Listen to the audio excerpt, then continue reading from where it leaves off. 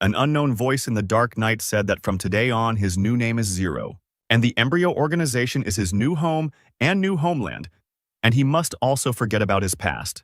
The guy must become the most devoted member of the organization. And to do everything in the interest of the organization, he has nothing to hide from them, and his only task is to carry out the orders of the organization. A guy who is confined to a chair must be ready to give his life for the sake of the organization. An unknown doctor told the subject that even if he became a scarecrow, he must carry out any order. The girl with red hair standing next to the doctor asked him to answer her question. She asked him to state her name. The experimental guy opened his eyes and thought about who he was. His name used to be Stan. Before he was transferred here, he was a game booster. In his past life, Stan was sitting at his computer and telling his boss on the phone that he would upgrade him to platinum without any problems. He was that godless booster, and on the one hand, he did it to feed himself. On the other hand, Stan did it because he loved to play and win. A strange little elf suddenly approached his game character with a book and asked him to stay. The elf introduced himself as a constituent reporter named Henry, and he was eager to do a little interview with the guy. Stan smiled sweetly and agreed to give a short interview. Henry was surprised that the guy agreed to this so easily. Never before had such a mysterious fighter agreed so easily. Suddenly his thoughts were interrupted by Stan waving in front of the elf's face and asking what he wanted from him. Henry opened his book and began his interrogation. He said that Stan took 47th place in the current tournament. And as is known, those who took the first 100 places are the strongest and most qualified participants, and he would like to know if he plans to join the military. To the guy's surprise, Stan answered very briefly. He said no. Henry was curious about the reason for the boy's refusal to join the military service. Stan replied that it was a secret and that he needed to talk about something completely different now, and only then talk about plans. The guy moved closer to the cameraman so that his face could be seen better in the frame. Suddenly, Stan greeted everyone and started advertising his booster services, saying that he could easily earn them currency and level them up. Before he could finish speaking, Henry shouted that boosters were prohibited by the moderators, and they could not show this on air. Stan was disappointed that he had failed to get free publicity again, and Henry understood why there had been no information about the player before. Stan from the real world took off his virtual reality glasses. He didn't understand what was wrong with boosting because he was better than any pro player. This year the guy boosted more than 10 accounts, and he even managed to get into the top players. The game he boosts is called Star Sea and has over 10 million players. You can get into space, the Earth, and other locations of the vast Star Sea using virtual reality gaming devices with which you are completely immersed. As one of the very first testers and later a fan of the game, Stan spent over 10 years playing it. Every task, every location, and even the location of the smallest crystals is more real to Stan than the dull world outside.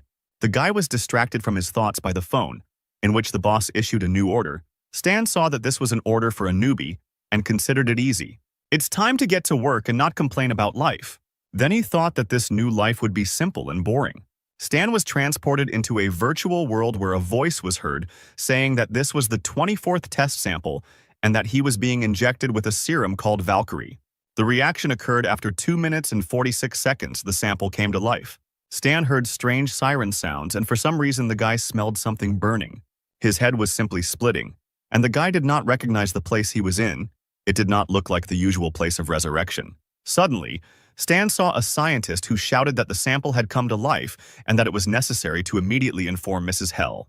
The scientist took the radio and ordered the guards to come and immediately take control of the sample. Stan was surprised that security appeared. This was a slightly unusual start to the game. The guy didn't understand what was happening, but he knew for sure that it was better to run away from here as quickly as possible. However, the hero did not have time to escape because one of the guards hit him with his plastic sword. Stan blocked the blow, but something was wrong. For some reason, he felt 100% pain when the limit is 40%. In such a situation, it is worth disconnecting from the game as soon as possible. However, before he could switch off, he was hit again from behind, and this time the guy was taken under control.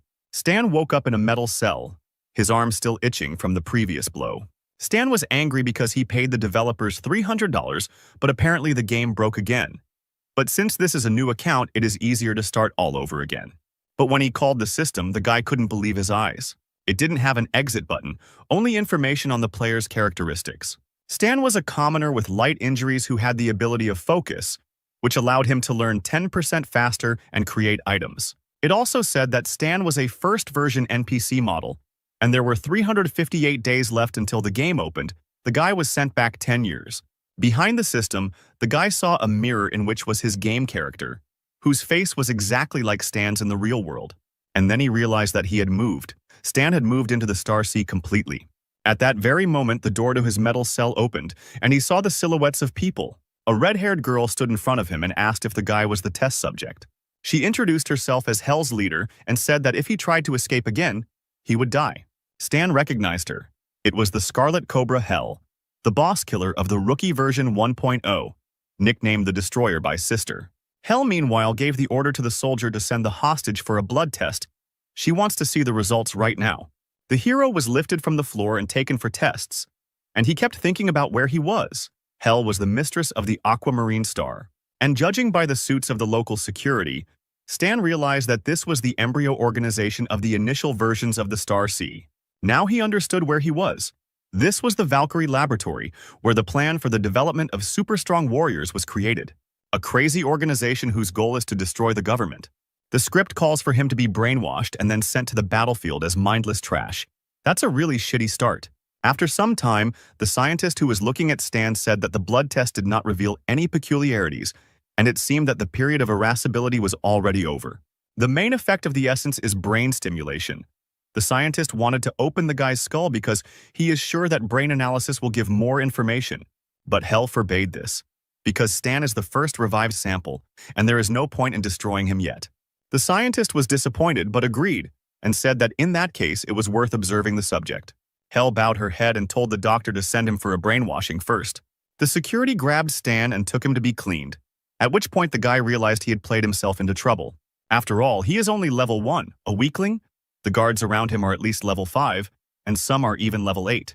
The worst part is that boss Hell is here, so the guy simply has no chance of escaping. But Stan wasn't going to give up. He had to figure out how to avoid the cleaning, and then he saw the bookshelf. There was a list of literature for laboratory assistants on it, and then the hero came up with a plan. When the guards escorted him past the bookshelf, the guy immediately grabbed one of the books. At that very moment, machine guns were pointed at his head and he was ordered to stop. But the doctor stopped the soldiers, saying that he wanted to see what the subject would do. Stan realized that the plan had worked. Now the most important thing was not to seem dangerous to them. The guy opened the book he had borrowed and flipped through a few pages. These were the basics of mechanization, and the system window that appeared informed that the guy had begun to study the basic concepts of mechanization. Stan was surprised that the system worked. Even though he is now an NPC, he has a player system. This means that he can raise levels like a real player. No matter what he does, scientists will think that these are the learning characteristics of the test sample. The head teacher was surprised that the boy was reading a book. Apparently, the serum had enhanced his learning abilities. Hell was delighted with the unexpected success. If he became a brilliant fighter, then their cannon fodder would increase in value. However, it was necessary to go for brain cleaning because the equipment was already ready, so one of the guards told Stan to stop. But the guy wouldn't let go of the book, so the guard tried to forcefully snatch it from Stan's hands. The hero held on until the very end, and because of such force the book was torn. However, the guy managed to finish reading it and increase his level. The system reported that he had learned the mechanics skills. The mechanics knowledge tree was open, and the guy received several characteristic points and received the profession of a novice mechanic. A few minutes later, our hero was brought into the office for a brain cleansing. The doctor informed Mrs. Hell that they could begin.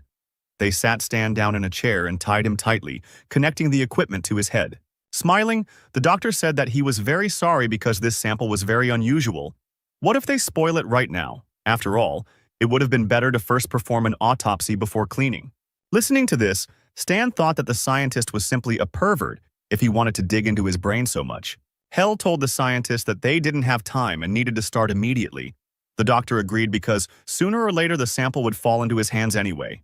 After wishing the guy good luck, the doctor turned all the devices onto maximum. At that very moment, powerful electric shocks began to damage Stan's brain. The pain was unbearable. The system reported danger. It said that Stan should make a decision. His free will was equal to 8 units, and his will was not enough to stop. In 15 seconds, the guy's brain would be erased. Stan knew that he needed 10 free resolve to avoid the brainwashing. And then he remembered that he had leveled up earlier.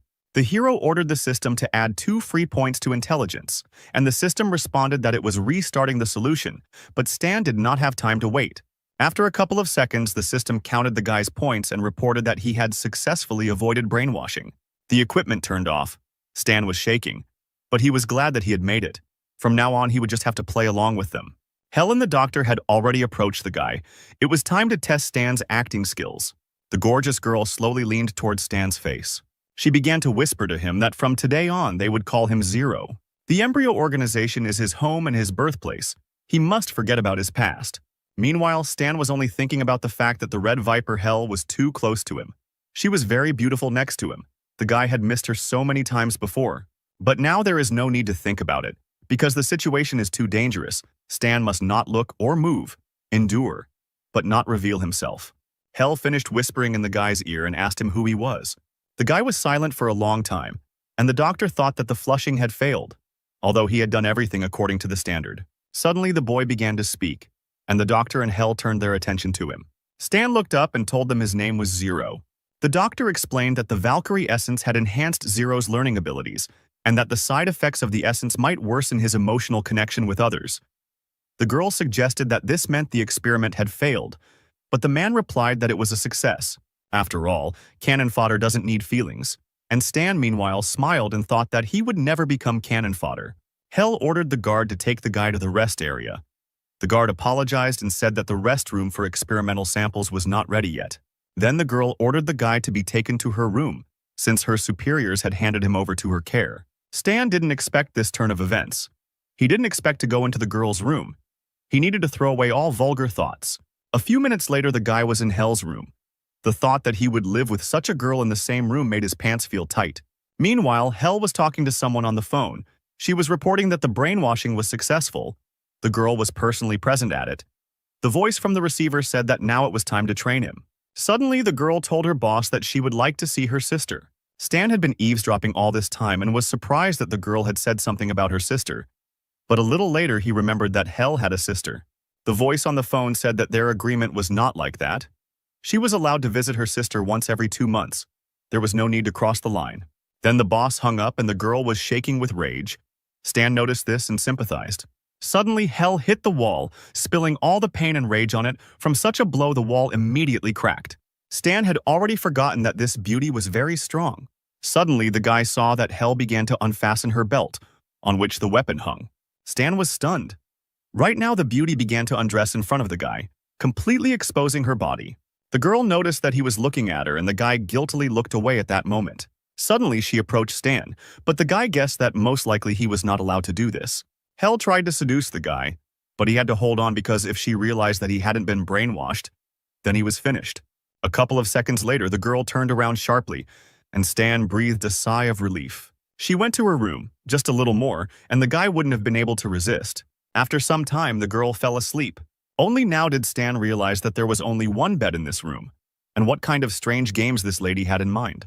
So apparently the guy needs to sleep with her. He quietly lay down on the bed next to Hell. At that very second, the girl kicked him, causing Stan to fall off the bed. Naturally, the bed belongs only to her, and the guy has to sleep on the floor. By morning, the boy was brought to the training pavilion, where Hell was already waiting for him. From today onwards, his training in combat skills, hand-to-hand combat and shooting, begins.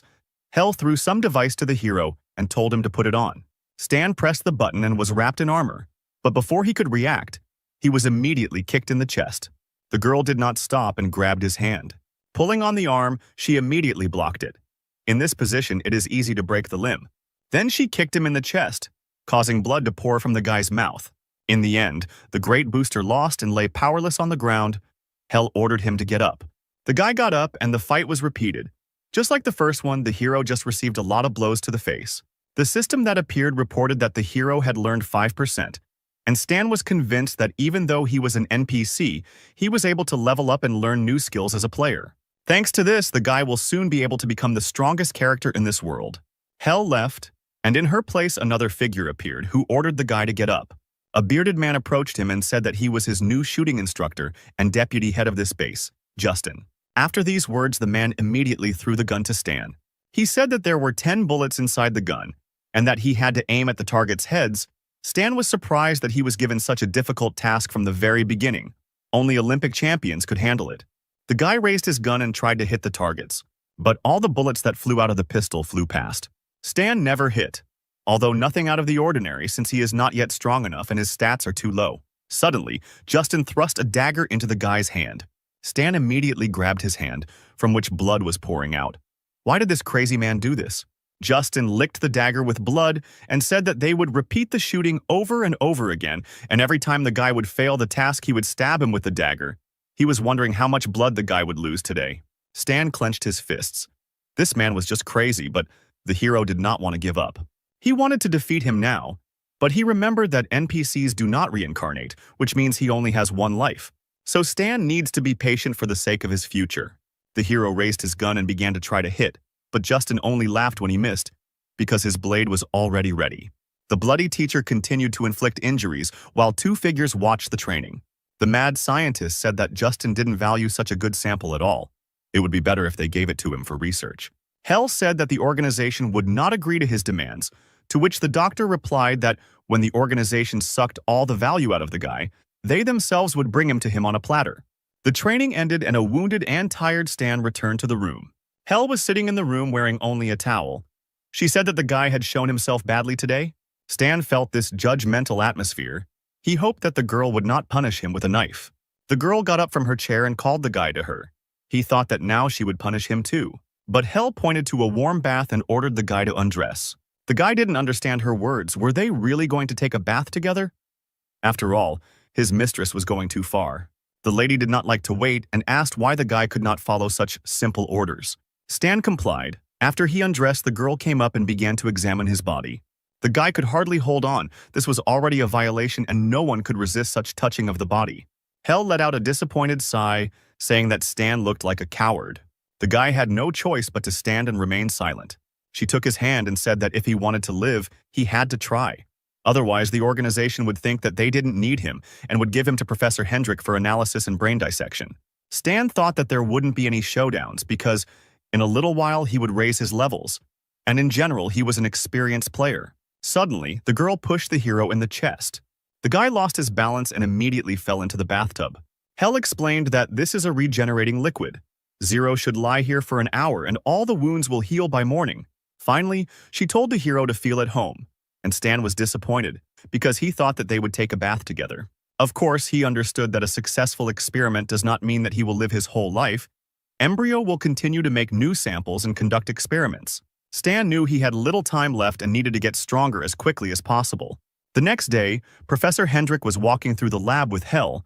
He said that tomorrow he would go to the management and ask for permission to dissect Zero. He didn't think that they would refuse him this time. Hell countered by saying that the organization had already turned him down last week and that the professor should wait. The scientist did not understand why they needed this waste, or whether the girl had already gotten used to the sample, or maybe she even developed feelings for him. Hell gave the scientist a cold look, saying that it was impossible. Then, Hendrik advised him not to meddle in other people's business. He himself knew perfectly well what he should do. A little later, Hell was having dinner in her room. She told Stan to leave the gun alone. It was broken, and it was better to throw it away. The guy continued to pretend to be mute and not understanding, looking at the lady. The girl continued to say that he shouldn't be treated like his child. Unusable things are trash, and trash is better thrown away. And if Stan can't grow up, then he too will be thrown out like unnecessary trash. Suddenly, Zero began to speak his first words. He told the girl that he fixed it. The guy realized that dismantling objects could bring him experience points. It's a pity there aren't that many of them, but if he gets even more mechanisms. Hell was surprised that the sample was able to fix the gun. The next day, they left the bunker and went outside. Mrs. Hell held a pistol in her hands. She wanted to check the functionality of the device. The nearby bushes began to move and the first targets, birds, appeared from them and were immediately killed. Hell said that she informed the head about it. They gave permission to enter the armory. If the guy liked to rummage through mechanisms and weapons, maybe that's where he belongs. Stan thought that assembling and restoring mechanisms would allow him to earn experience. And this is exactly what he lacks. He could only dream of the possibility of getting into the weapons warehouse. Closer to evening, the hero and his mistress arrived at the military weapons depot. The girl brought the guy and explained that this was a warehouse of the local base and all their weapons were here.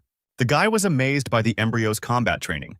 There were a lot of weapons here. Stan was looking forward to gaining a huge amount of experience. The girl saw the guy's smile and said that she remembered the book on mechanization that Zero liked. So she found him a few more of these books the hero can read whenever he wants, but now she needs to go. After some time, the girl returned to her room and began to undress. However, Stan was already sitting in the room, which angered Hell. She was annoyed that he had returned here. The guy pretended not to understand why his mistress was angry. The girl said that they had prepared a restroom for him in the weapons warehouse, and that he would now live and sleep there. And besides, he was a man, and it was inappropriate to live with her. She pointed to the door and told the guy to get lost. Stan was upset that his life together with the beauty ended so quickly. From this day on, he will train in the mornings in the training pavilion. Hell will be waiting for him there. Suddenly, she stopped him and held out a gun. She told the guy to take it for himself because he fixed it, and now it is his. After that, the girl wished the sample good luck, and it went to the warehouse. The girl also turned around and walked towards her room. At that moment, the guy stopped. Hell turned around and asked the boy to survive. Our hero returned to the ammunition depot and immediately began to study the weapons. Every time he repaired or studied mechanisms, he gained experience points. Then the system offered to spend 200 experience points on the profession of a novice mechanic, and he agreed. Stan was happy that he was developing very quickly. In 2 days, he got the 3rd level. In order to get out of here, he will need only 6 months. By that time, no one will be able to stop the player here. So the weeks went on in the lab, with Stan training in the morning and studying the mechanisms at night. Hell was disappointed that in 3 months, this was all the guy had achieved. However, he couldn't let them know what Stan had really accomplished. The girl helped the hero up and said that Professor Hendrik had contacted the management again to examine him. Although the organization is in no hurry to make a decision, the guy will not be allowed to spend the organization's finances with such a worthless state.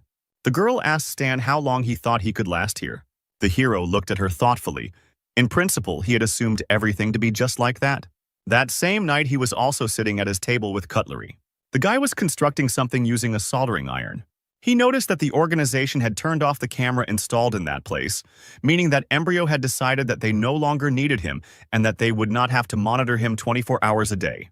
The guy bent down and pulled the heavy box closer to himself. In the box was his pistol, which Hell had given him, only it had already been improved. Now disassembling mechanisms brings almost no experience. It's time to try to strengthen items. Now Stan has enough experience for such tricks. Even though he improves items, they need to be returned to their original state, and you can't let them know about his skills. Suddenly, someone knocked on the door and Stan became wary. The guy immediately hid his gun and spare parts for it. A red-haired guy walked through the door with his comrades and said that the organization was disappointed in him, and starting today, funding was cut by 80%. The clothes had 001 written on them, meaning this was the second sample to survive after 0. Number 1 said that he heard that this guy was the same sample that was created before him. The organization spent a lot of resources on him. But instead of developing, he rummages around in this garbage. Red grabbed Stan by the collar and said that the guy was just a failed experiment. Putting number 1 in Zero's place was the organization's best idea. Stan understood that this sample with a completely cleared brain, the organization is his life. It is not worth interfering, otherwise the guy will give himself away. Number 1 ordered the other numbers and other workers to take out all of Zero's equipment. This is what Valkyrie expected when creating samples: combat talent, strong body, and high learning speed. The best fighter. Meanwhile, 2 security guards were passing by the warehouse and looked inside. One of them told his comrade to take a look at these useless insects. These guys were experimented on. Now they will be turned into cannon fodder, and their brains were also wiped, turning them into obedient fighters. It is better to die than such a fate. The security guard's partner advised him not to talk too much in front of them. But the other guard didn't calm down, because there was absolutely no difference. After all, these insects have had their brains erased anyway, and they won't understand anything. Stan looked at the watching guards. He understood those looks. Each of the guards looked at them as if they were cattle. At that moment, number 1 approached the guy, said that they were finished, and said goodbye to the failed experiment. Stan was left alone, by the way, about the embryo. The samples here are just cannon fodder, a weapon. And now Stan wondered, when their own sample destroyed them all, what kind of grimace would be on their faces. Meanwhile, the 3 people training Zero stood in front of the screen reporting the entire situation to the boss.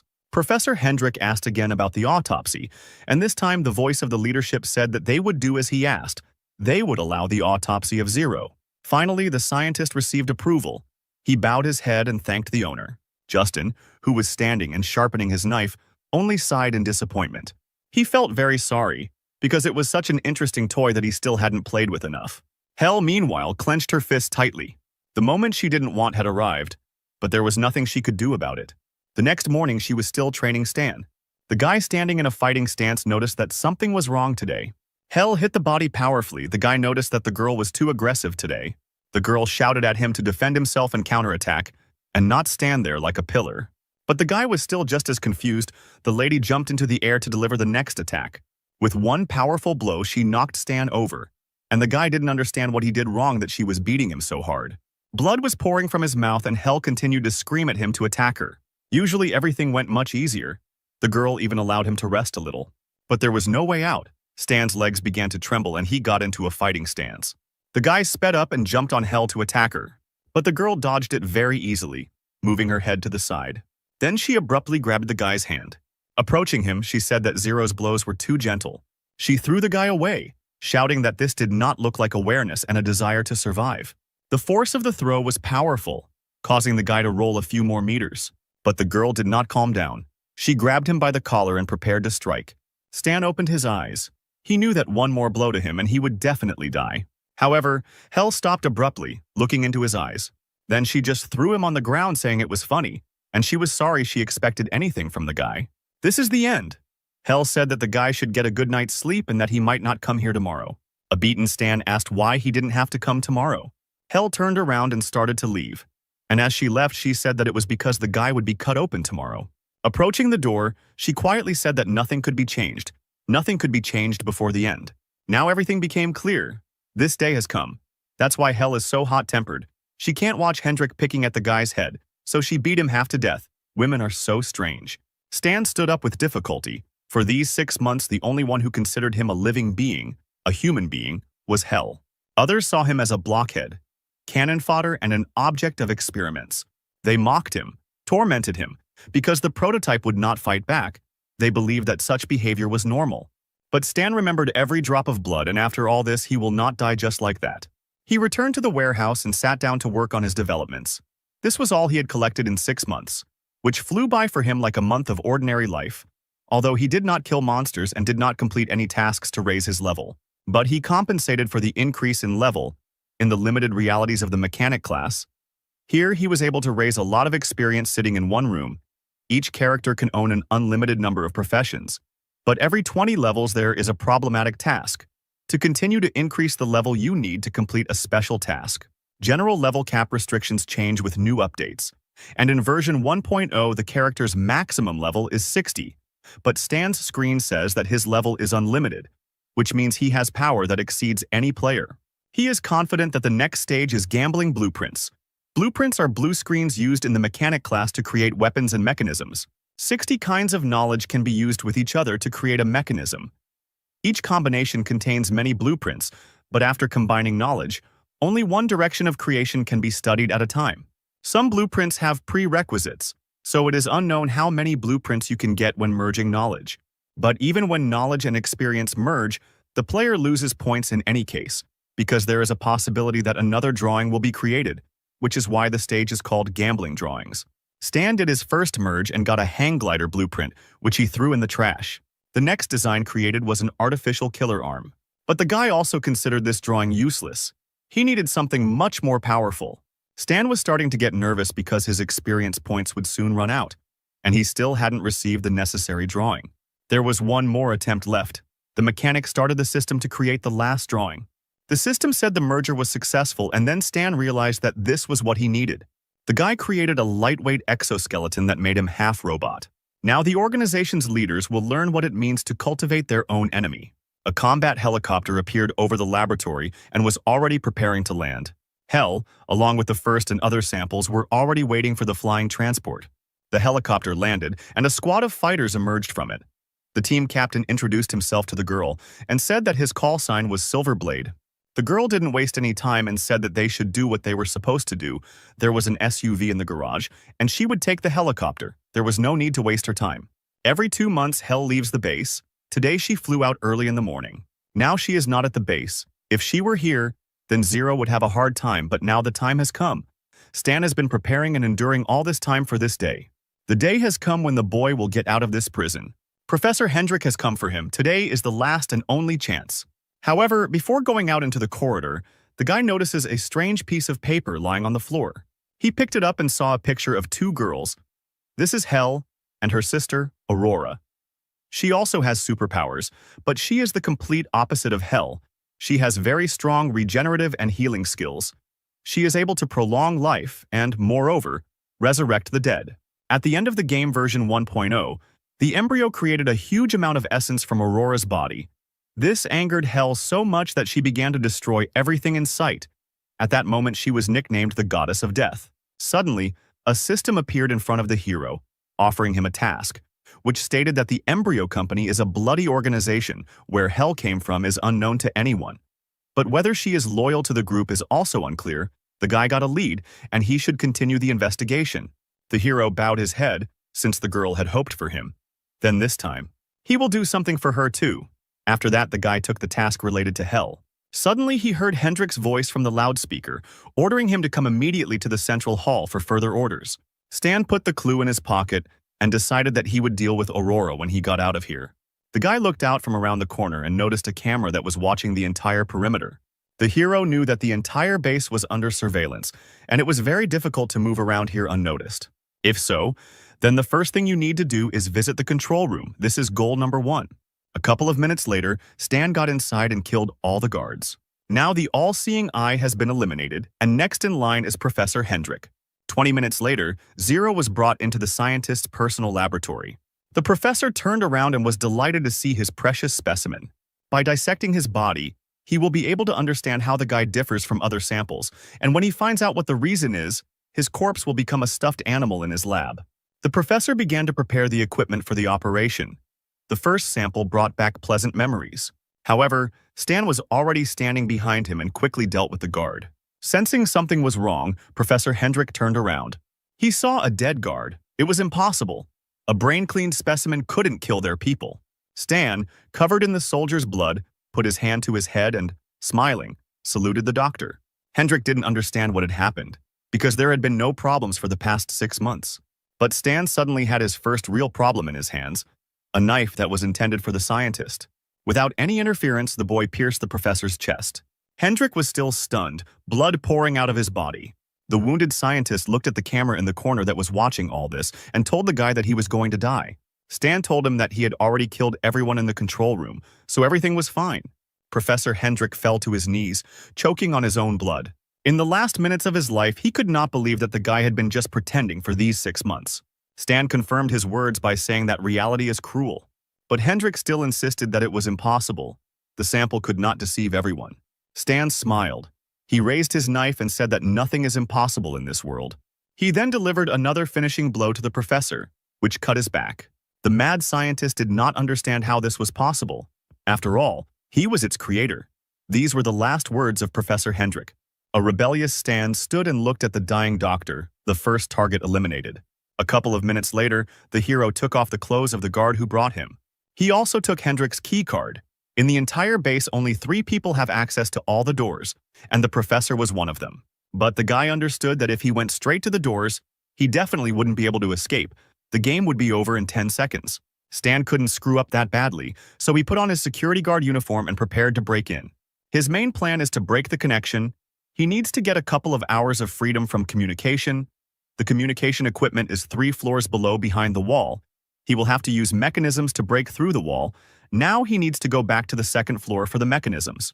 There are a few people on base who might know him. Hell, number 1, Hendrik and Justin. The first 2 are not on base and the 3rd is dead. Others won't even notice him unless he meets Justin. Suddenly, someone put their hand on his shoulder and asked which group the guy was from. For some reason, he hadn't seen him before. It was Justin. Stan was unlucky enough to meet this jerk so quickly. The hero lowered his cap and said that he was the new guy from Group B. Justin didn't know that they had sent new guys to them. It was strange that he didn't know, and the guy's voice was quite familiar. The deputy was not simple. He took out a gun and asked the guy to show his face. Stan squeezed his knife in his hand and asked them not to interfere because he didn't want to resort to Plan B. Justin didn't understand the guy's words and asked again what he meant. Stan turned around sharply and swung the knife, shouting that he had long wanted to tell Justin that it was time for him to see a psychiatrist.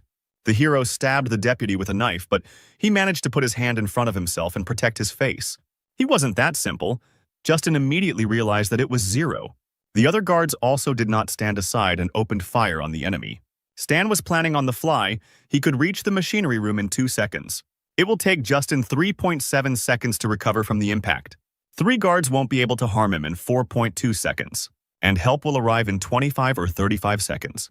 Stan ran lightning fast into his room where the improved mechanisms were hidden. Justin was surprised that the guy decided to hide in his room because this was the worst option for him.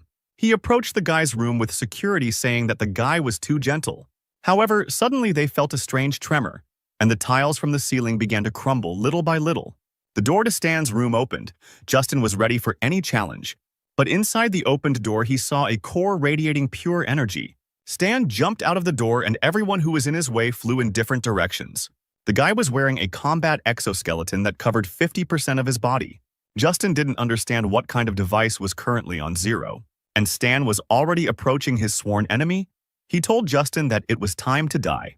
A powerful mechanical fist struck the laboratory deputy in the chest. Justin immediately felt this pain rolling like goosebumps throughout his body. The mechanical blow pierced his chest. Justin couldn't believe it was really happening. Stan took Justin's heart in his mechanical hand with a ruthless look. Then he simply ripped the heart out of the shooting teacher's body. There was no healing for such wounds. Another villain lay dead on the floor. The second target was eliminated. Over the course of 6 months, Justin stabbed Zero 420 times. The guy would like to hear what he felt when the deputy was punished for his atrocities, but it's a pity he won't be able to answer. The guy left, and a few seconds later security arrived and found the deputy dead.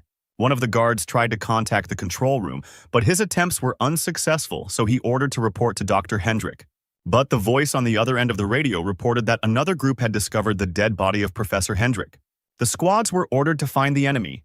Fire to kill was permitted. All groups were to disperse and search for the attacker.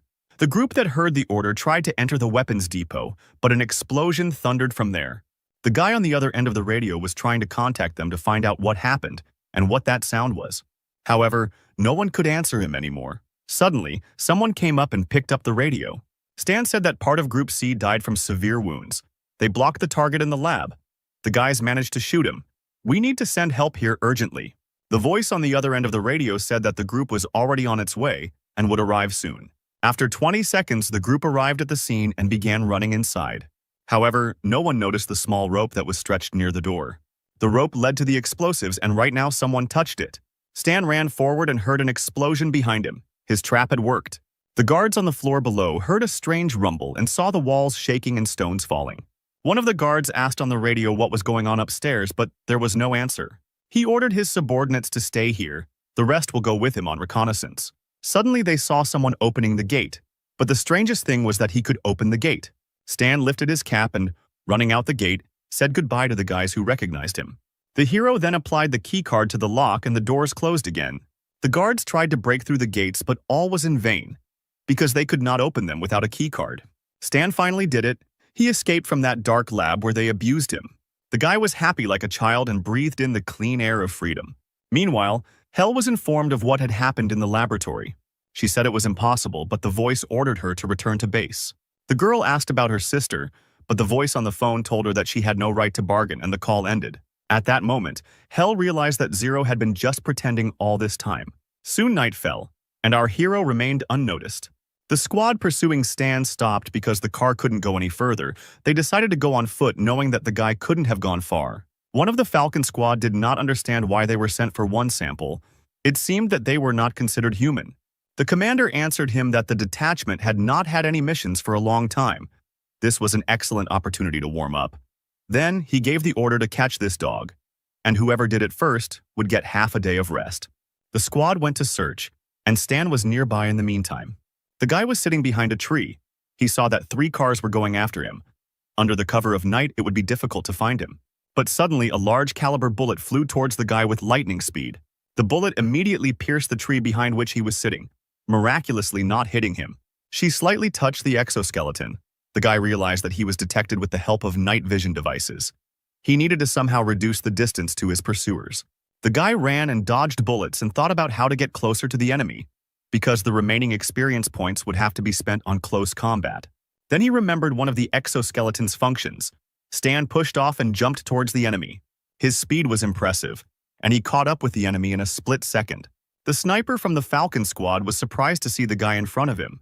Realizing that the sniper rifle was useless in close combat, The soldier tried to pull out a pistol and shoot the hero, but he was able to deftly dodge the bullet and hit him with his mechanical hand. The blow was so powerful that the soldier was thrown back and crashed into a wall. His ribs were broken, and he died on the spot. The system reported that Stan earned 1,500 points for killing a fighter from the Falcon Special Forces, and he also received 3 hand grenades for this. The special detachment, having discovered the enemy, opened fire to kill. Stan dodged and immediately decided to take advantage of his new acquisition by throwing a grenade at the enemy. There was an explosion, and the fighters who attacked the guy were immediately defeated. The system reported that the guy destroyed 2 more fighters and received 3,000 points for this. The other members of the squad decided to throw a grenade to the hero to blow him up on the spot. Another explosion thundered, but this time from the direction of the forest where Stan was standing. When the smoke cleared, they came closer to see if the target was hit, and it seems they succeeded. But that wasn't the end. Stan pulled his robotic arm out from behind the tree and fired it at the enemies. The commander shouted to the squad to go to shelter, but they could no longer move due to the wounds they had received. Sitting behind a tree, Stan was happy that he had destroyed 3 more fighters. The commander could hardly contain his anger because the guy was just an ordinary sample. But this ordinary sample, which was easy to deal with, laid waste to the commander's entire squad. The leader pulled out his knife and headed towards Stan. The guy killed the wrong people today. Meanwhile, Stan checked the system. There was almost no armor. No ammunition either. The strength would soon run out. This fight needed to be finished as soon as possible. Suddenly, he heard footsteps and saw the last surviving fighter approaching him. The commander swung his knife and jumped at the hero. But Stan dodged in time by crouching, then he placed his robotic leg on the tree and pushed off. The guy easily managed to knock the powerful opponent to the ground. Nobody wanted to retreat. The guys continued to fight lying on the ground. The commander then put his foot on Stan's chest and pushed him away. The hero stood up with difficulty. Leaning against a tree, he realized that it was difficult to fight with the commander. The commander said that because he underestimated Stan, his guys died, so he would not be able to live peacefully in this world. But before that, he is obliged to send this sample to hell with his own hands. The commander of the Falcon Squad accelerated and again jumped on the exhausted Stan, waving his knife. The guy had no choice but to block with his robotic arm, which had a knife in it. The mechanism began to spark, and the knife became stuck in his hand. The commander tugged at the knife and tried to pull it out of Stan's mechanism, but to no avail. Taking advantage of the pause, Stan punched the man in the face. The fighter fell to the ground along with the severed part of Stan's mechanical arm. However, the mechanical hand hit very powerfully and the resulting damage damaged the captain's brain, and he died. However, Stan's exoskeleton completely fell apart. But he still had the blueprint, and when he had the material, he would be able to create a new one. Embryo's help will arrive soon. We need to leave. This forest looks vast and Stan didn't know where to go. First, we need to find a place where people live. Create a map and move on. A few days later, a meeting was held at the Embryon main base, where the leader scolded the people for the fact that just one sample was able to kill 30 armed guards, destroy the laboratory data, kill a special squad, and also take the life of Hendrik. In the end, he still managed to escape safe and sound. The leader did not want to listen to all these tales. The subordinate said that the Valkyrie serum injected into the body of Specimen Zero resulted in side effects they could not predict. He gained a talent for mechanization and an incredibly high level of intelligence. The leader guessed that the brainwashing had no effect on him, and the frightened subordinate confirmed his words. The Zero sample did not show any anomalies for the first 6 months. Perhaps he was pretending. But in fact, he was developing an escape plan. Hell said that she knows Zero's fighting power. He couldn't have become strong so quickly. The girl assumed that the guy awakened special abilities in himself. The leader ordered them to be quiet. He doesn't want to listen to any excuses until they completely eradicate the serum anomalies. No more samples are to be produced. And in addition, the brains of all other samples need to be cleaned again. The first number, who listened to all this, became angry because the leader doubted his loyalty to the organization. He stepped forward and said that he and his men were ready to lead the squad to destroy Zero. The leader slowly lit a cigarette and agreed to this proposal. He ordered to find Zero and return him to the base, dead or alive. Meanwhile, morning came over the wastelands. In the distance, a fire could be seen where Stan was roasting a fragrant chicken. He had already spent 7 days in this forest. Food and water were running out. But at least his wounds weren't inflamed. Apparently the many points in endurance were making themselves felt. The guy didn't know when he would get out of this thicket. He needed to get to people as soon as possible and get himself in order. The hero had dinner, collected his things and went on. But on the way he touched a strange rope. Stan immediately felt like he had stepped on something and braced himself. Instantly, a net descended on the guy. It was a prepared trap. Stan was caught. The man put the gun to the guy's face and ordered him not to move. The unknown hunter demanded that all valuables be taken out of the pockets and given to him immediately. Stan realized that it was a simple thief, and the man meanwhile began to shout at him to move. But our hero suddenly grabbed him by the throat and punched him in the stomach. The thief fell to his knees and began to beg the master, saying that he did not see a good fighter in him. Stan asked why he decided to confess only now. His barrel was crooked. If he fired from it, the thief would shoot himself in the face. The man raised his head and shouted that he was guilty. Stan looked at the guy and asked what he was guilty of. The man didn't know what to answer. He said that he should have acted differently. It was necessary to take a second gun. Stan laughed at these words and put the gun to the man's head. The thief turned around and said that if the gentleman was not angry, he would crawl further. That was what he did best. But Stan wasn't going to let the guy go just like that. He wanted to know where the nearest town was. In tears, the thief said that there was a town nearby, 1 kilometer to the east, where all sorts of vagabonds gathered. The thief then begged to let him go, but Stan swung his fist and the guy prepared to get hit on the head. But suddenly the hero took 2 fingers and lightly hit the blockhead on the head. A lump grew at the sight of the blow, and Stan said with a smile that he wasn't that strong, and now he should get lost and not do such things again. A couple of hours later, Stan reached a small camp of tramps. He passed a car in which a bald, bearded man was sitting. The man immediately jumped out of the car and asked to look at his goods. Today, there is a sale of high-quality products. You can also barter without cheating. This offer interested Stan because he didn't have any money with him. But he had something to exchange for. He said that he needed a map, 3 buckets of water, and 5 kilograms of food. Since he had no money, Stan handed over 7 bullets and said he could pay with these. The seller saw the bullets, a very valuable item these days. He smiled and said that these bullets would not be enough for everything. For all this, he wanted 150 rounds. Stan said that the merchant was overcharging, and he laughed, because he could do that because there was not a single camp within a 50-kilometer radius. Suddenly, someone hit the impudent merchant on the head with a smoking pipe. A man named Carl appeared and told the bald man that he couldn't deceive the people. It was already hard for people to live in the local forests. The merchant was angry that his deal had been ruined, but he did not argue with the leader. Carl explained to Stan that this guy was a local speculator and that it was not worth doing business with him. He realized that the hero had been wandering in the forest for a long time, so he offered to stay in his tent today, where there was a warm bed and food. Stan accepted the offer. He thought that this guy didn't look like a villain, and even if he wasn't afraid of him now. The hero and Carl turned around and went to his tent. In the small dwelling was the man's wife, to whom he introduced him. The girl greeted the guy by saying that she didn't know what to cook and made her own home-cooked food. The table was set for the holiday. There was a baked duck, bread, and various drinks. Stan's mouth started to water at the sight of such dishes, because he hadn't eaten for 3 days. He began to eat the food, and with each bite he felt better and better. A little later, Stan asked the man about a fine gun that was hanging on the wall. Carl replied that he had served before, and that this gun had protected him for many years, and that was why he had kept it in excellent condition. However, now he is too old and does not think that it will be useful anymore. His homeland was absorbed by a large country after the armistice. The embryo cooperated with 6 states and supplied them with weapons, making wars bloodier. But what Carl definitely doesn't want is to fight again. He likes the calm, measured life he has now. After talking, the heroes went to bed, and early in the morning Stan got up to leave. Stan noticed the thief and asked Carl if he was his son. He replied that he was just his nephew, whose parents died in the war. The hero told Carl that yesterday this guy came back late, and so he sent him to sleep in the car. After saying goodbye once more, Stan left the camp, hoping to meet Carl again.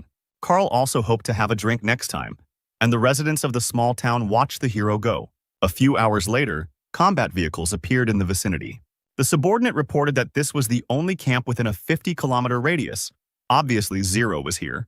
Carl and the merchant were carrying boxes of supplies when suddenly they were called out to. In front of them stood the first number together with the embryo fighters. He asked if they had seen this guy and showed them a photo of Stan. Carl, who stood up to defend the town, replied that they had not seen it. Number 1 got angry when he realized that they were going in the wrong direction and ordered his men to get ready to leave. But then the first number noticed one very strange detail.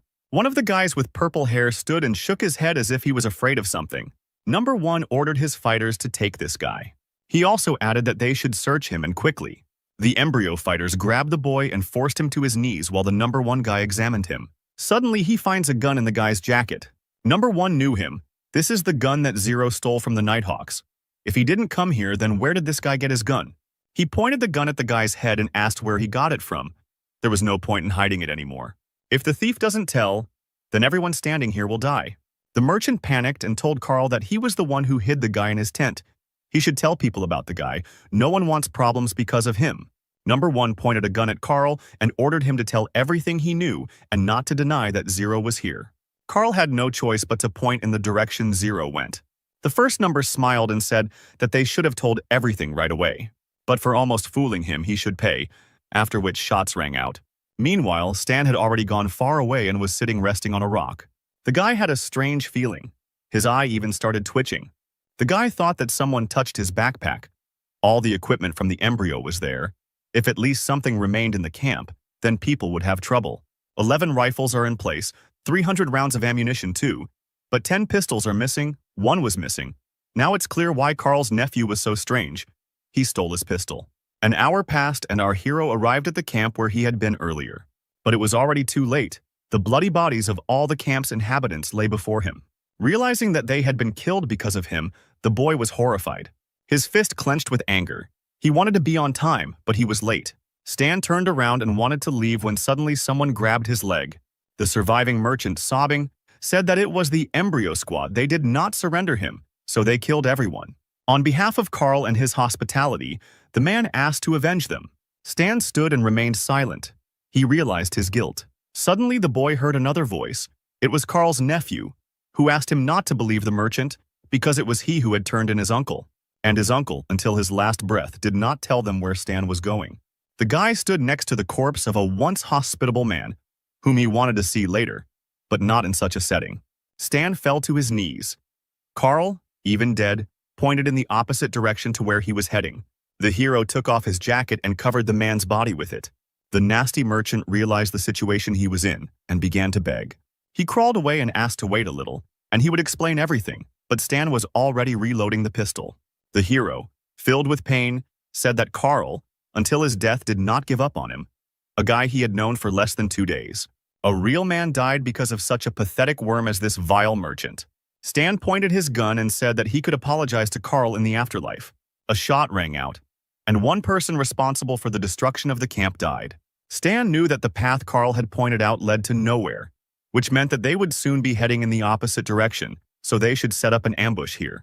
Entering Carl's former house, the guy noticed something interesting. The man's gun, and at that moment, a system window appeared in front of him, which activated the Revenge mission. His task is to destroy the sample squad, and the reward is 15,000 experience points.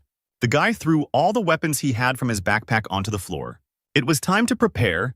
Stan used his mechanic skills and took apart old weapons to build one improved one from Carl's old weapon. He upgraded the man's hunting rifle and turned it into a sniper rifle. Stan will make his attackers feel sorry for him. By evening, the combat vehicles had already begun to return. The guy was waiting in ambush. He noticed the enemy approaching. Number 1 realized that the guy wasn't here, which meant he was on the other side. Stan shot at the tire of the combat vehicle, and the damage caused it to burst immediately. The first number asked the driver what happened. He replied that most likely a tire exploded. But the first number was not stupid. He knew that a low-pressure tire cannot explode. Most likely it was an attack. He ordered everyone to duck and follow the armored vehicles.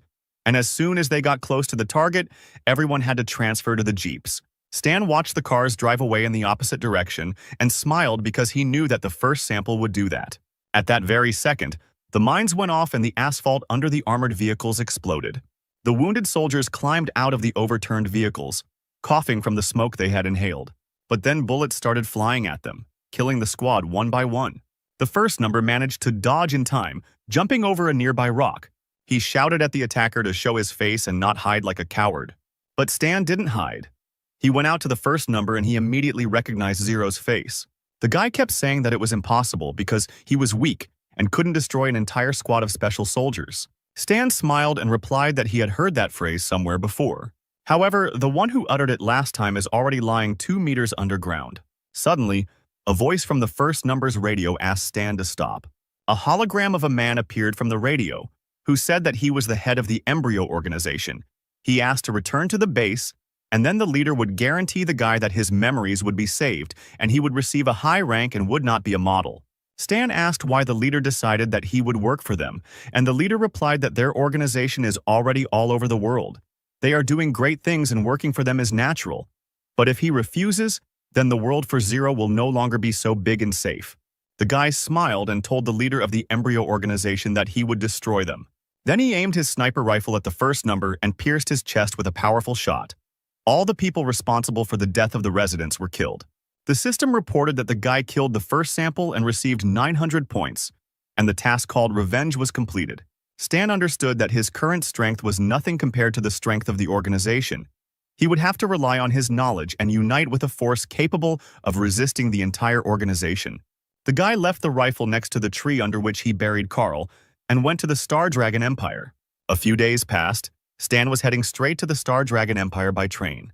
He sat in the chicken car and thought about the fact that, apart from the embryo organization, there were only 6 nations that had advanced knowledge, which meant that joining the 6 nations was mandatory to complete the mission. The system that Stan was looking at notified the guy that he had started a factional relationship with the organization Embryo. The organization's goodwill decreased by 1,000 and, in addition, it considered the hero a renegade.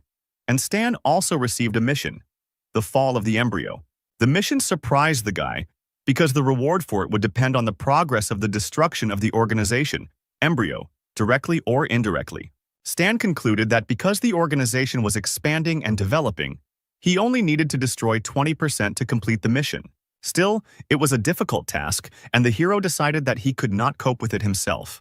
But there was no choice, so he accepted the task offered to him to destroy the organization, Embryo. The boy arrived in the western capital of the Star Dragon Empire. Looking at the cordon, Stan assumed that since he was wanted, the Empire should have already received information, so most likely he would not be able to pass through the checkpoint. The guy smiled because he knew that this wouldn't stop him anyway. Players from the red list who were wanted by their people in a past life could not pass the control. Until they find the hidden NPC responsible for the smuggling and give him some money, then he'll smuggle them into town. Stan approached the guy with a bag full of weapons and asked Buddy to take him into town in exchange for the bag. The male smuggler with a scar on his face looked at the boy with an indifferent gaze. After assessing the payment Stan had brought him, he walked over to his truck and told the boy to get in. The Star Dragon Empire is one of the 6 planets of the Aquamarine Nation. In the previous war, the Embryon organization signed a secret treaty with the rival Star Dragon Nation and carried out several major terrorist attacks in this territory. Thus, the Empire gave up its position among the 6 nations and began a feud with the organization. Stan knew that if he walked a few meters to the east, he would find an inconspicuous workshop at the end of the road. This was a hidden plot point, and he knew about it from the files of other people in his past life. Now he has no rivals and he can get ahead of anyone. In his past life, he didn't have such a chance, but this time the guy will take advantage of it. Approaching the workshop, he saw 2 men. One of them was just the one he needed. 2 men were playing checkers, and they did it with such enthusiasm as if they were playing for the whole city. Stan noticed the tension too, how fiercely the black checkers opposed the white ones. The man put his hand on the table, and Stan was disappointed to see that he had only got 5 in a row. Suddenly, his thoughts were interrupted by a sweet voice calling the guy. In front of him stood a beauty with short ash-blonde hair and a refined figure. The girl asked if the guy needed anything fixed. Stan was surprised that he saw a girl here, because he had never noticed her here before. And the hero also considered her quite cute. The guy asked the girl if they accept students. The sweet mechanic smiled and said that they certainly accept people willing to learn something new. She grabbed Stan by the hand and told him to come in or he would freeze. This phrase surprised the guy. Did this mean sunstroke in their dialect? The hero had no choice but to go inside. The girl took out a mobile terminal and said that it had been broken for a long time. It was a test. If Stan could fix it, he could stay with them and train. But suddenly the voice of the old man who was playing checkers asked the guy to stop.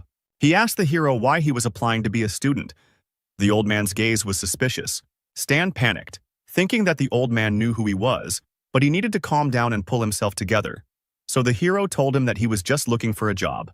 The girl supported the guy by telling her grandfather not to pick on Stan, because they would finally have a student. There was no need to scare him. She already had a lot of work. Interrupting his game of checkers, the grandfather slowly stood up from the table. The old man folded his arms and said that he was the owner of this workshop, and if the guy wanted to work here, he first had to pass his test. Stan became wary and asked what kind of test his grandpa had prepared for him. Grandfather smiled slightly, saying that at least the guy wasn't a coward. Well then, listen carefully. In 3 hours, you have to make a mechanical prosthesis for this man. If he likes you, you stay. The stranger was not happy about being dragged into this, but Stan, looking closer, recognized the man. Grandpa, just planning and drawing can take several hours. It's impossible, the sweet girl shouted. Alice, don't interfere. He has to show something worthwhile if he wants to work here. If he chickened out, get out before it's too late. Stan answered the old man that he was not afraid and accepted his challenge. The girl thought that the guy had gone crazy because it was impossible to make such a mechanism in 3 hours. The hero went to the workshop. On one of the shelves he was looking for tools. Yes, it seemed impossible, but our hero had his own secrets. Inspired, Alice asked the guy to tell her about his plan and suggested that they make a drawing together to save time. Stan thanked the girl and replied that he didn't need a drawing because he had already thought everything out in his head. What? You came up with such a complex design in your head in just 2 minutes? An old man approached the boy and told him not to brag in front of the girl. After all, thinking through a drawing completely in just 2 minutes is unrealistic even for a professional mechanic like him. The old man thought the guy's words were nonsense, but Stan simply replied that he would see everything with his own eyes. The test began, and the sounds of hammering and scraping metal echoed throughout the workshop.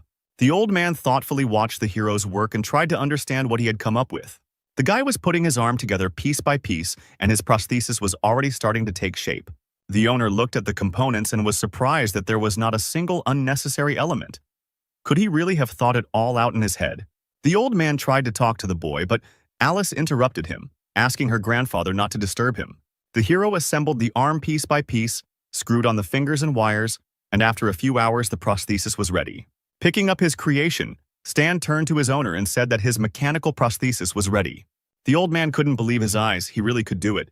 In just 2.5 hours, he made such a complex mechanism. Stan held the prosthetic up to the man and helped him put it on his arm. Having secured the mechanical prosthesis, the man began to examine it and clench his hand into a fist. It's so flexible, just like a real hand, and very smooth. Doesn't rub your skin at all. I really like it. If you like it, then take it, Stan said, and the man hurried to get dressed, saying that he would owe him. These are my materials, and you owe me, not him. And besides, the guy didn't ask his permission. The workshop owner was indignant. Then I'll ask you now, am I skilled enough to stay here? Realizing that the battle was lost, the old man bowed his head and quietly told the boy to stay. Let's see how long you can hold out. Stan was glad that he now had a place to live, and sooner or later he would definitely be able to get the mechanical drawings. The unknown man waved to the old man and said that he was leaving.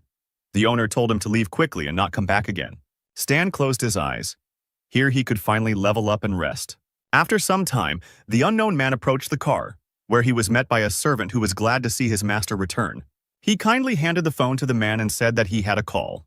A man with a mechanical prosthesis got into the car and said to inform intelligence that the wanted Zero had infiltrated the Western capital. On the other end of the line, in the 13th Division of the Star Dragon Territorial Strategic Defense Headquarters, a man was talking to a girl about the news he had heard. He's a wanted fetus deserter with a $150,000 bounty on his head, which means he's either a genius or extremely capable. The threat he poses is incalculable. We need to provide protection to the informant and hide his presence in the Western capital from the embryo's spies, network monitoring group, intercept all messages mentioning Zero's whereabouts. Do not let the information leak out. The guy didn't waste any time, and first of all, he headed to the cloud dump, hidden from prying eyes, near the 7th District. The head of the gray zone of the 7th District, Leopard, asked what was needed from him and why the guy was looking for him. Stan held a gun he had stolen from one of the guards and said that it didn't matter who he was, because the Leopard wouldn't mind working with him. After all, arms trading is profitable these days. After these words, he quickly disassembled the pistol in front of the man. I can help you cut costs, but in return I will ask only for a small reward. The Leopard was surprised. Do you know how to make weapons?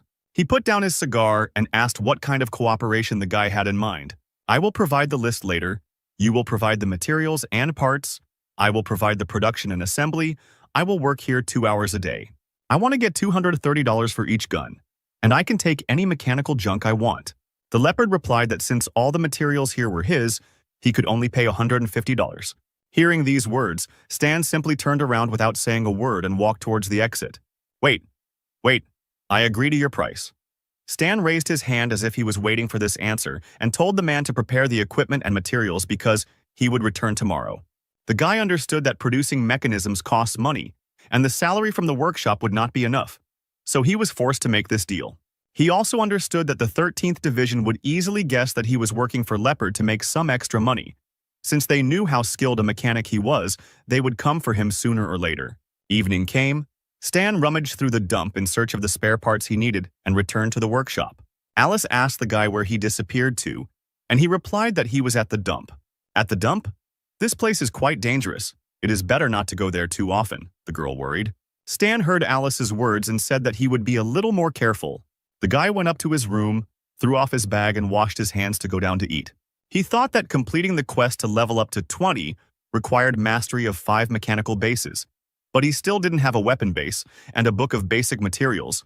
Old Man Lou, that was the name of the owner, should have the entire collection. He should ask him. Approaching the table where Alice was sitting with her grandfather, Stan immediately asked him if he could borrow some books on mechanics. The old man grumbled. "Don't even think about it. I don't have any books for you. Don't be so stingy. Think of it as an investment in youth and training of a potential employee. You are even more impudent than I thought. I will not give them to you in any case." Suddenly, sweet Alice intervened in their conversation, said that Grandpa was just joking and handed the books to Stan.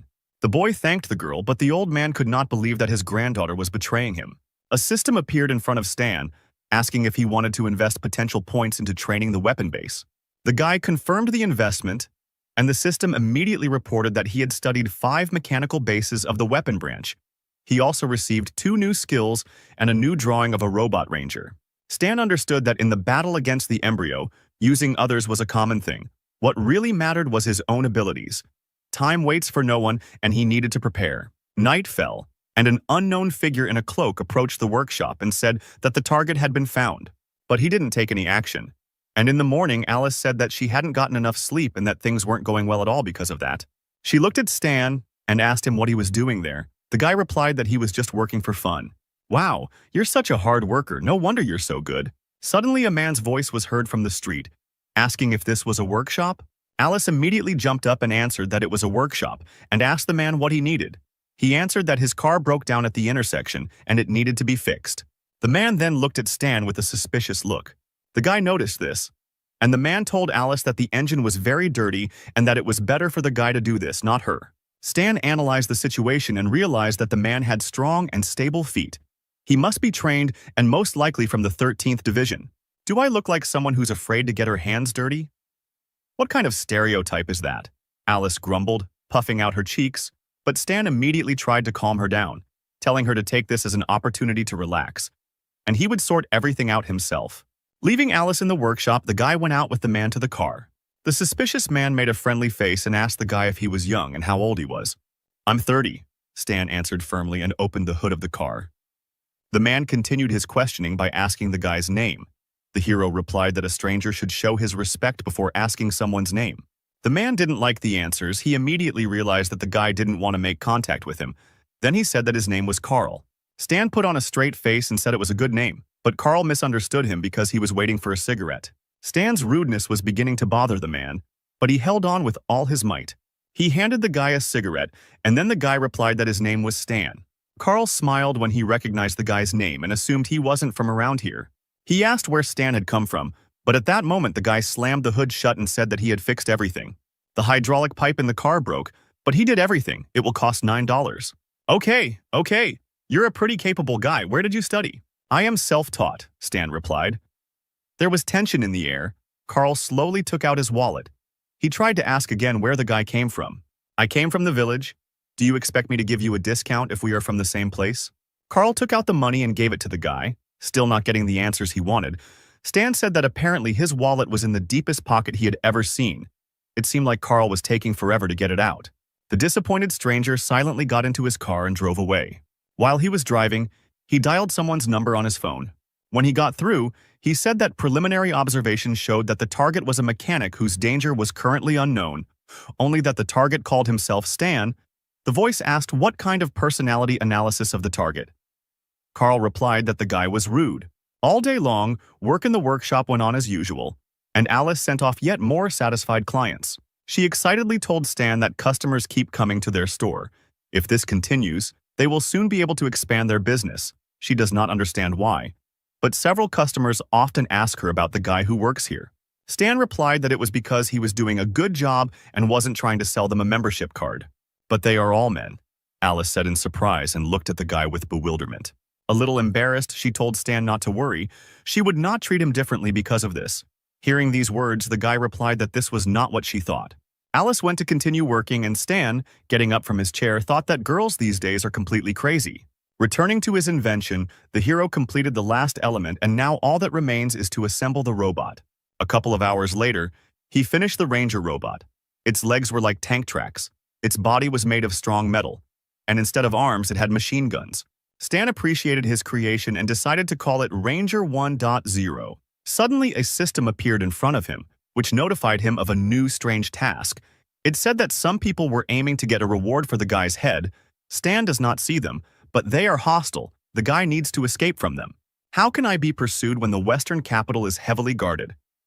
Was this really something the 13th Division planned to see how strong I am? He accepted the assignment and began to prepare. Meanwhile, it was already getting dark outside. After getting dressed and putting away his invention, Stan told Alice that he needed to go away and wanted to take a day off. The cute girl looked at the guy, who had a cold look as if he was plotting something. "If you have problems, I can help you," said Alice. Stan reassured her that he was fine and not to worry about him. The hero left the workshop and headed to the dump. Unknown guys were watching him, who were surprised that this guy was worth $1 million because he looked like an ordinary person. The boys then got into the car and followed him, and the observers reported that the Stinging Bee Squad was pursuing the target. When they got to the dump, Stan thought that if they fought in the city, they could hurt ordinary people. But this was the perfect place for a fight. He went into Leopard's house and said that he came for materials. The mafioso answered him that it was already dinner time and offered to join him. Stan realized that this was not a proposal but an order, and agreed. The head of the criminal world smiled maliciously. A little later at the table, Leopard said that he had spent a huge amount of money to find out who this Stan was, but did not expect that he was an ordinary wanderer who had just arrived in the Western capital. Stan, who was having dinner, responded that sometimes sources can lie and the mafia should think about it. The Leopard ordered the boy to tell him everything he knew about making weapons for his own good. He hoped to cooperate with the hero in a good way. Otherwise, he would have to beat the information out by force. Suddenly, Stan's face became terrifying, and he asked Leopard if he was sure he could handle him. But the leader of the bandits didn't even twitch an eyelash because the guy was just a wanderer and couldn't do anything to him. Stan said that apparently his source did not have all the information about him. He advised Leopard to open the dark side of the internet and see how much is being offered for the mechanic's head. The man chuckled. "Do you know how many idiots have bluffed me like that? The last one didn't even get a funeral." Stan put his hand in his backpack and asked if they were done talking. Suddenly, a gun was put to his head. But this did not frighten the guy at all. He was expecting it. At that moment, his hand was covered with the mechanical prosthesis that he used to escape from the laboratory, and he immediately jumped up from his seat. Pointing his hand at one of the bandits, he fired a beam of blue energy. Energy bullets immediately hit the guys with weapons who were guarding the entrance. The Leopard panicked when he saw the mechanism on the guy. "What is this?" he shouted. The leader immediately ordered all the bandits outside to quickly run here and kill the guy. One of the guards didn't understand why they all had to run there. It was just one guy who the people inside were supposed to deal with. But suddenly, these bandits were hit by powerful bullets from rifles. It wasn't Stan, but a civilian mercenary organization. The Stinging Bee Squad, who ordered no one to move, and then everything would end quickly. But the guy was not going to stop. There was a commotion, and he was running away from two warring groups. They also didn't forget about him, trying to shoot him. But he moved too quickly and hid behind the containers. The Special Forces commander ordered Group A to open fire to contain the guy and get closer. Meanwhile, Group B was supposed to go around and pin him down from behind. Stan tried to hide behind one of the containers, but Team B quickly discovered him. They opened fire, and the guy leaned out from behind the container to fire a shot from his hand. The squad dodged and hid, and Stan took advantage of the delay to run away to another place. The bandits didn't understand where these mercenaries came from, but Leopard guessed that they came for this guy. Meanwhile, Stan had successfully run behind another container. He knelt down and began to look for something in his pocket. He took out the game console, opened it, and connected to the robot's controls. Smiling, Stan said that, in principle, he was prepared for this turn of events. His robot's eyes lit up. He was ready to storm. Suddenly, a huge robot appeared in front of the mercenaries and began to fire machine gun fire at them. The commander was surprised to see a combat robot and ordered to open fire to kill. Immediately, the clang of bullets hitting metal was heard.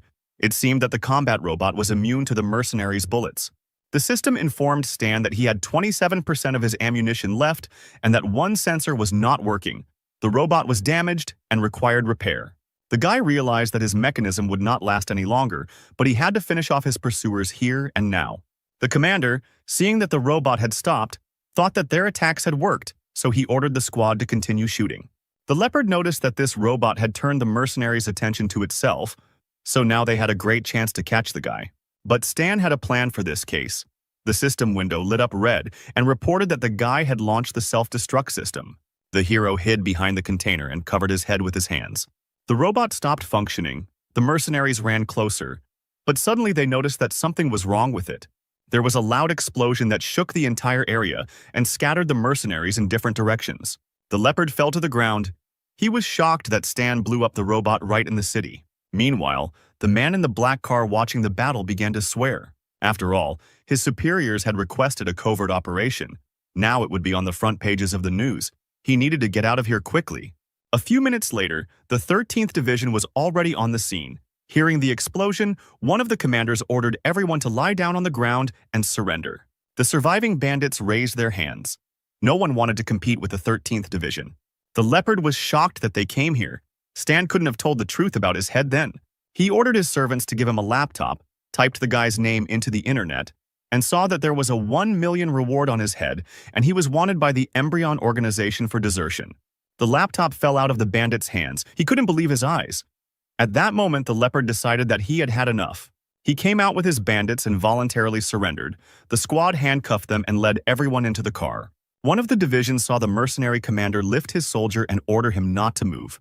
Stan thought that his entire operation would be pointless if the 13th Division stole his skills after learning about them from the remaining mercenary. So he fired beams of energy at the commander. This shot was his last.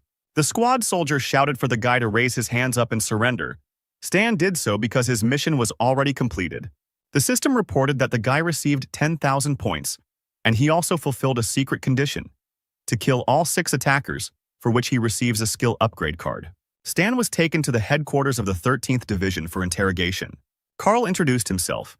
He said that he was an intelligence officer of the National Strategic Defense Division of the Star Dragon, and that it was not the first time he had seen the guy. Stan replied that he remembered him, that same guy with deep pockets. The second man in glasses ordered the guy to stop joking because they were being interrogated. The man with glasses wanted to know why Embryo had put a $1 million reward on the hero's head. If he didn't know, then let him tell all the information he had. Stan said that he was not afraid of the scary uncle.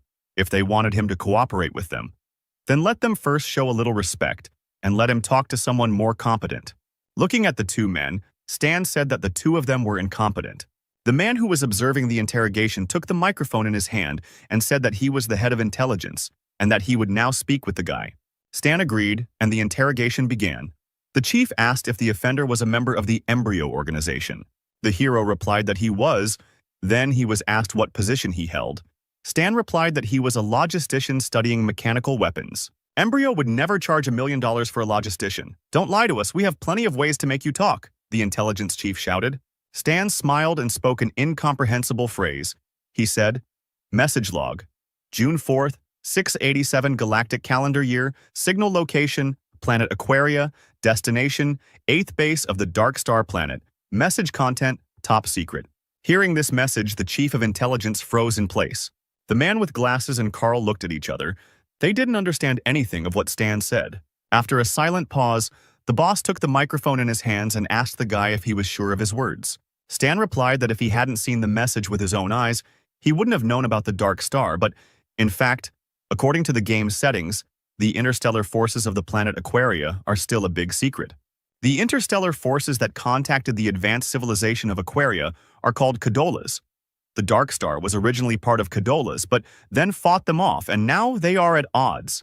If the Embryo contacts the Dark Star, things will be bad for the Six Nations, so Stan can quickly get the attention of the Star Dragon if he just mentions this magazine. The guy asked the boss if they could now move on to discussing their cooperation, and the man answered him in the affirmative. After some time, Stan noted 3 secret Embryo bases in the Star Dragon, calling this tip a sign of respect for their cooperation. "You only know about 3?" the boss asked, and the guy replied that of course it wasn't. He would wait until they checked this information and then discuss the rest. The boss then asked Stan what his terms were, and he replied that he just wanted to work with them on the embryo case. The man said that he had to report their conversation to his superiors, so the guy would have to stay here, to which Stan replied that they shouldn't make him wait long since he only took one day off. After some time, the chiefs gathered in the office to discuss the situation. The chief of intelligence said that based on the information they had, they could trust Stan and cooperate with him.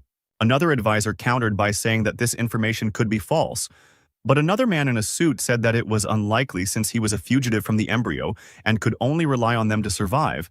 There was no reason to doubt his sincerity. One of the advisors spoke louder than anyone else, insisting that the guy be detained and tortured for all the information. The 13th Division did not need to negotiate with anyone. What nonsense. Stan showed us his honesty. We shouldn't push away someone who wants to help us. A quarrel broke out between the advisor and the chief of intelligence, one calling the opponent a coward and the other a fool who thinks unreasonably. Suddenly, they were interrupted by the director, who said that they could both cooperate and control the guy. It would be useful to introduce him to their division. The elderly advisor said that since the director insisted, it was worth sending the guy to the logistics department, so they could increase the benefit from him. And at the same time, it would be better to keep an eye on him, since no one from this department was allowed to go outside. But the director replied that they would benefit from him anyway since the guy had experience in combat, so it would be better to send him to the secret operations department and let him fight against the embryo. Thus, his true intentions would be clear. After some time, someone in another wing of the base shouted very loudly. The guy with glasses who looked like a scientist looked at Stan's prosthesis and said that this broken thing had 4 levels of encryption. Whoever did this was incredible.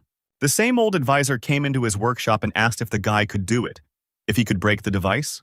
The scientist replied that there was nothing special about this device, only the encryption was done well. Most likely the creator was an ordinary guy from the village for whom any trash was valuable. The advisor chuckled, asking which of the things the scientist had made was better. Maybe a sticky bomb coated in clay, or a mechanical gun that couldn't hit its target, or fake breasts with nipples that release poisoned needles? The 2 agents who were hit by their own needles because they put the breasts on incorrectly are still in the hospital. Meanwhile, the intelligence chief was talking to someone on the phone and said that he would make sure that Stan entered the covert operations department. Could this guy really be valuable? On the other end of the line was the same man who Stan had given the prosthetic. He said that the hero could offer them not only valuable information, he had a premonition that he would play an important role in their battle against the embryo. Stan was locked in the base, and the next night there was a noise in one of the abandoned cities. The tanks attacked the base. The authorities couldn't believe that the Embryon organization dared to set up a base in their country. Right now, they were attacking one of them.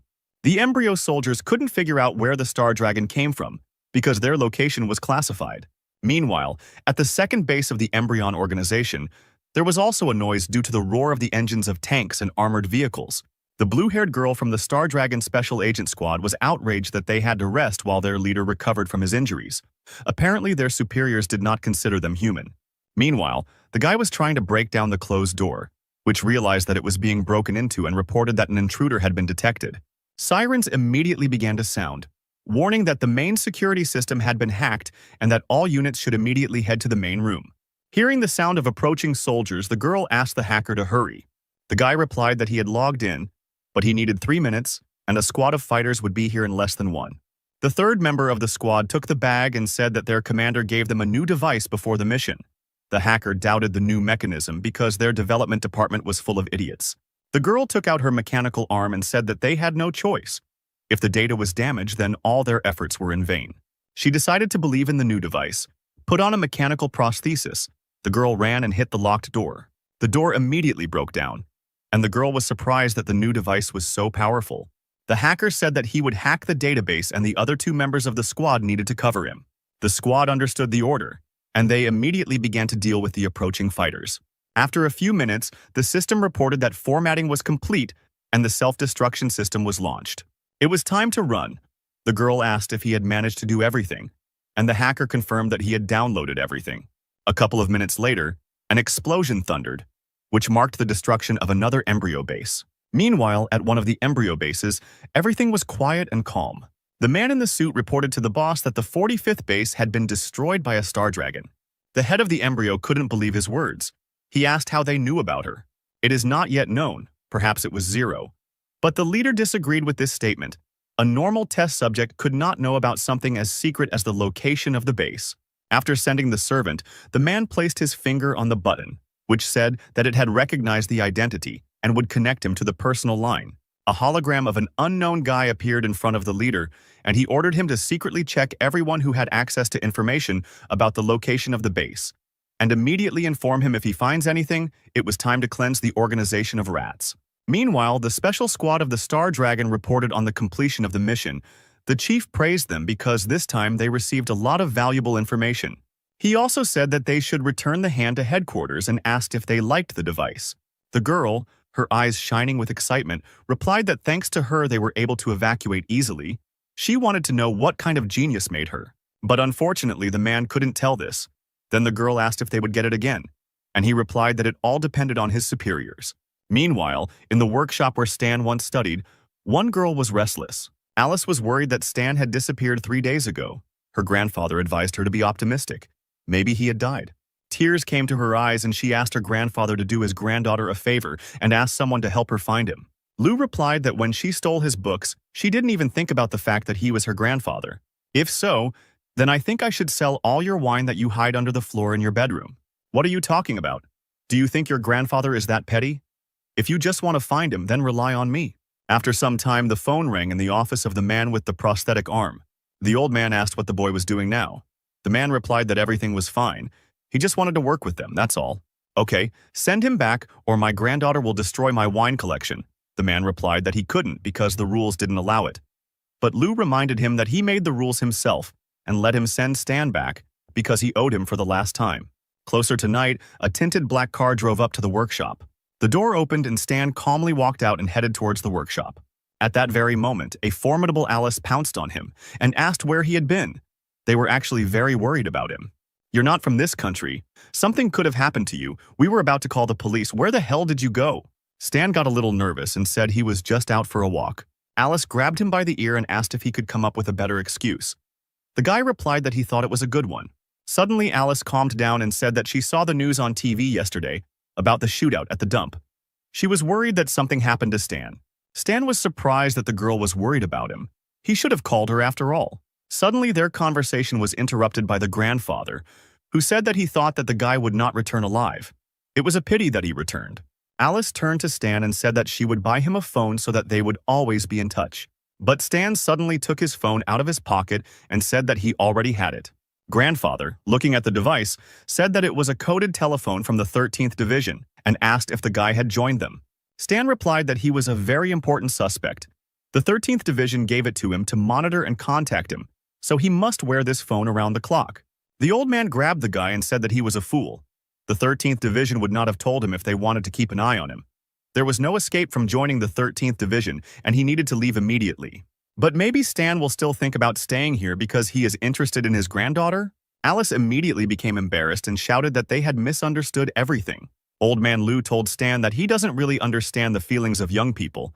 Not that Alice is a little girl, but the guy needs to try because Grandpa still wants to hold his great-grandchildren in his arms.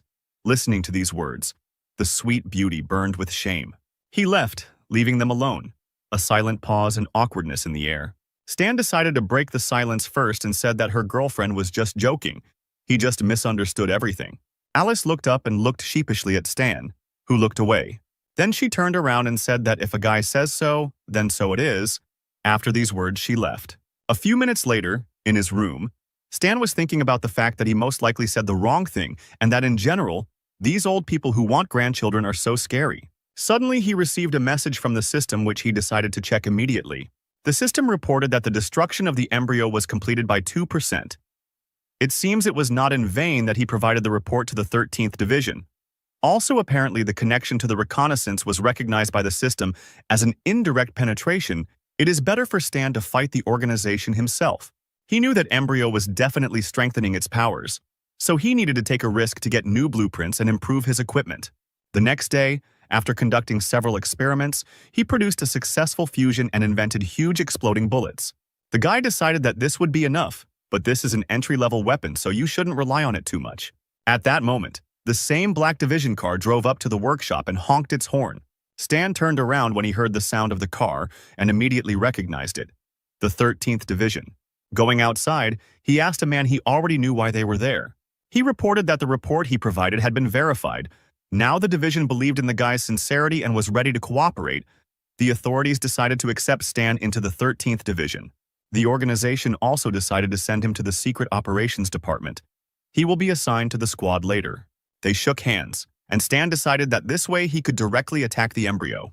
Meanwhile, Alice sat on the couch hugging a pillow and thought about her feelings. She thought that she felt a little respect for the guy, not admiration. But what if Stan really felt something for her? Suddenly, a guy appeared in front of her and said that he wanted to talk to her. Alice was frightened by such a sudden appearance and began to apologize because Stan is a good person, but Stan smiled at her reaction and said that their country wanted him to become a civil servant and he couldn't refuse them. But he will help with the workshop when he can, because the guy doesn't want the business to go to waste. Alice leaned towards the hero and asked him to be careful. And Stan himself promised to help, so if he didn't keep his word, Alice threatened to cut his salary. The guy smiled and agreed with her words. Apparently, there was no more misunderstanding between them. Meanwhile, the logistics department of the 13th Division was in full swing. A girl with blue pigtails from a special squad came into the department and asked which of these guys was named Michael. The excellent students raised their eyes and began to look at each other enthusiastically. Seeing such a beauty in their workshop, Michael, who was the lead developer, hesitantly said that it was him and asked what the girl's name was. The girl said her name was Lilith. She also said that she heard that Michael was one of the best in the logistics department. Coming closer to the guy, the girl asked, "Did you create that mechanical hand? What's wrong with her?" "It's not surprising that something is wrong with her. A simpleton like him." "Not at all," Lilith answered. "The thing is that it was very useful to me, and I would like to make a personal order." Michael realized that he was in an awkward position and did not know what to answer. Then he was finally able to say that it was not he who created her. Lilith was immediately indignant that the guy hadn't told her earlier, and she had simply wasted her time. The girl angrily walked out of the office, and Michael's comrades began to quietly laugh at him. "What are you laughing at? The new guy will most likely be sent to us, and then I will take good care of him and teach him a few lessons." After some time, in the 13th district of the Star Dragon, that same hero appeared in the Secret Operations Department. Lilith sat with the special squad, and seeing the guy, she assumed that he was the one whom the director personally assigned to their squad. The guy introduced himself as Stan and told the guys that he was their new mechanic. The guy with the goggles and green hair introduced himself as Harry, and he was the hacker of this squad. A taciturn and sullen guy with a scar on his cheek briefly introduced himself as John. He was a sniper. Lilith asked why the guy had a mask on his face. Was he hiding his face because he didn't trust them? To which Stan replied that his identity was confidential. The girl thought about it. Mechanic, confidential person. It turns out that Stan created that hand. The guy confirmed the girl's guess and asked how she knew. But she quickly approached the guy, put her hand on his shoulder and immediately asked if he could create another such hand for her. Stan said that he could only do it if it was at her expense. The girl immediately called him a cheapskate, and the guy replied that he didn't even know her name. The beauty with blue pigtails introduced herself as Lilith, and she is the close combat of their squad. Stan asked how many of them were in the squad. Lilith said that there were only 4 of them. Their captain was currently in the hospital, and he was a master of fistfighting. Hearing that the captain was in the hospital, the hero assumed that their squad was assigned the most difficult and dangerous missions. But that wasn't true. Lilith said that he was in the hospital because he was poisoned. Suddenly, their acquaintance was interrupted by the sound of a notification. Hacker. Harry immediately sat down at the computer and saw that despite the newcomer joining, the management gave them a new task, to catch a black spider hiding in the western capital. Lilith recognized this name. It was a bounty hunter who had last escaped from their agents by blowing up 2 streets. At that moment, a system window appeared in front of Stan with a task to destroy the black spider. John asked when they were leaving. The girl said that there was no need to rush. The intelligence department had already discovered his location. They would leave at night. The detachment went to rest, and closer to night they arrived at the place indicated by reconnaissance. Harry told Stan that since this was his first assignment, he would be keeping an eye on the area. The guy would be the eyes and ears of the squad. His job was to report all the information he received. The hero understood his task. It should be easy, but he wanted to kill the monsters. The operation began. The squad went to take their positions, and Stan watched the situation. Sniper John pointed his rifle at the building. Lilith, ready for battle, said that the building ahead was the black spider's hideout. He is on the 3rd floor and is most likely very careful, not making a sound. But suddenly Stan said that there was no need to be careful because the black spider had already discovered them. Lilith was surprised and asked the guy how he knew this. Meanwhile, a dark figure of a man appeared above the special squad, standing on the roof of the house and watching them. At that moment, fire was immediately opened on the detachment, but they were able to successfully evade it. Lilith confirmed Stan's words. Now she sees that they really found them. A squad of masked men in bulletproof vests ran towards them, all of them armed with machine guns. Harry panicked. The intelligence information was somehow false. The Black Spider wasn't alone here. A fight ensued. John and Harry tried to shoot back at the enemies, and Lilith immediately knocked out those who came closer. A spider was watching all this and laughed at the fact that the dogs of the 13th Division dared to come here. An impressive hunk with a spider tattoo on his face said that since these kids decided to raise their paws against him, he would rip them off. The criminal ordered his subordinates to kill them, but Lilith called them simply a disgrace. The girl reached for her sword and told the boys that she was leaving these pawns to them. And in the meantime, she will personally take care of their goal. Lilith jumped quickly like a cat and covered a huge distance in a couple of seconds. She flew towards the criminal at great speed, swinging her sword. But the spider easily dodged it by simply jumping away. The man told the girl that he respected her courage, but would finish her off quickly. Such brazen confidence angered Lilith. The Black Spider said goodbye to the beauty and fired a burst of machine gun fire at her. But Lilith was still as fast and graceful as a cat, bending and dodging bullets. The girl quickly landed near the enemy, and the Black Spider ran out of ammo. The man had long since realized that the girl was good at close and fist fighting, and the fight would not be easy. Lilith tried to attack him with her sword, but the man defended himself with his machine gun, blocking the attack. The girl immediately realized that her opponent was bad at close combat. This was her chance to win. She jumped and brought the sword to the Black Spider's head, saying goodbye to the old man. Then the girl suddenly pressed the lever on the hilt of the sword. The blade immediately lengthened and cut straight into the man's neck. He fell to his knees holding his neck. The criminal could not believe that this knife had become longer, but he suddenly laughed and said that this was not enough to kill him. Saying that she could not kill him, the Black Spider began to choke on his own blood, which was gushing out of his neck. He eventually fell down dead, and Lilith informed Stan that he had made a great blade for her. However, Stan advised the girl not to let down her guard because the Black Spider was still alive. It can't be. He's definitely dead. Look at his face. There's not a drop of life in his eyes. He is a Superman, and his power is not so simple. Remove the mask from the defeated enemies and see everything for yourself. Lilith returned to the squad, which looked at the cut-up and killed fighters of the Black Spider. The girl started to laugh. Newbie, I understand you want to prove yourself, but I know everything better than you. However, John was cautious and so decided to follow Stan's advice and check everything himself. Taking off his mask, he saw the mark of a black spider on a man. But was it really a man? John immediately fired a sniper rifle at the corpse. Stan told the guys to rip their heads off as quickly as possible. They began to take off their masks and realized in horror that all these people who attacked them were faceless. Stan continued to monitor the situation with the help of drones. He directed the squad, protecting them from danger. The guy was giving instructions, one dead man clockwise, rip his head off, the second one at 4 o'clock. The squad continued to destroy the monsters by shooting them in the head or tearing them off. This was the only way to defeat the unknown creatures. In the end, they killed everyone except one. John asked what to do with him, and Stan sharply shouted for them not to kill him. A zombie-like monster ran towards them, and the hero told the fighters to break his arms and legs.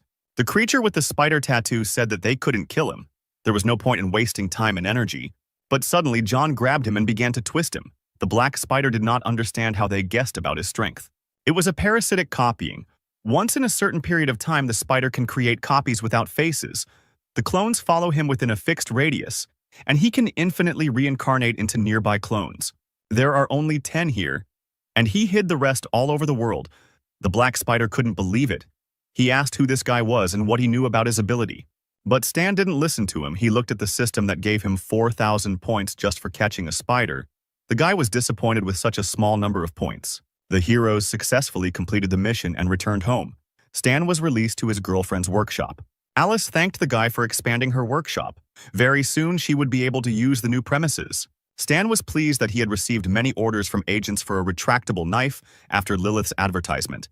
At this rate, he would soon be rich. Meanwhile, in the Star Dragon, one of the bosses was very unhappy. The man was furious that Stan didn't want to give them his plans.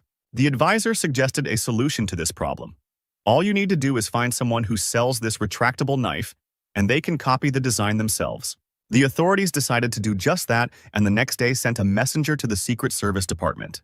A friendly guy asked the guys to sell him one of the knives that Stan made. Terrible Lilith said that the guy could not even dream about it. Everyone knows that they just want to copy the drawing. You can't do that to people. After these words, the people from the secret department turned around and began to leave. The messenger begged them to stop. If they can't do it themselves, they want to steal it. They should be ashamed. We won't sell it for any price. However, there was a man for whom money was more important than principles. He took out a knife and asked the messenger if this was the thing he needed. The guy asked for a price and the seller asked for $30,000. All the other employees looked at the scoundrel with disapproval. The price was too high, but the messenger was ready to buy the knife for any amount of money. So they shook hands and the deal was a success. After some time, the advisor brought the knife to Michael and asked if he could make exactly the same one. He replied that the work was done roughly and there was no code. He could easily recreate the drawing. The advisor promised that if the guy succeeded, he would no longer have to serve in this department. He would be promoted to the research and development department. Such a proposal suited Michael. Meanwhile, Stan was relaxing in the workshop when suddenly he received a call on the phone. What do you mean all the agents canceled their orders? How did that happen when everyone needed the guy's knife just recently? Lilith on the other end of the line said with displeasure that the development department had copied his design and was going to mass produce it. Stan looked at the knives he had already made. He was angry at his superiors for treating him like that. If that was the case, then let them not blame him for being rude now.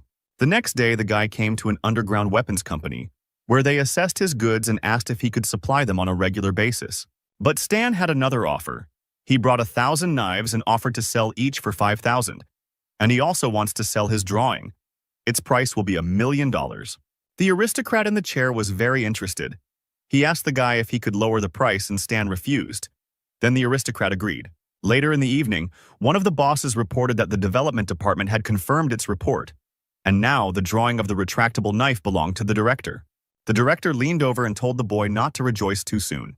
The man thought that these words were said because the director was worried about Stan's reaction. But the guy had no intention of joining the 13th Division. He wouldn't do anything to them. "Do you really think so?" the director said and began to take an envelope out from under the folders. "Well, of course I think so," answered the head of research and began to doubt his answers a little. "Is that why you took advantage of your opportunities and resold the division's weapons?" "I am extremely disappointed in you," the director said, handing him an envelope with the report. After this moment, checks began at the research headquarters. The entire department was buzzing. Everyone was alarmed. The workers were discussing the recent inspections of the research director. Rumors were that he was illegally reselling weapons. The second worker did not believe this and said that most likely it was Stan who set up the director. Apparently, the guy had secured the support of the top brass. After these words, the guys fell silent because Stan himself was coming here. He walked with the director, who was very friendly with him. The workers did not understand why even the executive director was so polite with him. Meanwhile, the director took the guy to his office to introduce him to someone. When the guy saw the one who called him, he was slightly surprised. It was the same man for whom he had made a prosthesis in the workshop. The old man asked if the guy was surprised by such a meeting. But Stan initially knew who this old man was, so it was time for acting. The guy asked the man who he was. He said that he was only taking an active part in the life of the 13th Division. He had no need to worry. The old man wanted to know how they could solve the problem. Stan immediately realized what was going on and demanded compensation for the damage caused to him. "You made money by selling the drawing and I was searched. Isn't that enough compensation?" Stan slammed his hand on the table in anger. "If you hadn't stolen my design, I would have earned more. It was my job to begin with. And you still dare call this compensation? If you tried to buy it from me, maybe I would have sold the division drawing. You just had to ask." The CEO offers to listen to Stan's terms, and they hope that this will not happen again in the future. The guy said that his condition would be that he wants to look at the knowledge of advanced mechanical engineering. The proposal alarmed the old man, but he did not say a word. Stan knew this was a great opportunity. The 6 nations and the embryo had different records. Only trusted people had access to them. This is definitely his future success. If he fails now, it will take him too long to get security clearance. "Okay, I give you permission," said the old man, after thinking about the boy's words. "Here it is, access to the next stage." Stan was glad to hear the man's words. "Wait, I object," said the research director. "Advanced knowledge requires level 5 clearance. It's against the rules. He just wants to look at them, give him 1 hour, nothing will happen to them during that time." That's how their dispute was resolved, and soon the guy was sent to the underground headquarters of the 13th Division. Stan stood at the entrance with the old man and the executive director. Before entering, the director said that he had to read the rules. Surveillance is conducted around the clock. The guy may not even try to do anything. The entrance will automatically close in an hour. But that was enough, because Stan only needed to look for a couple of minutes to learn. The doors opened and the guy walked up to a huge computer. After digging through the system, he found advanced weapon knowledge. The Star Dragon only has one advanced material, but it is very good. The system reported that advanced knowledge, synthesis of advanced material, was detected and offered to study 2 talents. Stan confirmed the study, and the system informed him that he needed to wait a little. A couple of minutes later, she reported success. The advanced mission was completed, and now the guy could choose one of 3 options: gunsmith, mechanic, mechanical fighter. The guy, of course, chose the mechanic, because in his past life he was the best. At that moment, the hero felt his whole body fill with energy. The director did not understand why the guy was smiling like that while reading the knowledge about mechanics. The system, meanwhile, reported that the guy's energy attribute had changed to magnetism. A new specialization had been studied, geometric thinking, and new skills had been acquired.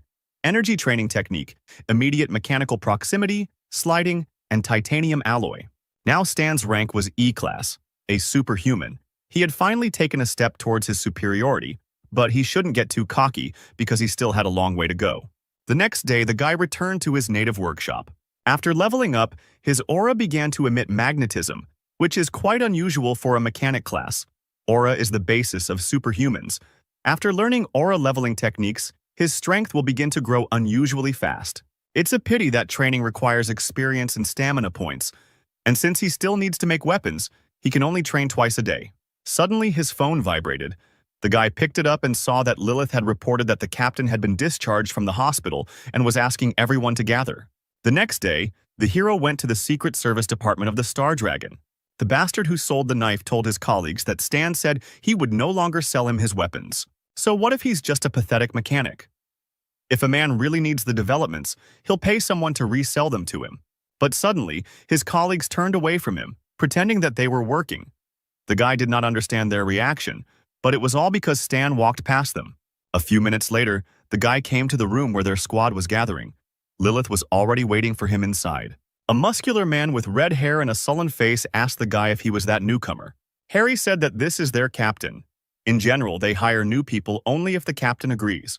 But Stan's candidacy was taken care of by the authorities, since the captain was recovering at the time, so he could be a little unfriendly. The man took the tangerine in his hand and said that he had not introduced himself. He was the captain of a special squad, and his name was Wei. Stan thought it was a strange name because it was very popular in China, and they often joked that if he was called that, it meant his parents didn't care about him. The captain continued, "Including you. There will be 5 of us on the team. You will be in charge of logistics and supplies. I will be honest. You have no experience, and I do not believe in your abilities. I will remember all your instructions, and if you do not live up to my expectations, no matter who makes a mistake because of them, I will throw you out of here immediately." Did you really think that you can get everything for money? You can even get into the Secret Service Department through connections now. No one thinks about the safety of their subordinates. The sullen captain left and Stan was upset that he was simply perceived as a man with a lot of connections. Suddenly, a notification came on the laptop and Harry noticed it. He sat down to check what was going on there and said that they had an urgent mission. The authorities wanted them to leave immediately. The captain asked what had happened, and Harry said that the division's squad had been ambushed while preparing to launch a surprise attack on the embryo base, and they were being asked to provide immediate support. Harry will fill you in on the rest of the details on the plane, but now it's time to get going. Suddenly, the commander ordered Harry to take care of the rear, and Stan will have to learn from him since he is still a newbie. Change is hard to come to terms with, so the guy will have to fight for a place in the sun to become useful.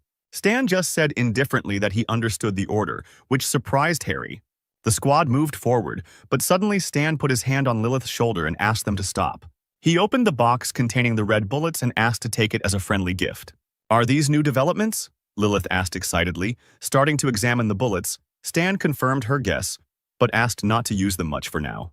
The system notified the guy about the beginning of the E-class mission. He needs to help the secret operations squad pursued by the enemy. His role is to help the team complete the mission.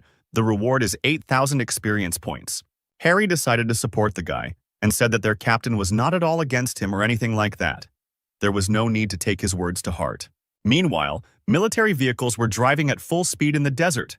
One of the members of the 13th Division looked into the broken mirror and saw that they were being chased. Where was this reinforcement? But a special squad was already moving forward. John and an unknown person in an iron suit were jumping from a helicopter. The special squad landed successfully and the robot's voice told the soldier to calm down. Wei pressed the button and his Iron Man suit mask opened. No need to worry, help has already arrived.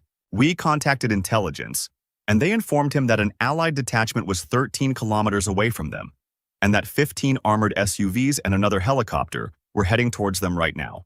The meeting point is 3 kilometers away on a hill. Their goal is to stop the enemy and successfully rescue the squad. Harry has already sent them the coordinates. Stan looked at the screen and was surprised that they had a prototype of a combat armored suit. This is the only one of the basic copies in Aquaria version 1.0. The soldiers prepared for battle. Wei and the fighters watched from the hill as a truck moved towards them. As soon as the vehicles had reached a sufficient distance, the commander raised his hand and gave the order to open fire. Dozens of machine guns opened fire on the enemy, and a hail of bullets rained down on the convoy. The commander did not stand aside. Putting on his helmet, he took a heavy machine gun and also opened fire. John used his armor-piercing sniper rifle to aim at the tires of the trucks to immobilize them. The convoy of black cars that were pursuing the friendly truck began to slow down and stop, and a barrage of fire helped the truck break away from pursuit. The soldier sitting behind the wheel looked in the mirror and saw the enemy moving away. He was glad that the detachment arrived on time. As he approached our special squad of fighters, the soldier looked out of the truck and said that there were too many enemies and they needed to retreat immediately. At that very moment, the fighters heard the noise of the helicopter blades approaching them. Wei raised his head to the sky and saw an unfamiliar girl with red hair sitting in the helicopter. Instantly, a furious attack fell upon the detachment. The commander jumped to the truck and shouted to the soldiers, "Take cover." He rolled around trying to avoid the attack that looked like tongues of furious flame. The Special Forces fighters managed to hide behind the cars, but the soldiers were less lucky. They were subjected to a psychological attack, and at that moment Wei realized that they were being attacked by superhumans. It was hell. She used her power to attack. Flames engulfed her body, and on her forehead she had a mark that looked like a snake. Harry was shocked by what he saw, but Stan immediately recognized the girl and snatched the headphones from his friend. Taking command, he reported that the girl was the combat commander of the embryo squad. "You need to retreat immediately." Wei, hearing Stan's voice, was surprised and did not understand what the guy was doing and why he took command upon himself. However, he looked at the fighters of his squad and was surprised how they immediately obeyed the guy's order. But Hell was not going to let the witnesses go just like that and was already approaching the fighters. The commander of the combat squad was too fast, and her first target was Lilith. Hell immediately tried to attack her with her foot, but the girl blocked it with her hands and defended herself. Lilith then attempted to counterattack by raising her leg into the air and pointing it towards the enemy. However, Hell was not simple, she deftly dodged. Lilith was surprised that this girl was so good at fistfighting. But before she had time to come to her senses, Hell immediately attacked her in the face, breaking her lip with the help of her power, which enveloped her fist. Coughing up blood, Lilith thought that the difference between them was too great. Even close combat would not give her much of an advantage and she would lose in any case. Hell, meanwhile, prepared a new attack for her opponent, gathering Scarlet Aura in her hand. The psychic attack hit Lilith without any problems, and she fell to the ground, exhausted. With difficulty rising from her knees, Lilith begged Stan to come up with something quickly, otherwise it would be the end for them. Stan told Lilith to look for an opportunity to use her mechanical arm, and when the enemy briefly opened up, John was to shoot Hell. The fighting beauty followed the guy's order and took out a device from her pocket that activated the mechanical arm. John, meanwhile, knelt down, loaded his rifle, and prepared to attack. He kept Hell's face in his sights and was ready to shoot at any moment. The main thing was to wait for that moment. Hell saw a familiar mechanical hand and stopped for a second. Lilith took advantage of this moment and attacked her. The force of the blow was high, but Hell was struggling to contain the device. She then asked Lilith what her relationship was with Zero. "Zero? Who is Zero?" Lilith asked her. John thought this was the best moment and pulled the trigger. A shot rang out and Hell tried to react to the sudden attack by creating a scarlet shield around herself. Realizing that a sniper was working on her point, she immediately flew away to a safe distance. Hell analyzed the situation and held her hand, which was still hit by a sniper's bullet. Stan immediately ordered Wei to take Lilith and run. They needed to take advantage of the enemy's retreat. The commander in the iron suit understood the order and ran towards the girl. Lilith was barely standing on her feet. Wei picked her up and put her on his back to save her. The soldier who was in the very truck they were supposed to save shouted to the squad to get into their car. While the squad was climbing into the transport, Wei thought that the enemy vehicles were slower than theirs, and besides, the superhumans were injured. Now they would not be able to pursue them.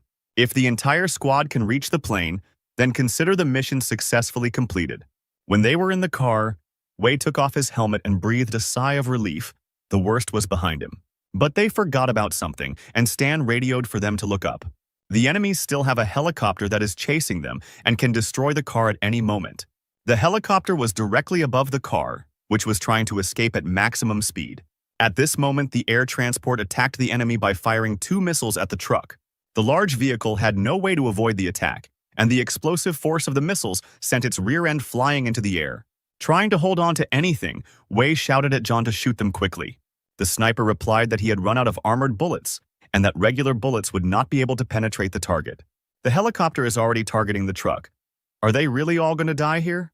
But then Stan interrupted them and asked if they had forgotten about his gift. Indeed, before the mission he gave them a box of red cartridges. The squad remembered them and opened it. Having loaded the cartridges into the clip, John decided to try them out on the helicopter. The barrel of John's sniper rifle emerged from the truck window, and he took aim at the enemy. One armor-piercing shot and the helicopter circling above them immediately began to sparkle. The aircraft immediately caught fire, and no longer posing a threat to the fighters began to move away. The soldier who was driving was surprised that the enemies got scared and ran away. Harry reported that their plane was already there, and John meanwhile was asking over the radio what kind of bullets were these that could penetrate even an armored helicopter. Where did Stan get them? But the guy didn't hear him. He was looking at the system window which reported that the task was successfully completed, and he received 8,000 experience points. Meanwhile, Hell, watching the downed helicopter, reported over the radio that they were on Zero's trail. The mission ended, and our heroes calmly arrived at headquarters together with the rescued squad. Harry admired Stan's coolness. Thanks to him, this mission was completed easily. His admiration was interrupted by Wei coughing, who wanted to say something. He began to apologize for doubting the guy's abilities. The commander extended his hand and said that without Stan's leadership and new equipment, they would not have survived. So as the squad leader, he welcomed Stan into their ranks. Stan looked at the commander and replied that he shouldn't have apologized for such trifles, because he was a magnanimous man after all. They shook hands, and Wei thought it sounded sarcastic coming from the guy. The awkward silence was broken by the door opening, and a man's voice was heard from inside. Wei asked why the guy came because his squad was currently having a meeting. The same soldier who was driving said that he just wanted to ask if the same cartridges that were used to shoot down the helicopter were for sale. Wei put his hand on Stan's shoulder and whispered what he thought about it. Stan replied that he was selling his services. One cartridge would cost $50. The soldier said he wanted to pre-order 200 of them, 20 of them for the small caliber pistol, 150 of them for the submachine gun, and 30 of them for the sniper rifle. Lilith patted Stan on the back and said that from now on, she would attract customers to him for a discount for herself. The guy replied that he would give her 20%, no more. The hero thought that he could earn a lot by selling shells wholesale. Fortunately, he had experience in making them. And while there was demand, he could forget about the need for money for a while. A few days later, one cartridge fell into the hands of a scientist who knew that the boss had not allowed anyone to study flammable cartridges. But Michael believed that he was simply scared. He would find out that his equipment was actually being manufactured at a military plant far from the western capital. He would report it to the management, and then Stan would be in trouble. He separated the head of the cartridge. Now you can examine its components. If everything went according to his plan, then the bosses would look at him differently, the guy thought. Suddenly, a loud explosion was heard in the scientist's room, which blew out all the windows in the area. A flame appeared in the room, and a siren went off, alerting everyone that the fire had started in the workshop. A few seconds later, the boss was already standing at the door to the room and asked what the guy was doing here. Charred Michael, sitting on the floor, was sobbing. Because of the explosion, he lost all his hair and broke his glasses. At that moment, the guy realized what a mess he was in. The authorities saw the remains of a red cartridge. They immediately understood everything. The guy dared to take on the study of flammable cartridges. The director demanded an explanation from the head of research, who replied that he knew nothing and that the guy had not asked his permission. The man turned to the bald Michael and asked if he had anything to say in his defense, but he only sobbed. The director looked at the guy angrily and said that he remembered him. Michael used to be in the logistics department. From today, he is returning back to his department and is removed from his position. Meanwhile, the guy who once sold the knife to the bosses and set Stan up came into the Special Forces room. He asked if they would sell him some bullets. Lilith replied that Stan had blacklisted him and didn't want to have anything to do with him, and didn't need an apology either. Then the guy decided to approach other employees, asking them for cartridges, asking to resell them, and offering $200 apiece. But his comrades brushed him off and said they wouldn't sell him any cartridges. Another employee said that selling him ammo would be tantamount to insulting Stan, which wasn't worth any money, since who knows how many inventions he has stashed away. Realizing that he had acted stupidly by selling that knife, the man became upset. A few days later, a bald, burnt Michael returned to the logistics department with his things, and as he walked to his desk, his colleagues made fun of him. The scientist was upset that he lost his hair and good skin at such a young age. Meanwhile, at one of the embryo bases, a conversation was taking place. The man said that the Star Dragon special agent had a power arm like Zero, and they also destroyed their secret base. Only Zero could give them the secret location, but he didn't have the authority to get access to that kind of sensitive information. The head of the organization looked at Stan's hologram, where he says that he will destroy them all, and he was filled with rage. He wanted to know who this guy really was. He ordered to convey his order to recruit new recruits. Then they need to be sent to the Star Dragon to observe Zero. If they find a clue, then let them tell Alberto about it. Meanwhile, a black car drove up to the workshop where Stan spent the night. The man reported to the boy that the embryo scouts located in the western capital had begun to act. They were looking for Stan and seemed to know that he was working for the Star Dragon. Stan told the man that he had already guessed this. The man told him not to worry because there would be security guards nearby 24 hours a day. He was about to leave when Stan asked him to help him get 2 Silent Eagle pistols from their warehouse. The man agreed. Watching the car leave, Stan thought that the embryo had finally shown up and he needed to get ready. He returned home and started work the next morning. Stan sat at his desk, making new inventions that would help him in the fight against the embryo. After working for several hours, the system informed him that he had produced an excellent platinum alloy and received 3,000 experience points for it. Stan was pleased with the invention. It was of good quality, and they pay well for rare materials. A few hours later, he made a folding saber from a high-quality platinum, which acquired a new property, increased strength. Suddenly, the mechanic was interrupted by the phone. Stan picked it up and read the message, which said that the issuance of the Silent Eagle was approved and it was left in the squad room. The hero finished with the construction and went to the headquarters to pick up the gun. Lilith saw the updated version of the saber and asked to try it out. The first thing the girl did was cut the metal pole next to her. Her admiration knew no bounds. The weapon was razor sharp, much better than the previous version. Stan meanwhile tested the gun. He noticed that it had very high power. Lilith brought the knife to the mechanic and said that it was very hard for her to part with it. She asked if he would bring it next time, and the hero replied that he would definitely take it next time. A little later, in the workshop, the guy thought about the fact that now he had enough weapons to deal with people from the organization. He sat on the bed and rested. The system window in front of him notified him that he had practiced the energy training technique and received 4 strength points. This is exactly how many points were required to level up, at which point the hero felt a surge of strength in his body. Stan noted that given the current development dynamics, by the time open testing begins, he will surpass the first group of players by a ton of levels. The system window said that closed testing was scheduled to begin and would last for 12 days. This surprised Stan. Apparently, it will be carried out for a limited number of players a week before the open test. 1 day in reality is equal to 6 days in the game, which means that in terms of game time, there are more than 40 days left until the start. Is it possible that the game clock works differently while the service is down? Well, of course, with each version update in reality, a couple of days pass. But in the universe of the Star Sea, the time span is measured in years. In this case, with each update, I will have much more time for development than the players. Should we then start worrying about life expectancy? Suddenly, Stan's thoughts were interrupted by a system window, which reported that the NPC functions were unlocked, and the player forum was also unlocked. This surprised the guy. What does NPC functions mean? He tried to find information about it, but the player's forum might come in handy, so Stan decided to register on it.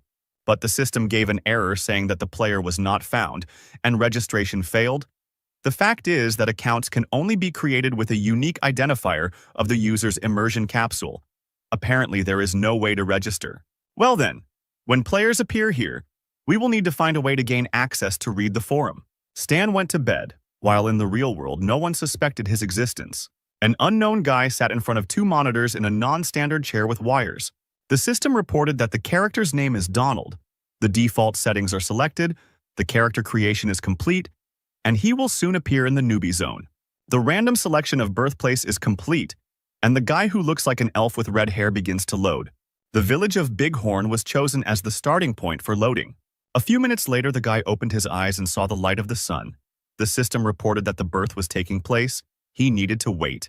A blue portal, made of small blue particles, appeared in the depths of the forest. A few seconds later, a player named Donald appeared in this portal, and along with it, dozens of other portals appeared, from which other players made their way into the wonderful world. They went to the Bighorn village, which was the gathering place and was located in the Star Dragon. The players looked around the area and tried to figure out what to do here. Some tried to find clues in the newbie village. Suddenly, the strangers were called by an old man who was slowly approaching them. The grandfather with the cane said that if they wanted to eat, they should find work, because they didn't need idlers in the village. Donald looked at the old man, and the system window offered him 4 functions: examine, bargain, talk, or kill. He chose examine, and the system reported that the old man was a local elder, medium danger level. Grandfather said that the harvest needed to be gathered, and the sewing and weapons workshops in the south needed experienced specialists. A batch of goods had just been delivered to the gates. It needed to be unloaded, so there was enough work here for everyone. Donald realized that there were a lot of resources in the newcomer village. Clothes testing would not last forever. If he wanted to get ahead, he needed to quickly develop a launch strategy. Explore as many places as possible and settle down in the most advantageous way in order to then use this knowledge. Having found an axe in the depths of the forest, the player sold it to a local merchant. After some time, collecting all sorts of junk, Donald was able to buy a map of the area from an old man for $3,000. Opening the map, Donald realized that it depicted the territories of the Star Dragon Empire. The closest city to it was Trap Capital. He didn't really have a choice, and the player decided to go there to look around. After some time, he reached the Western Capital Post, where a queue had already formed. Meanwhile, Stan was sitting next to the post, drinking soda. The hero watched those passing through the security post, and among them he noticed a player holding a map in his hands. It feels like someone is watching me, Donald thought, and began to look around. Looking around, he saw a strange guy who was marked as a mysterious stranger, and his name was highlighted in red. After selecting the inspection function, Donald saw that the NPC's name was Stan. But nothing was known about him except one thing. His danger level was fatal. This scared Donald. What does mortal danger mean? Shouldn't the starting city be safe?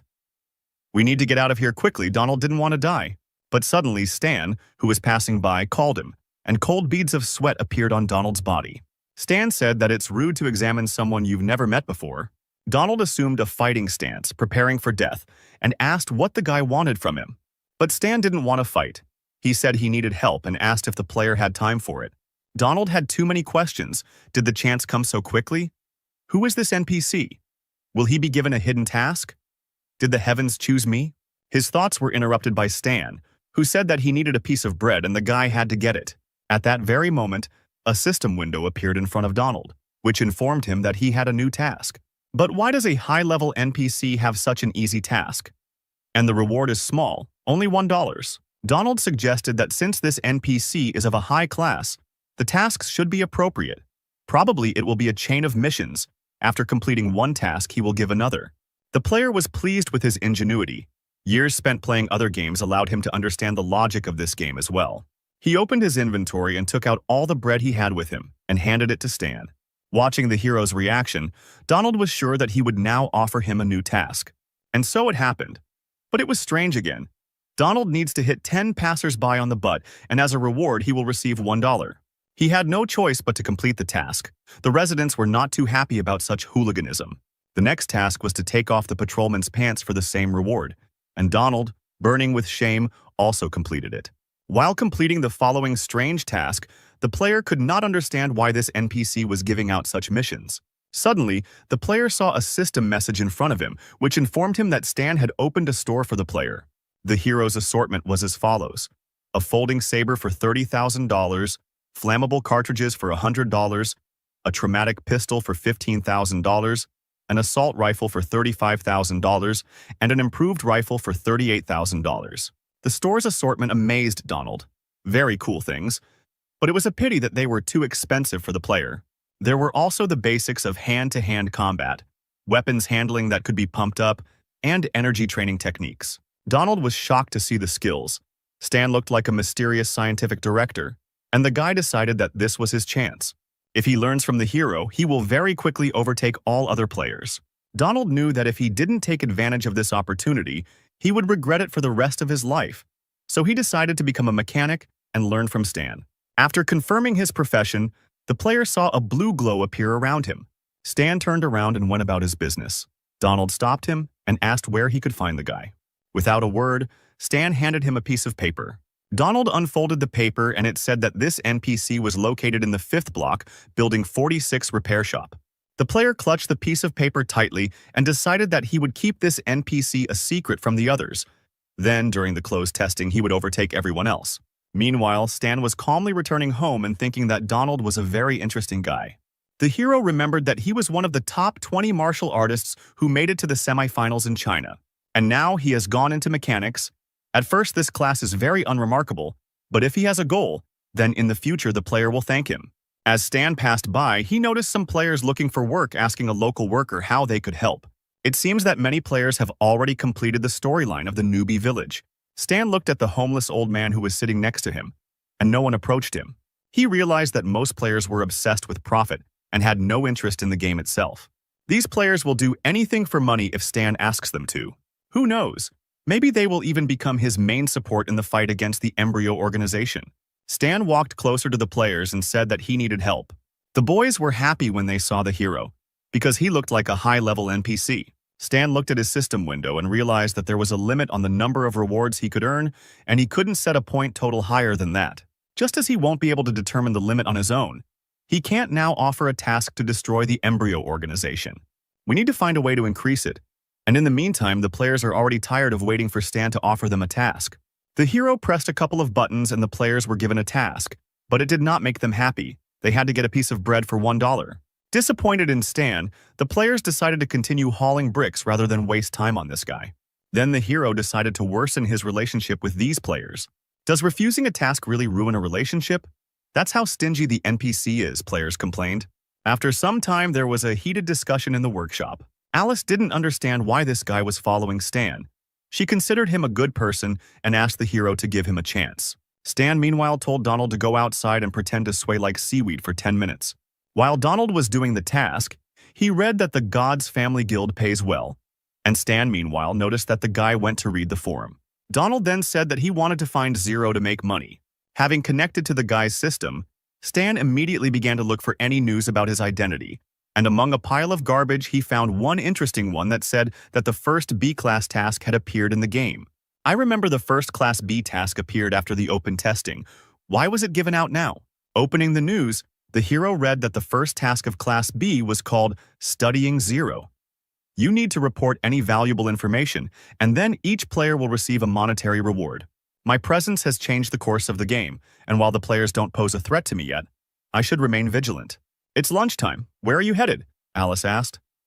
Stan answered that he urgently needed to go to the workshop. Disappointed, Alice replied that he does the same thing every day. Workaholism is a terrible thing. Stan sat in the workshop and tried to learn new mechanical drawings. Suddenly, a system window appeared in front of him, which informed him that he had provoked a new task. A sudden murder. The hero would soon be visited by a killer, and he needed to survive at any cost. Grabbing the gun, the guy was surprised that this killer was able to hide from the surveillance of the 13th Division. It's a pity that Old Man Lou is not at home. Before we worry about the players who join Embryo, we need to deal with the killer. Dressing discreetly, Stan went outside. Alice remained in the workshop, so in theory she would be safe. The guy walked into a deserted alley, the best place for a surprise attack. A mysterious figure in a cloak followed the hero. Stan felt that someone was watching him and turned around. Suddenly, he saw a huge crow rushing straight towards him. The hero expected to see the killer behind him, but not a flying crow. Then the guy began to be bound by a thick thread while black crows flew around him. The thread grabbed Stan's throat. He tried to free himself and realized that his enemy was not so simple. While the hero was trying to free himself, a huge glowing cross appeared in front of him. Then the guy heard the sound of waves as if he was in the center of the sea. Stan was hung on a cross with a rope. Black crows were flying around him, and a huge watching eye appeared above the guy. Is this Itachi's reincarnation? The guy realized that this was an illusion, and that his opponent's level felt like it was the same as Hell's. The more he resisted, the tighter the rope tied him. Stan didn't understand how he could get out of the trap. Would it really all end so stupidly? But suddenly the hero heard a notification sound from the system. She reported that the guy was under the influence of an illusion, and since his intelligence was above 50, he could resist these effects. Gathering his strength, Stan freed himself from the illusion, and the world created by his enemy shattered like glass. But not everything was so simple. At that very moment, a gun was put to the hero's head. In front of him stood a blond man with a revolver and a brown coat and a large hat, who said, "Goodbye, Zero." The man pulled the trigger, but Stan used a glancing shot and dodged the bullet. The killer didn't understand how the guy was able to dodge the shot at such a close distance. Stan's smile showed that he was now in control of the situation. The guy suddenly pulled out 2 pistols that were under his jacket. The hero began shooting at the enemy, activating the overload skill to deal more damage. But the killer easily repelled the attack by creating a scarlet shield, exactly the same as Hell's. After analyzing the situation, the man realized that the guy was much stronger than the intelligence data said, which said that his strength was at the level of a special agent. The information turned out to be inaccurate, so the killer decided to retreat and think over the plan of capture again. Making a seal with his hands, he tried to use the illusion on the hero again. Zero stopped and saw the sun setting again, black crows appearing and a scarlet thread enveloping him. But his intelligence still exceeded 50 points, and the enemy apparently did not, so the guy easily got out of the illusion. He rushed in pursuit of the killer along the road, loading his pistol with flammable cartridges.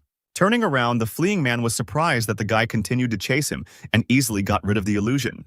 He couldn't understand what was happening, and at that moment Stan shot him. The killer again tried to hide from the bullets with his red shield, but suddenly the shield cracked and caught fire. Stan said he acknowledged the man's strength, but the same techniques wouldn't work on him twice. The killer was defeated. His body was burning on the ground until the officers of the 13th Department arrived. Carl jumped out of the car and apologized for being late. He asked if Stan was okay. "Do I look okay?" the boy answered and pointed to his bloody cheek. Carl bowed his head and asked for forgiveness, saying that it was his fault. But the hero calmed the fighter down, saying that it was not his fault, because this man was an officer of the Embryo and the best killer who always brought things to the end. Carl recognized from the description of this man whether it was Alberto, the best killer. An unperturbed Stan confirmed the employee's words. "How were you able to defeat Alberto even after he suddenly attacked you? Are you really that strong?" Stan was indignant that they only now realized this and walked towards the car. After completing the surprise mission, he received a character summon card for Alberto, which the boy considered a good gift from Embryo. A few seconds later, Carl joined the guy in the car, got behind the wheel, and said that he would first take him to the general headquarters to report the situation. But Stan said that if Alberto found him, then the Embryo knew his location. Carl replied that this was not accurate, because hackers from intelligence control the network and track any information about him. Messages that mention Stan do not get through. The hero turned to the man and asked if he was sure of his words. Alberto would not have acted on his own. He probably passed on information about Stan to other spies in the capital, and they would have done so via a closed network. Or they could have personally left the capital to report to their superiors. Hearing these words, the hero immediately pushed Carl out from behind the wheel, because right now he needed to grab them, because at this rate, Embryo would soon find out where he was. While fastening his seatbelt, Stan told the man to ask his superiors to immediately close off the city. Carl banged on the glass and asked the guy not to rage, because it was unknown who exactly the spy was, and it was not even clear who Stan was going to catch. But the hero didn't listen to him and immediately pressed the pedal to the floor. The car suddenly moved away, leaving Carl behind. The employee did not know that in fact Stan had long ago realized who the spy was. The guy contacted Lilith and ordered her to go to the 8th district as soon as possible. He had already sent the coordinates. The girl didn't understand why she was going to the slums, but Stan insisted that she ask fewer questions. After some time, the hero reached the 8th district, where an abandoned church towered. He drove up to the entrance, where Lilith was already waiting for him in her sports car. Stan immediately ran out of the car. Lilith was surprised by the hero's haste, but he ordered her to follow him faster. The guy opened the doors to the church, which scared the parishioners. He knew that the messenger had to be somewhere here, but when Stan looked around, he didn't see a familiar face. He then grabbed the nearest guy and asked if Lugorn had been here, to which the frightened man replied that he had not seen him here today. Then Stan took his pen and began to draw on a piece of paper. Having drawn a photo portrait of a man, the hero showed it to the man and asked if he looked like this. Lugorn's eyes were set far apart, his nose was crooked, and he had a short haircut. Realizing that he was not there, Stan and Lilith went to another point. The hero told the girl to contact the bureau and let them check if he left the city, and the guy in the meantime would head to the nearest post. A few seconds later, Lilith reported that the bureau had responded that such a person had not left the city, at which point Stan warned her that he was driving very fast and she should prepare herself. "Don't underestimate me, I am a warrior after all. Do you really think that I am afraid of some kind of speed?" Stan grinned and pressed the pedal to the floor, the sports car jerking forward. Lugorn couldn't have left earlier than an hour ago because he had received the information only recently. He had to head to the nearest post, most likely to the northwest.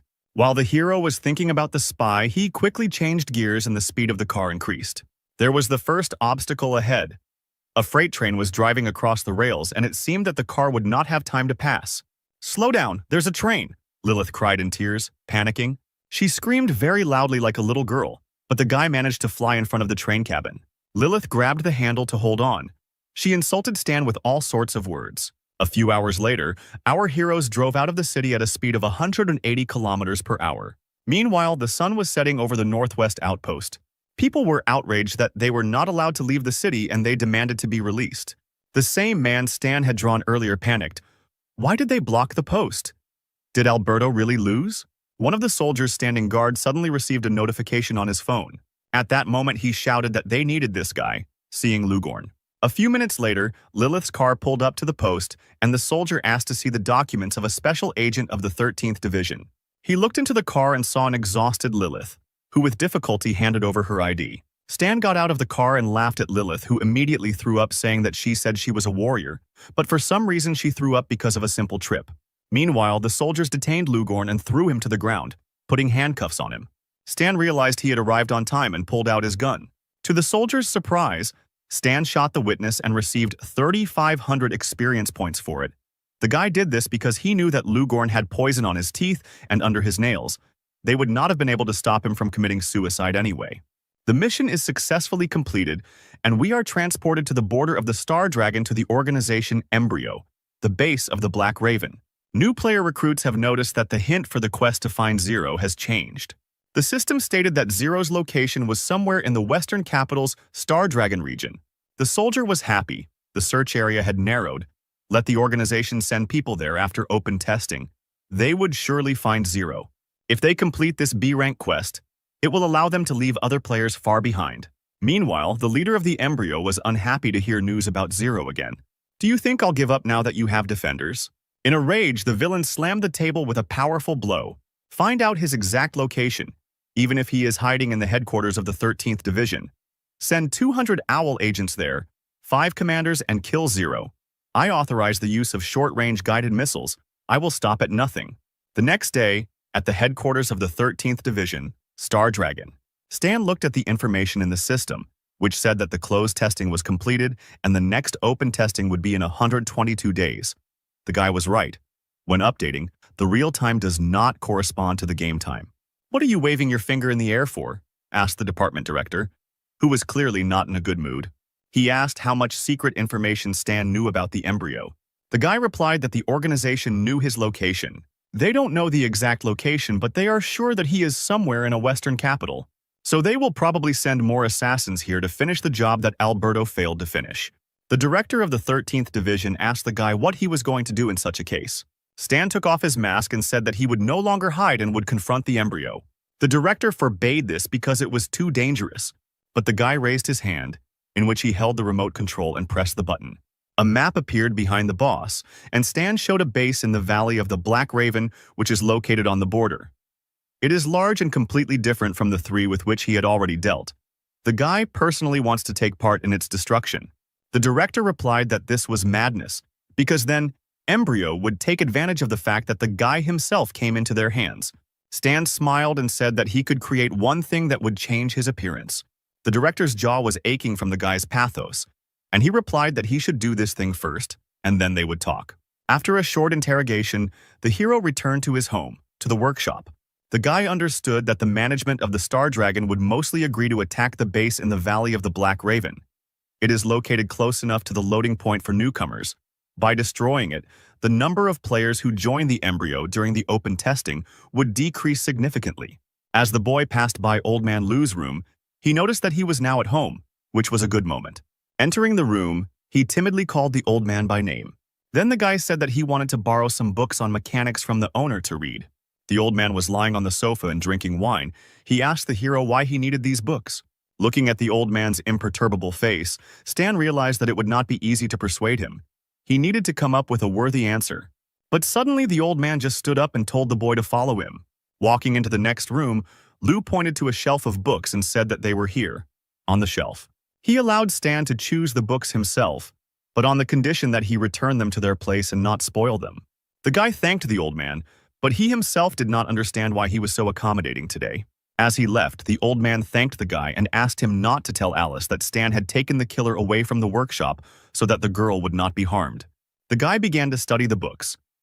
As always, it was enough for him to just flip through the pages to study all the knowledge on mechanics that was inside the book. After a couple of minutes, he finished and put the books back. All the mechanic skills had increased in level. Now it's time to improve and create a new drawing. The system asked if the hero wanted to perform a fusion of abilities: basic biochemistry, basic optics, basic materials science, and basic digital electronics. The guy answered yes. The basic knowledge, covering 3 sections, has strict requirements for the level of knowledge, and only a mechanic can perform fusion to obtain a blueprint. And Stan succeeded in this. He invented a smart optical mask. The next day, he returned to the 13th Division, the secret department. Wei asked Harry if he had sent the report, and the guy replied that he had sent it a long time ago. Suddenly, someone knocked on their room door. The director entered the room and turned to Stan. He had already said that it was dangerous for him to take part in the operation, and asked if he had created a thing that could change his appearance. The guy grinned and asked the director to wait here for a minute. He turned away and pressed the triangle on his forehead. Literally a couple of seconds, and he was transformed. Stan turned to the guys and they were surprised at what they saw. His facial features changed, and now he didn't look like his former self. The hero asked if he could join them now. The director came closer to take a closer look. He also admitted that Stan no longer looked like himself. The man smiled and said that it was a nice thing that would be useful to them in production. Would Stan sell them the drawing? The guy waved it off, saying that it was an ordinary mask. Why would they need a drawing? After all, they could make one themselves. The director agreed with this statement, and the guy only smiled imperceptibly. In fact, this mask not only changes appearance but also scans the faces of other people, storing their features in memory. But it is better to remain silent about this function. One day it will play into your hands. The director headed towards the exit and said that now the guy could join the squad on this mission. There was still half a month before the start. It was better to prepare properly. After he left, Lilith patted Stan on the shoulder, saying that it was a very cool thing, and asked the guy to let her play with it. Stan asked the girl not to make noise because he needed to say something very important. He approached Wei and asked him to send his prototype armor. The guy would adjust it.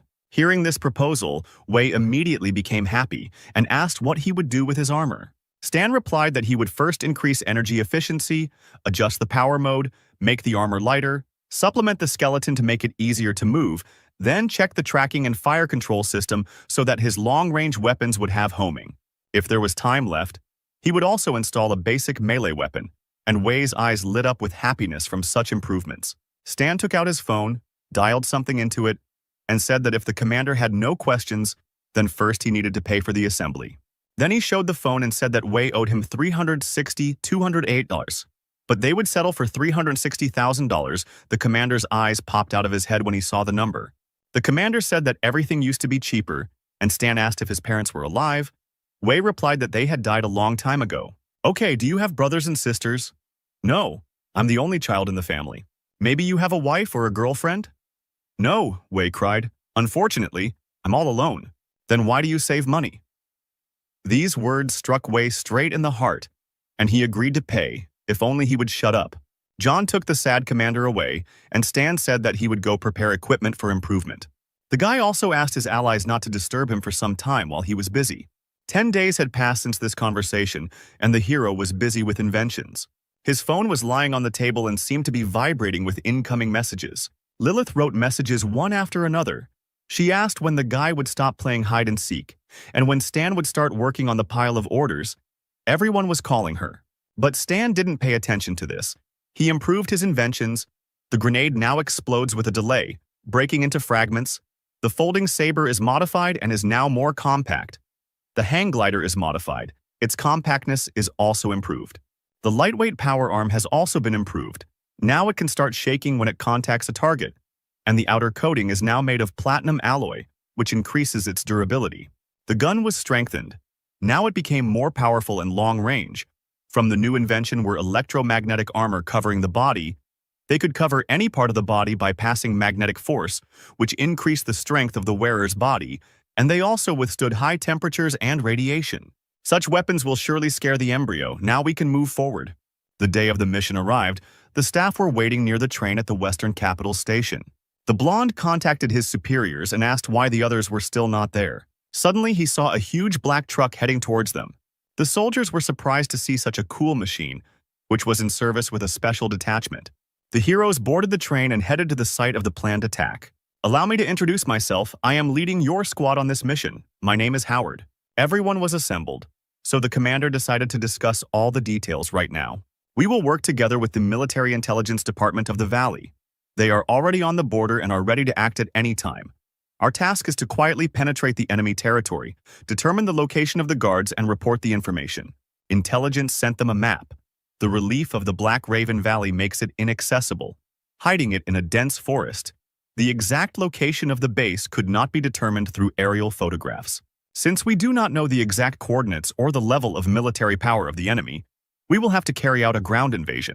The unknown girl sipped her drink and noticed that, judging by the information provided, the enemy base was strictly guarded. It was the special agent of the 13th Division of the Star Dragon, Kira, who asked if the reconnaissance squad would be sufficient for the attack. Howard exhaled and said that the squad would not agree to this. Evil Lilith asked the girl why she was asking stupid questions. Did she have any other ideas? Howard said that near the Valley of the Black Raven there is a village, the Raven Forest, in which many wanderers live. Since it is located near the base, there are scouts of the embryo. It would be possible to find out the necessary information from them. These 3 candidates would be perfect as informants. Howard pinned the faces of the 3 guys to the board. The first target is the main leader, Mark. He is an E+ level martial artist and uses a blade called the Soul of the Blade. The second target is his deputy, Cedric, and their leadership has little information about him. And the last candidate is the head of security, Cody, who is an excellent user of various types of firearms and a very well-trained special agent. The Valley has sent a special reconnaissance team and they will join us upon arrival. Wei asked if the 2 special agent teams would work together.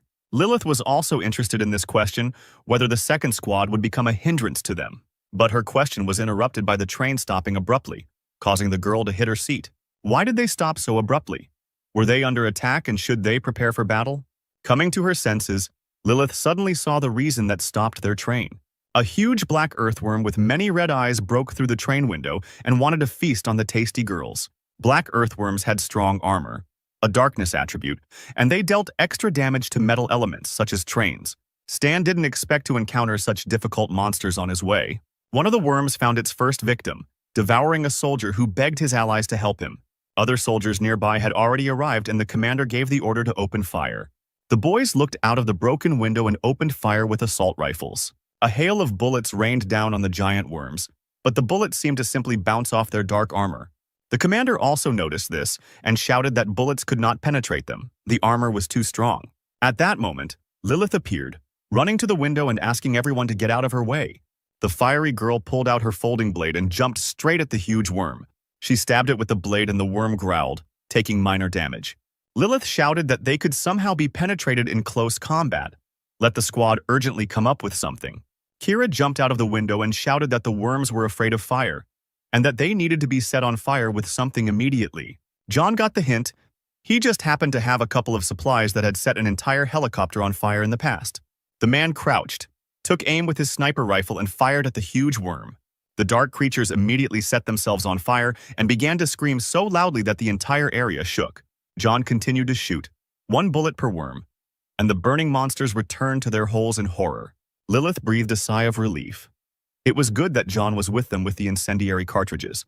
Now they were saved. The train, although damaged, could still continue on its way. With difficulty, the damaged train reached the railway station by morning. The boys looked out the window and saw that the people here were dressed completely differently. Girls here wear bikinis and guys wear open tops. Morals here are clearly more relaxed. The guys were greeted by a man in a straw hat. He introduced himself as Patrick from the intelligence department. He escorted the guests to the command center because they had to provide a report upon arrival. Suddenly, Harry and Stan looked at the soldiers who were guarding the building. They clearly had an unfriendly look. One of them held his machine gun at the ready, and the other spat when he saw the guests. They went up to the office where Patrick reported to the colonel that agents from the Star Dragon had arrived. The colonel, as if not paying attention, said to take them to rest and make sure that they did not wander around the area. Patrick followed the commander's order and showed the boys where they would sleep. Harry asked the boys if they, too, had felt that the soldiers were looking at them unfriendly, and that the colonel was completely indifferent. The blonde explained that the thing is that in the past the Star Dragon had disagreements with the Valley, and now they don't like each other.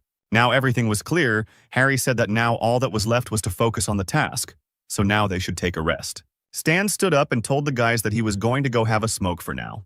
A few minutes later, the hero was standing next to his truck and smoking a cigarette. Suddenly, he received a notification from the system. The guy opened it to read. The system informed him that he had received a group assignment. It was a small military operation. As a member of the 13th Division and a participant in the operation, Stan had to pay attention to what he could do. Looking through all the points that spoke about reconnaissance in different areas, the hero was glad that he finally received the first group assignment. At the end of such a task, a reward will be given based on individual statistics. It is often very generous, so you need to show yourself well and get more rewards. Suddenly, the guy heard the sound of women's heels approaching him. In front of the hero stood a girl of African appearance in a short skirt and a short top. She asked where the guy came from. Was he from the Star Dragon? Stan didn't even move and said that he was one of the squad that came from the Star Dragon. At that very second, the girl pulled out a knife from behind her back. Like a cobra, she quickly approached him and put a knife to his throat. The passionate stranger asked why he didn't dodge, to which Stan replied that he had no need to dodge. The girl smiled. "Do you think I won't dare cut you?" Stan grinned and his neck began to become covered in metal particles. He told her that she could try to attack. Suddenly, the girl heard the click of a shutter at the level of her waist. Stan held the gun against her stomach, ready to shoot at any moment. The girl introduced herself as Vinna, a special agent of the Valley's intelligence service, and Stan also gave his name. After that, she quickly hid the knife, turned around and left, saying that she would remember the guy's name. Stan finished his smoke and also went to his room, while Howard watched all this. He was glad that their meeting had not confused him at all and had not aggravated the relationship. The guy was strong and was showing himself well. Vinna passed by the truck Patrick was sitting in. The man asked how the test went, and the girl replied that this Stan was a pretty tough nut to crack. The next day, 2 detachments set off for the assembly point. Patrick said that as soon as everyone was assembled, they could begin. They had a reliable stronghold in the Raven Valley. He also drew attention to his colleague's car, saying that it was very remarkable. Howard began to boast, saying that it was really not bad, and that the Star Dragon was full of such cars. Kira and the blonde felt ashamed for the commander, because they certainly didn't have such cars. Having discussed the further route, the guys got into the cars and set off. The squad from the valley went first, and the squad from the Star Dragon was the last. Stan was sitting behind the wheel, calmly smoking a cigarette. Lilith noticed that he was driving calmly today, which made her happy. Harry got out of the back seats and said that their colleagues' cars had already disappeared and they needed to be caught up with. But Stan didn't see the point in that since his colleagues would have to stop anyway to wait for them. "Kira?" mockingly asked little Lilith where they disappeared to. "Catch up? Or does Stan not know how to drive?" But the guy didn't seem to have any enthusiasm and replied that he just didn't want to waste gas. The blonde asked Wei to influence the situation, since his colleagues were already starting to bully them, and Commander Wei supported him. The only one who was against it was Lilith. She still remembered the last trip. Wei didn't understand what she was afraid of. Lilith replied that she just wanted to stay alive. Well, since everyone was asking, Stan decided to speed up a little and recommended holding on tighter. The car jerked forward. Lilith screamed and said that they would still regret this. In a split second, the huge black truck overtook the entire convoy and pulled ahead. The soldier, seeing this speed, was surprised that such a big truck could go so fast. Lilith screamed at the top of her lungs like a little girl. She asked to stop because she wanted to get out. Harry huddled in his seat and begged Stan to slow down. But the driver did not listen to them and continued to overtake all the cars in the convoy. The speed was so high that the car even lifted off the ground for a split second, and Lilith's voice was heard from its windows asking for mercy. After some time, the truck stopped at the meeting place in the Crow Forest. Lilith immediately looked out the window and a rainbow poured out of her mouth. At that moment, she only wanted to die. The entire squad struggled to get out, and the girl reminded them that she had said that they would all regret this. Wei asked with difficulty if Stan had driven an SUV before. Stan chuckled and replied that he had only ridden mechanized controlled robots before. John was barely leaning on the truck. He said that if the guy touched the steering wheel again, he would jump out of the car. After recovering from the high-speed ride, they arrived at the rooms that were assigned to them. Patrick said that this place is pretty shabby, but we need to be patient. And now, let's move on to the pre-mission briefing. There are 2 tasks.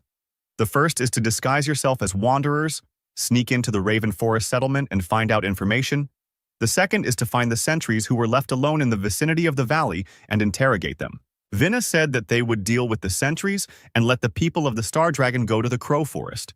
Stan realized that they had dumped the hardest task on them from the very beginning, because they were not familiar with either the area or the inhabitants of the Crow Forest, so they risked not only returning empty-handed, but also falling into enemy hands. It is easier and safer to catch a sentry. Everyone is silent. They are probably also aware of the possible benefits and losses. Patrick said that since there were no objections, we could begin. For support, each squad should leave 4 people at the base. After some time, our detachment went to the Crow Forest, to the village of Wanderers. Kira said that the newcomers would immediately be noticed, so first they needed to find a place for them to settle down. Stan said that it was normal for Wanderers to be interested in the state of affairs around them, but if they deliberately hid, they would instead arouse suspicion. Kira agreed. But the village is large. Where can they look for the embryo scout? Stan told her that there was a casino in the south. There was a bald man in it. He had all the necessary information. Later in the evening, the heroes arrived at the luxurious Wanderers Casino, located in the Crow Forest. The hall was quite noisy. Everyone wanted to win, but of course not everyone succeeded. The squad watched the residents playing in the casino. Kira said that the scout could actually be here. Suddenly, Lilith, watching from the balcony, saw the target they needed.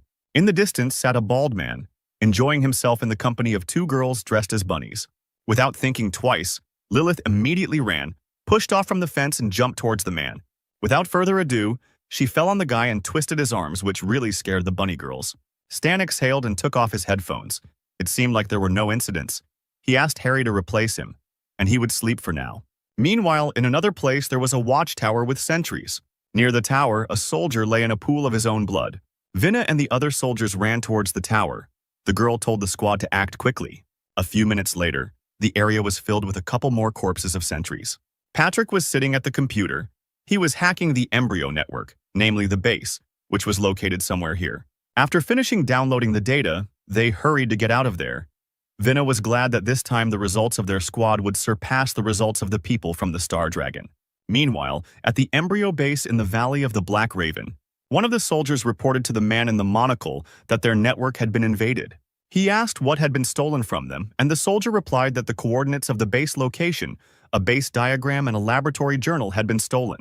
Cedric, sipping tea, replied that it was nothing. Their enemy had swallowed the bait, and now all that remained was to wait for the fish to bite. After the report and tea, he went to his colleague's room. He reported to the man who was cleaning his sword that their external decoy server had been hacked, presumably by the people from the valley who would probably invade soon. They stole false data, but the existence of the base was revealed. Cedric would recommend the chief to begin an evacuation, take all equipment and information. Embryo's lead performer Mark threw down the rag and said that if he needed to join the fight, Cedric just needed to say the word. Meanwhile, the sun began to rise over the base where our detachment was located. Stan lay and looked at the system window, which reported that the task had moved forward. The guy asked Harry how everything went yesterday, and he replied that they managed to find out the exact location of the base in the valley. But those they caught were of low rank and did not know any particularly secret information. The disappointed hacker leaned on his hand and said that this was all the result they had achieved. This was expected by Stan, because if they had found out anything, then the task called Reconnaissance 2 would also have been completed. Suddenly the door opened and Vinna entered the room with a flash drive, who said that they had obtained top-secret data about the Valley base. This information amazed Howard. His colleagues got ahead of them. Patrick said that Vinna took the prisoner and the mission was completed. Now their squad can return. They will collect all the data and pass it on to the Valley's military. Stan suspected that something was wrong here. The panel with the fact that Reconnaissance 2 was completed did not appear. Something was wrong with their information. The hero asked his colleagues to confirm the veracity of the information and to tell him about the progress of the operation in detail. Vinna said that they would of course tell everything. A few minutes passed and the guys were explained everything in detail. Stan thought the mission had gone too smoothly. Perhaps the data was unreliable, but Vinna didn't think so. Most likely the enemy was simply not ready for a surprise attack. It's just that this time they win, and Stan is just suspicious of everyone and everything. Apparently he doesn't really like losing. Stan looked at the girl and replied that it was just intuition. Patrick said that distrust is a good thing, but since there is no evidence, there is no point in going overboard. In short, the investigation is complete. They are leaving tomorrow at dawn. Well, if not, then no. It looks like Stan will have to figure it all out himself. It was a quiet night outside, the moon lit up the sky and the song of crickets could be heard. But in addition to the song, in the silence of the night, 2 shots from a sniper rifle rang out, killing 2 soldiers. The muffled shots continued. The sniper worked precisely on target, killing 1 guard after another. Stan had killed a lot of the guards. He knew that soon the base would have to send people to check out the situation. The guy crouched behind a rock, put the rifle on the ground and took out the fishing line, hearing a noise near the bushes. A sentry patrolling the area was looking for the shooter when Stan jumped out from behind. He wrapped a fishing line around the sentry's neck and began to strangle him. The unfortunate man tried to escape from the trap, but his efforts were in vain. Literally a few seconds later, he died and fell to the ground. The hero turned the poor guy over, took off his cap and activated the triangle of the mechanical mask on his forehead. On the radio that was lying nearby, someone was heard reporting that the northwest was clear. The next sentry said that the southeast was clear, but one sentry was silent. Stan transformed into a sentry, picked up his radio, and reported that a dead sentry had been spotted at his position. A few minutes later, several trucks arrived at the scene, searching for traces of the enemy. They couldn't find anything, and then the commander ordered them to get into the car and return to base. Stan got into the car with them and drove to the enemy organization's base. Cedric walked down the corridor with his secretary. The girl told him that 13 guards were killed. The man was surprised that the enemies received the necessary data, but still remained and continued to try to find out more. But the secretary smirked and replied that no matter how vigilant their enemies were, they would not know which information was false and which was true. In any case, they would fall into a trap. The chief has already prepared for the evacuation. Reinforcements will arrive in 5 days, and then it will be possible to retreat. In the meantime, Cedric decided to prepare a huge surprise for their enemies. After some time, the car in which our spy was located arrived at the base. The guy suggested that if Reconnaissance 2 was not completed, then there must certainly be a secret place on the base. The civilians are collecting equipment, and the soldiers remained to provide cover. This is strange. The people of the valley invaded yesterday. This would have been enough time to evacuate, but why haven't they left yet? One of the workers asked if they had received an order to evacuate. Another guy replied that the authorities had said that contact with the scouts in the village of Voronoi-les had been lost. Apparently, everything was heading towards a battle. The worker turned to Stan and called him Terramand. The guy asked if they had found anything, since he had just arrived from reconnaissance. Terramand? That seemed to be the name of the man to whom this face belonged. Stan approached the worker and replied that there was no optimistic news. The enemy had killed all the sentries. The hero understood that the ordinary workers who were here most likely did not have secret information about the base. It was worth targeting the key figures in the leadership. The guys sat down to rest after hard work, and one of the fighters said that he envied the civilian personnel, because they would be able to evacuate first. Suddenly, a man with a tattoo on his face called out to them, asking why they were resting and ordering them to start carrying things. It was the base commandant named Cody. Stan recognized him immediately. This is one of the 3 people Howard spoke about.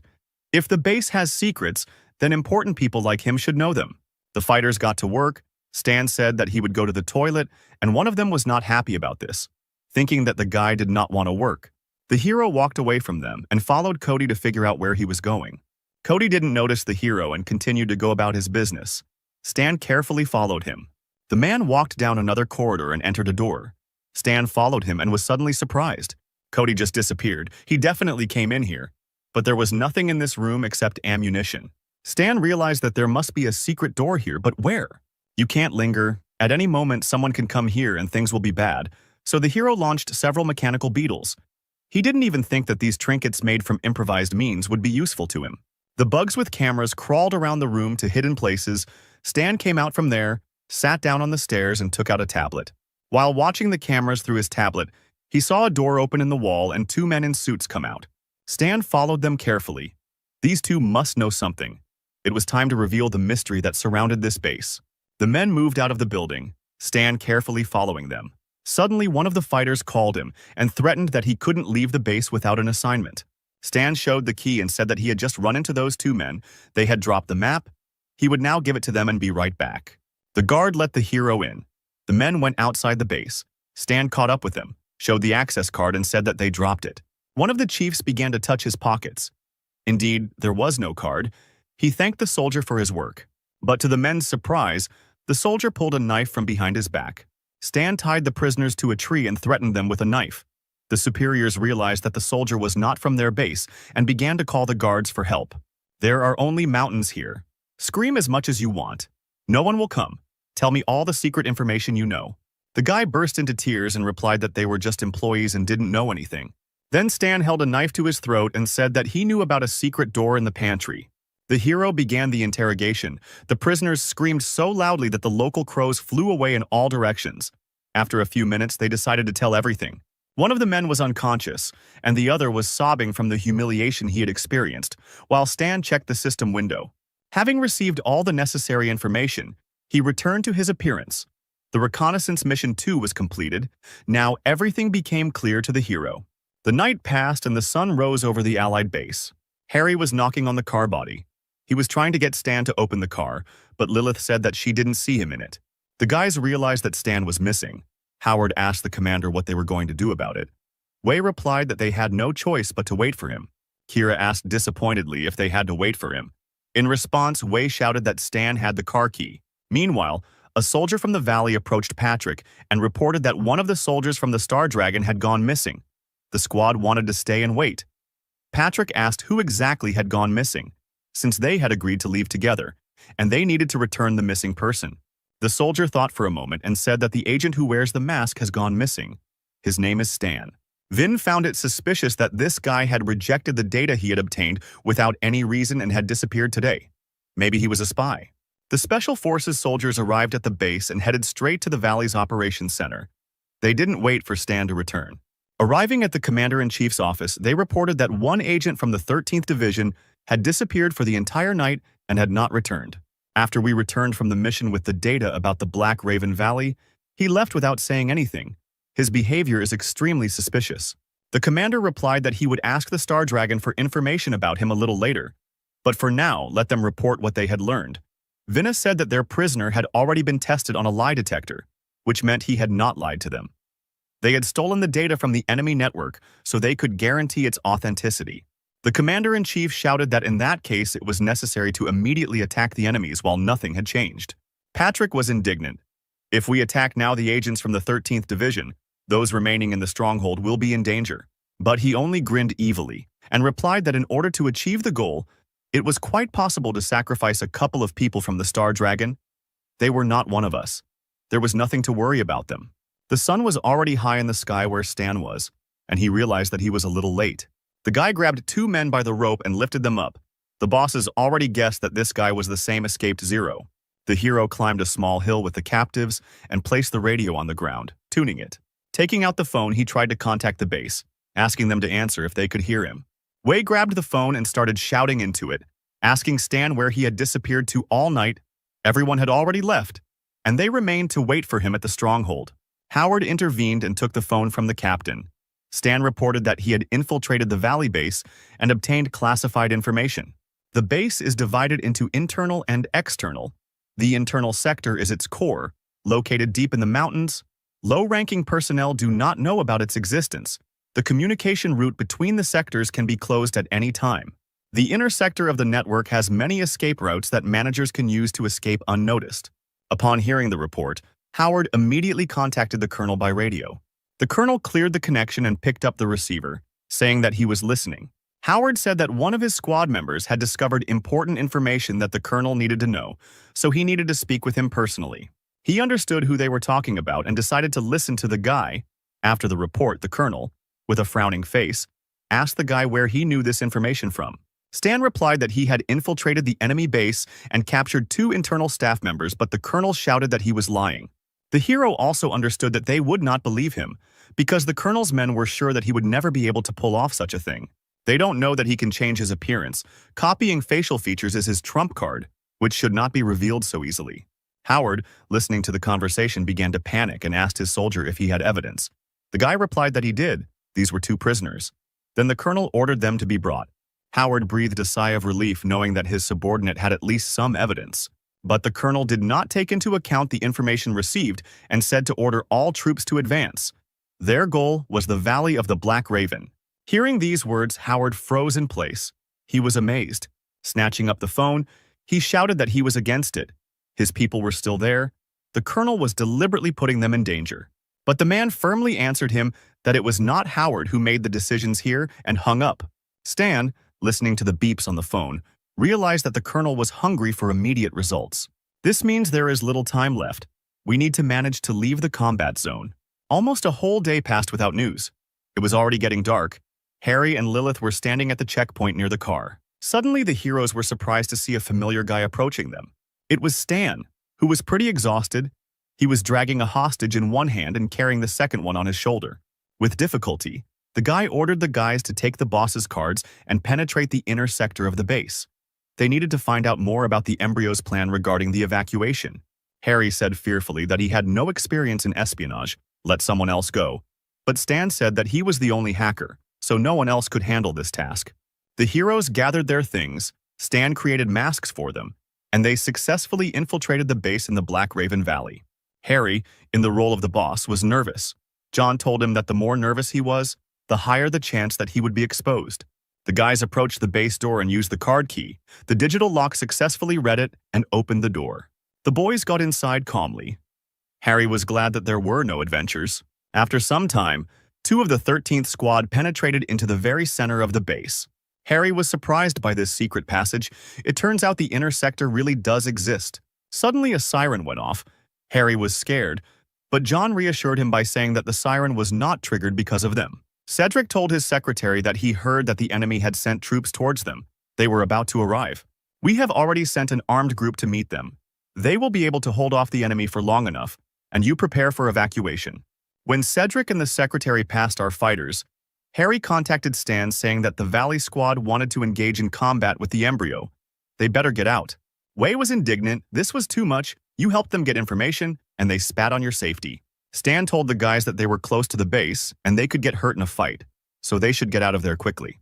Suddenly, the hero heard the sound of approaching cars.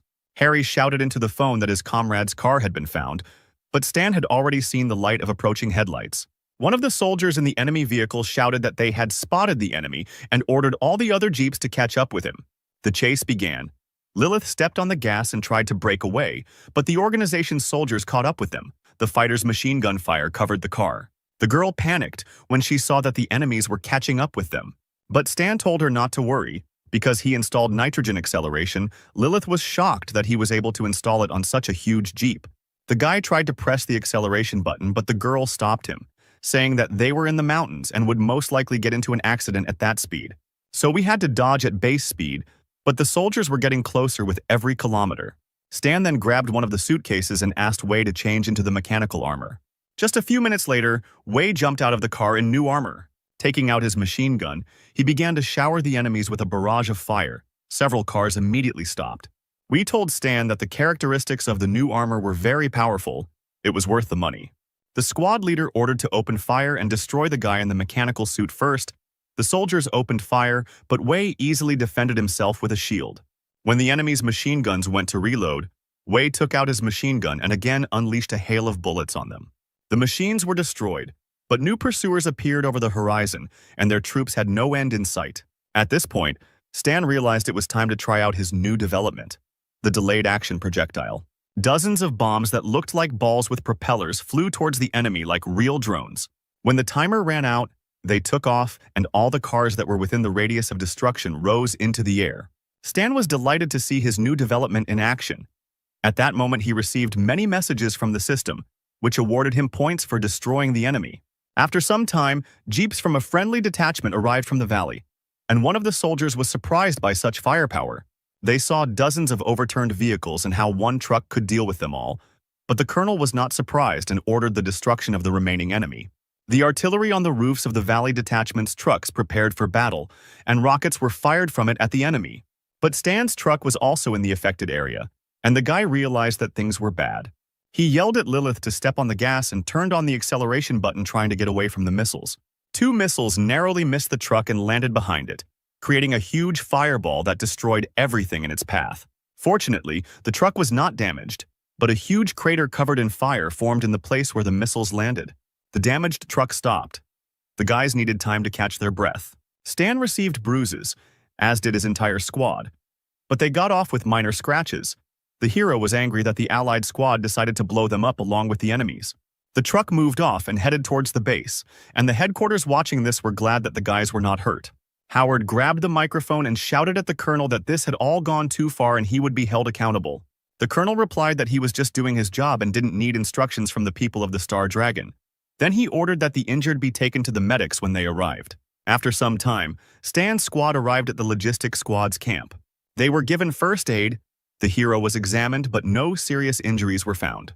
The guy threw his backpack over his shoulder and was about to get up, but suddenly one of the soldiers stopped him and said that they couldn't leave. The colonel ordered that their wounds be treated. Stan replied that he did not obey the colonel's orders. Then the soldier said that Commander Howard had also ordered them to look after the detachment and give them a rest. The hero bowed his head and smiled. Apparently, old Howard was afraid that he would risk going to the front lines again.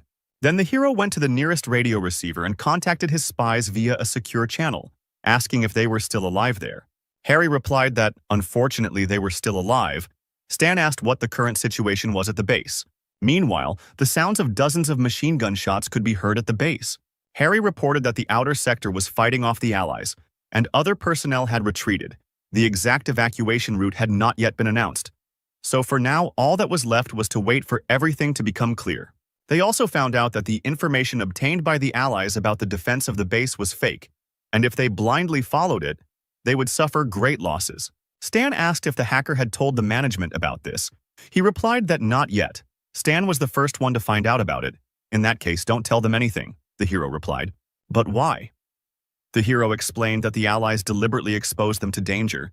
They could have died. Harry still couldn't believe it, but John supported this decision. Since they didn't hide their intentions to finish them off, then they weren't obliged to help them either. Meanwhile, the battle between the Valley troops and the Embryo organization was in full swing. Bullets were flying everywhere and shells fired by tanks were exploding. But it seemed that the Valley detachment was finally beginning to gain the upper hand. The soldiers advanced further and further, and then one of the commanders ordered to storm the base. The guys who took part in the assault were glad that the enemy's defense was very weak. They were lucky that they got the information. The assault was successful, and the enemy fighters fell one after another, dying in their own blood. There was an explosion, the commander shouted. The outer wall is blown up, we're going in. The squad ran inside when suddenly one of the soldiers saw a mine under his feet. Dozens of explosions thundered. The detachment storming the building was blown up by mines. It was an ambush. Soldiers of the organization appeared from the windows and opened fire on the enemy. Their trick was successful. The fighters of the Valley took the bait. The Allied soldiers were dying under a hail of bullets. They were exposed, and the enemy was behind cover. The commander shouted to his soldiers to continue the assault and not to be afraid. Covered in the blood of his soldiers, he shouted that he would avenge every fallen comrade. A soldier of the organization who was observing the battle informed the command that they were in trouble. The ambush had worked, but many opponents had invaded the base, and not all of their people had managed to evacuate yet. Mark, having heard the disappointing report, decided to go outside and stop the enemy. Meanwhile, the soldiers of the Valley had already entered the building and were exchanging fire with the enemy. Suddenly, Mark appeared in front of them, preparing his sword for battle. There was a smile on his face. He had long wanted to warm up. One of the soldiers recognized the man and said that he was the main executor of Embryo named Mark. The commander realized what kind of enemy they would be facing and shouted to the squad to concentrate their fire on him. But Mark seemed not to be afraid of the bullets. He was too fast and agile and easily dodged them. With his first movement, he killed one of the Valley fighters. Having broken through the enemy's defense, Mark began to chop down his opponents one after another. A few seconds later, the entire assault force was defeated. Mark looked at the corpses of the people of the Valley. For him, they were only pathetic weaklings. The performer threw the katana over his shoulder and headed towards the exit. Stepping out into the street, the formidable samurai, stained with the blood of his enemies, assessed the situation. Their base continued to be stormed by enemy units. At the same moment, 2 tanks opened fire on the enemy. Mark leapt like lightning towards the enemy and easily cut through the shells flying at him. At that moment, Cedric contacted him and said that all the sector's employees had been evacuated, and if he didn't want to fight, he should leave with them as soon as possible. Mark turned and walked towards the evacuation zone. The wounded soldier behind him reported with shaking hands into the radio that the third squad had encountered Mark. Then he said that the whole squad was killed. Patrick was surprised to hear the report, because there were 200 people in this squad. How could one man defeat them all? Observing the situation, Vinna noticed that the data on the location of the enemy's defenses diverged too much from reality. Patrick was forced to agree that their information was fake. Embryo used its own people as bait, cruel. The colonel was too radical. He should have listened to Stan, then they might have saved the people. After some time, he reported to the colonel about the losses incurred, and that the information they had received earlier was partially unreliable, and that it was worth listening to Stan. But the colonel didn't care. Because the result justified the losses, he said to order the soldiers to thoroughly check the base wall. If the internal sector exists, it should be destroyed. The surviving soldiers began to examine the premises in search of a secret passage. One of the soldiers was indignant, because they had been looking for him for 2 hours now, meter by meter. If he really existed, they would have found him by now. After some time, this information was also conveyed to the management. Having heard the report, the colonel ordered Stan to be brought to him, but there was one nuance. The thing is, the logistics squad reported that Stan had wounded 2 guards and was missing. The people from the Star Dragon who were there say they didn't see him leave. The colonel was furious. You worthless ones, there are so many of you there. But you couldn't keep track of one person. Meanwhile, a lone military truck was driving towards its target. It was driven by Stan, who had a tablet on the seat next to him, showing the location of John and Harry. A few hours later, closer to the morning, a black Jeep was driving far from the organization's base. Cedric said that all the important employees had left the base, and now it was time for the people of the valley to sign for his gift. After these words, the villain pressed the button. At that very moment, the organization's base blew up, everything in the area exploded, and all traces were destroyed. The colonel watched this through the laptop screen and could not believe his eyes. He tried to shout into Patrick's phone, asking what had happened and if the man was alive. Patrick answered with difficulty that there was a lot of explosives in the base's internal storage. The base had just detonated. Everyone was killed. His soldiers were buried alive. Huge losses.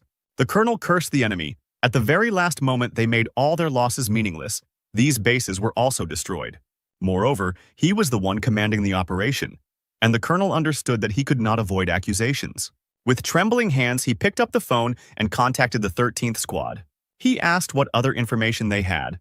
Wei replied that 2 of their agents had infiltrated the evacuated detachment. When they found out exactly which route they took, they would let them know. The colonel replied that he would wait for news.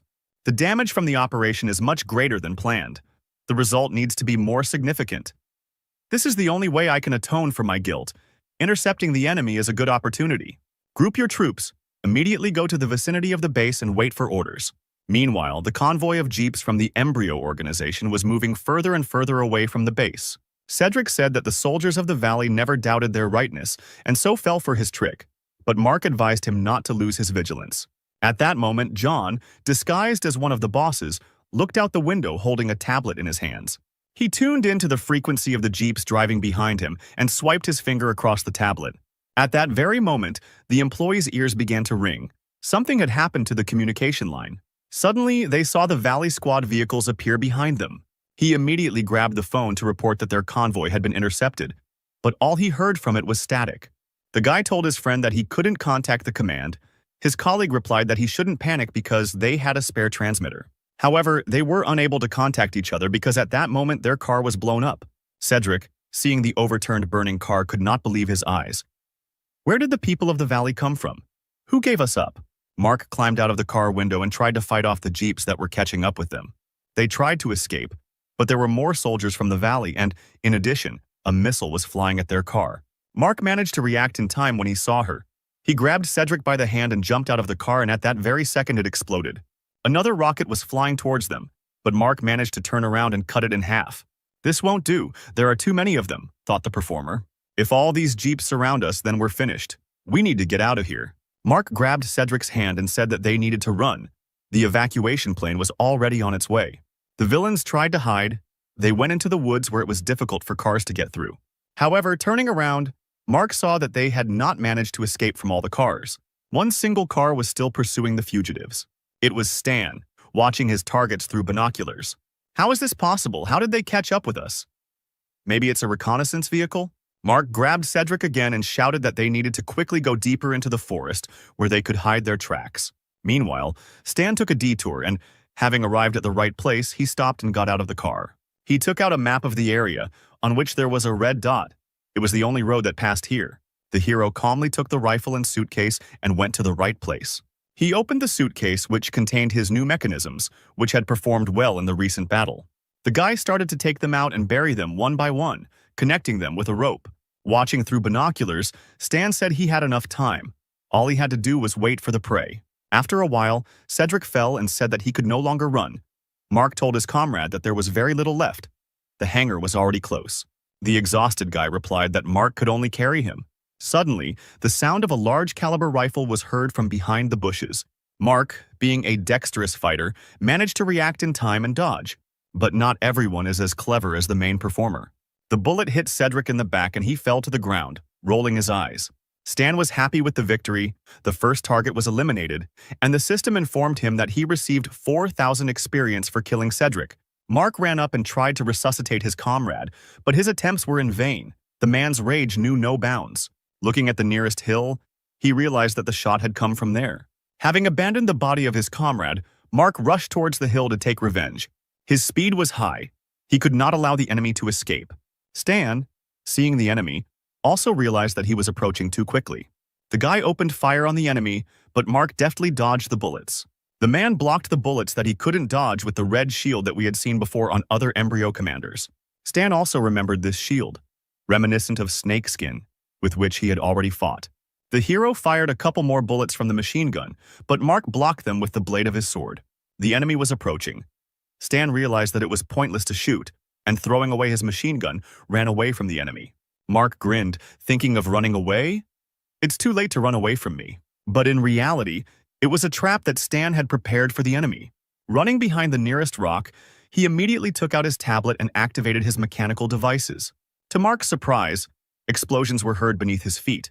The bombs Stan had planted when he arrived detonating. Even though Mark was agile and fast, he couldn't dodge a dozen explosions. To Stan's delight, the system began to inform him that Mark was taking 34 damage from his bombs. The hero tried to read information about the enemy, but unfortunately for him, the difference in their levels was too great, and he would not be able to find out enough information. Therefore, the system offered him to raise the level to 28 for 520,000 points, and the hero agreed. The system reported that the level had increased and now the hero had received 10% of endurance, armor, strength, and agility. The guy knew that Mark was 10 levels higher than him, but he was not in the best shape. There was a chance to kill him. Meanwhile, Mark made his way through the minefield and emerged from the smoke screen. The wounded warrior jumped and raised his katana above his opponent's head.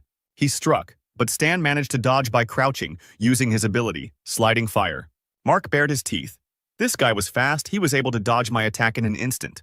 Jumping back, Stan wasted no time in pulling out a pistol from his bosom. Pointing his gun at the enemy, he fired, trying to catch him off guard. But Mark was not simple, and immediately summoned his red shield, deflecting the bullets. Then Stan realized that this was a losing tactic. Mark's body was very stable. It could not be penetrated with ordinary weapons. This means that we will have to change the bullets to flammable ones, because this has already worked once.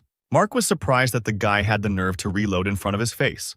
Having decided to teach the impudent boy a lesson, he jumped at lightning speed and attacked him. Mark's strike was accurate and he easily hit the enemy's body. The man thought that the fight was over. But feeling that the katana was stuck, he turned around. The katana slammed into the plate armor that protected Stan's neck. The commander was surprised at how quickly it appeared. Having successfully blocked the attack, Stan quickly jumped away from the enemy. Taking out a second pistol, he opened fire on the unprotected enemy. Mark smiled. He knew that bullets were useless against him and summoned his scarlet shield. Suddenly, bullets pierced the shield and pieces began to fly off. Mark was stunned. Stan fired 2 more times and 2 bullets hit the shield near Mark's shoulder, at which point the shield caught fire. Mark was immediately engulfed in flames. His body was burning, and he screamed at the top of his voice, calling on his spiritual energy. Do you think you can shake off the flames with your energy? Not at your level. Mark looked at his burning clothes and didn't understand why the shield couldn't protect him. Having thrown off his burning clothes, the commander thought that he was spending too much energy on defending himself. He needed to finish him off quickly. The mighty warrior charged at the enemy despite the fact that his shoulder was still burning. At this point, Stan ran out of ammo and had no choice but to dodge another attack by doing a somersault. But the katana blade managed to hit the guy's face, and the system reported that the mask was damaged. At that moment, Stan realized that he couldn't be careful in a fight with this guy, so he grabbed his folding knife and prepared to fight. The wounded Mark saw the true face of the enemy. The mask was damaged and now did not hide who was underneath it. The two swordsmen clashed, and Mark realized that it was Zero in front of him all this time. The man was confident of his victory because in close combat he had no equal. He asked Stan if he was upset that he still couldn't die.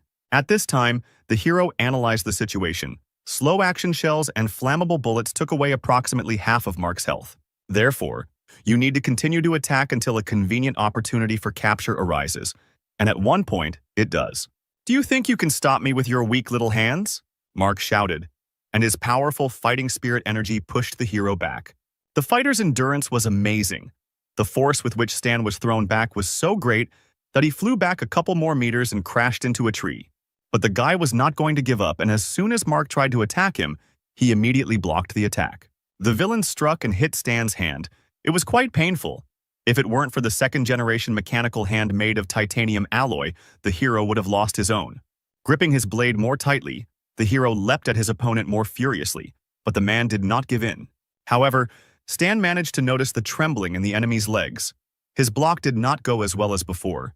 Apparently, he spent a lot of energy and weakened. The guy's attacks had an effect, and the armor will help him hold out for some more time.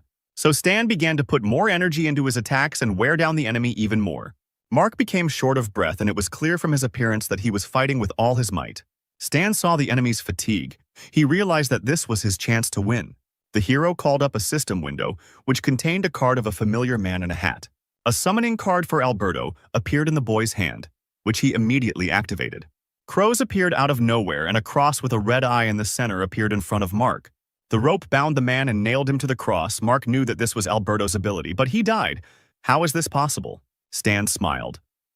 The guy used this ability because he knew that a martial artist of his level could not have more than 50 intelligence points because he only developed agility.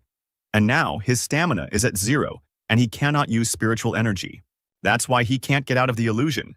The hero activated his other reboot ability, and in an instant, his mechanical hand was filled with power. The full force of the prosthesis crashed into the face of the immobilized Mark. The force of the blow was so colossal that the villain flew out of the dome of illusion. Bleeding, he tried to rise with difficulty. He looked towards Stan and was surprised. At that moment, the hero was already flying towards the villain with his sharp blade. Mark would not have had time to dodge because he had no strength left. The hero pierced the villain's body right through. Finally, the grueling battle ended. The system reported that Stan killed Mark level 38 and received 21,000 points for this. In addition, he killed an enemy 10 levels higher than him, and for this he receives an additional 58,800 points. His individual contribution to the battle was also 99%, for which he received an additional 58,212 points. Suddenly, our hero saw a radio lying near Mark, and the main villain appeared in it, asking his subordinate whether they had evacuated or not. At that moment, the villain saw Zero and immediately recognized him. He asked if the guy killed Mark and Cedric. The man was also interested in where the hero got the data about the base. The guy didn't answer anything to this and told him to guess. "Do you think you can harm our organization with such methods?" "How naive. Just in case, I've already destroyed 4 of your bases.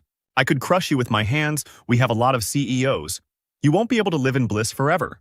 4 bases, 4 bases, Stan repeated over and over, laughing. The head of the organization was furious, and in a fit of anger he overturned the table along with the laptop. Then he called one of his subordinates and asked him to convey his order to everyone. Increase the cash reward for Zero's capture to 5 million. After some time, the hero collected his things and began to accept all the received rewards for a successful mission. He did almost all the tasks himself, so he gained quite a lot of experience points. Suddenly, the system reported that the statistics calculation was complete, and he did this task perfectly. This surprised the guy. After all, this time he was given a good reward for an excellent grade. There were 3 skills to choose from: Enhanced Spirit, Enhanced Body, or Fast Pace. Enhanced Body would increase health points, and Enhanced Spirit would be useful for magic or telekinesis, which he does not use. But Agility increases the range of attacks, as well as reaction speed. This is exactly what he needs. so the hero chose a fast pace. He also looked at what was going on with the main plot quest, and the hero saw that he had advanced by 2%. Not much, but the Valley base was an important supplier of new players for the embryo, and by destroying it, we slowed down the pace of the organization's expansion.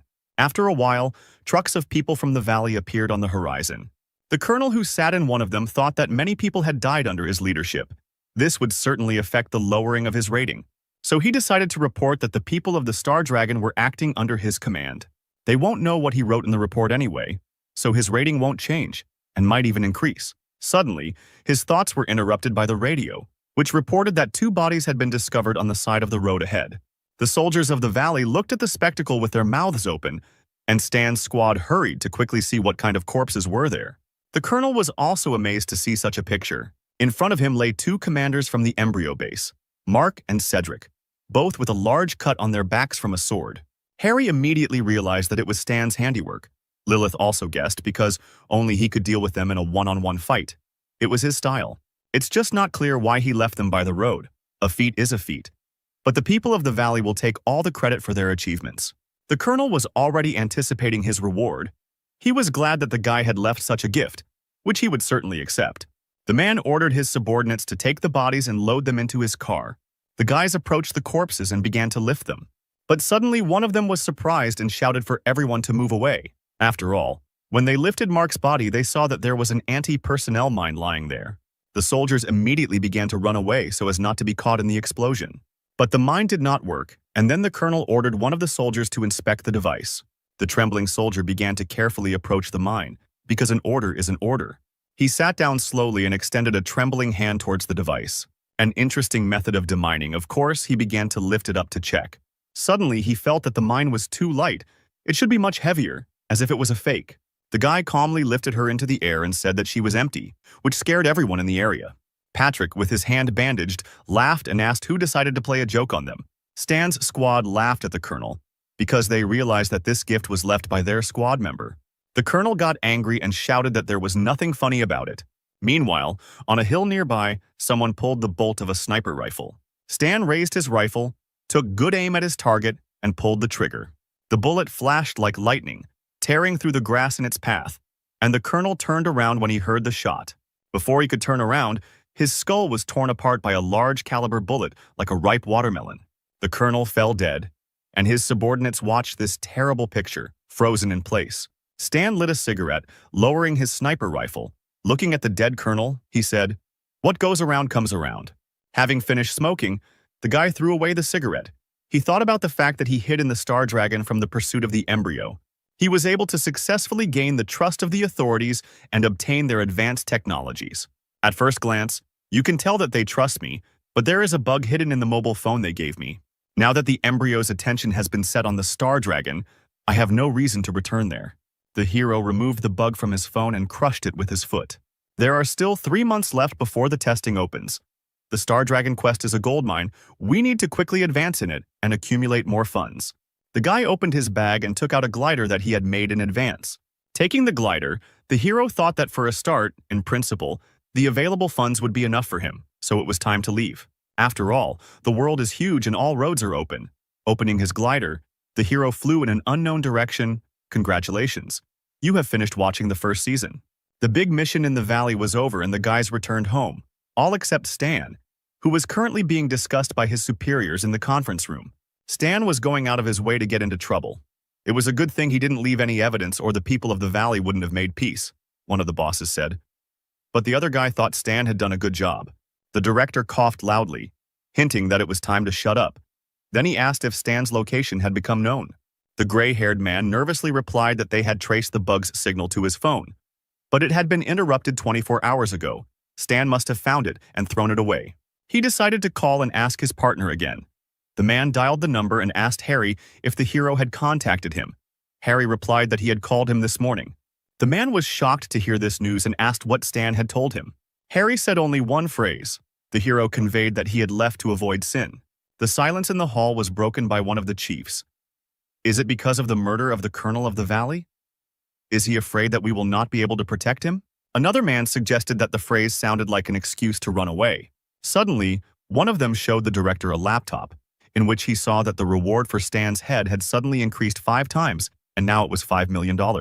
The increase in the reward is obviously related to the destruction of the base in the Valley of the Black Raven. But how did the embryo know about this? There is a spy among us? The director interrupted his colleagues. He suggested that if the reason for his escape was that the embryo would come to settle scores, then the fear was justified. Let's keep his identity a secret for now. Don't give out information about him to anyone and send a search team after him. Meanwhile, far from the Star Dragon, there was the resort town of Morrowind. Stan changed his appearance. He carefully thought about the huge amount of work that needs to be done before the start of open testing in 3 months. First, it is worth getting ahead of the players by completing special tasks, for which rare skills and abilities are often given. Fortunately, I haven't forgotten them yet, as the hero thought while pouring wine. How to get through. Afterwards, I'll need to strengthen the supply lines with parts so that I can complete missions while on the go, thereby automatically earning experience. And for selling the drawing of the folding saber, you can get a black and gold card of the Feish group, which will cover the material issue for a while, in addition to finding time to create chaos in the embryon. The most important thing is to increase the reward limits for published tasks so that I can use players from the start of open testing. This will only be possible if I increase my reputation. So far, my reputation is at 0, but if I use the rules for accumulating it correctly, I can increase it in 3 months. After some time, the guy arrived at the department of the Feish group. He entered the luxurious hall and approached the butler, giving him a list of things he needed and a card for payment. In the Star Dragon, the hero managed to accumulate a lot of funds. Now there is no need to worry about money. How nice it is to be rich, Stan thought. While the butler said that taking into account the discount of the black and gold card, the final cost would be $80,000. Soon their specialist will deliver the goods to the room. Stan added that he also wants to buy an entrance ticket to the Darknet Blood Pact Society. The Darknet is an underground world of intelligence relaying that maintains neutrality. The butler looked at the guy and said it would cost $200,000. The Blood Pact Society is an organization that hires assassins. If you provide documents, you can become a contractor. Having paid the money, Stan received the organization's coin. Previously, players called it the Union of Killers. Having received the coin, the system reported that the hero had unlocked a new reputation of the camp, and now he is a preparatory level killer. The easiest way to raise your reputation is to get to the top of some lists, for example, to the first places of the season's killer rating. The hero went to one of the luxurious hotels of Morrowind, the Vitalia Hotel, where they kindly opened the door for him and asked him to enter. The Vitalia Hotel has branches in major cities in 6 countries. The organization behind it is Darknet. Butler Sebastian looked at the guy in orange rags and said that they had no free seats. Stan knew that a common man would never be able to rent a room here. Looking at the butler, the hero asked if it was true that they had no seats. Holding out his coin, he asked them to check again. Sebastian first looked at the coin to make sure it was real. Then his cold gaze looked into the guy's eyes. He extended his hand graciously and asked Stan to follow him. They went up to the top floor. Sebastian said that first the guy should register. They approached a luxurious table. The butler took out a list and asked them to enter their details into it. Stan will also need to choose a code name for himself, the most difficult test for all gamers. Stan said that his name would be Observer of the Level Apostle, number 9527 of the Scarlet Empire in the star cluster of Calden. Hearing such nonsense, Sebastian kindly asked the guy to shorten his name. The hero thought for a moment and replied that then his name would be Black.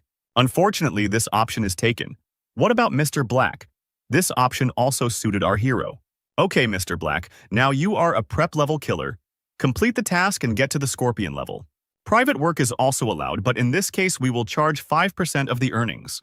Before you take on the task, you can read the conditions. Sebastian handed the tablet to Stan, and he was surprised by what he saw. His name was the first on the assassination order list and was marked with a hot offer icon. The coordinates indicated that 0 was in the Western capital, in the Star Dragon. I didn't know that they were offering so much for me. Embryo is still prowling around the Western capital, wasting time and effort. Sebastian reported that Mr. Black received a task. The reward for it is 100,000. Very few. Apparently someone is unable to hire an expensive killer and decided to try their luck with a newbie. Okay. Since they pay little, it means the task won't be difficult. Stan said that he accepted the task. The butler replied that the employer wished to discuss the details in person.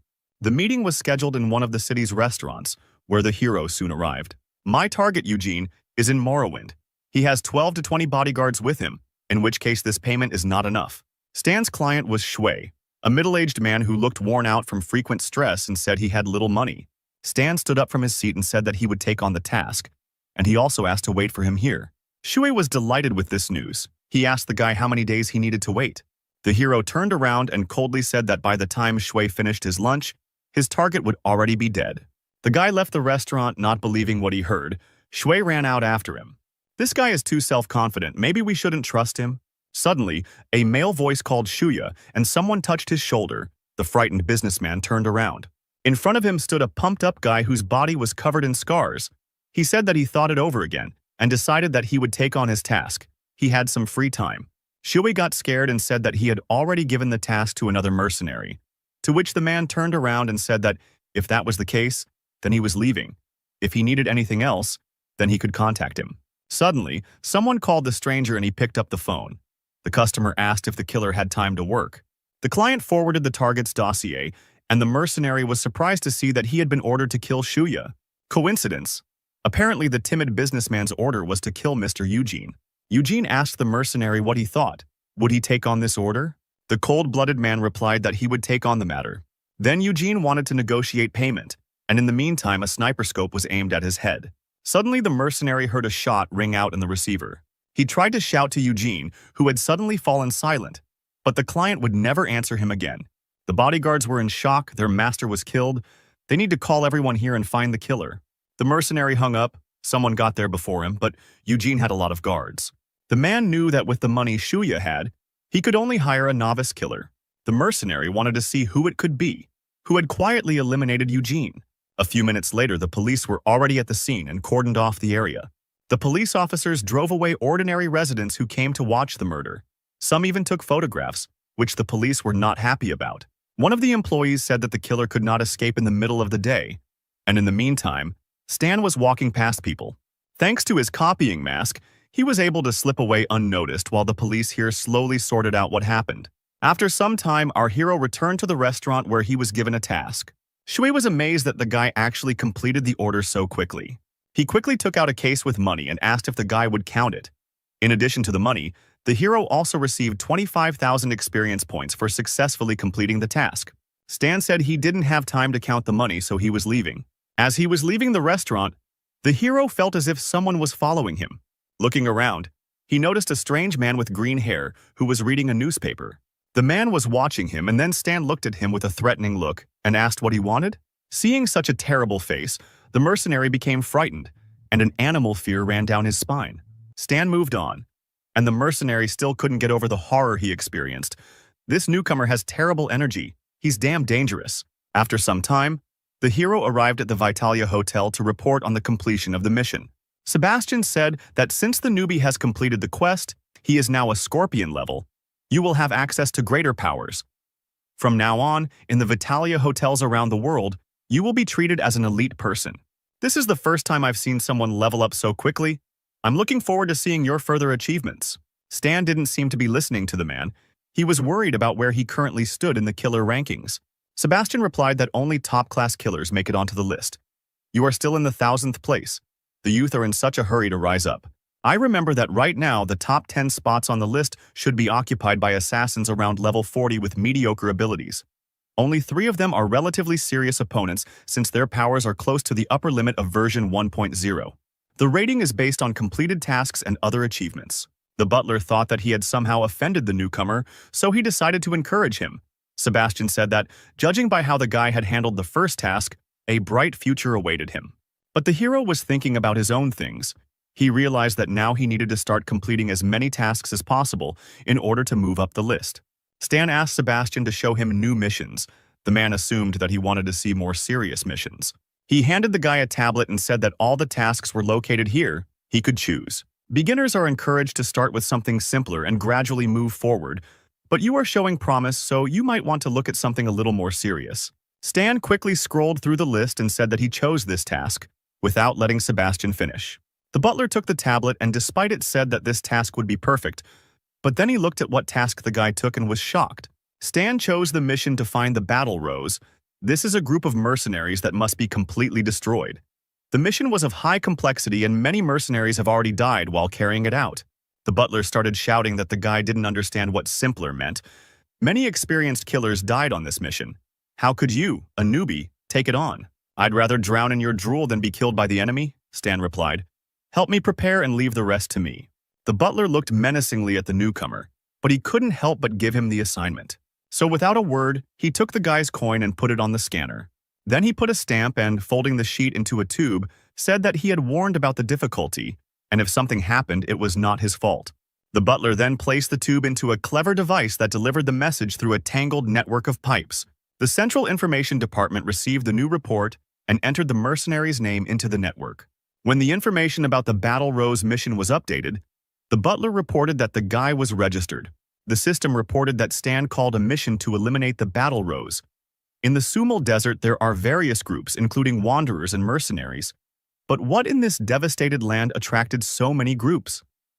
Perhaps it is somehow related to the incidents in the past. The hero must explore the desert area. The guy continued reading the description and saw that in addition to experience, it also contained an unknown reward. This was already becoming interesting. The guy realized that since there was an additional reward, it meant the task was not easy. You can't act at random. You should equip yourself properly for insurance. The hero went to the base of the Feish group. He had reached the maximum level for his main class. The promotion conditions were not easy this time. There was no need to waste experience points on creating useless blueprints. They were already difficult to obtain. In the next mission, Stan will not have any partners, so you should stock up on different cartridges for different situations. In parallel with the development of new devices, the guy studied intelligence data on the Combat Rose group, in which all the personnel are women. The base is located in the depths of the Sumal Desert. There are a lot of enemies there and they have their own mechanics, so the guy decided that he should create a directional weapon. The system asked if the hero wanted to combine abilities, basic electromagnetism, basic spatial probing, and mechanism theory. The guy chose the affirmative answer. The combination was successful and he created electromagnetic combat scanning goggles. This is not what he wanted, but still useful for a sniper. Stan launched the combination again. The system reported that the combination was successful and the mechanic opened the electromagnetic pulse interference equipment, and this is already an interesting device that is perfect for countering enemies in the desert. The hero thought that he could also use mines. He could try to create their blueprint himself. In order to create a homemade drawing, you need to take your knowledge and the basics of creating drawings and make a new one. The guy worked hard, trying to create a mechanism, but the system reported time and again that the creation of a homemade drawing had failed. But after a few hours he succeeded and created a flaming poison mine. This is exactly the drawing that the hero needed. From now on he can create others specifically for his needs. Here we can go our separate ways. Having collected all his equipment in one place, the guy decided that the preparations were almost complete, and now he could go on a mission. He packed his suitcase and called Antonio from the Feish group, saying he needed a cargo plane. Antonio replied that they only use them for large-scale operations, even though Stan is an elite person and the costs will have to be covered. The hero said that he knew about it. Then Antonio asked how many people should be transported and what time the plane should arrive. The guy said that he would be alone and would go now. This is a huge expense. A one-time rent will cost $50,000. Are you sure about this? Stan responded without hesitation that he was sure and sent the money to the organization. After some time, our hero was already flying over the desert in a cargo helicopter. Looking out of the helicopter cabin, the guy observed the situation through binoculars. The data is correct. The Combat Rose base is strictly guarded. It is impregnable. It will be difficult to get there by storm. But you can set up an ambush and lure them out of hiding. Stan ordered to get down at the designated place and then prepare an SUV for him. Antonio understood the order. Their base was nearby and he needed to go about his business. Meanwhile, 4 jeeps were driving through the desert, in which a female voice asked if Dorothy had any results, or if it was the same this time. The girl, whose name was Dorothy, replied that they had searched 3 sectors. There was no sign of Felonia. 2 of her squad had died with the Gadong people. Her ally with pink cat ears cried, saying that they had lost many during the search. What was this felony anyway? Was it worth the lives of the dead? An elderly woman with long ears like elves looked at the girl with a cold gaze. She realized that the girl was not a local and told me that there used to be an oasis here. We lived in abundance, but the war changed everything. The legend of my homeland says that in the depths of the desert are hidden traces of an ancient civilization and its treasures, which have the ability to control the desert. Many soldiers came here in search of traces of felony, and we, who lost our homeland during the war, became mercenaries for them. We give our lives to seek felony for them, and in return we receive resources for existence and shelter for our families. Felony is our hope for further life. At the same time, Stan was digging holes in the sand and placing his new homemade mines in them. Having finished immersing the mechanisms, he took out his binoculars to assess the situation. The guy saw 4 jeeps on the horizon and realized that his prey had already arrived. The hero quickly hid behind the nearest rock. The trucks passed by a strange device that looked like a lamp, and at that moment the mechanism began to spark. There was an electromagnetic explosion, and lightning from the mechanism swept across the area in a large dome. All equipment was immediately turned off and radios were no longer available. Could this really be Gedong? Dorothy thought. Strange, they hadn't done any stalking before. The girl grabbed her axe and jumped out of the car, ordering her fighters to get out and prepare for battle. Stan reloaded his machine gun and opened fire on the devices. The new mines he created immediately detonated, taking damage and filling the air with gas and ash. The entire surrounding area began to be covered in purple clouds of smoke. The girls began to cough. Some of them managed to cover their noses, realizing that they were being attacked with toxic gas. But not everyone had time to react. Those who inhaled a lot of toxic gas felt their heads spinning. One of the girls fell to the ground unconscious after feeling dizzy. Her friend saw her fall and tried to call her, but she herself was getting worse and worse. Soon, many of the girls from Dorothy's squad were lying unconscious on the ground, and only the commander and a few fighters remained combat-ready. Suddenly, she heard someone open fire, shooting 1 bullet at a time at the immobilized targets. Dorothy was scared. She needed to quickly understand where the sounds of gunshots were coming from, and looking at the nearest hill she saw a dark figure. Dorothy understood that they couldn't stand still. They had to kill the sniper immediately, otherwise he would kill them all. The girl and the survivors rushed to attack, but Stan stopped some of them with a barrage of bullets. But this didn't stop Dorothy. She ran with all her might and screamed that the boy was going to die now. Stan realized that she was too close to him, and the machine gun was out of bullets, so the hero quickly pulled out a pistol. Dorothy, taking advantage of the guy's hesitation, quickly jumped and swung her axe. But Stan managed to use sliding fire and avoid the girl's attack. The guy then shot her with his gun. Dorothy dodged the bullets, but one still grazed her arm, and she reached for her shotgun, which was hanging on her back. They froze in the same pose. Stan pointed his pistols at the girl's body, and Dorothy pointed her shotgun at his head. Neither the boy nor the girl would have time to dodge, and they both understood this. Dorothy said that whoever the guy was, he wouldn't survive a shot from that distance. The girl had nothing to lose, so she pulled the trigger and shot the enemy. But suddenly she heard the clang of metal, as if bullets had hit a metal wall, and the figure of the guy in front of her did not waver. The girl was shocked. She was sure that she had defeated the enemy. The smoke from the shot cleared and she saw bullet holes on the hero that had hit the plate armor. The plates, like a multitude of small beetles, ran over all of the hero's clothes and removed the holes, as if the clothes had regenerative properties. Stan pointed the gun at the stunned girl who had nowhere to run. Most warriors blindly believe that it is easy to defeat a sniper in close combat. The shot struck Dorothy's head, her blood pouring like rose petals onto the cruel desert sand. The system notified that the hero killed Dorothy and received 7,500 experience points for this. Yes, a regular sniper would be weaker in close combat. It's just a pity that Stan is not a regular sniper. Several hours later, all the dead were found by the Allies, and the bodies were brought to their base. The girl looking at her murdered friend Dorothy concluded that they were all killed with the same weapon. It was the head of the combat rose named Mary.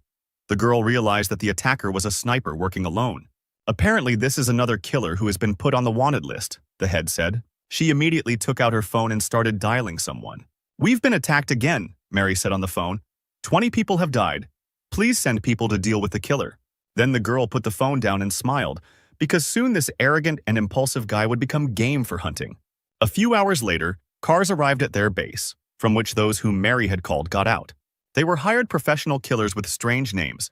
Yarmo 3, 7, and 5, they asked for a situation report. Mary bowed to greet the men and reported that their enemy was a well-aimed, well-trained sniper. He went to the southeast. In that direction, there are only 3 structures, and the closest of them is the base of the Face group. A girl with ears named Suli, who was a mechanic of the combat rose, said that there were fragments from exploded mines here. The enemy predicted their course of action and set up an ambush. The model of his mines is unknown to her, but their body is made from materials from the Face group. Yarmo 3, having heard the report, said that this group is no joke. They cannot fight on their territory. And since the goal of this organization was the fighting rose, they will become bait for the enemy. Go ahead as usual, and we'll set up an ambush as soon as he shows up and quickly kill him. Mary turned to her long-eared comrade and ordered her to do as the mercenary said. The girl agreed. Meanwhile, at the base of the group, Fish Stan was developing a plan for further action. It turns out that the battle rose has support from the outside, the hero said. It's no wonder why so many killers fell. The Sumal Desert military forces have their own sponsors, Antonio replied. Political groups that run underground assassin training camps. Your client, the Chazrod's family, is one of them. As Stan leafed through the intelligence, he became curious about what this Felonia was that so much effort had been put into finding it. Hearing the familiar word, Antonio replied that he didn't know, although apparently he was hiding something from Stan. The hero also understood this, because in Felonia, some important secret is hidden, which may be connected to a hidden reward for this name. If the enemy has a patron, he will send reinforcements to him. What would be the best way to act in this situation? The hero thought and put the papers on the table. After a few minutes of thinking, he told Antonio that he needed a driver so he could shoot. This is your task, the man replied. Why should I help you? Traveling is not easy. Why don't you come with me and enjoy the beautiful scenery? What other landscapes? Antonio said, and angrily pointed to the window, beyond which there was only a dead desert, where there was nothing but sand. Look deeper, Stan said. In these places you can find mirages, and in the mountains you can find water. The desert is an amazing place. I don't think we're close enough to travel together. Stan chuckled and replied that they could very well become friends right now. The cunning man stirred his coffee and, taking a sip, offered to split the reward if Stan wanted him to participate in the mission so badly. Great offer, the guy replied. I'll give you 5%.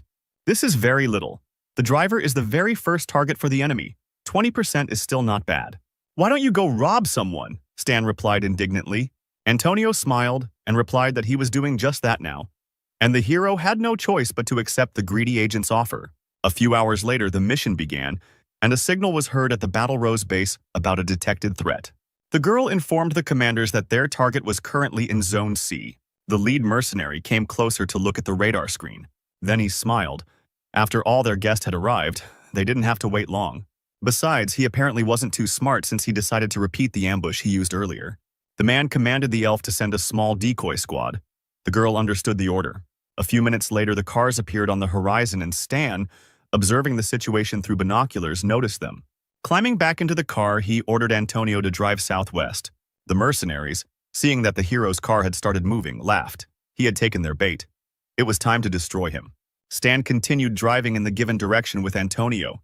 Seeing that he was being chased, the guy climbed out of the car window and opened fire from a sniper rifle. The shot hit the pursuer's windshield directly, but did not hit the passengers. The elf shouted that he only had one car, they needed to catch up with him urgently. Stan's car entered a narrow passage, and at that very moment, enemy vehicles began to surround him from different sides. The hero looked through the binoculars and noticed it too. However, he considered the enemies funny since they decided to surround him. But suddenly he saw something flying towards him. A bullet from a sniper rifle hit him right in the head. Fortunately, he had a protective suit that softened the blow. Otherwise, his story would have ended there. Although the mechanical suit softened the blow, it was not without consequences. Stan began to bleed from his forehead. The hero realized that the enemy had set up an ambush and ordered Antonio to urgently go to the designated place. Antonio stepped on the gas, but after driving a couple of meters, he saw something unexpected. Right in front of them were enemy vehicles. They surrounded them from all sides. One of the mercenaries, who was sitting on the roof of the car and holding a machine gun, shouted that it was time for the murderers to go to hell. The shooting began. Machine gun fire and rockets flew at Stan's car. Antonio tried to dodge as best he could. It seemed that it was difficult to get out of this situation alive. The launched missile flew ahead to blow up the enemy, but the agent reacted in time and stopped the car. The stop was so abrupt that the car reared up. Stan and Antonio barely managed to stay in their seats, but thank God they were saved from the explosion. The man then stepped on the gas again, and the mercenaries saw their enemy gradually moving away from them. He did not take any action because he knew that their enemy would not leave, since there was nowhere to go. Cold sweat was running down Antonio's face. There was nowhere to go. They were surrounded on all sides. An enraged Stan looked out the window to quickly figure out what to do next. Seeing that there were only 2 cars on the south side, the guy realized that the threat there was minimal. The enemy deliberately avoids the area where the hero has set traps, but they can break through from this side. The slightest explosion will detonate the mines. If that happens, it will definitely be the end for Stan. Suddenly, the hero's thoughts were interrupted by a loud roar. At that moment, he saw a huge car with spikes on the front bumper rushing towards them. "What the hell is this?" Antonio said in surprise. "We need to get out of here immediately." Stan shouted that he had a plan. It was very risky, but they had no other choice. They needed to go south. "I hope you know what you're doing," Antonio replied, turning the steering wheel in the right direction and pressing the gas. To the enemy's surprise, the hero's car began to quickly turn around and drive away. The mercenaries on board laughed at Stan because he wouldn't escape from them anyway. At that moment, the hero suddenly looked out of the window and shot at the laughing guy. The mercenary's laughter turned to surprise as he saw a projectile flying towards him. There was an explosion, and the dark night was illuminated by a bright light and a loud, irritating sound.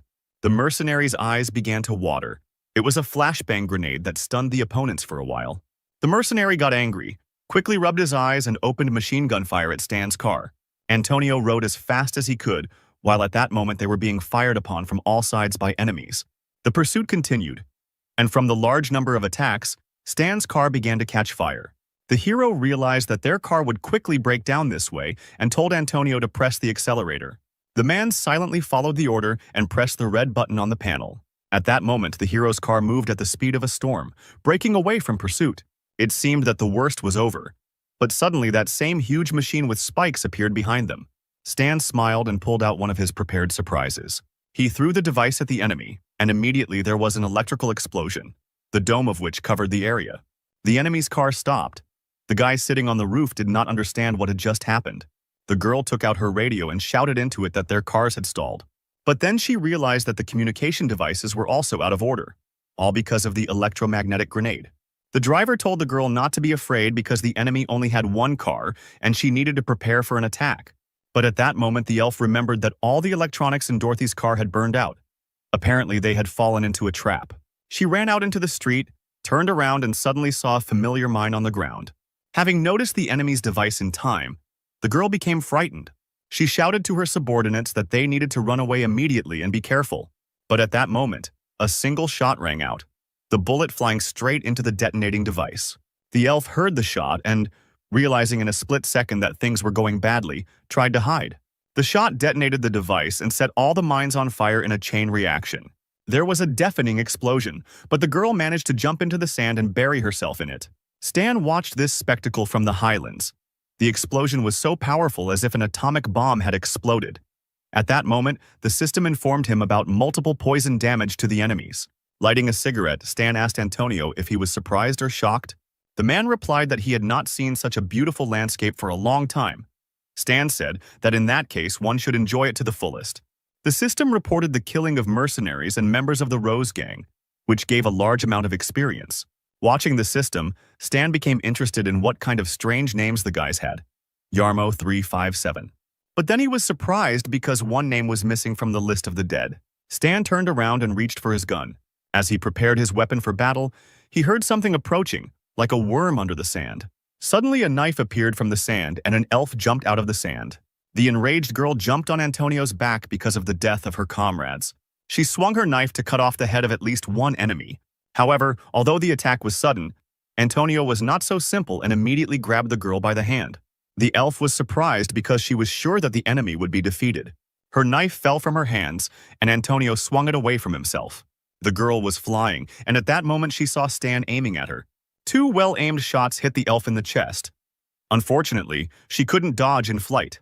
The lifeless body fell onto the bloody sand, and the system reported that Stan received 9,400 experience for the kill. The guy grinned, and here was the same fish that had gotten away. The hero stood next to his car, surrounded by burning enemy equipment, in which the mission targets were burning out. The guy was fixing his transport. Antonio asked the hero what they would do next. "We will pursue the defeated enemy to the base of the battle rose. Now they have huge losses. Surely the enemy forces will want to take advantage of the chance to attack.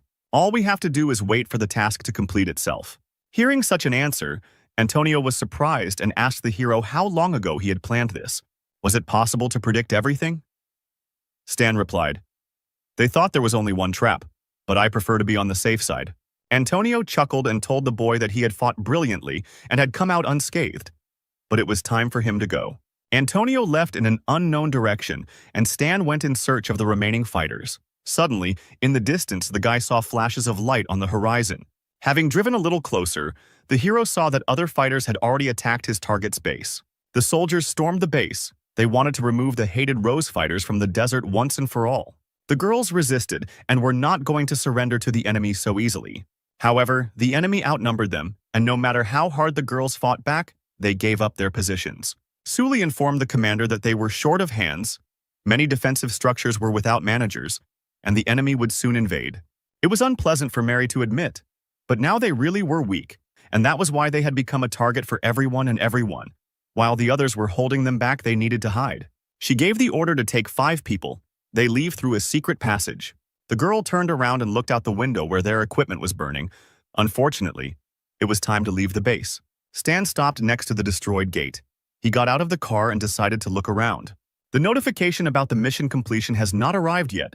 The main team must have managed to escape. It was time to do some reconnaissance. Stan took out the constructed drone and sent it forward.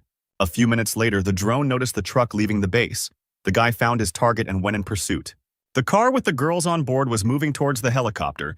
Mary said that they would soon reach the neutral zone. But suddenly something exploded under their wheels, not allowing the girl to finish speaking.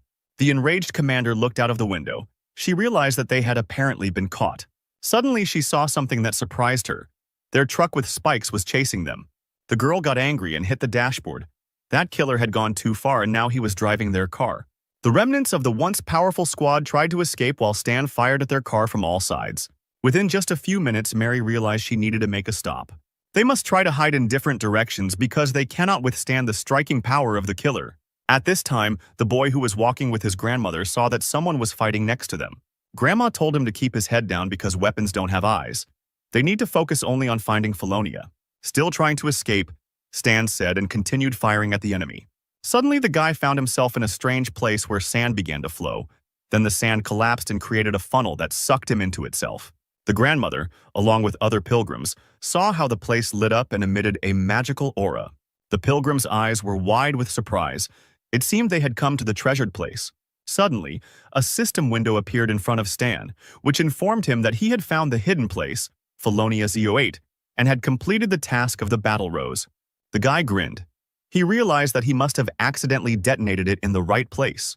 The task with the battle rose was also completed. This is truly a success. But he didn't stop to check the find, but continued the chase. The car with the girls gradually began to increase its speed, and Stan realized that his armored spike would not catch up with them.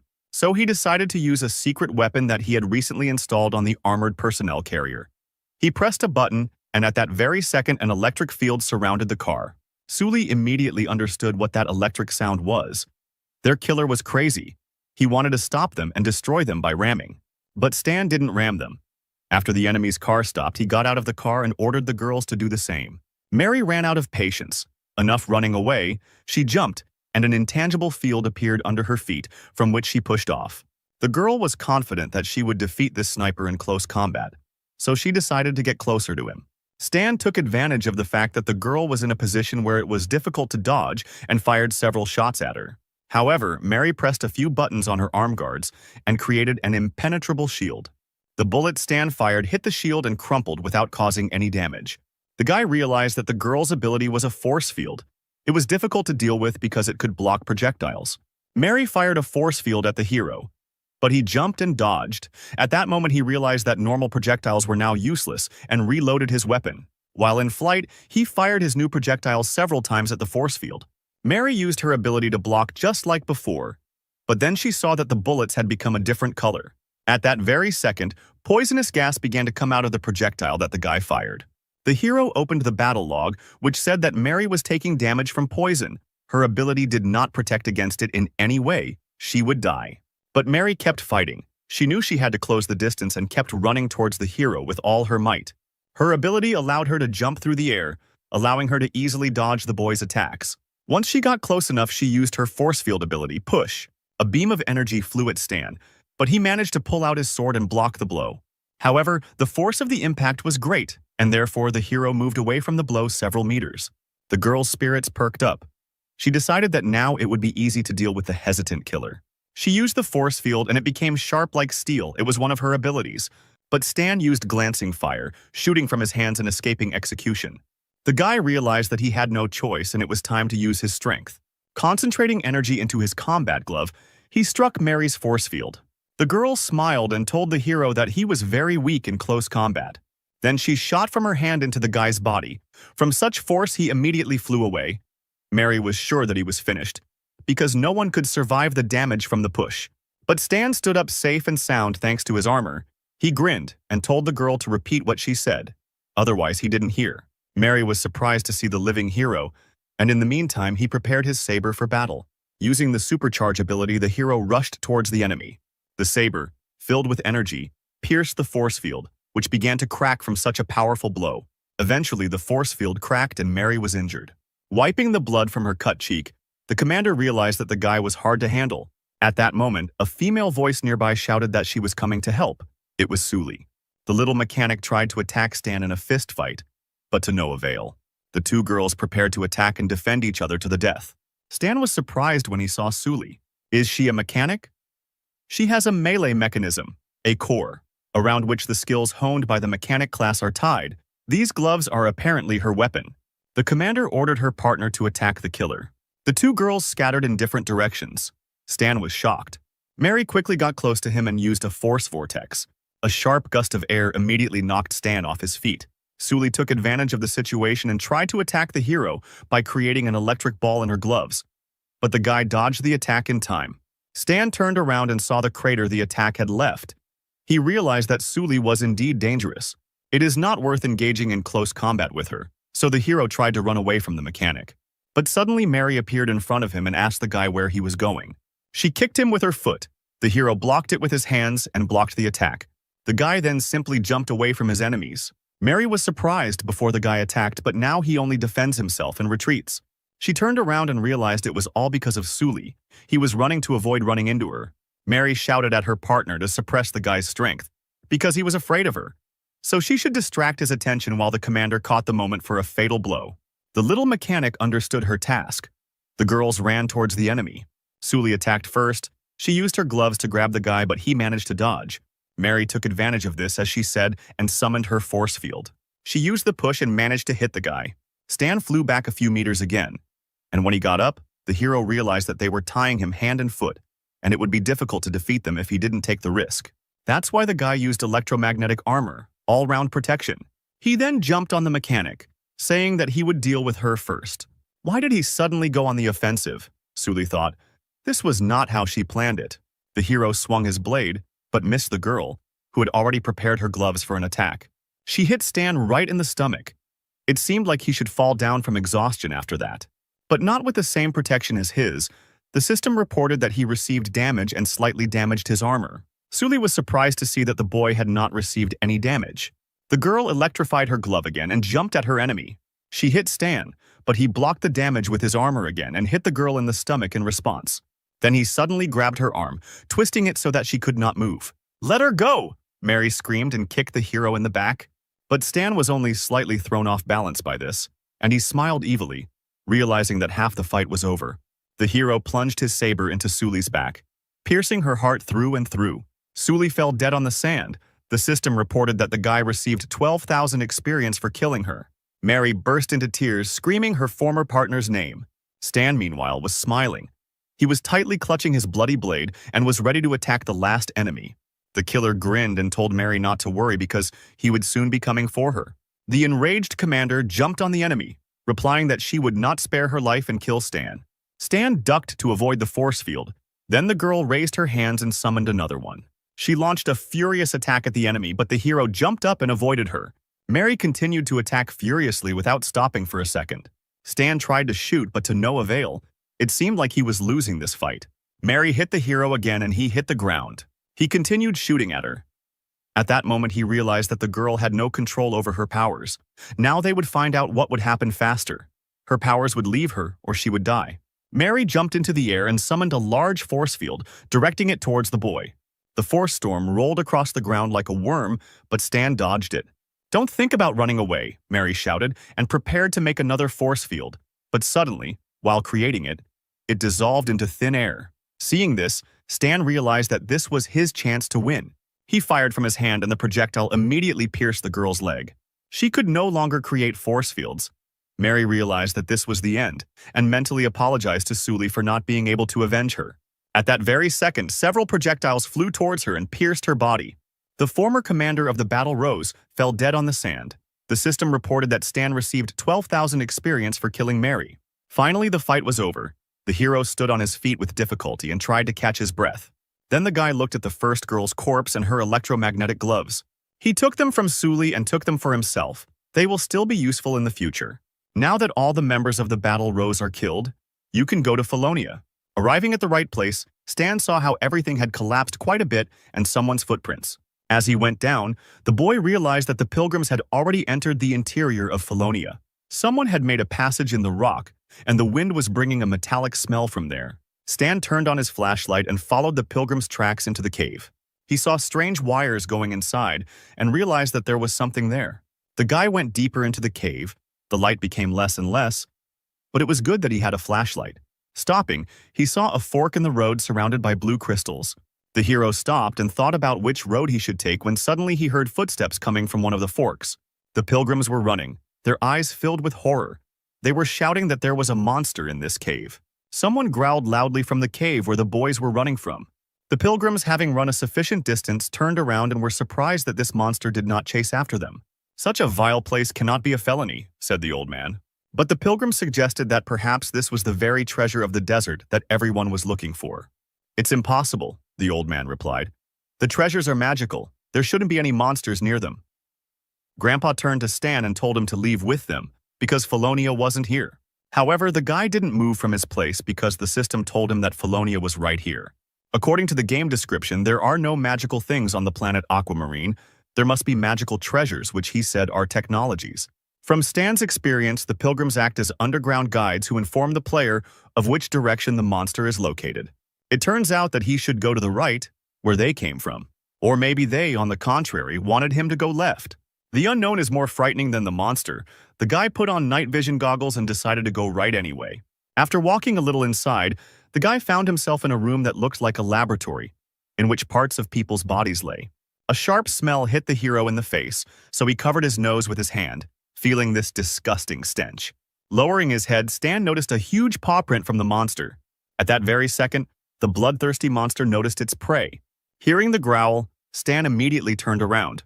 In front of him stood a huge monster, 2-3 meters tall. He had red eyes and fangs with horns.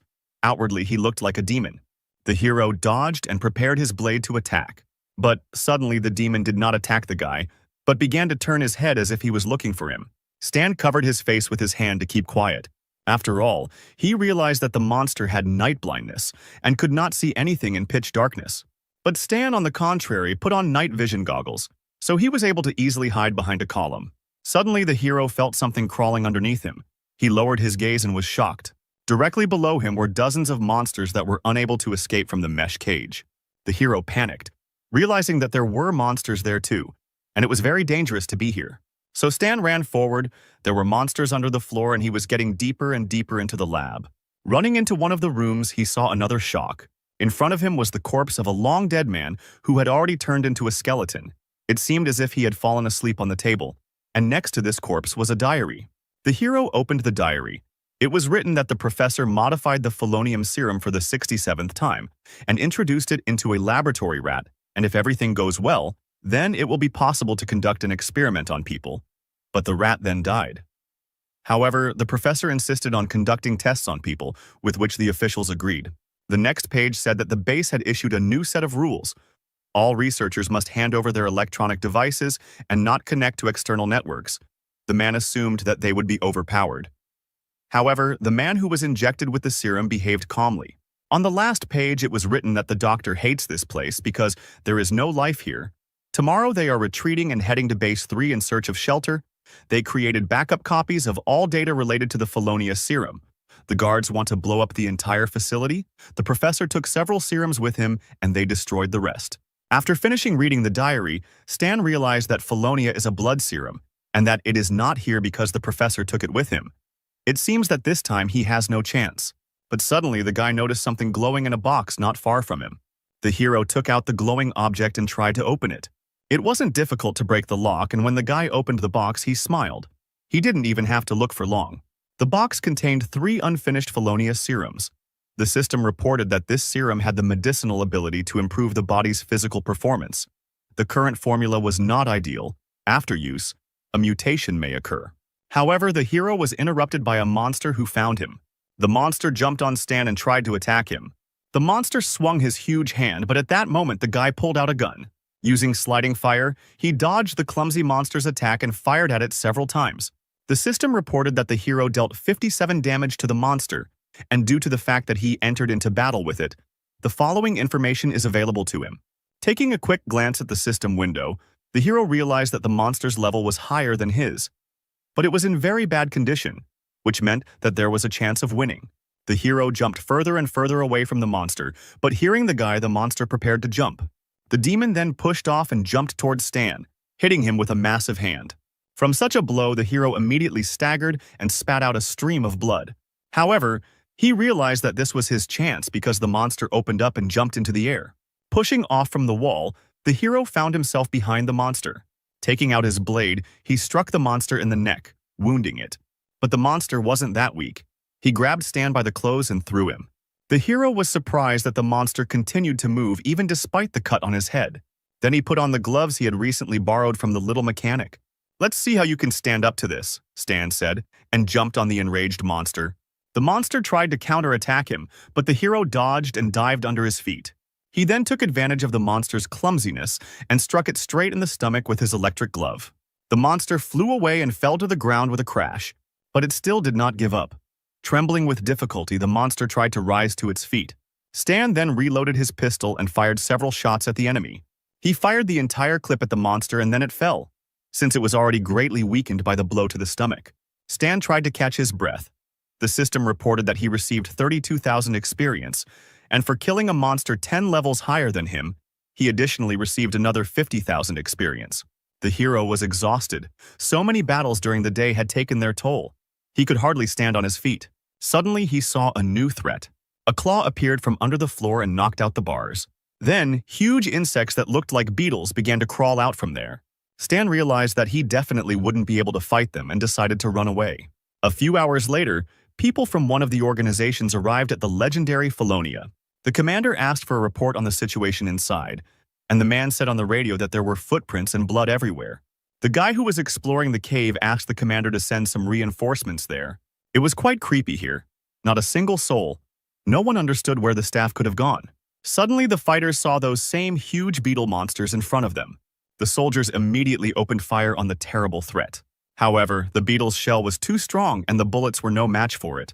The soldiers realized that they could do nothing against the monster and decided to quickly retreat. One of the soldiers even shed a tear when suddenly the monster grabbed him by the legs. He begged to be saved, but of course no one stopped, so the soldier became dinner for the beetles. Other soldiers also could not hide from the monsters. Screams were heard from the cave. The commander tried to find out what was happening there. The monsters were not satisfied and their appetite was whetted, so they soon appeared on the surface. The commander, not hearing his soldiers, ordered the squad to attack the laboratory. Whoever found the thing first would receive a reward. But suddenly he saw in front of him those who had dealt with his fighters. These were desert termites that made this laboratory their lair. The commander knew that these nasty bugs were afraid of fire, so he immediately ordered one of the soldiers to prepare the flamethrower for battle. The soldier followed the order and released a stream of fire at the beetles, dealing with them like pathetic cockroaches. Some termites, seeing the fire, began to retreat. The commander noticed this and ordered the detachment to continue the offensive. As he went deeper into the laboratory and killed termites along the way, one of the soldiers said that he had found some kind of room. Entering the room, the commander felt something wet dripping onto his shoulders. Raising their heads, they saw the same monster that looked like a demon. Apparently, the experiment was carried out on more than one person. The boys were scared when they saw the monster, and the monster took advantage of the confusion and began to attack them. He pushed one of the soldiers and he crashed into the wall, and from the powerful impact, he died immediately. The commander ordered to open fire, and the soldiers followed the order. The monster roared loudly as it was injured, but they couldn't bring it down. The commander, seeing that the enemy had stood up, took advantage of the moment to get closer. Leaping at his enemy, he grabbed his horn and emptied the clip into his face. Even the huge monster couldn't survive such an attack, and its body fell to the ground with a crash. It seemed that the danger had passed and the commander ordered to move forward. As they went deeper into the laboratory, they noticed a strong, foul odor. They entered one of the rooms and saw a skeleton at the table. The commander ordered a thorough search of everything in this room. "I found the explorer's diary," one of his subordinates shouted. "What we're looking for must be here." Suddenly, the table began to shake, as if something huge was heading towards the squad. A few seconds later, the squad saw two mutated test subjects. The monsters attacked the squad. Their forces were colossal, and ordinary soldiers could not cope with them. The commander realized that they would not be able to kill them like last time, and so he ordered his men to cut off the monster's limbs so that it could not move. The wounded fighter was not going to give up so easily. He struggled to get up from the floor and picked up the axe. The guy picked up speed and threw himself onto the monster's back. The monster raised its hand to grab the fighter, but he was able to quickly cut off the monster's hand. The guy was happy about his victory, but at that moment the second monster ran towards him. One of the soldiers warned the fighter, but he did not have time to react, and the monster hit him, slamming him on the spot. The monster turned around and saw another guy in front of him with a sword in his hands. The guy cut the monster's leg and it lost its balance. The commander took advantage of this situation and fired a grenade launcher at the monster. The head of one of the test subjects exploded like a ripe watermelon after taking the commander's shell. The second subject, as if angry that his brother was killed, rushed at the captain. But right in flight, that same soldier with the sword lifted him into the air and cut open the monster's belly. Green liquid flowed from the monster's body, and he fell exhausted to the floor. With difficulty, the monsters were defeated, but the people did not emerge from this battle without losses either. The red-haired guy with the sword suggested that the commander first report everything, since they were the only ones left alive. But the commander ordered to continue the search. In such a situation, only by finding that thing, they would be able to compensate for the losses. Going deeper, the commander noticed another room and told the guy to look at it. He himself went to another, larger zone, and suddenly he saw something that shocked him. It was the corpse of a monster. And that could only mean one thing: someone had been here before them. Suddenly they saw the box they needed. The commander ran up to it and opened it, but unfortunately there was nothing in it. An unknown man was lighting a cigar. He was told on the phone that the serum had been taken. They had been beaten to it. But they were asking for another chance to find this man. The man replied that it was enough that they had already learned what they knew, since in any case they were not rivals to that man. Our hero returned safely to the Vitalia Hotel to report on the completion of the mission. Sebastian was amazed that he came, because the task was given 15 days, and the guy completed it in 6. The hero grinned and replied that he had chosen the easier task, as the butler had advised him. "You are very strong. I admire you," said Sebastian. He placed Mr. Black's sign on the reader, and after a few minutes reported that the data had been entered. At this point, the system informed Stan that he had completed the bounty hunter's mission. His reputation in the Blood Oath Society had increased by 550, and he was now neutral and had the rank of Scorpion-level assassin. He also completed the requirement for the hidden task, Find Felonia, and for this he is given 25,000 additional experience and a special reward, a serum of mixed genes of the middle category. Felonia's blood serum is a biochemical substance that can enhance characteristics, but its use does not exclude the risk of reverse action and the appearance of mutation. However, mixed gene serum may reduce the risks. Is it worth the risk with blood serum? After all, if the experiment doesn't go according to plan, Stan will turn into the monster he met in the lab. But if the system gave him a serum of mixed genes, it means it wants the guy to decide on this step. Therefore, having decided that a more suitable opportunity would not come his way, he nevertheless decided to take the risk. Stan quickly injected the mixed gene serum into his arm. At that moment, he felt bliss. He felt so calm as if he were eating ice cream in the hot summer. Even his thoughts stopped suffocating him. Now it's time to introduce the blood serum. As soon as Stan inserted it into his body, he immediately felt his muscles contract and instantly increase in volume. The pain was unbearable. The hero immediately screamed. It seemed to him that his veins were about to burst. The system reported that the guy had administered Felonia's serum. The mutation process was 12% complete. The chance of failure was reduced by the gene-mixing serum. Stan even tore the sheet from the pain, but he had to wait for the mutation to complete. The process was 73% complete, and Stan continued to writhe in excruciating pain the entire time. After a couple of minutes, the mutation process was completed. The system reported that Stan received the ability of Basic Life Enhancement. This ability converts stamina into additional health points at a rate of 1 to 15. Transformation. A useful thing. I gained a lot from the task this time. After a little rest, the hero went to take a shower. In the shower, he began to think about his ability. Now I have 60 stamina. which means I can extract 990 health points from them, almost doubling it. I'm level 30, and already have more than 2,000 health. Mark was level 38, and his number of points was nowhere near mine. It's good that I didn't turn into a mountain of muscles, but retained my former attractive appearance. Combined with electromagnetic armor and mechanisms that have yet to be created, enemies will have no choice but to vomit blood.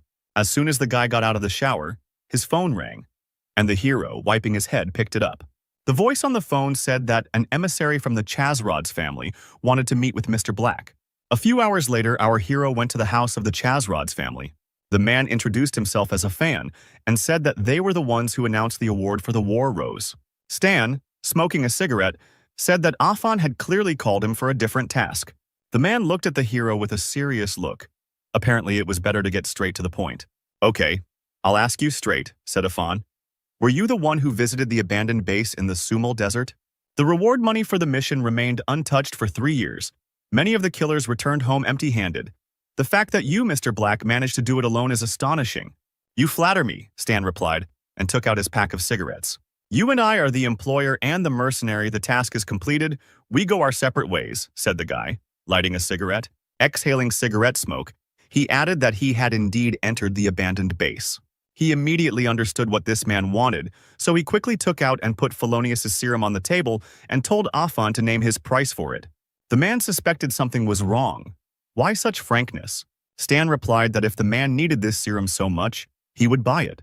Afan offered $1 million, but Stan said the price he was offering didn't seem fair. The serum had been stored for several decades, the man explained, and it was impossible to say for sure whether it was still effective. The proposed price was already high. The hero did not let the emissary finish speaking and said that he agreed to the deal.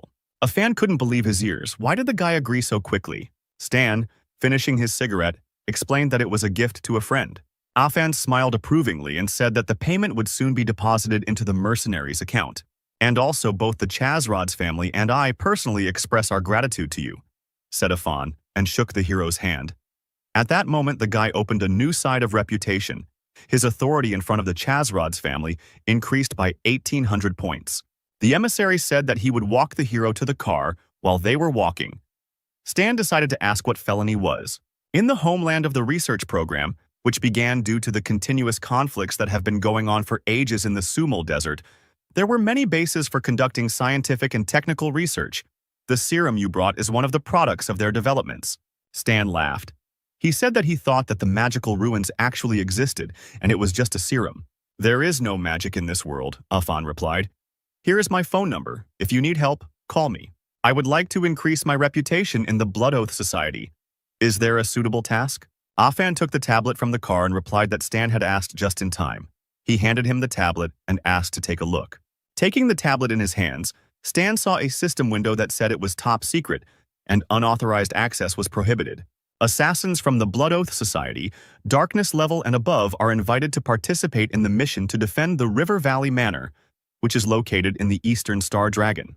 Afan said that with Stan's current level it can't be done, but he could quietly open access. If he does it, he will get a dark level. The hero accepted the offer and returned to his room to think about the future task. 300 people accepted the task. Its difficulty is clearly not low. You will need to avoid fights, and the equipment needs to be upgraded. "I just need to make one more drawing to upgrade my class," Stan said, and started combining abilities to create a drawing. He wasted his experience and every time he got useless garbage, but the guy kept trying to create something worthwhile. And finally, he successfully completed the combination. He created electromagnetic boots and received 12,000 experience for it. At that moment, he felt a surge of strength. The system reported that the hero had advanced in class and received a new class, a trainee mechanic. He had learned thorough repair and medium improvement. His level rose from 30 to 34. He decided to continue pumping attribute points into intelligence and pour the remaining points into leveling up. The hero increased the sliding fire to the 4th level and began to improve the equipment. He spent the whole day improving it and finally finished it towards nightfall. The hero created a 2nd-generation rover, a combat robot with 2 machine guns on board, an enemy identification system, and high durability. He also created electromagnetic boots and decided to call them shoes.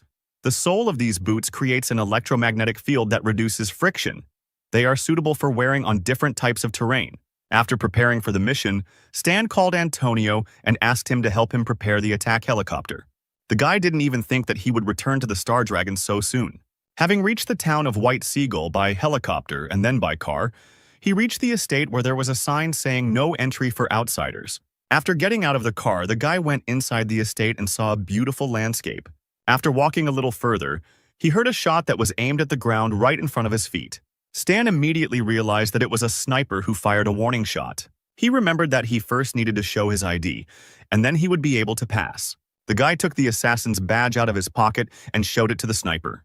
Then he hid the badge and took a step forward. Since the sniper was no longer shooting, it meant he could pass. After walking a short distance, the hero found himself at a fortified military base. The commander immediately noticed the new fighter. He pointed to another guy and said that this man named Alan was in charge of the recruits. Alan raised his hand and greeted the guy. It was a man with scars on his face.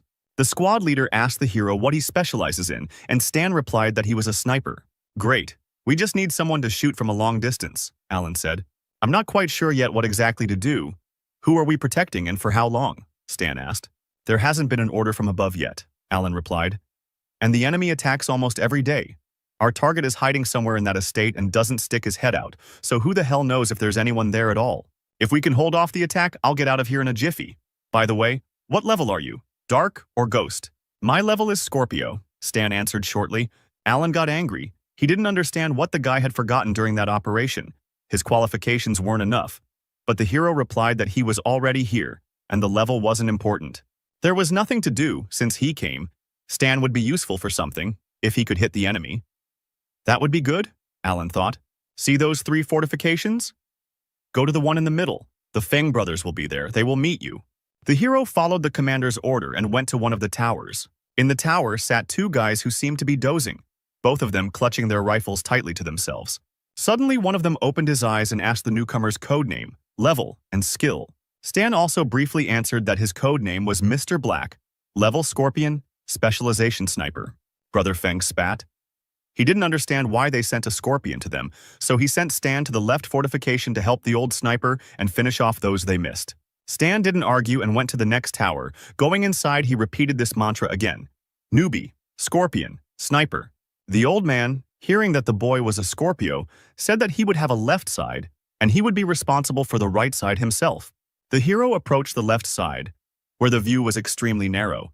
Even with his skills, it would be difficult. Having started to prepare for the battle, the guy saw a system message which said that he had called a chain of tasks to protect the estate. Firstly, he did not need to check the identity of the target for protection. Secondly, he could not leave his post. Thirdly, he could not allow enemies to enter the estate. For the first task to clear out enemies, he would receive 20,000 experience. The hero took out his sniper rifle and decided to finish the first task first, and then he would see how much they would give for the second one. If the reward did not suit him, he would refuse. Closer to night, enemy helicopters flew over the estate. Stan, hearing the noise, looked out from behind cover to assess the situation. At this time, enemy tanks attacked the fortifications of the estate, firing at the barriers. Alan shouted that they were under attack. All the soldiers immediately grabbed their rifles and prepared for battle. A battle ensued. Forces of an unknown enemy stormed the estate. They had quite impressive weapons from armored personnel carriers, tanks, and infantry. But the estate also had good fortifications, which successfully held back the enemy. Stan also did not stand aside and purposefully mowed down one enemy after another. He aimed mainly at the most dangerous opponents, such as machine gunners on tanks. One of the soldiers with a grenade launcher shouted that there was an enemy sniper above and he needed to be crushed. They opened fire with grenade launchers on the buildings where the snipers were located. The defending soldiers took advantage of the enemy's weakened state and attacked with redoubled force. The enemy vehicles were engulfed in flames, and it seemed as if hell had come to Earth. The enemy commander shouted that they were defeated because the enemy's sniper was too accurate. He ordered his men to retreat, and the remaining fighters immediately climbed into armored personnel carriers and drove away. "Are you really leaving already?" Stan thought and smiled. After firing a few more shots, he killed the retreating enemy fighters, but some still managed to escape. The old man who was Stan's partner praised the newcomer. A system window appeared in front of the guy, which informed him that he had completed the first part of the task and received 20,000 experience. This amount did not suit Stan, but the next defense task was supposed to give 80,000 experience. For the first wave, they gave 20,000. For the second, 80,000. Based on the growth proportion for the third wave, they will give 320,000 experience. These figures already suited him, and while there was nothing else to do, he decided to go to the supply department. Maybe he could earn some experience there. A few minutes later, the guy arrived at the River Valley estate in the supply department. The soldier brought a machine gun to the old man and asked him to fix it, but he said that he would fix it tomorrow as soon as he woke up. At that moment, Stan came through the door and said that if it was urgent, he could fix it because he worked quickly. The soldier was surprised by such a proposal, but the old man did not believe that the hero could cope so quickly. "Whether I can handle it or not, you'll find out when I finish," Stan said, and took the machine gun from the soldier. Having brought the weapon to the workbench, the hero immediately began to quickly repair it. The soldier was surprised. The mechanic's movements were progressive. He really is a master. Literally a few minutes and the repair is complete. The system reported that the hero received 2,000 experience for his first repair. The soldier couldn't believe his eyes. The guy really did it very quickly. Several guys approached Stan. They were also mechanics who recognized one of their own. They had a lot of things that needed repair, but unfortunately they lacked specialization, so they didn't have time to fix everything. Stan took the hint and said he would be happy to help with the repairs. The hero began to repair all the soldiers' weapons. His specialization was enough to repair them one by one in a matter of seconds. The mechanic was shocked by what he saw. The guy was repairing and upgrading their weapons at an incredible speed. Within minutes, a crowd of fighters had gathered around Stan, watching him work with amazement. Suddenly, a soldier came to the window and said that the enemy was attacking and they needed to prepare for battle. But the guys didn't want to leave. They wanted to watch the master's work for a few more minutes. After some time, a siren sounded, warning of an enemy attack. Stan ran to his position to prepare for battle. "Where have you been?" the old man shouted. "The left side is behind you." The hero took his sniper rifle in his hand and told the old man that he could rely on him. The enemy was advancing, and he still had impressive firepower from tanks, helicopters, and armored vehicles. This time, the defending forces were inferior in firepower, and the first flank was immediately broken. Snipers opened fire on their targets to support allied fighters. Thanks to the fine work of Stan and the other snipers, they were able to take the initiative into their own hands. Even the enemy soldiers who stormed the estate noticed that the enemy had a great sniper. While shooting at the soldiers, Stan realized that this wave was more powerful than the previous one. But for him, any enemy was a mere trifle, so he easily eliminated one fighter after another. The battle with an unknown enemy continued until the morning. The estate managed to hold out again, and the commanders of the attackers ordered a retreat. The system informed the hero that he had completed the second task and received 80,000 points. In the third round, he would receive 150,000. These numbers were already impressive, but the guy understood that the next wave would be harsh. After all, judging by those who died in this wave, the chance that they will cope is 10%. Night fell. Thunderclouds covered the clouds and pouring rain began. The commander shouted to his subordinates to quickly bring the supplies inside, otherwise they would all get wet. Stan sat in his sniper's position and looked out the window at the rain. "The weather is perfect for an attack. If the enemy comes in the evening," the boy said. The old man got a little angry. He hoped that the hero was wrong. But suddenly a siren blared over the camp. The old man jumped up abruptly. "We need to prepare for battle. The enemy is coming." A few seconds later, the guys heard the roar of the engines of combat vehicles. The captain saw the enemy through his binoculars and ordered his squad to duck. At that moment, the cannon of one of the vehicles fired. Before the detachment could even move, their fortification was immediately covered by an explosion. The first squad reports, "We have a lot to lose," Alan shouted into the radio. Suddenly, he heard an approaching noise. Combat helicopters were approaching the boys. This time, the enemy was much better armed. The helicopters opened fire. Alan shouted into the radio to the snipers to shoot down the warbirds. The Fung brothers replied that they would take on the job and began targeting the pilots. "The glass on these helicopters is shatterproof," Stan thought. "They don't give a damn about ordinary projectiles."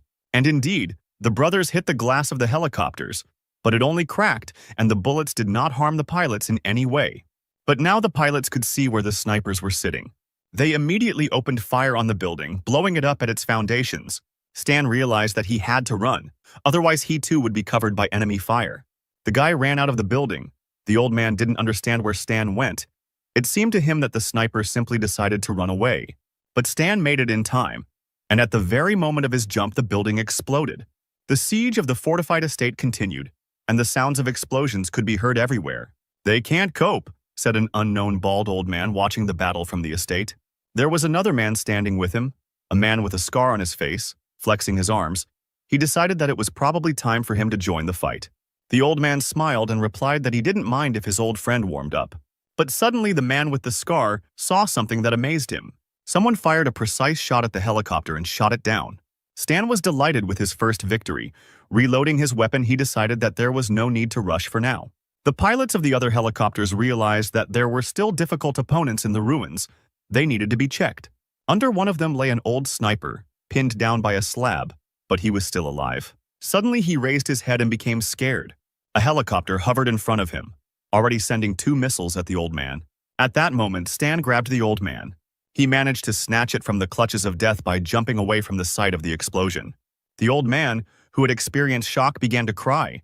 He realized that they were all finished. The helicopters were too powerful. "Come to your senses," Stan shouted. "Find a place to shoot from." The guy himself activated the step and decided that he would deal with these helicopters. The birds of the sky continued to destroy the defensive line. The surviving brothers realized that the helicopter was looking for them. The enemy had passed the second line of defense. The combat vehicles and tanks continued to advance, and it seemed that this was truly the end. The air sparkled under the hero's feet. Like lightning, Stan ran to an advantageous position to strike the enemy. Having sat down in a comfortable position, he took aim at the first target. One shot and the whole area heard the explosion of the annoying helicopter. The soldiers perked up. Alan was glad that they had an amazing sniper. Now was the time to attack the enemy. The defenders opened fire, while the helicopters were distracted by Stan. Alan and his squad were able to hit several enemies. Meanwhile, the hero settled into a new position. A second shot with an incendiary cartridge, and the second helicopter immediately caught fire. Suddenly, the system reported that Stan is a sniper on the move.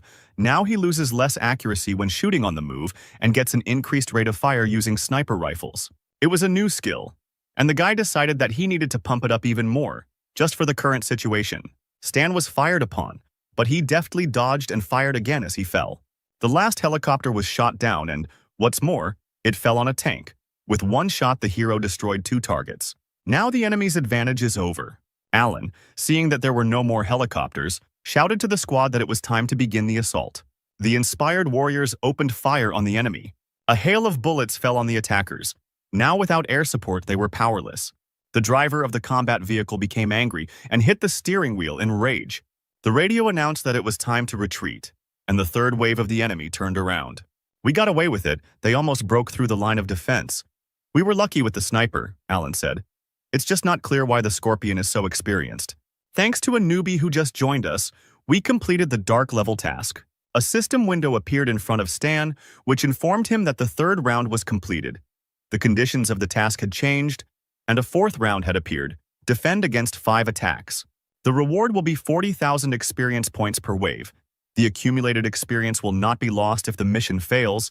The hero realized that there will be a special reward for this task, but it will be difficult. At that moment, he was distracted by Alan, who reported on the radio that the one they were protecting had left the building. All the surviving fighters, including Stan, gathered at the entrance to the estate. "Thank you for your excellent work," said the old man. "I will name those with whom I would like to speak personally." Stan was surprised to see the second person come out. It was Bennett Anderson, but why was he here? This man is the main character of the planet Aquamarine. The main storyline is built around him. This character is also an instructor of secret abilities. The old man named certain soldiers, and one of them was Mr. Black. Before entering the building, Stan took out his phone and called a fan. The aristocrat was surprised that the guy was calling. Stan asked a fan to lend him a couple of things, namely the Sword of the Silver Guardians and the sniper rifle Lock Hawk. A fan agreed to this deal. At that moment, a system appeared in front of the guy, which reported that the authority points with the Shazerod's family were lowered. Stan decided to prepare. Since he was so lucky to meet the main character of the planet, he could not miss this opportunity. The soldiers, including Stan, entered and were gathered in the living room. "My name is Wang Yu," said the old man. "In the future, I will still need your protection. The doors of this estate will always be open for you if you want to drop in and take a rest. Gentlemen, you are all the main forces of defense of the estate. For completing the task, I will privately give you a fee." Hearing these words, the guys were happy, all except Stan. They immediately jumped up with joy and decided to go and rest at the estate. "I'm not holding you back," Wang Yu replied. "Do whatever you want." Seeing that Mr. Black was not leaving, Wang Yu asked the guy what he wanted. "I'd like to speak to this man alone," Stan replied, pointing at Bennett. Wang Yu left and left the 2 men alone. The servants of the estate brought tea. Bennett took the mug and asked Stan if they had met before. Bennett Anderson, the hero, began the conversation. You were once a legendary man, the commander of the select squad Ordna. You were called the Azure Devil. After leaving the Ordna, a reward of 15 million was placed on your head. You literally disappeared for 2 years. And then, having become stronger, you began to help civilians who suffered during the war and founded a large organization that would later become the Shadow Internet. Bennett was shocked to hear all the information about himself. Bennett had no other explanation for this awareness other than that Stan was a fan of his. The guy thought about it. He realized that he shouldn't bother Bennett if he wanted to ask for help, so he pretended that he was really a fan and always dreamed of meeting the hero. The past is in the past, Bennett replied. So why were you looking for me? It wasn't for an autograph, was it? No, of course not, Stan replied, thinking that Bennett had too high an opinion of himself. I heard that you are one of the strongest people on the planet. Do you want to challenge me? No, of course not. I would just like you to teach me a couple of tricks. It's interesting, Bennett said, raising the cup to his mouth. You're the first one who's asked to be my apprentice, but the sniper doesn't need my appointments. That's how it is. Then I won't bother you anymore. Same thing again, Stan thought. Until I fulfill the prerequisite, my request will be rejected. In order to study with him, I need to give a special gift. Fortunately, I already have everything ready. Some time passed, and fighting began again on the front lines. One of the soldiers greeted the new beauty and asked her to join her. It was a mercenary with the pseudonym Golden Fox. The girl asked the soldier what was going on here. The number of enemies increases with each offensive, the guy replied. But we are not giving up our positions. The north, south, and northeastern lines of defense are under the personal command of Mr. Black, so everything is under control there. Mr. Black? Who is he? The girl asked. He is a scorpion-level killer but as accurate as the devil, the guy answered. Scorpio? It seems somehow imprudent to leave command to him. Real strength speaks for itself on the battlefield. Don't take liberties, the guy answered the girl, switching to a serious tone. The girl was surprised to think that she did not dispute their choice, but this soldier reacted very sharply. I wonder where this Mr. Black got such authority from. Meanwhile, on the River Valley estate, on the western slope of the mountain, the guys defended themselves from the enemy. Lisa was also with them. The girl was a sniper and noticed that enemy armored vehicles were approaching from the other side. She raised her sniper rifle but suddenly noticed that a bullet had pierced the enemy soldier's head. The girl was simply in shock. She was surprised that Mr. Black had killed the enemy so quickly. He was the strongest sniper she could remember. Another shot rang out, and this time the shot down the enemy helicopter. The system reported that the 4th wave out of 5 had been repelled. Stan understood that the difficulty was increasing, but he could handle the waves. But what to do to get the secret reward was still unclear. Suddenly, the guy was contacted by radio and informed that some person from the Chisrod's family was looking for Stan. The guy was surprised that the family worked so quickly. He met with the man and took the suitcase. Stan knew that in the game, Bennett liked to collect old things that were no longer in production. Depending on the gift, he teaches different techniques. The total number of gifts is limited, as is the number of players who can learn from him. In his past life, players were at each other's throats over moves, but he just needs to improve his relationship. So Stan immediately went to meet Bennett. What do you want? The man asked. And at that moment, Stan opened the suitcase and said that he wanted to learn fighting techniques. Bennett smiled and just wanted to say that he had already spoken about the techniques, when suddenly he stopped, seeing what was inside. Inside the suitcase was the sword of the Silver Guardians. You want to give it to me? How did you find out about my passion for antique weapons? You are definitely my fan. Haha. Well, yes, I am indeed your devoted fan. There was a silent pause in the air as Bennett examined the rare blade in the suitcase. Okay, I'm ready to teach you. Stan was surprised to hear this answer. What were you thinking? I'm telling you, I'm ready to teach you. Isn't it clear without further ado? Stan smiled triumphantly. Getting the legendary moves was easy as pie. By morning, Stan and Bennett went to the training room. In the old days, I myself, through trial and error, learned many techniques to get rid of my weakness, said the man with the scar, one of which I nicknamed a flash of will, did not give in to me at all. Here it is, that very technique. Stan was delighted to hear about the legendary ability. Our body has a power that it does not use due to the guardianship of the brain. If you break through the brain's limitations, a person will be overwhelmed with power. However, this method also has serious consequences. After searching for a long time, Bennett found a way to remove the restrictions in combat without harm to health. A system appeared in front of the hero, which informed him that Bennett had taught him the flash of will technique. and since Stan's intelligence exceeded 100 points, he had fulfilled the necessary condition for learning the technique. But the current progress was only 3%. The boys sat in the lotus position, and Bennett said to concentrate on their breathing. The main character spent the whole day teaching Stan the technique. And then, evening came. The system reported that Flash of Will has been studied 100%. The technique has passive and active abilities. Active ability, after spending 10% of energy and stamina, the next attack will deal 150% to 500% damage. Cooldown 30 minutes, and the passive ability is the activation of the active one when health is less than 20%. Stan laughed a little. Bennett didn't understand why and asked the guy if he had learned. The hero replied that yes. Hearing these words, the teacher stood up and asked to show what the boy had learned. Stan just smirked slightly. He clenched his fist and immediately it began to become covered in blue energy. The mechanic attacked the teacher. The system reported that the hero dealt damage equal to 136% of his normal attack. But Bennett easily blocked it, and the guy was able to see the characteristics of the main character. Stan was shocked. It's not for nothing that he is called the main character of the planet now, although he has the status of internal damage, but even so, Stan's energy level is lower. Not bad. You actually managed to master this ability. Stan bowed his head and thanked the teacher. Towards evening, he went on patrol to one of the points. While the guy was observing the area, he suddenly heard someone calling him. It was the Golden Fox who asked if the guy would have time to teach her marksmanship. "Everyone here practically worships you," the girl said, and leaned closer to the guy, revealing her lush breasts to his gaze. "Behave yourself, lady," Stan replied, turning away indifferently. "I just wanted to ask for advice and nothing more." I took the fox guy by the shoulder, but Stan replied that she shouldn't even try, because he doesn't like girls. Could he really be one of these? The fox thought. No, I don't like guys either. I'm not interested in people in principle, living beings included. The girl got scared when she heard these words and immediately ran away. Stan thought it was too naive to try to hook him with something like that. Today the enemy did not attack, and closer to night the hero returned to the estate to rest. Lying on the bed, the guy wondered if the enemy would attack tomorrow. Suddenly he heard a strange noise outside the window. The hero came closer to take a closer look, and in the window he saw a familiar car. And suddenly he was surprised. Kira was getting out of the car. What is a man from the 13th unit doing here? Outside, the leadership of the 13th Division greeted Wang Yu. More than 10 years have passed, the old man said. You are one of the trump cards of the 13th Division, and I am the head of the dark internet. If not for this situation, fate would hardly have brought us together again. There have been military actions in the Star Dragon territory for more than 10 years, which has a negative impact on it. What are you doing in the end? Our leadership is all for maintaining neutrality, Wang Yu replied.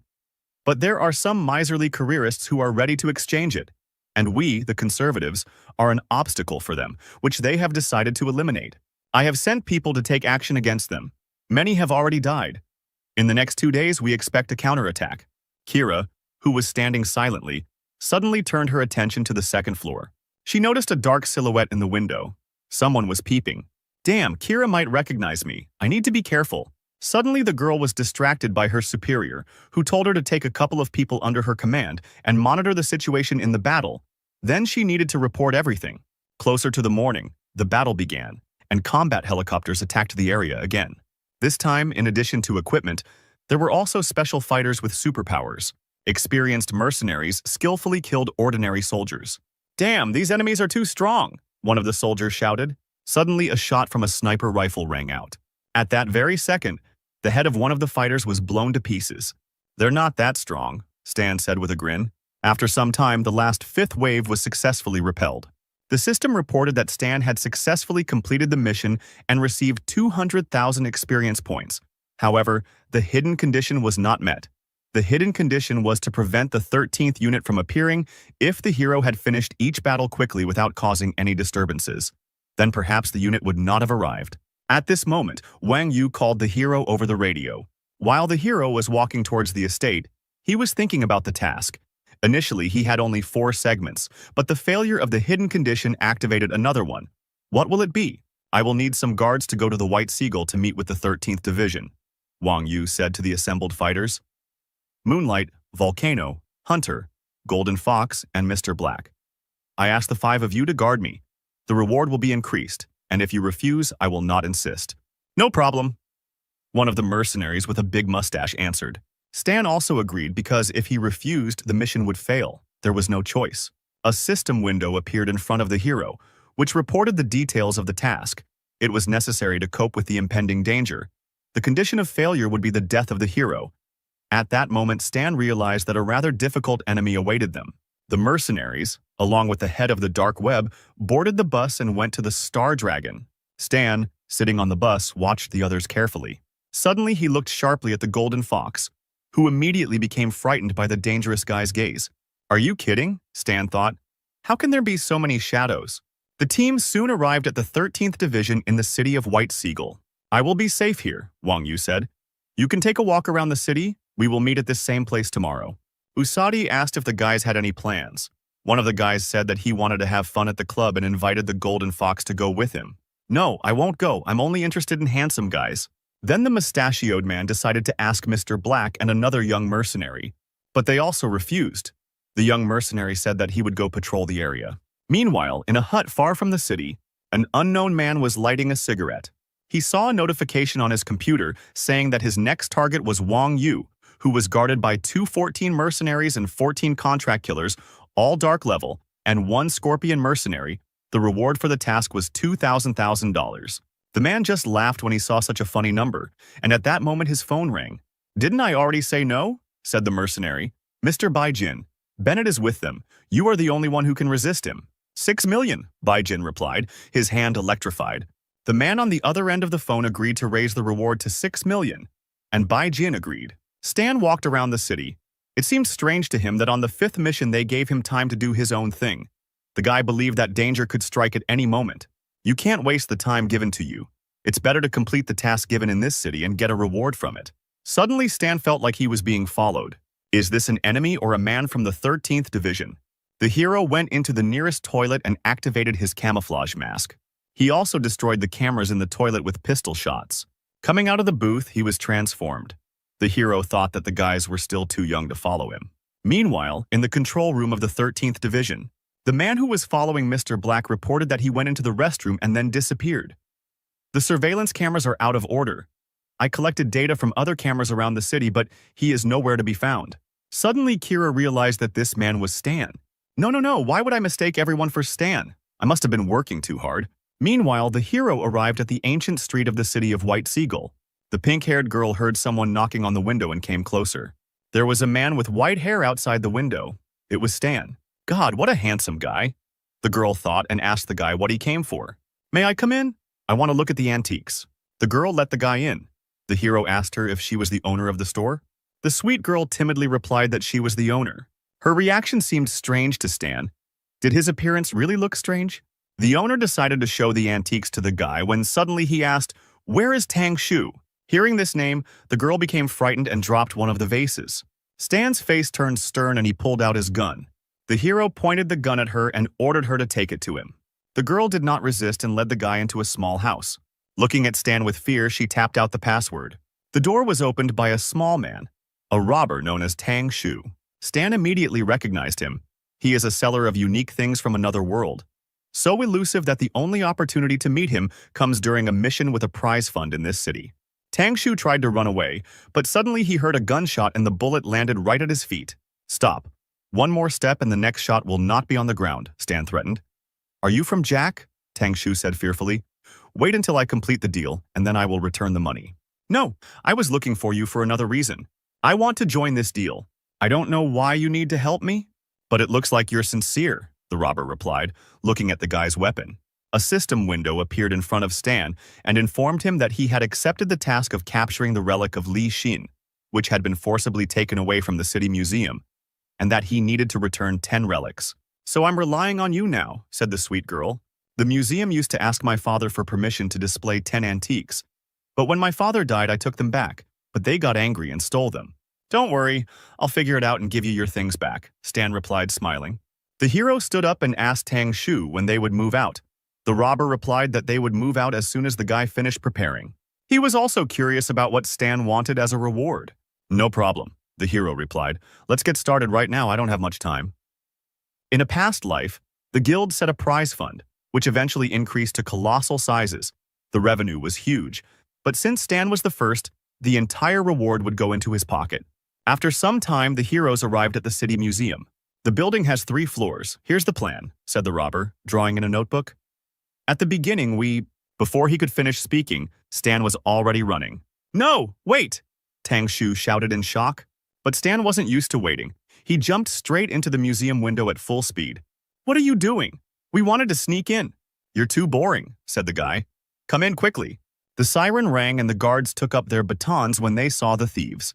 Stan, without wasting any time, quickly smashed the display cases and collected all the valuables. The boys quickly started running away. But suddenly Stan stopped. A group of guards were already running towards them, ready to receive the guests. Stan turned to Tang Shu and said that it was time for him to prove himself. Hey, do I look like a warrior? Stan decided to help him believe in himself a little. Here's a boost of confidence for you, the hero said, kicking Tang Shu in the ass. Hit him! The guards shouted when they saw the guy flying towards them. The crooked-toothed robber burst into tears when he saw the clubs above his face. Tang Shu was unable to dodge the first blow. Realizing that he was not a warrior after all, Tang Shu crawled on his knees to Stan and said that he couldn't handle it. Then the hero offered to show him one spell that doubles combat power. Sniffling, the robber decided to look at him. Now repeat after me. With a light movement of his foot, Stan sent the robber straight into the guard's clutches for the second time. The guards began to beat Tang Shu. But the spell worked, and the robber rose from his knees and grabbed the guard by the baton. He snatched the weapon from their hands and put one of them down. But his confidence did not last long, and the guards began beating the robber again. Well, I can't, bro. I beg you. You have a gun. Finish them off. No need to beg me, Stan replied, hitting Tang Shu on the ass for the 3rd time. I can only support you morally and motivate you again if you want. This situation irritated the robber more and more. He stood up and picked up one of the valuable vases. He then hit the guard in the face with the vase. Hey, what are you doing? This is a cultural monument, the guard shouted, worried about the vase. Shut up, Tang Shu shouted and threw the vase at the guy. The relic shattered into small pieces from such a powerful blow. Soon the robbers came out onto the street. Tang Shu was greedily gulping air. Suddenly he heard the sounds of a police siren. The robbery was not over yet. Tang Shu was scared. Time to run, Stan said to his partner and activated the speed boost. But suddenly more police cars stopped in front of the heroes. Don't move, the policeman shouted, pointing his gun at the boys. Stan grabbed Tang Shu abruptly and held a knife to his throat. He ordered the officers to drop their weapons or he would kill the hostage. What? The law enforcement officers looked at him in surprise. He's your accomplice. Who are you trying to fool? Oh damn, it didn't work, Stan said disappointedly, letting go of his partner. What did you expect? That it would work? The robber shouted. Well, it was worth a try, Stan replied. It wouldn't have made things worse. Tang Shu wanted to ask what they would do now, but Stan got ahead of him, sharply grabbing his partner's hand. His sneakers became electrified. Stan said that they had already done their job. All that was left was to hide. With these words, the hero rushed past the police using his special boots. Meanwhile, we are transported to a bar where other mercenaries have gone to relax. 2 of them got very drunk. The guy said that he wanted to get some sleep because tomorrow he was going to the 13th unit. Suddenly, light footsteps were heard behind them.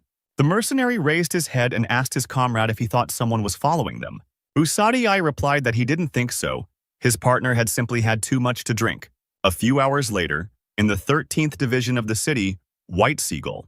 3 of your guards were killed, Kira said. The wounds were identical. They were inflicted quickly with a sharp weapon, piercing either the heart or the throat. The evidence suggests they did not resist. The killer was incredibly strong. Is there any footage from the cameras? Kevin asked. There were no cameras in that area, Kira answered. So that's where they were attacked. Wang Yu's fist clenched. He realized who it was.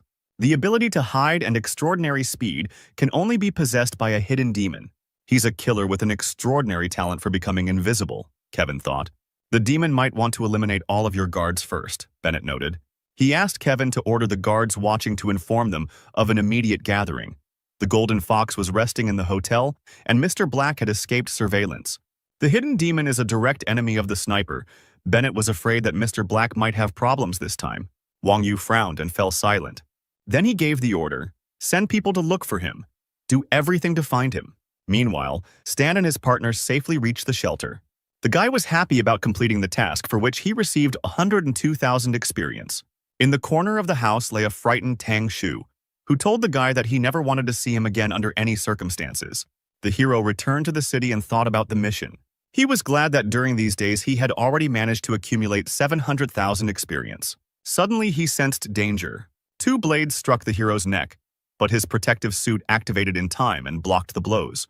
Stan turned around abruptly and crouched down. But he didn't see anyone behind him. That's strange. The hero assumed that his enemy was invisible. The mechanic suddenly pulled out his pistol and fired a couple of shots towards the enemy. In the cloud of smoke, he barely noticed the fast figure that was heading towards him. The unknown person delivered lightning-fast blows that were difficult to dodge. What speed? I can't detect it. Damn, it's a hidden demon. The hero crouched, and another blow of the blades passed over his head. There is no way back. We must fight back quickly. The guy used his new mechanisms. He summoned a swarm of electric bees. There were too many bees, and as soon as the unknown hit them, the bees immediately released a lightning discharge. Thanks to this, it was possible to at least somehow notice his movements. Stan took out his gun and tried to hit the enemy. After a few shots, the guy realized that it was useless. The demon had excellent reactions and easily dodged the projectiles. Meanwhile, the demon began to destroy the insects so that they would not bother him. He then took on Stan, landing multiple blows that were blocked by the hero's suit. Stan was irritated by this and loaded a special clip. Then the hero fired one shot. The shot spread a cloud of toxic smoke across the area. The system reported that the guy had been slightly poisoned and was losing 3 health points every second. Stan decided to see which of them would last longer in the poisonous smoke. After all, he believed that he was better protected, and the situation played into his hands, so it was impossible to get close to him. The hero was confident that he could lure out the hidden demon with such tactics, but he still can't hit the hidden demon. The situation is stalemate, but the enemy can escape. This cannot be allowed. The hero decided that if he pretended that the poisonous fog had really hurt him, the demon would rush after him. So he made a dash and jumped out of the poisonous cloud of smoke. Running forward, Stan turned around to see if his enemy was catching up with him. The demon did not lag behind. He chased after the prey. Pushing off the building, the demon jumped onto Stan's back and inflicted some more damage. The system reported that the demon was level 44, and Stan received 37 and 39 damage. The blows are strong and fast. If it weren't for the electromagnetic armor, I would have spent a ton of health in 10 seconds. First, I need to gain speed to dodge attacks. He'll never be able to keep up with my mechanism. While the hero was running, he suddenly took out his phone and asked Antonio to deliver his robot. Everything was going according to plan. The demon continued to chase, just a little more, and he would be finished. After a few kilometers, the guy ran to the car. But the oppressive aura of the enemy disappeared. Apparently, the hidden demon became wary and left. A few minutes later, the hero reached the point where Antonio was already waiting for him. The guy asked where Stan's enemy was. The hero replied that he had left and that he needed to return to the plane, fix his gear, and try out something new. "Am I your driver or something?" Antonio shouted. Meanwhile, the news reached the 13th Division. Bennett was surprised that the demon not only did not kill the sniper, but also escaped from him. The guy asked where Black was now. Kira replied that something connected him with Fan's group. He was now on their transport plane. "Probably fixing the equipment," Wang Yu suggested. "Don't call him, Kevin. Can I ask you to send someone to tell Mr. Black to come to the River Valley estate tomorrow morning?" "Yes, of course. I will send people." Stan was actually sitting there fixing his gear the whole time. He thought that now, the power of small arms was clearly insufficient in a battle against an enemy with a level higher than 40. Electromagnetic weapons would work, but you need to increase your electromagnetism generation skill. You can try to create mediocre drawings and get by with prototypes for the time being. The hero decided to first upgrade his existing skills. The system reported that the hero received a new drawing of the energy battery. "It's a Rubik's Cube. Perfect. Just the portable battery I needed." Then the hero pumped up the basic theory of energy, the basic theory of weapons, and the theory of electromagnetism to the maximum. Now, the preparation is complete. Antonio entered the room and reported that people from the 13th had come and said that his employer had changed the meeting time. In the morning, Stan needed to get to the River Valley estate. The hero thanked the man. This arrangement suited him. This evening, the guy decided, he needed to get down to work and finish upgrading the weapon. The system window repeated the word failure many times as the guy tried to upgrade the weapon. "Apparently, I'll have to sit not only in the evening but also at night." Meanwhile, a heated discussion was taking place in the building of the 13th Division. "Senna captured all the traitors," Wang Yu said. This time the operation was successful. Not only were the rebels disposed of, but the organization also began to implement its plan. "I have a feeling that the war will start earlier," Bennett replied. "We need to prepare in advance. The help of the dark web alone will not be enough. We need to cooperate with other forces and organizations. A good plan, Wang Yu replied. I think the Six Nations will help us, but I'm afraid that the side interested in self-interest will look at our resources. This plan should save many lives, Bennett said. If anyone dares to interfere, I will deal with them personally. Suddenly, they heard electrical flashes in the sky. Wang Yu and Bennett ran to the window. They had met them before. Lightning struck the ground and destroyed everything in its path. And along with it, a stranger with burning hair descended to the ground. This stranger was Bai Jin. The lightning god gathered his power and his chest began to glow. Then the lightning passed into his hands, and he fired a discharge into the barrier grill. Now nothing prevented him from penetrating the enemy base. The soldiers were surprised by such impudence. This guy is not even afraid. They immediately opened fire on the enemy. But Bai Jin was immune to bullets because he could create an impenetrable shield out of lightning. Now it's time for him to show his strength. One bolt of lightning and the soldiers' fortification exploded, scattering everyone in different directions. Mr. Black is not here. We can't handle a man who is many times superior to us in level. Don't stand there like a pillar, shoot! The commander of the second line of defense shouted. Shots were fired at the killer from all the windows of the estate. I'm beyond your capabilities, Bai Jin answered calmly, covering himself with lightning. Bullets that hit him instantly melted. The soldiers couldn't believe their eyes. The killer came closer to the fortifications and raised his hand, collecting the current. Some tried to run away, but others realized that it was pointless. The chain lightning pierced all the soldiers and this discharge was fatal for them. Controlling electricity, it must be smoke lightning, Wang Yu said. Apparently the rebels decided to hire even a high-level criminal. Don't exaggerate, he's a simple young man, Bennett replied. I'll deal with him since the guys outside can't. Bennett jumped out of the window and rushed towards the enemy. Bai Jin was happy to see Bennett. He was the only one he had been waiting for. All of this was observed from the car by cameras. Kira, seeing the monitor, could not contain her emotions. This is Bai Jin. He has destructive ability. We need to report to White Seagull. Meanwhile, the criminal was preparing for battle.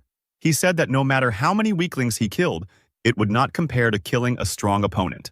This feeling gave him complete delight, so the criminal jumped towards Bennett. Kira picked up the phone and shouted that Bai Jin had arrived and that Bennett was fighting him right now. But suddenly she heard a loud shot. A bullet pierced the legendary criminal's chest. Bennett didn't understand what just happened. He looked at the hill. Could it really be that sniper? Kira couldn't believe what she was seeing. Kevin was asking on the phone what had happened. And the girl, in shock, replied that Bai Jin had been killed with one shot. Kevin was in shock, and at that moment smoke was coming out of the barrel of the sniper rifle. The system reported that Stan dealt 200% critical damage to Bai Jin's weak spot, and the shot was also enhanced by the flash of will, and Stan dealt a total of 1368 damage to the enemy. In his hands was a new Ghost electromagnetic sniper rifle, and although it was still unfinished, it already had excellent characteristics. Bai Jin was bleeding but still alive. He couldn't believe that he would die here, clutching his shot chest. The criminal tried to get up. The situation was not the best. A shot through the chest, cover from an ambush, and Bennett was here. The best solution would be to try to escape. Bai Jin activated his abilities, and although he was wounded, he still had some strength left. However, the criminal did not know that he was already in the sniper's sights. A shot rang out and a bullet pierced the criminal's head. Stan just smiled slightly as he reloaded his rifle. Bennett, who was chasing after Bai Jin, couldn't believe his eyes. Just like everyone else watching, Kevin wanted to know why everyone went silent. What happened there? Kira was speechless. She barely managed to say that Bai Jin was killed. And besides, he was killed with only 2 shots. After some time, a crowd of soldiers gathered at the estate. The soldiers carried Bai Jin's body, and the crowd was whispering, but everyone understood that Mr. Black had done it. Suddenly, the boys heard the sound of approaching footsteps. They immediately fell silent when they saw who was coming. It was Mr. Black, the most accurate and rapid-fire sniper. The boys started shouting and cheering, congratulating Mr. Black and telling him that he was an outstanding person. Nicely done, Bennett told him. As easy as pie, Stan replied, smiling slightly. Not only the soldiers applauded, old man Wang Yu also started clapping. You are smart beyond your years. You shoot so well even I, an old man, was taken aback. You flatter me, replied the hero, while he was nearby. Your life was not in danger. Thank you for saving me, Mr. Black. Now you can rest. Inside the manor, Wang Yu decided to talk to Stan over a cup of tea. The old man said that he had studied the documents and saw that he was sent on this mission by the Chisrod's family. Your level is much higher than the Scorpion's ability, Wang Yu said. I could raise it to the ghost level. Finally, Stan heard what he wanted. Raising the tea to his mouth, he thanked the old man. The system reported that the 5th round was completed, and in addition, the hidden condition was fulfilled. Not to let Bennett enter the battle. For this task, the hero received 300,000 experience. They didn't give him a new task. Apparently, that's all. Taking into account the 300,000 experience for killing Bai Jin, Stan has more than 1,000,000 points. It's time to give him a second gift. The sun rose over the estate, announcing the beginning of a new day. The door to Bennett's room opened and the man recognized the guest. Stan walked into the room with a suitcase and announced from the doorway that he would like to learn one more skill. Again? You don't have any other reasons to contact me? At that moment, the hero opened the suitcase, which contained an antique rifle. It's a Lockhawk sniper rifle, Bennett said, surprised. He quickly closed the suitcase and took it for himself. Okay, you've convinced me. Follow me. A few minutes later, our heroes were already in the training room. Bennett said that once upon a time he perfectly mastered the silent gait of an assassin. Perhaps this skill will be useful to Stan. The system reported that a level D task had started. Night Stalker, class change. Bennett taught the hero the necessary skills, but he needs to improve them. And as a reward, he will receive the class Night Stalker. The hero was delighted. In version 1.0, this class was extremely rare. With its help, it will be possible to improve combat tactics. I have told the theory, the rest is a matter of practice. Bennett finished his story. Here's my number. If you have any problems, call me. Bennett also added that perhaps in the future he would need Stan's help. Having heard these words, the guy was pleasantly surprised because this would be Bennett's main plot task in the future. Taking the phone number, Stan said that he would help the man if he needed it. A few days later, in the Star Dragon, the base of the 13th Division. Chief of Intelligence, we have received the dossier. Allow me to report. The dossier talked about Mr. Black, who is currently a serial killer. He only completed 2 missions. In one, the guy destroyed the mercenary gang, Battle Rose, in the Sumal Desert. In the second, he showed an extraordinary ability for sniper shooting while defending the estate. Also, the mercenary forced the invisible demon to retreat and killed Bai Jin with only 2 shots. After reading the dossier, the intelligence chief stamped it approved. He exhaled sternly, stating that the stern guy had appeared again, surprising his colleagues. The dark web said that Mr. Black was ranked 23rd on the list, and everyone was talking about him. The boss said that everyone was shocked by this news. Some people think it is a lie, but the dark web list has always been fair. Manipulation is impossible. Among the old blood-pact assassins, some have died, some have escaped, and now they want to use the newcomer as their calling card. The man ordered his subordinate to find out everything about Mr. Black's past. Meanwhile, one combat vehicle with a trailer was driving through the desert. The fish company is reliable, but is there anything permanent in this world? Stan thought, especially when it comes to relationships between people. It will be necessary to acquire your own secret base. The guy came to a familiar place. It was the old ruins of a factory in the desert. The hero got out of the car, he was there. This place was taken from him by a guild in his past life. But the equipment here is no longer any good. It's a good thing Stan prepared for this by gathering robot assistants. The materials brought from Faish are enough to fix everything here. After some time, the base was finished. The hero wiped the dust off his hands while looking at his new home. In front of him stood a technologically advanced black and orange building. The guy approached the entrance and pressed the switch.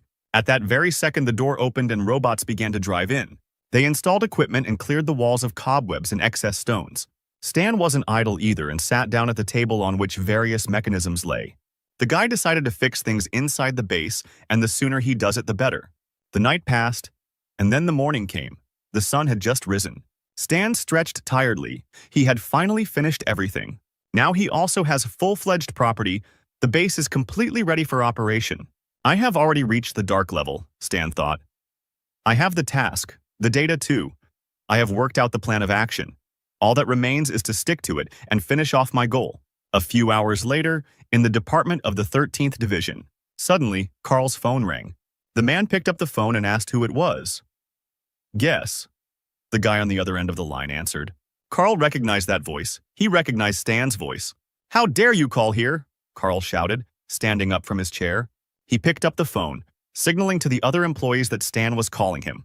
We need to track him down urgently. The soldier understood the order and has already tried to connect. But in response, he only received a geolocation error. I can't track him down. He's a highly skilled programmer. Kevin told Carl that he would try to negotiate and picked up the phone. Stan, you left the unit without permission, violated the code and behaved in an unacceptable manner, the boss said. You probably want to know when I'll be back? Kevin replied that Stan had probably already figured everything out, and at that moment the hero said that he would never return. So, does that mean you're deserting? You don't understand. I want to cooperate with you, but in a different format. Kevin asked what Stan meant, but at that moment the hero hung up. This is outrageous, damn it! Kevin threw the phone down in a rage, but forgot that it was Carl's phone. Suddenly the clerk said that a letter had arrived from Stan. Kevin came closer to take a look and couldn't believe his eyes. Before his eyes was a map with the exact locations of the embryo bases, full details on weapons and coordinates. Was this really the format of cooperation that Stan had spoken about? Having come to his senses a little, Kevin ordered to stop searching for Stan and leave him as their special agent, as well as move the data about him to the archive. Carl breathed a sigh of relief, because it was good that such a guy was not their enemy. Suddenly, notifications appeared on the monitor that various countries were requesting communication. The guys couldn't understand why 5 countries decided to call at the same time. However, they could not refuse the call, and the leaders of the countries immediately appeared on the screen. The strict leaders greeted the head of the 13th Division. One of them asked if Kevin knew who Zero was, for whom Embryo had put a bounty. This question shocked the head of the 13th Division. The man explained that they had all received data from Zero about the locations of Embryo's secret bases in various parts of the continent. They were wary of information from unknown sources, but this guy had added a note at the end of the message, that the 13th Division of the Star Dragon can testify to the veracity of his data. Kevin's fist clenched in rage. So you shared the information with everyone and you still want us to act as your guarantors? Go to hell, Stan! Kevin shouted across the department. Night fell over the hero's secret base. The robot assistant was already carrying a tray with a cool drink and cake for the owner. Stan relaxed while the robots were serving him. He also thought why he was being discussed in popular posts on the dark web. One of the articles said that Mr. Black is who he claims to be. He is a black ghost. The hero didn't like this news. After all, the Black Ghost is a legend of the planet Aquamarine. The legend says that he appears from the darkness of the night, each time in a new guise. No one knows when he will come. No one knows when he will leave. If you saw him turn away, it means death has already left its mark on you in the form of a fresh bullet hole. He pays with a bullet and takes life. The new nickname sounds strange, the hero thought. A black ghost. Why not a white sheep? Meanwhile, in the Hexia region, at the gathering place of the Wanderers, a dog was sleeping peacefully. Suddenly, she heard a noise. The dog immediately jumped to his paws and began to whine. Dozens of military planes flew over the dog's head. In the same region, at the 22nd Embryo base, patrolmen were on the lookout for enemies. One of the soldiers froze in place when he saw what was coming towards them. He shouted to his comrade to sound the alarm because a Hexia fighter was flying towards them. But before they could do anything, planes flew over them and dropped missiles on the enemy. And along with the fighters, military equipment also appeared. All this was observed by Wang Yu and Bennett, who were sitting in the restaurant. They heard the roar of the explosions in the distance. The war had begun again, the old man said. This time 6 nations had united to destroy the secret embryo base. The sudden turmoil forced people to flee. The little girl was crying and asking her mother how much longer they had to go. She wanted to go home. We can't go back, Mom answered, because Dad and brother were taken away to fight. Nobody wanted war, but here it is again in this world. Why are the 6 nations acting decisively this time? Bennett asked, having failed to track down the embryo in the past. The Star Dragon has information from Zero. Apparently it's time to develop a cover plan. But we still haven't had time to prepare so much. Bennett drank another glass of wine. He looked down and thought, okay, we'll never be able to fully prepare, the hero replied. Contact our allies and independent fighters. We need to gather all our forces together. At the same time, at the main base of the embryo, powerful blows crumpled the metal, and the roar from the impact echoed throughout the room. The leader of the embryo organization cursed Zero. He didn't understand how much he knew, and most importantly, where did he know all this from? Unless it's a matter of awakened foresight. Then it's clear how you got the information. Escaped from the lab and hid from surveillance. You absolutely must be eliminated. You are very dangerous. If we leave you alive, we ourselves will not be able to escape. The leader took the loudspeaker and started talking. Move all the bases. Don't be afraid to go into the red. Get rid of as many things as you need. We are executing the hibernation plan. Go underground, scouts. Carefully check Zero's tracks. Don't miss anything. No matter how much he knows, he won't take any risks. Until we find Zero, the full-scale war plan must be halted indefinitely. Morning came. Our hero was in no hurry and just waited. He was monitoring the progress of the mission to destroy the embryo, and it was now at 13%. The percentage is no longer moving so quickly, which means that the chaos has died down. Stan decided that it was time to go and eliminate the evacuating forces of the organization himself in order to advance on the mission. The system reported that Stan became a legend of the planet Aquamarine because he became the mysterious Zero who betrayed the organization Embryo, and with his own efforts undermined its solid foundation. No one expected such an outcome of events, and the guy became the main enemy of the organization. So that's what started the rumors. The guy stood up from his chair and stretched. One thing Stan knew for sure, he knew how to create problems. After some time, the countdown to the start of the Star Sea game was launched on Earth. As soon as the right time came, players from all over the world entered the planet Aquamarine, the former location of the Black Raven Valley base. A level 10 player named Jupiter, dressed as an embryo soldier, logged into the server, just like hundreds of other players. The players entered the world, but did not understand one thing. Where was the base that was here? The chairman didn't know either, because when they switched off the base was here. Where could it have disappeared to? One of the soldiers, using the system, shouted that the base in the Valley of the Black Raven had also disappeared. Have the tasks disappeared too? But no. The tasks were in place. The soldier breathed a sigh of relief. Suddenly, the soldier saw a notification that said that Zero was a mysterious traitor who had caused great damage to the organization and therefore needed to be found. The guy was shocked by another. When they turned off the mission level, it was B, and now it changed to A. Apparently, this Zero is not so simple. At the official introduction to the game, it was said that each star has its own main character, said one of the soldiers. It seems that the main character in Aquamarine is Zero. A squad of loaded players went in search of at least someone alive. Suddenly, they saw two merchants with tangerines and asked them to stop. Do you know where the ruins in that direction came from? Will you buy tangerines? The cunning seller answered. 20 for 1. Sweet. Okay, I'll take 1 tangerine. There used to be an embryo base there, but it was destroyed by the Star Dragon and Haxia a few months ago. The soldiers were surprised when they heard the bad news. So all our efforts were in vain? No. We have equipment and an A-level mission. We need to find our comrades, then we can return to the embryo camp. Would you like some more tangerines? The seller asked the disappointed fighters. But this time no one bought any tangerines. And in the western capital of the Star Dragon, one red-haired player ran to his mysterious NPC. He hummed a song and hoped that he would finally meet the teacher. But when he arrived, he saw only an old man, who replied that Stan had left a long time ago without even saying goodbye. Who knows where he is now? Then the old man poured a bottle of wine into his mouth. How did it go? The player was surprised, and what should I do? Meanwhile, on the continent of Andia, in the embryo laboratory, there were people in large flasks with liquid. They were unconscious. Experiments were conducted on people. They were injected with a solution to improve DNA. One of the test subjects opened his eyes. The player was happy that he had a great start. All the characteristics from the first level were increased. He was able to create fire with one hand. The guy wondered if the professionals from China would be surprised to see his strength. But at that moment, the scientists monitoring the flask panicked. Apparently, the tests had been successful. The guy was able to open his flask on his own and get out. But suddenly, he felt his movements being restricted. The guy's hands were handcuffed. Hey, what are you doing? I just woke up, the player said, confused. Shut your mouth. Every awakened person must go through 5 stages of brainwashing and then remain under observation for a month. Only then will they let you go. What? A month without leveling up? Other players will overtake me. Meanwhile, in another part of the location, a mountain river gave off a false sense of calm and tranquility.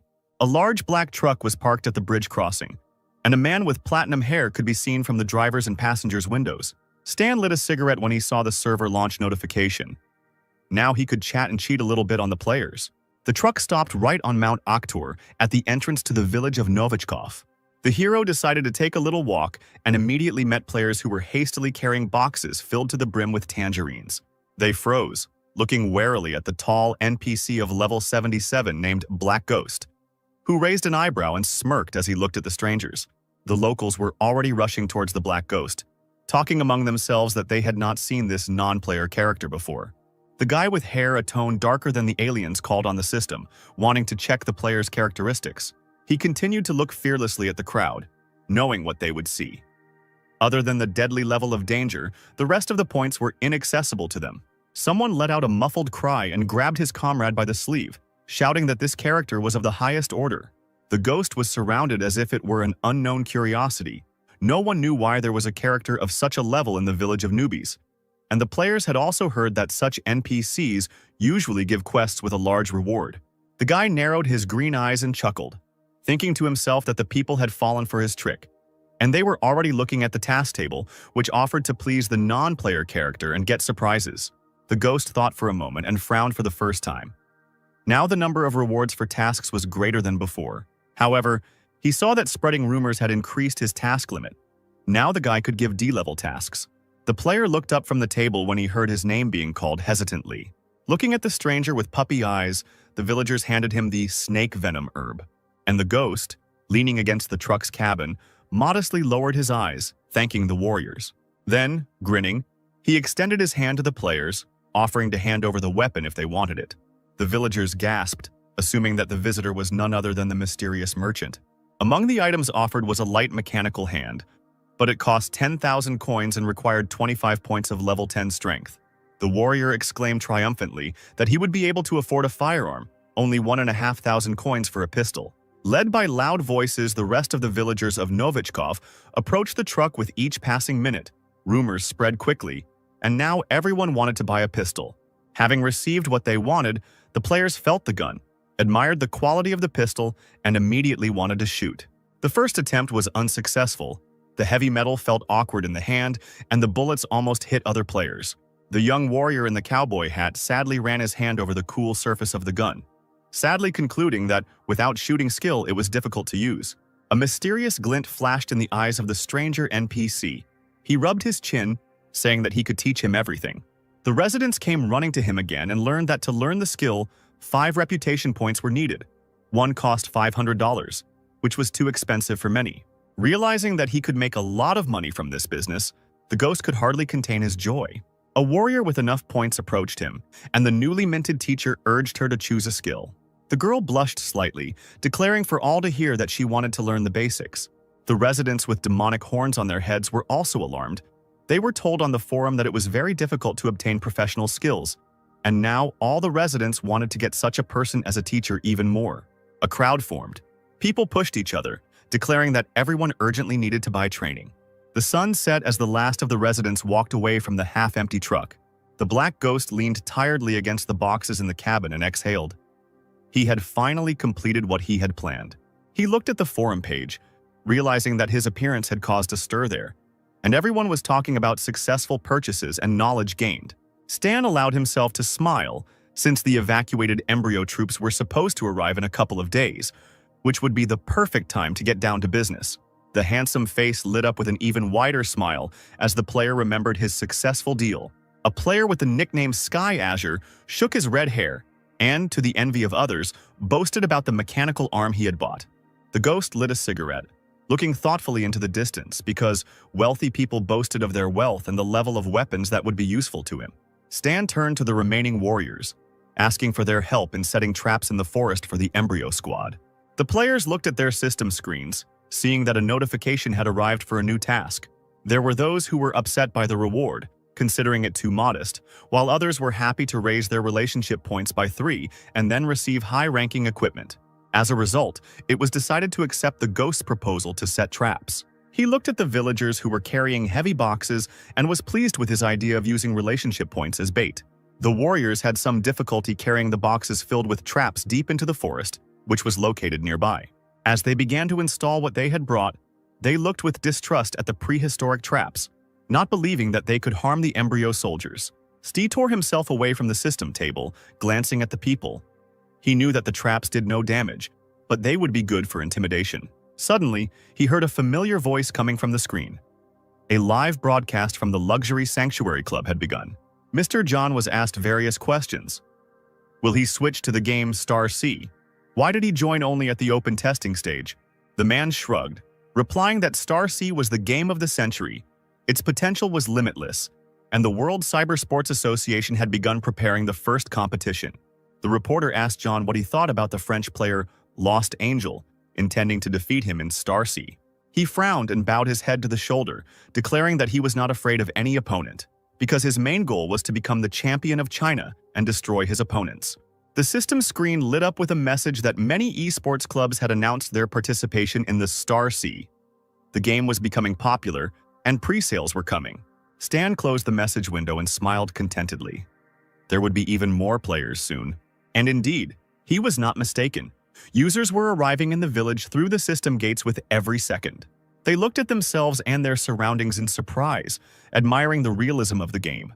Seeing that the first batch of players already had weapons, the newcomers remembered the difficulties they had heard earlier in obtaining equipment. Users ran up to the armed player and asked with hope in their voices where he bought the gun. The stranger waved his hand, saying that in the West there was a high-ranking NPC from whom you could buy weapons and also get promotions in your class. The Black Ghost, sitting on the edge of the open truck, greeted the newcomers with some pleasure, who ran to him as fast as they could, asking to sell their gun and get a new assignment. He smiled, anticipating the earnings, knowing that players were talking about the services and the business would only grow. A few hours passed and he was able to rest again, crossing his legs in his car. Stan had barely closed his eyes when he heard a clear girl's voice sounding very close. Maple Moon, Level 3. The young warrior directly asked the boy why he was at odds with the embryo. Ghost scratched his chin with a grin, admitting that Maple Moon seemed to enjoy figuring out the game's storyline. The corners of the girl's lips turned down, and she was very embarrassed when she didn't hear an answer. Instead, the ghost glanced over his shoulder, turned his back to her, and made his way closer to the boxes in the back of the truck. Luna's eyebrows shot up and she apologized in an apologetic voice, thinking that she shouldn't have asked such a thing. Stan lit a cigarette and explained that embryo profits from the grief of people left without a homeland in order to manipulate them and fight for their own personal gains, starting wars. Maple Moon clenched her fists and frowned, exclaiming that embryo was terrible. The ghost bared his teeth and moved very close to the girl, asking if she wanted to become an enemy of the embryo. She shook her hair and immediately, with her characteristic determination, agreed. She summoned the system window after seeing that her reputation with the Black Ghost had increased by 5 points. This was part of the plot. The guy handed Luna a mobile phone, asking her to contact him when she became stronger. A little later, Black Ghost checked the time, worriedly thinking that the embryo troops should already be here. The warriors, looking out the system window, called upon those who were lingering in the distance because the Black Ghost had given them a new task. Those gathered looked in surprise at the description of the task, for which, moreover, a prize fund was provided. 35,000 experience. The elder warrior frowned and warned the players that other players should not complete the task. After all, only 5 will receive the reward, and there are more than 100 players on Mount Actor, so they must divide the reward among themselves. Therefore, it was decided not to allow other warriors to approach the Black Ghost for 2 hours. He was waiting for the players to arrive and suddenly heard strange shouts and swearing. Not far from the truck stood warriors who forbade the newcomers from approaching the ghost, aggressively pushing the strangers back.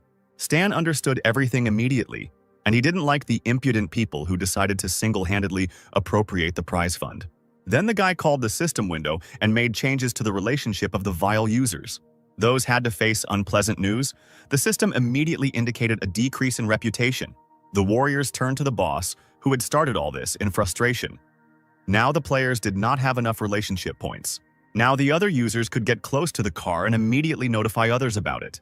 The newcomers immediately rushed to the ghost, begging him to accept their experience points so they could participate. Stan, rolling a cigarette between his lips, smiled smugly. He would not allow anyone to appropriate the fund single-handedly. Meanwhile, one of the teams was looking for high-level players to join their group. Maple Moon also decided to try her luck, timidly offering her candidacy, but she was told that they were just catching the last participant. The girl was upset, but then she felt a touch on her shoulder. It was the Black Ghost. He said that the warrior would be next to him. The guy even allowed her to use more powerful weapons than the others. Luna carefully picked up the sniper rifle, finding that it required a level 1 sniper skill to use it. The girl shrugged and sighed in disappointment. She didn't know how to use such a weapon. Then Stan summoned the system window and immediately transferred a new skill to Luna. The girl jumped up and down and clapped her hands, not believing her luck. The rival team, the Kill-All Guild, was under surveillance as they laid siege to the Black Ghost. The warrior leaned against a tree and lowered his head in disappointment because he had worked so hard to accumulate those reputation points. The boss urged him not to think about it. Their first priority was to finish what they started and not let the heavenly territory get ahead of them. Night fell on the dense forest. Black Ghost and Maple Moon hid among the greenery and stones. Stan activated stealth, increased attack efficiency and agility, and used new skills. Luna cast admiring glances at the guy, catching herself not even hearing his breathing. He just grinned, remembering how he had once been such a weakling. But now everything had changed. The enemy vehicles moved along the narrow mountain path, and it was difficult not to hear them. One of the drivers gasped as soon as the embryo squad entered the forest, and the bright light of the headlights illuminated the ground. There were many traps lying everywhere. The warriors could not understand where they came from and why they were located so strangely. One of the players rightly noted that this could puncture all the tires. His interlocutor suggested that they could have been ambushed and needed to check the area for mines. A few minutes later, several sappers emerged from their vehicles with special equipment. One of the soldiers ran the device along the ground, and it immediately began to beep. The man immediately warned his teammates, shouting that there were mines hidden in the ground. Players who failed to collect the prize fund on their own have already noticed the embryo soldiers. They didn't waste time and immediately pointed their pistols at the enemies. The boss ordered to shoot. The soldiers reacted with lightning speed, and immediately the order was given for everyone to lie down on the ground. But the players got ahead of them, and the next second shots rang out, and thin, deadly stripes of beam weapons cut through the air. The soldiers lying on the ground looked at each other in bewilderment and stood up, realizing that they were not being harmed. The commander, sitting in the car, gave the order to counterattack over the radio. Then much more powerful weapons came into play, many tanks and machine guns. The soldiers hit the players with precise shots, and they fell on their backs at once. And although users immediately used healing, they were dissatisfied to note that death resulted in penalties and loss of experience. The bravest of the team, clutching a pistol in his hand, rushed straight at the embryo soldiers with a war cry. They even recoiled for a moment, frowning. They did not understand why the enemies were going to certain death. The commander was ruthless. He was sure that the players were not equal to his soldiers, and therefore again gave the order to kill everyone. They did not dare to disobey the commander, and therefore zealously continued to shoot. The players fell to the ground once again, wounded, but were immediately healed, groaning as they did so, regretting that they didn't choose a ranged weapon. One of the soldiers, a brunette with an eye patch, chuckled, considering the users to be brave guys. He deftly jumped out of the window of the official car, wielding a katana. He wanted to give them a surprise. The commander shook his head in displeasure, shouting at him not to get carried away since they had little time. Using his magical abilities, the soldier followed the players on their heels, cutting through their avatars. Not all users were lucky enough to escape. Some remained on the ground and never rose again. The soldier named Saber smirked. His threat level was extremely deadly. Seeing this on the system window, the player let out a muffled cry. This is not the first soldier with such a level. The two players, hiding in ambush, watched the battle in horror. They admitted that even the Black Ghost did not possess such strength. Unfortunately, Saber heard their whispers and immediately jumped towards the guys.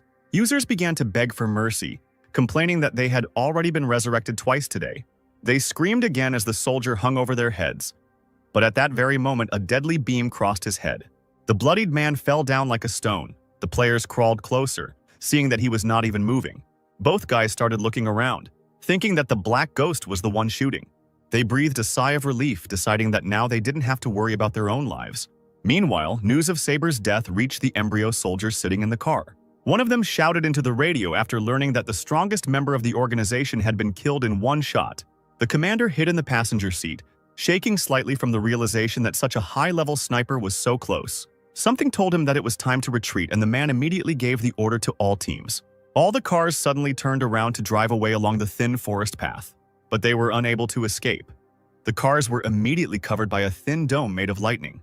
The once self-confident people's faces began to sweat from the tension. Stan watched the others panic with a grin. The soldiers were still hoping to escape. He pressed the control button and iron hatches hidden in the ground opened next to the machine. From there, like toys, combat installations emerged. They were specially aimed at enemy figures and began to shoot. Before anyone could blink, cars were lifted into the air, and the force of the explosion sent people falling to the ground like dolls. The players watched the performance with bated breath, hiding behind the rocks. They had never seen an automatic sight on a turret before and such a high-class mechanic. When users saw the surviving embryo soldiers running towards them, they decided to save themselves. Swallowing hard, Maple Moon raised her rifle hesitantly and took aim. The skill given by the ghost was not in vain. The shot immediately hit one soldier in the leg. Luna didn't stop and continued to aim at the soldiers, hitting them. Each time she got better and better, and now the bullets immediately reached their target. The girl glanced at the Black Ghost, who nodded his head at her in approval. The commander, hiding under a tree, felt a strange presence and, trembling, raised his head. The guy stood over the pale soldier, measuring him with his gaze, and he continued to crawl back, shouting that embryo just doesn't leave anyone alone. The ghost chuckled and hissed, replying that the man had mixed everything up.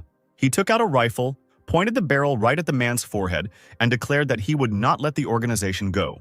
In the silence of the night, another shot rang out, frightening a flock of birds. 3 players peeked out from behind a tree. They were whispering among themselves about how one person had killed an entire squad, and they were saved by a mechanic class person. The system window stated that the task was completed. Now the players were entitled to a prize fund, and Maple Moon was in first place for kills. Users were displeased that the girl single-handedly overtook heavenly territory and kill all. Everyone also knew that Luna would get 13% of the reward. The red-haired user yelled at his team, ordering them to find the girl. And she was already next to the black ghost when the system congratulated her on her win and first place. Players began to gather around the NPC's truck. They looked at the car with hope, expecting to see the ghost and take the task from him. Imagine the players' surprise when they saw the very winner talking to the guy. The other players immediately noticed the Phantom's special attitude towards the girl. The players squinted and assumed that she was going through a hidden storyline. Having changed their anger to mercy, a whole crowd of users ran to Maple Moon with calls to become friends. The girl backed away, looking back at the ghost, not understanding why they were suddenly surrounded. He climbed into the driver's cabin, asking Luna to hide in the car. She would be taken to the meeting place. The guy quickly started the truck and drove along the very road where the embryo soldiers had recently been.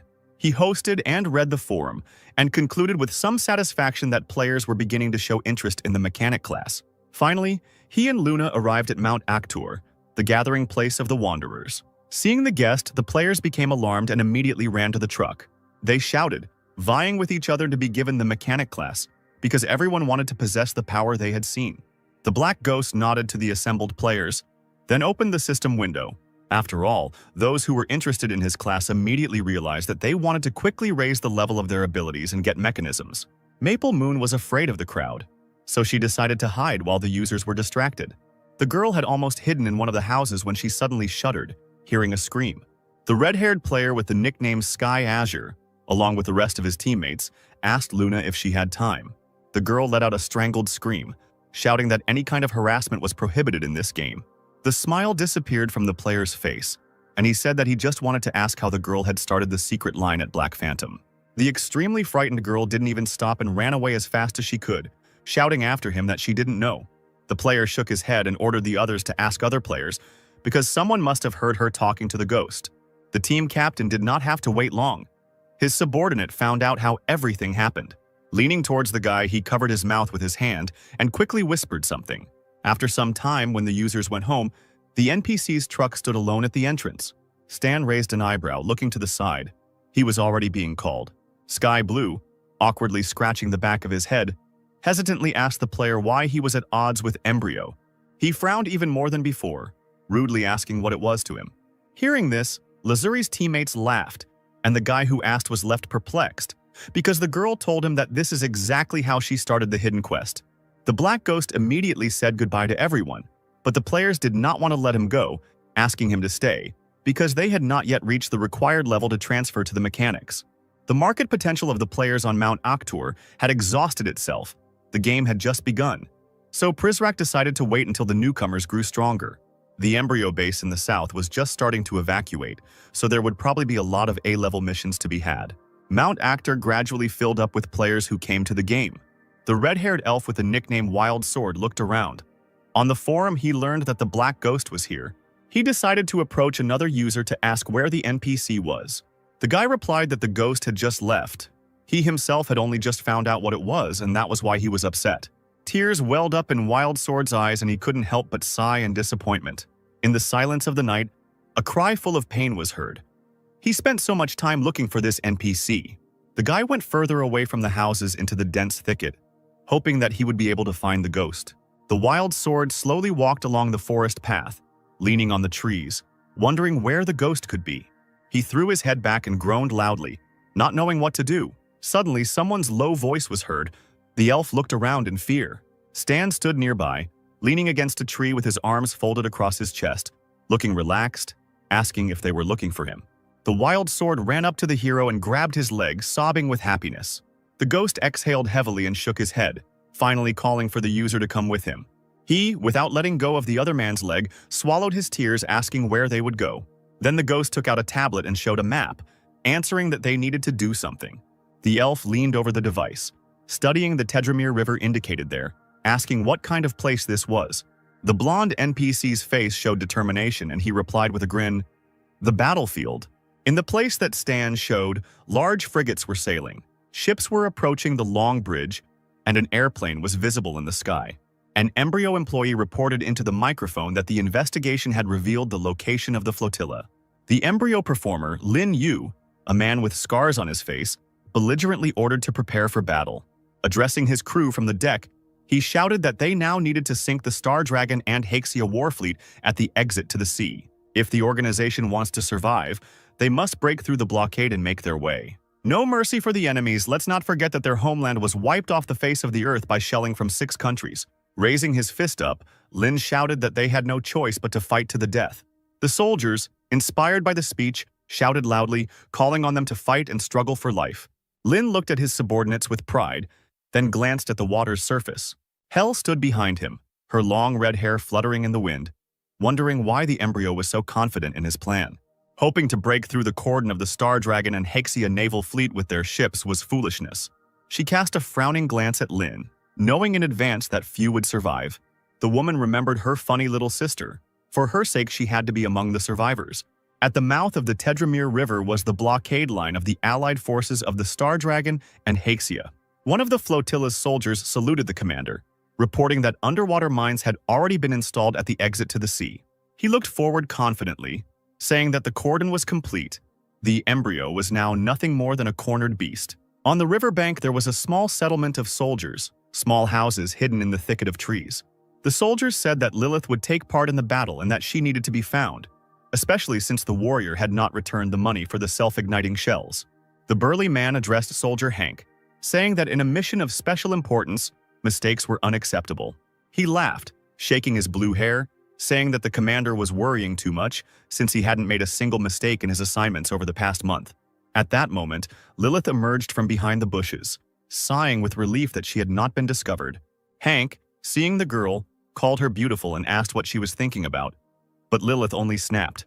The guy scratched the back of his head, smiling as a reminder that there was no point in getting angry, since they were partners. The girl rolled her eyes and walked forward, demanding that he stop bothering her.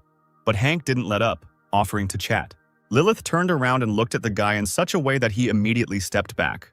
Hank immediately hid behind Harry, who had just approached. He shook his head, calling Hank a timid monkey, but Brother Stan was an example of courage.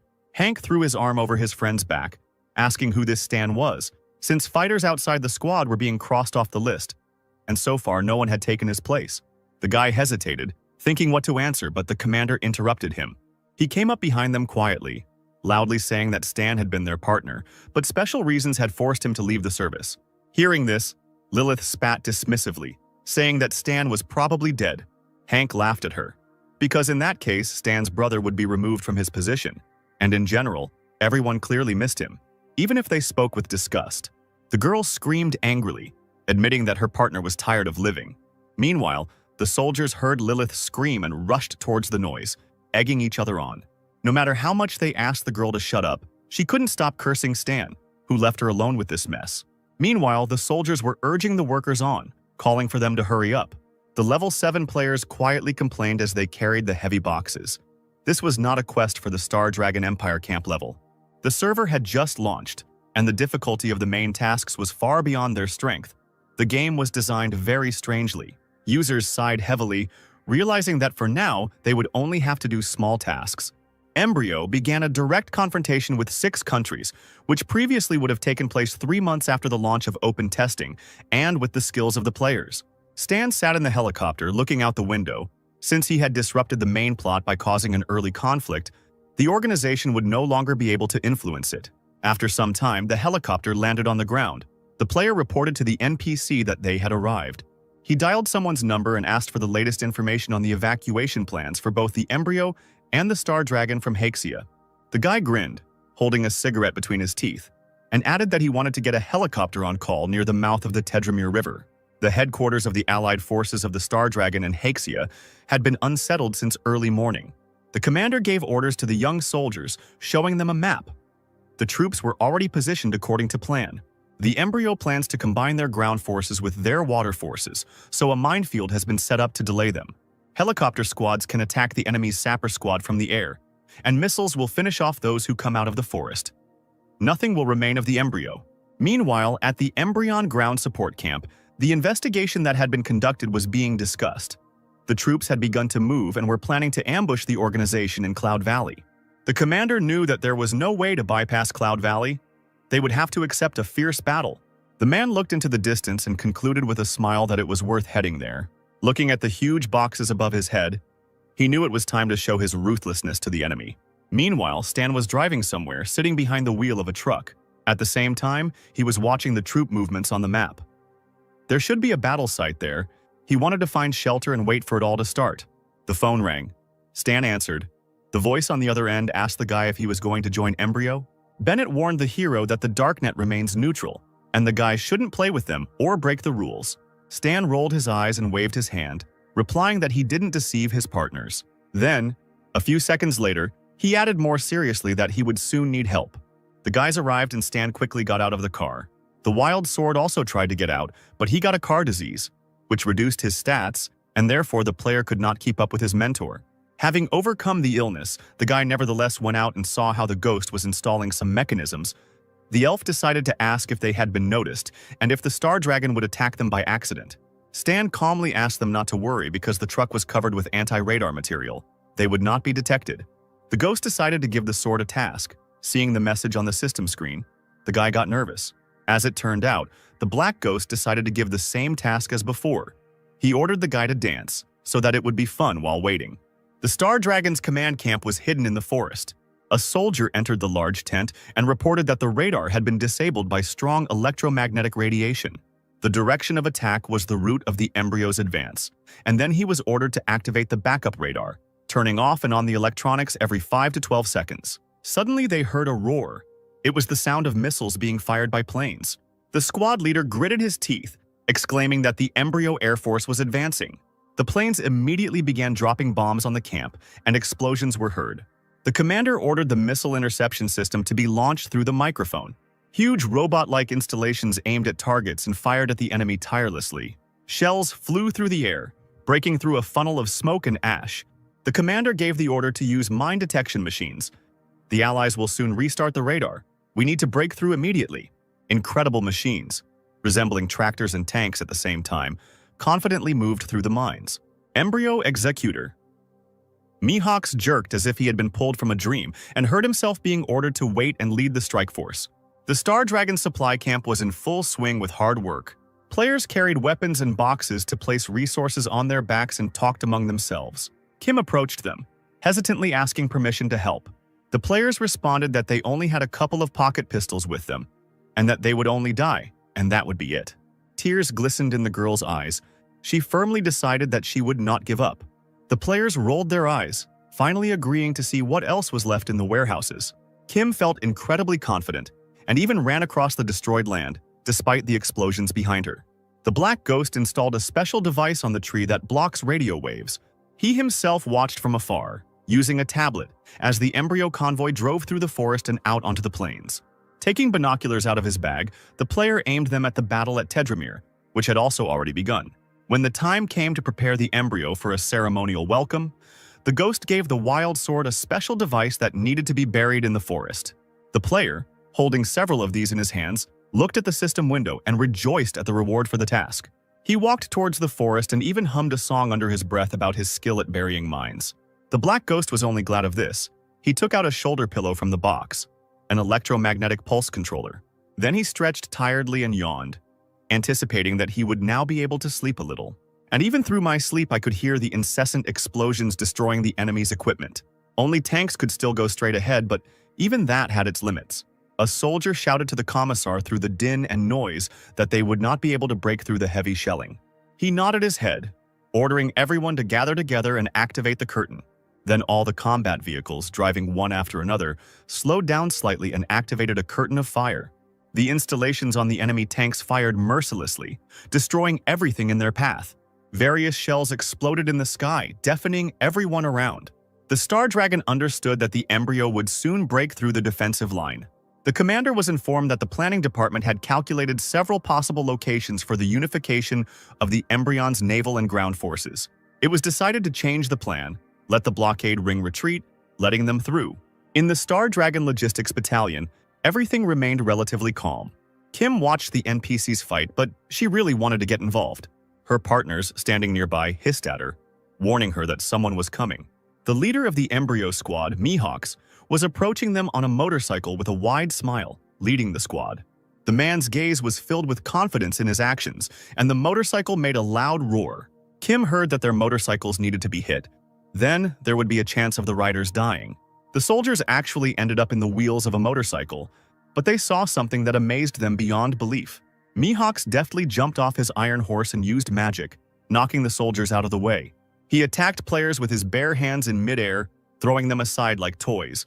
The survivors tried to escape, transmitting information via radio as they went. The embryo performer had broken through. Help was needed.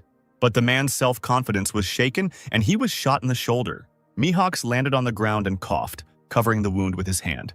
Stan was already standing over him, grinning as usual and aiming his rifle. The dragon commander watched the ghost through the car window. He was stunned to realize who was helping them, but did not understand why. The warrior sitting next to him asked what to do, and the commander ordered to concentrate only on the embryo. Meanwhile, the commander-in-chief of the embryo detachment was informed that Mihawks was wounded. He gave the order to the second squad to immediately deal with the sniper. They should also have brought along a couple of test subjects for training. So far, the forest was quiet, and no traces of strangers were visible on the green grass. But the Black Ghost did not lose his vigilance, tirelessly monitoring the situation. Finally, the player called up the system window, which informed him that he had entered a battle between the Star Dragon and the embryo. Returning to observation, the Ghost concluded with satisfaction that they could give less than 300,000 experience for completing the task. Finally, he saw what he was waiting for: the military equipment of the embryo. The boy shouted at Wild Sword, urging him to come back. He set the last mine and rushed towards the Ghost as fast as he could, responding to the call. Meanwhile, the aliens' tanks were slowly approaching the dangerous territory. The Ghost pressed the button, and immediately special weapon installations appeared from the mines. The force of the explosion was so strong that huge machines literally rose into the air. Even the Wild Sword let out a muffled cry as he saw the armored vehicles rise up. The surviving tank stopped. Other transport was already ablaze. Immediately, something began to jump out of the tanks at great speed, falling to the ground. These were figures of identical Cybermen, experimental super soldiers. Looking at them through binoculars, Wild Sword was amazed. These monsters looked very strong. Without letting go of the rifle, Dark Ghost also did not expect to see the experimental soldiers of the embryo. Apparently, the enemy studied the mechanical arm he left in the lab when he escaped, which sped up the plot and sped up the creation of super soldiers. But looking through the scope at the monster's face, the guy realized that the modification had not yet affected the entire body. His mine installations continued to fire at the enemy, producing powerful volleys of fire every second. The soldiers seemed invincible, covering themselves with steel shields. When the attack stopped for a moment, the Cybermen immediately jumped from their positions, moving closer. They pounced on the installations and destroyed them with just blows of their hands, with crazy smiles on their faces. Stan grabbed the tablet, noticing that the soldiers had excellent defenses. The player decided to get even with the enemy with the help of his new invention. Thick smoke began to pour out of the back of his car, and powerful robots began to jump out of it, creaking with mechanical parts. An installation was pulled from one of the hands, and a volley of fire poured straight at the Cybermen. They jumped high into the air, trying to dodge, but the robots were aimed straight at the enemy. Enemy soldiers could not predict defeat, having covered themselves with steel shields. Previously, they successfully held the defense, but now they broke down like plastic. Blood gushed from the half-human bodies, and fire shot away the iron parts, exposing the flesh. But still, these injuries could not kill such creatures, and the robots rushed forward again. Stan noted their survivability with displeasure. Apparently, the defense capability and durability of the exoskeleton significantly reduced injuries. The guy grabbed the rifle, reloading it. As it turned out, the experimental soldiers still had shields in reserve. One volley knocked out a fifth of their health. It was time to ask for help. The Black Ghost shouted to the Wild Sword, asking him to get the suitcase with the red triangular marking from the back of the truck. He seemed not to hear, seeing the large reward for the completed task. The system read, "Brave victim. Gather all your unfulfilled dreams and light up the sky with a brilliant explosion. Meanwhile, the Cybermen successfully broke through the mines, destroying the installations. The wild sword hesitated and saw a creature flying straight towards him. The player trembled, clutching the suitcase in his hands, and dropped to one knee. Closing his eyes tightly, he screamed that it was time to fight to the death and ran towards the soldier. Guided by his hearing, he leaned forward with his back, knocking the puzzled soldier off his feet. The suitcase slipped from his hands, the sword fell to the ground, and the Cyberman was torn into tiny pieces by the explosion. Chunks of human flesh and iron fell onto the green grass. The soulless machines stepped on the body parts of their slain comrade and ran towards the wild sword. Black Ghost came to the rescue, firing his fiery will rifle. The volley of fire easily destroyed the soldiers' strong heads, shattering them into pieces. Another warrior fell. It seems that the last one remains who has not yet been affected. Seeing the ghost, he ran even faster, wishing for him to die. The Cyberman's body shook in the air as the rifle fire hit its target. The lifeless, bloody body lay on the ground. Stan had killed test subject 044 and received 24,388 experience points. The guy lit a cigarette. He knew that he could easily deal with the conveyor soldiers. He just needed to kill 2 more of a higher level to increase his rank. At that moment, Wild Sword was healed, slowly rising to his feet. He was glad to look at the system window, because it was not unprofitable to die here. The guy rushed to hug the ghost, asking for more such suicide missions. He kicked the annoying boy away, demanding that he keep his distance. The dragon's soldiers watched them through binoculars and immediately recognized the players. Bright Moon, Flash Rosado, and Kim decided to head for the users at the Tedramere River. And at this time, a fierce battle between the flotillas was already taking place there. The commander of the embryo was giving orders with all his might, demanding that the enemy shells be shot down. Their opponents demanded that their soldiers scan the area with sonar and ordered them to prepare torpedoes, firing at the embryo when it entered the sea zone. The commander asked where the fighters were and asked the battleships to hurry them up. Finally, the reconnaissance parties discovered the enemy fleet. The fighters were ordered to prepare missiles for release. The first salvos accomplished the task, and several large frigates immediately sank to the bottom. Inspired by this, the soldiers demanded over the radio that they continue pursuing the enemy. The soldier looked down in confusion and saw a thick red fog beneath the fighter. But then a human figure emerged from it with daggers in both hands. It was Renee, the executive director of Embryo. Having easily broken the fighter's window, the man burst into the cockpit and cut the pilot's throat. Several fighters immediately flew into the water like stones. Renee quickly killed the pilots. Hell was watching this from the deck. She too was in full combat readiness.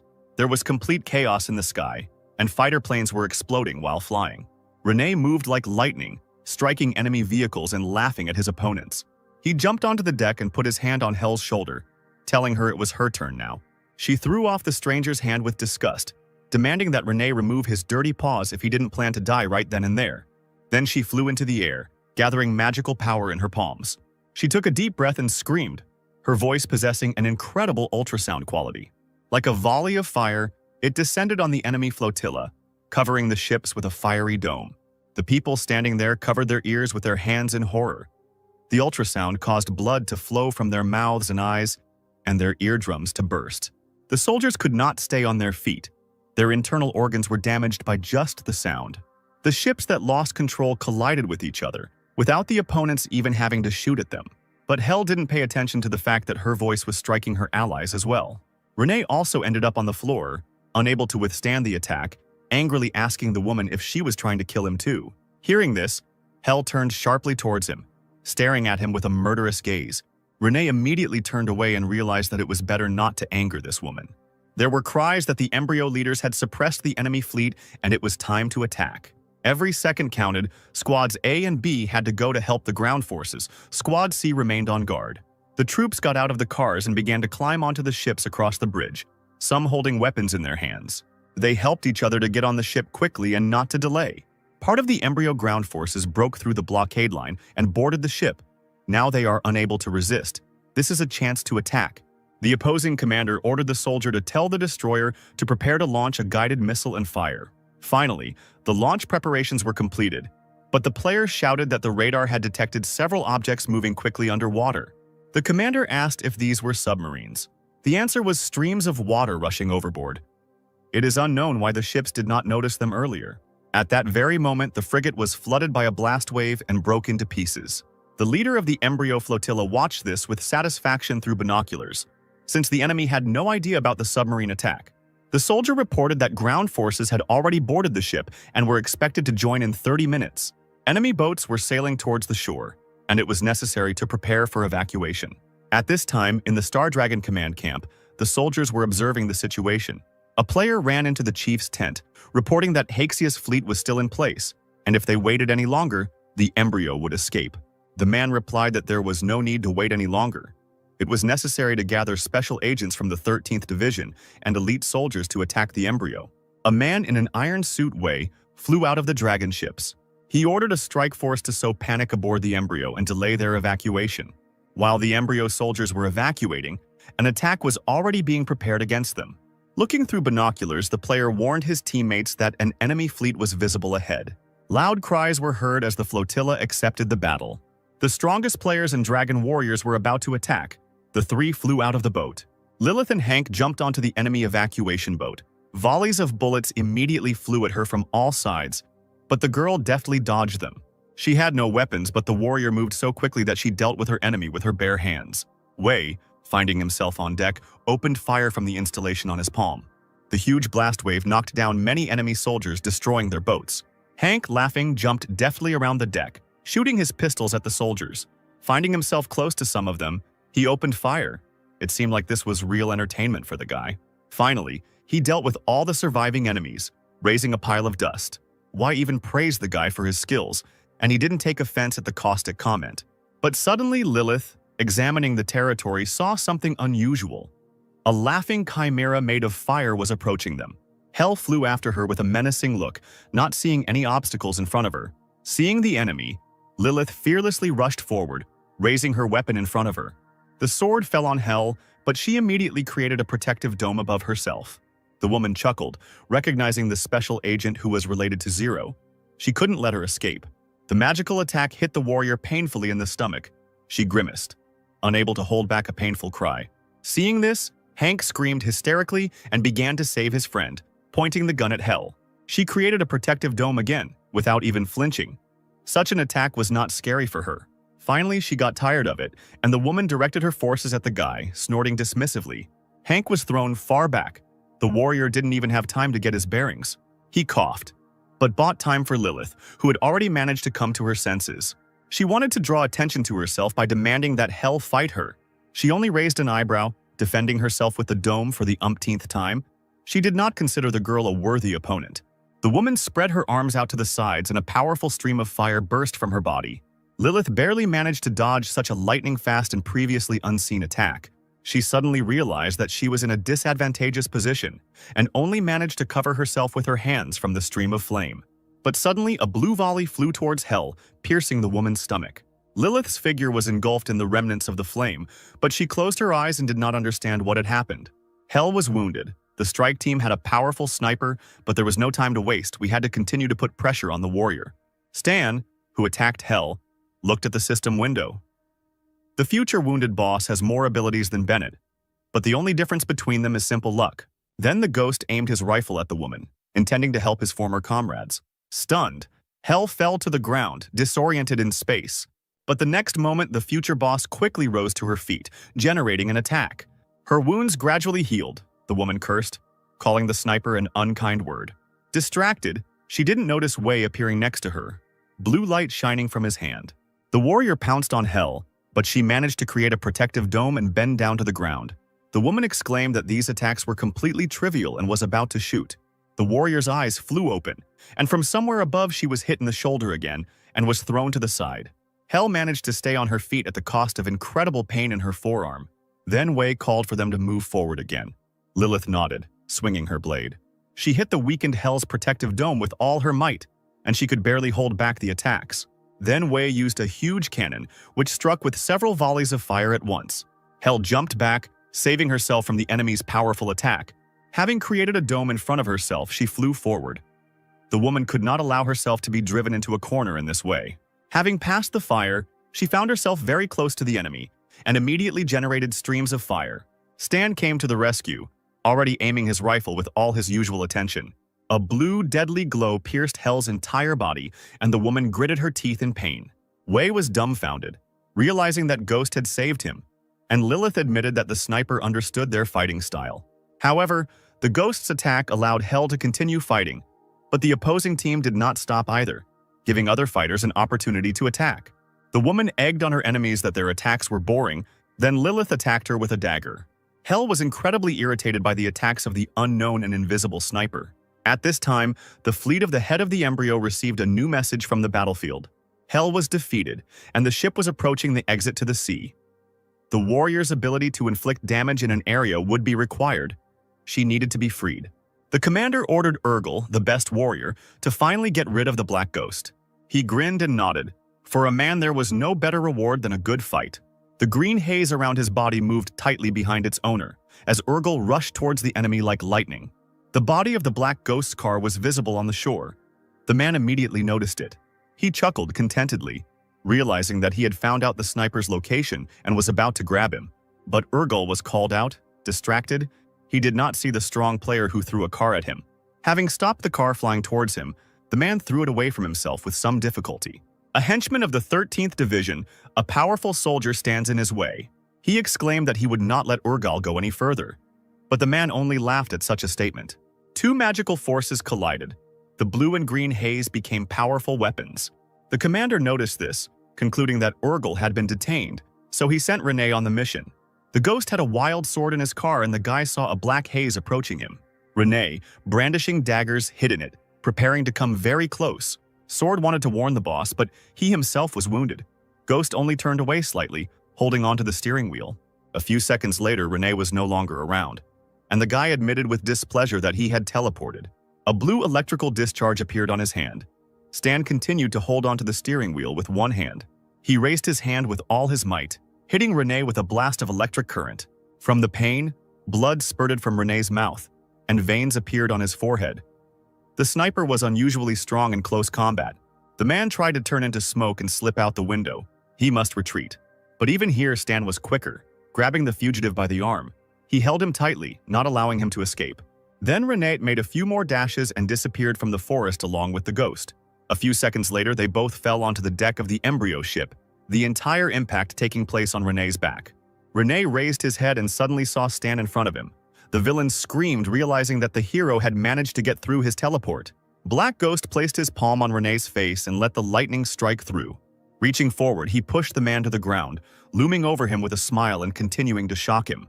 When it was all over, Renee had a burn on his face with the imprint of someone else's palm. The system window showed the Ghost that he had killed a level 64 Renee and would receive 60,000 experience points. The player turned around sharply, hearing the sound of army boots behind him.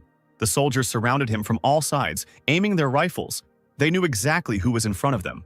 Stan stood fearlessly, his eyes scanning every embryo soldier as they began firing. All rifles came into action as players were given the order to kill the sniper. The Ghost grinned and opened the flaps of his jacket, revealing a device on his well-defined torso, where even under his t-shirt muscles were visible. It worked immediately, and the guy was covered with a protective dome that didn't let bullets through. The pale soldiers looked at each other in bewilderment. The Black Ghost had stopped the bullets, but the next moment the players realized how unlucky they were. The bullets were also ricocheting. Standing in the center under the dome, the Black Ghost watched as the embryo soldiers fell to the ground. After making sure that they were all dead, the guy turned off the protection and slowly walked past the bodies. He looked again at his new toy, the field repulsion machine. The Ghost took a pistol out of the inside pocket of his jacket and jumped up.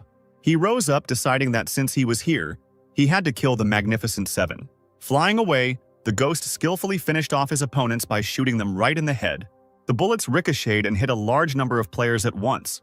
The commander, looking at this, was beside himself with anger. And most of all, he was angry at Renee. Not only did he not kill the guy, but he also brought him to their ship. And because of this, soldiers are now dying in whole squads. The commander told Hell about Renee's death via radio, so he called on the warrior to deal with the enemy. With a satisfied grin, the sniper dodged the attacks, inflicting fatal blows. He felt someone else's presence and turned his head. On the other side, an enraged Hell was flying towards the player, who was already tired of these games. She opened her mouth wide and screamed, sending an ultrasound towards the Phantom. He covered his ears with his hands. The waves knocked him off his feet, causing him to fly towards the ground. The guy received 221 injuries from the psychological attack and was in a state of concussion. Ghost then pulled out a pulse grenade that used frequency sound to destroy the eardrum. Taking a running start, he swung with all his might and threw the bomb towards the warrior. The device fell at the woman's feet and she stepped on it with her heel, only laughing at Zero's intention to defeat her with an anti-tank grenade. But the woman did not recognize the type of device. It was a sound grenade, which struck her hearing, and Hell abruptly covered her ears with her hands. She pushed the grenade away from herself. Everything inside her clenched from the pain. Even breathing became harder. The ghost rubbed his chin and raised an eyebrow. He too had a knack for making others dizzy. The guy pulled out his pistols and pointed them at the warrior, immediately opening fire. She was disoriented and couldn't even cover herself. Bullets pierced her stomach and chest. The ghost ran up and kicked Hell into the water, sending a blue glow of electricity through her. Unable to resist, the woman fell like a stone into the cold blue water. Watching the splashing water, Stan understood that Hell was a difficult boss. It was not easy to defeat her. It was better to let her leave the battlefield. Hearing a woman scream behind him, the ghost turned around. Lilith called him Stan and screamed angrily. The girl looked angrily at the hero. She told him that they had finally found him. The black ghost widened his eyes, pretending that he was seeing her for the first time, but in his heart he was a little scared. But Lilith ran up to the guy and grabbed him by the collar of his jacket and screamed that the mask wouldn't help him hide. The rest of the group looked at each other in bewilderment, not understanding what was happening. Lilith continued to scream, saying that it was useless to run to the darknet. And now Stan had to give her the advance. Wei asked the girl not to scream. At that moment, the ghost raised his head, seeing someone's shadow above him. A strange-looking and disarmed Embryon officer was flying towards him. The bare-chested man deftly jumped to the ground, dropping to one knee. Then he shook his head and began to transform into a snow-white wolf, howling loudly. Purple eyes bloodshot. The werewolf bowed low over the ghost and did not express any particular friendliness. The wolf ran and pounced on a group of people, snapping its huge mouth with sharp teeth. Lilith in turn flew into the air, wielding her dagger with all her might. The wolf followed her with his gaze. Iron Man picked up on the warrior's plan and found himself behind the werewolf, grabbing him by the scruff of the neck. The wolf's huge mouth did not frighten the man. He fearlessly tried to dodge. The black ghost realized that this was his chance and immediately aimed his gun at the werewolf. Several bullets passed through the monster's head, and it howled in pain. Lilith saw this and praised the ghost through her curses, still angry at him. Taking advantage of the monster's hesitation, she also ran a sharp blade across his back. Now that the wolf was surrounded on all sides, the warriors immediately began to attack him. Hank, watching his partners, admired their coordinated work. They didn't even talk to each other. The attack was so powerful that the wolf didn't even have the energy to strike back. The wounded beast began to whine, limping to the side and trying to escape from its opponents.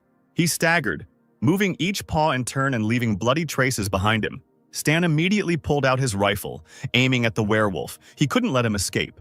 Another shot finally knocked the animal off its feet. It even rose into the air before falling. The beast whined desperately, writhing in incredible pain throughout its entire body.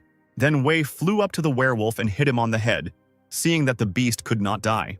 A few seconds later, the werewolf became human again, with the same wounds and injuries. Stan and Wei were delighted and high-fived each other. The warrior was told by radio that the embryo fleet was approaching the sea. The strike brigade was supposed to return them. He responded with approval. We then turned to Ghost and asked if he would go with them. The guy waved his hand lightly, replying that he would go his own way. After some time, Hell finally got out of the water and returned to the deck. She clenched her teeth tightly, burning with rage, and hissed that she remembered the black ghost well. Every now and then, bullets hit the water, creating small craters. Huge combat installations fired tirelessly at the ships. The dragons kept shouting furiously that they would force the embryo to leave. The commander put his hand on the shoulder of one of the soldiers, saying that the embryo had lost 70% of its troops, and their losses were less than 10%. Black Ghost returned to the truck where Wild Sword was waiting for him. He asked the guy not to stare, but rather to get down to business, then called up the system window and chose a task for the elf. The boy was delighted. He would get a lot of experience for learning to bark like a dog. Ghost smirked back, calling it a reward for defending against an attack. Sword saw that the supply helicopter had arrived and told the mentor that it was time for them to change their means of transportation. After some time, they moved to the helicopter. The progress in destroying the embryo had advanced by 2%, and the overall increase was 21. In recent days, other continents had also struck at the evacuated enemy forces. After the embryo has completed the evacuation, you will need to head to its main base on the Andrea continent to earn even more experience. Suddenly, Stan took out a detonator and blew up his car. Wild Sword looked at this and asked Ghost in shock why he did it. The player smirked, replying that he couldn't leave any traces to track. Meanwhile, at the closed embryo base, the leader calculated the losses during the blockade breakthrough. 70% of the executors alone died. The subordinate asked if it was worth dealing with the black ghost that had killed 3 of them. The masked man replied that there was no point in wasting time on the insignificant killer. He needed to be kept under surveillance first. Embryo has lost all bases on 3 continents. 6 nations that are fine with internal conflicts can attack the main base on the continent of Andrea at any time. The subordinate reminded that the embryo still had an intercontinental nuclear bomb in stock. The leader of the organization shook his head. It was not the time yet. It was important to shift the focus of attention of the 6 states so that they did not have free time to start a war for resources. A soldier ran into the office, relaying a message from Base 13. It concerned a recent successful research subject from the Genetic Enhancement Plan. The boss read the document, asking what happened to the subjects and why they were having trouble every day. The soldier explained that cases like this did not happen to just one person. It spreads like a disease. The masked man was still confident that luck was on their side. It was time for the 6 states to worry. Night fell, and a brief calm descended upon the frigates of the embryo. The entire shower floor was covered in bullet holes. Hell pulled them out of her body with her bare hands because, no matter how many wounds there were, they would heal. She went to the window, dreaming only of it all finally ending. Then maybe she can go far away from here with her sister. Meanwhile, several helicopters were leaving the temporary shelter. Harry was dumbfounded and asked his friends if it was true that Stan was the Black Ghost. Lilith responded in amazement that she would recognize the guy even if he turned to ashes. The warrior carefully asked Wei if they would then look for the missing person. The man said that the ghost was confused when he left. Maybe he was on a secret mission. Lilith interrupted her friend, angrily asking him to clarify the information for her as well, when the guy would return the money. The trio exited the plane as soon as they landed at their base. Kira ran up to Lilith and began to hug the warrior, who immediately began to break free. The girl said that she had also met the Black Ghost before, the same one that the guys had fought today. Lilith turned around and asked irritably what he was doing when they met. As it turned out, at that time the ghost's name was Mr. Black. He was a Scorpion-level assassin who took part in the mission to defend the city of White Seagull, and the head of the Darknet became interested in him. Lilith immediately ran up to the girl, hotly asking if she had any more information. Her interlocutor was surprised by such interest. Lilith's face sank and she turned away, mumbling that she was just curious. Then the girl leaned towards her, whispering secret information in her ear from the killer girl with the nickname Golden Fox. Rumor has it that the Black Ghost likes men. This news shocked the team. The girl covered her mouth with her hand and giggled, urging the boys to be careful the next time they met him. Wee scratched the back of his head, seriously saying that there was no point in judging his partner. Soldiers were walking quickly along the corridor of the secret department of the Star Dragon organization. The chief was informed that Wei had sent a request for a video call. The man wasted no time reporting that the team had met Stan. The boss leaned forward to the microphone and held his breath, asking him to continue. The Black Ghost from the Darknet accepted the fight. The team fought with him side by side, understanding each other without words, and then realized that he was Stan. The boss believed that Stan could not be this player, since Ghost is a top-level Darknet assassin. We looked at the man with a puzzled expression, not understanding why he didn't believe him. The chief held the microphone tightly, coughed, and called on the warrior not to say anything. After all, Stan couldn't possibly be the ghost. It was simply impossible. The man swallowed hard and nodded, thinking that the boss was hinting that he should stop spreading the word, since he had been sent on a special mission by someone from above. A few hours later, the organization's leadership gathered in the Star Dragon's conference room. According to Wei, Black Ghost greatly helped Dragon, but it is unclear whether this was an order from the Darknet or his personal desire. Recently, the Darknet organization was preparing to launch the Vault program and asked the Dragon for financial assistance. Perhaps by sending the Ghost, they wanted to show their favor. The Darknet continues to remain neutral, and their gesture towards the 6 states is clearly a good sign. The head of the department decided to support the shelter program and provide financial assistance. We need to find a way to improve relations. In the Darknet management house, Wang Yu was already talking with the Dragon leadership. He hung up, and told Bennett that Star Dragon would provide financial assistance. When asked why, the man became embarrassed, suggesting that it was a reward for a service rendered earlier.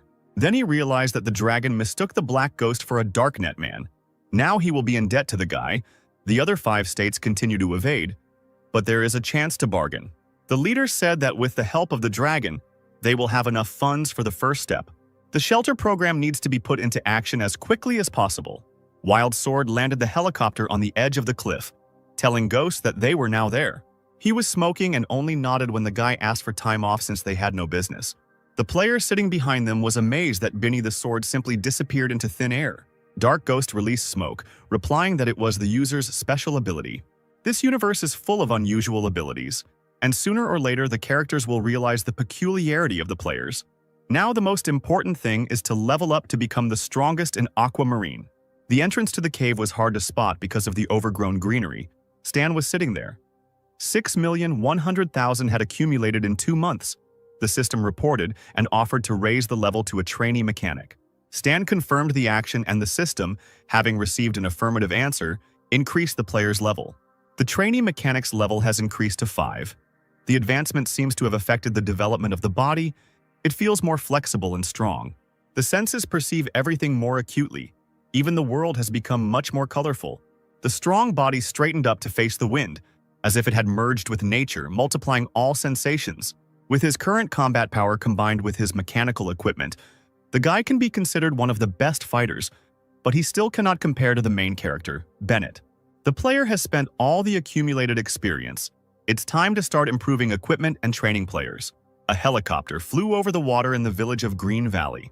The guards, sitting on the fortifications, watched him carefully through binoculars. From there, the Black Ghost of the Darknet slowly emerged. The person in charge of Green Valley, Balsas, asked his partner to talk to the player and find out the purpose of his arrival. Meanwhile, the Black Ghost descended from the mountain to the tents in the forest. A player with the nickname Silver Lover was just carrying a basket of potatoes when he noticed a guest. The Black Ghost himself from the Darknet had come to visit her. This was something unheard of. Regular players immediately rushed to him as fast as they could. They had heard what this non-player character could do. The guard, seeing the crowd gathered in the forest, wondered how they all knew the ghost. Meanwhile, Banadog came out into the clearing. He was broadcasting a new episode of Galactic Expedition. The ghost almost recognized this boy. One of the residents asked in frustration why the Black Ghost does not sell items, but only teaches skills, but requires reputation points for this. Then Banadog also looked uncertainly into his system window, wondering where to find money. The opportunity to move to the mechanic class costs 500 aquamarine dollars. Whether to agree or not is up to the players. The guard bashfully approached the ghost and introduced himself. He wanted to know why he had come to the village. The guy noticed that the man was shaking with fear, so he kindly replied that he was just passing through and wouldn't cause any trouble. The guard breathed a sigh of relief, realizing that he could return with good news. As he left, he told the ghost that Alumera was welcoming him, and that Balsas was inviting him to the city to throw a dinner in his honor. But the player declined the invitation. Balsas, hearing this, was surprised and did not believe the words of the phantom. He ordered the guard to keep an eye on him and send someone to find out about the character. Someone asked Bunnydog how the regular NPCs knew about him. Is he really so famous on this star that everyone knows him? The guy clapped his hands. He understood. The ghost is a hidden element of the world. His personality can be used as a background in the prologue of this world. The Star Dragon had a base, a multi-story building called Dragonhorn. In a secret meeting room, the fate of one of the operations was being decided. Theseus, Raylan, and Star Dragon were in favor of sending troops. Hacia and Maple were against, and Ordina refrained from answering. It was then proposed to discuss a detailed plan for a further expedition to the mainland of Andria. 3 for, 2 against, 1 remained silent. 6 states finally decided to begin destroying the main base of the Embryon. War is coming. On the western continent, there was a certain ordinary village of newbies.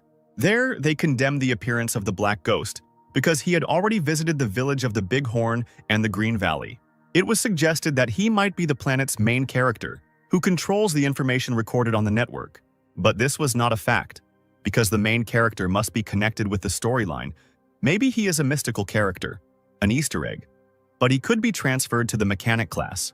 And in order to transfer to a new class, you will have to wait until the Black Ghost comes. Meanwhile, in the village of newbies of Green Valley, where the ghost stayed, the rich imagination of the players never ceased to amaze him.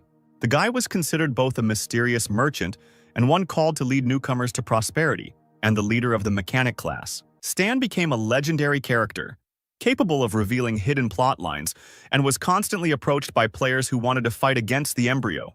The guy was annoyed that no one perceived him as a skilled trader when he suddenly received a notification about the start of the broadcast. The Galaxy Times began airing its next episode, and Stan wondered if the program's content would change after his intervention in the game's plot. The 10th day of testing turned out to be difficult. On the planet Brighton with a developed magical culture, players quickly exhausted the limit of permissible deaths. On Winterfrost, a clan of Voidspawn destroyed the military alliance's base, which created extremely unfavorable starting conditions for the team. The presenter noted that many planets rich in natural resources are available to beginners. His colleague added that Aquamarine is the most popular, with an NPC named Black Ghost becoming the subject of much discussion.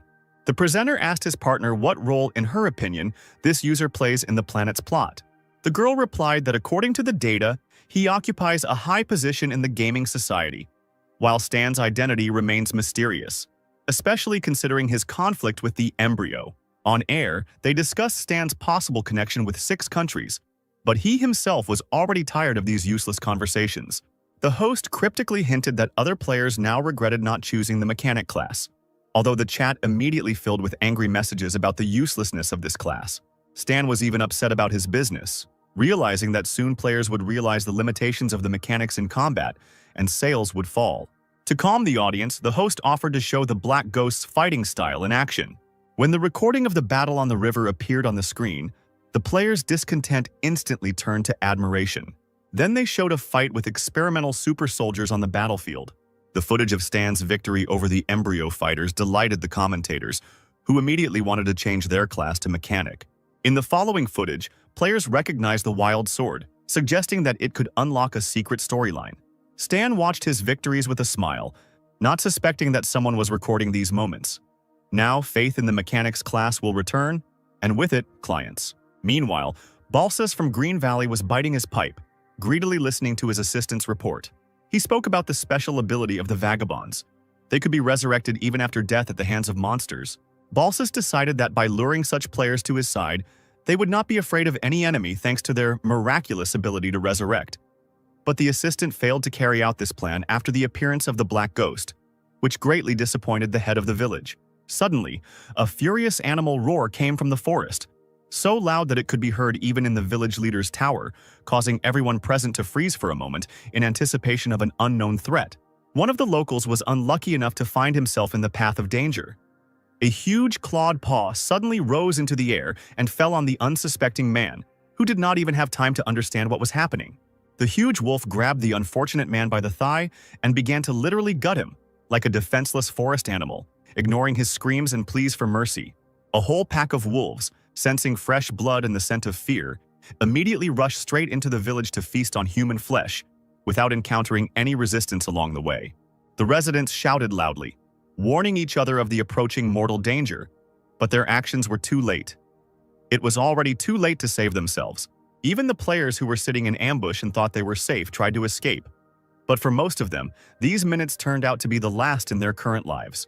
Balsas, who was watching what was happening through binoculars, shouted until he was hoarse about the approach of the animals and ordered that the alarm signal be given as soon as possible in order to somehow organize a defense. Suddenly, he heard a suspicious rustling behind him and turned around sharply, not expecting to see Stan sitting there on the wall of the fortress, smiling, with a rifle in his hands, who was clearly watching all this commotion.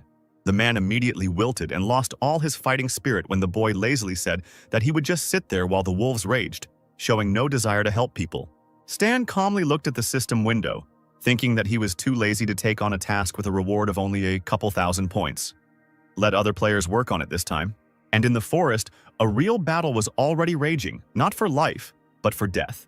Players used a variety of methods in the fight against monsters, trying not only to survive themselves, but also to save their comrades. Bunhead Dog was right there with a camera in hand, realizing that what was happening was great material for his new episode of Galactic Expedition, which would definitely get a lot of views. Stan noticed the frisky player, thinking with satisfaction that the guy not only participated in the battle, but also managed to film what was happening. That's true dedication to his cause. Suddenly, the guy abruptly changed his tactics, deciding to help other users, although he initially planned to just watch what was happening from the sidelines. He quickly left the fortress wall and found himself right in the epicenter of events, where the most fierce battle between the players and the enraged wolves was raging. Standing in front of a huge flock of monsters, Stan excitedly exclaimed that free advertising is never a bad thing, especially when it comes to attracting new customers to his store. Meanwhile, the pack continued to grow gradually, as the monsters continued to arrive from all sides, as if drawn by the smell of blood and the sounds of battle. Looking at them, Stan quickly calculated the chances in his mind. There weren't many bullets left. There was a whole pack of enemies. But after the recent increase in his physical strength, it should be enough to deal with them. After a few seconds of tense anticipation, the player finally spotted the pack leader on the rock, the Ash King of the Fell Wolves, who was clearly leading this entire bloody hunt. With a familiar grin on his face, Stan jumped up, ignoring the bloodthirsty looks of the wolves, who were already anticipating a new victim, not even suspecting who they were dealing with. On their way to the leader of the pack, the wolves repeatedly tried to attack Stan, but they failed because of the lightning coming from the guy's feet, which effectively repelled any threat. At one point, Stan got angry and pushed one particularly annoying monster with all his might, ordering him to get out of the way if he valued his life. Deciding to leave the entire pack for later, Stan focused on one main target, the leader standing on the rock, realizing that his defeat would demoralize the rest of the wolves. The old wolf could easily be distinguished from others. He was given away by the white fur on his head and his crazy eyes burning with a red fire, full of hatred for all living creatures. However, he did not intend to leave all the work to his pack. But as a true leader, he was the first to rush into the attack, demonstrating an example of courage to his subordinates. As soon as he was close enough to the man, Stan confidently held back the onslaught with the help of combat magic, which created a visible barrier between them. The guy was incredibly pleased with his own strength.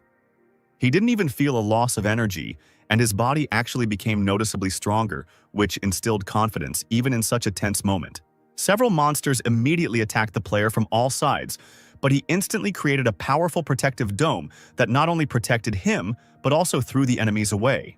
However, after some time, fatigue made itself felt, and the pack began to irritate quite a bit with its persistent and continuous attacks, which followed one after another. Stan pushed off sharply with his right foot, creating a magical weapon that trailed through the air behind him, effectively scaring the wolves away. Finally, with the pack's attention at least partially distracted, Stan was able to get close enough to the leader to deliver the finishing blow. He hit the leader right in the head, releasing powerful electrical discharges that literally pinned the beast to the ground, depriving it of the ability to resist. The enraged wolf shook his head and howled loudly, standing on his hind legs in an attempt to bite the offender. But his movements became noticeably slower and more uncertain. Stan quickly reacted to the threat, deftly jumping to the side and not giving the beast the slightest chance to reach him with fangs or claws. Jumping even higher, he hit the leader in the jaw with all his might, using magic that greatly increased the impact. Then, taking advantage of the moment, Stan grabbed the wolf's scruff with both hands, deftly straddling him and preventing him from moving freely. Sitting directly on the leader, he continued to methodically deliver blow after blow, gradually exhausting the strength of the huge beast. Finally, when the monster was convulsing unconscious on the ground, Stan delivered the final crushing blow that was supposed to put an end to this fight. The wolf lay on the ground, lifeless, having breathed his last, and a large pool of blood slowly spread under his head, indicating the end of the battle. His pack, seeing the dead leader, howled pitifully, raising their muzzles upward as if saying goodbye to their former leader. Turning around, Stan saw that the death of the leader did not calm the wolves down, but only made them even more angry. The same fire of rage that burned in the eyes of their fallen leader appeared in their eyes. Then the guy, without further ado, took out a powerful grenade from his supplies and accurately threw it right into the thick of the pack, not wanting to waste time on individual fights. Those monsters that managed to avoid a direct explosion and ran up to the player immediately became victims of his precise and crushing blows, leaving no chance of survival. All the players, including Stan's loyal Wildzord, gasped in amazement when they saw one NPC destroy 100 wolves at once, demonstrating incredible skill. The red-haired elf's eyes literally sparkled with admiration as he exclaimed that the mechanic class was not only good at range, but was also no less effective in close combat. Stan knocked the wind out of the last wolf with one precise blow to the chest, And this style of fighting definitely appealed to the watching users, who began actively discussing what they saw. Wild Sword didn't hide his delight, shouting loudly that choosing the mechanic class was the right decision. And now he knew exactly what to strive for in character development. When the battle was finally over, Stan immediately checked out the forums, where a video of his impressive wolf kill had already been uploaded by players. But among the enthusiastic comments there was also an opponent, Luzman, who spoke quite harshly about the mechanics throughout each day, trying to denigrate the class. This stranger commented on every post about the mechanic class, which could have a negative impact on Stan's business, since he could not openly declare that he himself is a player, and the NPC status is just a cover. An excited Wild Sword ran up to the guy, trembling with joy at meeting such a cool boss, not hiding his admiration for what he saw. But Stan was clearly upset by the situation and abruptly pushed the elf away, ordering him to pick some sage instead of empty enthusiasm. The despondent player reluctantly wandered into the forest, clearly not liking gathering, because even dancing seemed to him a more fun and interesting activity compared to this. The player with the nickname Laughing Blade recognized the Wild Sword, reminding everyone that he was in the top 3 in the game, Knight, and won the championship twice, although now almost no one plays this game. The elf also immediately recognized his former partner, who had started playing Star Sea because Knight had become completely boring to him and no longer brought him any pleasure. The Laughing Blade noticed that they were of almost identical levels and offered to exchange experiences in a friendly competition, although he secretly hoped to defeat his former partner. His interlocutor stated his current class, but said that he first needed to complete some work before he could accept the challenge. The Laughing Blade took this as a challenge and shamed the sword, saying that he did not respect him and deliberately refused a duel, although he had always been ready for fights before. The elf gritted his teeth and rolled his eyes, finding his former partner unbearably boring and fixated on his own superiority, which was long gone. Stan unexpectedly approached the players and urged his loyal assistant not to refuse an interesting offer, seeing it as an opportunity for development. He immediately handed the guy a pair of his combat gloves, which were supposed to significantly enhance his capabilities in the upcoming duel and give him an advantage. Grabbing them like the greatest treasure in the world, Wild Sword looked at the boss with adoration, not believing his luck in obtaining such a powerful artifact. Stan, with a smile on his face, told his assistant that if he lost, he might never come back, making it clear how serious the upcoming test was. The Laughing Blade, watching their conversation, impatiently asked again whether the players would finally fight or continue their endless preparations. Wild Sword quickly donned the borrowed gloves, showing full readiness for battle and confidence in his abilities thanks to his new equipment. Other users, noticing the start of the competition between professional players, also wanted to see the spectacle, recalling how the Galaxy Times called these guys the best in their field. The first to speak was Wild Sword, who quickly pulled out a pistol and fired several bullets at his former partner, demonstrating increased reaction speed. Laughing Blade's left hand instantly turned to stone, but he knew that his pistol only had 5 bullets, and his rock would easily reflect the remaining shots, giving him an advantage. The man was clearly surprised by such a swift attack, not expecting at all that the Wild Sword would show off its updated skills so quickly and effectively. He really moved with incredible agility and speed, almost never staying in one place and constantly moving through the air, which made it difficult to counterattack. Stan's gloves had a hidden ability. Red electrical discharges multiplied by the power of the Wild Sword and struck the Laughing Blade straight in the chest, causing numbness. Wild Sword, sweating from the effort, was delighted to hear that he had defeated a level 20 player and would receive 632 experience points for this victory. The other players immediately ran to the defeated enemy, amazed at the one-hit kill, and now it became clear to them why the elf ended up in the Galaxy Times. Users were particularly interested in the gloves, high-end equipment that clearly demonstrated that mechanics are capable of incredible things with the right approach. The Laughing Blade soon appeared on the battlefield, healed and groaned hoarsely that the agreement was for a friendly duel, not a mortal fight. Wild Sword scratched behind his ear and said with a slight mockery that he did not expect such weakness from such an experienced opponent, clearly enjoying the moment of triumph. The man was taken aback, realizing that he had lost not only valuable experience, but also the respect of the surrounding players, and began to justify himself with poor internet, promising to deal with the offender next time. At the end of the battle, Wild Sword timidly approached Stan, experiencing mixed feelings from the victory and fearing the boss's reaction to his behavior during the fight. Clutching the gloves in his hands, he put on the most innocent face and timidly asked if they were selling the same ones or if it was an exclusive piece of equipment that was not available to ordinary players. Stan nodded in response, explaining that the designs for the gloves were already ready, and he wouldn't mind making money on them if a buyer was found. The elf howled loudly in resentment upon hearing the exorbitant price of 80,000, which clearly exceeded his current capabilities. Tears suddenly started pouring from the guy's eyes. He pressed his hand to his heart, muttering that now he would have to save up for a long time, but he would definitely collect the required amount. As Stan was about to leave, he was called out by Laughing Blade, who had heard about the character's feud with the embryo and expressed a desire to join the team. In response, Stan coldly noted that fighting the organization requires not only strength, but also intelligence, so the player should first work on his skills. The wild sword began to actively wave his arms, driving away his former partner and shouting that the boss actually said no, because there could be no other chosen one.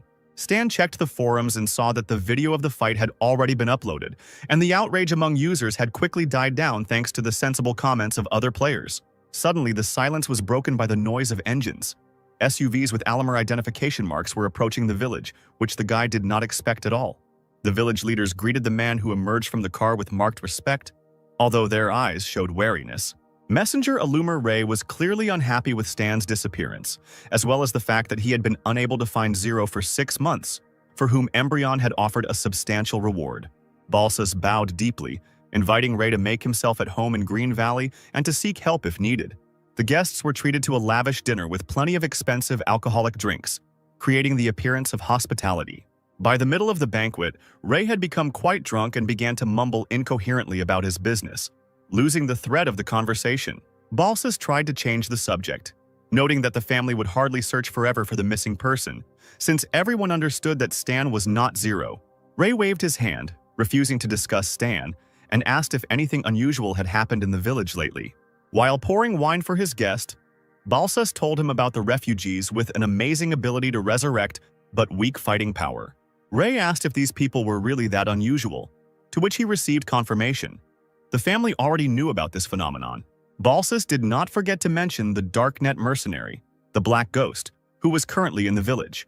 The interlocutor noticeably perked up, admitting that he had already heard about the famous user and assumed that he had arrived with murderous intentions. But the village chief looked away, relaying Stan's words about the accidental visit and warning that it was better not to anger this NPC without reason.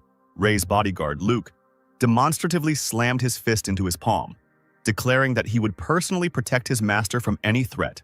Meanwhile, Stan sat not far from the fortress, knowing full well that the Alumera family was just a small military oligarchy from a secondary plotline. He had already decided to head to the next newcomer village as soon as the locals finished harvesting and cleared the roads. At this time, soldiers in tents on the outskirts were preparing for battle, calling on everyone to be on guard because of the approaching Black Pine army. Players on the spot immediately received various tasks from the system related to the impending conflict. To Stan's surprise, the system gave him a task as well, offering rewards for participating in the events, which he did not expect at all. It was necessary to choose a side, the Alumer or Chester families, and the boy was glad of the opportunity to participate in the entertainment, planning to receive the task through the son of Old Man Lou. Balsas slammed his fist on the table with all his might, cursing the scoundrels from the Black Pine, even spilling wine from his glass in his rage. Ray was amused by this, and he calmed the owner down, reminding him that they had cannon fodder in the form of those very refugees. These words really calmed Balsas, who immediately imagined how the refugees would compensate for Chester's military advantage. He ordered the guard to inform the refugees that they must delay Chester's army and that they would receive a good reward for success. Taking a sip of wine, Ray added with a grin that there was no point in promising too much, because the lives of these people were worth nothing. While the high-ranking officials were calmly discussing the fate of the people over dinner, combat vehicles with enemy soldiers were already approaching the village. Southern Continent Commander-in-Chief Chester muttered to himself that this time, Green Valley needed to be completely destroyed. The man shuddered when he saw a huge crowd of armed refugees at the entrance to the fortification, and immediately understood the village head's plan. Chester leaned out of the window and shouted into a megaphone, calling out to Balsas and shaming him for using civilians as human shields. The person in charge appeared at the wall of the fortification with a guard, who only shrugged his shoulders and said that Chester could shoot if he dared. The man growled in anger, but the war machines did not stop, although he warned the people that they could still be saved if they left. The players looked at each other, surprised by the strange behavior of this NPC, and did not know how to complete the task with experience as a reward if they had to retreat. The commander-in-chief watched in bewilderment in the car as the refugees stood in place. Were they really not afraid of death at all? He gritted his teeth, realizing that this conflict had nothing to do with these people, and he could not open fire on the innocent. Balsas laughed loudly at Chester's hesitation and ordered the men to prepare to fire, confident of his impunity. At the fortified positions of the Green Valley Tower, soldiers with weapons appeared, having received orders to open fire, without worrying about the fate of the refugees. The situation was suddenly changed by the appearance of Stan, who stood between the cars and the refugees, politely asking to listen to his request. The guy calmly looked into the distance and suggested postponing the battle until tomorrow, as if he were discussing postponing a business meeting. Hearing this, Balsas cried out in confusion as to why this character was even interfering in the battle. Chester also did not expect to see the Black Ghost here and immediately ordered his troops to lay down their arms. The soldiers at the vehicles immediately lowered their rifles, not daring to disobey the commander's order. The players among the refugees stood frozen in amazement, amazed at Stan's influence on the situation. It became obvious that one NPC had just stopped an entire army, confirming his incredible reputation. Banghit Dog did not stop filming, understanding the importance of this material for his channel. Chester's army set up a temporary camp in the woods near the village, awaiting developments. A soldier was on duty at one of the buildings, and with trembling hands he pointed his machine gun at Stan, hesitantly ordering him to stop. The guy told him to calm down, explaining that he was looking for his boss to talk to, when suddenly a voice came from behind the curtain, allowing entry.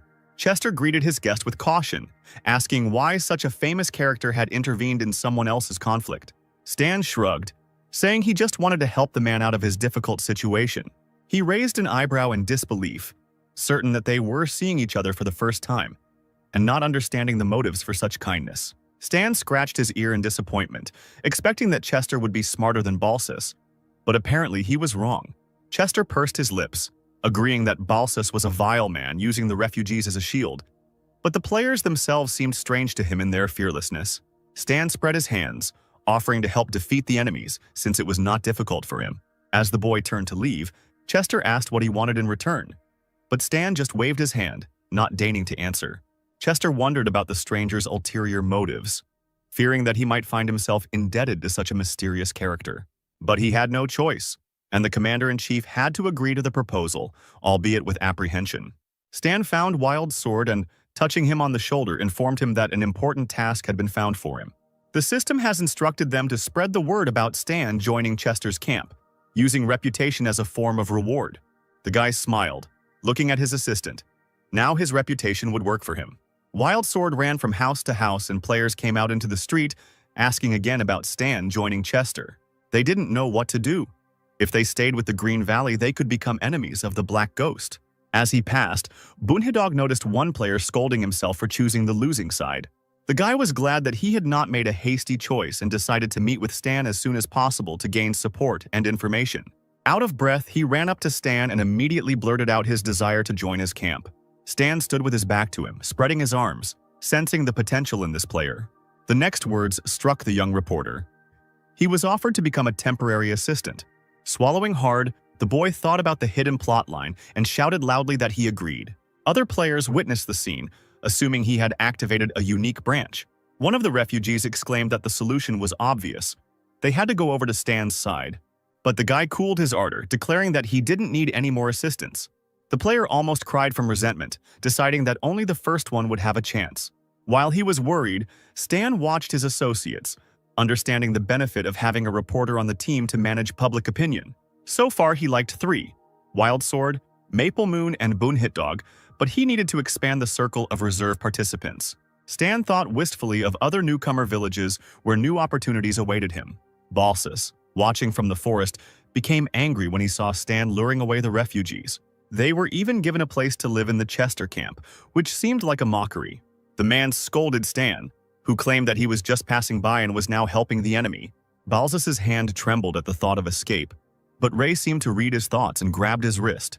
Ray's brows furrowed menacingly, and he painfully twisted his interlocutor's arm, reminding him of Alumera's assignment. Balsas stuttered as he explained that half of the refugees had gone over to the enemy, and that the Black Ghost himself was now against them. Ray coldly replied that Alumera was not afraid of battle and ordered them to prepare for battle while his guard dealt with Sten. Luke immediately approached and Ray informed him that he was leaving the famous user with him. Balsas hissed that the guard would actually have to fight this monster. Ray smirked, noting that not all of the refugees had betrayed them, and Balsas had to mobilize the rest. At the same time, the messenger ordered the machine to be prepared in case of defeat, although he pretended to be confident of success. Even at night, the fighters in Chester's camp remained on guard, expecting a trick. The commander-in-chief realized that a battle could not be avoided and ordered preparations for an offensive in 20 minutes. He turned to Stan, thanking him for helping with the refugees, to which the guy only nodded. Chester could not believe that such an influential character was interested in him, and he feared a riot among the refugees. Bun Hitdog overheard this conversation from behind the trees, gaining a new clue about Stan's identity. The guy smiled and put his hand on the commander-in-chief's shoulder, calming him down. When the fighting between the camps began, Stan watched it through binoculars, staying on the sidelines. Seeing Chester's expected victory, he yawned and decided to go and rest, considering the matter finished. Suddenly, a rough voice rang out over the heads of the stunned soldiers, drawing everyone's attention to the unexpected disturber of the peace. A powerfully built man, Ray's bodyguard Luke, was approaching Stan at incredible speed, clearly intending to fight the famous player. Stan rolled his eyes in irritation as he pulled a gun out of his inside jacket pocket, thinking that he was once again not being allowed to do his own thing in peace. Pointing his gun at the intruder, he fired several accurate shots, expecting the killer to at least slow down his run. However, the man continued to confidently cross the clearing with wide strides, only grinning more brazenly after each failed attempt to stop him. Stan gritted his teeth, realizing that he was dealing with a serious opponent, one that could absorb kinetic energy, making regular bullets useless. This rare ability allowed one to absorb any physical impacts, transforming them into one's own power if they did not exceed a certain limit. If the attack power cannot break through the ability limit, it will be absorbed and converted into gravity power. Luke loudly stated that Stan should not have interfered in matters that were not his business if he was not prepared for the consequences of such behavior. The guy just smirked in response, advising the annoying guard to leave him alone and not to meddle where he shouldn't. He spat, calling the honored killer of the Darknet a weakling, whom those around him feared in vain, although he himself was definitely not one of them. Bunit Dog continued filming, happy to finally learn more about the mysterious Black Ghost, including his connections to the Darknet. Stan reloaded the pistol with special Heim bullets, realizing that regular ammunition would not cope with such unusual protection. Leaping high into the air, he took aim and fired point-blank, trying to hit the most vulnerable spots. The bullets left behind a neon green trail, creating a strange sight in the night air. Luke suddenly felt himself losing consciousness, and a strange fog appeared before his eyes. It seemed that the bullets contained poisonous gas. However, he quickly gathered his strength and broke free from the toxic cloud, demonstrating impressive endurance. Stan saw the fist of the approaching enemy begin to glow with an unusual light, signaling that a powerful attack was about to occur. It was as if a small flame appeared on his hand, and Luke hit Stan in the chest with all his might, leaving no chance to dodge. The blow was incredibly strong. The guy was thrown back several meters. He broke through a small tree and only then stopped. At the final point, Stan hit his back painfully against the trunk of an old oak tree, barely managing to soften the blow. He rose to one knee and wiped the blood from his lips with his sleeve, analyzing the situation. The enemy was absorbing kinetic energy and moving quickly, rendering the bullets useless. Then Stan put on the same gloves that he had previously given to the wild sword and rushed into the attack, deciding to change tactics. Lightning bolts lit up the night, scaring the birds, and the boy finally realized that Luke could absorb thermal energy too. He managed to knock his opponent to the ground and cover his face with his gloved hand, firing bolts straight into his head.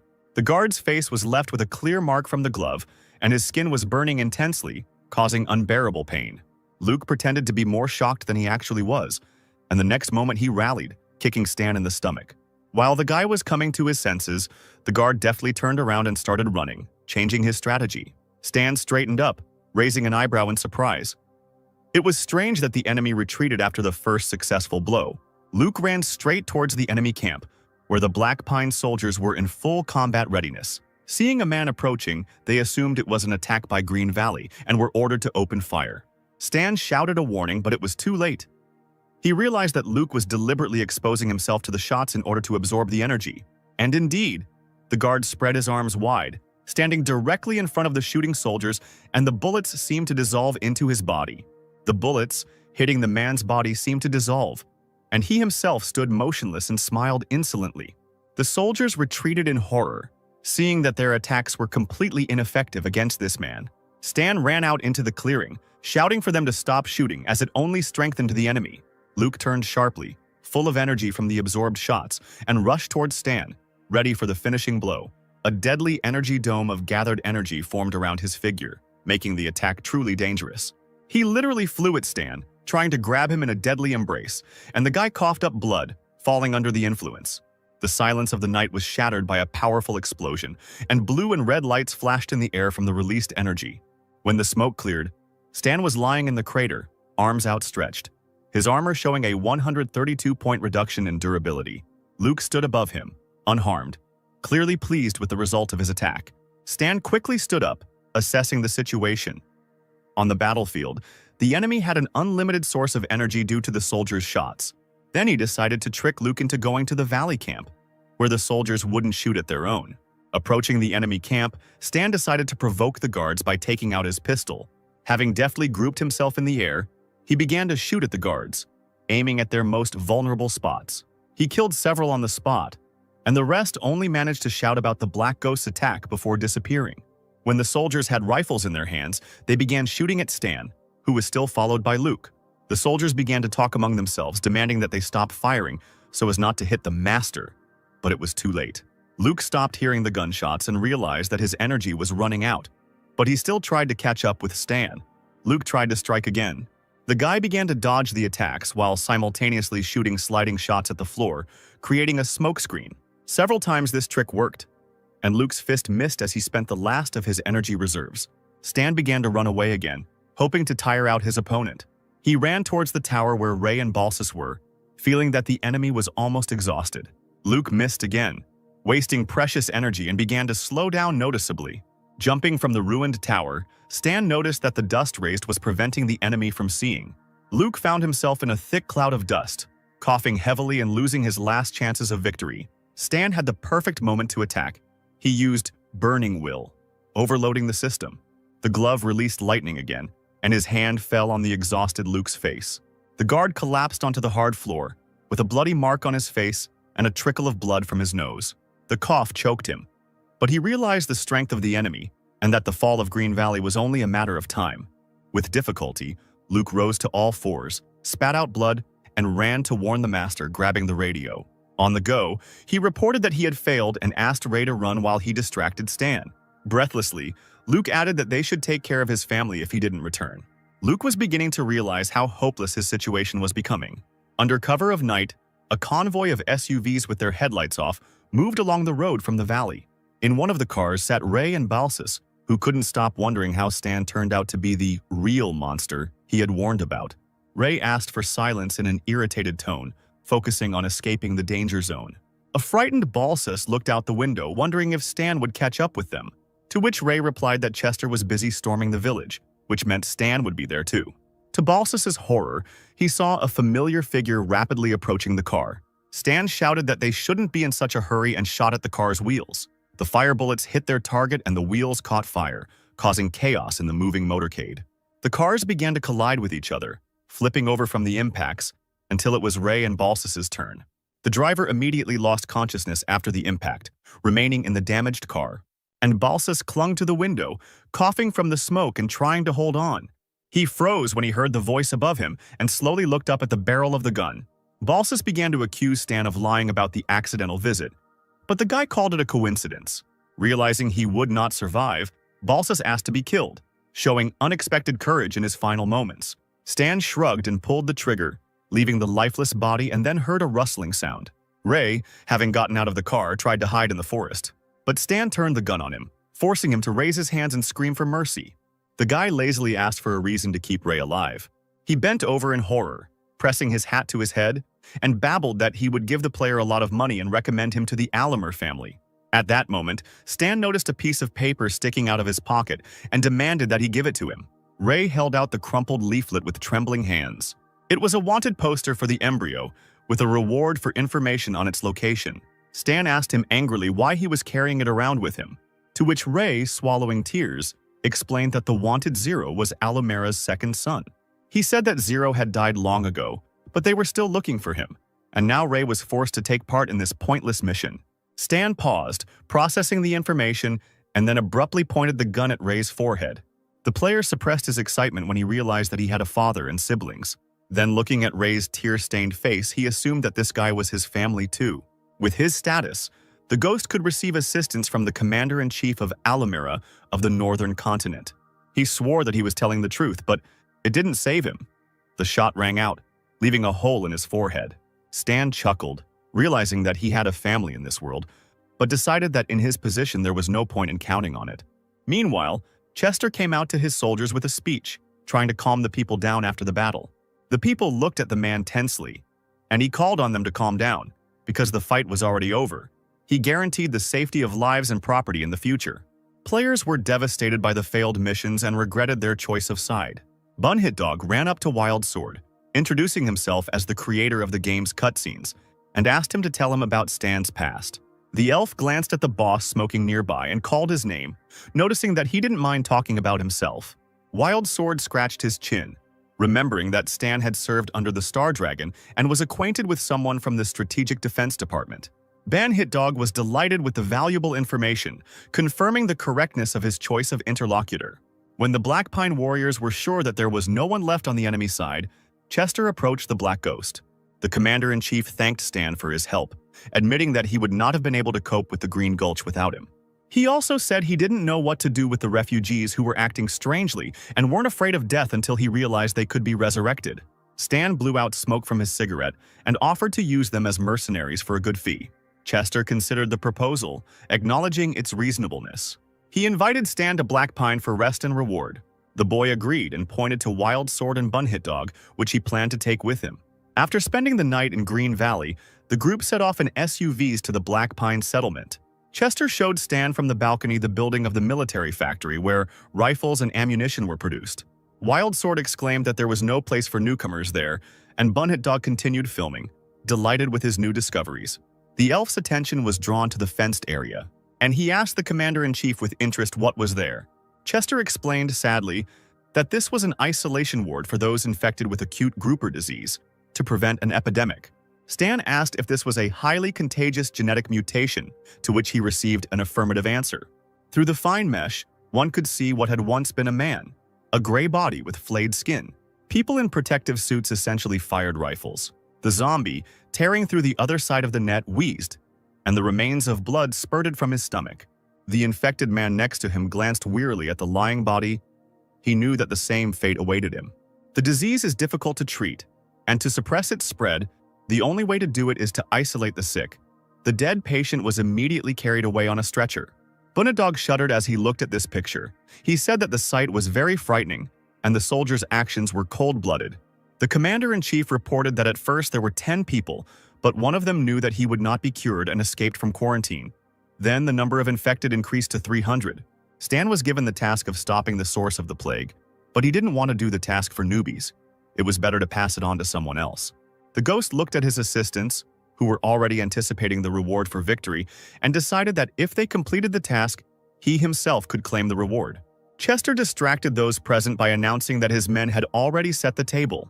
The dear guests were invited to the fortified castle, the Lord's Chamber. At a long table with sumptuous dishes sat Stan and his assistants in a row. Opposite them was the commander-in-chief. Wild Sword and Bunhitdog pounced on the chicken, admiring the flavor conveyed in this game. Chester turned to Stan, embarrassed, saying that he still felt awkward not giving something in return. He put a business card on the table, saying that the guy could use this phone number to reach him at any time. The ghost was delighted with this opportunity and immediately said that he wanted to borrow the Black Pine workshop and some materials for a while. The man breathed a sigh of relief, replying that he would have no problem ordering everything to be prepared.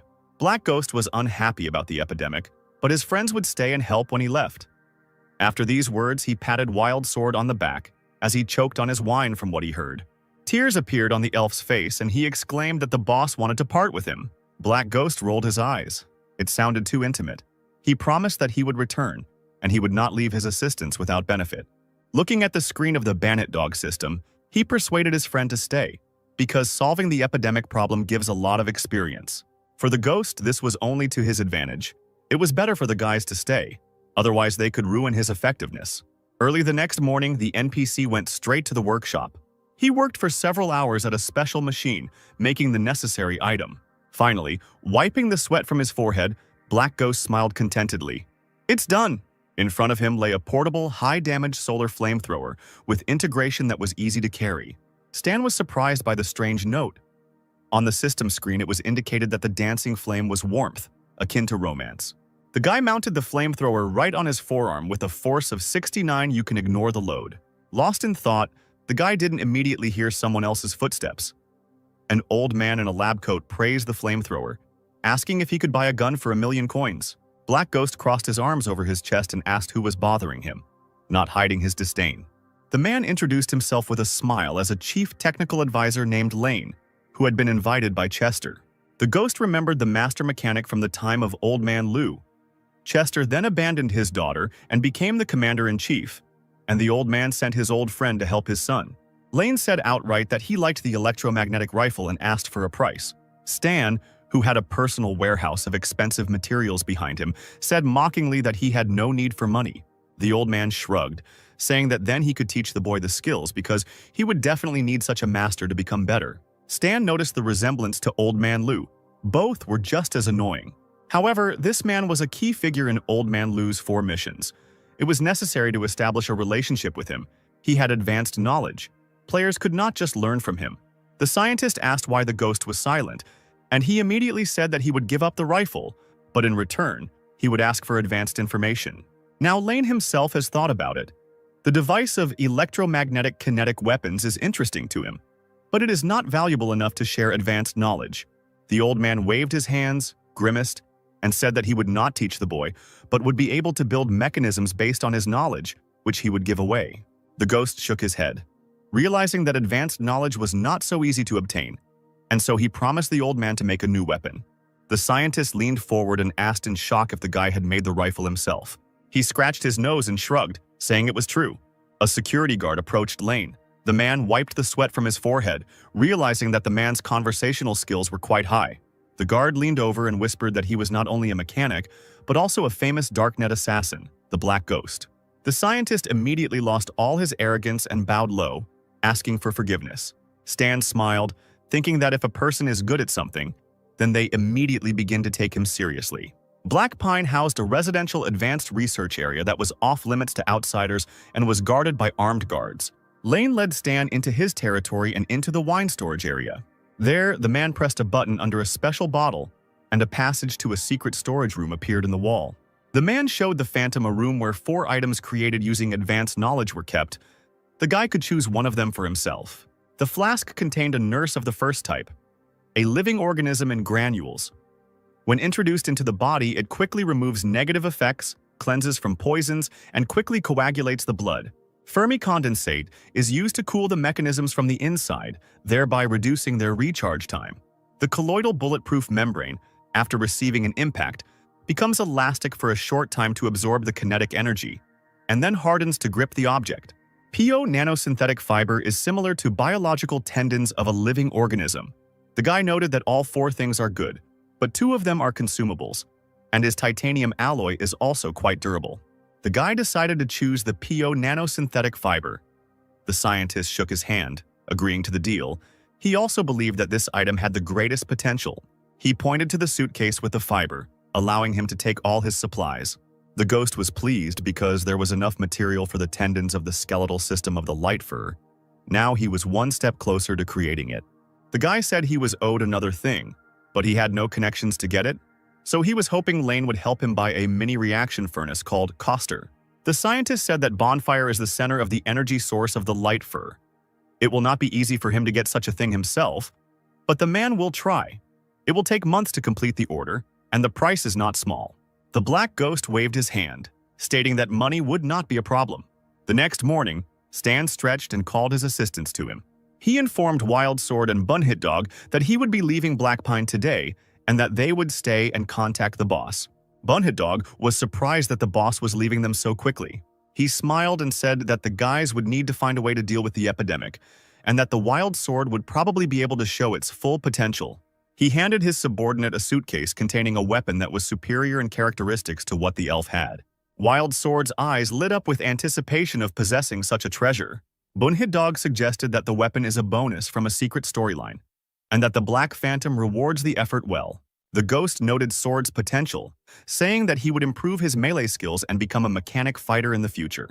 He was pleased with such an assessment, because he himself had thought a lot about such a future.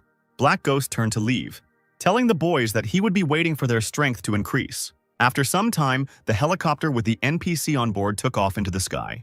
But even there, the ghost immediately set to work, looking attentively at the system screen. He read about the Light Mech Python. It is an advanced, rare equipment. It is very difficult to obtain its blueprint in the usual way. The guy tried to create it in modules to reduce the risk of failure, but he failed to achieve success. The experience ended quickly again. Stan needed to quickly go to the next newbie village. Meanwhile, a few days ago, the Black Ghost was already awaited in the southern continent's newcomer village. One player asked his friend if he would go look for the Black Ghost to learn skills and buy equipment. He replied that he lacked experience. It was better to go after completing the task. Black Ghost was already sitting on the gearboxes in his truck. The 3 newbie villages brought him 9,023,000 experience, which helped him level up. The players were a real goldmine. Now it was possible to move on. Perhaps this time the guy would receive a simple game task. The next moment, he saw the system window and almost lost consciousness. He had reached level 15, and the task to advance required creating 5 mechanisms with an energy rating of at least 60 of exquisite quality. The requirement of not lower than 60 meant that low-level mechanisms would not work. It was necessary to create purple ones, which was extremely difficult now.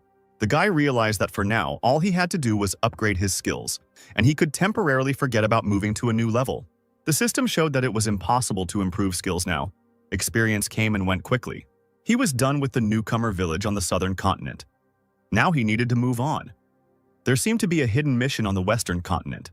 At the Fajuan Union airfield, he watched as baggage handlers loaded his luggage onto the plane. He called out to them sharply, reminding them that the boxes contained valuable materials. A strong man in a suit approached him and asked if he was flying to the western continent. The man warned that Maple and the Order's operatives would want to meet with a killer like Dark Spectre, so he advised them to remain quiet. Stan waved his hands, saying as he walked that everything was fine and he would behave decently. At this time, the Darknet stronghold was in full swing discussing his departure. Bennett was going to put him in charge of implementing the Vault plan on the southern continent. But he left again and turned off his phone. Maple was a bunch of bureaucrats who refused to provide financial assistance, but you could ask the Black Ghost to talk to them. On the plane, the guy sneezed loudly. Someone was clearly thinking about him. Looking at the screen with messages from the forum, he grinned. He couldn't have caught a cold. Based on the current situation, NPCs should have already noticed that players are unusual people, and the foreigner case will soon begin. At this time, various experiments were carried out at the embryon testing ground. A naked blonde man with the nickname Electrolux was lying on the couch, thinking that the other players had already reached level 8, and that he was being held in the laboratory. Scientist Cyberlos reread his notes on the experiments on the subject. Suddenly, the system table lit up, and a forced task mark appeared above the character, Transfer Operation. Cyberlos methodically put on a surgical mask and picked up shiny medical instruments. His movements practiced to the point of automatism. A sharp scalpel made a neat cut on Electrolux's abdomen, and the scientist immersed himself in his work as if he were performing a routine procedure. In a monotonous voice, he dictated to the observation assistant, "Ideal condition of organs, no anomalies, but complete inability to use the resurrection mechanism." After 37 seconds, the monitors recorded the death of the test subject. The system coldly stated, "Unforeseen situation." But before the assistant could make a note, Electrolux's body materialized again on the operating table. Cyberlos took off his bloody gloves, his eyes shining with excitement. Before him was a real scientific miracle. The scientist ran his finger over the still warm blood on the metal surface, completely unaware of the nature of the creature in front of him. He ran his gloved fingers across the couch and rubbed away the blood, mesmerized. The user chuckled, imagining how stupid this fool's reaction would look when he found out the truth. He pointed his finger at himself and said that this world is just a game and he is just a player here, controlling a character. However, the biologist did not understand his words, hearing only incoherent sounds. The old man rolled his eyes, remembering that this strange guy had been talking the same nonsense before. The user was shocked to realize that the system was deliberately distorting his words, not allowing him to reveal the truth. The developers clearly wanted the players to become part of this world, and therefore forbade them to talk about their true origins. At that moment, the head of the embryo called the old man via video link, coldly inquiring how the experiment was progressing. Cyberloss admitted that he still could not understand the nature of the subject's anomaly. Perhaps he came from another highly developed civilization or belonged to an unknown race, after which he demanded that more biomaterial be provided for research. The head of the embryo replied that if the biologist's assumptions were correct, the 6 nations, in accordance with the Intergalactic Contact Treaty, would begin negotiations with extraterrestrial civilizations to find out why they had sent this player here. He then added that he would send operatives to capture new samples, while Stan was already flying to another newcomer village. The guy sat by the porthole, lazily watching the landscapes floating below, a smile playing on his lips. He was looking forward to fooling the new players. Looking down, Ghost noticed a new message from the darknet and immediately dialed Bennett to find out the details of the mission. He explained that there were corrupt officials in Maple who controlled the financial flows, and they refused to allocate funds to the darknet, fearing that it would jeopardize their illegal income. Stan wondered, had they really refused to finance the very project he had guessed about? As it turned out, the darknet was preparing a large-scale operation codenamed Shelter. It was originally planned to be launched in a year, but due to the sudden war, it was necessary to urgently seek support from all countries, and only Maple refused. The Ghost realized that his guess was correct. This project was a key event. He asked Bennett if they needed help. He replied that thanks to the guy at the battle at the Tedramir River, the Star Dragon was the first to agree to support the darknet, so they consider themselves obligated. Black Ghost agreed to help, but demanded something in return. Bennett only laughed and promised to discuss the terms upon his return. The guy hung up and grinned. Since they didn't promise any special reward, it meant the task was simple, and he would complete it quickly. In the newcomer village on the southern continent, the sun slowly sank below the horizon, painting the sky crimson. Jupiter and Poseidon from the Gods Guild were sitting bored under the spreading trees in the nearby forest. Jupiter lazily asked what his interlocutor was thinking about. Poseidon yawned and muttered that the A-rank task of finding Zero was given to more experienced professionals, and he had to do the dirty work. Jupiter rolled his eyes and called him a braggart, since he had spent almost all of his guild bonuses, buying a bunch of equipment and skills from the Black Phantom, and was now far superior to the rest of the players. Poseidon only smirked in response. After all, while the Ghost remained on the southern continent, the guilds on other lands were tearing their hair out in frustration. At this time, Jupiter was browsing the forum and suddenly froze, seeing a fresh post. The Black Ghost was heading to the western continent. They looked at each other. If this guy got around all the newcomer villages, their advantage might disappear like smoke. Jupiter sighed heavily. After all, they were the first to learn rare skills and complete difficult quests. Then he noticed a new thread. It turns out that you can now increase your energy level, but they didn't teach that in the South. It turned out that the later the Ghost visited the village, the more valuable knowledge he gave. Both realized that they were in a mess. Now other players would definitely get ahead of them. The Black Ghost finally arrived at the rookie village on the western continent. There was already a huge line at his truck, but by this time he was so tired that he simply waved his hand and told everyone to leave. The crowd began to make an indignant noise. People were eager to quickly master the skill of energy management. Closing the door behind him, the Ghost grinned contentedly. After the first progress, they would get this skill anyway. They just didn't know about it yet. After undressing, he plopped down on the bed, thinking about the future. Level 10 players would receive skills that were only available at level 20, so technically he wasn't deceiving them. Suddenly, he noticed that Bunhead Dog had uploaded a new video, Star Sea Research Diary, Black Ghost, and the video already had thousands of views. As it turned out, his assistant accidentally revealed the boss's real name, but the Ghost didn't care. The exchange of information between players and NPCs was limited. Each side knew only their part of the truth. The Embryo knew him as Zero and Stan. The Star Dragon knew him as Stan and Zero, but neither of them realized that he was also the Black Ghost. The players knew him under the nickname Stan, and as a former member of the Star Dragon, but they did not suspect that he was Zero, and they are unlikely to find out anytime soon. For the Darknet, he remained simply the Black Ghost. Bunhead Dog detailed his observations of how Ghost was helping newcomers, and the guy's popularity skyrocketed.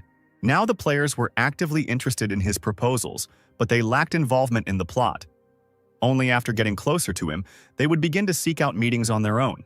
As soon as the sun rose, a crowd gathered again at the Black Ghost's house. People pounded furiously on the door, demanding the promised skill. At that moment, Stan received a notification that the stove fire was ready. He immediately called the seller, and he said that the coordinates would be in 3 days. After transferring the money, Stan received the exact location of the transfer, Severus, a border town of Ordina. There was still enough time, so he decided to deal with the annoying crowd at the door. Severus was a typical Ordine border town. Gloomy stone buildings, perpetually overcast skies, and a cold wind. A group of soldiers instructed a sniper to take up a position, monitor the target, and wait for the order to eliminate him. The leadership suspected that the target was connected to an underground financial organization, but they needed proof. Meg, an elite Ordine agent, has been given orders to shoot on sight. Vigilant border guards were on duty at the entrance to the city. Having stopped another truck, they demanded documents from the driver. He held out his passport, inside which lay several large bills. The guard deftly hid the money in his pocket and waved his hand. "Go ahead." Players in wet raincoats, which did not protect them from the incessant rain, scurried through the streets. The Black Ghost changed his avatar for disguise, lit a cigarette, and thought he should quickly find a hotel and take a hot bath. Soon it was time to head to the coffee shop where the transfer of the stove was to take place. The guy slowly sipped his coffee, carefully looking at the visitors. He was alarmed by the unnatural tension in the air. For example, at the next table, some guy was staring at the newspaper, but the whole time he didn't turn the page. Suddenly, the system issued a warning. The mission was D rank. The merchant turned out to be a dangerous criminal, and now the ghost was caught up in someone else's showdown. The best solution would be to leave immediately. However, he couldn't just abandon the stove. It was a key device for his mechanics. He would have to improvise. A man in a dark raincoat approached his table, his face hidden by a scarf and a wide-brimmed hat, and he was holding a metal suitcase in his hands. Stan opened the case and examined the contents. The quality is up to par. The battery should last a long time. He confirmed the transfer of money and added with a hint, "I advise you to run away quickly." At that moment, all the cafe patrons stood up and began to slowly approach them. The ghost suddenly grabbed the suitcase, shouted, "We've been betrayed!" and rushed towards the exit. The merchant looked around in bewilderment, but the only escape route was the window. He crouched down, jumped, broke the glass, and rolled out onto the street. Gritting his teeth, the man started running, trying to escape his pursuers. The soldiers cursed when they saw that the targets were separated and opened fire. The rest of the players ducked in panic, not understanding why NPCs were shooting in the middle of the city. The Black Ghost ran a few meters, turned around, and started shooting back.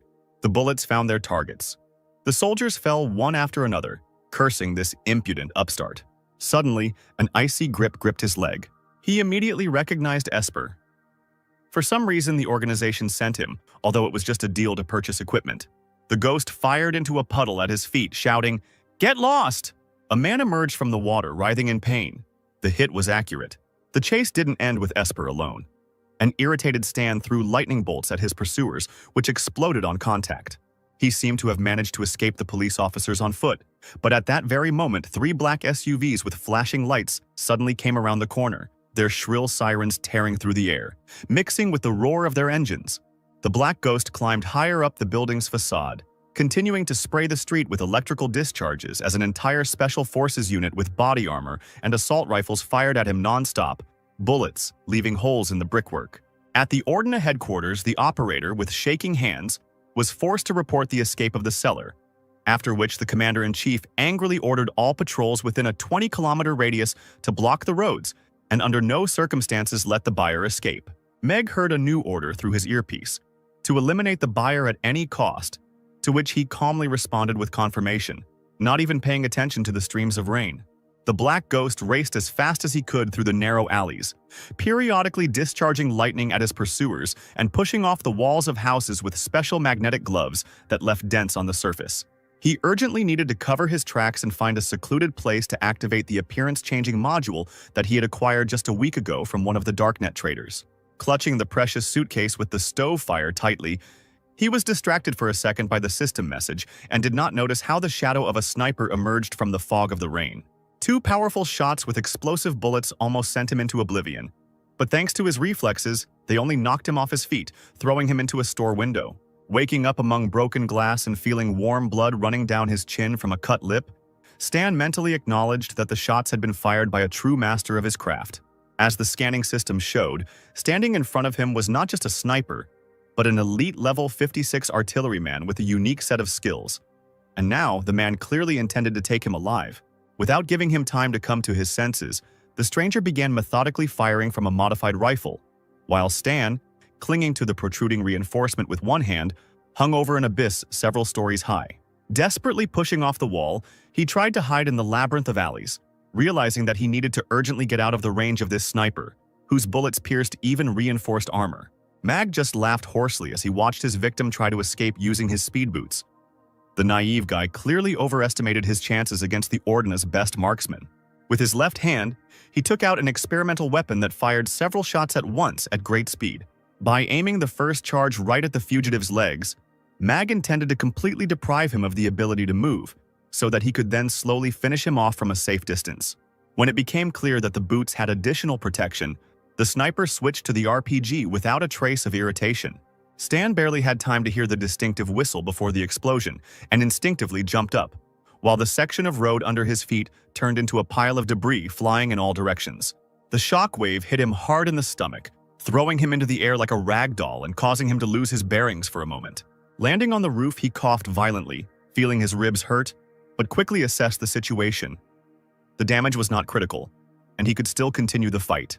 Mag spat to the side in irritation, seeing that the target was slipping away again, and with a smooth movement he pulled out two large-caliber rifles with a modified cooling system from behind his back. His lips stretched into a cruel grin as he loudly announced that the ghost had only seconds left to live, and then began methodically pouring lead rain onto the roof. Tracer lines from the gunshots flashed brightly in the night air, creating a bizarre pattern of red marks, all converging at one point, where the wounded Stan stood. Suddenly, the sniper grimaced, remembering his last order. The management demanded to take the buyer alive for interrogation, but damn it, couldn't a corpse be just as much of a witness? At the moment when it seemed that there was no salvation, the point where all the bullets were flying was illuminated by a bright blue glow. Someone activated the latest generation field repulsion machine. Using the emergency revival system, the black ghost literally materialized out of nowhere and, without wasting a second, soared into the air at maximum speed. Meg froze with his mouth open, his professional composure cracking. How the hell did this guy manage to survive after all this? A heavy plasma gun with an overheated barrel materialized in Stan's hands, and looking straight into the eyes of the stunned sniper through the scope, he calmly said, "I think it's my turn now." The sniper instinctively threw his head back, his mouth contorted into a silent scream as the deadly beam burned through his body armor and passed through his chest, leaving a charred hole. Looking at the pop-up system window, Stan hissed in irritation. The enemy was still alive, although he had received critical damage. Pressing himself against the far wall, he quickly looked around. He needed to leave immediately, before the entire Ordina Special Forces unit came running to the noise. Having activated the magic boots at full power, Stan developed incredible speed and in literally 2 jumps found himself on the opposite side of the street. Mag remained lying where the attack had caught him, one hand trying unsuccessfully to plug the hole in his chest from which blood mixed with plasma burns was oozing. With difficulty, he pulled the radio out of his pocket, hoarsely reported that the target had escaped, and demanded immediate evacuation before losing the last drops of blood. There was indignation in the Ordina Intelligence Bureau. Reinforcements had arrived too late, and now there was no one to pursue.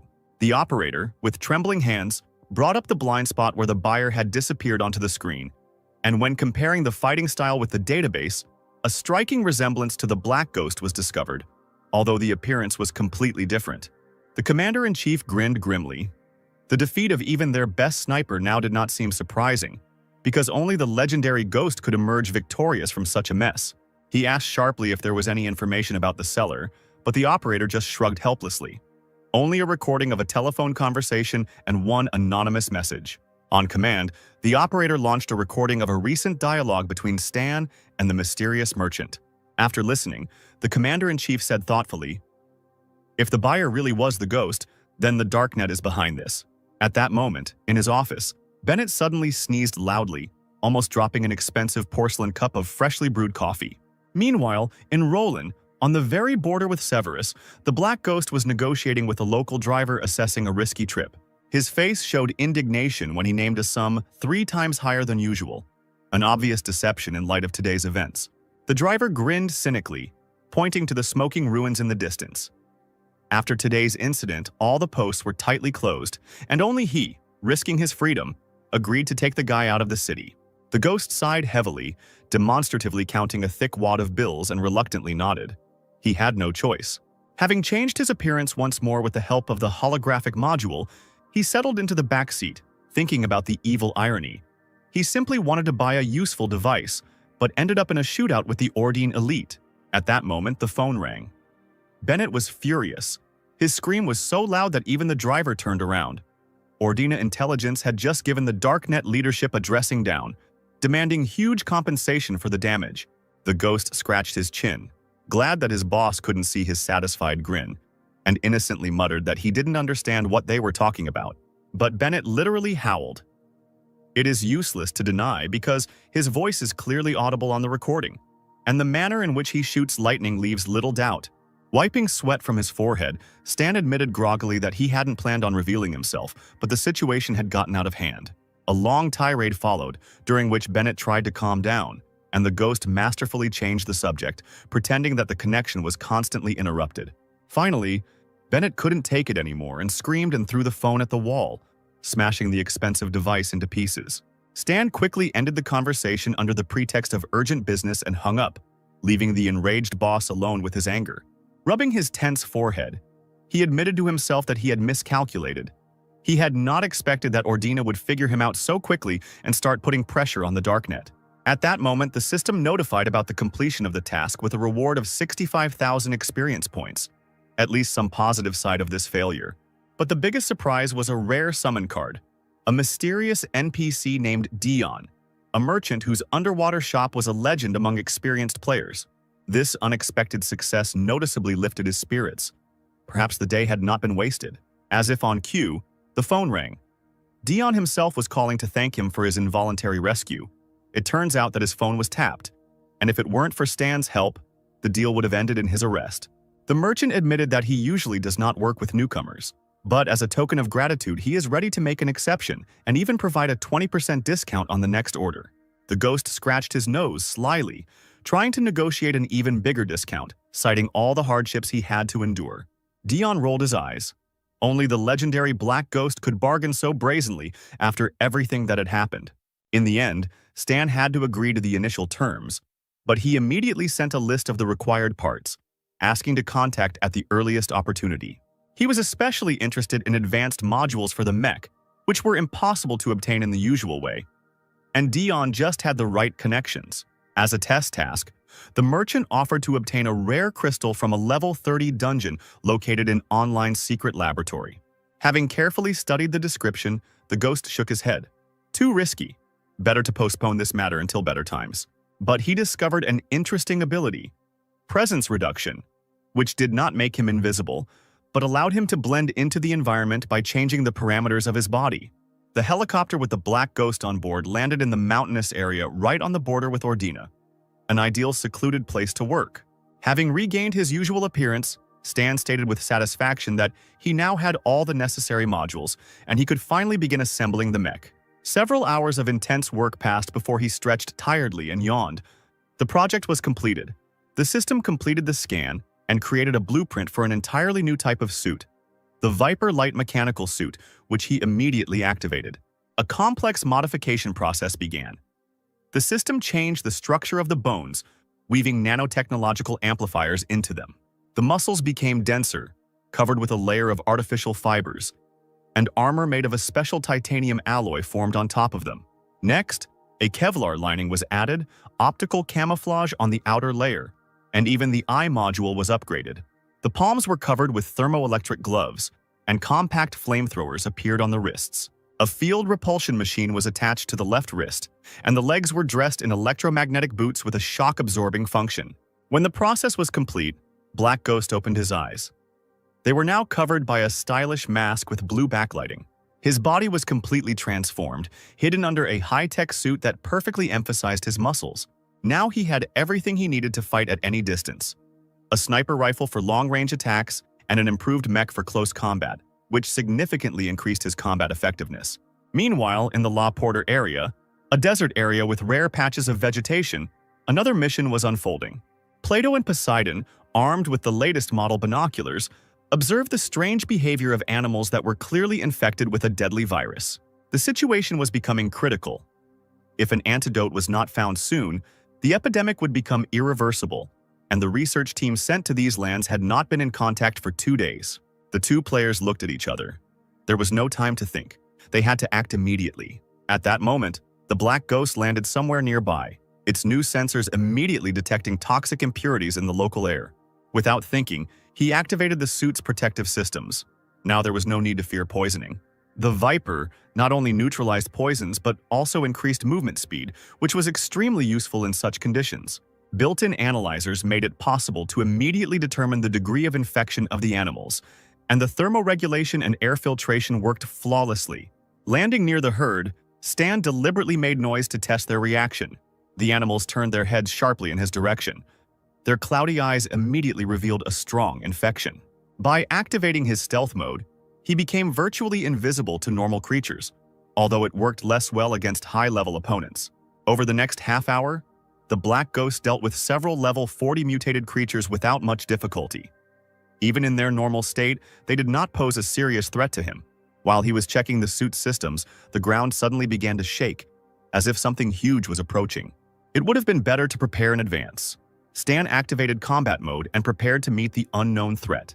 The further he went, the more dangerous creatures he encountered along the way, a clear sign that he was getting closer to the source of the infection. Suddenly, a roar was heard in the distance, which made even the air shake, and all the local deer raised their heads in horror.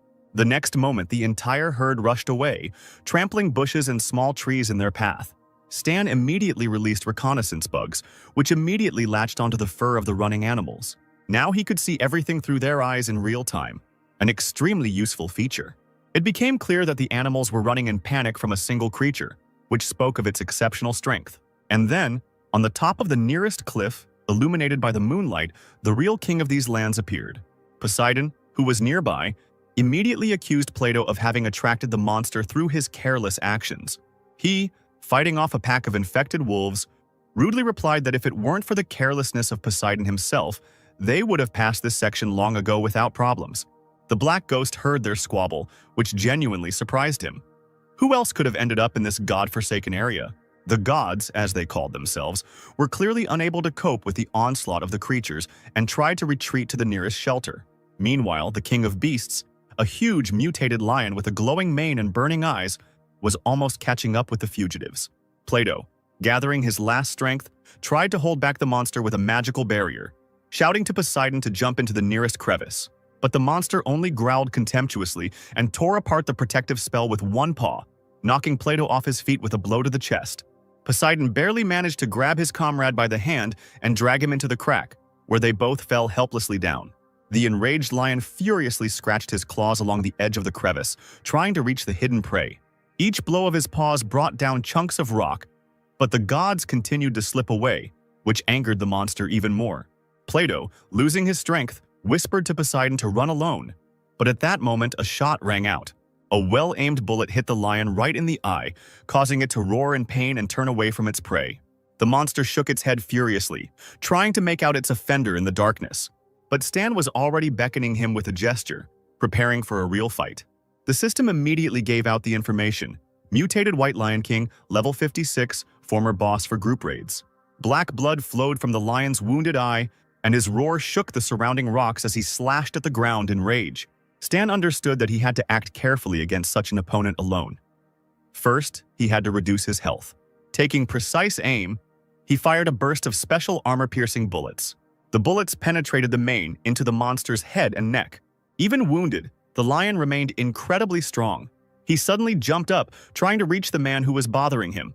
Stan barely managed to jump to the side, continuing to fire, now aiming at the unprotected stomach. Each shot reached its target, and from such treatment the beast began to slow down. His paws wobbled and his breathing became hoarse and ragged. Below, Poseidon supported the weakened Plato and offered to take advantage of the moment to escape while the stranger distracted the monster. But what happened next surprised them both. Instead of retreating, the mysterious fighter himself went on the offensive. Poseidon could not resist shouting a warning.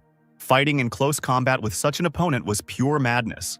The enraged lion made a swift leap straight at the daredevil, and the gods, covering their eyes with their hands, were already preparing to see the bloody outcome. But the black ghost knew exactly what he was doing. At the last moment, he activated a protective dome, which took the full force of the blow. Plato and Poseidon were dumbfounded to see the stranger withstand an attack that could crush a tank. Taking advantage of the fact that the lion was exhausted after an unsuccessful jump, Stan ran up and delivered a powerful kick to the monster's head. The lion's huge body staggered and fell on its back with a crash, raising a cloud of dust. The gods could not believe their eyes. Before them was a warrior in unprecedented armor, who alone dealt with what usually took entire groups to defeat. Without wasting any time, the ghost approached the defeated but still living lion, preparing to deliver the final blow. The monster weakly tried to fight back with its paw, but Stan deftly dodged, choosing the moment to attack. Finally, he activated his thermal gloves and accelerated even more. He struck the lion straight in the face, releasing a 1,000-volt discharge. The white mane instantly burst into flames, and a terrible roar filled the surrounding area as the monster thrashed about on the ground in agony. Despite this, the lion was able to get ahead of his opponent, ending up behind him. In a last effort, the lion managed to touch his opponent with his paw, sending him tumbling across the ground. Stan fell to the ground with great force. The lion finally went into a rage and began to roar throughout the area, expressing a desire to kill the annoying fly. Stan stood up with difficulty, realizing that he had little chance in close combat.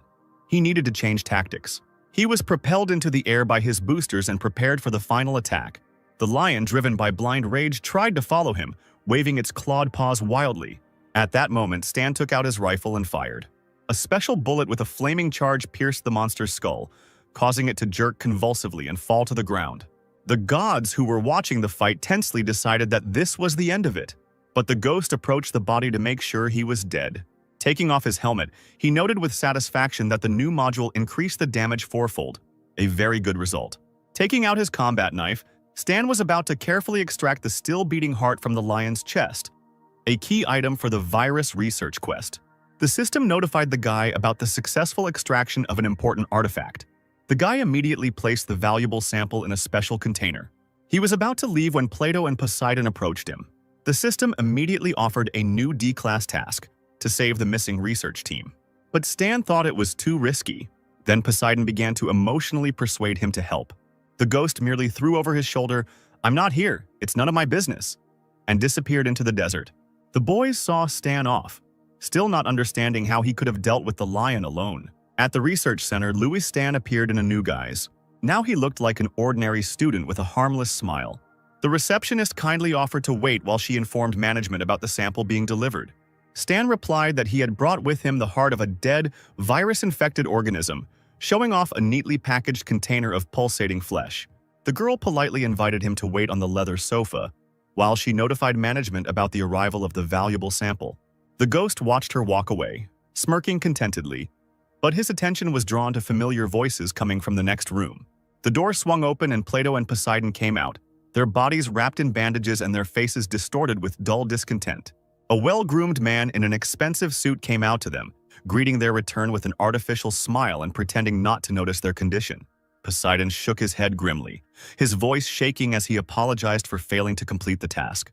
The man made an exaggeratedly shocked face, asking if the entire research team sent into the desert had really died. Plato literally pulled his head into his shoulders, his fingers tightening on the handle of his suitcase as he admitted that people had become infected with the virus and could not be helped. He held out a battered leather suitcase, inside which were the remains of the squad and a sample of the source of the infection. His tears fell onto the smooth surface of the suitcase, leaving wet marks on the old leather. The scientist took off his glasses and wiped them with a handkerchief, whispering a promise that, when the laboratory created an antidote, it would be named after the fallen heroes. Poseidon burst into tears, lamenting that these people were true heroes and he would regret for the rest of his life that he could not save them. The man falsely consoled him, placing his hand on his shoulder and saying that without their help, the will of the squad would not have been carried out, and that they would receive help at the medical center. The gods simply waved their hands, refusing the offered help, and silently left the office, leaving the suitcase on the table. As soon as the door closed, the tears instantly dried on the scientist's face, and he grinned cynically, watching the people leave. He then approached the black ghost, matter-of-factly asking if he had indeed brought the heart of the infected creature, to which the boy silently nodded. The scientist bowed ceremoniously and gestured for them to follow him down a long corridor leading into the depths of the laboratory. Along the way, he talked about his research into the deadly virus, complaining about the constant shortage of quality biological samples for work. He explained that with the help of this heart, an antidote could be created, and when the work was completed, the ghost would receive a part of the drug and a decent reward. The ghost shook his head, clearly stating that he only needed the antidote, and everything else was of no interest. His gaze fell on the suitcase left by the gods, and he asked what was in it since the scientist complained about the lack of samples. The interlocutor laughed, waving his hand and saying that these samples were intended for a completely different study. At the laboratory door, he stopped abruptly, declaring that entry to outsiders was strictly prohibited for security reasons. The ghost silently sat down on the sofa near the office, casually crossing his legs, pretending to obey the rules. Through the thick glass, he could clearly see what was going on inside, and his enhanced hearing easily penetrated the soundproofing. A scientist in the laboratory confirmed to his colleague that the squad had indeed perished, and the gods had not saved anyone, as he had assumed. His interlocutor shrugged indifferently, noting that the main thing was that they had received the necessary samples to continue their work. The man told with a grin how the gods were tormented by pangs of conscience and even refused the reward, considering themselves unworthy. He called them fools who were easily deceived by beautiful words about heroism, and suggested that next time they be used again for dangerous missions. Hearing this, Stan grinned slightly, finally realizing what kind of hypocrites he was dealing with. Leaving the laboratory, the man announced that it would take a day to create an antidote, and suggested that the ghost rest in the guest room. Left alone, Stan immediately hacked into the lab's database to check if they were really developing an antidote there. As he had expected, there was no antidote. Scientists were creating a virus booster that would temporarily increase the virus's characteristics, but with the risk of death. The next day, the man solemnly handed him an ampule of cloudy liquid, announcing that it was the long-awaited antidote. The system's pop-up window immediately revealed the truth. A low-concentration virus booster passed off as a cure. The ghost pretended to believe him, thanking him for his work and carefully putting the ampule away in his inside pocket. The scientist extended his hand for a handshake, with a false smile expressing hope for further cooperation. The ghost, with a predatory grin, asked if they had any more of this antidote because he would like to purchase a large batch. His interlocutor was visibly embarrassed. He scratched his nose and muttered that the organization only represented long-term wholesale supplies to other large organizations. Stan raised an eyebrow and adjusted his glasses, announcing that he wanted to introduce himself formally, identifying himself as the embryo's executive director, Heisenberg. The man's mouth dropped open in surprise. He was sure that the embryo had long since left the Western continent. He reached out somewhere to the side and walked away from the guy, asking for forgiveness for his frankness and calling him very suspicious. Stan pressed the watch to demonstrate to his interlocutor the secret of its organization. This would certainly convince him of the truth of the guest's words. The system changed the user's uniform in a few seconds. Even the laboratories of 6 countries do not have such technologies. Now standing before the man in full armor, Stan decided to show the mechanism, trusting in the good name of the organization. The lab worker mumbled that he needed to consult with management. This is what those present in the room did. The man called the higher-ups of the laboratory via video link. They looked with suspicion at the mechanism, which did not prove involvement with the embryo. Stan said that his organization conducts business secretly. Don't expect any shouts from him from the embryo. The men nodded, and their employee who had dealt with Stan exclaimed that it was dangerous to cooperate with the embryo. The player threw up his hands, saying that he would keep the cooperation a secret, and that embryo would even provide some financial support for the creation of new divisions in Andrea. Both bosses whispered to each other, saying that it was full of mutated animals. Embryo was too generous, the offer was very profitable. The younger man straightened up and, with a fake smile, ordered that the guest be taken to the room with the research samples. The subordinate obeyed and led him to the password-protected door, and authentication was soon completed. He was casual with the guy, gesturing to a row of shelves along the wall of the exhibition hall with medicines, asking what the guest needed. Stan walked up to the shelf, his hands in his pockets, the surveillance cameras installed everywhere, not hiding from him. The player said he wanted to take a little bit of everything. Money was not an issue, and he would also like to see the ingredients stored in the warehouse. The bosses watched them, exclaiming that a big order was brewing right before their eyes. One of them told his subordinate into the microphone to complete the deal as quickly as possible. Smiling at Stan, the man told him about a sufficient amount of supplies, After the payment was made, all these things would become the property of the guest. But he was adamant. The money would be in Andrea's account only after the product was demonstrated. Approaching the shelf hidden under the password, the employee shook his head and entered the password. He asked not to worry, because he vouches for the quality of the organization's products. He handed Stan a flask with red glass, asking him to check what he had, since they wouldn't let him into the warehouse anyway. The player immediately read on the system window that it was an amplifier that gave 3 points of strength and duration. The man smiled ingratiatingly, admitting that the client was satisfied. In response to this, Stan immediately changed into a mechanism and pointed a gun at the man, declaring that this was his payment. He was stunned that the guy was pretending. The man stepped back and bumped into the shelf. He closed his eyes for a few moments as the bullets hit him directly behind his back, cracking the glass. The man was shaking all over, looking at the destruction centimeters from his face. He was ordered to open the supply cabinet if he wanted to stay alive. Looking at the surveillance screen, the boss shouted to his subordinate that he should immediately sound the alarm.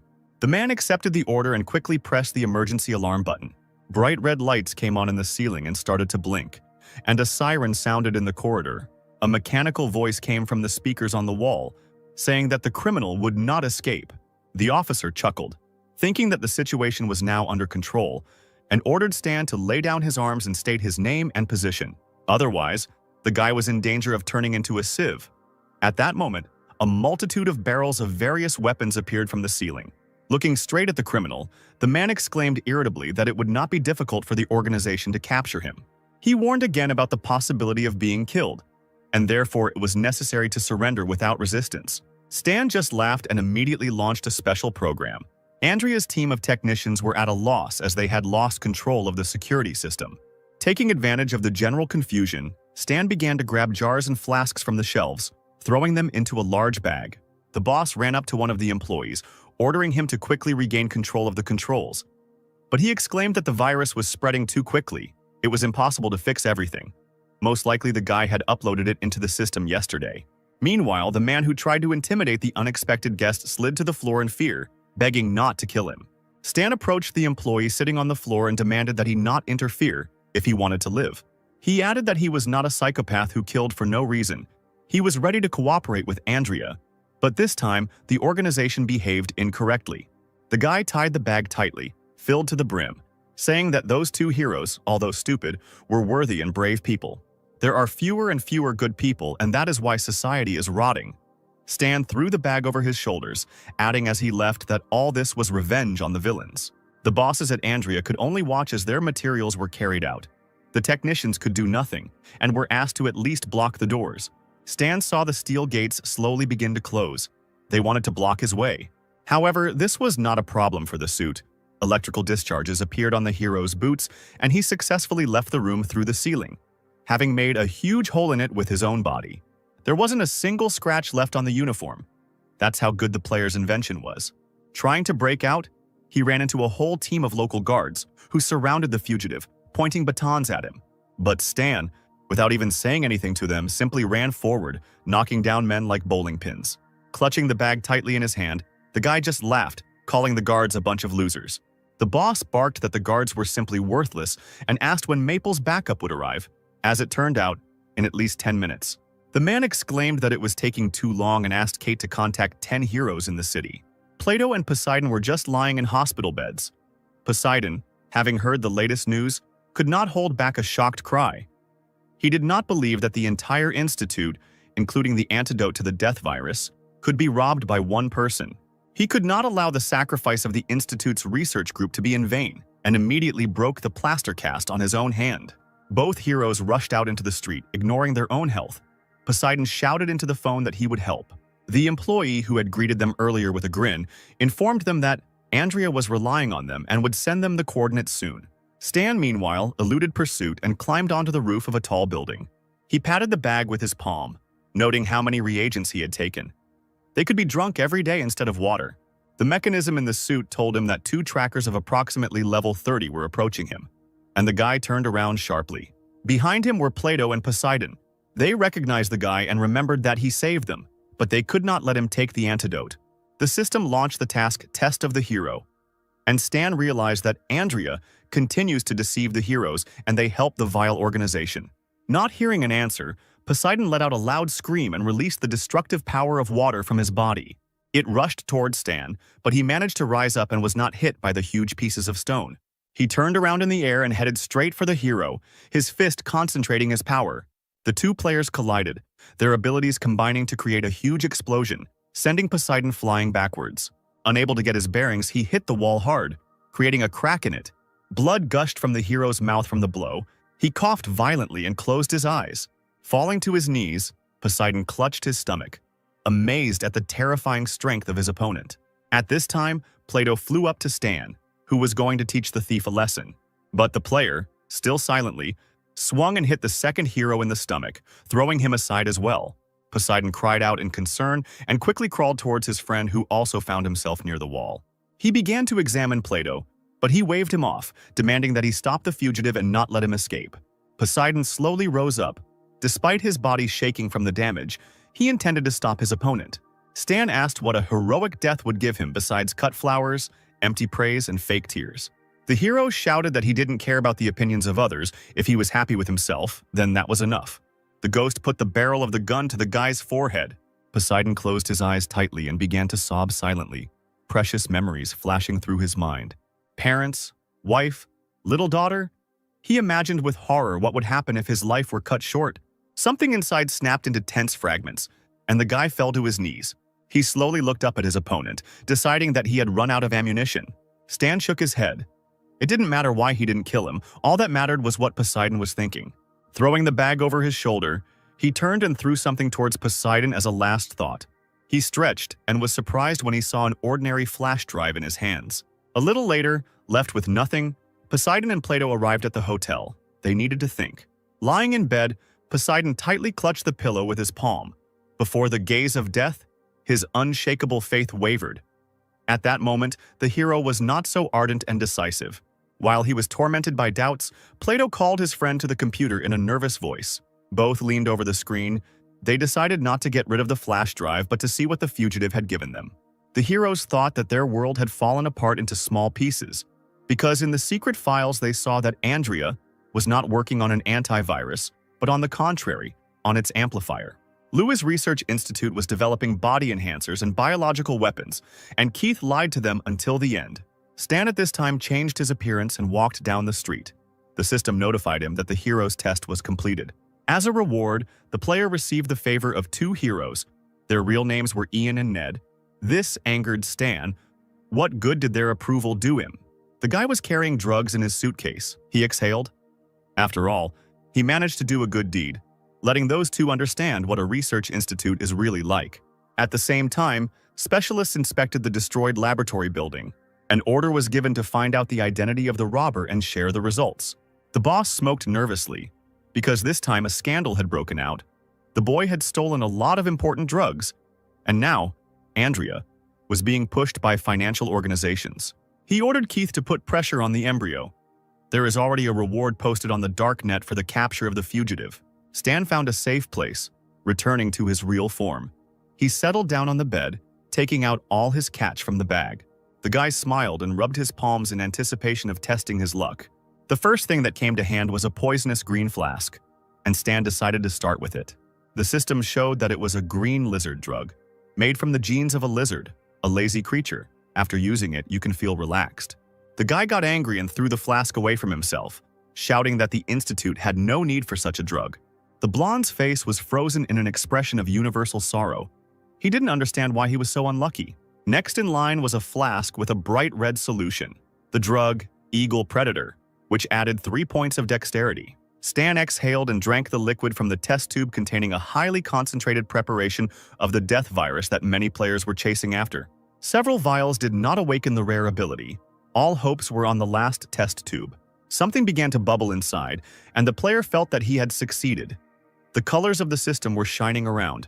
He received a unique body constitution and several different health points. It is unclear whether this was necessary for the mechanic class. At night in the mountains, the lights of the embryo base did not go out. Even at such a time, painstaking work was carried out. One of the soldiers informed the boss about a letter from the Research Institute. Louis, an employee of Embryo, Heisenberg, stole a lot of drugs from them. The masked man exclaimed that it was a lie. They didn't even have such a person.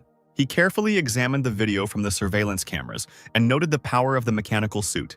If the embryo can get hold of this thing, the fighting power of the local soldiers will increase rapidly. The man clenched his fist tightly on the armrest of the chair, wondering where the suit had been created. He called a soldier over to him, asking him to order the intelligence network to secretly monitor the user of this suit and report on all his actions. The soldier had to tell about the non-humans who evade capture and resist arrest. Embryo managed to catch only 2,000 non-humans. The boss asked if Cyberlos had learned anything new that could be reported. The Inhumans act purposefully, speak strangely, lack many basic knowledge, and have a special way of communicating with each other. They are like time travelers. The man was surprised and asked if they were from the past, and what was the position of the 6 states in relation to them. The soldier told about the intelligence data. His people tried to establish contact with the non-humans. They had different approaches, from friendly to violent. The boss thought about it, deciding that because of the non-humans they would not give up on preparing for the war against the embryo. The soldiers needed to put more effort into finding the non-humans. There was a feeling that they would help win the war. In the capital of Maple Leaf City, there was a multi-level, multi-story villa with a door that opened from the inside. Outside the building, there are 2 Special Forces patrols and another one inside the house for a total of 18 Special Forces agents. The special agent was tracking a target who leaves his home every day at 8 o'clock in the morning, travels in an armored vehicle, with 2 squads following close by. An elderly man in tattered clothes continued to report into the microphone. The target returns at 6 or 7 in the evening. The same personnel guard the target on the way back. One of the security guards approached the man, rudely asked who he was, and demanded that he show his documents. He waved some paper and sat down with his feet on the bench, exclaiming that he was an ordinary tramp. The guard said that it was forbidden to be there, and the man nodded and mumbled that he would leave right now. Hannes left the house and swore loudly into his headphones, saying that he was crazy to be working even after retirement. In the office, Vernina rolled her eyes, asking Hannes not to complain, or to go to the dacha to weed the beds. Garion, a stern man, when asked why they did not find Bennett themselves, said that they did not get along with him, and asked Hannes to return to discuss the plan. The Darknet safe house Maple was located far from the city in the mountains. Scorpion-level assassin. Ben took a drag on his cigarette, asking why Stan had suddenly become the Darknet's trump card. Emily, the blonde elf, bit her finger, acknowledging the boy's strength despite his oddities. Ben didn't believe that the player was stronger, because he himself had been trained as a special agent in Raylan. The door to the room opened and the elderly woman bowed, letting Stan in. He greeted Emily's contact, saying that she was beautiful, but the girl waved her hands, capriciously asking him not to fall in love with her. Ben approached the guest, grinning and saying that he had heard about his combat services. Stan is said to be a legend, but there's nothing special about him. Emily tried to defuse the situation by asking not to compare the guys with each other. They had an important task, so first they needed to get acquainted with the data. There were 5 targets in total, all high-ranking officials who oppose the Darknet plan, and they are under guard at home and on the street. Stan carefully studied the location of the villas. The security forces and patrol routes were already designated there. Ben yawned, stating that he had come up with a plan. He just needed to stick to it and everything would go smoothly. He leaned on the disgruntled Stan's shoulder, asking if he could see the special symbols, and if there was anything he didn't understand, he would kindly explain. The player decided to ignore his colleagues' attacks and seriously asked what the specific goal was. As it turned out, these documents had to be placed in a visible place in the house so that the targets could find them. They contained data that could cause harm. Stan nodded, saying he would do that, and then asked what the boys would do. Ben waved his hand, saying that he was only responsible for providing intelligence, and that it was up to the others to carry out the mission. Emily was embarrassed and looked down, quietly saying that she would help if necessary. Stan shook his head and rolled his eyes, exclaiming that the task was simple and he could handle it alone. Ben repeated in a businesslike tone that if he followed his plan, his colleague would definitely succeed. Stan threw the papers on the table, declaring that the plan was too complicated and he would figure it out as he went along. Ben was offended by this statement because he had been working for 10 years, and Stan knew nothing. He opened the door to leave and said over his shoulder that this task was a piece of cake for him. The blue-haired player clenched his fists, exclaiming that if Stan didn't follow the plan, everything would be ruined. Maple official Edward was under surveillance. The target left the building. Even a fool would have noticed that his guards were everywhere, armed men in uniform. Stan watched the man from around the corner. He needed to sneak into the escort squad and wait for a good opportunity. I noticed one of the security guards who was carelessly staring at his phone during working hours. Stan moved quickly closer and injected the man with a special liquid into his neck. When the guard's body went limp, the guy quickly pulled him aside. There he undressed the employee, taking someone else's clothes. The guard, under the influence of anesthetic, will recover for several hours. Meanwhile, Ronnie was called, and Stan changed his appearance within seconds to answer the call. The guy was right next to the target. He needed to get to Edward's house and drop off the documents. Something appeared in Stan's peripheral vision, and he watched in horror as several missiles were fired at them from the window of a nearby house. 3 shells hit the cars, deafening explosions were heard, and flames engulfed the vehicles. One of Edward's guards survived and crawled towards the manager's car, trying to protect him. The next moment, a female figure appeared above him and shot the guard straight in the head. Edward, clutching a pistol in his shaking hands, looked out the window at the woman in horror. Vernina pursed her lips and irritably demanded that Edward leave. Otherwise, she threatened to smash his face. The man glanced at the distant building and saw the vague silhouette of a sniper there. The enemies tried to grab him. He sighed heavily, adjusted his glasses, and slowly opened the door to obey Vernon. A wounded Stan, in a different guise, emerged from a nearby car with difficulty. He gritted his teeth, trying with some difficulty to crawl away, thinking about who else needed Edward. Vernina saw a commotion to the side and noticed a man who turned out to be still alive. She walked towards Stan with long strides through the thick smoke from the burning cars. He quickly checked the system. Vernina was level 60 and was a master of artillery.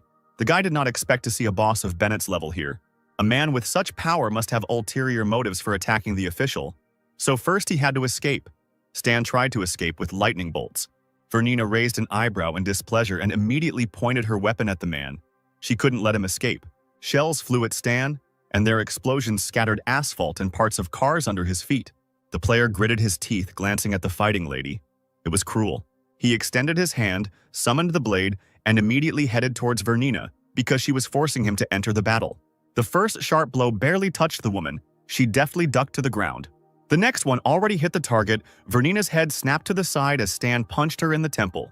The woman jumped back and slid along the ground. Amazed at the strength of Edward's guard, she let out a predatory cry, glaring angrily at her new rival. Stan looked at the woman and smirked. Even though Vernina was strong, his level was still higher. The stranger's smile made the proud woman incredibly angry. She raised her hand and called upon a windstorm. She grabbed her in her arms and the woman headed straight for Stan, threatening to teach him a lesson. Wishing her opponent death, the woman directed a strong blow at his chest. Blood poured out of the player's mouth, but the armor was still able to withstand other people's blows. It was only necessary to maintain a distance to slowly lose health.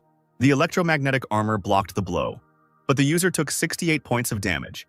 Meanwhile, the fighting Vernina swung for a new, even more powerful blow. Flying up to the man, she kicked him in the face with her left foot right in the air. Stan shook his head and ran to the side, quickly getting to his feet, still clutching the blade in his hand. Edward exclaimed enthusiastically that an incredibly valuable asset was hidden among his guards. Could he really be so respected in the government? Vernina jumped onto the hood of the burnt car, and Stan accelerated with the help of lightning. He tried to attack the warrior from below, but she deftly jumped up, blocking the blow. However, she still couldn't help but notice the extraordinary strength of this agent, and turning to Hannes through the earpiece, she asked for help in killing the guard. The old man aimed his weapon at the enemy from his hiding place, but Vernina was standing very close and they were moving quickly. He could accidentally hit the woman. Lowering the sight, the man cursed when he saw a line of SUVs. Reinforcements from Maple had arrived. He immediately ordered his colleague to retreat immediately, realizing that she might not be able to cope with such a number of opponents. She nodded, saying that she understood everything, and flew up, looking for an escape route. Stan looked angrily at his opponent, wondering who Edward was to get 2 level 60 people interested in him. He decided that it was a secret plot line, and Vernina couldn't be allowed to escape. The guy picked up the sniper rifle lying on the ground and used the ability of Fiery Will. A fiery bullet shot through the shoulder of a woman who had already risen high above the ground. She pressed her palm to the wound and cursed foully, promising herself that she would remember the offender. The rest of the guards arrived, holding machine guns in their hands, and shouted that the enemy was running to the northeast. Stan, standing nearby, cursed, regretting that he had not shot the fugitive in the leg. Edward approached the guy and eagerly shook his hand, thanking him for saving him. Stan took advantage of the moment and slipped a flash drive into his pocket. The system announced that the task of transferring documents was completed. Stan smiled, answering the man that it was his job. Edward suddenly grabbed his palm with both hands, begging him to become his personal bodyguard and receive double pay, but the player had no plans to change jobs yet. He understood that Edward had some secret that forced 2 level 60 people to attack. The man asked Lieutenant Colonel Danny, who was nearby, if he had found out who the attacker was. The young employee told about Vernina, a former agent of Raylan. She had previously taken an active part in battles, one of the legends of that time, disappeared 10 years ago and only now appeared. Stan, having heard the girl's story, was surprised. He did not immediately understand who she was talking about. In the refugee camp that Bennett created in his past life, there was a large hill with 3 graves, and one of the gravestones had her name on it, possibly connected to a hidden storyline. Edward turned to Stan, asking him to go home and rest while Danny cleaned up the place. The man looked at the guard as he walked away. Something seemed suspicious about him. Why did the Secret Service hide such a person for so long? This cannot be left alone. Maple, Harry's estate, was heavily guarded after the incident. Stan watched the several armed guards carefully. He thought that all the officials were returning home, unlike Edward, who was always traveling somewhere. The main thing for the hero now was to finish the task and then go in search of Vernina. He made several jumps and found himself on the balcony of a building, under which stood one security guard. Before the man could make a sound, Stan plunged a needle with a special drug into his neck. A few minutes later, having changed into a security guard's uniform, the player changed his appearance. The player carefully made his way into the part of the house where the official's office was and opened the window. The flash drive with documents landed right on his desk. In the morning, the man would see what he had left behind. Having changed his appearance, Stan left this estate with a grin and headed to the next one. Now it's time to leave the flash drive at Sen and Miller's estate. Less than half an hour later, the device appeared on the official's desk. Stan left a strange house again. Everything he did was easy as pie. Next, it was necessary to penetrate the estate of the official Roger the Elder. Using the already familiar method, Stan immobilized the guard and changed his appearance. Having reached the right window, he climbed up the balcony, jumping inside into the room. Throwing the flash drive on the table, the guy smiled at his own thoughts. This was the last task. There was a rustling sound in the master's bedroom. He woke up for the second time that night, muttering that he could not accept his old age.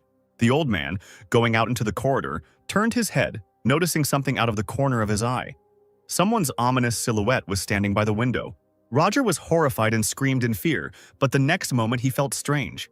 The old man's heart couldn't take the nightmare he had experienced in reality. He fell to the ground and soon became quiet. Stan looked in surprise at the notification from the system, which said that he had killed Roger Sr., receiving 1 experience point.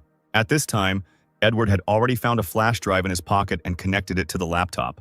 He screamed in a daze that this was blackmail, and immediately ordered the security to find out what happened to the officials who spoke out against funding the darknet.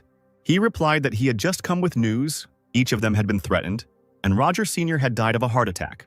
Hearing such news, Edward turned cold. He realized that he would have to agree to the conditions of the bastards. Returning to the office, the wounded Vernina asked for help. There was a bloody bullet on the medical tray. The woman lowered her head in shame. She had inadvertently failed such a simple task. The colleague treating her wound shook his head, saying that Garion's intelligence was incomplete and it was his fault. Hannes barked that this was nonsense. In the Maple archives, Johnny was presented as a completely ordinary person, and it was not he who fought them, but someone who had nothing to do with Maple. When asked who it was, the old man began searching for something on the internet. Finally, he said that a darknet man was fighting them, and his target was Edward. Vernina knew that in the darknet only Bennett had such power. Apparently they had new recruits. Hannes crossed his legs and suggested that they get to know Bennett directly by dialing his number. The man admitted that he did not expect a call from Hannes, thinking that he had already resigned. He told him about Garion and the mission, and then asked if Bennett had sent anyone on a mission to Maple. Having made himself some tea, the head of the darknet shrugged, saying that he didn't know who was luckier here. There was a silence, and Bennett was asked who this man was. The man seriously warned his friends that they shouldn't mess with this guy. He could kill everyone. Vernina shook her head. Yesterday's battle was an accident. She would not take revenge on the fighter.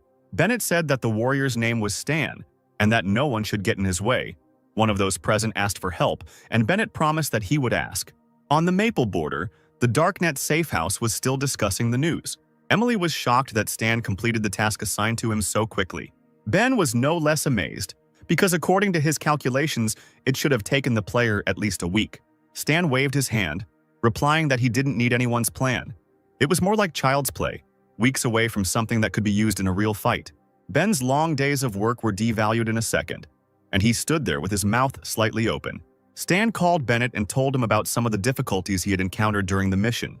He knew that his subordinate would cope, and told him that the enemy Stan had met was his friend. The man was happy about the player's victory because when they met, he was much weaker. The guy was pleased and asked to continue the praise if Bennett called only for this. Bennett said that Hannes asked him to convey a special request for help to Stan. He was surprised and asked again, realizing that the hidden task had come into his hands on its own. It was worth calming down so as to behave naturally and not show extreme joy. The player replied that he could help, but it was important to know the details, since they were friends. There was no need to attach importance to a small skirmish. Bennett breathed a sigh of relief, replying that it was a worthy answer and now he was in the guy's debt.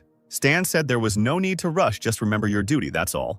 A few seconds later, the player's call was redirected and Hennis appeared on the line. Stan lit a cigarette, asking the man what help the team would need. He replied that it concerned an undisclosed secret buried deep in history. The guy dropped his cigarette on the floor when he saw that the A-class mission, the main storyline of the planet Aquamarine, had been activated. There were 3 main storylines in planet Aquamarine. 2 of them were the war between the 6 nations and the organization Embryo, the creation of a refugee camp. Stan thought that it would be possible to learn the history of the planet, but now, a task has appeared that no one has activated before. A difficult one that killed 2 of the strongest people of Aquamarine. But since someone failed, there was no reason to refuse, and the player accepted the task. A little later, Stan met Hennis in person, who was grateful for the guy's response. He waved his hand and urged them not to fuss and to tell him about the details of the task. As it turned out, it was connected with yesterday's attempt to capture Edward. He had once participated in a secret project. Before the war, Maple was known for its soft politics. It was an ordinary and weak nation. When the war began, the government introduced policies that put enormous pressure on people, but many expressed understanding and contributed voluntarily. After the end of the war, officials refused to return to the previous system and increased pressure on the people. People could not continue to live like this. The situation inside the country was heating up, and the once soft policy disappeared. After Chancellor Ulrich passed a new bill on cruel extortions, popular indignation reached its peak, and many people took up arms. The rebels went to Ulrich's residence, threatening to seize him. The extremely expensive residence was destroyed to the ground. Ulrich, his wife and children, all around 10 years old, were tortured to death, recorded on video, and posted on the internet, which shocked not only the entire country but the world. Stan swallowed the lump in his throat and nodded. He had heard about what happened. Half an hour after Ulrich's death, special forces received orders to kill everyone who took part in the attack. In 2 days, the Maple government passed 24 strict laws. There was a decision to divide civilians into classes, which led to the mass expulsion of useless residents from large cities. People were deprived of their rights, while the government arrested and executed those who could threaten the country. As it turned out, Edward was one of the developers of those 24 laws. Stan raised an eyebrow, asking how this related to the secret he had voiced earlier. Until today, those dark events were quickly drowning in the darkness of the past. But as an eyewitness to those days, Hennis believed that all the secrets needed to be revealed. The player still didn't understand what the point was and what benefit the team would get from this. The old man shook his head. He didn't need any profit. People just had to know their history. Stan thought, despite the people's intentions, the task was extremely rare. The player decided to agree. Hennis handed over a folder of documents containing all the collected information. Stan took the papers. The task was open-ended and included many goals. The endings were different. The reward for the first round was pretty good, 350,000. The mission was a series of chain missions. The number and completion status of the missions determined the requirements for the next round of missions. Stan scratched his chin, weighed the pros and cons, and agreed to the offer. The boss smiled. He was happy with this news and hoped that the guy would surprise him. Another newcomer village was founded on the western continent. Player Bob told his interlocutor that lately everyone on the forum has been discussing NPCs, and he nodded, replying that on the ancient planet, players are considered messengers of the gods. On the magical planet, people were examined by witches, and they discovered that they had a talent for witchcraft, after which they began to be accepted into various academies of magic. And in Winterfrost, players were not touched at all. Jamie responded that it was better than risking being captured and chopped up by an NPC every day, and he barely escaped the research facility. Bob told a secret he heard from an expert that Stan's appearance on the planet Aquamarine was a kind of compensation for this. Jamie stared at his friend in shock, not believing he was telling the truth. He almost burst into tears, remembering that the player had been missing for a long time and might not return. Both looked up as they heard the sound of a helicopter in the air. They screamed when they noticed the helicopter, having seen it on the news many times before. It was Stan. He didn't come here with the most sincere intentions. The story mission can be completed slowly, but for now, it's time to profit from the simpletons who missed the player. As soon as the hero stepped on the ground, a crowd ran towards him. Some were just bored, and some wanted to buy a method of tempering strength or change their class to a mechanic. Stan was taken aback by the warm reception, but he couldn't understand why the players had become more welcoming. Bob winked at Jamie, suggesting that they tease Stan, but his friend replied that it was a bad idea. As if Stan got angry, he would kill the user in a second. Bob shrugged. It was just death. He would be resurrected many more times. Stan turned around when he heard an unfamiliar voice calling him. Bob folded his arms across his chest and challenged the NPC, asking if he had previously served the Star Dragon and now the Darknet, confident that Stan would panic. Hearing such insolence, the other users covered their mouths with their hands, thinking that they would now be stained with someone else's blood. Stan calmly replied that it was true, thinking that he had deliberately revealed the information. Bob bit his cheek. He was upset that the words did not touch Stan and decided to resort to more serious methods. He pointed at himself and exclaimed that he wanted to join the embryo and asked if Stan knew how to do it. The guy raised an eyebrow, immediately realizing that the player intended to provoke him. Bob immediately saw on the system screen that he had lost 3 reputation points at once, and the users behind his back were laughing. Stan wondered if he could help players choose sides since he had influence in the gaming community. He cleared his throat loudly to attract everyone's attention. The guy said that a war is coming. The nations are gathering an expedition. Embryo will probably lose. If the players want to join the Darknet, he can write a letter of recommendation.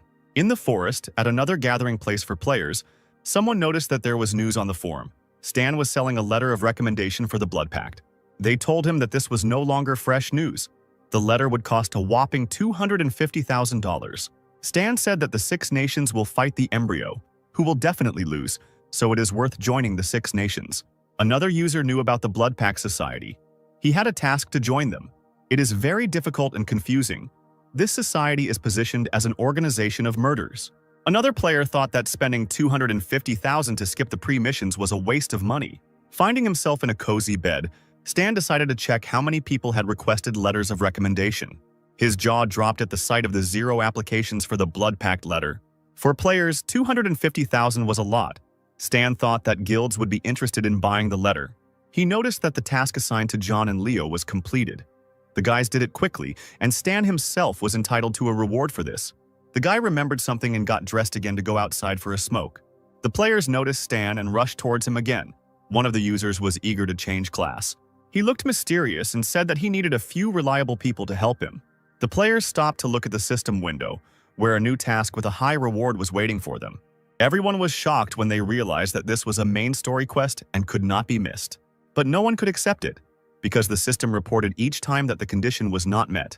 The assignment had a prerequisite, and that was purchasing a letter of recommendation. Players accused Stan of cheating. How can you spend money to complete tasks according to the story? Especially since no one has that amount. Stina divided the first mission of the Era of Passage into 5 separate ones, so that although not every player but many could complete the task, he only needs those whose guilds can pay such a sum. Meanwhile, the 9 Gates Guild was in full swing discussing the possibility of purchase. The guys said that this was a good chance for them to buy a letter from Stan and join the story mission. But there was also a risk of losing. And losing a lot of money, someone suggested uniting with other guilds. One of the 9 Gates players decided to ask the Rogue Guild. Stan lay down on a lounger in the yard, deciding to stay in the newbie village for a couple of days until the guilds collected the necessary amount. Finally, several level 15 players came to him. They wanted to buy a letter of recommendation. Stan remembered these highly skilled players. Luck was finally on his side. He handed the boys the letters, asking them to show them to whoever needed them, and then they would have the opportunity to join the Blood Pact Society. He took another good look at the boys and said they could be trusted, and asked if they would help him with a couple of tasks. They all exclaimed in unison that, of course they would help because that was what they were waiting for. But they were soon disappointed when they saw on the system window that with 1 letter, they could only accept 1 task. Stan coughed, saying that if the boys did well, he might find some more assignments for them.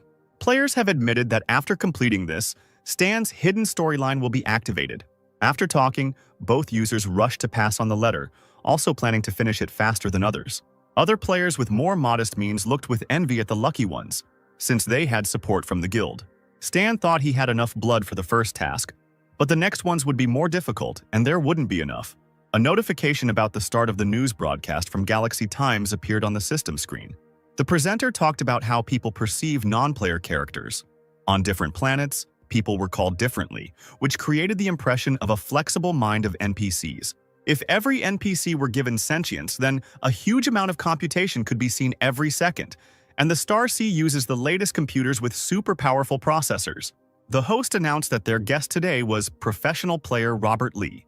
The guy said that in his opinion this is part of the game's plot, so that players feel like they are in reality. When he himself played, he sometimes forgot that he was in a game. The presenter said that the International Cybersport Association confirmed the creation of the first professional league in the history of the Star Sea. Robert hoped for support if he was invited to participate in the new professional league.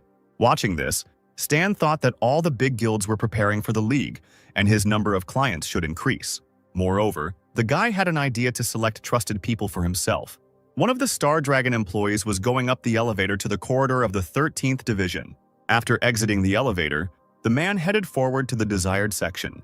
He placed his palm on the device. The system successfully completed authorization. The man walked up to the railing and looked at something for a long time before lowering the cold metal. He ordered the opening of the Goradarn communication window with Star Zone Number 9, Planet Aquamarine. Symbols appeared on the screen. The writing of another planet. The system translated the question. Why did the inhabitant of the planet Aquamarine contact him?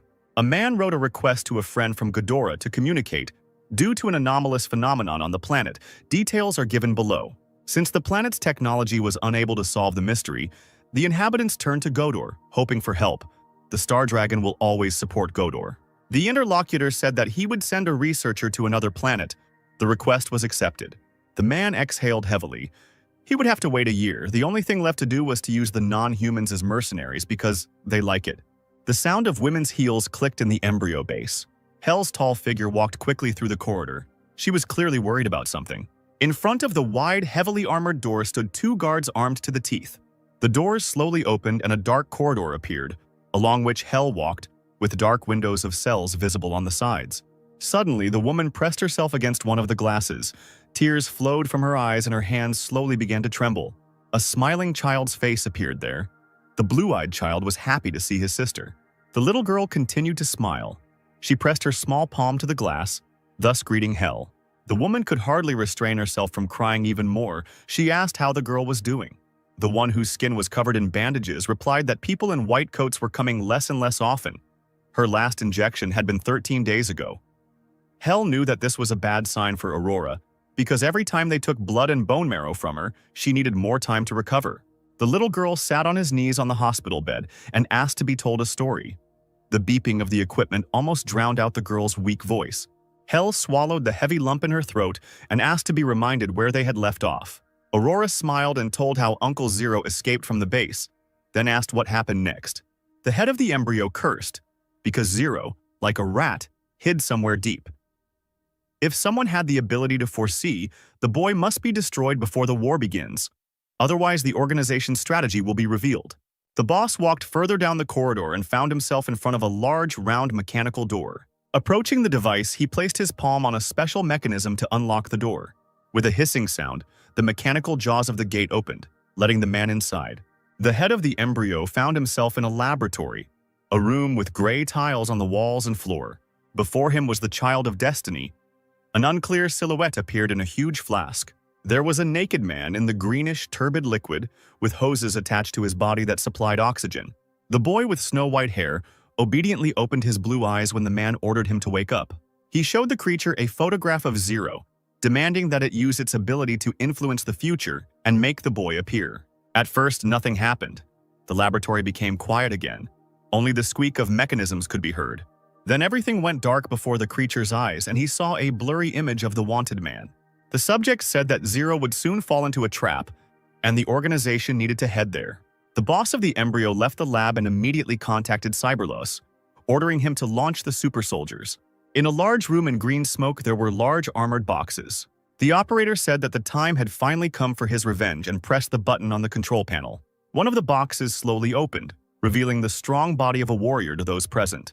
A high-level soldier, Valkyrie test subject number 2, didn't wait for the lid to lift and tore it apart with his bare hands, screaming loudly. He bared his teeth like a beast, shouting loudly that he would kill Zero with his own hands. Stan, who was just flying in a helicopter through the snowy mountains, sneezed loudly. The user rubbed his nose, wondering who was bringing him up again at such an inopportune moment. The system showed him the total amount of experience the player had accumulated for teaching the skill to players. Now it was time to decide on changing the class and increasing the rank. His fingers quickly ran across the screen. Stan planned to first pump up his existing skills to the fullest. He sat in front of the screen for a long time, wondering how to correctly construct the required blueprints for the purple class. After a few hours, fatigue made itself known and Stan let out a long sigh, but he couldn't stop. And now, as if he were mad, he pressed the screen. In a short time, he spent experience points. It turned out to be an incredibly tedious task. Images of 3 mechanisms appeared on the screens. They were better suited to the class change tasks than the others, and could also enhance the suit in battle and allow for combinations of attack types. The materials on the plane were not enough. It was necessary to go to the northern continent to replenish supplies.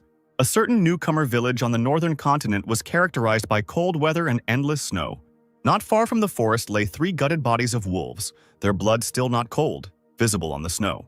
Someone, wrapped up to the neck in a warm cloak, slowly walked forward, leaving large footprints behind him. The man adjusted his hood, revealing a masculine face with pursed lips. Oliver was puzzled by something when Oscar called him. He only asked how things were going, while another interlocutor heard that the Esports Association had confirmed the creation of a professional league for the Star League. Oscar said that he had transferred to the warrior class. His comrade wanted to fight together in the league against foreign celebrities because he had an extraordinary ability, but Oscar turned out to be. People raised their heads when they heard the noise of the helicopter. They immediately ran out to the square. They had been waiting for Stan's arrival for a long time. Finally, the helicopter landed on the crunchy snow, and just like everywhere else, the player was greeted by an enthusiastic crowd. Stan came out and was pleased to see level 18 players. He needed to quickly go around all the villages before someone realized that the method of improving strength was a scam. 3 particularly active players pushed everyone aside to be the first to change their class. Stan stood in front of the new spectators, looking them over carefully, and they greeted the long-awaited guest. Oscar approached the guy with a bag slung over his back and seriously said that he wanted to buy a letter of recommendation. Stan looked at the guy. He was a professional player. It was very opportune to give him a task to test his strength. Several players gathered in the winter cliff for battle. The leader said that the battle plan was known to everyone. They could not fail under any circumstances. The gray clothes set the users off among the trees. They encouraged each other that there was no need to worry about the non-humans. They could easily be dealt with. On the outside, they looked like ordinary people, and no one wanted to grab the wrong one. The men looked closely. It seemed that someone was walking in the distance. Perhaps it was a non-human, because in this forest only animals and non-humans walk alone. They ran out into the forest clearing to attack together and not let the alien escape. The leader of the group suddenly slowed down and barked at the others to stop immediately. The guys, clutching their weapons in their hands, drooped, not understanding what was going on. The man felt a drop of sweat running down his forehead from the tension. He saw a non-human. The famous Stan stood before them, dissatisfied with this reception. Streams of sparkling lightning immediately ran across his body. Special mechanisms in the form of small shurikens rushed towards the people. The guy asked what this group was doing here. The man was shocked by such a quick attack and thought that he was already dead. Then, the whole group fell to the ground, covering their heads with their hands.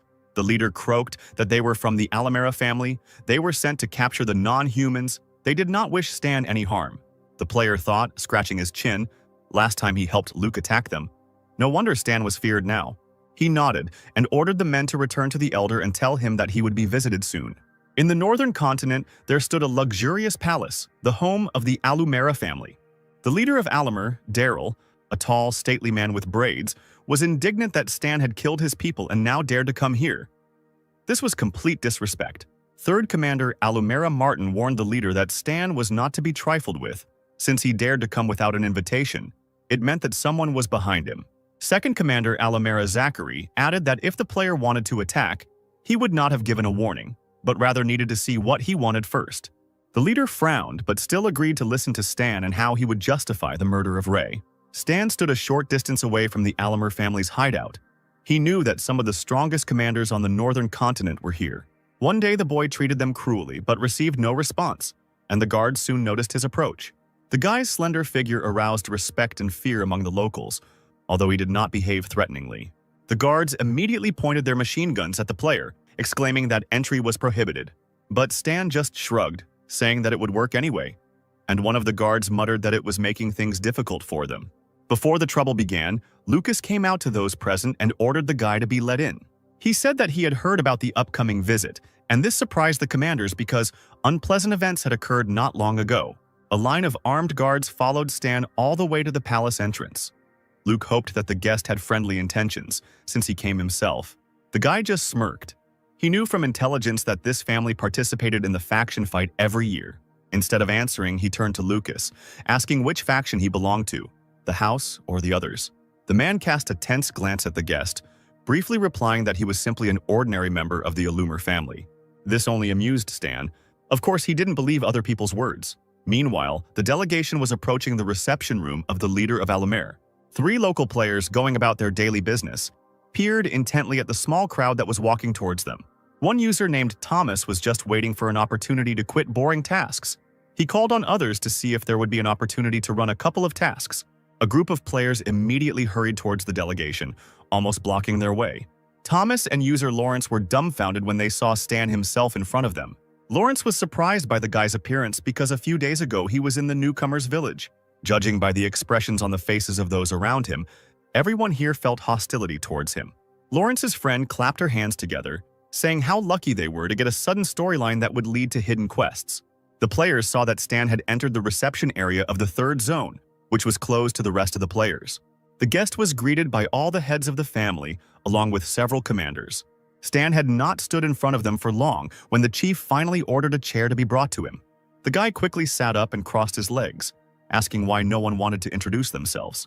Daryl slammed his fist on the armrest and cursed at Stan, accusing him of attacking his property in Green Valley Village and killing his people. The guards immediately turned to the calmly sitting guy, pointing their guns at him. He didn't even flinch, just smiled, saying that he had a reason and let Alamer announce his cooperation with Embryo. Daryl brushed off the accusation. Stan was talking nonsense. They were never in cahoots with the organization. Stan revealed that Zero, who had a huge bounty on him from Embryon, was a member of the Alumera family. Daryl cursed and accused Stan of being crazy, since the reward was for someone else entirely. Stan shook his head. He didn't believe it, after all. We were talking about the intelligence organizations of the 6 nations. The guy believed that the family was helping the Embryo find the wanted man, or even were looking for him themselves. The man leaned forward, gripping the arms of the chair, exclaiming that they had circumstances. Stan raised an eyebrow, saying he would very much like to hear about them. Daryl knew he had to make his hostility towards the Embryo clear. The war between the 6 nations and the Embryo was coming. There couldn't be any misunderstanding at such a key moment. The man glanced sideways at the man standing next to him, saying that he could tell him everything in detail. The second leader of Alumera, Zakari, stood silently with a serious look. He handed the floor over to his eldest son, Sebastian, to tell the truth. The young man said that more than a year ago he was guarding a convoy with supplies, and halfway through the group was suddenly attacked. The attackers moved towards Sebastian and he ordered Zero to change into his clothes to distract them and try to escape. But when they returned with reinforcements, the guy was no longer there. Looking at the guy, Stan smirked, asking if Sebastian's younger brother wanted to die for him. He grimaced and hissed, asking in response what Stan thought about this. The rest of those present did not miss the chance to report that the people from the Zero faction were indeed soulless. Daryl got fed up with this conversation and shouted, ordering everyone to shut up. He concluded that this was how it was, and it didn't matter if Stan didn't believe it. But the family wasn't cooperating with Embryo. Stan thought about it. He really thought what happened to Zero was terrible. However, Zachary wasn't going to let it go that easily, knowing that his son had died at Stan's hands. He turned his head and looked at the man and said that it was better to discuss personal matters in private. The man smiled unkindly, agreeing with this opinion. Looking at them, the head of Alamer Daryl muttered something discontentedly under his breath. Stan leaned back in his chair, casually asking if he could stay the night since it was getting late. The leader, without saying goodbye, stood up from his throne and left, asking Zachary to take care of the boy as he went. Stan saw another member of the Alumera family and smirked. The young man bowed and introduced himself as Simon, the adopted son of the leader Zachary, and he would take care of Stan during his stay here. The player followed the young man, realizing that Zachary's men were now on him. Apparently, the internal conflict in Alumera was really serious. Simon led Stan out through the corridors, and they were immediately met by a crowd of players. Lawrence, Thomas, and the other users wanted to learn the abilities, so they immediately surrounded Stan.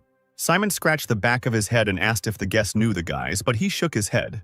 The two left, and the players looked after them in surprise, wondering why there was no quest in the sudden storyline. Simon, meanwhile, brought Stan to relax at the Zachary family estate. Warming his hands over a cup of tea, Stan asked the owner of the estate how he could compensate for Ray's death. He threw up his hands, replying that Ray was just his son, and that his death was the result of his bad luck. Stan asked why he was invited. As it turned out, there was nothing wrong with meeting a famous killer. Stan made no secret of his interest in Zero, so he asked to return to this conversation. The man said that it was his extremely untalented son who unexpectedly became a criminal, for whom Embryon had appointed a monetary reward. Sebastian added that he thought he was dead, but still, the unkind man lives long and intends to cause trouble. Stan frowned, suddenly asking if he was considered troublesome too. Sebastian was even genuinely surprised by this question. Zachary cleared his throat, stating that it was too late and the boy needed to rest. A little later, Simon approached the player with a folder in his hands, saying that there was information about Zero here. His father asked him to give it to the guy. The conflict with Alumera has been resolved, and Stan has already learned everything about the original owner of the body. The family does not want to conflict with him. There is no point in provoking hostility. Stan smirked, wondering how Alumera would react if she knew who he really was. Daryl's son returned to the mansion to tell his father everything. After bowing, he reported that Stan had left Zachary's estate. The meeting had lasted 1 hour and 30 minutes. This made the chief very angry. Zachary became more and more disobedient. He even dared to meet Stan behind his back. The boy asked if his father wanted to teach Stan a lesson, but they both knew about the prohibition against provoking him. The guy exclaimed that the player had the audacity to do whatever he wanted on their territory. Daryl angrily jumped up from his chair and slammed the table with all his might, demanding that his son not mess with Stan. He got so angry that he even chased the guy away, ordering him to get out. Early in the morning, the sun rose over the mountains, illuminating the houses of the heads of the families. Stan was already awake and just now stretching sweetly, with difficulty suppressing a yawn. He noticed some movement off to the side and saw a lot of armed guards. They were shouting that the leader was killed and that Stan was probably behind it. The man was found dead in his chair, a bullet through his eye, pierced his brain and exited through the back of his head. He died instantly, and there were no signs of resistance. The killer acted very quickly. Stan looked over his shoulder at the whole family, who were devouring him with their eyes, because they thought that the killer was in front of them. Daryl's son Lagos couldn't help but shout that Stan had to be grabbed. But at that very moment, Zachary blocked the guard's path, calling for them to wait. He decided that something was wrong here. Since Stan had come to visit, he had no reason to do something like this. Lagos shouted that it was a trick, but Zachary countered that the murder could have been done quietly.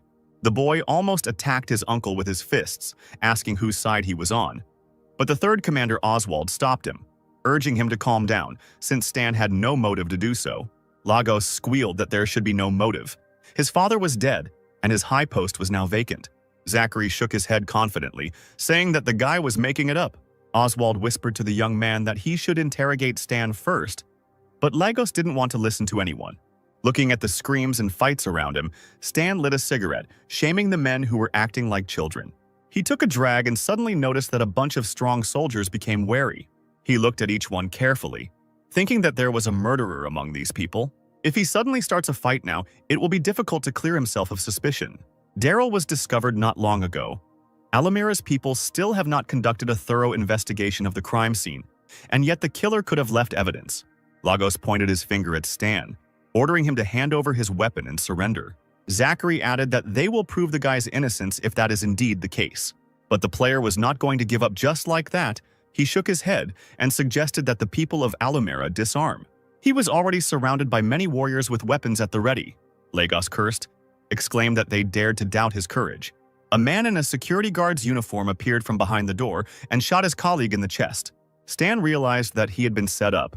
Meanwhile, the armed defenders of the Alumera family ordered to shoot at the guy. He immediately created a protective dome of lightning around himself, preventing the bullets from hitting him. Then he removed the dome and used one of the sharp-edged mechanisms he had stored away. These things flew around the guards, distracting them and preventing them from aiming. Stan noticed the man shooting from around the corner and rushed in that direction, intending to interrogate him. Running out into the corridor, the player was shocked to see only a cooling corpse with a broken head. The best warriors were sent in pursuit of the criminal, who the family considered dangerous. A level 45 Esper and 2 D-rank superhuman fighters were already flying to punish Stan. The guards gathered together and, on a single command, began to shoot to kill. The bullets crossed each other, trying to capture the nimble Stan, but it was all in vain. The mechanisms he launched at the warriors dug into their bodies like sharp blades, forcing them to let go of their weapons. A level 45 Esper with fiery fists pounced on the guy, wishing him death. Stan even began to heal himself. With his abilities, it wouldn't be difficult to kill the soldiers, but it would be difficult to remove suspicion from himself.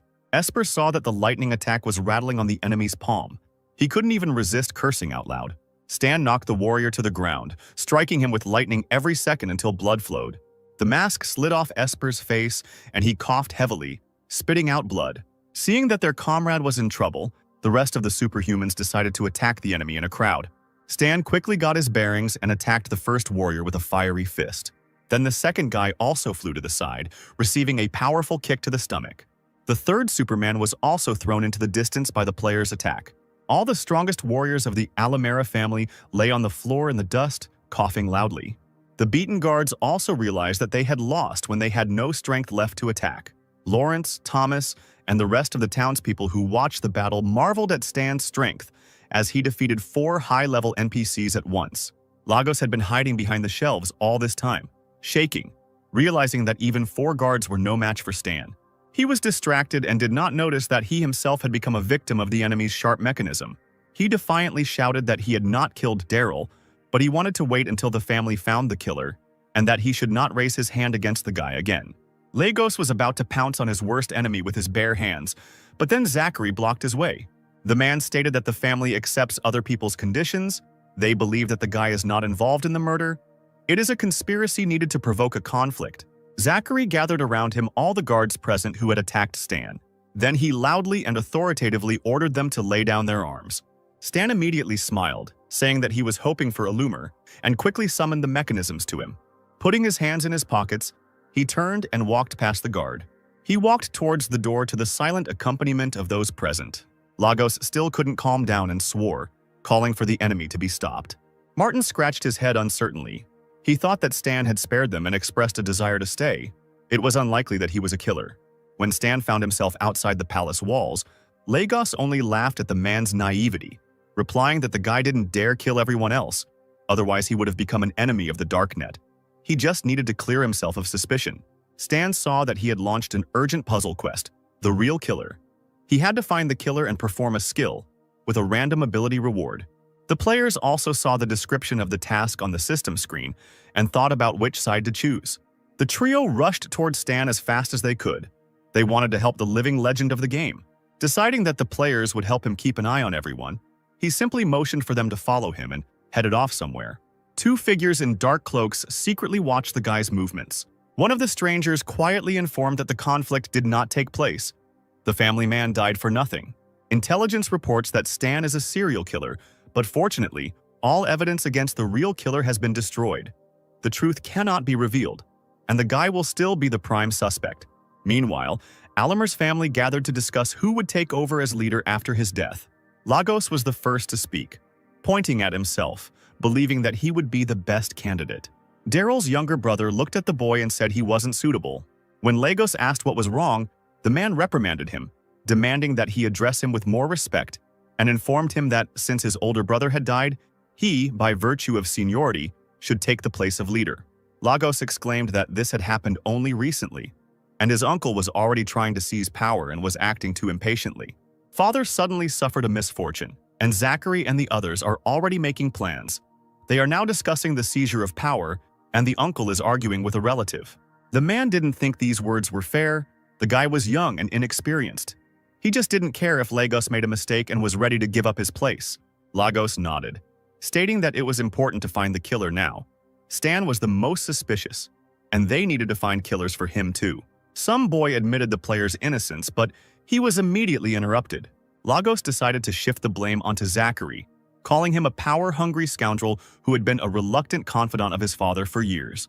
The uncle said that on the night of the murder, Stan visited his mansion and stayed there for an hour.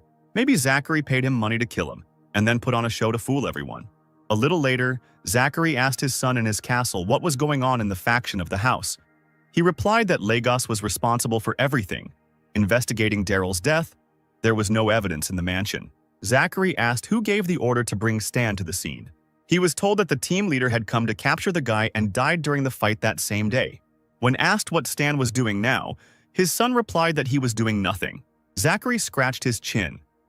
After the truth about Daryl's murder came out, no faction would want to deal with him. The people who did would become a common target for the rest. In his office, Martin was thinking hard about what to do next. He called the Major General asking what to do. With Daryl dead, the leadership position vacant, and a new successor to be appointed, Martin wanted to put himself forward as a candidate. The general uses his network to help secure votes from high-ranking officials when Martin takes over Alamera. Let him remember how he got there. The man agreed and laughed quietly. Within a few hours, the atmosphere among the family leaders had become quite tense. The players ran to Stan, shouting that they had completed the task. After the funeral, the family remained in their house, and Martin called on the phone. Stan knew that the family suspected him and did not allow him to freely conduct his investigation. Fortunately, these players can find out everything. The goal of the real killer is to seize power. The guy's path was blocked by Lagos, who exclaimed that he suspected him of conspiring with Zachary and killing Daryl. The player simply rolled his eyes at these accusations, replying that the guy's life teaches him nothing. Behind the dead leader's son stood the legendary mercenaries Luan and Vanessa. Stan grinned when he saw them and said that Lagos had spent a lot of money. Even an invisible demon arrived at the scene and greeted Stan. Lagos screamed that the mercenaries would beat all the information out of Stan when they captured him. He just scratched his ear and laughed, admitting that he was tired of living. The players following Stan huddled together in fear, scared by the three high-level enemies. Lagos chuckled, admitting that Stan was scared and calling for him to lay down his arms. But he was not going to give up, and released his sharp mechanisms into the air. Stan frowned, looking for enemies nearby. He felt a sharp gust of wind, and it turned out that an invisible demon was attacking him. The guy tried to fight off the enemy by calling on lightning for help. The ghost howled, blood spurting as the sharp blades of the machines lashed out at him. The invisible demon had fled the city then. Stan didn't expect that he would again run into death. The second mercenary screamed, calling on Stan not to get cocky, and attacked the guy with his fists. He started hitting him on the head. The player covered his face with his hands, defending himself. Stan didn't even expect to receive so much damage from the mercenary, who jumped back after a few moments. The guy coughed up blood. He couldn't fight a level 60 warrior. Then the mercenary decided to teach the enemy a lesson and launched a huge fire dragon into the air. The warrior swung and aimed the monster straight at Stan, who came closer, snapping his teeth. The player flew back, hitting his back painfully on the hard stone, and columns of dust rose up. Stan got up with difficulty and cursed, realizing that the warrior had pumped up his abilities. The guy rose up and pointed the gun at Vanessa and fired several bullets. She quickly deflected the attack with the help of her ability, saying that it was nothing. Moreover, she swung and sent all the bullets back with a stream of powerful wind. Stan realized again that another pumped-up ability had appeared and crouched lower to the ground, avoiding attacks. The battle was like a game of tennis in the open. The mechs had to be activated. Luan and Vanessa saw that the enemy had hidden in the house to set a trap there. Then the warrior gathered a huge sphere of fire next to him, grinning. With all his might, he aimed it towards the tower where Stan was hiding, and it collapsed in an instant. But after a few moments, someone's figure began to appear vaguely through the smoke and dust.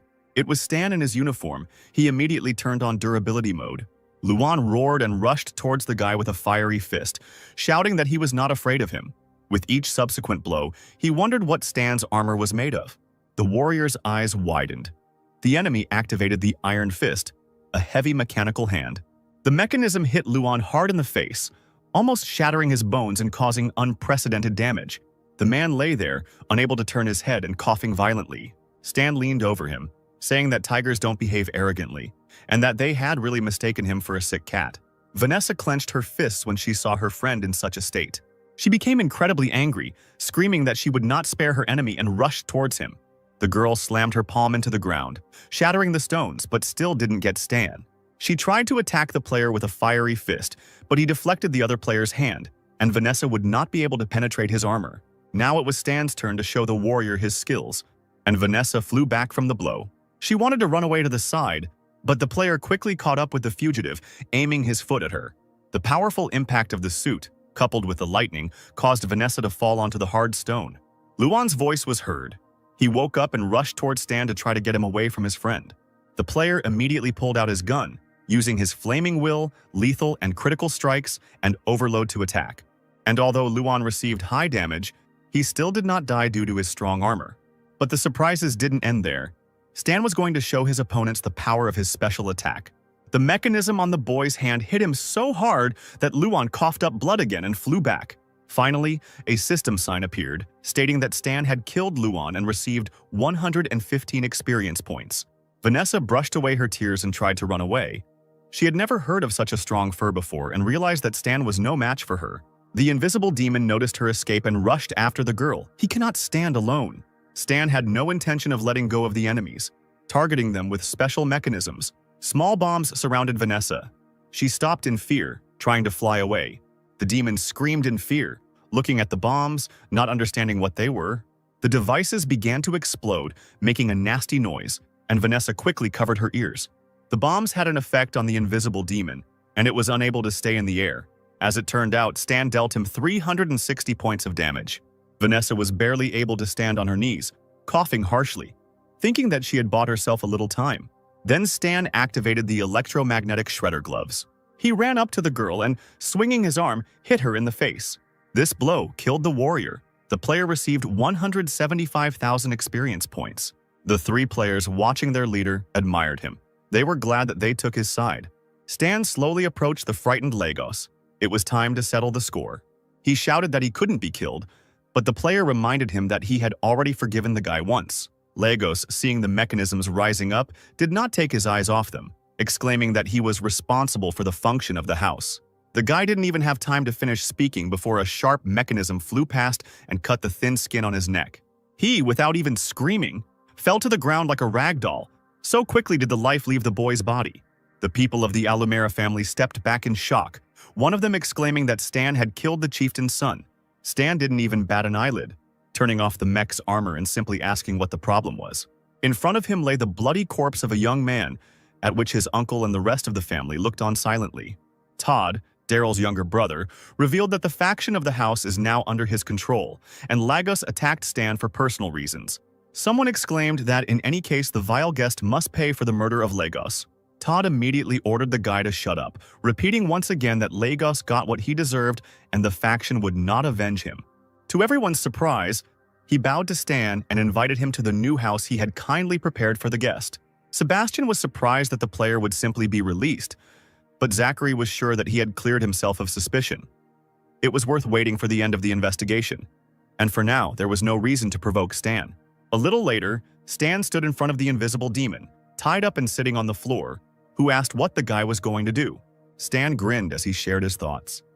He hoped that the demon's skin could be sold profitably, since the man had become invisible after a lab experiment gone wrong. The demon jerked in fear, unable to free himself from the rope. He did not want to die. Stan rudely exclaimed that the man was his prisoner and had no right to vote. The warrior did not believe until the very end that the player would carry out his plan, and stared in amazement at the syringe that appeared in his hands. He just wanted to scream in horror when a sharp needle pierced his neck. A few moments later, the blue watery eyes turned black and the warrior fell to the ground with a crash. Stan knew that today his enemies had tried to aggravate his conflict with Alumera. But now that was in the past, the culprit would either stop or continue to hide. The guy sat down by the fireplace and called up the system window, irritably scrolling through the records. The players in the darknet did not learn anything useful. That's why Stan decided to do nothing for now and just watch from the sidelines. Zachary walked down the stone corridor to the guest's room to tell the news. As soon as the door was opened, the man blurted out from the doorway that the investigation had progressed and that important evidence had been found. During his investigation, he discovered that an assistant to a high-ranking official of the Northern faction had left his home and disappeared for 27 minutes on the night of the murder. His name is Shane, originally from the Northern continent, a spy sent by Zachary to the Northern faction. discovered that Shane is in conspiracy with Raylan. Stan studied the documents and asked a very reasonable question. Why isn't the killer arrested? Zachary took a sip of tea, saying that he hoped for the guy's help in catching the culprit, since Raylan himself sent him to search. Especially since for Stan, this was a great opportunity to remove suspicion from himself.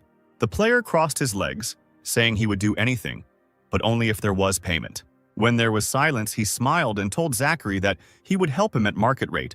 When night fell, Stan was planning to sneak into Shane's mansion. He activated his suit, throwing a dark cloak over it. First, the guy wanted to figure out the video surveillance and security system.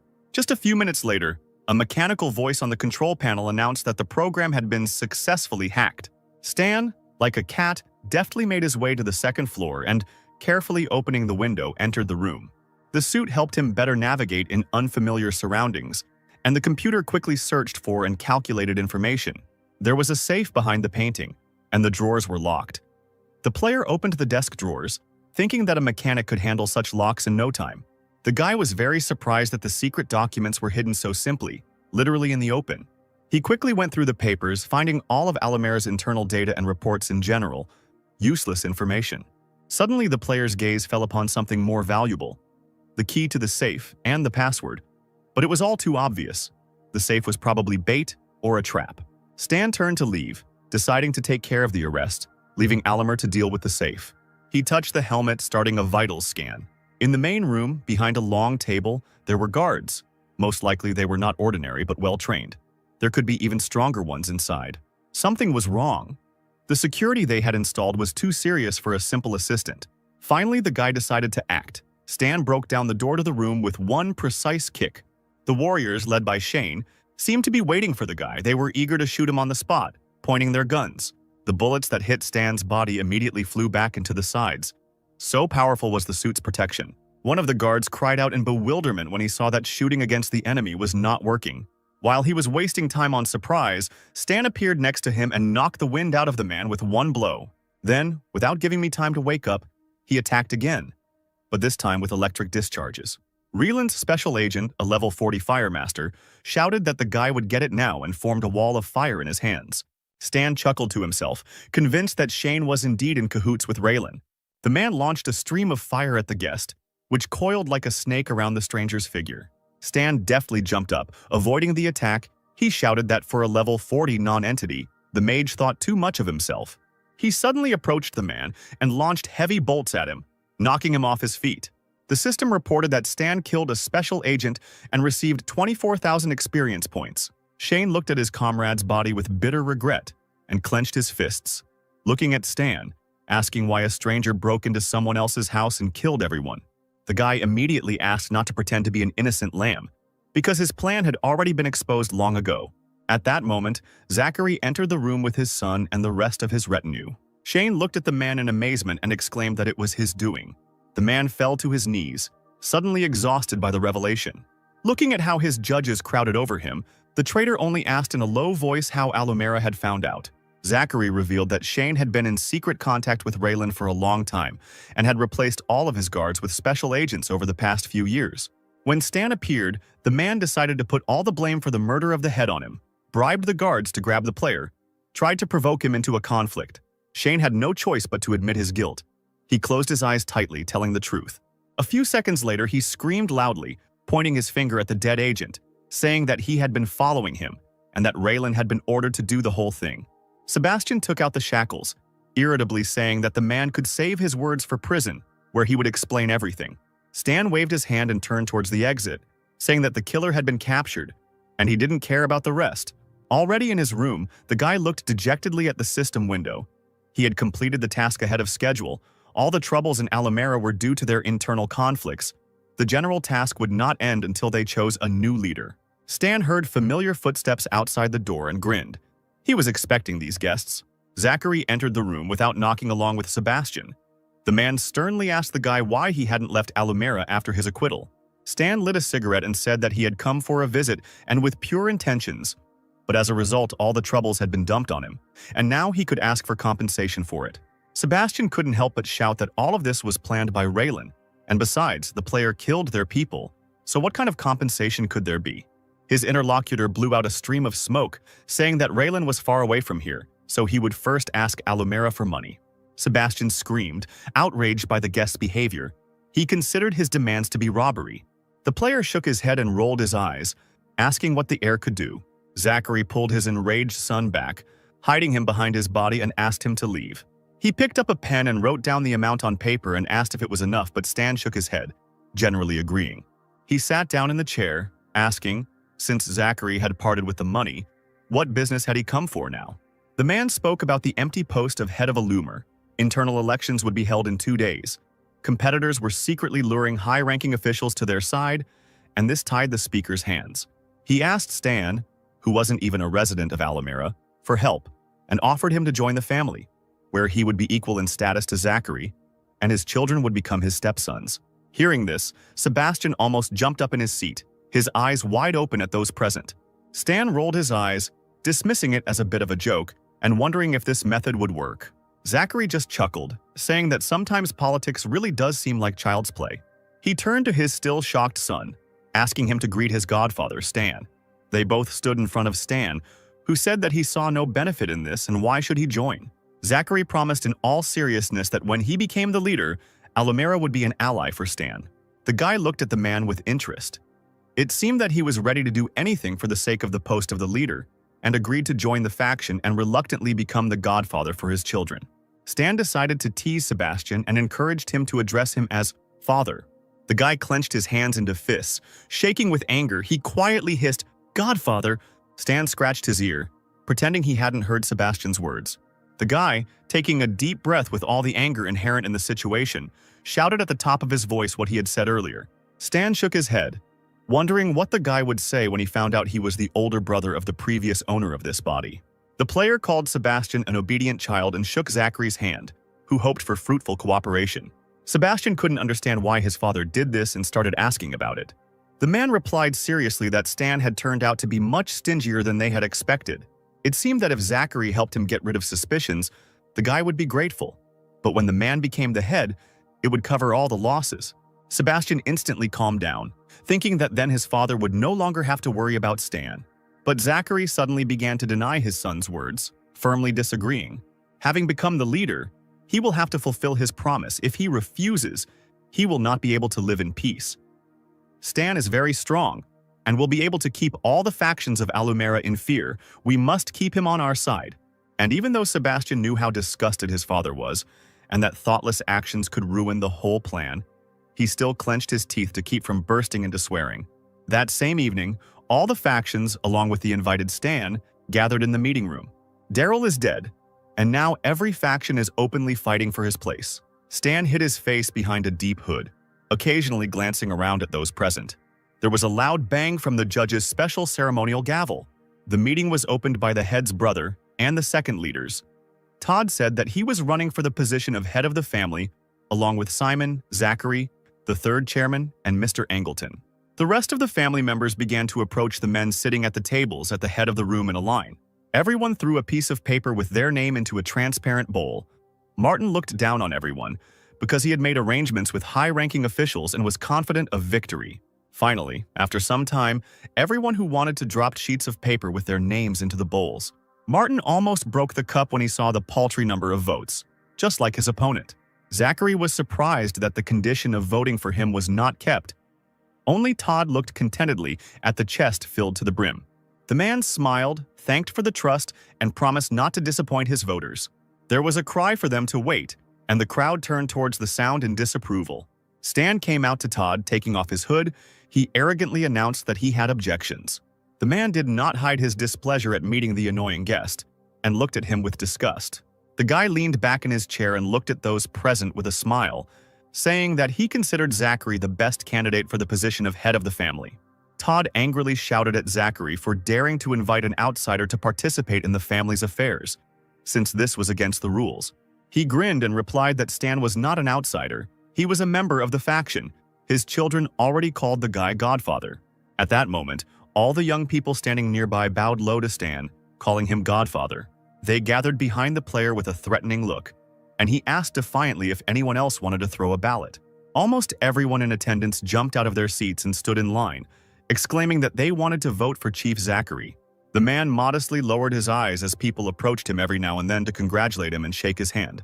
Martin was incredibly angry because so much had been paid to bribe officials, but all this was nothing compared to Stan's mere presence. That same evening at Zachary's estate, the man honored Stan, who had helped him. Zachary poured the tart red wine into glasses with a satisfied look, promising his savior help from Alamera. Stan thought a lot and realized that Zachary knew about Shane's intentions and allowed it to happen in order to become the head of the family.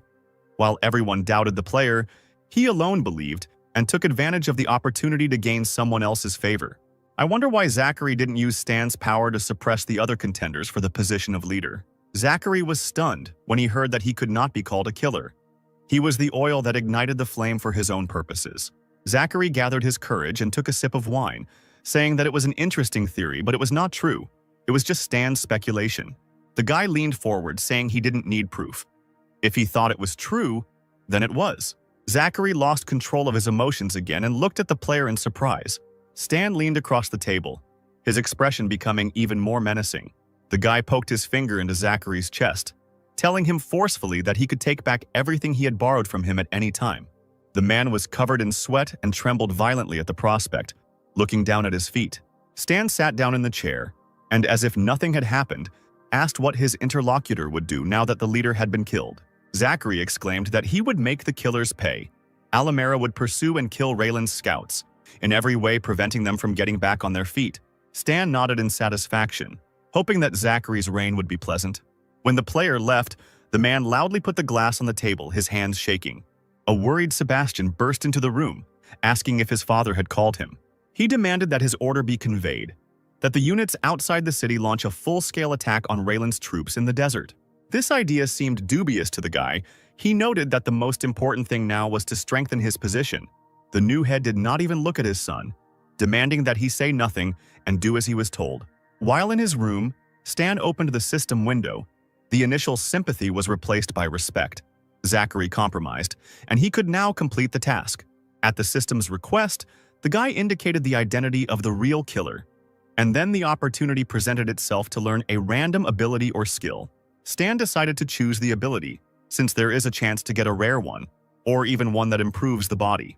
The randomization was complete, and now it was necessary to choose one of three options: double activation, call of nature, or frost resistance. The first and last abilities are good, but the priority was call of nature. This ability will be extremely useful in version 2.0. The main plotline of the 2.0 version was the mutation disaster. An alien virus appeared, causing mutation of animals and plants on many planets, including Aquamarine. Later, the medicine was invented by a superior civilization. Stan can get the antidote ahead of schedule and complete the storyline 2.0 to quickly advance the mechanic class in the version 3.0. The player shook his head sharply, deciding to leave the affairs of the future for later and now do what needed to be done now.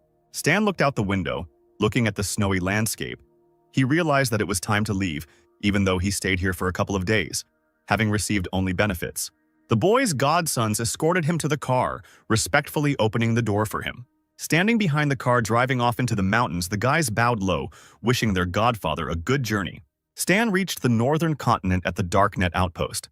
He told the guards that he wanted to hand over the invisible demon, for whom a reward had been announced, to the organization. The demon was lying on the floor, tied up, with Stan holding him down with his foot when the guard asked where the man was. Stan kicked Demon in the shoulder with all his might, and he cried out in pain, glaring at his tormentor. The guard almost started stuttering when he heard the creepy voice. He promised that the money would be transferred to Stan's account. Seeing the amount on the system screen, the player chuckled. That wasn't bad at all.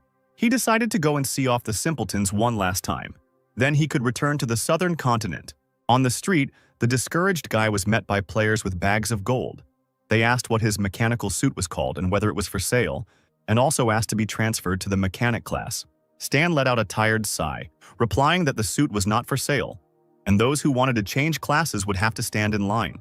The players nodded and obediently stood in one long line in front of their leader. They were glad to finally change classes because they were waiting for Stan specifically for this. When the sun set over the horizon, Stan was able to rest. The players were incredibly active. He decided to check what was new in the information space and opened the system window. A video of him participating in the battle appeared on the screen, and the Galactic Times published the recording.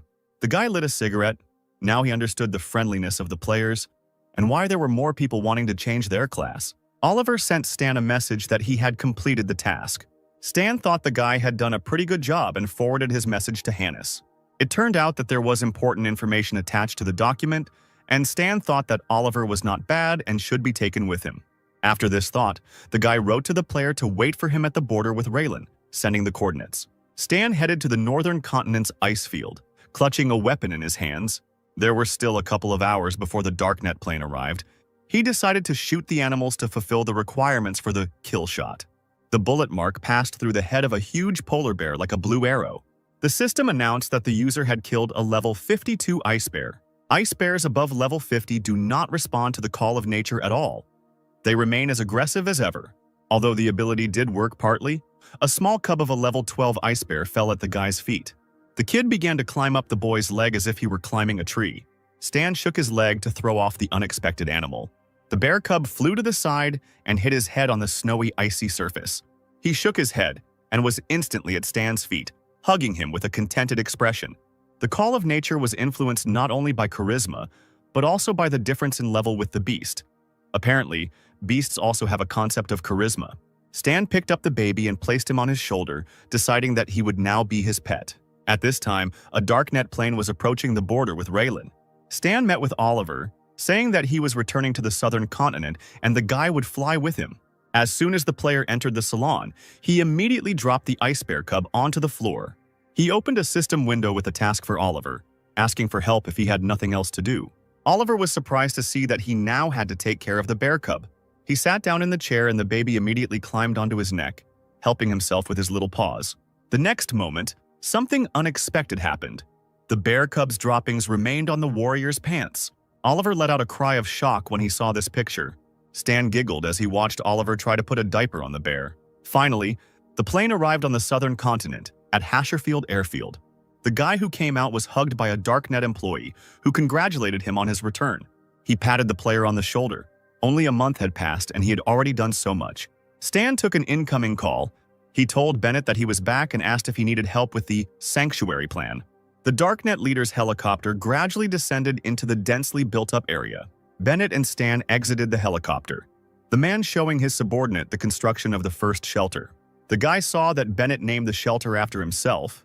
He didn't think that the man was so shameless. He changed the subject, inviting Stan to an official meeting, who was surprised by such an honor. Bennett approached the tightly closed gate, saying that Stan was one of the high-ranking members. He asked if the guy would disappoint him. He smiled.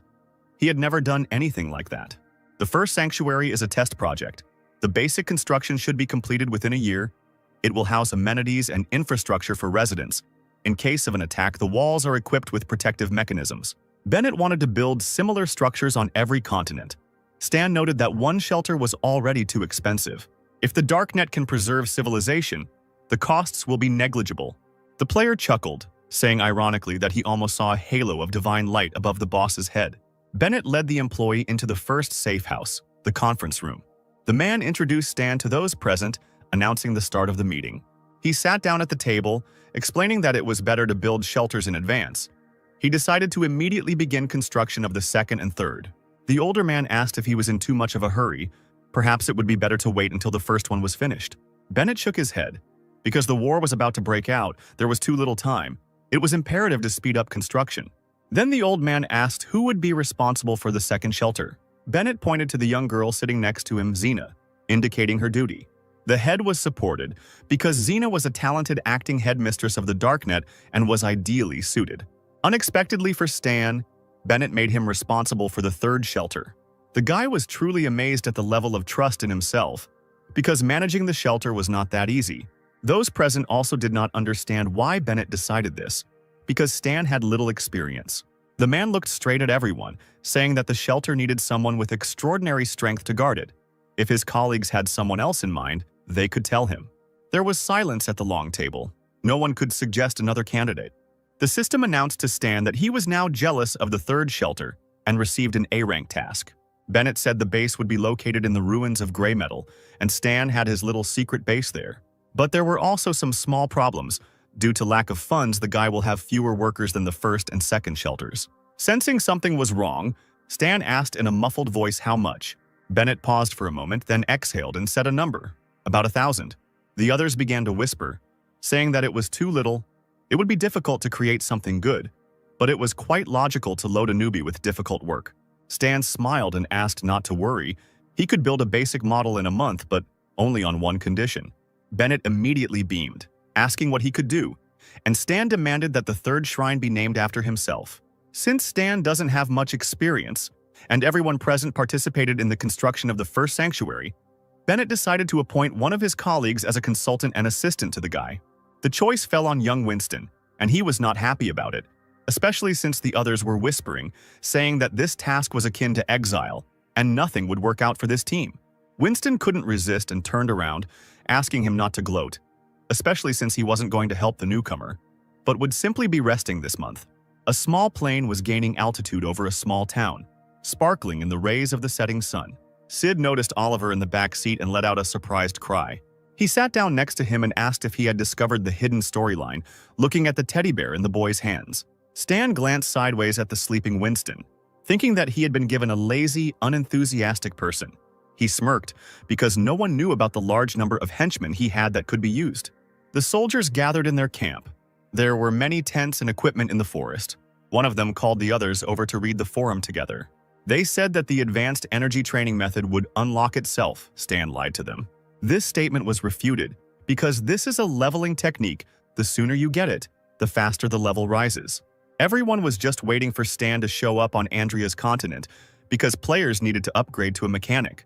Andre's continent was under the influence of the embryo, so he was unlikely to come. Judging from the video Leo just uploaded, Stan has already returned to the southern continent. The guy was talking about a special location where work was being done, and Stan himself brought the film crew to it. Leo pressed the system screen, announcing that he would accept his main assignment here. Players crowded around the screen, exclaiming that a city was being built there, a massive storyline was taking place, almost like an expeditionary war. Leo called out to Stan, who was already standing on the platform in front of the workers, to listen to his rallying cry. With a warlike look, the player spoke about how the wounds from the previous war had opened up before they had time to heal. Only a few decades have passed, but no one has forgotten the pain that the war brought to people. Radiation and toxic clouds of dust still hang over the earth. The war has taken lives. The planet has been wounded and is quietly dying. If the end of the world comes, the construction of the sanctuary is intended to preserve civilization. Even if it happens tomorrow, Stan wants to save at least the last piece of civilization. It was not he who was great. This world is filled with petty people. If no one wants to pay the price, then he will be the first. Stan added that he would not be the last, and he was showered with praise and declarations of love. Even the soldiers who were angry earlier stood silently in front of the screen. Someone whispered that Stan was really cool. The blue-haired soldier suggested not to waste time on the Embryon lands, but simply go over to Stan's side. The soldiers shouted in agreement that they agreed and wanted to escape from here, but they had to act quietly. A column of cars was moving along a forest road, and helicopters were flying in the sky. Stan was scrolling through the system window. Leo's video attracted a lot of players who decided to join him. Bennett hugged the boy, sobbing on his shoulder, and he only smirked, because these were the words of his boss. On top of that, in his experience, such sudden missions do not go peacefully. Stan received the task of protecting the convoy until it reaches the ruins of Grey Metal. Military aid was not enough. The team needed to be strengthened. Stan received a call from Antonio. The players' team settled into a temporary camp in the mountains for the night. In a large tent, Stan stood over the plans, his assistant telling him that the construction was expected to be completed within a month. Winston, sitting next to him, looked at the guy's map and shook his head. They needed 30,000 workers. Stan approached the man, asking if he had any suggestions, but received only a negative answer. Stan didn't plan on relying on Winston, saying out loud that labor was not a problem. He planned to complete construction of the prototype in a month. A worker standing nearby exclaimed that this would require at least 100,000 workers, which were not available, but Stan urged them not to worry. The radio buzzed. The soldier grabbed it, then fearfully ordered everyone to be on guard. He shouted to Stan as he walked that a plane was approaching the camp. The player waved his hand, replying that everything was fine. His order had simply arrived. Many boxes were descending from the sky. Winston thought about it. He didn't expect Stan to have so many connections, who was able to order weapons and supplies from a well-known company. A little later, the player sorted through what he had received, happily concluding that the defensive supplies were ready. Now it was necessary to replenish the ammunition. Night fell on the camp, but the saving silence was short-lived. Stan staggered back, hitting the side of the truck as something pushed against the outside of the car. He looked out and saw soldiers screaming in horror and running away, shouting that animals were attacking. One of them was already being gnawed alive by huge black spiders. The man was immobilized and could only beg for help. The entire camp was surrounded by these creatures, and orders were immediately given to open fire on them. Stan jumped out of the back of the truck, trying to find out what had happened and asking for a situation report. One of the warriors cursed, quickly replying that the camp was surrounded by a colony of spiders. An airplane was hovering above the ground. Winston was reaching out to Stan, shouting that the insects couldn't be stopped, they needed to run away quickly. But the guy shook his head. He decided that he would not abandon the others and would stay here. The man cursed and just cast a look full of contempt at the player. Let him do what he wants. The soldiers watched the transport leave, cursing that they had been abandoned here and had fled. But Stan encouraged everyone, saying that they had him and there was no need to worry, and the guy himself launched something on the tablet. Huge robots began to emerge from the backs of trucks, their mechanical joints creaking with effort. It looked very large-scale and majestic, and the warriors froze in surprise. They looked at the giants, not daring to shoot until they began to attack the spiders. Stan ordered the soldiers to remove all the metal discs from the car and place them on the sides. The artillery was supposed to deal with the insects, and the people with the criminals. A huge spider had broken out of the colony and was quickly approaching the camp, snapping its jaws. The robots immediately pointed their weapons in front of them, and the spiders' bodies hit the ground with a loud thud. Not one of them could escape their fate. The well-aimed rays reached every carcass. One of the soldiers was stunned when he saw such powerful gunfire. It was something completely different from what he had ever seen. The robots did such a good job that there was practically no work left for humans. The countless number of spiders gradually decreased, and the camp was now becoming safer. The powerful shots not only killed the insects but also pushed them off the cliff. The soldiers were amazed to note that the battle had lasted only 15 minutes. Stan lit a cigarette with a smile when he heard himself called cool. Leo and Sid stood in front of the system screen. Leo was happy with the completed task, for which they give a lot of experience. The mechanic class is strong. Reclassification was an excellent choice. Leo was also pleased that he had collected a lot of additional material for the plot. Stan was sitting in the car when he received word that a tramp had been caught near the camp. It turns out the man was tied up and held hostage for several hours before being brought to the main man. He groaned that he had been hunting here when he saw the camp and just wanted to look around. Stan looked at the map and asked the soldier if there were any houses nearby. He was told that there were several. He pointed at the man, asking him to give him some food, which greatly surprised the soldier. Stan told the stranger that he was building a city in the ruins of gray metal, and for this the company needed a lot of workers. As a thank you, the man could pass this on to the elder. The tramp thanked him for the provisions, and the soldier quietly asked what they should do, since there was a shortage of materials now. Stan shrugged and smiled, because there was a shortage of workers too, and the tramps would do just as well. Winston looked at Stan, thinking that the plan was not bad, but there were too few tramps. He would hold out for a month and then apply for a transfer back to the office. The player turned to Liam, asking him to take the men and distribute food while telling him about the shelter. He was surprised and said that if the guards were dispersed, the power of the army would weaken. Stan grinned, pointing towards the numerous, ferocious robots. The guy swallowed hard and put his hand on his heart, saying that he would follow the order. Half an hour later, Stan was flying past the ruins of gray metal in a helicopter. The system reported that the mission objective had changed when the player arrived at the destination. Now he had to complete the design, which he was given 3 months to do, and then meet all 3 construction requirements.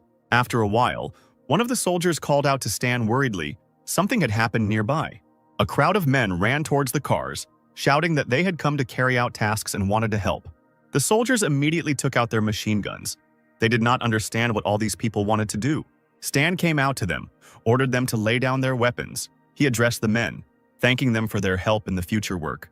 The crowd divided into 2 parts in an organized manner. The soldiers were still discouraged and could not calm down. Winston looked at how the aliens, who were a headache for all states, treated Stan well. This should be reported to Bennett. The area was still empty, and the necessary items and equipment had not yet been sorted out. Winston told Stan that the area needed to be cleaned up first, but there weren't enough workers. The boy turned to his assistant, asking him to say something to the crowd of idle strangers. The man walked up to the large tent and waved his arms, saying that Stan needed people to clear the area around the safe zone. The aliens immediately saw on their system screens that a new task had appeared with a large amount of experience as a reward. The players gathered and got to work, encouraging each other throughout the cleanup. Winston himself was shocked that they listened to him, although of course it was all because of the mention of Stan. Very soon, the camp area was filled with small but powerful installations with retractable barrels. The vagabonds immediately began to sort through and organize the countless amount of equipment. Players ran after Leo, who had a higher level, asking him to show something new in the video area. Sid looked for something in the menu with a sad face. He thought mechanics were strong, but he liked being a warrior more. It was worth thinking about it carefully. Stan watched what was happening in the camp and was pleased. There was a very strong sense of ownership among the players involved in creating the city. This place could become the first player zone in Aquamarine. But the number of points Stan can give out for tasks is severely limited. Allowing other NPCs to issue quests can help bypass the limit by planning the overall direction of the work and allowing NPCs and players to contribute. Stan called the soldier over and demanded that he contact all the leaders. He wanted to hold a meeting. Sometime later, his request was fulfilled, and the leadership gathered in a large tent. Stan spread the plan out on the table, explaining that building a shelter from scratch would be a very big project. He divided it into 13 points, which include construction, search, and so on. Each item on the plan will have someone responsible for it, and Stan's goal is to complete the construction quickly, ideally within a month. Thinking that he would only need to manage the responsible persons in order to coordinate the entire work as a whole, the guy let the men go about their business. Finally, he stopped them, asking them to listen to something else. With a smile on his face, Stan reminded them that before they wrote down the name of the school, they should remember whose name it should contain. He also saw on the broadcast that Lily had reached level 20 and had reached the ruins of Grey Metal. Previously, she was a mechanic, and just watching her play raised Stan's spirits. But Lily was only good in the third and fourth parts, and then changed her class. At first, the guy remembered Lily's battles with boredom, and then he grinned, wondering if their meeting would change anything. A moment later, the fabric door leading into the tent opened and Lily herself appeared on the threshold. The girl beamed as soon as she saw the tiny teddy bear in the arms of the frowning Oliver. She reached out to the baby, calling him Cutie, and he also raised his paw. Lily looked at the boy pleadingly, asking permission to hug the teddy bear. The rest of the crowd giggled as Lily began to hug the baby, and Oliver sheepishly urged her to control her emotions. Stan watched as Lily and Leo played with the bear, saying that he was still unsteady on his paws and was generally very cute. The guy got tired of this, shook his head in order to stop playing with the animal. He went back to business, saying he was building a shelter and the others could help too. Leo read that he needed to complete a certain number of tasks to get extra rewards, and Sid exclaimed that they had the best boss. He ran out of the tent, shouting as he went that he wanted to be the first to receive the reward. Stan looked with a smile at the retreating backs of the guys and Lily. His limit was more than enough for them. He just had to wait for their success in the competition. Meanwhile, construction of Stan's shelter was in full swing. Winston looked with displeasure at the workers who were working like crazy, while they only dreamed of how they would receive many rewards. Looking at the construction site, the guy thought that if everything worked out, he would even be awarded as an assistant on the darknet. His previous attitude could have offended Stan. Now he doesn't even give instructions. The mistake needs to be corrected urgently. The man knocked on the door, and when he entered, he looked away.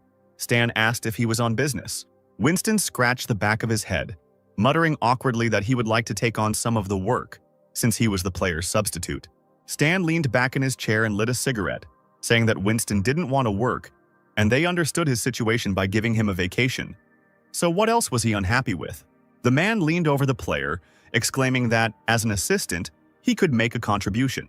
Stan raised an eyebrow, blowing out a stream of smoke and giving Winston an unreadable look. The blonde swallowed the heavy lump in his throat, deciding that having made Stan so angry, he could forget about rewards. Then, the guy handed Winston a plan for building a shelter, and he had to systematize the data and report on the results. He squeezed the documents in his hands and nodded, saying that there was no need to worry. Everything would be done as it should be. In the western area of the third shelter, the group went inside the tower bell. They stood at the entrance, amazed at how dirty and smelly it was. No wonder no one did anything here. The players walked forward, holding their noses with their hands. They needed to look at the drainage pipes. A loud splash was heard in the narrow corridor filled with stench and toxic fumes. The leading worker stopped the group and exclaimed worriedly that there was something in the distance. He turned around sharply, shouting that he needed to run away from the danger quickly. but he realized that he could not take a single step. A system screen appeared in front of the player. It said that the player was under the influence of alien forces. The foul-smelling water in the ditch began to rise, and vague shadows began to spread across the walls of the room. Something invisible began to grab the people, screaming in horror in its tenacious grip and throw them from side to side. The unknown spirits dealt with the workers and dived towards the exit, looking for light. Gray shadows burst out, scattering through the air in numerous clots. They were noticed by other players near the construction site. The enemy was previously unknown to them. The shadows became tangible and began to fly around people, injuring them. The men were arguing. Some of them had already used up their number of resurrections for the week. The situation was immediately reported to Stan, and his indignant cry could be heard on the street. The guy said that he would be there soon and hurried to the tower. Upon arrival, he looked at the players who were having a hard time recovering, helping them, and asking if they could figure out what was going on there, but no one understood anything. Stan immediately asked Winston to tell him about the losses, and the guy was immediately there. The man reported the sudden appearance of a monster in the area where the power grid is being laid. Now the power station is destroyed. This made Stan incredibly angry, and he angrily asked what kind of beast had attacked the workers. Winston pointed towards the discharge channel where the unknown monster was hiding. No one knew what was inside. The area around the tower was cordoned off with yellow tape. The guy looked at the cracks on the wall, thinking that the unknown person was strong and fast. His level was not low. The guy immediately took out his trusty iron spider spies. As it turned out, there are no monsters in the immediate area. Only here. In the other areas, everything is fine. Stan was determined to find some clues at all costs and eagerly peered at the phone. He saw the tracks of a Niagara shadow stalker on surveillance footage. It was a beast-like viper of enormous size. It secretes a caustic mucus. Stan wondered what exactly had attracted the vipers there. Maybe there was a reactor or a high-energy heat source underground. Winston will suggest placing explosives on the cave's supports to destroy the nest. The viper's corpse and its eggs are raw materials for medicine. Stan thought it would be a shame to lose something like that, and said that the viper needed to be lured out and killed. Sid, Polly, and Leo began to set up security mechanisms around the perimeter, and then they were going to call the strange people. They, in turn, must throw a couple of grenades into the cave. And when a huge and vile beast appears, it would be best to kill it quickly. A stench poured out of the narrow door, and heart-rending screams cut through the air. Then, from there, scratching the ground with huge hooks, level 45 hunting vipers ran out. One of the players even tried to fight the monster, but was defeated. The second one was almost immediately thrown to the ground and torn to pieces. Installations emerged from underground. Robots that were given the order to shoot to kill. Stan stood at a distance, arms crossed over his chest, watching the battle. The lizards screamed shrilly and darted like shadows back to where they had flown out from. The revived players gathered together, cautiously approaching the already killed lizards. The rest were still recovering. They were annoyed to die from such a monster. Stan's mechanisms were so strong that they quickly dealt with all the monsters. Stan turned to Oliver and Sid, asking them to move the monster corpses to the cold storage. The shadow vipers will not just leave the nest after so many losses. Looking at the assembled players, Stan announced that he needed several people to clear out the lair. Ideally, it should be done in 3 days. Seeing on the system screen that this will be a task with a prize fund, a whole crowd of players, the Sky Territory Guild, moved towards the entrance of the cave, their squad lacking support. Stan knew that the prize pool quickly reached 1 million. Such a task would easily interest the players. He asked his team to take a measuring device that would show the radiation level and report if they found anything. Players kept dying and resurrecting. They understood that even with the strength of a whole team of lizards, it would be difficult to defeat them. The Viper Stalker is too strong for current players, but for the reward they will definitely want to buy the gear Stan has prepared for them. He began to look for a homemade thing and soon found it. The requirement for advancing in class was to create 5 purple-grade equipment, but there were more failed inventions, so it was time to get rid of things. At that very moment, 3 players burst into the room. They wanted to buy equipment from Stan. A menu appeared in front of them. The NPC offered to examine, exchange, chat, or cancel the choice. They were amazed to see both green and blue quality, as they had never seen anything like it before. The first thing that caught the eye of one of the players was a lightweight mechanical hand worth 120,000 aquamarine dollars. The guy looked at her as if she were a deity, so perfect for him, but so expensive. But he was determined and said he would take it, and others followed suit, choosing available equipment. Stan smiled blissfully. He had a great catch today, a total of 300,000. The door to the room swung open and his small team returned. They found a high concentration of radiation. It almost reached the maximum value. The boss thought that since they had lived in a place with high radiation for a long time, mutants should have appeared there. Sid nodded, reporting that the team had found the source of the radiation. The box contained several precious stones, an unknown blue crystal. Stan picked one up and twirled it in his fingers, asking sternly where the team had found the stones. Oliver told about the wall in the depths of the lair, and Sid added that all the walls were in these crystals. The deeper you go, the more of them, and the monsters also became more. The crystal radiated heat, which is probably why the Vipers lived there. Stan, still holding the crystal in his hands, called Sid over, secretly wanting to test the stone's effect. When the guy approached, they suddenly forcibly opened his mouth and shoved a stone in there, ordering him to swallow. The player did not dare to contradict the boss and, closing his eyes tightly, swallowed the crystal. Stan looked at his unwitting subject with interest, asking if there was a reaction. Sid has gotten worse. The condition is radiation damage. Health has dropped to a minimum. Physical strength has decreased by 33%. All attributes have been halved. The effect will last for 2 hours. Stan immediately healed the assistant, giving him experience. He immediately recovered in body and spirit, asking for more. The NPC walked away, sitting down at the table, and finally said that the guy could only dream. The crystals can be purified and turned into energy storage devices. Their number should indicate the location of the lair. Stan is 90% sure it is there. The players returned to the site at night, and after some time they ran to the exit with a clutch of eggs. The rest were at that moment fighting with the adults, luring them out of the cave. The warriors were called upon to attack from close range, and various spells were constantly flying at the lizards. The magicians had to hold out a little longer. If their strength ran out, they were ordered to step aside to rest. The mechanics shouldn't get too close. They had to strike from a distance. The level 40 hunting viper screamed loudly, its health falling from massive attacks. The leader player saw this and called on the others to attack the boss viper together. The monster grabbed one person and began to chew on him, and at that moment all the weapons flew at her at once. The same warrior jumped high into the air and attacked the monster with a heavy mechanical hand. The viper fell dead from the blow. The guy was pleased with the damage done to his new equipment. It was not for nothing that he paid so much for it. His teammates were happy about the first place, but the player urged them to remember about other opponents. They needed to kill one more viper. At that very second, an unknown shadow framed by electrical charges flashed past them. The players let out a muffled cry, leaning back, not understanding what had just happened. Everyone rushed in the direction where the shadow was heading. From the outside, it seemed as if it was some kind of master. After running a little, the players were stunned and stopped dead in their tracks. On the ground near the cliff lay the corpse of a viper in a pool of blood. It was very fresh. Apparently, that silhouette had finished it off. The players looked at each other, because they had been beating him for half a day, and the shadow dealt with him in a second. Someone suggested that it was Stan, only he has so much power. The leader of the group pointed straight ahead, suggesting that they go and look deeper into the cave. After walking a little further, they were amazed to notice several more dead lizards. A real battle of titans opened up before their eyes. Someone in a legendary mechanical suit was doing a great job with the monsters. This hero struck huge carcasses with electric discharges, causing them to convulse.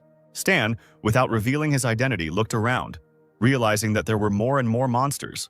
The temperature in the cave was rising inexorably, which meant that their leader was somewhere nearby.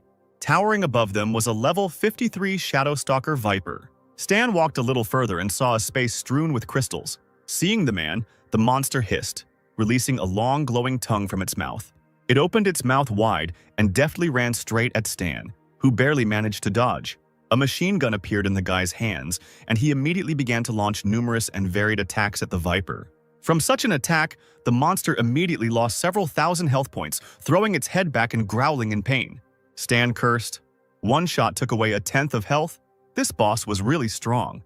The Viper hissed and crawled somewhere to the side, touching those very crystals with its powerful paws. Then she began to devour them, and as it turned out, this restored her health. This wasn't good. There were a lot of rocks here. Stan needed to come up with a way to change the location of the fight. He pushed the monster towards the exit. At this time, the players were trying to save themselves by running away from the cave, because due to the battle, stones were falling from the ceiling. The battle between Stan and the Viper resulted in the entire cave simply collapsing. Finally, Stan managed to lure the lizard outside, where she had nothing to eat or recover her health. The guy ran up, put out his fist, and hit the monster on the back with all his might. Rising up, he flew, landing a powerful blow on the Viper's back. She didn't have time to come to her senses before she received a blow, reinforced by an electric discharge, right to the head. As it turns out, without the stones that regenerate the Viper, it is no different from its ordinary brethren. Stan used ranged weapons to attack the monster from afar. There he turned on Overload and Stone Will. These attacks should be enough for a fatal attack. Having hit the monster in the head, Stan screamed, and the Viper stuck out its long tongue, immediately losing strength in its body. The carcass fell heavily to the ground, raising clouds of dust. Stan had killed the king of the shadow-hunting vipers and received 132,000 experience points. Stepping over the long tail, the guy hurried back to the cave. There, he encountered the fact that after the death of the king, all the little vipers began to attack. Stan collected in his hands a magical sphere filled with incredible power. It grew to a large size, completely covering Stan, who flew forward, thus attacking the small monsters. There was an explosion, and a wave passed along the entire perimeter of the construction site, touching it. The team of players covered their faces with their hands. Stan destroyed everything, and with such power, he should be a max-level boss. When everything calmed down a bit, Stan came out of the cave, taking off his helmet. He relaxedly scratched the back of his head. Winston greeted his boss with excitement, asking if he was hurt. Stan ordered to clear the ruins. When the non-humans finished with the monsters, it was necessary to deliver crystals and viper carcasses to warehouses. Monster carcasses are a rare material. It should be useful. The man nodded, amazed at such a quick solution to the problem. It was effective. Towards morning, Winston told Stan about the results of the work. 846 viper carcasses and 2 tons of crystals had been collected. It turns out that the radiation crystals are actually shadow viper feces. Stan thought that it would be better if Sid never knew the truth about the crystal he had to swallow. The NPC got ready and headed to the warehouse of the third shelter. The room was filled with boxes of radiation crystals, and after looking around the warehouse, Stan concluded that he had collected quite a catch this time. The radiation crystal can be turned into an energy block, and the corpses and masonry in the refrigerated warehouse can be used to make medicine. Stan scratched his chin thoughtfully. They really needed a pharmacist right now. 2 guards guarded the secret meeting room of the Star Dragon during the meeting of the 6 nations. Inside, a man who received an emergency call rushed from his seat. His partners were outraged that they had not turned off their phones during a serious incident. The man came out and answered the phone, asking what had happened this time. Stan sat leaning against the boxes and said he needed one person. The man asked who he needed, and when he heard the answer, he frowned even more than before. Emerald Grass, Annabelle, was a dangerous criminal. Even he, at his own discretion, took people from the island of death. It is against the law. Stan replied that he had heard about the start of the expedition. 6 nations would unite to attack the continent of Andrea from different directions. Did the man really hope that the embryo would surrender? He, having heard valuable and secret information from someone else's lips, stopped in amazement, shouting and asking how Stan knew about this. The guy sighed boredly, saying that he knew a lot of things, including the location of the embryo base and its battle formation and defense. Finally, the man, with a heavy heart, promised that he would bring the girl, in exchange for information about the embryo. The player hung up, looking thoughtfully at the furnace with crystals. He fulfilled his promise by sending the data to someone else's phone. Annabelle will help in the study of the cure, and also develop an antidote that will suppress the virus that spread in version 2.0. If it is created first in Stan's shelter, the guy's reputation will instantly increase. But if Star Dragon finds out that Annabelle works here, they'll find out that Zero and Stan are the same person. This will unite 2 people. Now the guy is supported by the Darknet and he himself is strong enough. There is no need to hide anymore. But if they send a secret department to him, then it's worth waiting. Especially since Lilith will be there, and she still needs to return the money. The next day, a car and a helicopter arrived at the Star Dragon base. The soldier reported to the commander that Annabelle was there. Next to him sat a girl with her limbs and eyes tightly bandaged. It was said that this is one of the 4 main criminals of Deathbell Island. One should be careful and not fall for her tricks. There was no need to worry. Annabelle had been given a large dose of tranquilizer and was now asleep. The man looked up as he heard the roar of a helicopter in the night air. The customer's helicopter was indeed about to land on the ground next to them. Very soon, a tall male figure in a thick silver mask emerged from there. Stan had arrived for Annabelle. He walked forward alone, where several soldiers with weapons. Her doctor and assistant stood next to the tied-up girl. Stan finally compared the immobilized figure with the photograph in the girl's file. He nodded and wheeled the chair with her to the helicopter himself. After some time, the silence was again disturbed by the roar of a helicopter rising into the sky. Stan removed Annabelle's glasses and the belts that encircled her body, asking her to open her eyes and not pretend, because she was a pharmacist and had developed a resistance to various drugs. The girl actually opened her eyes, and without a shadow of a smile said that she saw right through Stan. He was not a coward. She suddenly reached for her wrist and cut the skin with a sharp nail, pulling out the chip. After crushing it in her hand, Annabelle spoke discontentedly about the Star Dragon. They really thought that the test subject knew nothing about the bug. The girl also asked what she was exchanged for. Stan slumped in his chair, his hands behind his head, and explained that he did it for intelligence. Looking askance at the guy, Annabelle sighed heavily, saying that he was clearly strong and she wouldn't be able to escape. Stan took off his mask and smiled at his interlocutor, ironically saying that she was very smart. Sitting down next to him, Annabelle asked what was required of her. Stan promised to tell her when they reached their destination. He knew that the girl was scared and would try to escape, but there was no time to catch her. He had to make her want to stay and work in the shelter. After some time, the helicopter landed on the helipad of a tall building. Once outside, Annabelle asked where they were, and Stan replied that after spending so much time locked up, she would soon find out what was going on around her. Winston greeted the boss happily, telling him that the first area was already finished. The western one was currently being restored and would be finished in about 3 days. All the masonry and the corpses of the monsters were moved to the cold storage. Stan nodded. Annabelle realized that this guy was the one in charge of the shelter. No wonder he needed her.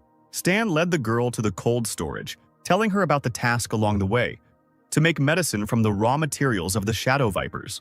She said that corpses are suitable for creating steroids and hormonal drugs, and that eggs contain a substance for bone growth, which can be extracted for a health potion. Stan looked at Annabelle in surprise and asked again what substance she was talking about. The pharmacist rolled her eyes and sighed, saying that the other person wouldn't understand anything, so he should leave it to her. Stan even suggested contacting the non-humans outside. They could help test the reagent. The girl was surprised by the presence of immortals and a refuge that provided safety and freedom. She could stay here, but she still needed time to understand the current situation. In the evening, Annabelle went to the workshop that had been assigned to her. She decided to read the personnel file of Stan, who seemed to be a famous person. One traitor has driven the entire Embryon organization into a dead end. It was Zero. She also found information about the Six Nations expedition. Annabelle was horrified that in the few years she spent in prison, the world had turned upside down. Stan watched the girl through a hidden camera. She was a liberal who never bowed down to anyone. He sat in a chair in front of the control panel and thought about many things at that moment. The thought crept in to keep an eye on Annabelle so that she could work in peace. The door swung open, and Winston walked into the room, announcing that he had already settled the girl into her new position. The man looked away and was stunned when he saw what his boss was looking at. On the cameras, the girl was just changing clothes. Winston decided that Stan was spying on Annabelle. The boy turned around sharply, slightly embarrassed. He thought that Winston had misunderstood everything. He frowned and defiantly ordered his assistant to remain silent. Otherwise, there would be consequences. He nodded sharply, closing his eyes tightly, explaining that he realized and understood everything. The next morning, Annabelle left the house and, right at the door, announced with a smile that she needed one volunteer for an experiment with the drug. In response, she heard cries of agreement, and a whole crowd of immortals began to offer their candidacy to her. These non-humans are really very interesting. Who else would argue with others for the right to be a test subject? She beckoned the cheerful, strong blonde man to follow her, thinking that the third shelter was a good place. A brunette just approached the pharmacist's house, surprised that the place where you can buy medicine was closed. She was explained that the pharmacy opens only in the evening, and during the day you need to complete tasks to test medicines for a reward. The new girl was called by a man in armor, who accused her of tripping him up and of him not being the first to ask to join the class. Hearing that the man was demanding payment for this, the girl became indignant because it was he who pushed her. The man jumped to his feet, calling on the new girl to fight if she argued, and she agreed, exclaiming that she was not afraid of the warrior. The battle that had just begun was stopped by Stan. He ordered to stop destroying the shelters that everyone was so diligently building. Henceforth, fighting was prohibited. He pointed to the abandoned city, saying that they could fight there if anyone wanted to. The man sighed heavily, and the new girl scratched the back of her head but still agreed. After a few seconds, they finally rushed in that direction, and the other players ran after them to see. Stan thought about building a safe zone into the hideout that prohibited fighting. This would keep the players safe, but it was still not enough. In the mountains, there was a secret embryo base, securely hidden in the forests. In the organization's secret meeting room, it was discussed that all ports on the Andrea continent had been lost, and 6 nations were blockading the surrounding waters. Their ground forces prepared to land and move inland. Raiden and Theseus sent elite troops to the missile base in the east.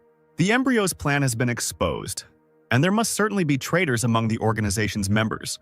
The head of the embryo cursed. They couldn't let themselves be confused. Zero was definitely behind everything. The man, to whose body the wires were attached, sat in the flask and smiled. The embryo leader tapped his fingers on the armrest of his chair. He knew that there was only a chance of winning if Zero died. Stan's third shelter was gradually built because the guy attracted a lot of people.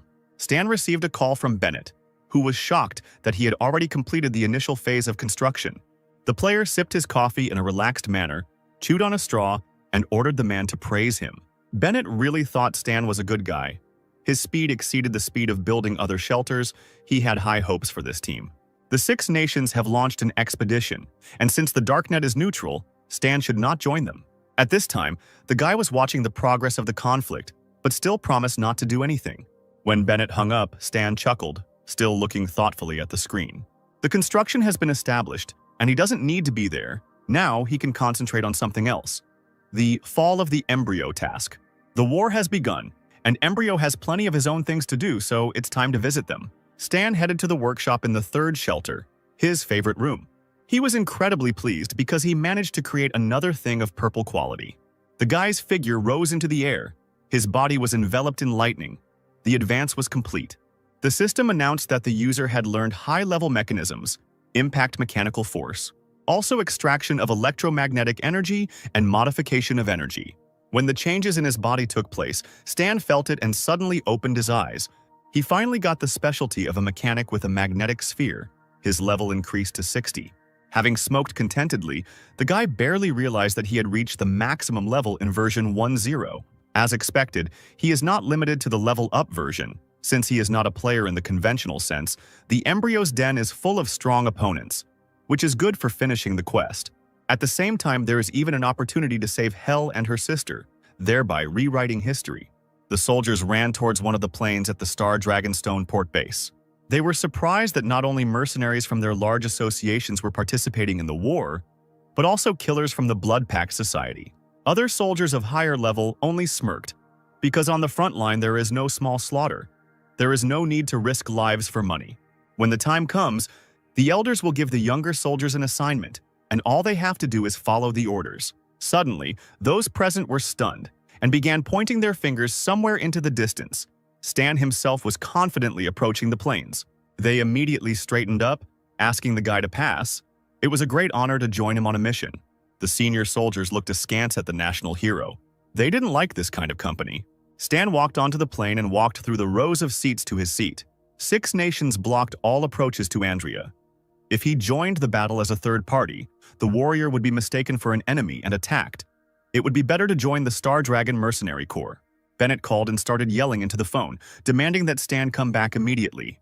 The man was furious because his subordinate had not discussed anything with him, since Stan was a representative of the Darknet, and his participation in the war meant that the organization was no longer neutral. The guy said with a smile that it was personal, but Bennett started swearing again, because it wasn't the business of the entire Darknet. The embryo is not even able to take care of itself now, so why not take advantage of the situation? Bennett shouted angrily that Stan hadn't listened to anything he'd just said. Stan got tired of being lectured, so he lied that the plane was landing and the signal became bad. Near the end of version 1.0, the 6 nations have expressed their intention to suppress the Darknet, and it doesn't matter now whether it remains neutral. The commander reported that they would arrive at Andrea in 8 hours. All the data on the current situation on the southern battlefields, and some tasks were in the documents. Stan asked the man to give him a map of the entire battlefield with the organization's territory and their main forces. Stan knew that the reason he had a good relationship with the Star Dragon was his reputation. The embryo headquarters is surrounded by a large number of defensive positions. This was visible on the map. But there are small gaps between them. Stan can use this to get inside and attack. On the continent of Andrea, in the border zone, fighting was already in full swing, and dark smoke periodically obscured the entire sky. The soldiers directed the refugees in the right direction and ordered them not to crowd. Some of them waved to Stan, hoping that he would take command over them.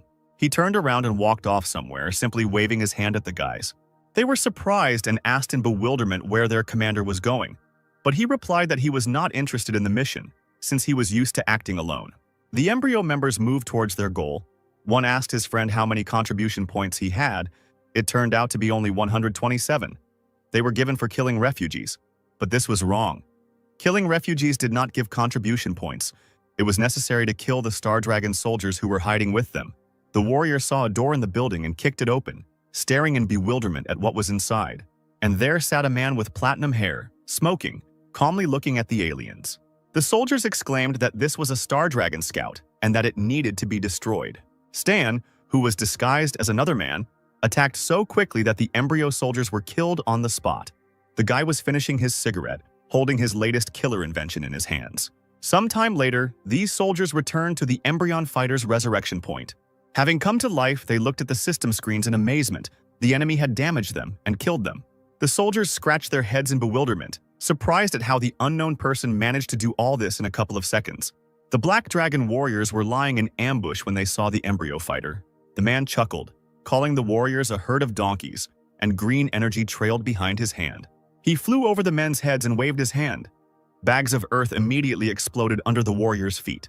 The force of the explosions was incredible, and soon all the soldiers lay dead on the ground with their bodies scattered. One of them managed to hide. He sat in horror behind the fortification, praying that the enemy would not notice him.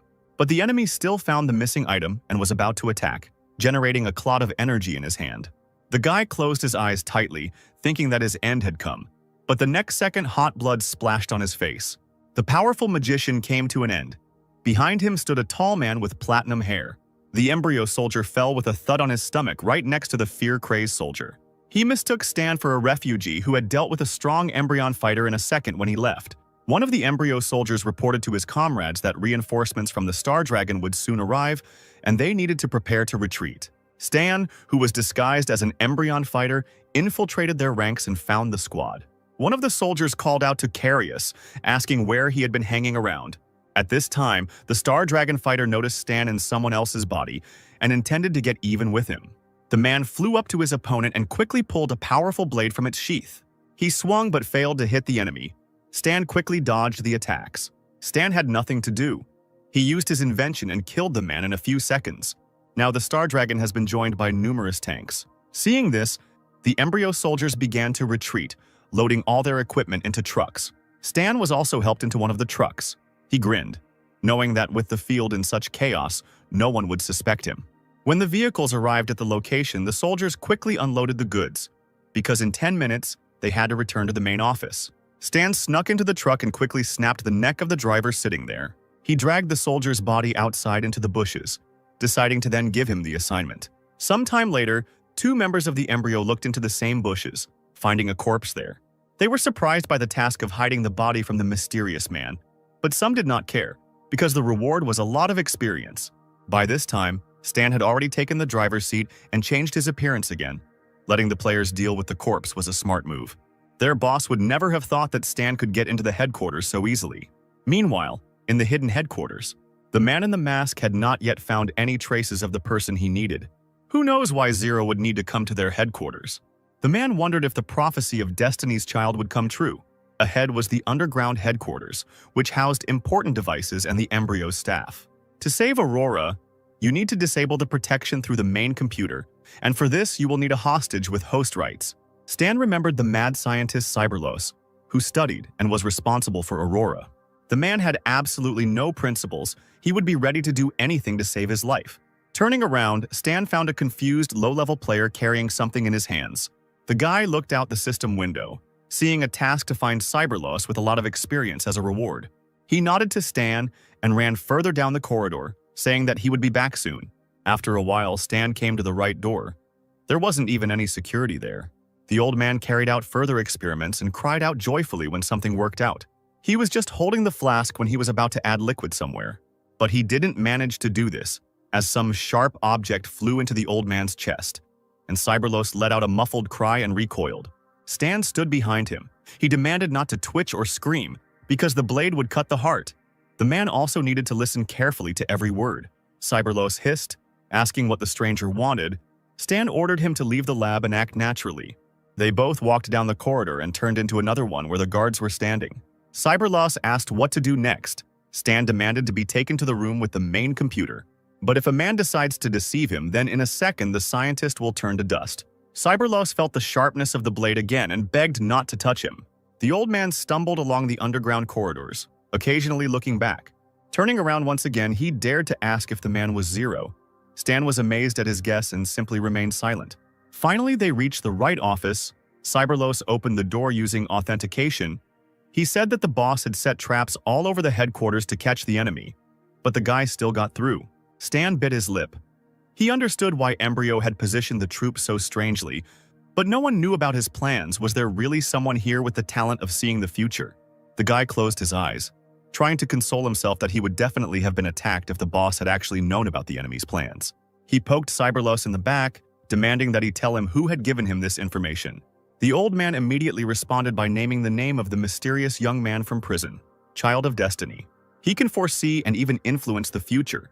The members of Embryo themselves do not fully understand this, but the young man imagined the arrival of Zero. Stan wondered if it was possible that his ability had caused him to come here. When he saw Hell more than a year ago, he was already thinking about saving Aurora. Cyberloss said that the headquarters is full of officers who are just waiting to deal with Zero. Stan knew it was logical. Their boss knew he was coming, but not when or why. There was no more delay. They had to save Aurora and get out of here. Finally, the old man led Stan into the central room where the prisoners were kept. Cyberloss was noticeably nervous when he asked Stan what he wanted to see. The guy needed to see a full map of the headquarters. Without objecting, the scientist quickly typed something on the control panel near the large screens. Then he placed his palm on another panel that read the fingerprints of employees. But that wasn't all. The old man approached the device that scanned the retina of his eye. When the mechanical voice announced that authentication was complete, the scientist and the disguised Stan walked up to what looked like a computer.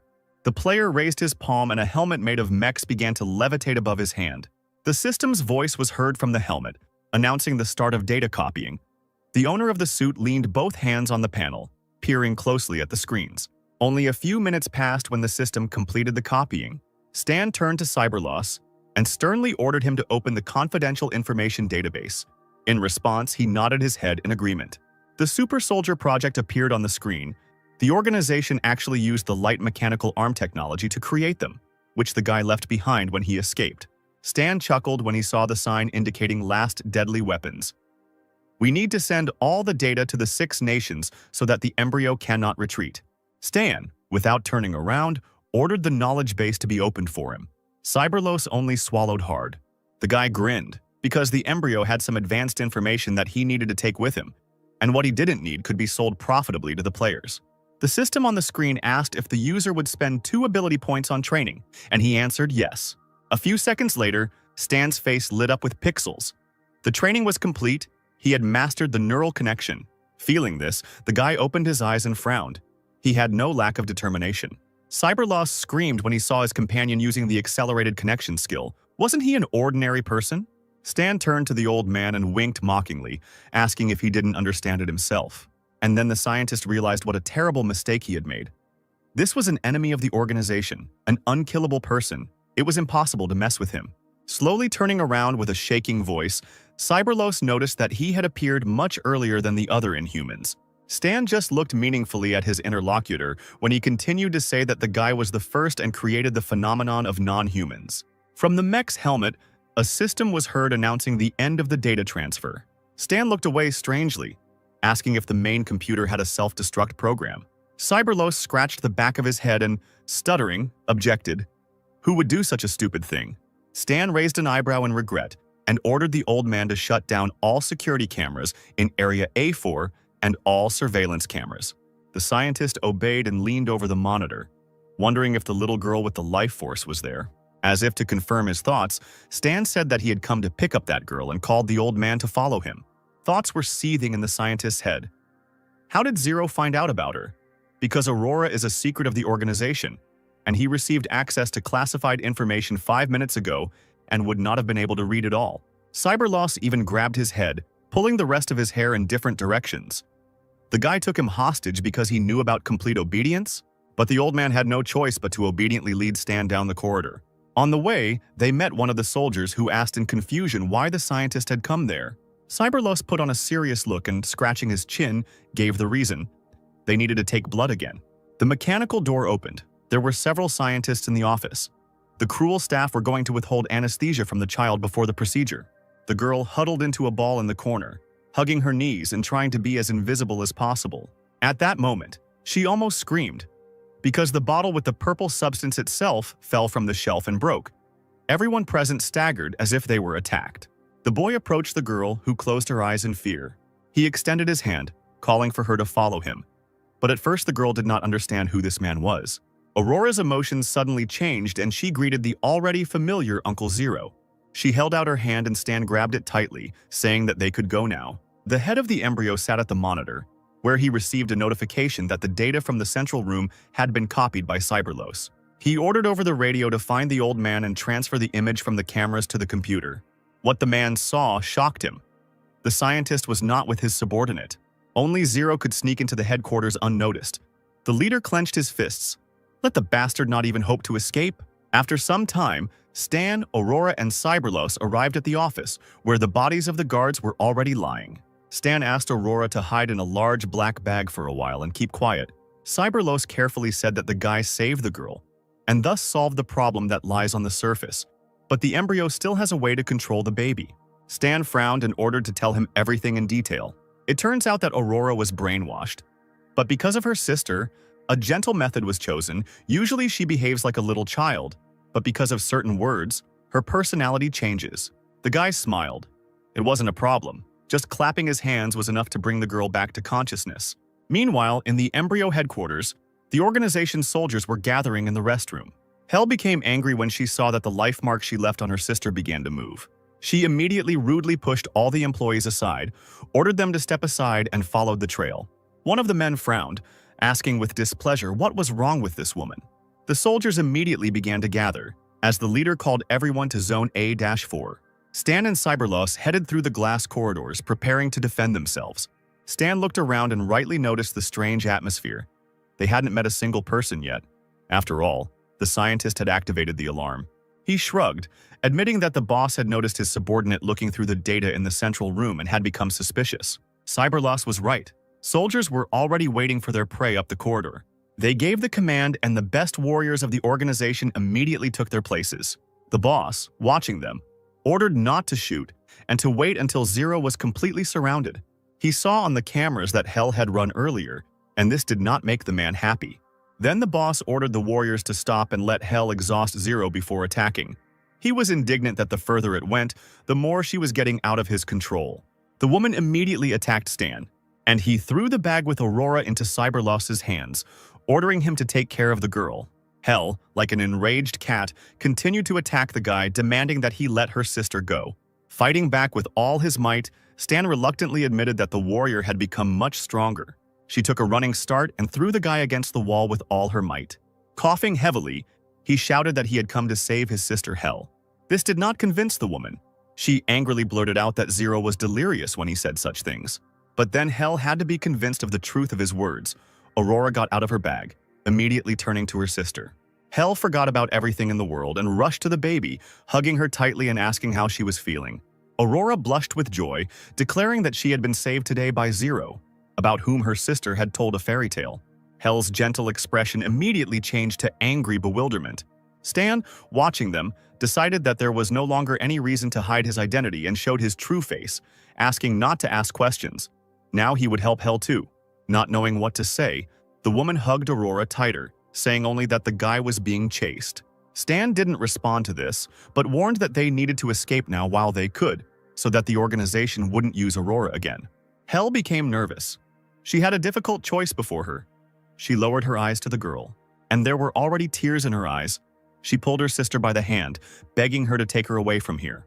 That look brought back memories that were unspeakably sharp and painful to Hel, like a film strip. But not so long ago, she herself was held back, taking away her beloved sister, who screamed and cried. Breaking free from the tenacious hands of the guards, they cut her hair and placed her in a ward for their vile experiments. The woman patted the girl's hair, which had begun to grow back, and nodded. She was glad that Aurora had been saved, even though she didn't know what awaited them next. Hell gritted her teeth, didn't say it out loud, but thought that at worst they would die together. Having collected her thoughts, she firmly took her sister's hand and resolutely commanded her to leave. Aurora was hidden in the bag again, and everyone had to run to the exit, shooting at the surveillance cameras along the way. Cyberlos had it the hardest of all. The old man couldn't run fast and begged the others to do it more slowly. Hell rolled her eyes, whispering to Stan that the scientist had been exposed and had already been temporarily stripped of his powers, and was only holding up the team. The guy turned to Cyberlos and said with a grin that he wouldn't kill him, because he would still be useful. The next moment, the old man didn't even have time to squeak before Stan knocked him unconscious with one precise blow. The couple ran on. Hell said that she knew a secret passage to escape from the general staff on the 4th floor. They would have to break through the guards. But Stan did not want Hell to be suspected, so he suggested that she pretend that she was chasing him. The head of the organization watched the fugitives in the cells and was angry. He would have to intervene if they continued to act like this. He informed the executive directors that Zero was last seen in Area A3. If they can't capture him alive, then let them kill him. The soldiers immediately found their target. Hell warned the guy that executive directors have unusual abilities, but he asked not to think about it, but to protect his sister. When Stan was blocked by one of the soldiers, he took out several bombs, which immediately knocked the enemy off his feet. Then, using his unusual suit, he knocked out the soldier with electricity. The boss asked over the radio if Zero had been finished off, but he moved lightning fast, giving no chance to be caught. He gracefully flew over the soldiers, hitting them, and they huddled awkwardly together. Then another soldier was very unlucky. Stan fatally wounded him on the move. He again and again successfully attacked the ever-increasing number of soldiers. Finally, leaving behind mountains of bodies, the guy landed on the ground, calling on the system, which announced that the player had killed several embryo executives and received 5 challenge points. The radio hissed incessantly next to the dead men. The boss kept demanding that the situation be reported immediately. Hearing the words of the system, Stan exhaled. If for executive directors above the 40th level they gave 1 point, then at the base where there are many of them, he will be able to score the maximum. Hell was genuinely amazed by Zero's incredible strength. He had never shown such skills before. Seconds later, the radio came alive again. But now it was the wounded soldier speaking, begging for help. The head of the embryo stared at the cameras with intense intensity. He had clearly underestimated Zero, and now he would have to deal with him personally. Stan and Hell, who was clutching her sister's bag in her hands, ran, getting closer and closer to the exit. A new batch of level 18 soldiers aimed their weapons at the fugitives. Someone noticed the mortal danger in the person of Zero, but the boss demanded not to let him escape and promised experience as a reward. The wishes of the players on the embryo side were not destined to come true, because even in his haste to escape, Stan threw lightning bolts behind his back. They were quite successful in knocking the opponents off their feet, and from the cries emitted by the soldiers, the guy understood that he had hit the target. The executive directors of levels 50 and 51 pursued Zero, having identified him. One of them caught up with the hero and fell with a blow of his abilities. Blue fire pierced the victim, but he quickly covered his face with his hands. The director couldn't predict that Stan would return his attack to him, seasoning it with his own lightning. The second executive director suffered the same fate as his colleague. The man was pinned to the wall with his foot. Having come to, the first director ran up again and gave the command to attack the fugitive from 2 sides. Immediately realizing what they wanted to do, Stan erected a dense protective dome over himself. The opponents were unable to break through it. The guy chuckled, assuming that the directors weren't being fed at all, since even from such a distance they couldn't break through the shield. Then the opponents were completely unlucky, because their common enemy removed the defense and attacked, raining down blows. The directors' bodies rose into the air and then fell back down, bleeding. Finally, the system announced that the player had killed the embryo executive directors, receiving 24,333 experience points. Stan checked the system screen, happily concluding that he could continue to earn challenge points by killing high-level enemies. Stan and Hell ran further along the transparent corridors. Soldiers were already rushing towards them. The guy threw small bombs right at them, and they successfully knocked these opponents off their feet. One of the executives defended himself with a steel shield. He shouted for Hell to distract Zero's attention so he could attack him. The woman remained silent, pursing her lips. This idiot still hadn't realized that she was in cahoots with Zero. Stan hit the man in the stomach, screaming that he couldn't win on his own and was asking for help. A real disgrace. The pair ran again, and Stan called Hell the best in the organization, since the executive directors were complete losers. She asked not to relax. The main forces had already set up an ambush on the second floor. The fugitives could try to escape pursuit through a secret passage. Stan sighed, knowing that Hell's betrayal would be found out sooner or later, so she had to take Aurora and run while the guy was distracting. The woman shuddered, asking in bewilderment what would happen to him. Leaning on the transparent railing, the guy asked to tell about the secret passage. He would distract everyone and then come to the girls. Hell lowered her eyes. She thought about lying, because that would buy her time. For her sister's sake, she had to use all means to reduce the risk. She gave the room code, 418, and said that on the fourth floor on the left there would be a brick that would open the passage. Stan nodded, he remembered. The guy went into another corridor and there stuck one of his devices on the wall. Then I did the same on the other walls because to attract everyone's attention, you need something impressive. Stepping back as far as possible, Stan snapped his fingers and all the attached bombs exploded and the entire space was filled with fire. Of course, this did not escape the soldiers' attention.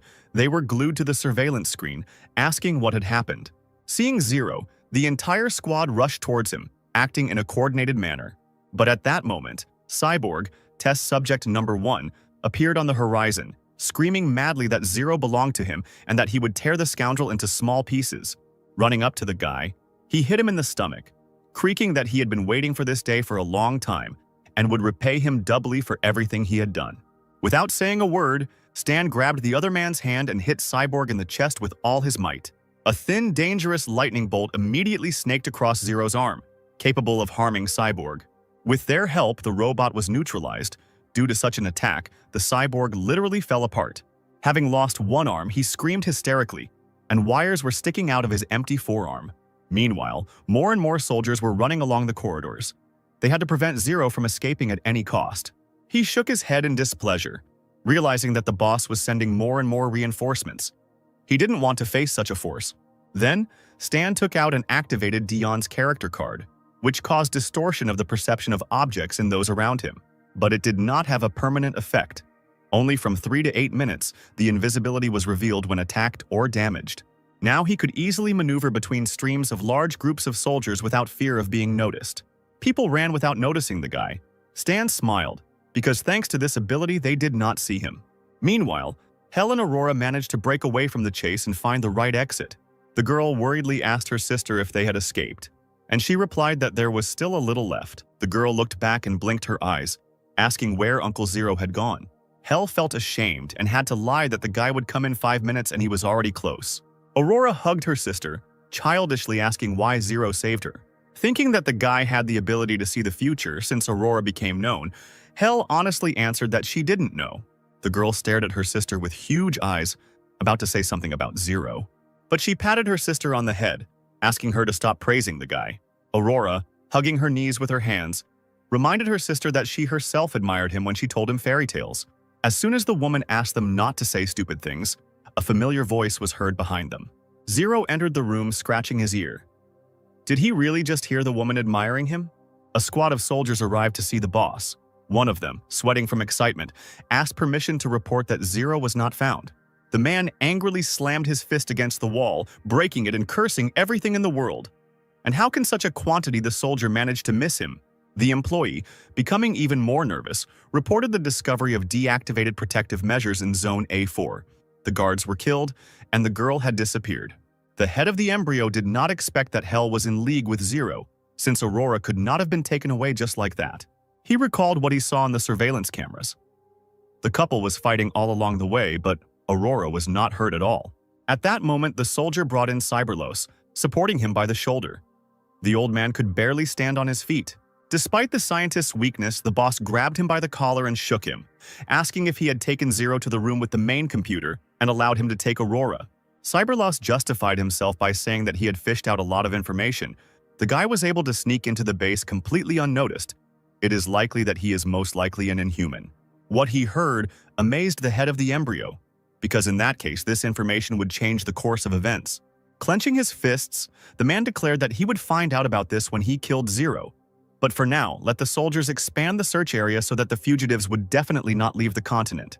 The subject of his conversation, together with Hell and Aurora, was walking through the underground passages. Stan said with a smile that he hadn't expected the woman to give him the correct answer to the location of the secret door. Hell looked away and said nothing. Aurora looked at the guy in surprise. The woman said that there used to be an underground tunnel here, but it was abandoned after the headquarters was expanded. The exit is on the edge of the base, a 4-hour walk away. As they continued walking, Stan took the opportunity to tease Hel by asking if she had ever considered becoming a tour guide, as she was such a good storyteller. Aurora spoke up, loudly asking what the name of their uncle, their companion, was. He, without stopping installing devices on the wall, called out one of his names, Stan. The girl said with a smile that Hel thought he was cool because he was able to escape after being brainwashed. The woman's eyes widened in embarrassment. Stan just chuckled, replying that such was his fate. He fell silent and glanced sideways at Hel, who still hadn't recovered from the shock of such frankness. The guy asked why she was always silent. She did not remain silent this time and, lowering her eyes, quietly thanked her sister's savior. Stan frowned and said that it sounded insincere, judging by the tone. He wanted a little politeness after saving his sister. Shaking her head, the woman changed the subject, asking how Stan knew about Aurora and what his plan was. The guy lit a cigarette, asked if Hel doubted his good intentions, and joked that he might keep the girl for himself. Hel rolled her eyes. It was good that her companion had time for jokes. When asked what he was trying to achieve, Stan replied that peace in the whole world. The woman was not satisfied with this answer, and she called on Stan to be serious. He approached a section illuminated by daylight and realized that there was no road further. The Trinity found themselves at a dead end, but the exit was right above. The cave ended there. Stan was the first to climb the ladder. He grabbed Aurora, who was handed to him by Hel. Then the woman climbed in herself, saying that there was a warehouse here that no one was inspecting, and that there was a protected area to the south, and that when they got past it, they would be safe. Stan looked at the system screen. His mines killed the organization's soldier. The player received 1 experience point. He hurried the girls, telling them about the explosion of ground bombs, and that soon the embryo people would catch up with them. The southern part of the embryo headquarters was in disrepair, but it was a good place to watch. The soldiers were already ready with massive guns. The commander ordered them to quickly cooperate and be on the alert. The boss said that Zero would probably head their way if the soldiers encountered a suspicious comrade. Let them open fire and not let him get out of the headquarters. Executive Director Whitman of Level 55 assured the boss that Zero would not leave his zone alive. But things were different with Hel and her sister. After a short silence, the boss announced the betrayal. It would be okay if they were killed. Arriving at the southern part of the embryo headquarters, Hel and Stan lay low. The woman peeked out from behind the rubble, discovering that security had increased. There were fortifications and an enemy camp here, but the fugitives had no other way out. The trio, being careful, moved further away from the camp, hiding behind a large rock. Stan reported that the search party was tightening the encirclement. The longer they dragged out the time, the higher the risk. When Hel asked the guy if he had any ideas, he sighed and said that he would have to go straight ahead. Hel knew that there were too many enemies. Even if she managed to kill 100, their company would be washed away by a wave of reinforcements, and fighting one-on-one was not an option. Besides, she needed to protect her sister. Stan adjusted the special watch on his wrist and confidently announced that he would deal with them, and the girls would follow. At that moment, a mechanical suit appeared on Stan's body in the blink of an eye, which had already managed to be seen even on television. While Hel was greedily examining the guy, he, waving his cloak, rushed into the distance. Of course, the people of Embryo couldn't help but notice him. Everyone knew about the Black Ghost, and they didn't understand why he appeared here. And since Hel and Aurora were hurrying behind her, everyone realized that the woman was in league with Zero, who was the Black Ghost. The commander-in-chief went after the fugitives, calling for reinforcements. The main forces should arrive soon. While they were running, Stan had already risen into the air and the dark sky was illuminated by a bright flash from the glowing net. The frightened people began to run in different directions. They fell from the attack. There was swearing and shouting everywhere. The guy asked with a laugh if they really wanted to stop him. The soldiers hid behind the barricades and now began to fire from the installed cannons.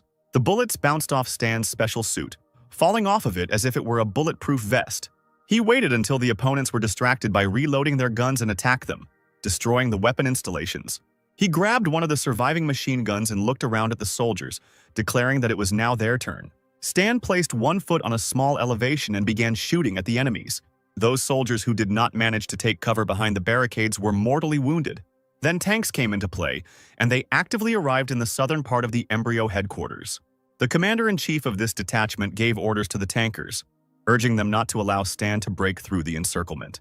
The guy found himself surrounded by blazing fire. but he still had the machine gun in his hands that he no longer needed.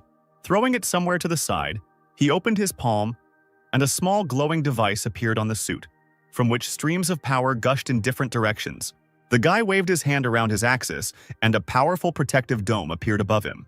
Noticing a multitude of tanks in the distance, Stan hissed, considering it an insignificant event. He flew up to the large machines with redoubled force and began to destroy them.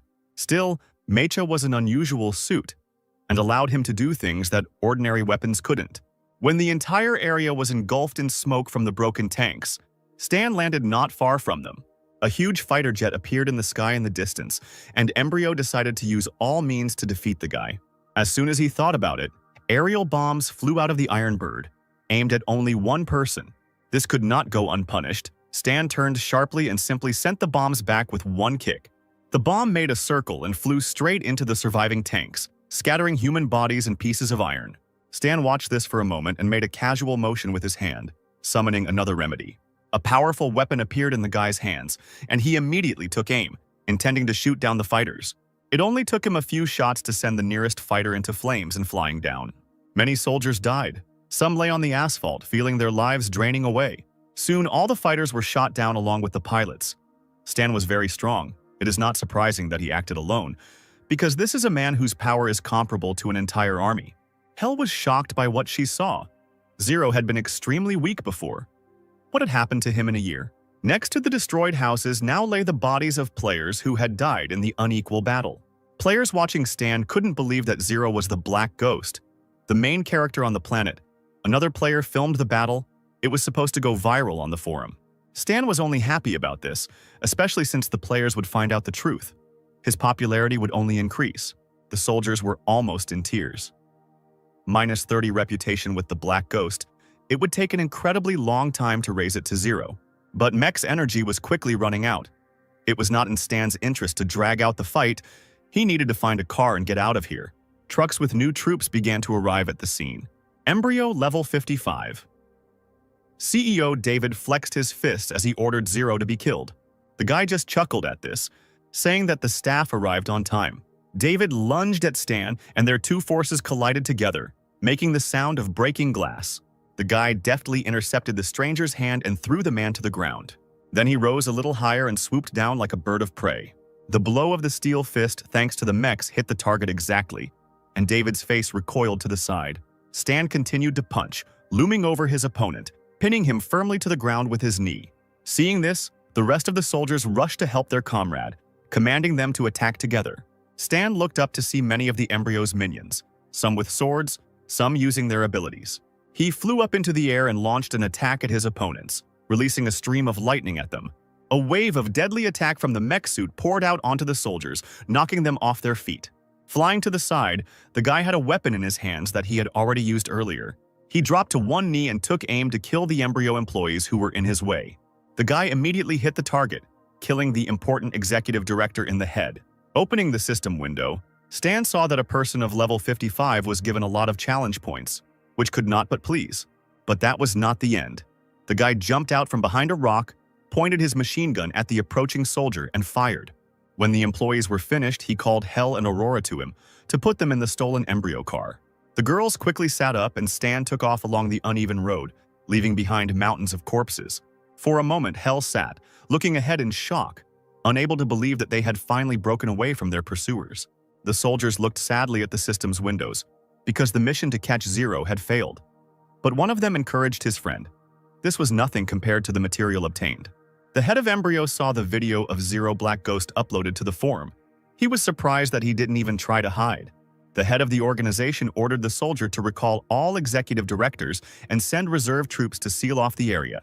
Stan stopped the stolen SUV near the forest when he had driven quite a distance. He lit a cigarette and asked Hell to switch places.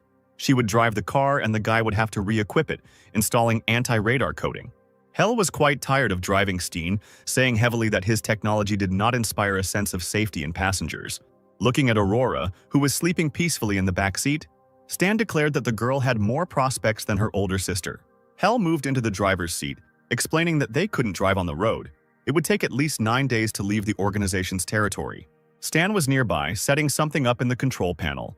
Having disassembled it, He said abstractly that the woman knew these places well and would find an unremarkable path. She felt panic, stifling the thought that there was a shortage of fuel and no water or food.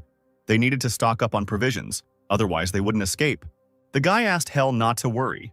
The enemies would deliver everything they needed after all. He was a mechanic without weapons and missiles, but he knew how to create things from parts that the enemies gave him. At a high-level meeting, they discussed the embryo sending air and ground forces simultaneously to search their territory. The man sitting at the screen with the map showed the direction of the detachments. They decided first of all that their goal was to chase a person.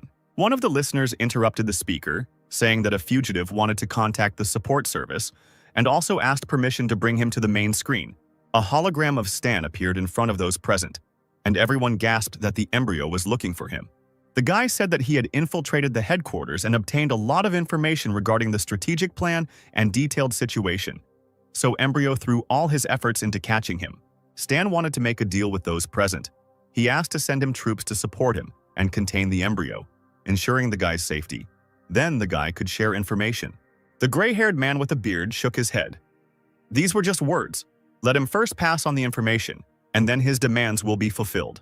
But Stan looked slyly at the speaker, saying that the information could help destroy the embryo. If his conditions were not agreed to, then the data would also perish. The man stuttered and admitted that one could not be sure that the guy had the information. He said that as a sign of sincerity, he had just given Star Dragon detailed information about the first part of the Death's Hand system, so Star Dragon could vouch for the guy. When Stan's words were confirmed to be true, one of those present asked how Zero managed to infiltrate the embryo headquarters, while their best agents failed. Stan immediately changed his appearance, crossing his arms over his chest. He called the people of the organization amateurs. Seeing this appearance, the main man in the negotiations fell from his chair and shouted, "Black Ghost!" Stan took off his mask with a smile. Now that this was the case, he no longer had to hide his identity. The men present began to actively whisper among themselves. Finally, one of them announced that they would send an army and hold back the embryo so that it would not attack the team, and they would try to do this in the shortest possible time. Stan exhaled, disconnected from the connection, and threw the mask aside. Finally, it was all over. Hell didn't know about such connections, but with support they would be safe. Stan still advised her not to relax. She would have to hold out until reinforcements arrived. In the first shelter, Bennett stood by the window. He sighed, muttering darkly that the war had begun. A soldier ran into the room. He brought a tablet, exclaiming that the situation at the front had changed. Bennett glanced at the image, surprised by the direction of the embryo troops in the headquarters area. The allied forces of the 6 nations also began to press them on all fronts. Hearing that everyone was hunting Zero, Bennett remembered such a player. He used to be a legend of stories that caused a sensation. Suddenly, the picture on the tablet changed, and Bennett was stunned. This is how Zero's identity was revealed, and the method of changing his appearance was described. Bennett threw the tablet down on the table in anger, falling into a chair, almost growling out loud. He remembered the Black Ghost's words about the mask and the bad past. The man almost tore his hair out because he had been fooled. He screamed, sending Stan to hell, and threw the tablet straight out the window. Other members of the 13th Division of the Star Dragon learned about the news related to Stan. Harry and Lilith held onto the tablet, eagerly reading the text. Lilith was right. He really was the Black Ghost. After reading further, the girl exclaimed that the guy, it turns out, is also Zero, for whom Embryon has put a reward. Harry rightly pointed out that there was nothing strange about not disclosing information about him, because he was wanted. Hank shook his head. Stan has an incredible past. He is a real legend. Lilith and Harry's boss deliberately cleared his throat, drawing attention to himself. He asked the guys what they were doing and whether they had submitted their report. The girl rushed towards the man, saying that Stan was in danger now, ignoring the question. The man said that the top management had formed a small support squad. They would infiltrate the battlefield and lead him out of the organization's territory intact. Wei pointed at himself, saying that Stan was their partner and that protecting him was an absolute duty. But the boss scratched his nose, saying that the team didn't have enough strength. Alumera's palace had been constantly covered in thick snow since Stan left it. Sebastian arrived to see his father and quietly informed him that the Red Island and House factions had come to visit. As soon as Zachary asked the question for what purpose, representatives of the faction entered the hall. The main one of them good-naturedly spread his arms, greeting Zachary. He said that he wanted to discuss the plan. The man scratched his head, mentioning his second son, the Black Ghost, and now wanted someone to put in a good word for him, since the most important one was behaving unceremoniously in front of him. Zachary stood up in irritation and clenched his fists, declaring that a man shouldn't talk nonsense. But he chuckled, saying that the data was confirmed by the darknet. They will definitely listen to the plan, who to execute and who to send to the army. Sebastian was furious when he found out that Stan was the Black Ghost. He became the godfather on purpose. And who hated the guy so much? The SUV with the group of fugitives continued to flee through the desert. Aurora handed her sister a drink from the back seat, asking if she would like juice. Stan rolled his eyes, saying that it wasn't juice, but an energy drink. It relieved fatigue and invigorated. You didn't need to drink a lot of it. But when he turned around to look at the girl, he was horrified to discover a dozen empty cans. Aurora muttered in confusion that the drink was very tasty. At that moment, the fugitives discovered that they were again being pursued by an enemy detachment. Stan ordered the girl to lie down on the floor and not stick her head out, and Hell to turn around. Without asking any questions, the woman obediently turned the car around, knowing that her companion was doing everything correctly. By activating Mecha Stan, he enabled a ranged combat mode called Viper. The vision of this mode showed him that there were 4 executive directors, a squad of Valkyries and 10 players in the car, a total of 10 cars. Stan approached the cars and began shooting at them using the built-in weapons on his suit. Burning SUVs exploded and flipped over in midair. The large vehicles with gun mounts on the roofs were stronger, and now the soldiers were given orders to dodge the guy's attacks.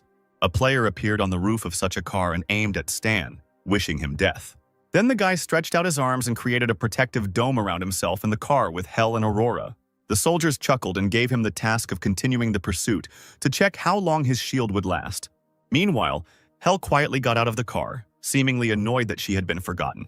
The stream of fire that moved from the warrior's hands completely covered the soldier's body, he screamed, burning alive. Stan was grateful for the help.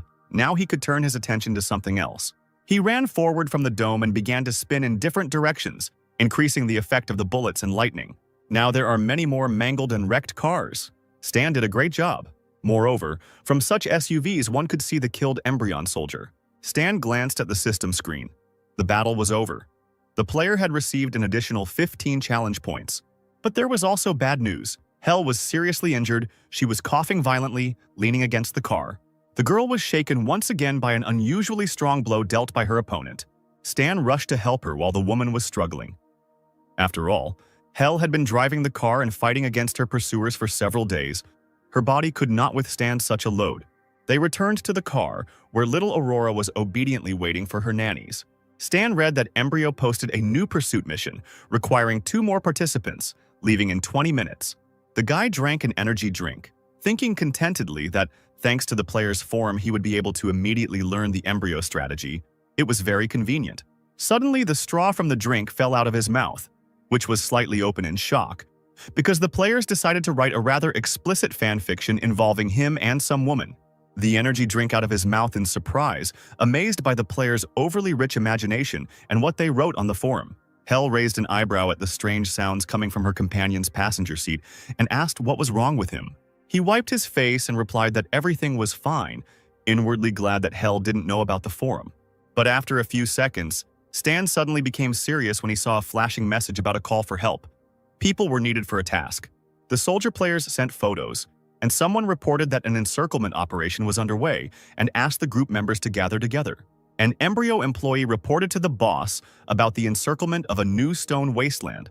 According to intelligence, they would meet 0 in 16 hours. The boss immediately asked about the number of people. In total, there are 80 executive officers, 600 super soldiers, and several thousand armored infantrymen. There are also over 300 tanks and 30 attack helicopters, and the 6 nations are putting pressure on all fronts. The boss frowned and slammed his fist on the table. He was very angry.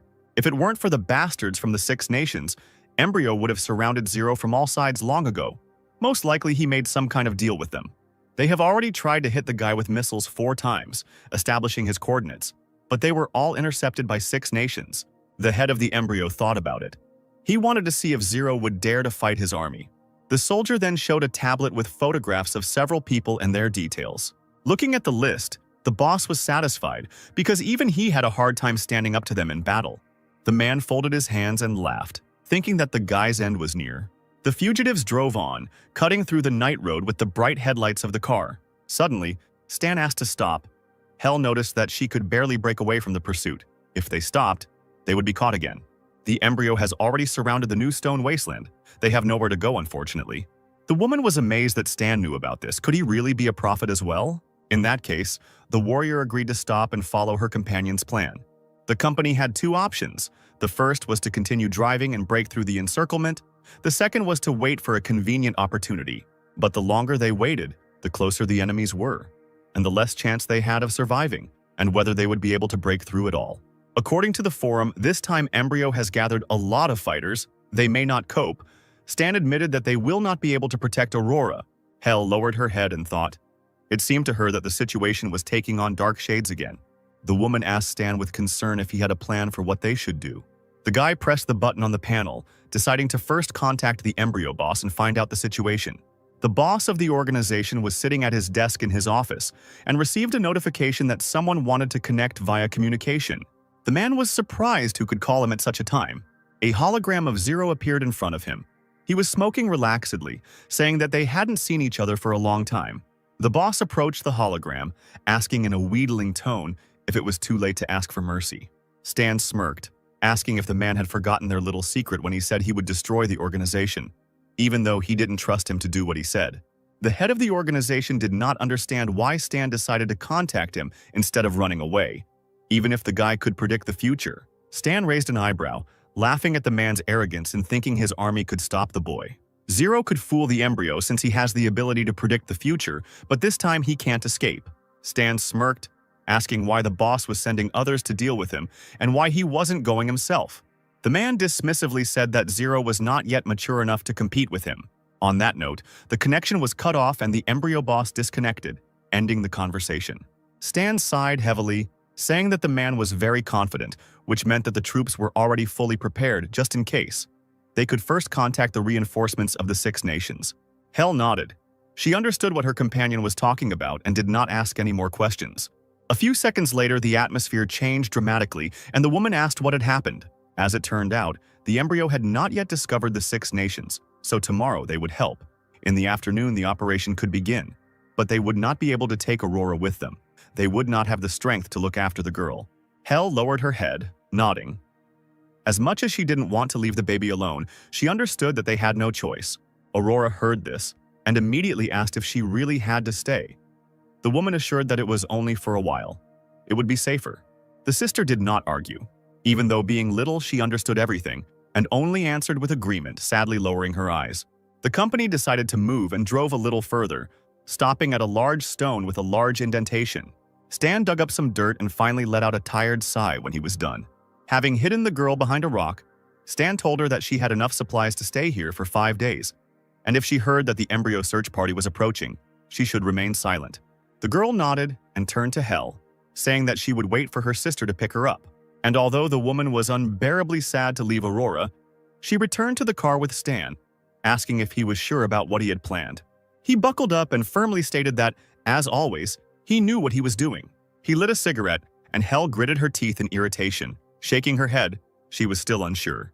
Hell seriously said that if she died, Stan should take care of the girl because he was strong and had a better chance of surviving. Surprised, he looked at the woman, advising her not to waste words because, in that case, death would really come for her. Taking a drag on his cigarette, he reassured Hell that even if things were difficult, reinforcements would join them, and if everything went according to his plan, they wouldn't be needed. Stan reminded them that they had to start acting in 10 hours. The guy handed the woman the watch in which the mecha was stored. She would have to put it on and master all types of its weapons and controls as quickly as possible. The system announced that the owner had changed, and Hell asked what about Stan, since the enemies were prepared for his camouflage ability. He replied that he would use invisibility, get to their transport and ammunition, and cause chaos. Hell realized what the companion meant. She would pretend to be him, because Stan was the embryo's target. Executive Director Dennis, level 55, sat thoughtfully in the camp. He knew that if he met the ghost, he would not survive. At that moment, an observer, surveying the surrounding area on a high tower, shouted that there was something in the northwest. As it turned out, someone's car was moving in their direction and everyone already knew exactly who was in it. Dennis jumped up from his seat and pointed his hand in that direction, ordering them to quickly prepare to finish off Zero. The SUV with the fugitives stopped, and Hell ran out of the car in the black ghost costume. No one knew that it was her, because the company decided to deceive its pursuers. The soldiers were already ready and opened fire, operating from large gun mounts. Hell rushed forward fearlessly, and the bullets bounced off the furs as if they were toys. Then the woman did not leave such an attack unanswered, but struck back. Most of the soldiers literally flew from their places. The head of the embryo was watching what was happening on the cameras, and was now giving the order over the radio to capture the Black Ghost. Hell walked towards the group of soldiers and fired, the power of the mech's weapons allowing them to kill several people at once. Dennis understood that ordinary soldiers would not be able to hold back such a warrior. It seemed that only he could do something. But he wanted to pretend to fight and then slip away. The man himself was dressed in a special armor suit that covered his entire body. So Hell, who wanted to hit him in the stomach, did not achieve her goal. Dennis's fist intercepted the other's hand, and he realized with surprise that he was able to stop the Phantom's blow and then throw him away from himself. The soldiers watched the man from afar and shouted encouraging words, and he again thought that the hero in the suit seemed to have become weaker. Having flexed his fists, Dennis concluded that Zero had been running for so long that he was completely exhausted. He summoned several people from the squad to follow him in order to take advantage of the Black Ghost's state and attack together. Meanwhile, Stan watched the carnage and pulled out a character summon card that had already been used and was about to disappear. He once again became invisible to others, crossing the enemy camp unnoticed, wishing for only one thing: for Hell to hold out. Along the way, he attached special devices to various surfaces. They had extremely high power and also came in different colors. The soldiers were so engrossed in hunting the Black Ghost that they didn't even notice the noise the invisible creature made as it jumped across the roofs of the SUVs. Meanwhile, a real hunt was underway for Hell. Dennis was seriously determined to drive the enemy into a corner. He kept attacking the ghost with his fists, and the other directors helped him using the power of the elements. It was clear that Hell was not coping, and the enemies managed to wear her out. The woman was taking hits. For a second, she landed on all fours on the ground, trying to catch her breath a little. In her head, she heard Stan's voice telling her to come back to him, because he had stolen an SUV and set off explosives that would go off in 10 seconds. At that moment, Dennis attacked the hero with a scream, wishing death on the Black Ghost. But the time has come for the bombs installed by Stan to be activated. Many large explosions created real chaos in the enemy camp. Dennis covered his face with his hands from the intense heat, not understanding what had happened. He immediately began to look around, realizing that the Black Ghost had escaped, and called on the others to give chase. Hell was in her usual clothes by then, running through the smokescreen. Having reached Stan, the first thing she did was throw the watch that activated the mechs into his hands. The guy immediately put on the suit and Hell desperately called him into the SUV, getting into it. A huge executive appeared in front of Stan and shouted that the guy had no right to run away from him. Remembering the hero's weakness, Dennis confidently hit him in the fist, chuckled and laughed at the guy. But everything didn't go according to plan. The man didn't even have time to understand what happened, as the skin under the suit burst and blood spurted in all directions. Stan took advantage of his opponent's hesitation and, turning around, rushed at him from the other side. He then activated the lightning mode in his suit and struck Dennis, hitting him with a high-precision discharge. Holding his hand to the man's stomach, he hissed through his teeth that he could hurt him, but not Hell. Stan's blow destroyed the armor on Dennis's chest, and he stretched out his hand in fear, begging for mercy. He did not understand when the enemy became so strong. But Stan heard the others' pleas. He swung again and hit the man in the head with a deadly blow. Finally, the system announced that Dennis was killed. The user received 114 experience points and 1 challenge point. The soldiers ran up to the commander, looking in shock at the mutilated body. He had died in 1 blow. A second of silence and the embryo staff ran around like frightened children, screaming that the Black Ghost would simply kill them. Stan took off his suit and jumped into Hell's SUV, and they immediately drove away. The guy was breathing heavily, and his companion exhaled no less heavily and with relief. But they were not destined to escape peacefully. Explosions were heard behind them, and military helicopters appeared overhead. A man emerged from one of them, one of the assassins sent by the embryo. They had found their target. Stan howled and yelled at Hell, who had said too soon that they had managed to break away. But there was nothing to do. The guy leaned out of the car window and started shooting at the helicopters, hoping to shoot them down. But the killer was not so simple. He immediately built a powerful defense around himself and the helicopter. Stan saw it too, because the man blocked his shot. The owner of such a force field has at least level 55. Then the stranger spread his arms and brought down an attack of purple fields. The earth shook, driven by abilities, and the SUV immediately began to rock on it, as if on waves. Then the car sank into the destroyed rock, sinking into the stones. Hell barely managed to control the car, holding onto the steering wheel with incredible effort. Stan cursed. The opponents wanted to destroy the road so that the passengers of the car would have to get out. He and Hell tried not to fall out, but even so they received painful blows to the ribs. The helicopter descended a little lower, and weapon mounts emerged from there, aimed at the SUV. The weapon hit its target. Hell and Stan jumped out of the car. They had barely gotten to their feet when the car exploded, and they had to escape as quickly as possible. The woman saw that they were being followed by 5 top executives. Stan immediately activated the mechs and grabbed Hell by the hand, ordering her to be silent and run. The escape was almost successful, but then multicolored flashes flew at the couple from all sides. Several strongmen, the best warriors of the embryo, were already standing in their way. The man who attacked with his field blocked the path of the fugitives, declaring that they could not escape. Then Stan turned sharply in the other direction and directed lightning bolts at the warriors. A small device flew past Esper like an arrow, and he managed to dodge it. Then Stan, breaking away from him again, pushed Hell away and ordered her to run. At that very moment, a warrior appeared in front of them, blocking the way with huge boulders that grew out of the ground. Hell tried to help herself and Stan and attacked the woman with a stream of fire. After that, she herself started coughing. She didn't have enough strength because her abilities had been used too often recently. She breathed heavily, ordering Stan to leave her, because now she was a burden, so it would be better for the guy to run alone. He grabbed the woman's hand. Even if she didn't think about sacrificing herself for others, she still wouldn't be able to hold off her opponents for long. Hell got angry, pulling her hand away with force. Didn't Stan understand that if he abandoned her, he himself would have a better chance of escaping? He shrugged, replying that the warrior was not particularly valuable. If he really needed help, he would abandon her without hesitation. But for now, let her shut her mouth. No need to tell him about her noble motives. Hell immediately fell silent. She had no other choice but to obediently run after her companion. At that moment, one of the killers blocked Stan's path, effectively attacking him with his move. However, he still missed. The blue from the blow of his abilities barely touched the ghost. Stan, in turn, swung and struck his opponent with a hail of lightning-fast attacks. Another embryo killer appeared behind him, treacherously striking him in the back. The couple found themselves surrounded by sent pawns, each of whom had very strong abilities and high levels. While the warrior with the field tried to stop Zero, the second warrior ordered a huge stone hand to appear from the depths of the earth. She was about to strike Hell, but the woman erected a protective dome over herself in time. The other 3 warriors hurried to meet their friend. They attacked straight from the sky. Stan immediately launched several explosive devices into the air, which never failed him. Exclaiming that these things had great speed, he sent them in pursuit of the opponents. The leader of the group of killers rushed towards the guy, declaring that his trinkets had no chance in the face of absolute power. The warrior, waving his cloak, hit Stan with his fist. He defended himself and the contact with the suit caused a shower of sparks. Then Stan returned the blow, and many lightning bolts struck the man's naked stomach. The guy felt a strange presence behind him and dodged, avoiding a blow from another killer. He was knocked down and almost died from his own flames spreading across the ground. The leader of the group shouted that it was not worth fighting alone.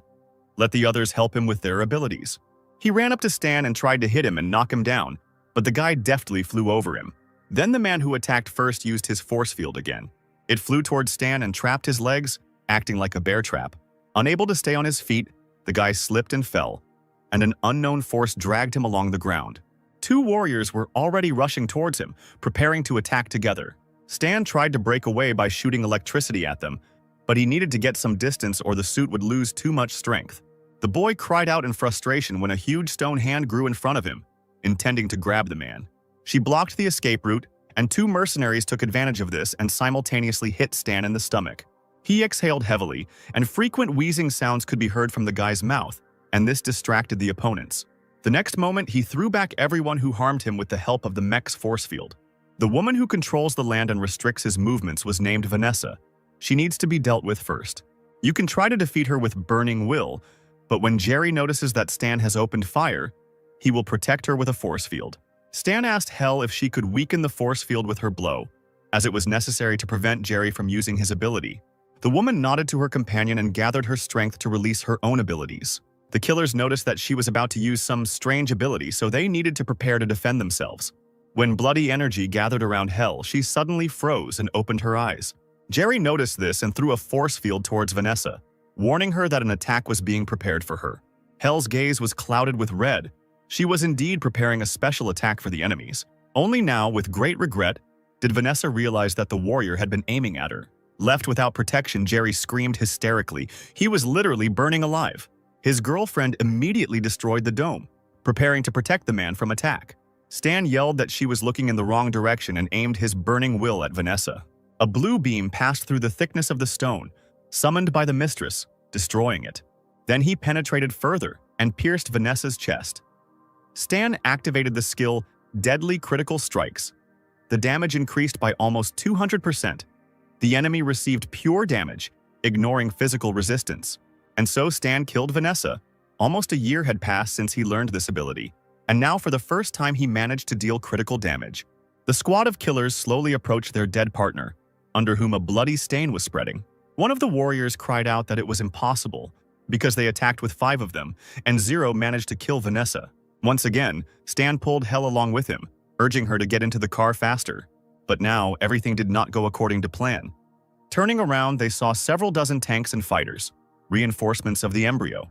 The Iron Birds swooped down, trying not to lose sight of their intended target.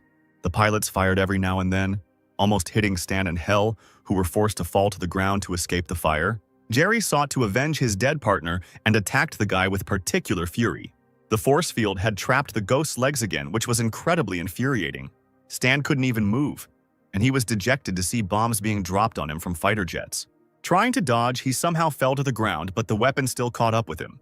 Unfortunately, Black Ghost was unlucky, as the bomb hit both his suit and injured him at the same time. The squad of killers, seeing this, rushed towards the victim. They could not miss the chance to finish him off. They shouted to each other that they could not spare their strength. It was necessary to avenge Vanessa. Hell winced as she saw the crowd about to attack her companion and warned him. She herself stood between them and spread her arms to the sides, trying to use her abilities to drive away the enemies. But her defense did not last long, and the woman herself found herself thrown back. The assassins cursed as they were unable to hit their target due to Hell's protection. Stan had already managed to get up and now noticed with horror that Hell had lost consciousness. Not caring about anything, he flew up to her, picked her up in his arms, and ran away from the battlefield. He leaned the bleeding woman against a large stone and called on the system for help. Next, he took out the drug epinephrine from the secret place stored in his suit to bring Hell to her senses. Stan's eyes showed worry and fear. He screamed, begging the woman to come to her senses. Luckily, she heard everything and showed signs of life, breathing heavily. Warriors with tanks were approaching the couple with all their might. Hell ruined their only chance. Stan cursed. Looking back, he saw that the enemy had left them alone for a moment and was advancing. He looked at Hell again with regret, thinking that he would have to leave her. Looking around, he was stunned. The dead bodies of the warriors were engulfed in a strange glow. It turned out that the energy of the corpses from all over the field had gathered together, and this strange fire rose up. A pillar of fire gathered right near the weakened Hell. It stretched ever higher. The woman slowly opened her eyes, the miraculous flame of her native element slowly healing the wounds. Even the warriors who were trying to kill the couple stopped dead in their tracks, amazed at her resilience. Stan was delighted to remember that Hell had the ability to ignore sudden death. She restores her own health, which was to be expected from the future goddess of death. The woman came to and frowned, demanding that Stan leave quickly, since she was too weak now. He seemed to have lost his good mood. He was happy in vain. It was not a flow of some special energy. Both looked up to see many fighters above them and tanks on the road. Hell was angry because Stan had promised to leave her if necessary to look after Aurora. Suddenly, Stan heard someone trying to call him through his headphones. Several new SUVs appeared on the road, and a lively girl leaned out of the window of one of them. She had arrived to help the couple evacuate. Stan threw Hell's arm over his shoulder, urging her to hold on and wait for the rescue team. They were already met by a whole army. They were shooting at the enemy and asking the couple to get into the car quickly. Finally, Stan turned over his shoulder and threw several small bombs at the enemy vehicles. As it turned out, it was tear gas that briefly incapacitated the embryo soldiers. Tanks and SUVs exploded and were constantly attacked by the enemy. Once in the car, Hell sighed heavily, whispering that they were safe now.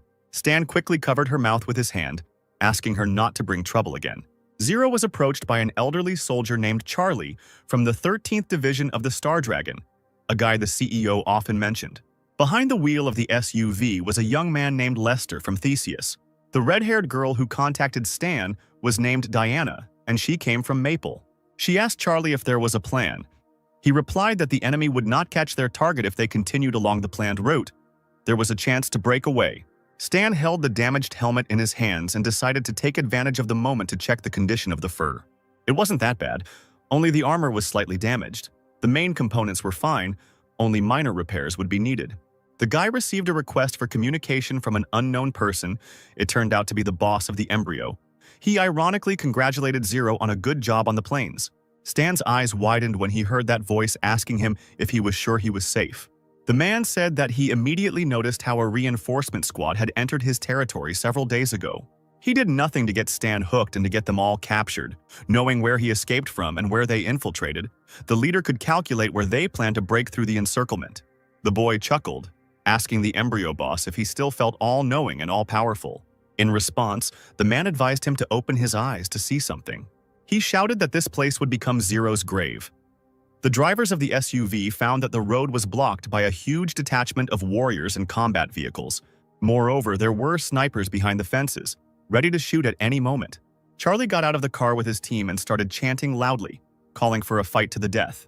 One of the enemy's soldiers was immediately engulfed in fire emanating from Diana. The fire dragon rushed at the enemies. The executive directors ran in all directions, agreeing to attack. But on the horizon appeared an incredibly strong warrior of Sharnock, Kyle, a giant with tattoos all over his body. He laughed and threw the soldiers in different directions. Some of them still managed to attack him from behind. But such people were immediately discovered by strong warriors of the Embryon with superpowers. One of them attacked the soldiers with a hammer, causing serious injuries. The Star Dragon fighters tried to eliminate such killers, advising them not to become arrogant. But things took an unexpected turn. The boss of the embryo himself entered the combat game. His face, as usual, was covered by a half-face mask and special glasses, and he defiantly asked Zero if he had the courage to go one-on-one. Stan didn't expect the man to appear, and the system activated the S-Class special mission, Ambush the Traitor, to defeat the leader. He was the main character of the planet Aquamarine, and very strong, but the guy's current condition is not the best. He sighed and got into a fighting stance, emitting lightning. He just had to try his best. New SUVs arrived at the scene of the battle. They had not yet participated in this battle. Bennett got out of the car, flexing his fists, and addressed Stan, saying that he had gotten carried away. Stan, like a guilty child, scratched the back of his head, looking at the man, asking why he had come.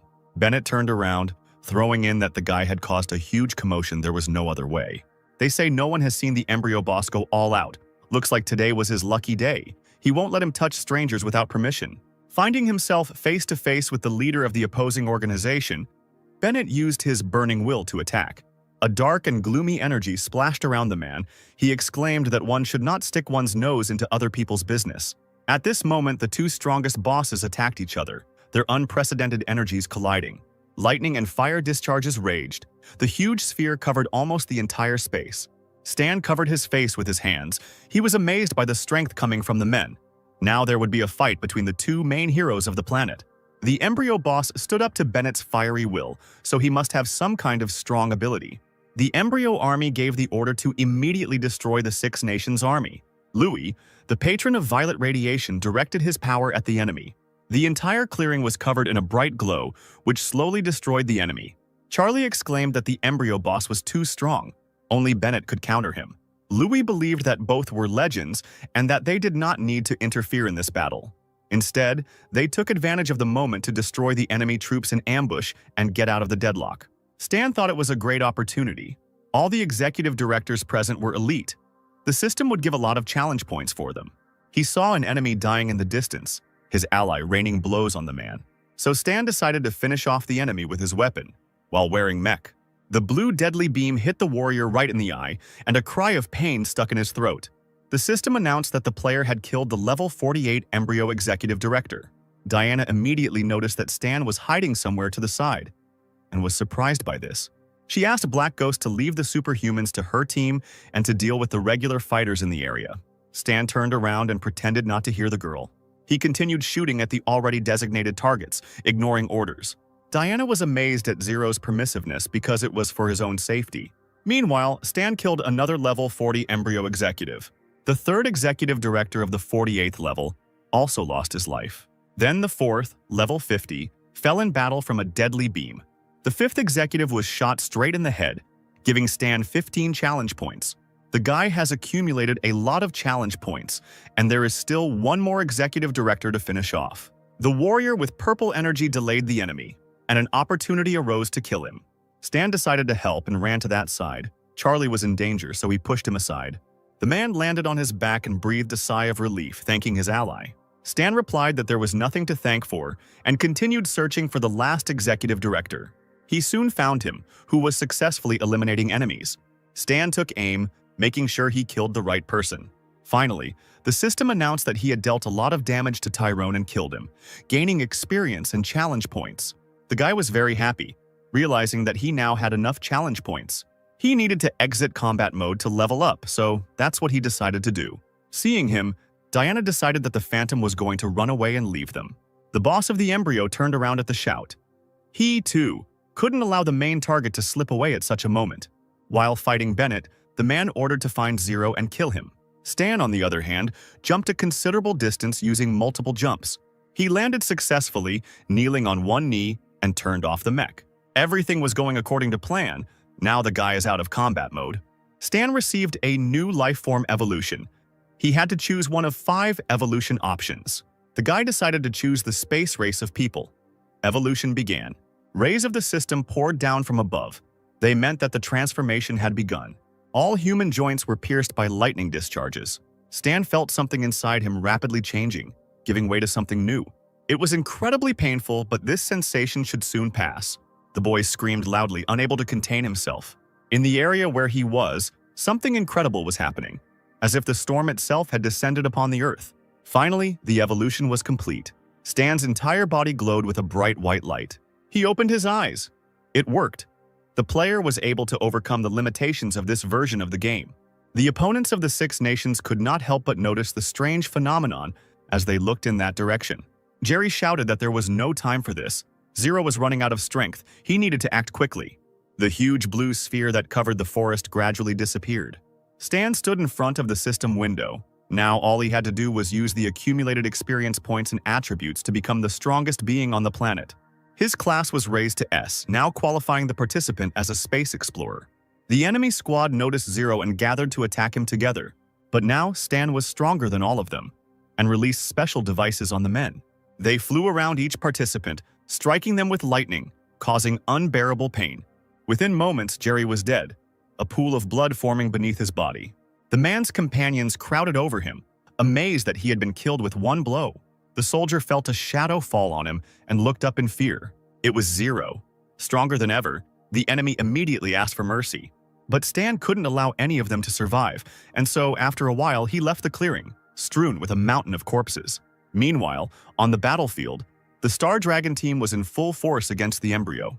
Charlie froze when he saw the black ghost, not expecting him to return.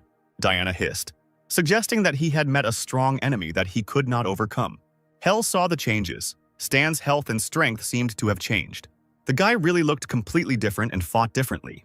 With one movement of his hand, he created spheres of lightning discharges, throwing opponents far back. Charlie and Diana couldn't take their eyes off the ghost, who had become different. Now the guy was crossing huge distances in a matter of seconds, leaving destruction in his wake. The embryo boss growled, realizing that Zero had the nerve to return. He immediately gave the order to his troops to fire only at him. There were countless bombs clustered around Stan. They surrounded him, exploding so close that the fire engulfed the entire nearby area. Stan let out a loud cry, straightening up and brushing the bombs away from him like annoying flies.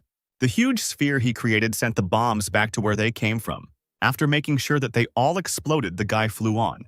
Now he found himself above numerous tanks, about to finish them off too. Raising his hand up, he created a sphere with a ball of electricity inside. Then, he directed it towards the huge machines, destroying them. The soldiers of the embryo trembled in horror, realizing that they could not stop the warrior. But Stan passed them by, demanding only that they get out of the way if they did not want to die. The guy approached Bennett, saying that he had done a good job and now it was his turn. The man smiled and patted his employee on the back, giving the go-ahead for the fight. Stan turned and walked towards the embryo boss, stronger than ever before. The man chuckled, saying that Bennett had protected him, and now he was voluntarily asking for it, Did he really think he could handle such an opponent? The head of the embryo stated that one blow would be enough for him to deal with Zero. Without answering, Stan took out his special weapon. He pointed it at the enemy, pulling the trigger. A yellow flash filled the entire space. The embryo boss just chuckled, saying that it was a mere trifle for him. He began to dodge the deadly yellow rays by jumping over them. Then, gathering his energy into a fist, he rushed towards his target.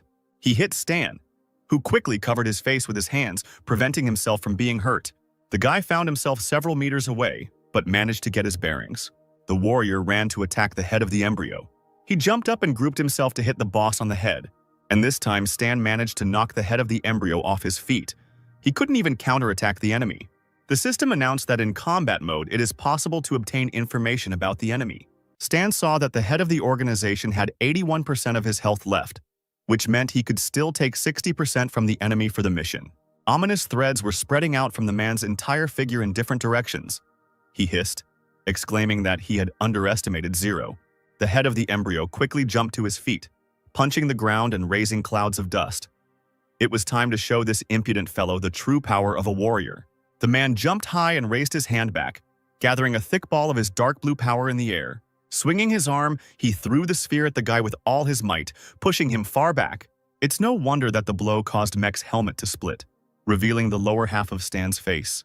Taking advantage of the enemy's hesitation, the head of the organization made a sharp turn around his axis. Then, still spreading dark threads, he hit the guy in the stomach, thereby directing a black sphere at him. Stan shot backwards like a starburst and hit the hard rock. He spat out the blood that had collected in his mouth, thinking that the enemy was dealing a lot of damage in close combat. It would be better to use mechanisms first to wear him out. Deciding that this would be the best option, Stan pulled out his rifle and pointed it at the head of the embryo. But all the deadly rays missed. The man only deftly dodged them, mocking the enemy who thought he could defeat him with shooting. He chuckled, mocking Zero's naivety, since he was too exhausted to fight at full strength. The man hit Stan again, causing the gun to fall out of his hands and him to fly towards the sharp rocks. The guy hit his back hard, Mech's helmet was completely shattered, and the player was left without protection. Broke the machine gun with one hand, shouting that a mechanic without a weapon was like a dog without teeth. At this, Stan jumped to his feet. Although he was now unarmed, he exclaimed that he still had plenty of weapons. After these words, he, in confirmation, threw a multitude of sharp flying mechanisms towards the enemy. The enemy must experience this for himself, and indeed, the blades cut into the man's body. A health bar appeared above his head, which immediately decreased by half. Coughing up blood through his mask, he laughed hoarsely, asking how many more toys Zero had hidden away. Stan knew that at level 70 he had more health, and he also had mech armor. So if he exchanged his blow for 3 or 4 opponents, he would still be in the black. Stan rushed forward and again threw several mechanisms forward at once. The head of the embryo chuckled again as he watched the enemy weapon approach him. Having activated the blue flame, the man smashed the mechanisms with his fist, shouting that the same techniques would not work on him. Stan flew up again, activating the light thrower, his hand wrapped in bright fire. He deliberately approached the head of the embryo, unleashing his attack on him, who immediately retreated.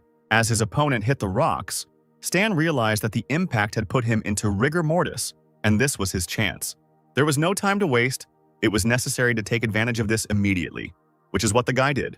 He dived down sharply and leaned over his enemy, preparing his fist for the next blow. But he immediately intercepted the other man's hand, shouting that the mechanic dared to resort to hand-to-hand combat. Did he really want to die quickly? He tricked Zero into coming closer to him and pulled him closer, bending his head down. The man first struck with his fist, then turned sharply and attacked with his foot in the chest. Stan groaned and flew helplessly into the distance, unable to quickly regroup. But the head of the embryo had no intention of finishing. His entire body was engulfed in blue flames. A blue, ominous aura appeared around the man, which helped strengthen the blow. Stan clenched his teeth in pain to keep from screaming. The system reported that the Viper's durability was exhausted and the equipment would soon fail. At that moment, the armor crumbled into pieces, revealing the boy's wounded body. The head of the embryo laughed when he saw this. Without a shield, he would crush Zero and torment him as he pleased. He straightened up and clenched his fists, gathering an even stronger aura around himself. The man was incredibly happy that he had managed to disarm his opponent, and now he intended to finish him off. Stan was once again bombarded with someone else's attack, and he flew back onto the sharp rocks. The enemy leaned over him, deciding that enough of these games was enough. It was time to end. but he opened his eyes in shock, seeing something he hadn't expected at all. Zero's armor was being restored on him right before the enemy's eyes. When the equipment's durability is less than 10%, 500 energy points can be used to temporarily restore the equipment to almost full durability. The head of the embryo was so taken aback that he could only mumble something as he looked at this. Now it was Stan's turn to take advantage of his opponent's condition. He hit the leader with renewed vigor. The man slid across the sharp rocks, the attack almost breaking his spirit. Lying on his stomach, he tried to get up, but still could not believe what had happened. Stan turned to one of his comrades, a warrior who had been fighting the embryo soldiers, calling him over. He was distracted, holding a huge hammer in his hands. Zero asked to lend him the weapon. The man agreed to help the black ghost without further ado and threw a hammer in his direction, wanting to finish off his enemy. And now Stan was ready for new attacks, holding his newfound hammer tightly in his hands. Moreover, he was able to activate additional protection for himself and strengthen the hammer's attack. The head of the embryo was still kneeling, exhausted by failure, and looking at the approaching punishment. The hammer fell with a crash on the enemy's head, destroying the mask on his face. Stan immediately followed up with a second blow, then swung again. He turned sharply, starting to destroy everything around him, both enemy vehicles and people at the same time. The guy then returned to the head of the embryo, knocking him off the top of the rocks. The man flew down and hit a hard surface, destroying it. He quickly rolled over onto his stomach, weakly rising to his knees, and, resting his hands on the ground, began to cough harshly. Charlie stared at the hunched figure in surprise, amazed that he was able to see the true face of the embryo boss. A rather young man with blonde hair and a scarred, sickly gray face looked at them. Zero had managed to pleasantly surprise him. However, once the enemy has managed to restore his armor, he will break it again. The leader's face twisted ugly with anger, and he flew towards Stan, attacking with his aura. But the player managed to resist. He defended himself with the weapon he received from his comrade. Stan tried to hit the head with the hammer again, but he held back, crossing his arms in front of him. At that moment, he gathered his strength and struck Zero with all his might. This caused the armor to fall. The durability dropped to 0 again, and the reload time was 18 minutes. The head of the embryo rushed after the enemy who had lost his armor, wishing him death. He managed to create a deadly beam with which he intended to finish off Zero once and for all. A cloud of smoke descended on the place where Zero had been, but it soon cleared, and a whole and unharmed guy came out to the leader with only a mark from the blow on his chest. Once again, the enemy was stunned that Zero did not die from the deadly beam. He stood up slowly, looking the guy in the eyes, wondering if he had managed to raise his level. Stan smirked, not looking away, promising to tell his opponent about it after a few blows. He jumped up and swung his hammer, exclaiming that it was time to try the air hammer technique. Once again, the embryo's leader raised his hand weakly as the heavy metal fell on his chest. The player bared his teeth, preparing to fly even closer to strike again with all his anger. The new attack was stronger than the previous ones, pushing the enemy back with shockwaves. Stan added his signature lightning bolts to the strike to enhance the hammer's effectiveness. Charlie and Diana's mouths dropped open in shock. Charlie couldn't be wrong. The guy really had overcome his limit during the fight. The guy's figure was illuminated by a bright light from lightning, shining in the sky. He swung his hammer vigorously. The head of the embryo coughed up blood as he twisted in mid-flight onto the sharp rocks. Meanwhile, Zero was not going to be distracted and continued to rain down new blows on his enemy. Sparing no effort and despite fatigue, he crushed his main enemy. From such pressure, the head of the embryo became completely weakened and now lay face down, with his face buried in the ground. The surviving soldiers of his army looked at the unconscious boss, realizing that if he couldn't handle it, then they had better leave too. But still, the man was not so weak. Staggering, he rose to his feet and began to scream at the top of his voice. An aura with dark threads rose into the air. Bright lightning flashed on Stan's hands, and he clutched his hammer even tighter. But at that moment, a bright blue and black flash appeared in front of him. The head of the embryo escaped. But Stan wasn't upset by this.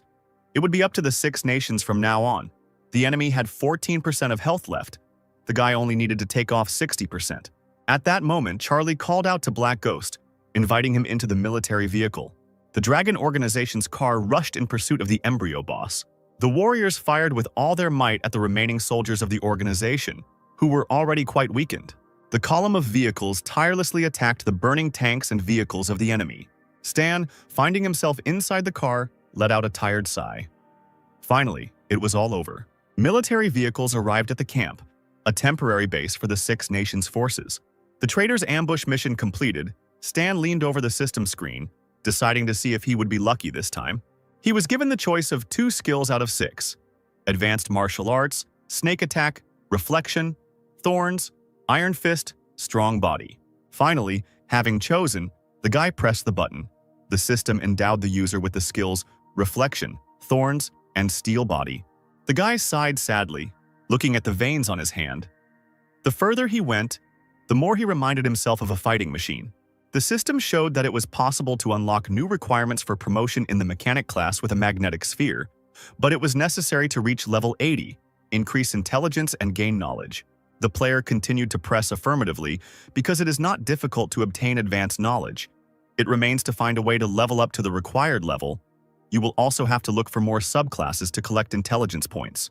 It is best to choose rarer subclasses that give more attribute points per level. And although Stan continued to peer into the system's windows, his thoughts were elsewhere. The mind continued to broadcast the true face of the embryo boss. The guy did not know why he did not remember his face without a mask. Suddenly, Bennett's angry cry was heard. He managed to grab Stan before he escaped, demanding an explanation. The man began to beat his subordinate, angrily demanding that he tell him about his past and why he didn't say that he was an alien. Finally, the boss managed to calm down and leaned tiredly against the truck, saying that the past is the past. He, without looking at Stan, asked in a muffled voice how he had managed to overcome his limit. The guy thought deeply before answering whether he should tell the NPC about this. Finally, the player snapped his fingers and hugged Bennett, cheerfully recounting the old saying that one must train one's muscles and one's breathing. He also exposed his stomach and patted himself there, telling about the Diantian. Essentially, it was the bladder. You need to learn to concentrate energy there. At first, it will slowly flow out of the person, but this is normal for a beginner. As soon as one manages to learn to control this feeling and hold the energy at will. Bennett, of course, did not believe these stories and again began to beat Stan, shouting that he was incorrigible. Did he really look like a simpleton who could be deceived? Charlie approached the players and addressed them seriously, saying that he needed to tell them something, namely about the origin of the embryo boss. Stan was immediately distracted. He was eager to find out this information.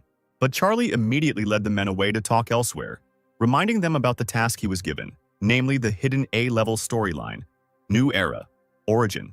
The data Stan found gave the dragons new clues, and during their investigation they discovered a mention of the embryo organization in a sealed confidential scroll from a vanished country. Stan simply silently extended his hand, and Charlie handed him the tablet with the information. The first round of the task was completed. Experience was gained, and a good grade was given for the completion. As it turns out, during the old era, there was a small country called Gollum. Its government went through many changes and revolutions throughout its history. At that time, a terrorist group called the Mimok appeared in Gollum and attacked the government many times, causing panic in society. People did not feel safe and demanded that the government take stricter measures. The government issued various laws. The regulations in the country became strict, and the city's residents were under constant surveillance and control. After that, Mimok disappeared overnight, the attack stopped. But Mimok was actually an organization secretly created by Gollum's government. For security reasons, the inhabitants of Gollum willingly accepted the old protection. The government one by one deprived people of all rights. All media and any platform that could give people a voice were under strict government control. They created an image of an enemy for the people and began to protect them from it. Fear pushed the majority to give up freedom in exchange for security and the acceptance of strict rules. By the way, some people found out the truth about Momoka and exposed the organization. The people of Gollum were furious. They showed their anger, they protested, and created a civil resistance organization. When the conflict in Gollum reached its peak, a galactic civilization emerged, giving people knowledge that could change the world. The emergence of galactic civilizations plunged the world into chaos. Gollum was invaded by a neighboring country. Due to threats both within and outside the country, the government fell, and Gollum was wiped off the face of the earth. Mimok is the current organization of the embryo. The current leader of the organization was a member of Gollum's civil resistance. These events happened a long time ago. Detailed information about his personality has not been preserved. Gollum fell, but Mimok was freed from control. The organization was active during the War of the Old Era, but then disappeared. When it reappeared, it was already called the Embryo Organization. Stan noted that the relationship between the resistance and the organization was not hostile. It seemed that the boss had taken over power in Momoka. But no one knew how he became the main one. Mimik appeared again when he became the enemy of the Six Nations. His power increased tenfold. The nation that invaded Gollum then is now called Rylan. Stan scratched his chin. That was how they found out the reason for the embryo boss's hostility towards the Six Nations. He had lost his homeland, so he wanted revenge. New era. Origin, round 2, reward, 80,000 EXP, reward for evaluation should be good. Excavation of secrets will have an unclear effect on the planet Aquamarine. At that moment, someone tugged the guy by the sleeve of his sweater. It was Hel, who wanted to go back for her sister. Stan pointed to the warriors behind him, replying that it was dangerous to go back. The Six Nations would not agree. But Hel was not going to give up, declaring that in that case they would go alone. The guy shook his head, saying that if he came back the boss might show up again and they would have more trouble. As soon as Hel wanted to say something, Stan lit a cigarette, asking the woman to calm down, because he had a better candidate. Meanwhile, Aurora was bored to death in her refuge, New Stone Wasteland. Empty cans of energy drinks and canned food were scattered all over the cave. The dirty and frozen girl sat hugging her knees. She had already eaten her 13th ration, but her sister still hadn't come. At that moment, small stones began to rain down on her, and someone's hand appeared in the opening. It was Dion. He extended his hand to the little girl, saying that Stan had sent him. It was time to go. Hel was worried. A day had passed since the conversation with Stan. She did not know whether she could trust the person sent, but she was reassured. The woman sighed heavily and climbed right onto the roof of the military vehicle, nervously looking around the area. And as if to confirm Stan's words, she saw a small familiar figure in the distance. Aurora waved to her sister, seeing her. Hel grabbed the girl and hugged her tightly with tears in her eyes, whispering how good it was that she was okay. Stan walked up to Dion and shook his hand firmly, thanking him for his help. The guy apologized for forcing his friend to take risks. He will owe it. Dion waved his hand, smiling as a reminder that it was nothing, since Stan had already helped him once. He slowly dissolved into space, saying at the end that the ordered things had already been delivered to the southern continent. Let Stan see when he returned. Aurora looked at the adults in turn, then asked her sister where they would go now. The child's question caught the woman off guard. She didn't even know what to answer. Stan offered to send them with him if the sisters had nowhere to go. His domain was very safe. Hel walked up to Aurora and hugged the smiling little girl, asking again if they really could go with their friend. Stan said that Aurora had been in captivity for a long time and was very weak. If she was taken somewhere, then first we need to make sure that the girl was stronger. Hel couldn't help but agree, and the girl happily waved her hand, agreeing to go to Uncle Stan's house. At this time, an important meeting was taking place at the temporary base of the Six Nations. Several businessmen in formal suits looked ahead with displeasure. Stan sat down on the table in a childish manner, greeting his interlocutors, asking how they were doing. He was especially interested in the affairs of the head of the Six Nations. The man was furious and angrily demanded to speak faster and to the point. The guy scratched his nose, sighed, and said that now no one was interested in everyday issues. Everyone was completely immersed in work and plans for the future. But the boss again ordered Stan to keep quiet, because they had a deal, so let him do his part. Stan tossed the man a portable drive, who immediately connected it to his laptop. Completely confidential information appeared on the projector. The location of bases, troops, experimental data. The men in the office were delighted. With this data, they would quickly end the war. Stan picked at his ear, dismissively saying that he could go now, and the rest was up to the nation. After these words, the task, Fall of the Embryo, was completed by 36%. The atmosphere on the grounds of the Great Palace was not very cheerful. Sid sat on a bench near the house and sighed. He really missed Stan, who had not appeared for many days and did not give tasks. Leo read dissatisfied comments from viewers who were not receiving new content because there was no material for the video. But the guys were lucky. Stan's helicopter appeared over the house. They barely remembered about it when the guy arrived. A few minutes later, the helicopter landed on the ground and the guy slowly walked out. The users gathered in a living corridor and joyfully greeted the Black Ghost, with Hel and Aurora walking next to him. The woman looked around nervously, amazed at the scale of the Phantom's domain. Winston bowed to the gentleman, telling him that during his absence they had created and improved everything that was indicated in the plan. Now there were about 23,000 vagrants in the shelter. Stan asked what happened to the non-humans, who were just fighting among themselves. They used deadly rays in fights. Winston noticed that they often fought and destroyed buildings. But the guy only replied with a smile that the man should send the builders to build a large arena. Winston was surprised. He did not understand what use the arena was in the shelter. Stan replied that the arena was a place where they could release their energy, and they could make money from it by organizing a fair betting system. Once the arena becomes famous, they might want to host the future professional Galaxy League there, and the time will come when Stan will be making big money. Later, he arrived at the workshop of the third shelter to think carefully. The storyline of the planet Aquamarine is coming to an end. It's time to prepare for departure to the galaxy. Viper had a hard time coping with the power of the boss embryo. We need to start creating a new mechanical suit. No sooner said than done, the guy didn't leave his workshop until the morning. At dawn, a blue flash cut through the sky near the high-rise buildings, flickering here and there. It was Stan, in his new, much more powerful suit than the previous one, assessing his abilities. The radiation crystals from the Viper's lair were excellent fuel. Now the power of the reaction furnace is enough for flights. Since the suit now has a module for flights, it can be called Amphipter. Stan tried to attack and pointed his hand at the rocks. A powerful blue flash turned the piece of rock into pieces. Amphipterus has become stronger. Combining it with attributes, Stan will become completely invincible. Annabelle was successfully conducting experiments in her new laboratory. Stan and the girls arrived to examine Aurora, and she was told that she was losing a lot of blood every year, which led to physical weakness, dysplasia, and deterioration of organ function. Unfortunately, Annabelle had to report that, according to her calculations, the baby had 3 years left to live. But the pharmacist reassured the woman, urging her not to worry. This is not about an ordinary person, but Aurora. Although physically weak, the activity of her cells is amazing. She showed a tablet with an image of cells, saying that usually the human body takes a long time to self-repair due to the slow renewal of cells. But with the girl, everything is different. Superhumans have a much better ability to self-repair. Annabelle bowed down to Aurora with a smile.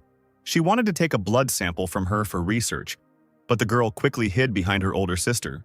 Hell, like an enraged wildcat, immediately objected and refused.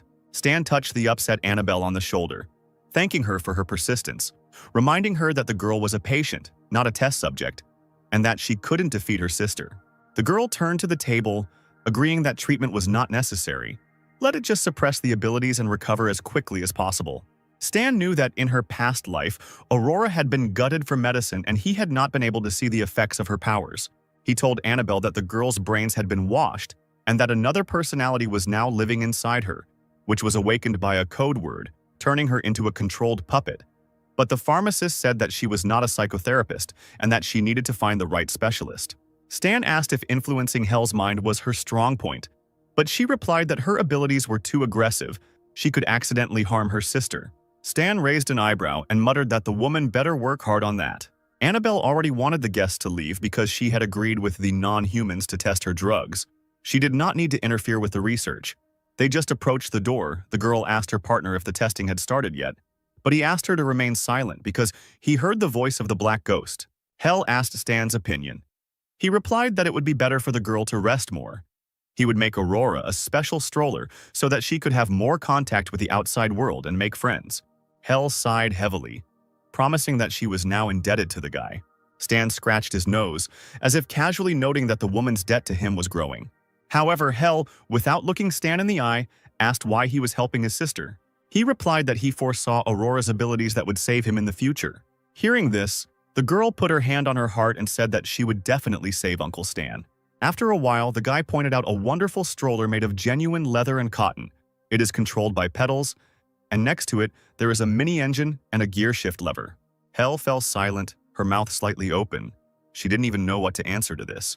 Aurora was happy. She was very comfortable in the wheelchair, but Stan said that for a mechanic this was a mere trifle. He pointed to his subordinate players, stating that these four were now Aurora's new friends. The boys took the baby away, even giving her a teddy bear from one of the players. Hell smiled with relief, watching the noisy company go.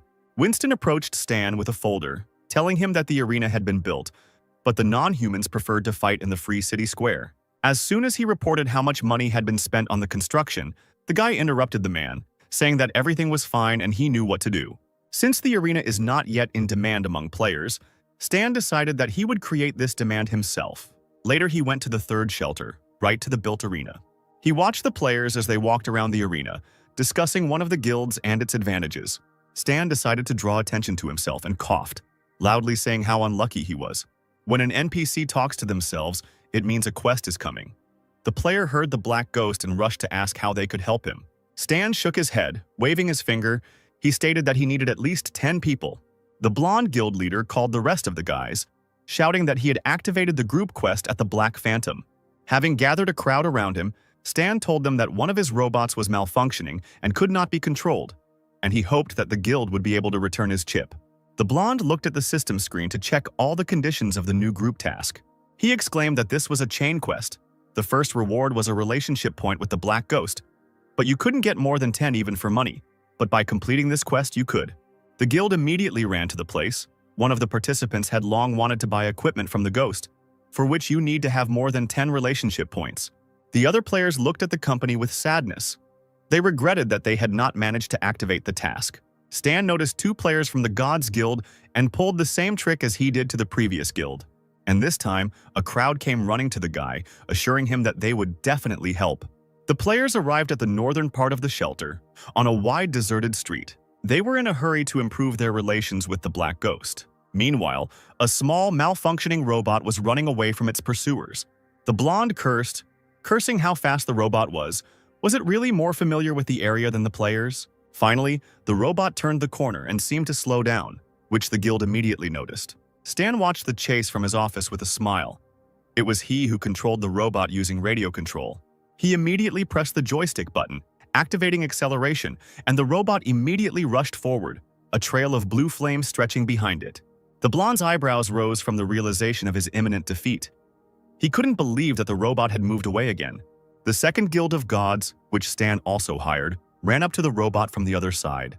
One of the players shouted that he had found the robot, and it turned to its pursuers and raised its guns.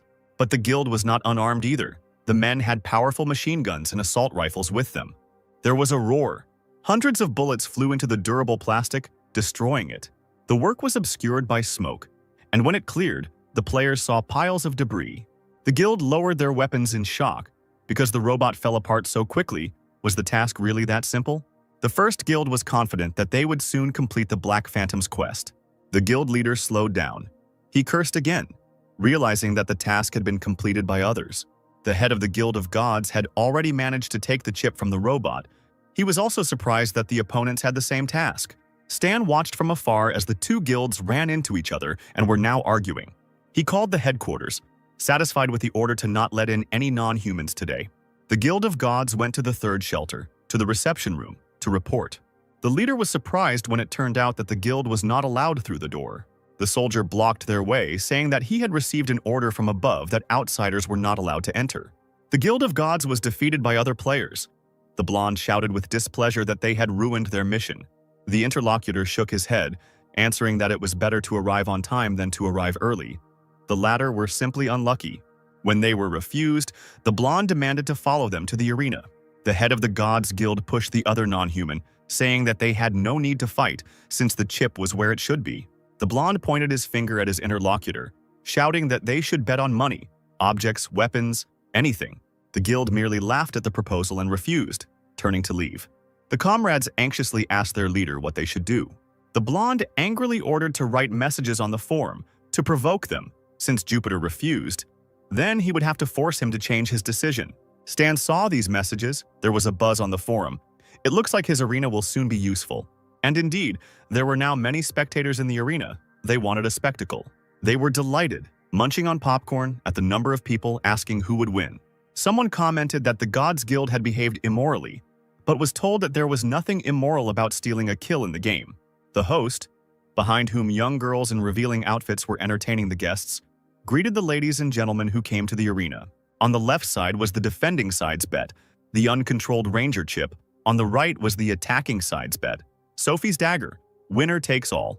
Finally, the time came to greet the defending side. The gates slowly opened. The Guild of Gods entered the arena.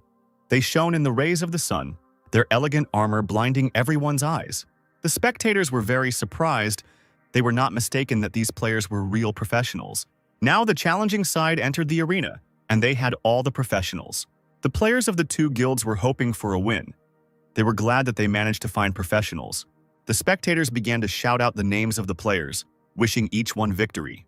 They knew that fighting in the arena could bring glory to the guild and the player, And if you stay in the arena, you can compete with different players and earn money on bets. Hearing this, the others thought hard, because this was a good use of fighting. The host explains the rules. Each team has 5 players. They will fight in turns. The winner gets 1 point. The first team to score 3 points wins the match. Now it's time to invite the first player from the Gods Guild, Diego, who is proficient in martial arts. His opponent from the Long Sky team would be Oscar, who also had martial arts skills. The judge stood between the 2 warriors and blew his whistle, giving the command to begin the fight. Diego shouted that he would tear his opponent to pieces and was the first to rush into the attack. His flaming fist almost touched Oscar's face, but he quickly closed it. A second later, Diego received his first punch to the face from a silent opponent. Oscar then punched his opponent in the stomach with all his might, the red mark from his foot shining in the air. When Diego found himself lying on the ground, Oscar directed a stream of flame at him. A few more hits and Diego's health bar was empty in a few seconds. The host waved his hand, loudly declaring that Oscar had earned his team 1 point. He asked the next player from the Gods Guild, Marlene, to enter the arena. Some spectators continued to support the Gods Guild, believing that they would definitely win. And yet, the real handsome Oscar professionally dodged all the enemy's attacks. He dove gracefully backwards through the air, just clenching his teeth tightly. Distracting the enemy, the man would sneak up from behind and direct crushing blows. Another member of the Gods Guild found himself lying on the ground with an empty health bar. The host was shouting excitedly that another member of the Gods Guild had been defeated, while Oscar had not even spent 20% of his health. The rest of the Gods Guild members sighed in dismay, because that guy was so strong that it seemed like he couldn't be defeated. Only one girl, a member of the guild, got angry and promised to go into the arena, calling her comrades pathetic. Oscar stood at one end of the arena and watched the warrior approaching him. She ordered him to advance. Oscar nodded, braced himself, and rushed forward, preparing to attack his opponent. But he didn't even expect that the girl would be able to dodge the incoming attack so skillfully. The warrior screamed that Oscar was a complete wretch as she prepared to attack. She managed to do what her teammates couldn't, hit Oscar hard in the chest. But the girl, too carried away by her own superiority, did not have time to react and flew to the side. Oscar screamed, raising circles of his powerful aura into the air. He really did give in on purpose in order to stun his opponent later. She lay on the ground trying to get up, but nothing worked. It was the end. The center of the arena shook from the explosion, and for a moment the spectators could no longer see what was happening. The presenter surveyed the battle site and approached the battle site, shaking his head. When the smoke cleared, everyone saw the unconscious warrior lying there, and Oscar earned 3 points at once and won without spending even half his health. There were shouts of admiration, and Long Sky was greeted by everyone, calling him a fine fellow. The member of the Gods Guild hissed, if their boss were here, Oscar would never have won. Oscar was surrounded by his comrades, who thanked him for winning the necessary item from the mission. The boy looked at the black ghost, realizing that the hidden storyline had led him very far. It was worth continuing to follow this man. Stan thought that the arena was one of the factors that would attract people to the city. Another one was holding various events to involve players in this. You need to show them an obvious benefit. The third shelter, the Karst Desert, was still under construction. The workers were noticeably in a hurry. Some of them were standing on the scaffolding without safety equipment. One of them was warned by his partner to be careful. It didn't help. The man stepped unsuccessfully on a particularly dangerous area and fell down, reaching out to his partner in the hope of grabbing hold. A few seconds later, the worker was already lying on the ground and showed no signs of life. He was slowly resurrecting. Everyday players fall and crash to their deaths. They were warned that if they died multiple times, the rewards for the quest would go to deduct the penalty for deaths. The revived player shrugged wearily. The easy tasks were taken by the big guilds, and only the dangerous ones were left for the simple players. They were at a loss from the very beginning. They tried to get close to the guilds, but they were shamefully driven away from the gates. The revived player was called out by his fellow player, who pointed his finger somewhere into the distance. A lot of people gathered in the square. Most likely the Black Ghost came there. The guys started to climb down from the scaffolding, in case they had a good chance and wouldn't have to work on the construction site anymore. A large crowd had already gathered around Stan. Everyone wanted to take a photo with the guy. 2 builders made their way through the crowd, their mouths slightly open, looking there in amazement. Stan stood at a distance, saying that he had a lot of unnecessary things accumulated in his warehouse, each one already packed, so he didn't know if they would be taken. A strong level 28 player hit his chest, demanding that he be given 10 suitcases. The big guilds had a lot of money. Stan said with a smile that one box cost 3,000 aquamarine dollars. The guy opened his mouth in shock. Black Ghost probably has useful things, he definitely won't be at a loss. The red-haired warrior covered his eyes with his hand and held out a bag filled to the brim with money. When Stan handed him the suitcase, the player opened it in front of his guild with bated breath. Everyone was stunned to see only a few broken parts there. Then the guy began to open the mountain of suitcases one by one, and the spectators whispered that there might be nothing but junk in there. The two builders shook their heads and turned away, deciding that only an idiot would spend money on such things. But one of the men's friends patted him on the shoulder, urging him to look at another open suitcase. Having barely opened one of the suitcases, the warrior opened his mouth in shock, seeing a glow coming from inside. Inside was a purple-quality folding knife. The player cursed in admiration. The builders also gasped. They were seeing something like this for the first time. The guy took the weapon in his hands, exclaiming that it was a good exchange.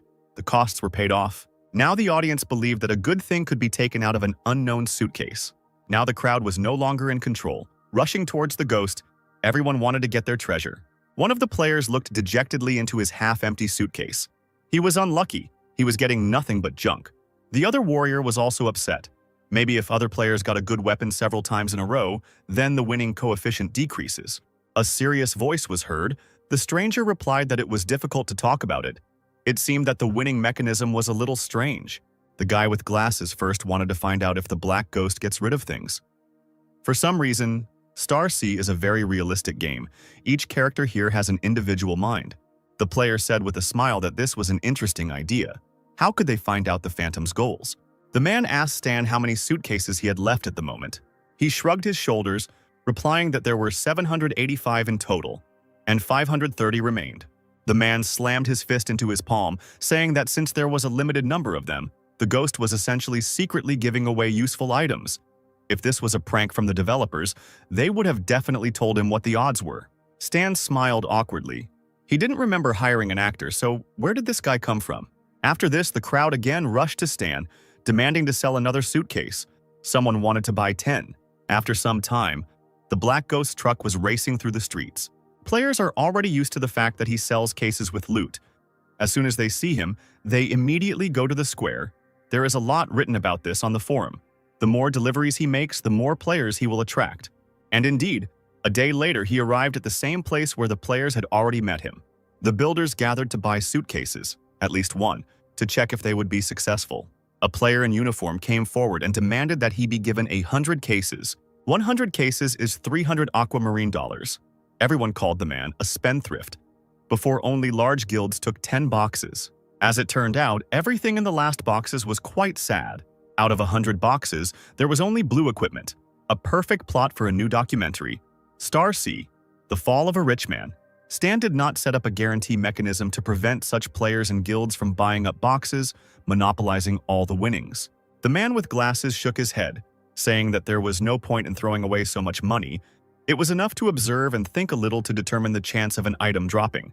He smirked, looking at Stan, exclaiming that it was time to check his winnings. He approached Stan and confidently demanded that he sell him one case. Taking the suitcase, the man glanced at the crowd, calling them to look, because there would certainly be a good thing there.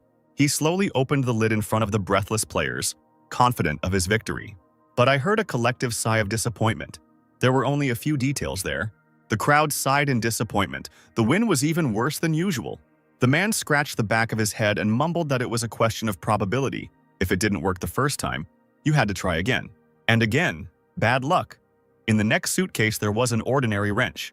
The third, fourth, and fifth suitcases also turned out to be half empty. The crowd was already outraged by the loud words of the stranger. He was horrified. Why did this happen? Did he make a mistake in his calculations? The cases are fake. This world is fake. Everything here is fake. Stan just silently watched the players, builders. They asked hesitantly if he had any more cases. The guys only had 3,000 aquamarine dollars. Both moved to the side, away from the people, one urging the other to open the door quickly. The space was illuminated by a bright light. It turned out that the suitcase contained purple equipment. The partner hit his stunned friend on the back. He was lucky, having pulled out something purple. Tears of bitterness and disappointment appeared in the eyes of the others. Here is another lucky one. The builder scratched his head, asking his friend if he should buy another one and try his luck. He nodded, offering to lend him some money. Now all the players gathered around the builder, shouting for him to open it faster and not waste time. And indeed, this time he was incredibly lucky. Again, the purple equipment ended up in the suitcase. The warriors rushed to the boy, begging him to allow them to at least stand next to him to gain some luck. 2 wins in 2 tries. He could buy a lottery ticket. The man with glasses was struck to the heart. He had definitely screwed up his calculations. The purple equipment should belong to him. The builder's friend was just trying to persuade him to buy more because 3 purple quality gear was already too much.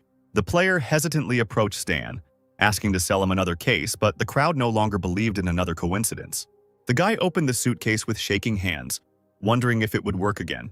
He was shocked and just stood there with his mouth slightly open as he held the purple quality folding saber in his hands. The people around couldn't believe the 3 purple gears in a row. They pinched themselves to believe that it wasn't a dream. Stan shook his head. Did he really only put 3 purple items in this batch and he got all of them? People approached the guy, offering to buy things from him, but he did not agree. A blonde, strong man extended his hand, kindly inviting the former builder to join their guild. It was Morning Snow, Twilight Frost, the guild master of the ancient dynasty. The guy scratched his head thoughtfully, hesitantly asking if his friend could join too. Morning Snow smiled happily, nodded, and said that their house was located next to the site, and as soon as they finished buying the boxes, let them come. Joyful cries were heard from the builders who had managed to join the Ancient Dynasty Guild. The guys hugged each other. The hero of the day's friend thanked him with tears for such an opportunity. Now they won't have to carry bricks. Guilds usurp resources, so such lotteries are a chance for players with small capital. Thanks to them, ordinary players have a chance to get back on their feet. While running away, the guy thanked the Black Ghost with all his might. His friend urged him to go to the guild as soon as possible. Bright midday light shone through the transparent panoramic windows of the high-rise buildings. Stan sat at the round table, his feet up on the table, watching the news as a new episode of the Galaxy Times came out. On the screen behind the presenters, in large letters, there was a message about the war on the planet Aquamarine. Stan was very surprised by this. He didn't remember such a release in his past life. There have been a lot of events on the planet lately. The war between the 6 nations and the embryo has started. Compared to other planets on Aquamarine, it started earlier. The war lasted for about 2 months, and now it is in its final stage. Embryo is on the verge of defeat. Players on this side do not know where to go after the war. One of the characteristics of the main storyline is that it has a huge impact and radical change because it is very large scale. But the players of Aquamarine participated in the main storyline of the war. They did not have a big influence on it. Many believe that the main storyline of the city was carried out successfully. The host believed that the war could drag on to give players time to level up to a high level, and only then would the decisive battle take place. The events marked in red are indeed key turning points, such as the escape from the embryo, the information leak, which is what caused the war. The key to it all is someone all players on planet Aquamarine are familiar with: the Black Ghost. Stan stared in shock at the screen, which talked about his wild imagination, which helps him anticipate what will happen next. It is safe to say that the Ghost played a major role in the storyline. Every major storyline will have a key character like the Ghost, otherwise known as the main character of the planet. Stan rolled his eyes and sighed heavily. Actually, the original main character of the plot was the boss Embryo. The main characters of the storyline are limited to the map they are based on. Only those NPCs who have the greatest potential and will be able to influence the future development of the plot. Stan turned off the news angrily, putting his hands on his hips. How dare they think he wouldn't be important in the future? Sid burst into Stan's office, shouting that Annabelle and Hell were fighting. The guy jumped up from his chair in shock, not believing what he had just heard. 5 minutes ago, a serious scandal broke out in Annabelle's lab. Hell was furious and angry to learn that the pharmacist dared to use her sister's DNA to create a cure. She grabbed her by the lapels, promising to smash the laboratory to pieces. Long vines created by a frightened Annabelle stretched across the entire office, but Hell immediately destroyed them, intending to do the same to the pharmacist. At that moment, the laboratory doors swung open with a bang, and Stan stood on the threshold. Lightning bolts appeared on the guy's palms and he raised his hand, shouting angrily that the women should stop. Hell was once again enveloped in vines. Annabelle demanded that her rival stop, but Hell did not want Stan to interfere. The floor beneath their feet opened up and weapons mounts slowly emerged from there. The robots' guns were aimed at the women. Stan asked if they had forgotten whose domain they were in. Annabelle shook her head, placing her hands on her hips and turning to face the boy. She scratched the back of her head, complaining of a headache. and Hel reproachfully reminded Stan that he had promised to protect her sister. Annabelle tried to justify herself. She used DNA obtained from Aurora's hair that fell out and did not harm her in any way. So why be angry? Hel turned sharply to the girl, exclaiming that she could not react otherwise. At that moment, Aurora burst into the office in a wheelchair and Leo ran after her. The girl jumped up from her chair and ran to her sister, asking why she was fighting with the doctor, since she herself had given her hair to help Uncle Stan. Hel swallowed hard, looking at her sister who was fiddling with her sleeve. The girl smiled radiantly and asked not to worry about her, because she was not that fragile. Frowning, she shook her head and stroked the girl's hair. Stan looked around the room and asked Leo to call the guards to clean up the lab. Annabelle crossed her arms over her chest, asking why there were so many turrets near the lab, if it was to spy on her. Seeing the guy's angry look, the pharmacist asked him not to worry, because she was not stupid and understood that she was just a tool for the guy, whose opinion was not important. Stan turned and walked towards the door, only sighing heavily in farewell. Annabelle clicked her tongue. She was angry at such a reaction. Was it really that hard to answer something? Night fell over the city, and the sky shone with multicolored hues. On the roof of one of the high-rise buildings, a female silhouette was visible. It was Hel, peering out at the night city, her head on her knee. A blue flash of lightning flashed from the ground to the roof, but the woman was not afraid. She knew who it was. She turned her head and calmly asked why this man came here. Stan sat down more comfortably next to the warrior, saying that she was not sleeping anyway and decided to talk. Lighting up as usual, Stan looked at Hel, noticing that she was overly worried today. The woman fell silent, lowering her eyes, saying only that it did not concern the guy. Exhaling a blue smoke, Stan praised her words, adding that he would have heard these words when he saved Aurora. Hel didn't want to offend Stan. She said with sadness in her voice that she was still confused. Stan said it was easy to settle. Hel could take her sister and go back to Embryo. They were guaranteed not to be bored there. Hel had taken poor care of her before, causing her to go through a lot of hardships, and it was entirely her fault. To protect her, she constantly studied, even now remembering the murders. She does not regret it at all. The woman clutched the sleeve of her uniform, saying that the more blood on her hands, the calmer she would be, as this was the only way to prove that she was protecting her sister. In Embryo, they did not see each other for a long time, but the sister knew about Aurora's desire to live outside its walls, and at each meeting she told the baby stories. Now the girl has a new life, new friends, and a pet. She doesn't need stories. Stan shook his finger, noticing that the bear belonged to him. Hel dreamed of saving Aurora, and now that she managed to escape, she doesn't need protection.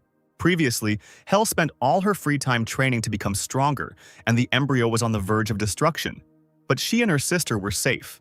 But for some reason, this dreamlike life makes Hel feel confused.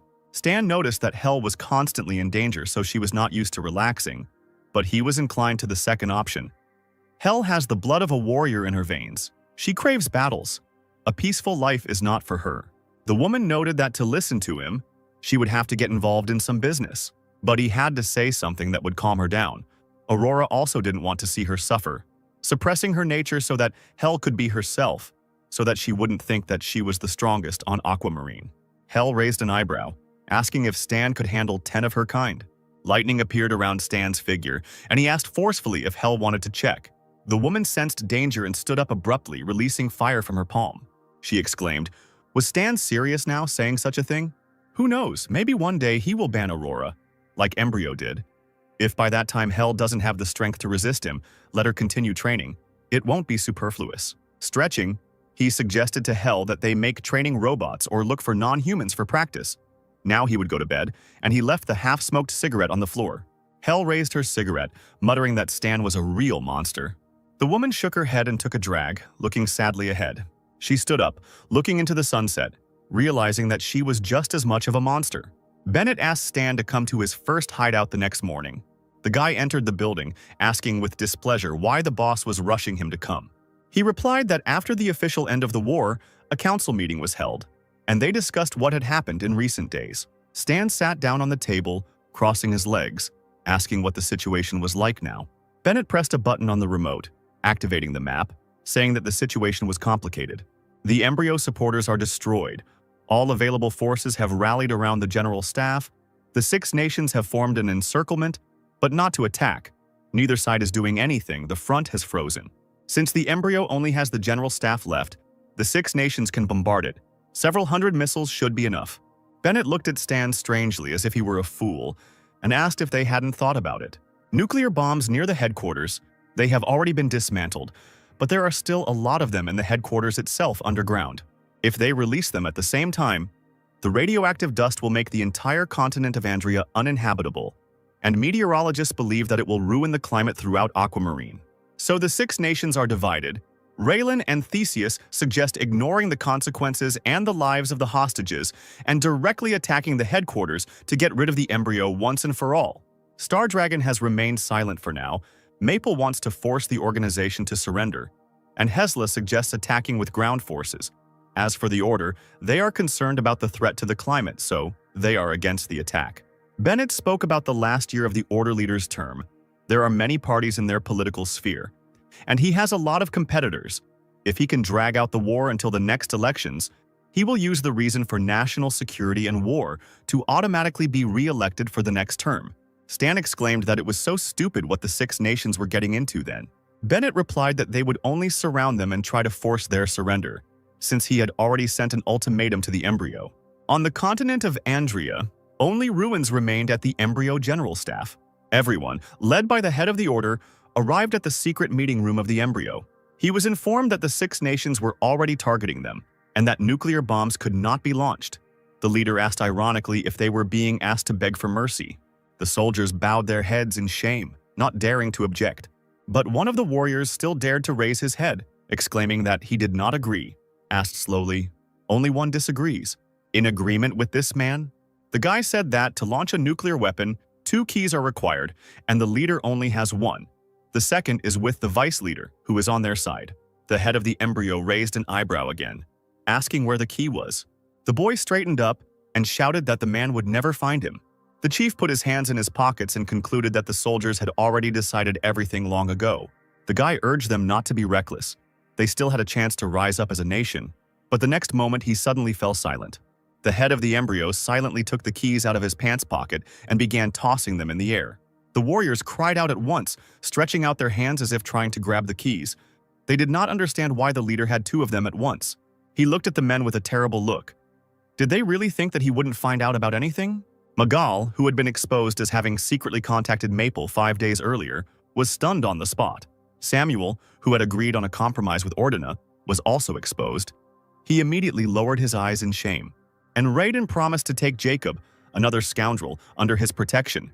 The guy even screamed in surprise.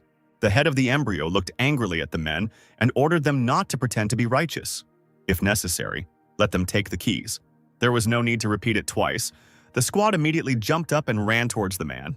They hurried towards him, surrounding him from several sides and quickly climbing the stairs. The warriors drew their swords from their sheaths, and the order was given to kill the leader to prevent him from launching the nuclear weapon. He looked around the crowd and activated the deadly mana, calmly saying that he would send the squad to the same place where he sent their leader. And indeed, not much time passed before almost all the soldiers were dead, lying on the floor in a pool of their own blood. The head was also injured but still stood on his feet, only coughing hoarsely. He walked up to the main panel, first placing his hand to scan his fingerprints, then bringing his face closer to the camera. The iris scan was completed. Finally, the encryption keys were inserted and the launch was expected. Thin fingers in a black glove reached for the red button. The head almost pressed it. But what happened was not quite what the man expected. A request to contact Zero appeared on the screen. The head of the embryo opened his eyes wide, not expecting this but still decided to contact the guy. A shoulder-length hologram of Stan appeared in front of him, and he silently looked around at the bodies scattered everywhere.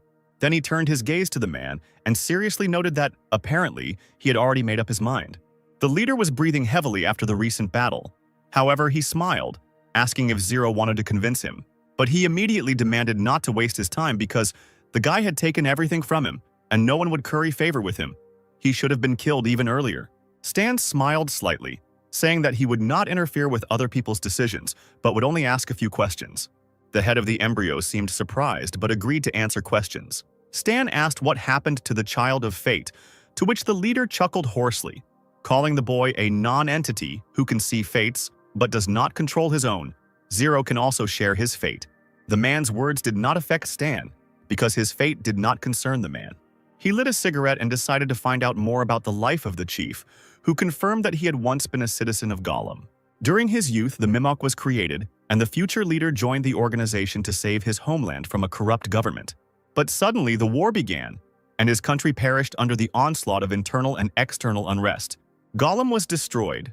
They were persecuted as those who caused the disorder. All the friends of the chief were sentenced to death. Very few managed to escape, and the chief was among the lucky ones. At that time, the future leader was a simple guy. He didn't know what to do, and he felt like a walking dead man, especially when he saw Gollum's flag burning. It was as if he woke up from a dream and understood what his purpose was. Gollum wasn't perfect, but it was still his homeland, and the man couldn't leave things as they were. And of course, he decided to take revenge for the blood spilled there, mercilessly killing the guilty. The future leader harbored a grudge and had to leave the city and go into the wasteland in search of refuge. He knew that without strength he could not take revenge and began to live in the wild, fighting with animals to temper himself like indestructible steel. A dark aura was already gathering in the man. 176 scars. That was the price of his strength. Stan paused in his story, surprised that the leader had actually once been an ordinary person. He raised an eyebrow, surprised in response. What was so unusual about this? The future leader killed the leader of Momoka, renamed the organization Embryo, and slowly increased its power. Because of the war, many lost their home, so he gathered together those who felt hatred for the enslavers. Embryo drew strength from the war and quickly grew, like a tree. Well, Stan himself knows what happened next. The guy rolled his eyes. The head of the embryo looked closely into the eyes of Zero, who cut down this tree. Stan scratched his nose, saying that he had assessed the damage the chief could cause in the future and decided that it would be environmentally safe to cut down the tree. The man admitted that he had underestimated his interlocutor since he had been created experimentally. Defeat was death, and the Six Nations would not receive the secret knowledge that the embryo had been accumulating for years. Stan replied that a nuclear explosion would worsen the condition of the entire planet. It was completely unprofitable. Did the leader really want this? He raised an eyebrow, asking if Stan really wanted to convince him otherwise. He shrugged, glancing sideways at Bennett with the sign that said, "Convince him to give up quickly," saying that the man across from him was asking him to try. The leader frowned, hissing that he would take all the people with him to the grave, so that this world would feel the same pain that he once felt when he lost his homeland. He hates this world so much, why should he care about it? Even though the Six Nations won, they will have to pay a big price. Stan lit up again, saying that the deadline for the Six Nations proposal was still some time away, so why shouldn't the leader wait a little longer? The leader chuckled and shook his head. He would rather choose when to die himself. Suddenly, Stan blew out a stream of smoke and asked the man's name. He smiled again, replying that it didn't matter at all. The guy nodded, saying so be it, and said goodbye. Bennett rushed towards him, whispering that they should try again to make the villain surrender. The head of the embryo also said goodbye and disconnected the connection with Stan. At this moment, the enemy side of the embryo system announced the takeoff of high-speed mobile objects from the direction of the embryo headquarters. The warriors huddled around the monitors, horrified to realize that the embryo had launched nuclear missiles. The authorities immediately gave the order to activate the special weapon. Deafening and bright explosions were heard in the sky above the island, filling all visible space. A bright light filled the entire area, and the soldiers, blinded by it, fell to the ground, covering their faces with their hands. Radioactive rays poured onto the earth, destroying everything in their path. The fire descended on the houses, vast and bright, consuming them in a matter of minutes. The bodies of people who found themselves on the street immediately caught fire and became covered with a hard crust. The explosion was of such incredible power that it could even be seen from space. The soldiers watched this from the screens in silence, in mute horror. Bennett paced from one corner of the room to the other, shouting that this was too much, that the embryo boss was crazy. Stan opened the system window. Finally, it was all over. Now he could complete the main task. In addition, he was given a high mark for completing the task and a lot of extra points. The guy was also given a medal. It seems that it could be obtained after completing the main story mission on high difficulty with a high score. It increased all attributes by 3%. Stan's reward quota will increase again. With such a rating for completing the task, he will definitely be given a lot of good things. Embryo Boss Summon Card. Combo attack that pierces armor. All attacks for a second will deal critical damage. Stan also came across a summoning card, Child of Destiny, which allows one to predict the probability of an event in the future. Summon card Aurora, Return to Life, allows you to instantly restore your stats. Hell Summoning Card allows you to deal psychic damage to the enemy 3 times. The amount of damage depends on the user's intelligence or mysticism. Stan wondered if Destiny's Child's ability would be able to predict where he would go. However, until he tries to find out, things won't move forward. Suddenly, Stan was amazed that images appeared in his head at that very second. Not quite clearly, he was able to see a massive crash of an airship. But it looks like looking into the future won't give the guy a detailed answer. He could only see the big picture. He had to find this place and wait for the ship to crash. Stan then decided to see what the reward would be this time. The system offered him to choose one of the 3 items below. The guy pressed the button with the description of the liquid that increases the potential to become an esper, allowing you to increase your potential and become an esper. The liquid has a very high potential value, regardless of whether Stan sells it to the players or not. He was surprised when he saw on the system screen a proposal to choose a part of the main storyline to create a dungeon crystal. Apparently, after completing the main story with a high score, the guy will be able to turn his story into a dungeon plot.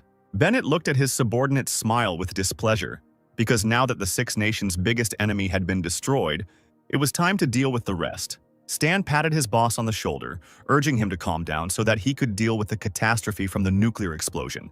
The nation didn't have time for them yet. Taking advantage of the opportunity, Bennett's empire will become stronger, and then the 6 Nations will have to think twice before wanting to subjugate them. A helicopter landed on the helipad of Bennett's office building. Winston ran into the office, telling Stan that a relative had come to see him. He assumed it was someone from the Illumer family, and Stan immediately ordered him to be brought in. Sometime later, Winston brought a man into the reception area of the 3rd shelter. Simon, visibly nervous, greeted his uncle, saying that they hadn't seen each other for a long time. Stan didn't look too pleased, irritably asking to be called by his first name and asking why Alumer was needed. The boy looked down, saying that his father was worried about him and wanted to see him to explain everything. Stan exclaimed that the family didn't seem to fully understand how things were. If Zachary wants to see him, let him come in person. Winston immediately invited Simon, who had been left with nothing, to go to the door. Stan lit a cigarette in irritation, knowing that Alamera wanted to strengthen her position by using her family ties with him. If he forced Alamera to move to the 3rd shelter, there would be even more NPCs here. The guy left the office, the black ghost scared him to death. Oppressive energy emanated from him. The phone rang in his pocket. Zachary accepted the call with shaking hands. He had to tell Zachary that the black ghost wanted him to come to the meeting in person. The man couldn't believe such impudence and screamed loudly, attracting Sebastian's attention. However, Zachary had no choice. He knew that he would have to pay for his sins. Rising from his chair, he called Sebastian over, urging him to prepare to apologize and make peace.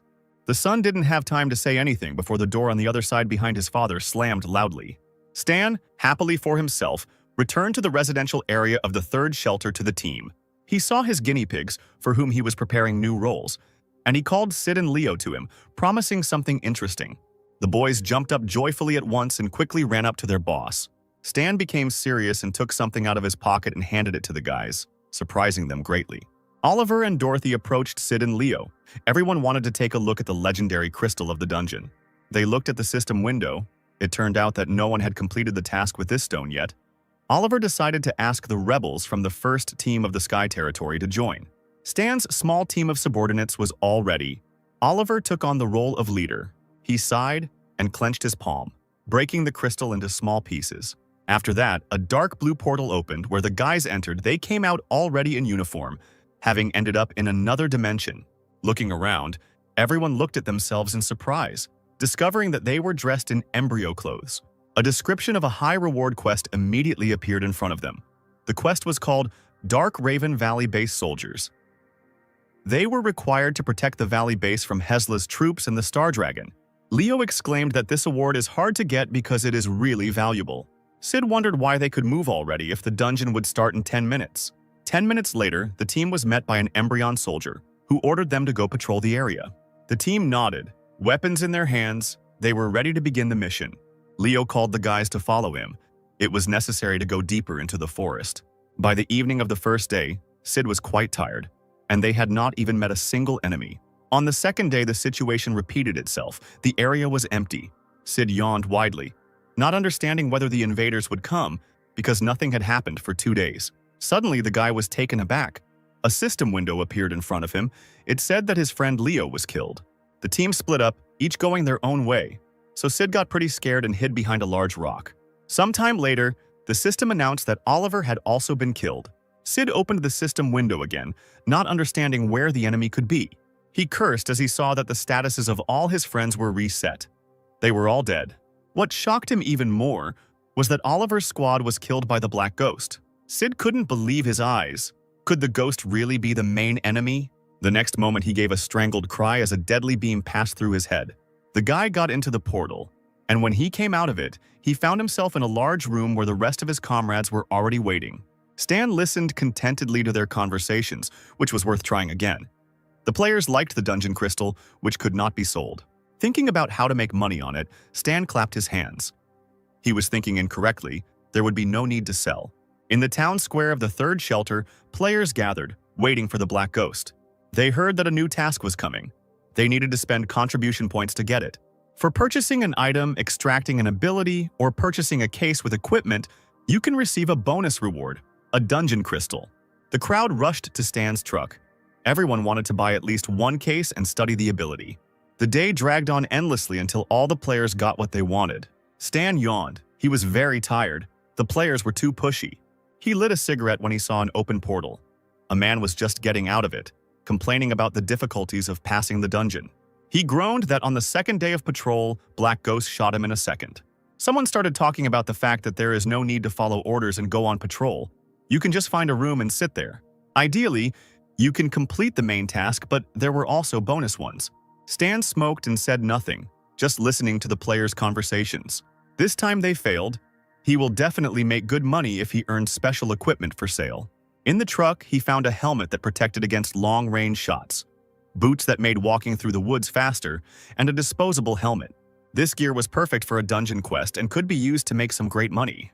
The phone rang, and Stan was told that people from the Alumera family had arrived at the gates of the shelter. Hearing this, the guy smiled and ordered them to let them in inside. Winston helpfully pointed to the open gates and invited the crowd inside. Zachary, his sons, and retinue greeted the Black Ghost. Stan was busy with other things, pretending not to notice anyone. Zachary nodded to the others. Sebastian turned to his godfather in a trembling voice.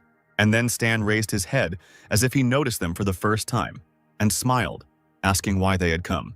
Sebastian hesitated under the menacing gaze, thinking about what to say. Suddenly, Stan raised his hand and snapped his fingers. A blue lightning bolt flew under the guy's feet. Very frightened, he screamed and covered himself with his hands, jumping back. Stan was angry at this delay. If there was something to say, let his godson speak and not waste his time. Zachary couldn't resist and moved his son aside, deciding to speak on his own. He reported that the embryo had been defeated, and now the Six Nations had no major enemies left, so they would destroy Alumera sooner or later. Stan lit a cigarette and grinned, nodding. Alumera needed to find himself a patron. Zachary hesitantly said that he doubted the ghost's decision to become one. Stan smiled predatorily, asking if Zachary had forgotten who was the reason he held his current position. When asked what he needed, the guy replied, "Money from the head of Alumera and people. Let him give up everything he owns and have his entire family move into the shelter." Zachary put his family's safety above all else and was forced to agree. The posh home of the Black Pine Colony was illuminated by the evening sun. The head of the office was talking on the phone and was informed that Alumera was no longer causing him any inconvenience. Stan said that he knew about the conflict, but now Alumera had joined him. The Six Nations have no enemies left. In the future, there will be fewer wanderers, and all the warlords will be destroyed.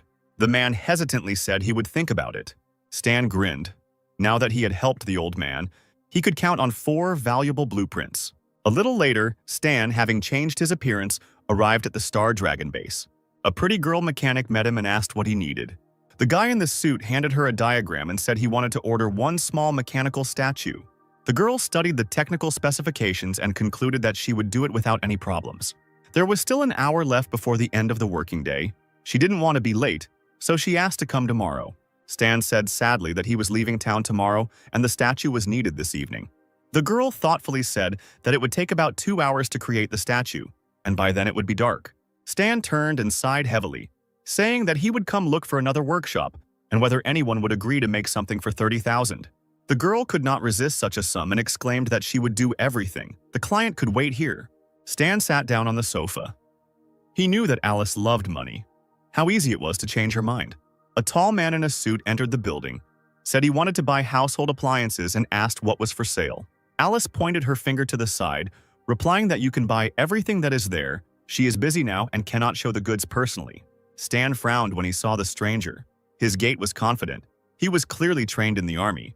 Was the man really from the 13th Division? He also noticed Stan and pretended to look at the goods, but Stan knew that he was being watched. He couldn't openly search for the blueprint, so he sent a small spider robot to the stranger. The guy himself continued to sit on the couch and look at something on the tablet. After some time, he found what he was looking for in a room on the second floor. He stretched, asking Alice where the restroom was. She replied that it was on the second floor and offered to show the buyer, but he refused. Stan had barely started to climb the stairs when he told the man that he needed to go there too. Stan smiled and said nothing, continuing to walk. Once on the second floor, he hid behind the corner, ready for a fight. As soon as the stranger approached, he immediately received a deafening blow to the jaw. He fell flat, his eyes rolling back. The unconscious state was ensured to the enemy for a long time. Stan flexed his fist, mentally wishing his pursuer sweet dreams. He went into the right room and sat down in front of the right drawer. Stan remembered the password to the safe well. The opened box delighted me with a find. The 4 necessary drawings were inside. Stan deftly pulled out of his pocket the usual pre-prepared drawings as a distraction in order to replace the papers he needed. Even if some player tries to complete this task, at least he won't be left empty-handed. At this time, Alice, suspecting nothing, continued to work on the mechanism the ghost needed. She heard a rustling sound behind her, turned around, and immediately screamed in surprise. Her first client carried a clearly beaten guest who had come to the workshop on his shoulder, and when asked what was wrong with him, Stan irritably replied that he found him disgusting and had to deal with the unpleasant guest. In response to this, Alice for some reason became embarrassed and looked away, muttering something incoherently.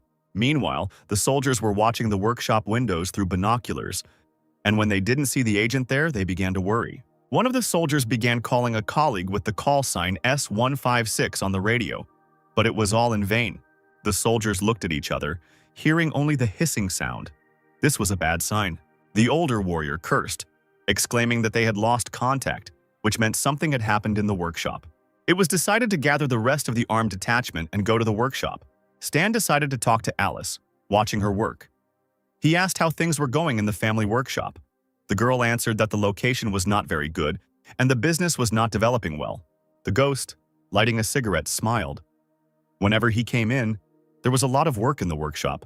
Alice shrugged, saying that she was the only one working and that she had a lot of orders piled up, so there was always something to do. Stan blew out a puff of blue smoke and thoughtfully suggested hiring an assistant. Alice looked down at the floor, replying that she had already hired him, but he had left. The ghost hinted quite obscurely that the assistant was probably underpaid. The girl did not deny the fact, but only asked in surprise whether this could have been the reason. Stan shrugged, suggesting they move somewhere else if things weren't going well. But Alice didn't want to hear about such things because this was her home. While the couple was talking, the soldiers were already rushing to the workshop. Running up to the entrance, they took aim, ordering everyone to raise their hands and not move, shouting that they had arrived from the Star Dragon Strategic Defense Unit to take the visitors with them for identification. Looking at this performance, Stan only grinned without answering. A few sharp movements on his part, and the soldiers stared in amazement at their weapons. They had simply been cut by something sharp. Then, before the squad had time to split up, Stan struck them with lightning bolts, hoping that what happened would force the 13th Division to strengthen its security. The guy walked confidently towards the pile of bodies in protective suits lying on the ground. It would have been better if they hadn't even let the players in. Alice ran after him, asking if they had met the client before. She noticed how strong he was and how unscathed he was. Stan turned around and quickly put his hands in his pockets, shaking his head. But the girl still wondered if it was the legendary Black Ghost, her old acquaintance. Stan didn't answer and just walked away, waving goodbye to the technician. It took the guy quite a long time to leave the workshop. Almost at dawn, he returned to his base and now yawned from lack of sleep. He had some trinket cubes at his disposal, made according to the designs of Old Man Lou. They looked unsightly, but now Stan had a unique fighting style. He ran up and swung with all his might, throwing sound spheres into the air, activating the stun. The sound sphere creates a high-frequency sound that causes dizziness, disorientation, deafness, and so on. This even affected the training robots, who froze, struck by the action of the cubes, and became dizzy for 18 seconds. The next step towards the destruction of the enemy was an attack with a sound sphere. Splitting, an explosion was heard. All that remained of the robots were parts scattered across the ground. Stan chuckled contentedly, appreciating the attack as he watched the explosion with his arms folded across his chest. He heard someone's voices. A group of players sat to the side, watching the start of the first season of the professional league on the screen. The location on the planet Winterfrost is a canyon rift, and in Aquamarine is the third hideout of the Black Phantom. The tall guy was faking punches, cheerfully offering to try his luck in the qualifying round, where all players were welcome, while his friend, confused, reminded him of Oliver's proximity. He stood nearby next to the soldier, saying that the club had already selected its members and sent a team to practice tactics. There are no problems with the lineup.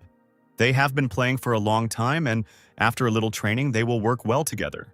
His friend asked if Oliver had registered for the singles event, and reminded him that Sid had joined the Rivervale Club, and that his strength should not be underestimated.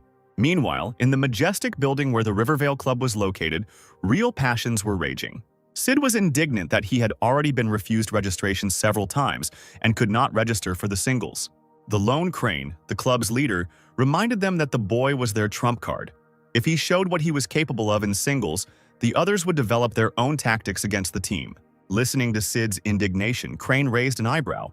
After all, he joined the team to show off and could not disobey the leader's order. The man opened the door to the room and immediately bumped into the director. Almost bowing to him, he asked him in confusion why he had come. The tall brunette shook his head, saying that Sid could participate in singles. Rivervale accepted him to make a good name for the team, as the head of Crane should focus on the main goals. His interlocutor scratched the back of his head. He was very nervous, and in turn, he could not disobey the director's orders.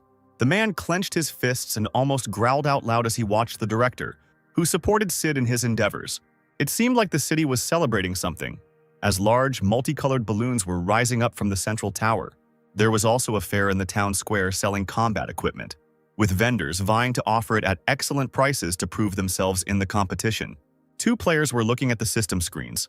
They had arrived early because the Black Ghost would be selling cases before the competition that could drop a great item. The rumble of a car was heard near the fair, and the players immediately recognized the sound. The long-awaited Black Ghost had arrived, and indeed, the huge truck with the desired contents and Stan at the wheel was so close. All the warrior players immediately dropped the equipment they had purchased and rushed headlong towards Stan, shouting that they wanted to buy a case with a reward. The taller guys pushed aside the smaller ones, shouting that those participating in the competition should be let through first. The ability shop offered an energy blast for 30,000 experience points, and for the same amount a second-class fire chain, an increase in endurance. Guards at other facilities immediately began discussing the news on the forum. Black Ghost is selling advanced knowledge for class advancement. On the other side of the forest, players also observed the commotion, calling the Ghost the head of the mechanic class, who, surprisingly, knows about the other classes. Behind the monitor screen, two excited men were quietly talking. One of them asked to direct the contestants to the Ghost. Several black cars headed to the scene at that very moment. The players, in turn, mounted their bicycles trying to arrive faster. Those who lacked transport ran in a huge crowd to the truck to learn advanced skills. Moreover, the air was filled with the loud roar of more than dozens of helicopters. Some players stopped and froze in surprise, looking up at the sky, then watched as the helicopters landed on the ground and people emerged from them. A disappointed sigh immediately swept through the crowd and the players cursed. The experts in their classes were heading towards the Black Ghost truck, confidently walking through the crowd that was letting them through for their first purchases. A rising star named Scott, a handsome brunette, happily signed autographs for his adoring fans. Led by Oliver, the best of the best approached the truck. Oliver announced that he wanted to buy an energy blast. Scott stepped back and watched his brother with displeasure. He didn't understand why Black Ghost started selling his abilities. As a parishioner of the Temple of God, he looked down and felt sad because he knew that the Temple Guild had exhausted all its resources to help him. And now, everyone had the upper hand in the competition. Next to Scott stood the second prince of the dynasty, a strong-looking young man happily chatting with the other participants. He was still quite self-confident, pointing his finger at himself and saying that the dynasty would easily reach the final. But no one believed him, because everyone knows that the center of the dynasty is King Admiral. Scott patted the prince on the shoulder, praising his confidence and hoping for the competitor's honed skills, as he would need an assistant at the competition to defend China's honor. Oliver immediately turned to Scott, directly saying that it annoyed him that the guy was constantly standing out at the expense of others. Let him speak for himself. The player glared at Oliver, then smirked, mockingly asking him not to let him win the competition too easily. The King Admiral of the dynasty, standing nearby, rolled his eyes and called the second-rate prince to training, who immediately demanded that he not call himself that. The king nodded, but continued to call the young man second-rate, and dragged the participant who was bursting with threats away. Scott smirked, calling the prince stupid, while another participant shook his head sadly, suggesting that the prince would take first place this time. The boy waved his hand, urging everyone to return to training. In this competition, he had to defeat the King Admiral and take first place. But while the group was talking, Scott turned to the truck and was stunned. A line had already formed there, and everyone was looking at him with displeasure. The first couple of players, looking at the queue of elite participants, chatted enviously, their leagues buying expensive abilities for the favorites. The lively guy shook his friend by the shoulder, asking him for a loan, and he held out a bag of money just to get them to leave him alone. Then the player, shaking a bag of money, ran up to the ghost, shouting that he wanted to buy knowledge to advance in class. At the same time, Loyal Leo was broadcasting, saying that what the forum was saying was true. You can actually buy an ability from Black Ghost now, and he'll be leaving information about the full content of the update. Stan looked at Leo with undisguised pride. The guy quickly reacted, so even more players would come to the shelter. By evening, the ghost was holding gold coins in his hands. He had earned 300 million in one day, thanks to the embryon, which stored advanced knowledge on its server. Early in the morning, the sounds of fireworks could be heard over the city's skyscrapers, and they did not stop for a minute. Stan woke up and threw the blanket off his knees, realizing that the professional league had started. The host spoke loudly into the microphone under a hail of confetti, inviting everyone to begin the opening singles battle and to welcome the participants.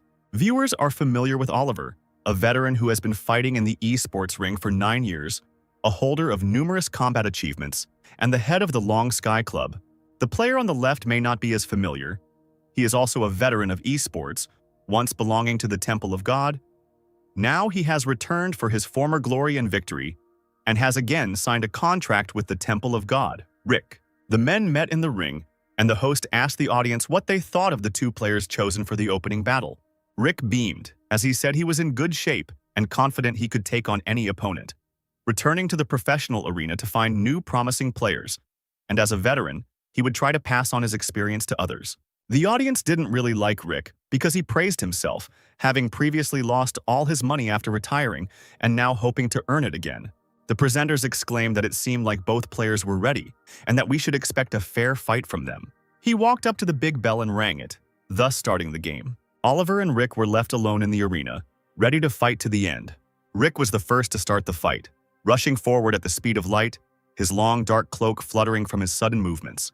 Oliver didn't stand by and wait to be attacked, so he too rose into the air. Both of them, being at a height, collided with each other, directing their own magic at the opponent.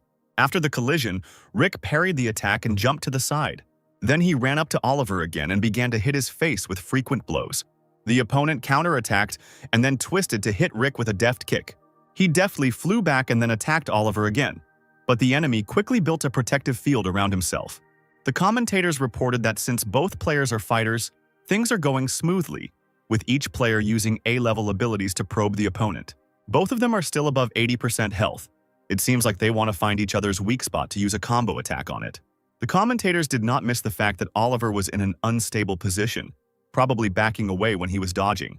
Rick smirked at his shaky opponent, knowing this was his chance. He kicked the ground and activated his fire step, his striking ability. The impact left a crust on the ground. The boy himself was burning with an icy fire, and Oliver cried out in pain, falling on his back. The commentators could hardly sit still either, admiring Rick. He was really well prepared, and Oliver was in the air. He had no strength to resist. Scott, as if it cost him nothing, continued to hit the enemy with all his might. The enemy's health rapidly depleted, as if Scott wanted to kill the enemy in one combo. Scott had a truly bloodthirsty expression on his face as he now hit Oliver on the head. The announcer announced that before the fight, Oliver had learned an energy blast that could push back an enemy, interrupt a combo, and enter a rage state, but that the ability consumed a lot of energy. Was the fighter not going to use the move, or was he trying to provoke this combo wave? Rick had already taken away 60% of his health. Stan chuckled approvingly, because the commentators didn't understand that even though Oliver was in the air, he was still maintaining a defensive posture. Rick would stumble and the situation would change. The player has not yet made any attempts to attack, but has only defended himself. At that moment, the latter was confident of his victory and headed once again towards the enemy to teach him a lesson. Oliver, who was thought to have lost all his positions, suddenly rushed straight towards Rick using the return from behind the clouds ability. The commentator sat with his mouth slightly open, not believing that Oliver had mastered such a rare aerial dodging technique. It all happened so quickly that Rick didn't have time to cover up, and his opponent started raining down attacks. Oliver used cloud retrieval to get past his opponent, whose health points were rapidly depleting. Another blow, and the overconfident Rick received another big damage. Both sides at first glance were at the same level, but Oliver invested the experience gained in leveling up his abilities, and that is why his combos are so powerful. The next moment, Oliver finally used the energy blast. It seemed like he wanted to finish off his opponent with a blow. After using this attack, Rick believed that the opponent should only have enough strength for one ability. While he has 40% health, it will be difficult to win. Oliver's body was engulfed in flames. He quickly ran to Rick, who was lying on the ground. He didn't even try to get up, confident in his victory. The powerful blow that Oliver delivered to his opponent sent him flying far and painfully. Rick, having hit the hard ground and not having the strength to get up, was perplexed as to how this could have happened. A few more seconds passed and he went limp. The player simply had 0 health points left. Fireworks flashed across the sky and a fanfare sounded. Oliver had won. It was decided to hold the team qualifications in a large desert location. Rivervale's leader, Lewis, nicknamed Lone Crane, was lying in wait, and he informed Sid, who was sitting next to him, that in this terrain they had fewer advantages against long-range players. Sid nevertheless reminded the participants that they need to hold on, because this is the last round of qualification, and if they cope, they will qualify. He glared at Lewis, who insisted that their chances of winning were too low. Such words from the team captain lowered morale. The lonely Crane chuckled dismissively, asking if the boy had any ideas. Since the enemy is strong at long range, and you can lose if you run forward, Sid suggested using the terrain flexibly and luring the enemy into an ambush by pretending to run away. The guy has 2 oxygen masks. He suggested that one fighter hide with him in the sand. When the enemies take the bait, he could attack from behind and surround them. Lewis waved his hand in agreement, but finally said that it was Sill's idea, and if they lost, the boy would be the one to blame. The opposing team watched 3 travelers crossing the desert. Electrolux team.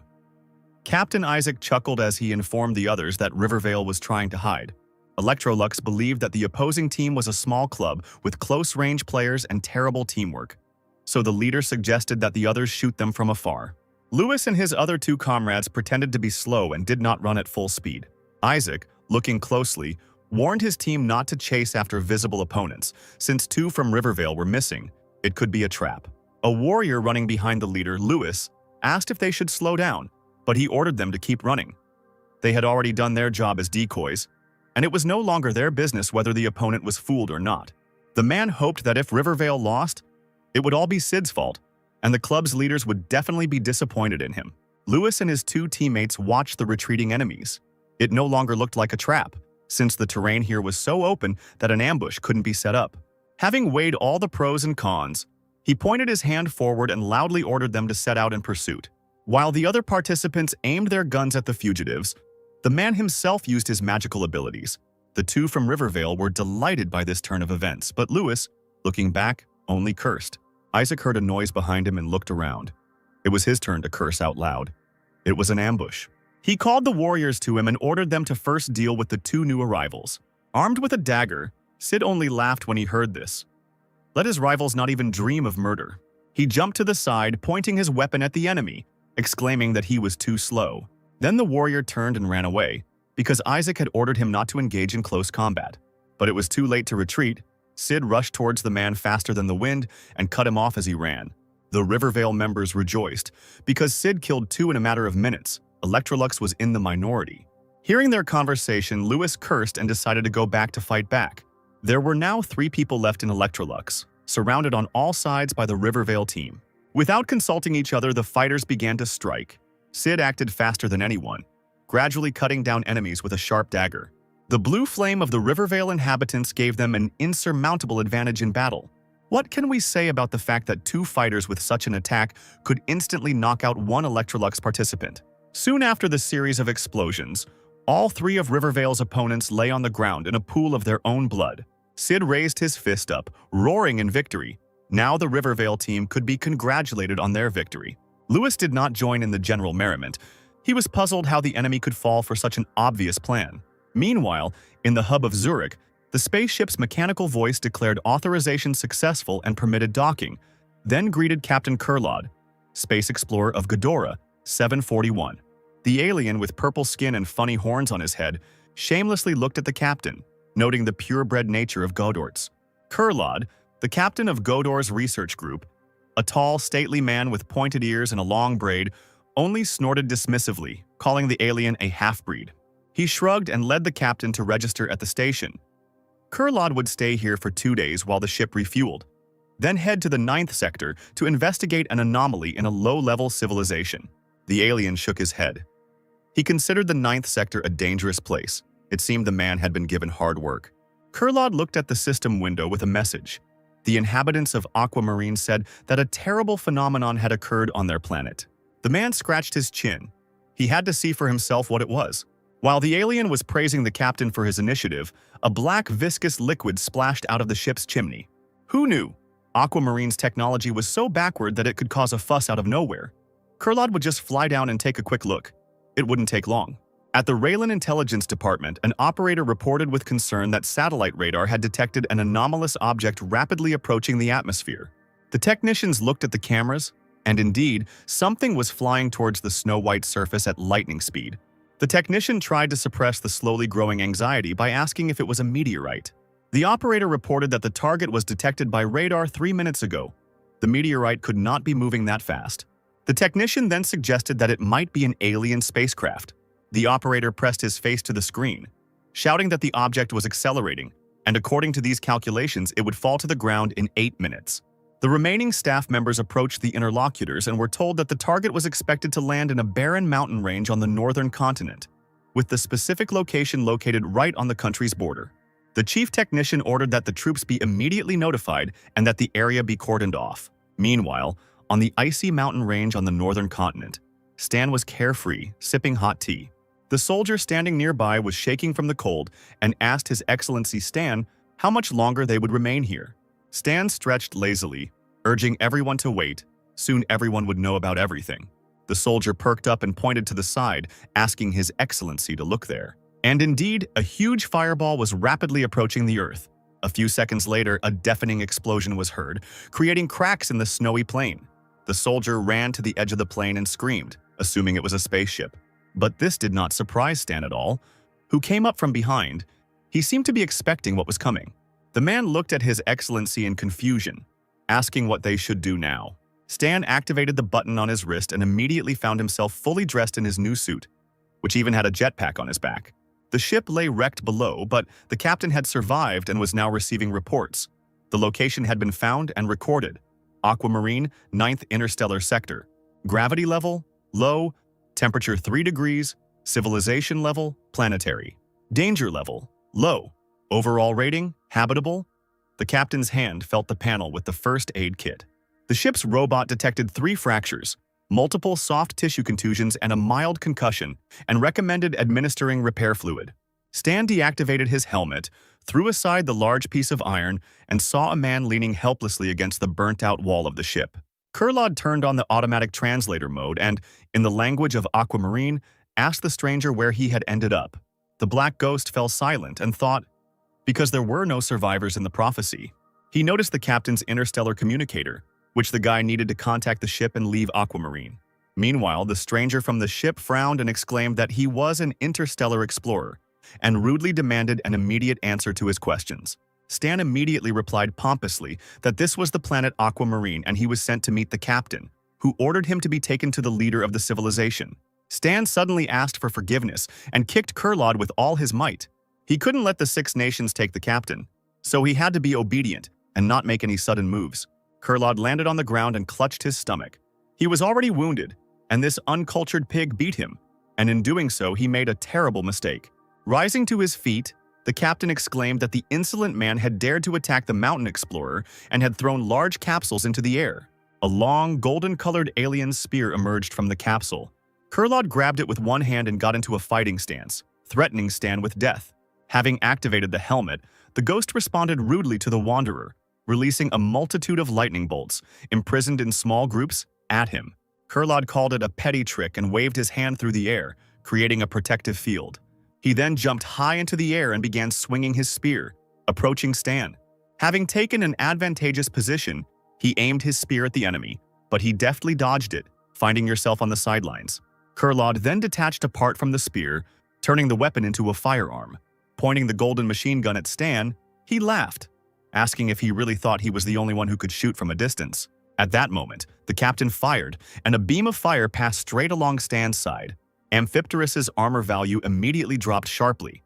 The alien's ranged attack damage was too high, and ranged combat was unprofitable.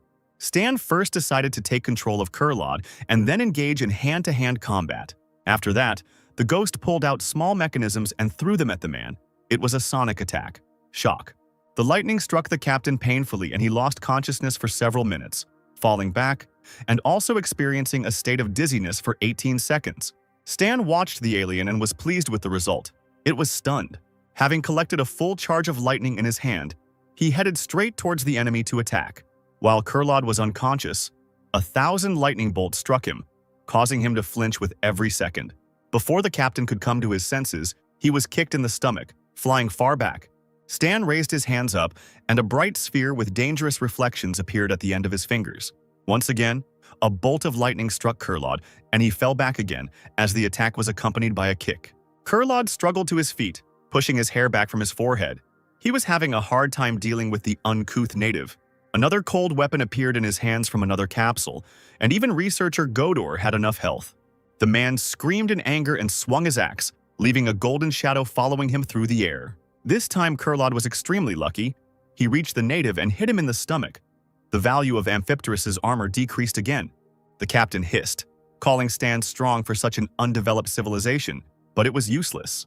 With a victorious smile on his face, Kurlad swung his axe, shouting that his opponent would pay for his actions. Kurlad's face twisted with rage as he realized he would not emerge victorious from this fight. And all because Stan activated the ability Activation. Thorns and dark entities slowly crawled towards the opponent. The captain coughed violently, dropped the axe from his hands and was thrown back several meters. Stan then used his Burning Will to approach the alien. He also activated the summon card of the character, the boss of the embryo organization, his consecutive attacks piercing armor for 8 seconds. All attacks will deal critical damage. A few minutes later, Stan deactivated the suit and carried the unconscious Kurlad over his shoulder, ordering the soldier to launch the helicopter before Raylan's army arrived. The man looked at the gentleman in amazement and immediately saw the alien's face burning with anger. Stan lit a cigarette and explained that it was an alien, and it took a lot of effort to catch it. A little later, Stan, the soldier, and the alien left in a helicopter. Kurlad was tied up and placed in the back seat, and the soldier carefully asked the gentleman if the wanderer bites. Hearing this, Kurlad let out an indignant grunt when Stan suggested that the man looked fierce and probably had a hobby like that. Suddenly, the soldier bit his lip and licked his lips, asking if Kurlad was edible. He shook his head and twitched when they said that his skin was quite smooth to the touch, and his meat was dense and should be tasty. At this time, government services arrived at the crash site of the alien ship. The researchers carefully moved between the wreckage of the ship, realizing immediately that this must be Godor's ship, which had been invited by the higher-ups to deal with the current situation. An employee ran up to the commander-in-chief to report that the ship was empty inside and there were no bodies, but traces of a battle had been discovered outside. There were 2 superhumans fighting. One of them used a weapon unknown to scientists. The marks on the trees looked like they were burned with a laser. The radiation level was also high. It must have been someone very strong made of aquamarine. The attacker was supposed to catch and take Godorts away, so the soldiers should start their investigation with him. They need to verify his identity using the remains of the armor and the shell casings. A little later, on the orders of the commander, all traces and debris were removed from the area in large vehicles covered with tarpaulin. The remains of the dark liquid from the alien ship's tank flowed out like a living creature. The soldiers didn't notice it, and the puddle remained in the snowy clearing. Arriving at the base, Stan left Kurlad tied up, stripped him of his clothes, and took Godora's combat spear, checking its characteristics. He also managed to get hold of a capsule, a ball in which Godor's equipment was compressed for better transportation. But what pleased the guy most was that he was able to take a closer look at the interstellar communicator. The captain had been watching Stan all this time. He was sure that the locals didn't know how to use these things. and this ignoramus would definitely ask what to do. Then, he could trick him into sending an SOS signal to headquarters. Stan didn't pay any attention to Kurlod, twirling the communicator in his hands. But suddenly, he turned around and, without hesitation, asked the captain for his personal account number.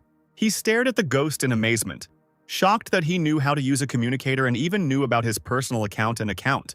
The man asked Stan who he was and received such a look in response that he involuntarily trembled with fear.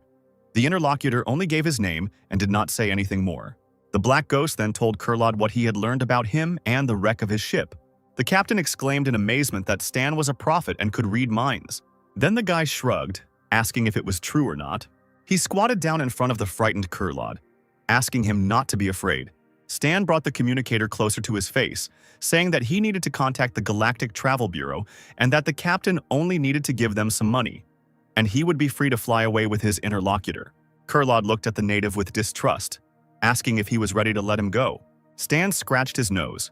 He saw no reason not to do this and feud with Ghidorah. He needed money, not the captain's corpse. And so the deal was concluded. The guy received the funds into his personal account and carried out the request on the communicator. Seeing the amount, he called the captain a poor man, and he sheepishly replied that he was an explorer and did not know how to save money. But suddenly the captain, who had his clothes returned and was released, became angry. Why was he even making excuses to this native? Stan glanced at the communicator again and sighed, realizing that he would have to be patient and call a regular spaceship. When the Travel Bureau responded and asked key questions, Stan asked for a regular class ship with a capacity of 50 people. They agreed on everything for him, informing him that the spaceship would pass by the 9th sector in 20 days and pick up the customers. Kurlod had been watching Stan tensely the whole time and immediately jumped up to him as soon as he finished the conversation. The man asked when the native was going to leave because he himself wanted to get home faster. Black Ghost looked out the window.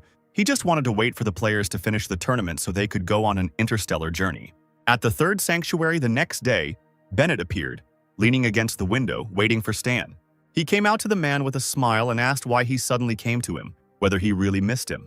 But Bennett didn't join in the joke, ordering him not to talk nonsense and asking where the guy had put the alien. Stan rolled his eyes as he escorted his boss into a separate room. What Bennett saw shocked him.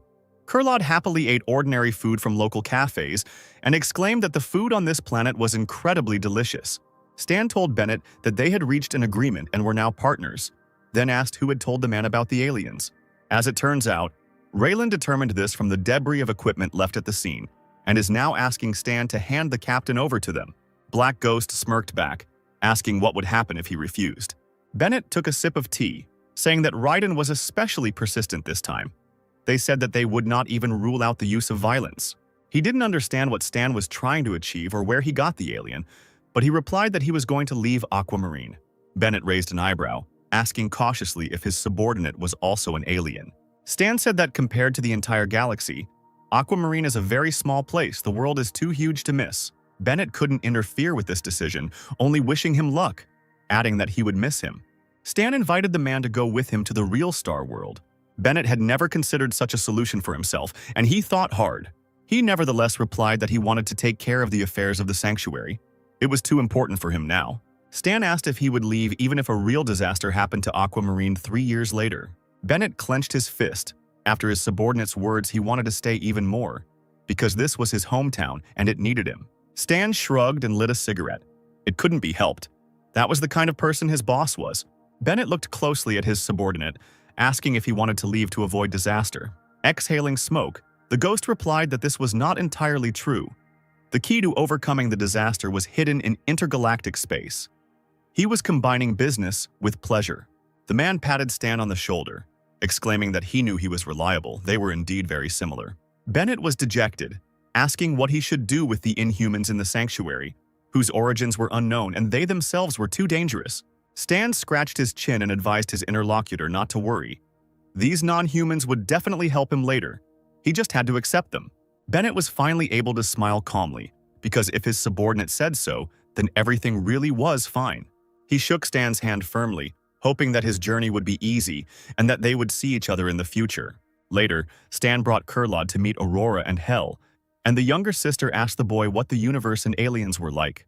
He nodded towards Kurlod, who was eating local sweets, saying that he was an alien. The girl gasped, asking if this alien bites since it looks so much like humans.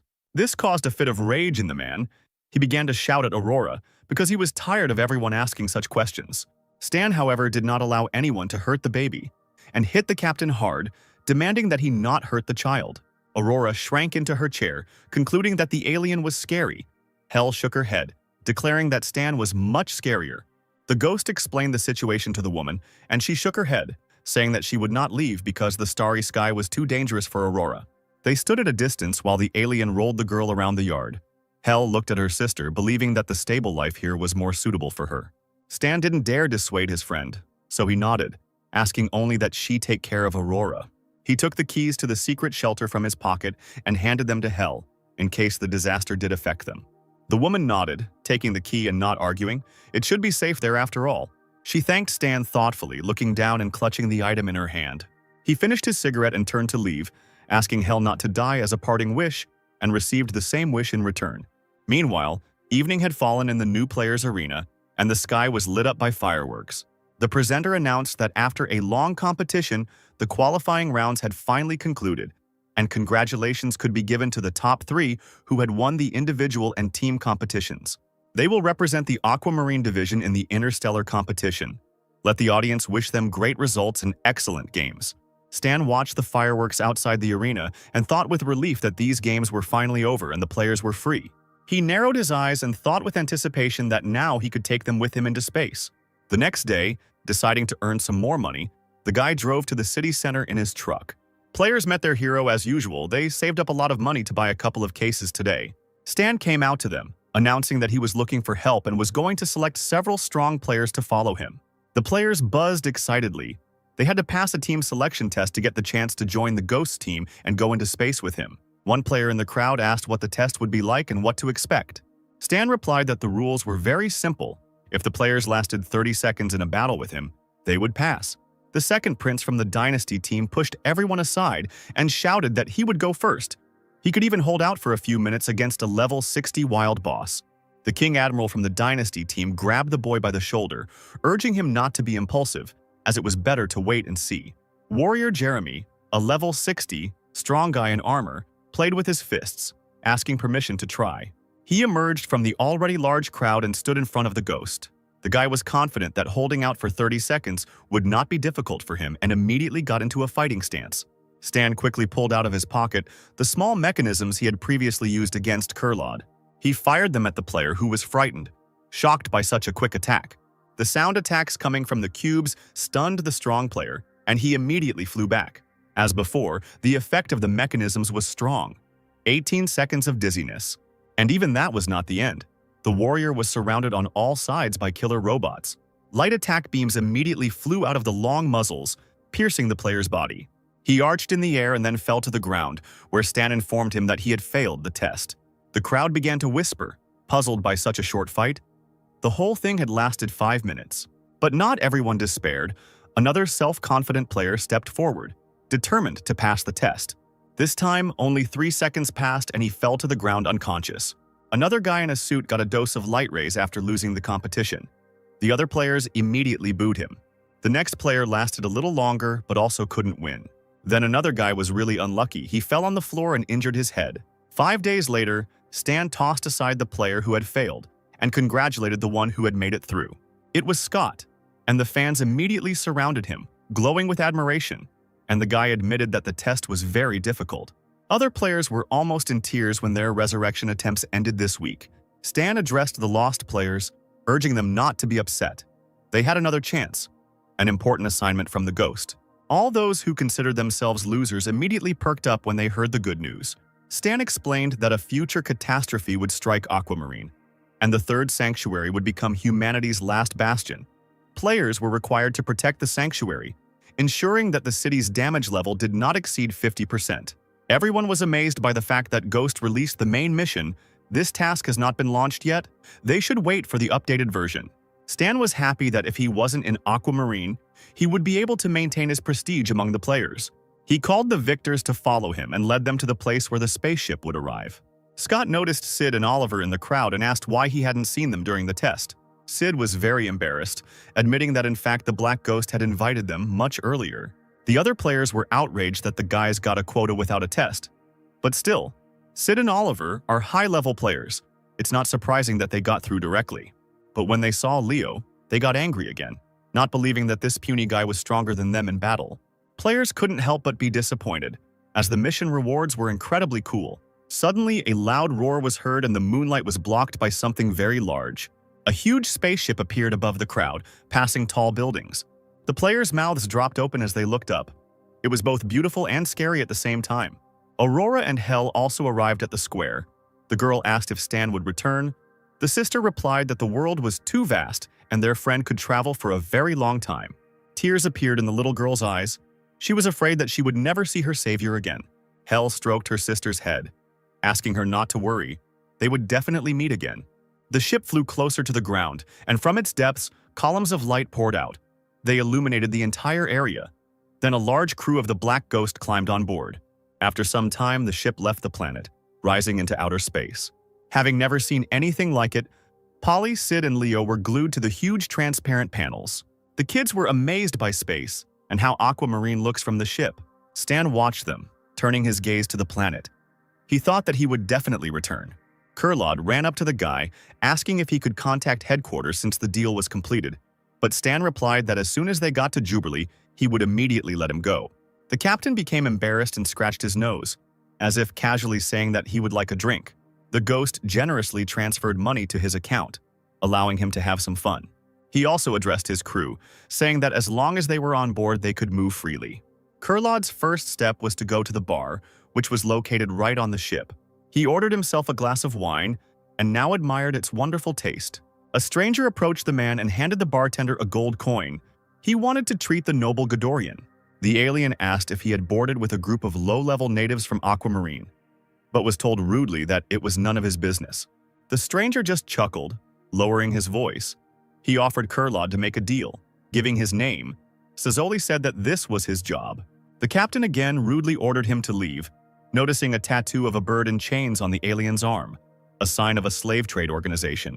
He saluted, agreeing not to impose himself, and his presence did not go unnoticed by Stan. He gave Sazoli a displeased look, noting that he looked ominous. The captain revealed that he was a slaver broker, responsible for finding targets, and belonged to the Boneless Bird Scavenger Group, a brutal criminal group sought by many civilizations. Sazoli walked away from the group and started typing something on his communicator. It turned out that the employer ordered Godorets to be found on the Shorthorn Star, and a group of low-level natives were also with him. So another day passed. The ghost crew entertained themselves with a game of cards. The second prince took a closer look and exclaimed indignantly that there were 2 extra cards in the deck. Suddenly, the ship jerked sharply to the side, and Leo fell on his back, dropping his deck. Sid grabbed his bewildered teammate by the hand and pulled him along. They needed to find Stan. Their ship was already under a protective sphere while approaching hostile ships fired at it. The captain of the Shorthorn Star announced to passengers that the ship was under attack by scavengers. In the transparent panels, Stan and Kurlod saw the emblem of the boneless bird. Sazoli led them here. The alien was scared, asking Stan what they should do now. He broke free and ran, shouting that it was only a matter of time before the ship's shield was breached, and that they needed to take up arms and fight. The guy saw a new mission on the system screen: Defense of the Shorthorn Star. The scavengers were trying to seize the ship and attack all the passengers. The ghost crew finally found him and waited for orders to be given. Sid shouted that the ship was under attack and asked the chief what their plan was. First, they needed to get weapons, then split into 3 groups.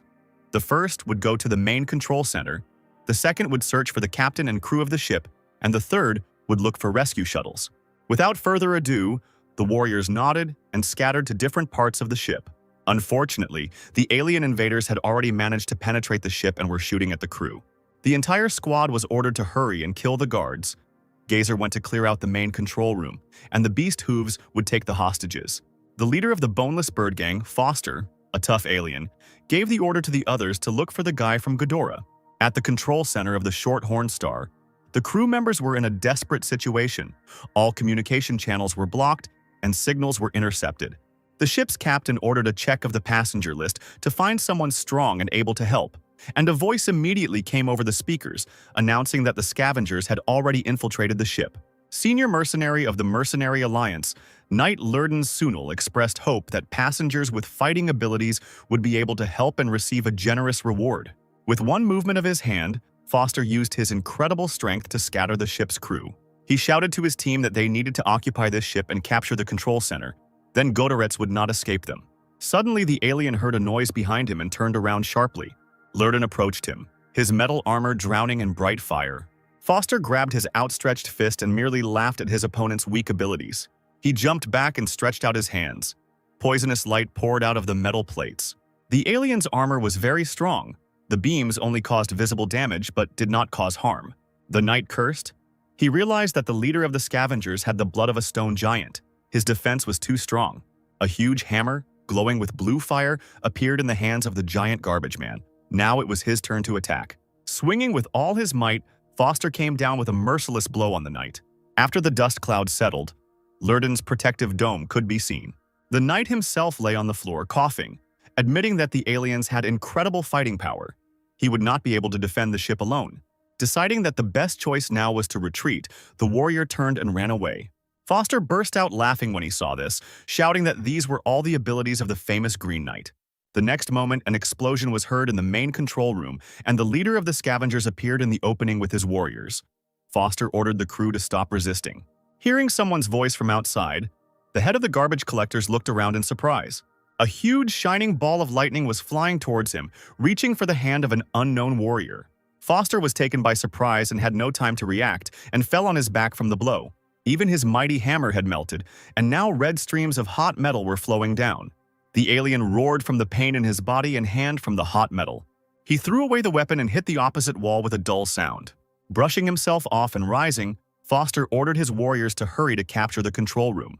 But at that moment, turning his gaze, he saw a huge ghostly figure. It was Stan, who had used Gila's character summon card. And although the woman herself was not here, her abilities still worked.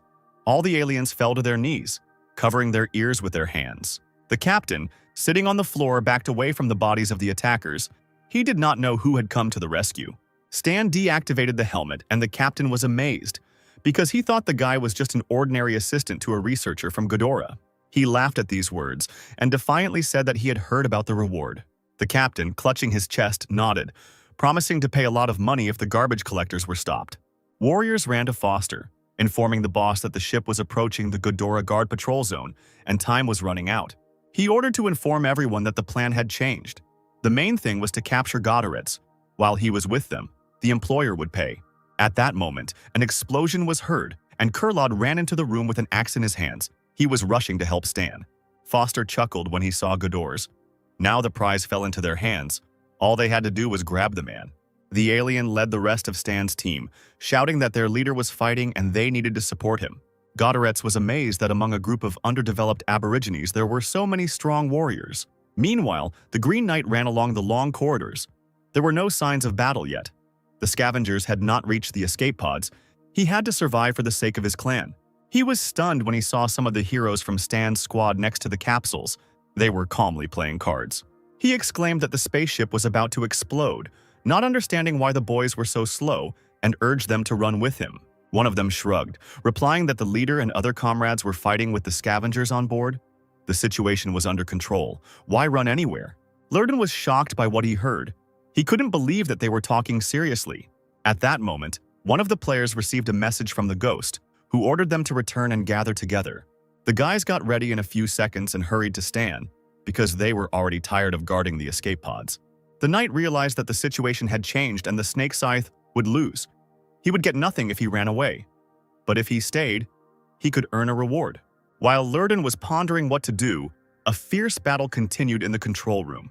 Stan, in his tough suit, continued to beat the living daylights out of Foster. He couldn't even stand on his feet, leaning against the wall from another blow. The ghost leaned over him, demanding to know why they had hired the scavengers and why they wanted to kidnap Godorets. The alien growled, flatly refusing to answer and betray their employer. Stan smiled and said that he knew a dealer who dealt in stone slabs. Foster should be more accommodating if he didn't want to be cut into pieces. Hearing this and fearing for his head, the alien screamed and revealed the name of his employer, Dark Star. The name seemed familiar to Kurlod, and he cried out in surprise. Dark Star had been secretly buying up purebred Ghidorahs for blood sacrifice. and the scavengers thought they had a good opportunity when they saw a Godorian aboard a cheap spaceship. Stan grinned at Kurlod, calling him poor, and he howled that he became like that because the guy robbed him. At that moment, players from the Black Ghost team ran into the control room, asking what they could do. Stan waved his hand towards Foster, ordering him to be tied up tightly and not to be let out of sight. The Dark Star organization was involved in the mutation disaster, and Stan never thought he would encounter them so soon. The scavenger ships were gradually receiving orders to retreat, as the enemy was too strong and impossible to deal with. Now the Shorthorn's ship was littered with the bodies of dead scavengers. The ship's captain cautiously peered out from his hiding place, realizing that the enemy had retreated. He walked out of the control room, heading towards Stan, with Lurden standing next to him. The captain promised the boy a reward and, solemnly shaking his hand, asked his name. Stan glanced at the system screen and was pleased. Now he had access to the reputation system, which would allow him to get more missions and conduct business more conveniently. The guy's team also didn't go unnoticed. They did a great job and also deserved a reward. However, some looked askance at Lurden, who was also awarded, although if he had not been stopped, he would have fled long ago. Hearing the familiar name, Stan perked up and looked towards the Green Knight. From what he remembered, it had an interesting storyline, and it also provided a chance to unlock a rare subclass. To get a new subclass, Stan needed to chat with the knight alone as soon as possible. He approached Lurden, saying that he wanted to sell him the reward for Foster's capture, since he himself could not get it, since he was going to another galaxy. Opening the communicator, Stan searched for something there and told the knight the amount. Hearing the number, he said that it was impossible and turned around to leave. The ghost walked around him and put his hand on his shoulder, asking him not to rush and offered to tell him his price. The knight brushed aside the stranger's hand and named his price. Stan seethed, because the number Lurden had named was practically equivalent to a free reward. The knight crossed his arms over his chest and raised the price, but not by much. A few more minutes passed and the guys were still standing in the corridor, swearing and placing bets. Finally, Stan fell silent, satisfied with the price he had heard. He immediately transferred the required amount, as if casually saying that he had heard from Foster that Dark Star had hired scavengers to catch the Godorian. Lurden seriously, saying that there seemed to be some kind of conspiracy brewing on Dark Star. Hiding his face behind his helmet, the knight stopped in shock, realizing what he had heard. The next moment he bowed, thanking her for the reminder. Stan could thus begin the Sunil storyline, and it will be much easier for him to carry out his future plans. Shorthorn's ship, having escaped the clutches of the scavengers, was approaching the desired point. The captain announced that the ship was about to enter and dock at Dock 273 of the Jubilee hub, and passengers should remain in the holding area near the ship's bridge and await boarding. The crew admired the space station and did not listen to the crew's apologies for the incident. Stan reported that the first step in their interstellar journey was the Jubilee hub, the Colton star cluster, and can be thought of as the main city in space, where many forces have their offices and divisions. Kurlod ran out of the ship shouting that he was now free. Stan shrugged, saying that he had not offended the alien. He asked the guy not to worry. He would write his report in such a way as not to attract unnecessary attention. Stan asked for one thing to be included in the report, but Kurlod shook his head. He was a conscientious researcher and would not give false information. Stan said that he foresaw a catastrophe from space in Aquamarine, and this must be reported to the Godorian department. Let the Wanderers in Aquamarine look for clues. Kurlod waved his hand, agreeing to include this information in his report. Stan approached the large tower right inside the room, where a line of aliens had already formed. He told his team that they first needed to register and rent a room as a temporary base. Leo sighed heavily when he saw the crowd. They would definitely be in this line for several hours. Sid was glad to have his own place to rest, and he could also use it as a save point when going offline. He saw several aliens who approached the window out of turn and asked who they were. Stan replied that they were a group of free mercenaries from the Shattered Sky Ring. They had privileges, and even the fact that Stan himself was from Aquamarine did not give him such opportunities. Finally, it was the Ghost team's turn. The employee invited them to the window. Stan booked a mid-level room, was asked to confirm the information, and then successfully checked in. The guy turned to the team with the papers, saying that they would be staying in the Jubilee hub for a while, and that they needed to familiarize themselves with the local rules and not break them. Sid opened the booklet and Leo ran up to him to read it together. Stan asked the guys not to crowd around, but to head to the rented restroom and wait for him there. Next, the Ghost went to the exchange center, where he stopped at special machines. Advanced mechanical power and energy theories came at a very high price, and Stan couldn't help but sigh in disappointment. As a result, he could only afford advanced radar technology. The guy almost cried when he looked at the remaining bill. Now he was a poor man again. Stan turned and looked at his team, wondering where he could get more money. It's a shame that players don't have much money on hand right now. It seems like his primary goal is to make them rich, so he can then have a stable income from these guys. A little later, Stan joined his team, who were located in the break room. Sid, seeing the leader, joyfully exclaimed that the black ghost had returned. He began to look around, realizing that someone was missing, asking where they had gone. Leo said that these players said they wanted to walk around the area to get acquainted with the environment and would return soon. Stan scratched his chin, realizing that this group of guys had simply run ahead of everyone else to explore the Jubilee hub, unable to resist the temptation of the interstellar world.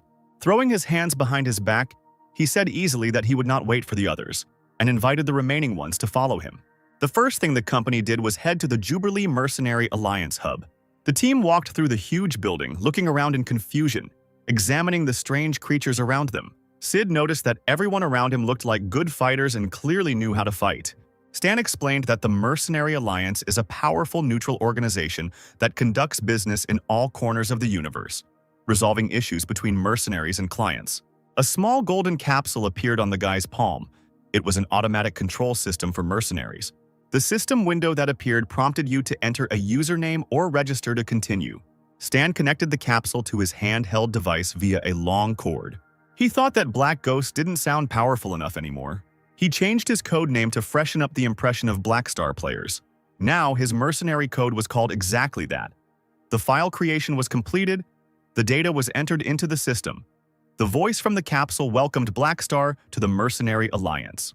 Being a mercenary is an extremely dangerous profession, but players can be resurrected, so you don't have to worry about losses. You just need to use the player's innate advantages and develop your base. Stan spread his arms and addressed the players, saying that they had requirements to register as a mercenary so the boys could join his mercenary group. Leo exclaimed that since Stan was taking care of them, then they should join. Players began to confirm their consent on the system screens, and for this they were awarded 300 contribution points. As Stan expected, after forming a mercenary group, he activated the faction management function. He had previously belonged to the Dark Network, so he hadn't developed his faction, but now he could finally start. Players began to explore the faction store. There was even divine equipment there. Stan was mentally happy because once the players learned the advantages of his faction, they would not go anywhere. Stan gave a speech to the players, saying that the mercenary group had just been created and the trust rating was low, and urged everyone to work hard together for a shared future. Now it was time to take on the Sunal tribe mission and get an additional subclass, but it required a trust rating. To do this, the guy launched the faction's first mission to gain trust. Players were required to complete daily missions and tasks in the center of the hub. Sid exclaimed that there were special rewards for the top 3. The Black Ghost reward must be a good thing. Some of the departed group discussed among themselves whether they should tell others about this mercenary alliance, but Scott believed that they shouldn't, since they were competing with each other. Stan met the guys in the break room and invited them to join his group, since they had already registered as mercenaries. Scott was amazed at Ghost's knowledge, while others encouraged each other to join the well-looking group. They also saw that the faction store was open, and there was even a faction mission going on. Scott looked at the system window and commented with dissatisfaction that, due to the delay, there was now a huge difference in contribution points. Moreover, he saw that the first group of people who joined the mercenary group received a bonus. He slapped himself on the forehead, realizing that his group was far behind the others in points. This upset the guys quite a bit. If they had known about this in advance, they would not have run around, but would have waited for the Black Ghost. Stan couldn't help the guys in any way, so he headed to the equipment modification room. There, he put on a new helmet, finding out that the life support system was working normally and that air was being filtered. The radar was turned on and scanning for signs of life within a range of 5 kilometers. This helmet, developed using new technologies, is perfect for selling to players, as it is a must-have for space missions. His team began performing simple daily tasks, which, although they provided few trust rating points, were a good thing. But there were many mercenaries in the group. Half of the job was done in just a few hours. The current trust rating was 64 points. While Stan waited, he had the opportunity to check out what was going on the forum. He was glad that Leo's video about traveling through the galaxy was on the front page. It showed the team facing an evil slaver organization on a spaceship. Black Ghost showed his help and led the players to victory. After they arrived at the space station, Jaburli Hub, Leo said how stunned he was. Stan then organized a group of Black Star mercenaries, and the entire team joined him. Now the players have their own faction and a shop with community equipment. Stan realized that space was a desirable destination for all players. So popular was the video. Even the new issue of the Galaxy Times was also about Stan, with the hosts discussing how they were wrong in their judgments about him. The presenter said that the guy's story does not end with one plotline. Now he has become a space explorer and has opened the way to exploring new territory. Now Black Star Stan will continue his story in space, and the only question is how far he can go. Stan shook his head. He didn't care about other people's ratings, but the fact that the presenters admitted their mistakes was very commendable. He just thought that everyone should watch his achievements. After a fruitful day, the players ran into the break room, boasting that they had collected 120 trust points. The guys sincerely thanked the guys for their hard work for the benefit of the mercenary group. Oliver, the King Admiral, and Leah were particularly notable for their contributions. Stan decided to reward the distinguished players and brought out new helmets. They significantly improve players' visibility and can operate in extreme conditions, making them indispensable for interstellar battles. Oliver put on the helmet and was immediately amazed by its extensive functionality. Sid immediately ran up and, hearing the delighted cries, asked to borrow some so he could try it too. Having put the thing on, he also could not contain his admiration, exclaiming that it was an irreplaceable thing. The other players were incredibly jealous. They wanted a helmet like that too. But it was probably a high-end and expensive product. Someone called on his brothers to look at the faction store. The helmet was already on display there. As it turned out, it could be purchased for 800 treasure points, while the players had already collected 600 points, and this was more profitable than money. The players raced to Stan, trying to exchange glasses for a helmet. Afterwards, the guy looked at his account and was glad that he had money again. Stan approached the terminal for accepting combat missions. Now the team could accept the mission of the Sunil tribes. An alien approached the guy and asked how long ago he had formed his group of mercenaries. Stan nodded and suggested looking at his group's top-notch resume. The alien glanced at the list of simple missions and raised an eyebrow. This guy's team must have a lot of free time. The ghost ignored the stranger's skepticism and accepted the terms of the new tasks. Now the mercenaries were going to carry out a combat mission and show their strength. The players were overjoyed. They finally had a combat mission. The spaceship carrying mercenaries departed from the hub.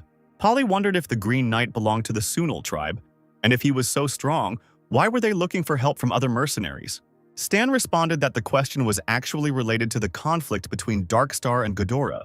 Sunil has always been a peaceful civilization, indifferent to the outside world. Darkstar was a mortal enemy of Ghidorah and actively fought against them in the Garten Galaxy. They discovered a weakness in Ghidorah's control and attacked planets under its rule. Sunil had no chance to fight back. The Dark Star fleet frequently fired at them from space. With the help of Ghidorah, the few survivors resettled on another planet. But no one suspected that on this planet, beast tides were constantly occurring. The Sunils did not want to ask Ghidorah for help, but decided to deal with the monsters themselves. The second prince clapped his hands, exclaiming that their company were heroes who would have to save the entire planet. Polly glanced sideways at Stan, hearing that Black Ghost was such a courageous hero. Finally, the ship with the mercenaries on board landed on the Sunil star. Stan's team exited the craft cautiously, genuine surprise written on their faces. There was an incredible amount of various mechanical equipment around them. Stan breathed in the local air. He loved the smell of machine oil and the sounds of running engines. This place was truly a mechanic's paradise. The travelers were met by the captain of the Leopard 12 defense team, Neville. On behalf of the Sunil tribe, he welcomed the group of Black Star mercenaries. The disaster had not yet begun, so he invited the guys to follow them to the mercenaries' rest area. The team agreed, and soon they found themselves in an open area similar to the one they had originally flown to. Neville showed the guests the stones of prophecy, which can influence the souls of those around them. The mineral veins of the planet were changed by the stones. This is the reason for the aggressive nature of the animals. The real problem is the energy released by the stones. 2 months ago, observers discovered traces of monster activity. A specialized planetary observation department predicts that a wave of catastrophe will begin in 7 days. During the first 3 to 6 days, mercenaries will encounter only small animals. Closer to the 10th day, the frequency will increase, and the last days will be the most dangerous. One of the mercenaries asked why the planet's inhabitants don't fight with tanks, planes, and helicopters. Neville replied that the mercenary would understand everything himself when the tide came in. Stan went to the main city of the Sunal tribe, Forest City, where he was met at the entrance by local guards. He said that he had come on a personal matter. A friend lived there and the guy wanted to visit. The stranger shook his head. It was forbidden to let outsiders into the city without good reason. Let the friend himself go out and visit the traveler in the mercenary camp. Stan thought, since the key character in the plot doesn't know him yet, maybe he should sneak in secretly at night. Hearing the roar, the ghost looked at the sky. A spaceship was flying there. The gangway almost sagged under the tread of heavy armor. The guards immediately saluted the arriving supers. The warriors in protective suits looked impressive.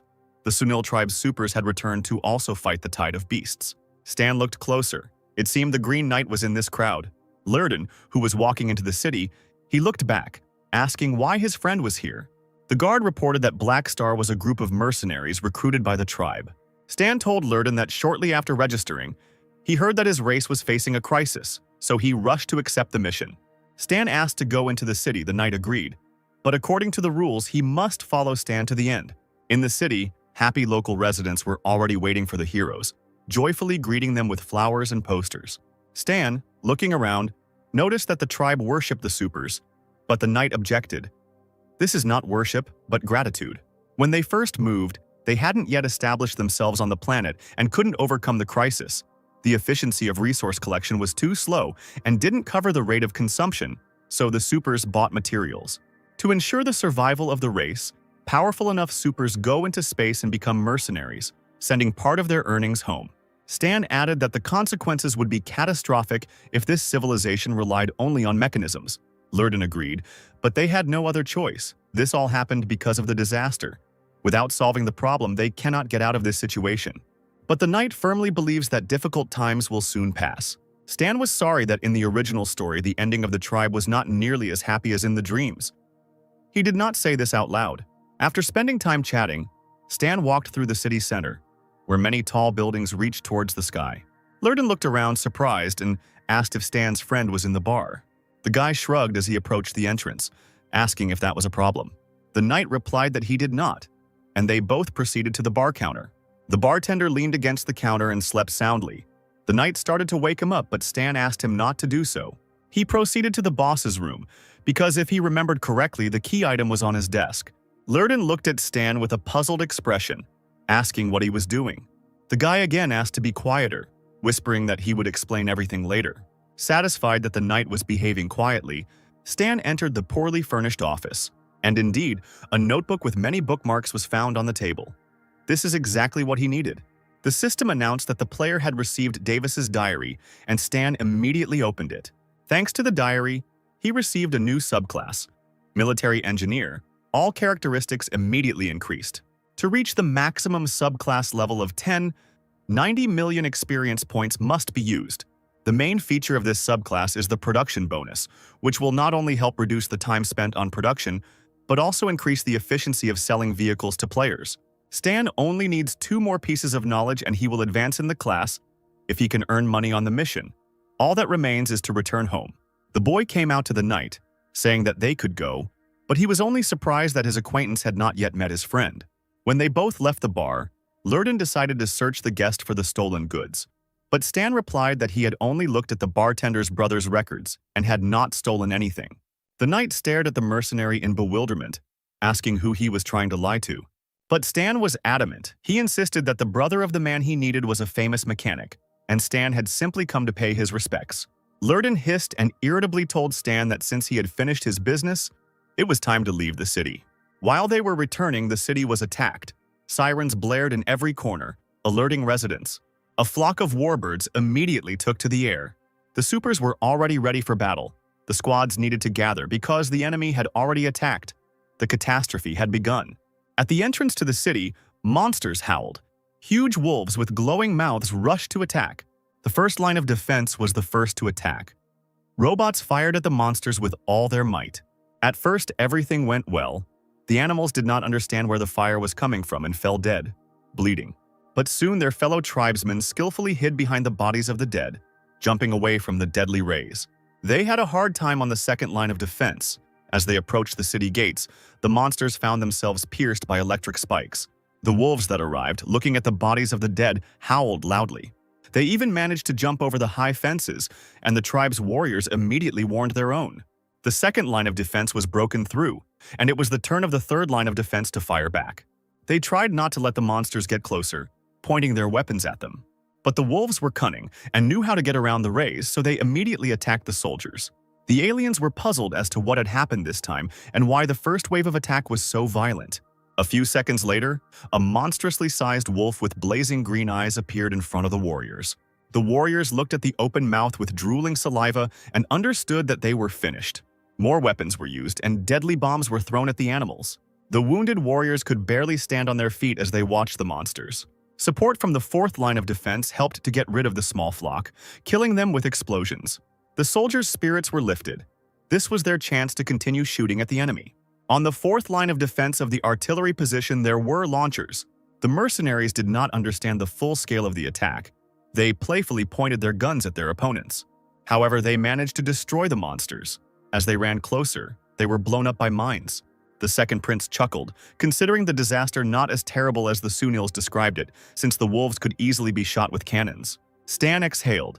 He understood that it was not so easy for Sunil to maintain such a high pace of battle. Combat aircraft entered the battle, countless numbers of them flying from the city to the edge. The pilots were ordered to prepare to fire at ground targets. But suddenly the devices detected something other than ordinary wolves. The planes were surrounded. One of the pilots screamed in terror to warn the others. These were huge flying beasts that pounced on the iron birds. Moreover, they were not ordinary, but even spewed fire from the depths of their bodies. Flying monsters swooped down on the planes like vultures, tearing them apart and incinerating them with flames. It turned out that these flying creatures also appeared earlier than usual. Neville ordered the guns to switch to anti-aircraft shells and adjust the sights, then fire into the sky. The soldiers heard the command, and now the ground installations were aiming at the dragons.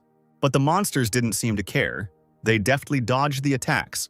The mercenaries shook their heads. These monsters were too maneuverable, it was difficult to hit them. Stan ran up and stood behind the large installation himself, pointing it towards the sky. He actually managed to hit one huge dragon. One of the mercenaries was amazed by such a sight, not immediately realizing that it was the leader of the Black Star. The huge flying creatures continued to fall, struck by fire. Now their place was taken by a herd of running, angry boars. They were incredibly strong, and with their horns they knocked down people and weapons. The soldiers motioned to each other to hold the line and not let the new monsters break through even at the cost of their lives. The bullets hit the thick skin of the boars, but some of them continued to run. The mercenaries cursed, amazed that the boar's skin was thicker than a steel plate. Stan immediately took aim with the huge installation at the fleeing flock, and this time he managed to blow up several of them, thereby saving nearby soldiers. They didn't even think that they would survive, covering their hands with their hands, and desperately thanked their savior. Explosions continued to be heard in the area where the monsters were influxing until the evening. When the stars shone in the sky, the earth was strewn with the corpses of monsters. When the mercenaries decided that they had held back the first wave, they noticeably relaxed, deciding to take a rest. But as soon as the guys relaxed, the ground beneath their feet began to shake, and deep furrows began to cut through it. Judging by the fact that the ground opened up at a furious speed, something was breaking through from underground. People, scared to death, screamed that they would definitely die, because at that moment a huge insect, the height of a multi-story building, appeared in front of them, spraying poison. Snapping its huge teeth and piercing the mercenaries with its red eyes, it moved its many paws, catching up with its victims and simultaneously devouring some of them on the go. The supers rushed forward to take the monster by surprise and called on the Sunil tribe soldiers to follow them. The fighters in their armored suits ordered each other to maintain formation, while the monster, hearing them, sprayed saliva in all directions. One of the supers fearlessly pressed himself against the insect's belly, plunging a knife into the strong chitin. The mercenaries, seeing this, immediately took up their machine guns because they needed to support Sunil's fighters no matter what the outcome. Throughout the area, calls were heard to contain the monster that seemed impossible to destroy. Seconds later, huge praying mantises joined his massive attacks right through the furrows in the ground. The beasts grew in number, crawling, flying, and jumping, easily devouring human flesh. One of the mercenaries, no matter how strong he was thrown aside like a rag doll when the insect began to persistently throw him off its body. The second warrior suffered the same fate. He screamed loudly and arched his back, trying to somehow group himself in flight. But the mercenaries had to protect the settlement at any cost, so they continued shooting, despite the cries of their comrades above their heads. At this time, Stan approached the largest installation, which shot a real stream of flame. Strong guys fought off numerous insects, several times larger than them, with practically their bare hands. The mercenary noticed how accurately his comrade aimed and immediately praised him, raising his fighting spirit. He himself, with all his accumulated rage, attacked the insect running next to him, hitting it with all his might with the butt of his weapon. The monsters were constantly blown up by explosives placed everywhere. On the other side of the gate, the influx of insects was held back by supers, who were already fighting without weapons. It seemed that it was they who were destined to defeat the last of the monsters. There were no more living enemies to be seen. Neville looked around carefully and allowed the soldiers to rest for a while. Stan approached the man and, with a smile, offered to help repair the damaged equipment, telling him about his skills as a mechanic. The alien spread his hands and easily replied that the guy could take it on if he really wanted to. Stan, however, had personal goals. He could obtain new blueprints after repairing their equipment. He also added that his group would like to join the scout squad, which surprised the guys. Stan knew that only high risks paid big money, since they were here. It would be stupid to pass up such an opportunity to work. And Neville did not understand why the mercenary agreed to accept a dangerous reconnaissance mission. The interlocutor said that the members of his group have very special abilities, and she is the best suited for this job. Green Knight Lurden has already fought in the group once and knows what they are capable of. Sunil's soldiers noticed a new group of mercenaries calling themselves the Black Star, calling them hard-working, but noting that it wasn't worth their lives. At the Dark Star mercenary camp, the guys discovered a new mission in the system with a payout of 8,000 coins. They were pretty tired of hanging around here and just shooting guns. Some were resting after a tough fight, but most were overjoyed at the new opportunity to kill monsters right on the battlefield. Meanwhile, in the forest, a squad of Sunil's flame scouts were fleeing from the remnants of the insects. They still didn't know why the creatures had appeared so early this time. One of the aliens urged his comrade to run faster so as not to be eaten by night moths. But one of the scouts was unlucky. He hesitated and turned around to realize that the monster had almost caught up with him. And it was indeed so. The next moment, the huge bat released a stream of substance from its mouth, which covered the poor guy completely. His comrade, with tears in his eyes, called out to his friend, and stopping, began to mindlessly shoot towards the monsters, the flame of revenge blazing within him. Realizing that he could no longer escape, the scout found himself face to face with the terrible monster and ordered his comrades to flee, leaving him behind. On Sunil's palm lay the bloody army dog tags of his fallen comrades. Franz and Hild, they gave their lives for their friends. The surviving scouts sat on the bare ground, their heads in their hands. One of them did not understand why they had to work as mercenaries, give all the money to the tribe, and after returning, sacrifice their lives for protection. He was silent for a moment, clenching his fists tightly, feeling the universal injustice. His friend was also silent. Finally, unable to bear it any longer, he exclaimed that he could no longer live like this. If he survived this catastrophe, he would leave the planet and never return. The monsters that were hiding in the forest crossed it very quickly, getting closer to the city. The soldiers shouted in unison that the creatures were here as the huge bats approached the fortifications. They started shooting at them, but suddenly, unexpectedly for everyone, the monsters began to spew purple fire from their mouths. It mercilessly devoured everything in its path, and the fighters fell to the ground from unbearable pain. Anyone who couldn't escape the flames had no chance to escape. The dead bodies were frozen forever. The squad leader noticed the moths and shouted to the soldiers that the disaster was approaching its mid-stage. All repair and field crews were ordered to immediately retreat behind the fifth line of defense. Stan was now inside the fort, watching the progress of the battle from afar. It's obvious that the night moths have the strength equal to a D-rank super, and ordinary soldiers are no match for them. How did they cope before? To catch all the monsters, one of the fighters turned on the headlights and turned them to the southeast. As it turns out, nocturnal moths are afraid of bright light, and powerful light beams can deter them. The creatures were blinded and moved slower, which is why the soldiers were able to shoot them effectively. The carnage continued until the morning, and when the influx of monsters died down a little, it was time to find all the dead. Mothers tore the covers from their sons' bodies and sobbed inconsolably, while the surviving soldiers supported them as best they could. The boys could not come to terms with the death of their brothers, and their bitterness could not be hidden. Stan, hearing all this, sighed heavily. No matter what corner of the universe, the suffering brought by war is the same everywhere. The leader of the scout group is a mercenary. Super rank Furnace arrived at the infirmary. He reported that his team tried to bring back all the corpses of the fallen. The agents in formal suits bowed respectfully, promising to properly organize the funeral. Furness didn't pay any attention to this and walked past, angrily throwing out as a parting word that he hoped for action, not empty words. Medics ran from one wounded man to another, and there were requests to bring medicine and adrenaline. Stan walked up to the bed where Lurden was lying. He had lost his arm but was still alive. The ghost nodded towards the stump, noting that the man could use the help of an excellent mechanic.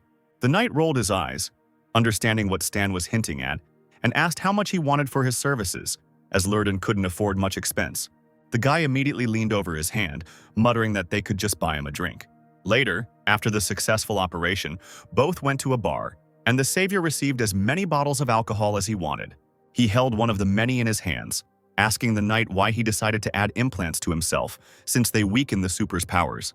Lurden sighed heavily and drank the wine in one gulp, wincing slightly. Although the addition of implants will weaken him, it will also help preserve his life in a dangerous situation. The man also had a happy family as a child. When the Black Star attacked the knight's planet with a laser, his parents turned to ashes before their eyes. The surviving orphans were given to veterans to raise, who say that when a race faces destruction, it is necessary to take up arms, and only then can one save oneself and others. Stan nodded slightly, calling the veteran a good guy, and asked where he was now. Lurden leaned his forehead tiredly against the glass, the words coming out of his mouth with difficulty. When the first disaster happened, volunteers were needed, and his protege fought valiantly on the battlefield. But their next meeting did not happen. The man arrived home in a burial shroud, and Lurden grieved over his body for a long time. Stan asked how he died, but after not hearing an answer for a long time, he turned to the knight. He was already asleep, his head resting on his hands. The guy tried to shake him awake, irritated by such a quick intoxication. Truly, you shouldn't drink if you don't know how. Stan sighed and spoke loudly to someone, asking if the stranger had heard enough. Davis, standing behind the counter but not visible in the room, jumped when he realized he was being addressed. He shook his head as he wiped the glasses, replying that he was just a bar owner who didn't have time to listen to stupid stories. Stan shrugged, saying he knew a lot of things about him, about his strength, about what his older brother left for him. The man froze when he heard the stranger offer to talk about Sunil's future, since Davis was the main hero of this planet. The bar owner immediately perked up and ran up to the stranger, asking if he was a prophet, which the mysterious visitor did not deny. Davis raised an eyebrow in disbelief, asking ironically what he would have for breakfast tomorrow then. But Stan wasn't going to prove anything. The man might not believe him, because only time would ultimately show that he was right. Soon, most of the supers, tired of their unpaid service for the good of their homeland, will leave the planet forever. Sunil will have to ask other civilizations for help, losing her independence because of this. Davis asked irritably why they were telling him this, since the bar owner didn't care about the rise and fall of civilizations. Stan, trying to lift Lurden, replied that the end of a man was tied to the fate of his race. The boy threw the knight over his shoulder, saying that he would tell him everything only when Davis believed that he was a prophet. Davis watched the strange stranger go and said nothing. Meanwhile, in the bar, an argument broke out between the warriors and a townsman. The fighter smashed a bottle on the floor, shouting that this was all Ghidorah's intrigues, that he had sent them to such a terrible planet on purpose. The townsman slammed his fist on the table, shouting that they should then beg for help. What is racial honor if they are all going to die here? So many people are dying. Resistance is useless. We need to accept Ghidorah's help. All these supers are useless. Otherwise, everyone would have been saved from the disaster long ago. The fighter grabbed the man by the collar, shouting that everything he was enjoying now was achieved thanks to the sacrifices of the supers, and the man had no right to insult them. But he threw the stranger's hand away, sarcastically replying that this is the duty of warriors. The greater the strength, the greater the responsibility. They would be ordinary people if not for the efforts of the entire race. They called the man a disgusting person and wanted him out of town. But he replied that he pays his taxes and works, so the supers are obliged to protect him. Listening to these words, the warrior became more and more inflamed, and the veins on his forehead bulged. The interlocutor continued to laugh, saying that he, as a civilian, had the right to be the first to enter the shelter. He was immediately thrown to the floor by another warrior, who, unable to contain his anger, shouted that the city dweller did not deserve protection. The guy hit the man in the face, blinded by resentment. It was blatant ingratitude. Seeing the fight, Davis ran up to both of them and ordered the waiter to calm down. He could kill a townsman if he continued to fight. The bar owner ordered everyone to go home and get out of his bar. The man scratched the back of his head, bitterly admitting that the weirdo in his bar really was a prophet. A coin appeared on the counter and a familiar voice asked for a glass of wine. The bar owner greeted Furnace, reminding him that he had given up drinking. The leader of the scout group removed his hood, grimly announcing that he was celebrating his return alive. Pouring wine into a glass, Davis asked what had happened to such a reasonable and sensible man. The man threw his head back and drank a whole glass of red wine in a few gulps. He loudly placed the empty glass on the table, whispering that he missed his brother. Davis winced and opened his mouth in shock when he heard that Furnace couldn't take it anymore and wanted to leave. The universe holds an unlimited number of possibilities. Only by casting aside the past can one move forward. Furnace no longer wants to drag the entire race down with him. His team will never return. The warriors have given so much for their race, laid down all their strength, money, and lives, but many don't even appreciate it. Every patience has its limits. It seems the best solution is to ask Ghidorah for help. Davis and Furnace grew up together, and even as a child, Furnace promised that he would definitely become a hero who would protect the tribe. Davis cursed loudly, exclaiming that even such a warrior gives up. What will happen next? His interlocutor pulled his hood over his head, getting ready to leave. He replied that life is the most important thing. As long as people are alive, their hopes will not die. Davis challenged why the leader of the scout group had come here and told him all this. Deep down, Furnace hated his friend because he hid his strength and was content with protection. But he told him out loud not to take anything to his mind. He had only come to tell him about his decision. It was up to Davis whether he would continue to avoid everything or take action. After a fierce battle, the mercenaries rested in the logistics zone. A local soldier ran up to Stan's team, saying that it was time for shift change and Darkstar could now rest. He was just studying the received blueprints, repairing the suit of one of the supers. Now the mercenaries had a blueprint for the mechanical suit of the corporal of the Sunal tribe. Stan looked at the diagram with a triumphant smile. Finally, after repairing the equipment for several days, he was able to get the drawing. Super examined the suit, admiringly calling Stan the best repairman he had ever met. Not far from this place, two mercenaries were sitting hunched over, discussing the possibility of leaving, since they were the only ones left alive in their group. At that moment, sirens began to sound, and the dark sky suddenly filled with luminous dots. Millions of tiny glowing flies appeared out of nowhere, flying towards the warmth of human bodies. They began to attack ordinary people, devouring them alive in huge groups. The soldiers rushed into the vulnerable area with flamethrowers, ordered to protect civilians. The small bodies melted under the hot flames, and the soldiers needed to buy time before releasing the poisonous gas. One of the warriors shouted loudly, passing gas masks to the squads, that the insects were here. Poisonous gas would soon be released in order to identify them. It was necessary to send everyone to the shelter. The soldiers, who had received gas masks, rushed down to the shelter with all their might. At that moment, a boy was grabbed by a huge wasp, and he twitched in terror, calling for his mother. Neville came to the rescue, snatching the child from the deadly clutches and covering him with his body. He managed to run to the shelter and gave the boy to his mother. She warmly thanked the captain and begged him not to go outside. The man smiled. He couldn't, because a warrior's duty is to protect people. The huge, heavy metal door was almost closed, but Neville managed to slip under it. Finally, what the warriors had planned was done. Poisonous gas was released into the air from special taps. Everyone was glad that he easily killed these insects. This wave of enemies was very light. Neville was already standing with a weapon in his hands, ordering everyone to remain vigilant. The appearance of insects meant that the disaster was entering its most complex and dangerous stage. And indeed, as the man had warned, leopards appeared on the horizon. None of them were ordinary, and the animals' bodies were permeated with electricity. The warriors laughed when the first shots caused the animals to fall to the ground. Apparently, the poisonous gas they had inhaled weakened the animals. But things only got worse. Huge elephants in bone armor were advancing on the city. The supers fired tirelessly at the monsters because their homes and families were behind them, and it was impossible to let the elephants break through. But the bullets did not harm the elephant's bony skin. The hide remained just as strong, and the animals continued to advance. With their paws, they easily crushed the supers who tried to get closer. At the cost of their own lives, they had to at least try not to let the elephants pass. The monsters threw the soldiers away from themselves like annoying little animals. It seemed like nothing could stop them. Captain Neville, in armor, flew very close, activating the current in his body. The man ordered the others to retreat while he blocked this elephant. Flying up to the animal's trunk, the super struck it with lightning, pushing off with his foot from the huge horn. The enraged monster suddenly raised its head, knocking the super off of itself with its trunk. The man immediately flew into a boulder, and the soldiers immediately began to check his condition over the radio. The enraged monster, enraged by the man's attack, rushed at him, destroying everything in its path. While he was running, Neville, fortunately, managed to get out from under the rubble and fly away. He moved close to the protective gate and created a huge protective dome, shouting that the monster would never pass. Super, who came running to help, saw a huge panther running towards him. Flashing with lightning, she took advantage of the man's slowdown and knocked him to the ground, wanting to bite him. But the warrior miraculously managed to regain his balance, turning the monster's face away from himself. He crouched and twisted to strike the panther in the stomach, sending it flying. Neville, who was holding the barrier, began to cough violently. He knew that soon he would have no strength left.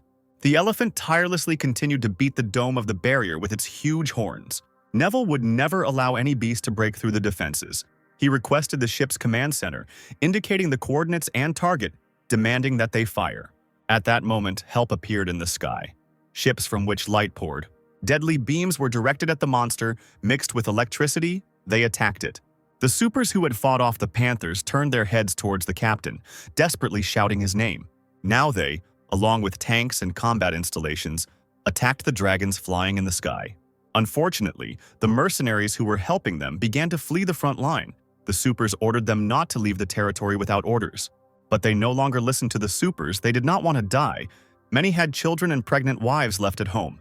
The warriors cursed. As it turned out, the mercenaries were too unreliable. But not all of them. A group of immortals from the Dark Star made a great contribution to the battle. They had no intention of running away, heading closer to the supers. They argued about who contributed how much. Super exhaled. He was wrong to think the guys were too frivolous and stupid. Tired of the flow of customers, Davis, cursing, closed his bar, hanging up a sign. A presenter was broadcasting from the switched-on television, saying that the intensity of the influx of wild animals and their ferocity had far exceeded all forecasts. The man sat surrounded by half-empty bottles, listening to calls to honor the brave heroes and pay tribute to the soldiers who were still fighting bloody battles on the front lines. The bar owner, tormented by thoughts gnawing at his mind, desperately drowned them out with alcohol. Finally, he put the empty glass down on the table with a loud bang. Deciding that this could not go on any longer, he got ready and went out into the night into the empty streets, where the wind carried leaflets about the impending disaster. The intoxication gradually wore off.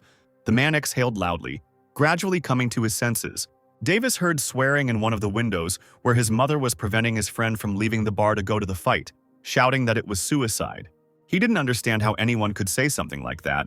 Protecting the race was an honorable thing, and he wanted to dedicate his life to it. The woman replied that her son was still very young. How many people go into the army every year? There are enough soldiers there even without a boyfriend. Listening to his friend feel ashamed to just sit there, Davis picked up a crumpled recruitment leaflet from the ground. The woman slapped her son across the face, screaming that his captain Neville had died in battle, and that little remained of his body. The head of the family pulled his wife's hand away, but she continued to say that Neville's family was left with an orphan and a widow, who would now live on a small allowance from the state. The man put his hand on his wife's shoulder, consoling her that at least the child was a hope in life. But the woman cried bitterly. She could not imagine what she would do if her child died. Father patted Lan on the head, calling the soldiers and Neville heroes. But still, civilians would continue to work to contribute to the race. Their place was not on the battlefield. Davis lit a cigarette and walked on when the boy bowed his head, asking the mat not to cry, promising that he would not leave. The man himself, as a child, often asked his older brother if he would play with him. He replied that he had homework to do and begged his brother to learn from others and study harder instead of wasting time on games. He rolled his eyes, clutching a toy airplane, saying he liked to have fun, not sit around studying. Furnace, lifting the barbell, called on his friend to wrestle with him, shouting that this time he would not lose to him. The mischievous boy made a face and stuck his tongue out at his friend, declaring that he would never do that. And now, as adults, one of them, having achieved success in the military field, hated the other for his carelessness. Even being stronger, he continued to hide his strength, content with the protection of others. Long ago, a teenager named Davis shouted at his older brother to run quickly to the Ghidorah rescue ship. He leaned over a large computer and did not turn around, answering that now the race needed weapons developers and mechanics. He could not leave, and let his brother go and live well. He turned around and smiled his warmest smile, asking why the brat had tried to crack the password to his room, and promptly told him the password, as he had left something there. Remembering all this on a cold, empty night, The adult Davis could not hold back angry and prickly tears. The wind blew recruitment leaflets into his face, and the man clenched his fists and roared, cursing everything in the world. He turned sharply and ran into his father's house to enter that very room. He was breathing heavily, leaning against the display case. There was something his brother had left behind, and after using it once, Davis never dared touch it again. This was probably the last functioning commander-level mecha suit on the entire planet Sunil. Its time to shine had come. At this time, monsters continued to attack the city, and now it was the turn of huge beetles. The warriors immediately determined that these were acidic flying beetles, and the people needed to hide quickly. The monsters descended lower, and acidic liquid poured from their mouths right between the snapping appendages. It poured down on those who did not have time to hide, and people were immediately burned alive, their skin literally melting in a matter of seconds. Immediately, the spaceships hovering in the skies were asked to fire targeted shots at the monsters. Light fiery rays poured straight onto the bellies of the dangerous beetles, piercing the chitin. Those of them that were flying chaotically and did not come under fire continued to release poisonous mucus. It poured onto the iron of the tanks, shooting at the monsters, and they melted just like people. Residents looked in horror at the exploding equipment, not understanding what those beetles ate that could shoot down ships. Sid pointed at the explosions, asking Ghost if he would help them. But the guy shrugged. The Sunilians would still have to solve their own problems. The mercenaries were outsiders here. He knew that their help would disrupt the storyline and all plans would fail. He urged Sid not to worry. The tribe had already experienced this disaster so many times and would be able to cope with the monsters. At that moment, a hatch opened in the ground, probably the tribe's secret weapon. A molecular high-frequency cannon of incredible size, which has not yet been used in combat, has appeared on the horizon. It began charging and was ready to launch within a few seconds. A huge light sign appeared in the air, which was thrown out by the installation. A special beam was aimed at the large beetle, which, fortunately for the warriors, pierced its strong belly. Everyone watched with relief as the monster crashed to the ground, raising clouds of dust. The residents rejoiced at the power of the weapon. At this rate, the battle would soon be over. But now the soldiers called for everyone to look up. They looked in fear at the black sky. It seemed that a new misfortune had now befallen the tribe. Meteorites were flying to the earth, approaching the city with dangerous fire. Large plates on the bottom of the spaceships lit up with a blue light. The aircraft surrounded the meteorites and activated a combined force field. With its help, they managed to slow down the fall of the meteorites, and the ships began reloading their cannons to buy time. It turns out that several spaceship force fields can combine together, which Stan found interesting. Meanwhile, the technicians managed to charge that very molecular high-frequency gun. With her powerful shot, the huge celestial stone was shattered into pieces. The warriors rejoiced. Right before their eyes, the meteorite disintegrated, and this was excellent news. But the joy was once again replaced by a fighting spirit, as a mountain beast loomed ahead, one of the most dangerous on the planet. He was approaching slowly but surely. If the meteorite debris angered the monster, there would be trouble. It turned out that the meteorite contained stones of prophecy. While the mountain animals gathered in flocks, this could lead them into a rage. The meteorite with the stones of prophecy could not have fallen so timely on its own. Everyone thought it was a conspiracy of the Black Star. Meanwhile, the monsters reached the battlefield. One of the warriors was furiously shooting back. But one movement of the monster's tail and the guy was knocked down and lost his weapon. He remained lying on the ground, while the beast continued to destroy everything in its path. The largest of them stood out from the rest with its particularly glowing eyes and the shape of its wings. It was a king of predators, an extremely ferocious and dangerous animal. During the first catastrophe, the tribe lost half of its army in battle with them. Although the soldiers thought they were dead, they still gave the order to hold formation, take close combat equipment, and stand on the defensive. The deed was done, and the supers were fighting the giant creatures ahead.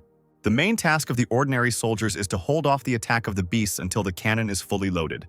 The predator roared, snapping its giant teeth as it ran forward furiously. The monster began to smash the shields that the army had erected with its clawed paws. The soldiers urged each other with all their might to hold on and not to weaken their defense. But the first ranks of warriors were collapsing as the monsters grew in number with each passing minute. The bloody bodies of the frontline soldiers lay on the cold ground as the monsters prepared to advance further. At that moment, the gun was loaded and ready to fire, and a bright light poured out of the muzzle. A deadly and powerful beam pierced through the flying monsters, several at once. But still, too many were not killed. Most survived. Could this shot have been unsuccessful? Frightened by the bright light, The monsters returned to the soldiers and they did not know how much longer they could hold out.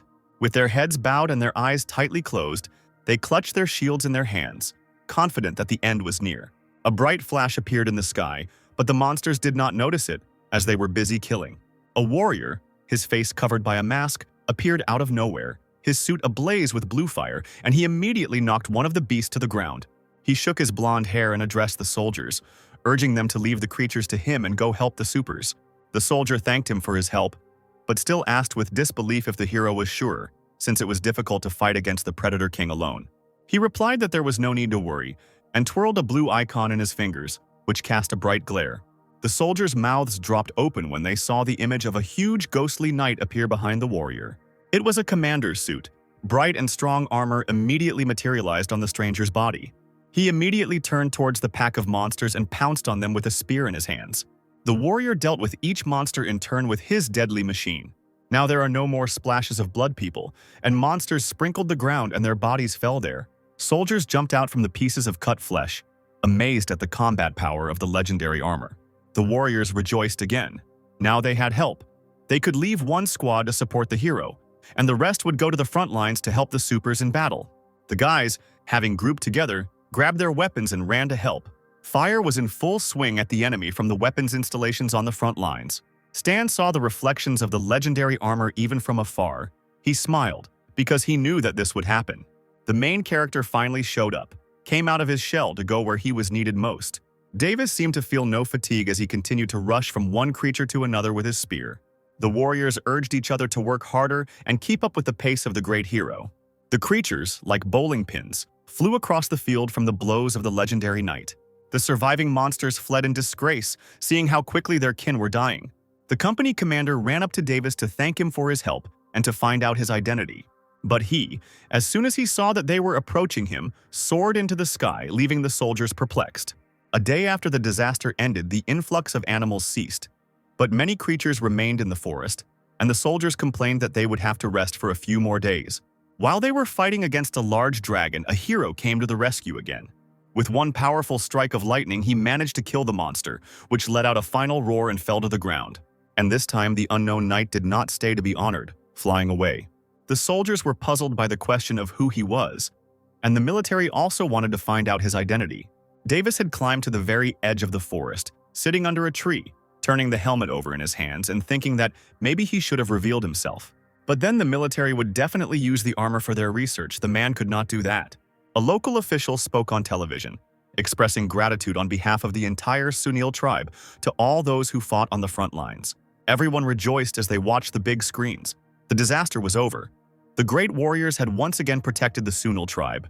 Unfortunately, many brave soldiers died in the battle, and the speaker suggested honoring their memory. Davis bowed his head along with everyone else as the official called for a moment of silence. The soldiers on the front line did the same in front of the bodies of the dead. But at that moment, Furnace flew up to the speaker, and the man stepped back in confusion, not understanding what he was doing. Furnace introduced himself to the puzzled audience and announced that it was time to make an announcement. From today, from the names and 40% of the people that the tribe calls protectors, he said that he was leaving the planet Sunil and would not return. Residents began to talk loudly, shocked by what they heard, not understanding what had happened. Davis growled and clenched his fists. He was very disappointed in Furnace and angry at him. The curious players almost dropped their food as they watched the supers, led by Furnace, make their choice. Stan lit a cigarette and grinned.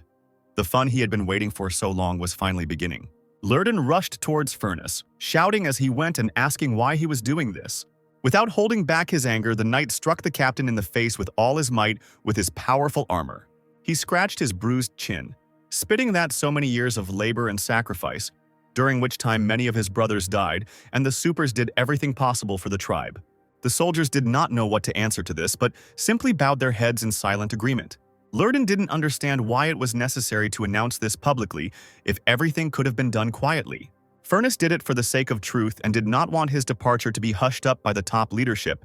He wanted all the people of Sunil to witness and make their own choice.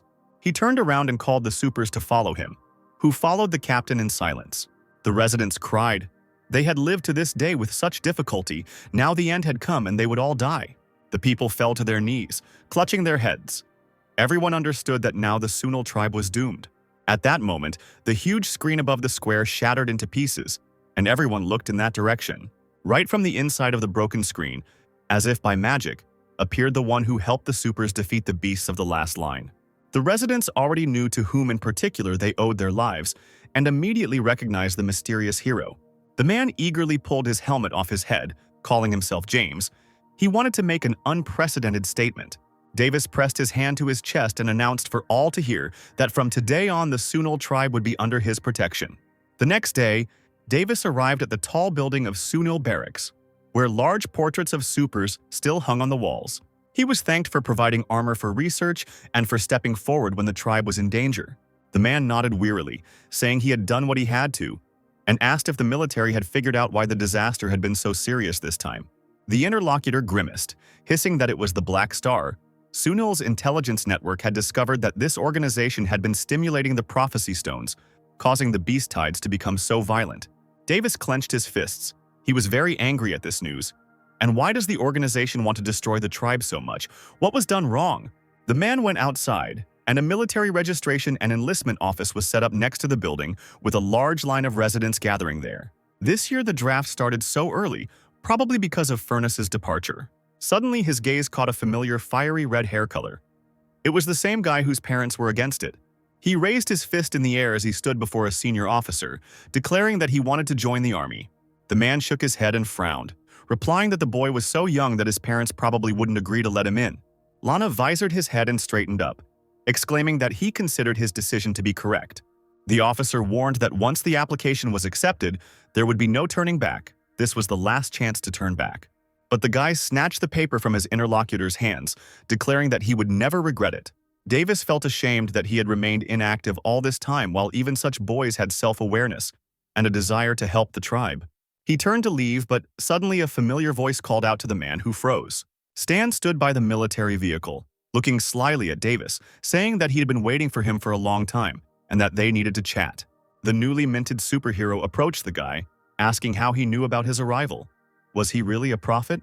Stan replied with a smile that he didn't know the bar owner would be a hidden B-class super and that he would have the Shattered Light Commander's armored suit. Davis was stunned again. No one knew the name of his suit. This guy really was a prophet. Stan came closer and put his arm around the man, offering to tell him a story. On a planet with a backward civilization, there was a handsome guy who was captured and made a test subject. In one experiment, he awakened the ability to foresee and saw fragments of the future.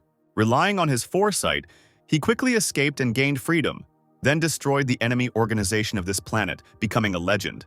But after that, he saw a new future. An artificial catastrophe would fall from the sky on his planet. The culprits were hiding in the depths of the universe, so he left the planet and went in search of saving his world. Hearing that this handsome man was Stan himself, Davis raised an eyebrow.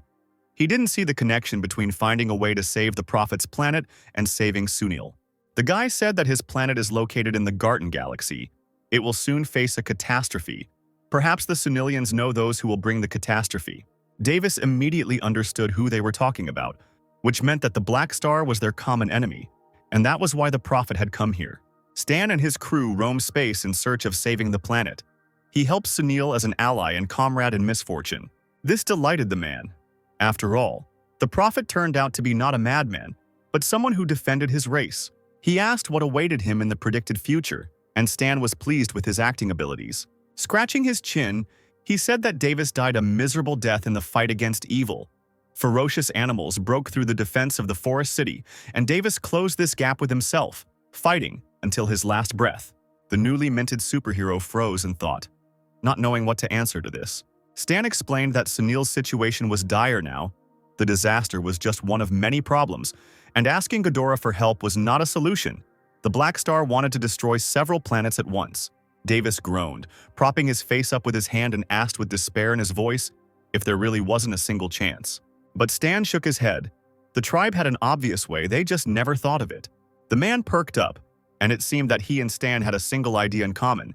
They needed to destroy the Black Star immediately. But the organization was too strong.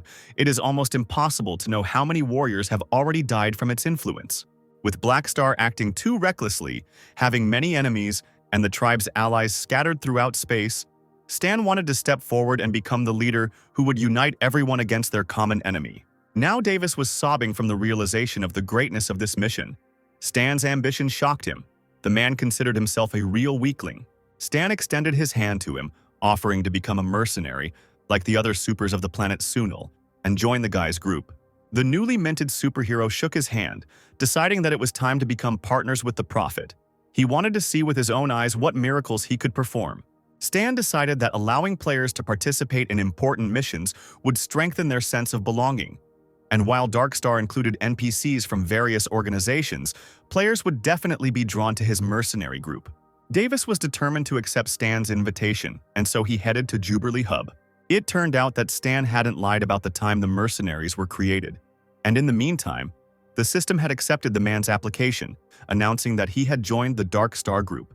When Davis arrived at the rooms where the mercenaries were located, and they had already arrived, Scott loudly declared that he had made a lot of money on this mission and would update his equipment as soon as he saw the Black Ghost. Noticing the newcomer, he pointed at him with his finger, exclaiming in surprise that this was the new hero of the Sunil tribe, whose name was James. The guys rushed to the man as if he were a strange toy, starting to touch his face and ask if he gave out missions or helped them change careers. Davis sighed wearily, thinking that these mercenaries were being a bit too enthusiastic. Stan came to the center where the mercenaries were gathering and offered them new furs available in the faction store. The lucky person who tried on the suit was pleased with everything: the price, the mobility, and the special power structure. Now other mercenaries were also buying furs, and although they didn't bring in much money, this was only the beginning. There was one more thing that players would have to find money for.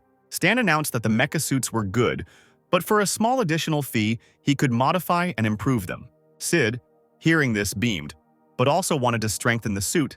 The other players took up the cry. Stan asked, first of all, to transfer him the money and give him the armor, and in 3 days everything would be ready. The guy was incredibly happy with the Prophet.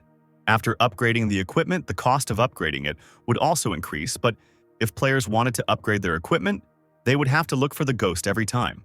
Davis approached the guy, and he realized that he had not yet introduced the man to the team members. Davis declined the promised welcome party, but pointed to the armored suits, asking if the Prophet had made them.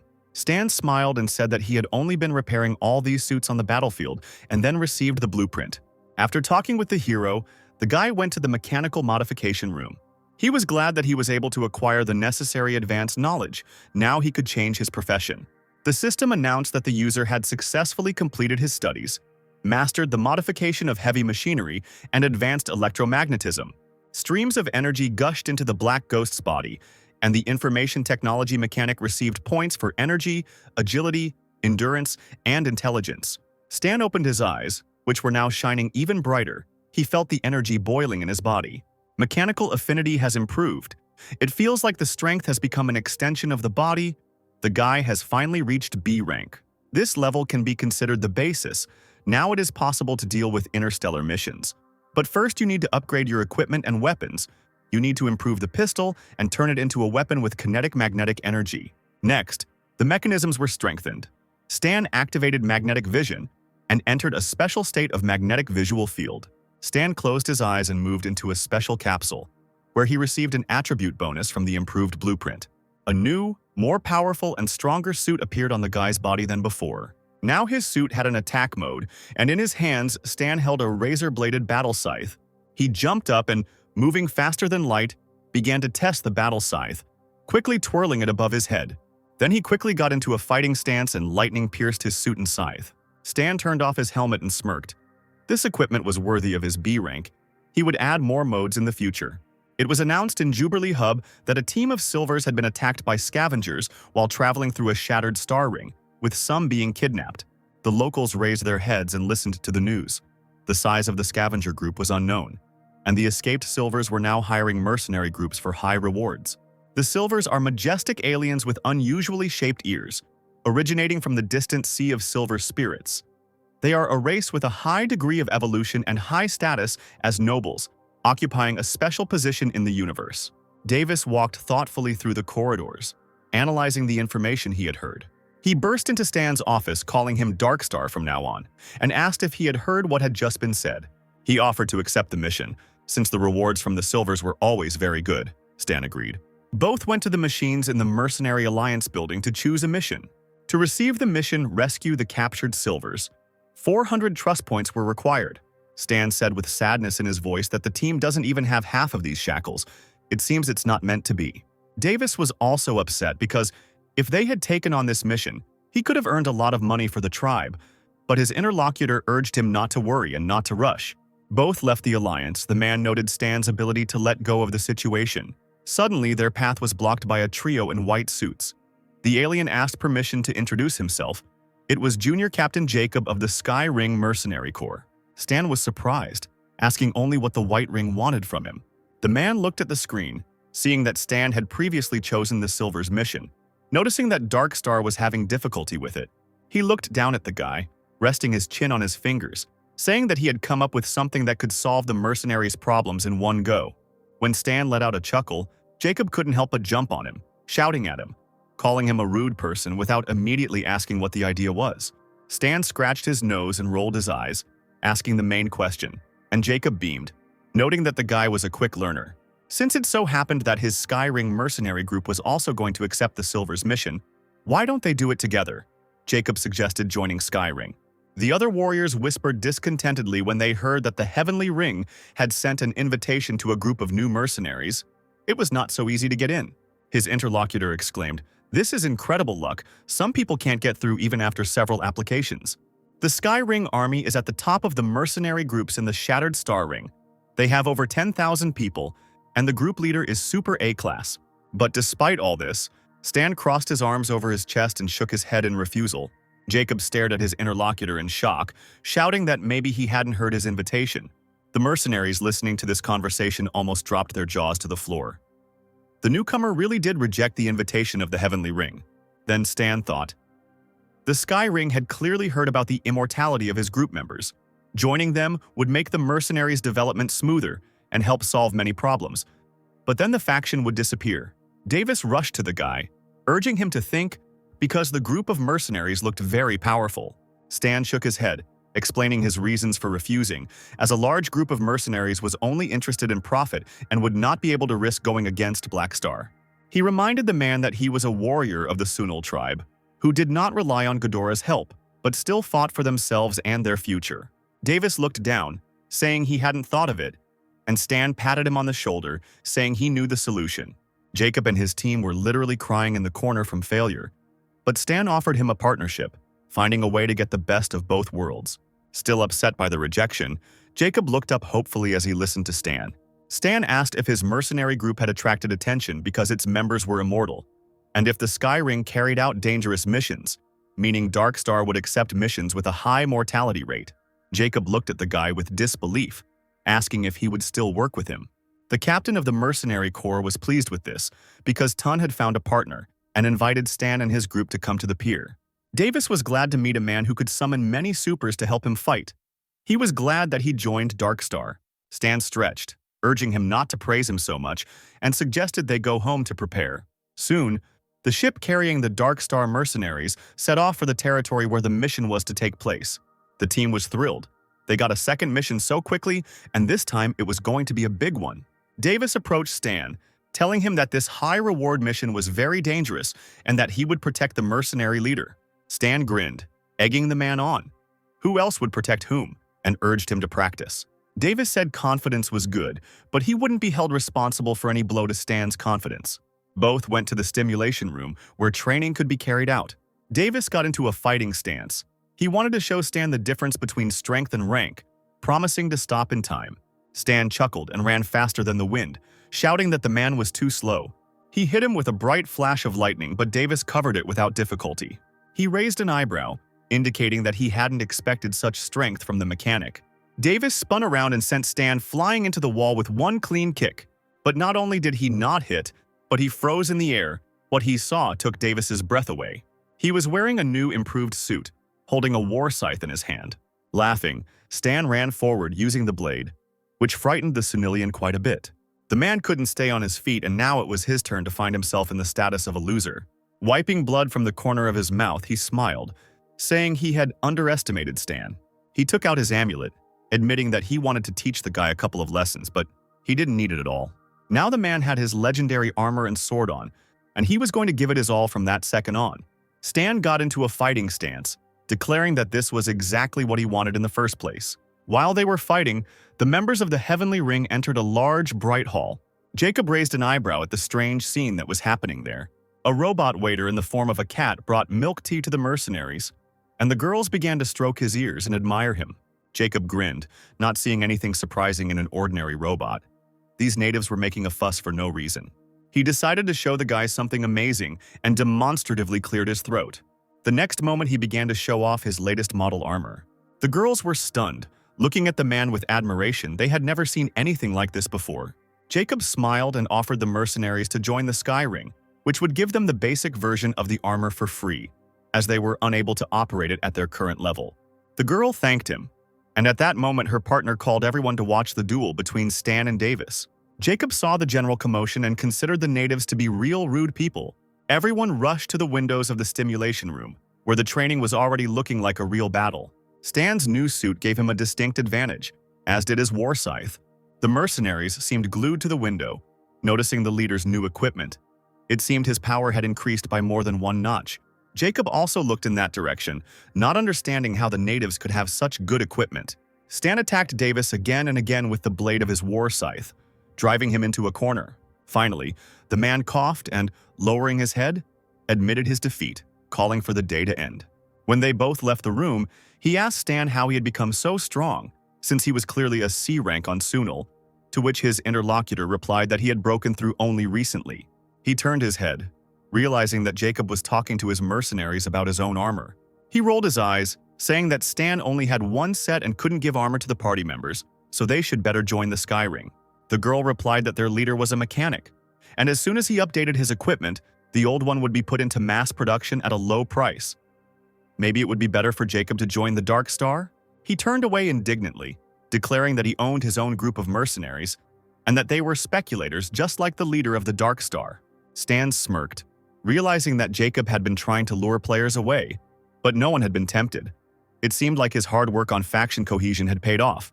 At this time, the scavengers settled in the Faunus Galaxy in the asteroid belt. In a large prison, the leader of the scavengers, Peggy, an alien with green skin, ordered his accomplices to search the Silvers, who were not supposed to hide the locator. Particularly cruel garbage collectors came into the cell where 3 Silvers were sitting and raised one of the prisoners to his feet. He stood up and looked proudly at his offenders, demanding that they not touch him with their dirty hands. He hit Silver, knocking out several of his teeth, laughing at him for acting like an aristocrat. Having called the guy a unicorn, the garbage man saw how a locator in the form of a sparkling pearl jumped out of Silver's mouth as he fell to the floor. He noticed her and bent down to pick her up. Bringing the locator close to his eyes, the garbage man thoughtfully said that Silver had hidden this bead well. The alien jumped up and hysterically demanded that it be returned immediately. He was the Black Star's messenger, and that thing also belonged to her. The scavenger faced inevitable death. But the villains only laughed at the alien. No one can just join the organization. They didn't believe him. And now, having received the item, you can contact the customer and fly to the island of the Soaring Dragon. One of the garbage collectors, hearing this, shouted that this was that man's territory. The client is this guy's subordinate and quite generous, so he will thank him well. Silver cursed, but he knew that the bead with the secret message could only be opened with a password. They would not be able to read it. Dark Star and Sky Ring arrived at the Faunus Galaxy, planet Awonder 22. There were a lot of people at the meeting place. A large number of mercenaries gathered to participate in the mission. The slave traders would not be able to withstand anything. Dark Star was met by a woman named Goa, the commander of the Sky Ring, who was also the commander of the operation. Stan thanked him and asked why this particular place was chosen for the meeting, rather than if there were any leads. One of the Silvers said that they were hoping to get information from the masters of nearby galaxies or prophets. The stolen silver locator was destroyed somewhere in this area. Stan scratched his chin. If it was about the prophecy, there was something he could do. This Silver was Dark Star's employer, and Stan asked for extra payment for tips, 2 advanced knowledge of mechanics. The man nodded, saying that if the provided hint was useful, they would be provided to the customer after the mission was completed. Stan reached out his hand and activated his precognitive abilities. Looking somewhere into the void, he saw the bones of the Void Dragon and his ghostly body during life. In the dungeon, next to the prisoners, stood a sloppy fat man. He was saying something to Silver. Goa was stunned when she heard the information provided, and it also became clear that this was the island of the Soaring Dragon. Many of the Skyring mercenaries immediately ran to the ships, abandoning the mission and letting them take the risk themselves. Sid, looking at the backs of the retreating mercenaries, was surprised by their escape, asking what was wrong with Dragon Island. Jacob grinned and stepped forward, asking permission to clear up any doubts. Soaring Dragon Island is a neutral territory where criminals gather, respect the ruler, and can do whatever they want. And the ruler is a super-class disaster that has surpassed A rank. Sid exclaimed that it sounded exciting, and Leo imagined that he would be able to capture some amazing footage. Goa shook her head, saying that even if the mercenaries were immortal, this place was very dangerous. They had better think again. Stan urged them not to worry, as his team was not afraid of trouble, and then Goa suggested discussing the plan for the upcoming operation.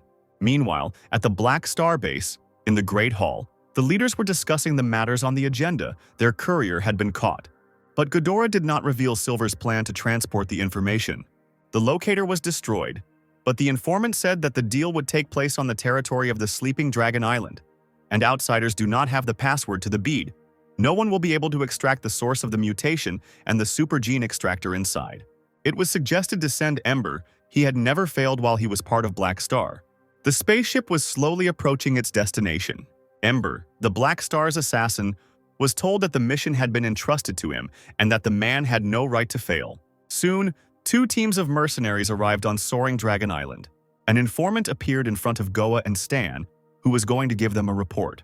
Both nodded, and the woman asked her partner to show her a portrait of the suspect. Stan pulled a piece of paper from under his jacket, pointing to the man from his fortune-telling pictured there. The informant revealed that it was Horlade, the owner of the largest slave market on Soaring Dragon Island, and promised to take Stan to the market. Sid wandered into the island's slums, where a dangerous company was discussing how much they would sell high-quality ore for. An alien with a gun in his hands approached the disgruntled merchant and immediately received the opportunity to buy the goods at his price. Stan and his group passed by, and Sid exclaimed that aliens were making fun of people. Hearing their scream, the villains spat. They had heard this more than once from mercenaries with morals. Polly, realizing that they had just been insulted, let out a loud yelp, grabbing her friend's hand. The main thing was that Stan heard this. He immediately measured the aliens with a furious look that did not bode well. His clothes immediately transformed into powerful equipment, and the blow from the battle scythe sent the alien flying to the side. His brothers immediately ran to him, calling the mercenaries stinking puppies who dared to attack. The scavengers, some with swords, some using magic, rushed at the mercenaries to show their strength. Goa immediately stepped forward, giving the order to prepare for battle. Stan and Davis were already in full gear. With one movement of her hand, the woman created a tornado that lifted into the air and froze a group of particularly zealous garbage collectors. Then Stan rose up to them and swung his battle scythe, cutting through the ice and the aliens in it. The remaining mercenaries in the Skyring team also dealt with the villains quite well. Davis worriedly asked Stan if they would attract the attention of the island's security. But there was no need to worry. In this territory, many things were decided by force or murder. There was one rule to remember: you cannot kill workers and civilians. The garbage collectors were already shooting at their opponents. One of them took out a huge machine gun and missed, breaking the glass in the house opposite. His gathering was seriously frightened, and he himself began to tremble like an aspen leaf. A multitude of drones appeared above the men's heads. The Dragon Guard, the scavengers raised their hands up. Before they could take a single step, government drones appeared over the heads of the garbage collectors. A mechanical voice accused them of destroying buildings and causing property damage, and they immediately began asking for another chance. But the verdict was passed. In the name of Ames, the ruler of the island of the Soaring Dragon, they were sentenced to death. Retractable weapons emerged from the drone's interiors and shot the troublemakers on the spot. The informant ran closer, amazed to see that all the garbage men were dead. He was very scared. Fortunately, the mercenaries did not break the rules. Otherwise, they would have died too. After some time, Darkstar and Skyring arrived at the Horlade slave market building. Stan used his disguise and changed his appearance to go himself, much to the surprise of the other mercenaries. The guard led the guests through the corridors with cages, saying that he did not know the preferences of others. Stan shook his head, saying that he wasn't interested in these simple goods. If the goods here weren't rare enough, he'd have to look elsewhere. His words were heard by the proud head of the Horlade market, who chuckled and replied that he would try to find something special. Bowing to Stan, the man said that the guest had exquisite taste and invited him to follow him into another room. The company found itself in a dark room in front of well-protected steel doors, where the market owner brought almost no one. He threw up his hands, saying that there was a rare product here that couldn't be found anywhere else, and everyone in the cage was super. There were entire families of unusual aliens there, clinging to the bars of the cage, shouting that retribution would befall the vile slave trader. Stan kept looking around, but the silvers were nowhere to be seen. He told the owner that the goods were not bad, but he wanted something more unusual and rare. The owner again praised the guest's taste, saying that few could resist the temptation after seeing this treasure trove. He put on an air of importance, gesturing towards the cage, inviting everyone to look at something special. There sat an ordinary girl with superpowers. She was calm and silent, unlike the other prisoners. Stan exhaled heavily. It looked like the group of scavengers hadn't arrived on the island yet and hadn't delivered their goods. Suddenly, a system window appeared before his eyes with the mission "Guest from Afar" running. He was required to take that mysterious girl with him and stay with her for 6 days, receiving a reward. Stan asked the slave trader what was so special about the girl they called a unique commodity. As it turned out, she has high intelligence and strong potential. The power of an ancient creature is in her blood, and the energy reaction in her body is much superior to that of ordinary creatures. The man added that the girl would not be able to betray her master because she had amnesia, and also had no instinct for self-preservation, and did not resist, so anything could be done to her. Stan asked the price of the girl, and the slave trader asked for 300,000 coins. The guy waved his hand, thinking that the market owner was simply a speculator who wanted to steal other people's money. He ran after the guest, trying to lower the price, but Stan did not stop, and the price kept getting lower. Having settled on 100,000, the slave trader, visibly nervous, suggested that this be considered a 90% discount. Stan didn't turn around, thinking that such a big price reduction was obviously a catch. Finally, he adjusted his glasses and said that the price was right, but he wanted to buy other rare slaves as well. The man chuckled and said that he was going to add an interesting batch in a few days and you could come and see. Stan waved his hand, saying that he would come back to look at the goods when the time came, otherwise he would buy the strange girl along with them. The assistant approached the market owner, asking why he was so eager to sell the captive. It turns out that the girl had a strange ability that really irritated the slave trader. It was easy to sell her, but 6 days after the purchase she would reappear in the same place, having lost her memory. It has been purchased several times already, and this happened each time on the 6th day of purchase. In the past, the owner of the island came to kill her out of curiosity, but no matter how many times she was killed, she lost her memory and returned here. So if someone wants to buy this strange girl, then why not sell her? Especially since it will bring the owner a lot of money. The assistant clapped his hands, calling the man a very wise man. It was a good plan. Stan returned to the teams, explaining that the silvers had not yet been delivered, but that the deal would take place in the next few days. Goa said that if Horlade bought them, they would have to risk fighting the Dragon Guard. It was better to hurry and save them before the deal. That same night, the two mercenary guilds began to develop a plan. Jacob was tasked with leading his scout team directly to the pier to observe and locate the scavengers who had kidnapped the silvers, then mark their vehicles, which were later planned to be intercepted by the Undead Legion. Sid cracked his knuckles. Stan promised that he would do everything without any problems. 3 hours later, the spacecraft arrived at the operation site. The mercenaries spread out across the streets. Jacob peeked around the corner and radioed in that the target had been located. Stan nodded, adjusted his earpiece, and was instantly suited up and ready for action. Near the cages nearby, the leader of the scavengers, Peggy, with the ability of the awakened bloodline of the snake race, possessed extremely keen perception and early warning of danger. His head turned into a snake's to better sense the danger. He immediately realized where the enemy was and ordered the others to retreat to the ship. The snake's body returned to its clothes, and Peggy told Horley that he had arrived on the island of the Soaring Dragon. But someone was pursuing him, and this time, the customer had better come and pick up the goods himself, bringing the Dragon Guard. The microphone hissed, and Horlade exhaled, replying that it was bad luck. But he understood. Jacob, watching them, cursed, because the scavengers returned to the ship again. Goa radioed that the other side was very cunning. They should have discovered the mercenaries. The woman ran forward, leading the warriors behind her. They must rescue the hostages before the deal begins. The mercenaries, who were armed, activated their weapons on the move to immediately use them against the enemies. The wall of the building where the garbage collectors were hiding was destroyed by a powerful explosion. The aliens there immediately realized that they had been ambushed and called on their fellows to hold on. They needed to wait for the arrival of the Dragon Guard. The garbage collectors ran out into the street, also armed to the teeth, and began to fight off the attack. Davis, Stan, and their team were not far behind. The leader of the Dark Star gave the order to kill everyone. Stan's war scythe was able to knock down several aliens at once. Davis lunged forward, his sword also hitting the scavenger, sending him flying back towards the opposite wall. The enemy found themselves surrounded by teams of mercenaries moving faster than light. The scavenger leader, Peggy, came face to face with Stan, exclaiming that he was strong, but he would not be able to catch the scavenger. He immediately transformed into a long snake, slipping out of his clothes. Stan began to look around, and only when he noticed the snake's tail slipping out the open window, he cursed, realizing that he had missed the enemy. Stan decided to leave the scavenger for later, as a group of silvers were already waiting for him. He called on the aliens, delighted by his arrival, to hold on tight and lifted the cage with them in his arms to carry it out of the building. The guy took advantage of the power of his suit, easily jumping over the destroyed walls. Goa saw that the Dark Star leader had succeeded and ordered the soldiers to retreat and not engage in a fight.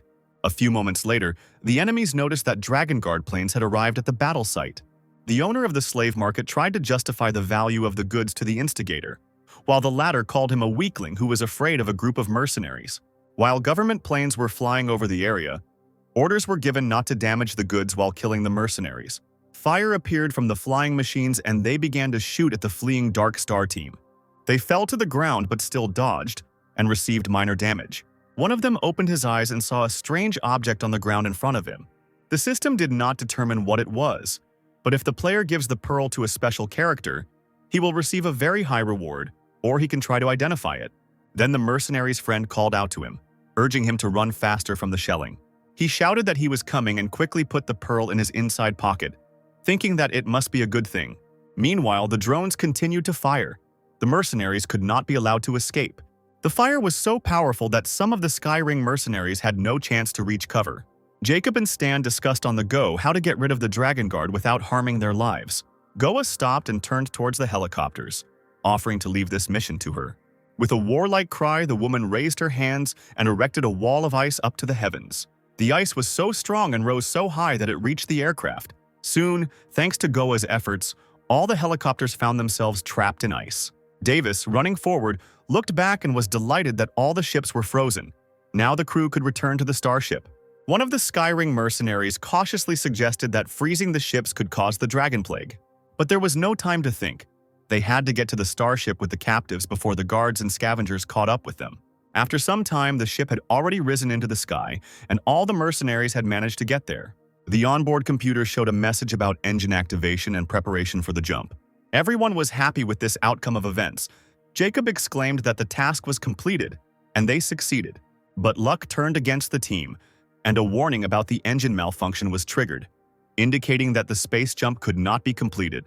Losing their balance, the passengers fell to the ground, not understanding what was happening to the ship. An image of a stately woman on a throne appeared on the large screen.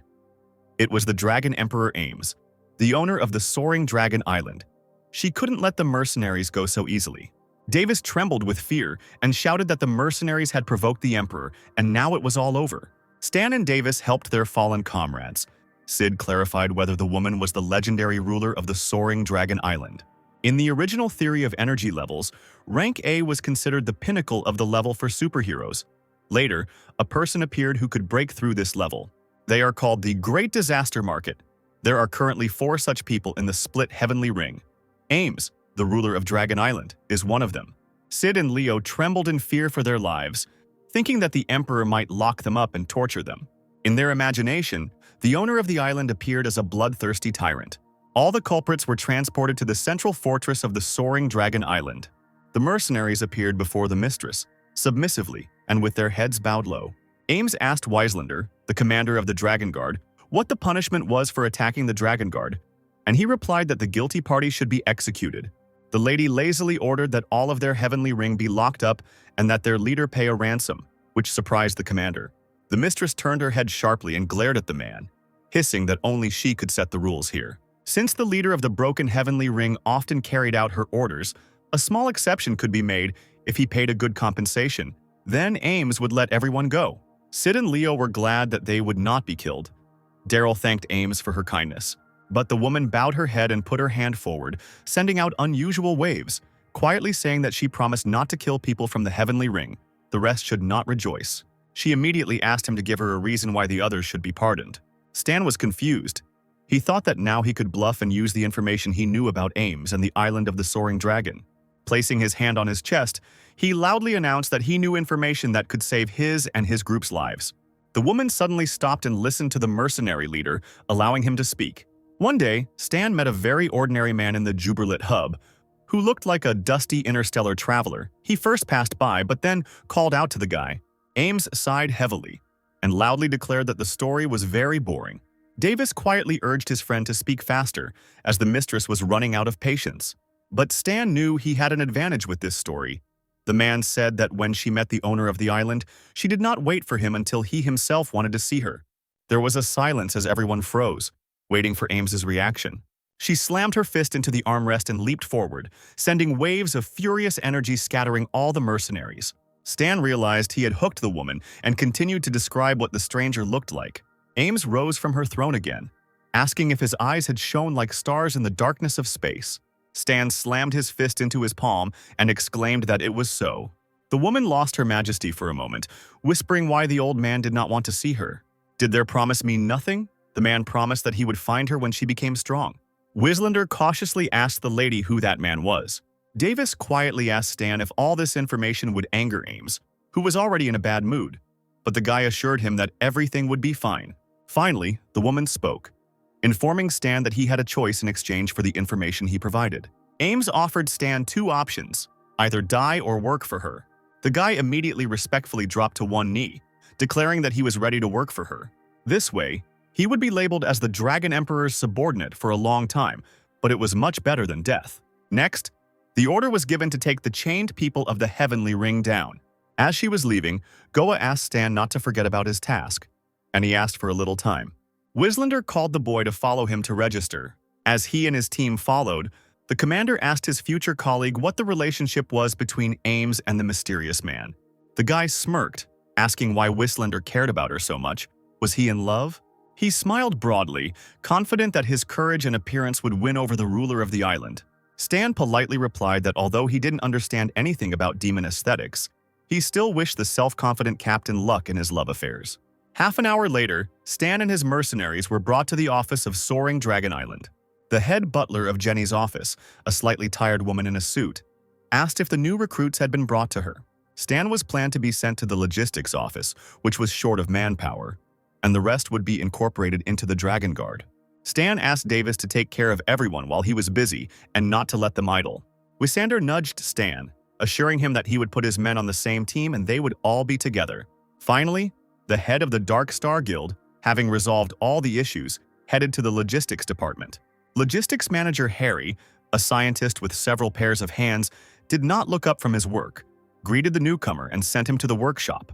Taking a break for a second, he added that there was a lot of work, but there was also plenty of benefit. The materials could be used however one wanted, and no one would check. Just don't spoil too much. Stan found himself in a room filled with all sorts of alien work materials. The guy's eyes lit up, because there was so much that he could use and even make something for himself. The scavengers managed to escape to Pier Number 3, but not without losses. Peggy communicated with the owner of the slave market, who was surprised that the snake was still alive. He was all wrapped in bandages and hissed with displeasure, reminding him about the payment as he handed the man the silvers. He asked in surprise what other payment was required, which caused genuine anger in Peggy, who thought that the interlocutor wanted to refuse the debt. Lazily swinging a birdcage in his hand, the market owner explained that the silvers had been stolen and the island's ruler had taken them back, meaning he hadn't received the goods. Peggy let out an angry howl, threw the phone on the floor and began to trample it underfoot, cursing foully. Under cover of night, a flying ship landed near the high-rise buildings and a ramp was immediately lowered from it. The people descending from there discussed the information from the intelligence service. The silvers fell into the hands of the Horlaid slave traders. A group of strong guys in dark gear and masks decided to stay in the shadows and not attract the attention of the Dragon Emperor. They just needed to take the secret bead and leave. The warriors' path was blocked by a crowd of local alien hooligans, who were walking towards them and playing with bats. The leader stated that they dared to come to the island of the Soaring Dragon with such a small number of people. They should give them all the valuables, and then the aliens will be spared. The masked warrior emanated a threatening energy, and he sent the leader to hell. He laughed and pointed the pistol at the face of the uninvited guest, who was so bold, and let him not blame him for being rude. Without further ado, the stranger spread his arms and strange blue lines began to spread through the air from him. The hooligan didn't have time to look around before he realized that his body had been cut into pieces by dark matter. A few more swings from the warrior in black, and now the entire company had lost their bodies. The man looked emotionlessly at what was left of the hooligans and shrugged his shoulders because they asked for it. A lower-ranking warrior approached the boss, pointing to Horleidu's store, located directly ahead, and suggesting that they go in there and capture people. But the idea was rejected until it was necessary to use force. The Dragon Emperor is keeping order here. There is no point in attracting her attention. The boss decided to negotiate and buy out the silvers.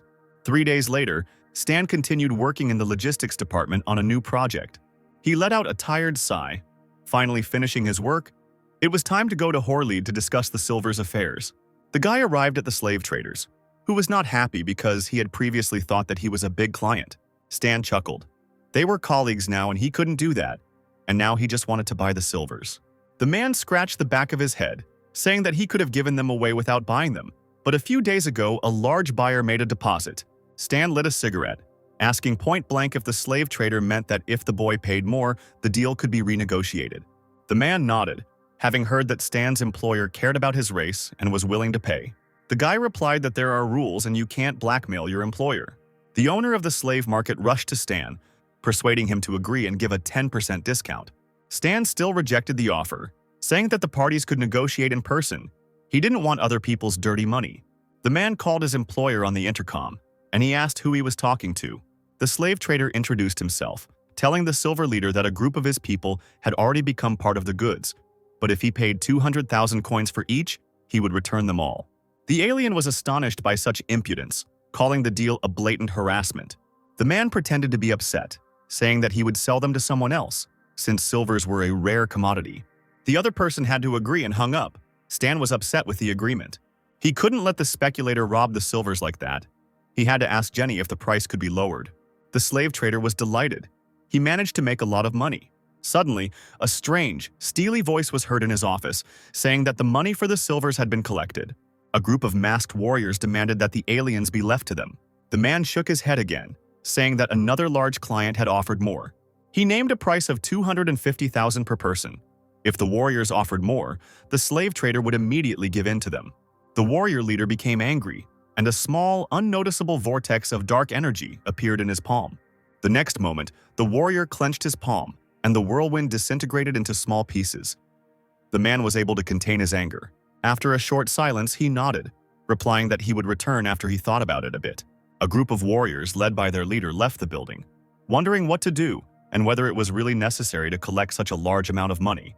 The leader, however, said that people had to be taken away by force. Boundless greed would destroy the slave owner. He would get nothing. Night had fallen, and at this time of day the cosmic distances appeared more clearly in the sky. Warriors were gathering in front of the estate where the captives were kept, and the owner of the slave market lived. They appeared unnoticed on the square but still failed to avoid the guards. The armed and armored soldiers looked angrily at the newcomers. They tried to drive them away, since working hours were already over. The Black Star chief was advised to be careful, as they were the Dragon Emperor's guards, but he replied that there was no reason to worry as long as they remained alive. The Dragon Emperor's men didn't seem to have much courage, so the one closest to them trembled like a leaf, saying something about an enemy attack. He squeaked that the guards needed to be called when one of the warriors had already run up from behind and hit the guy on the head.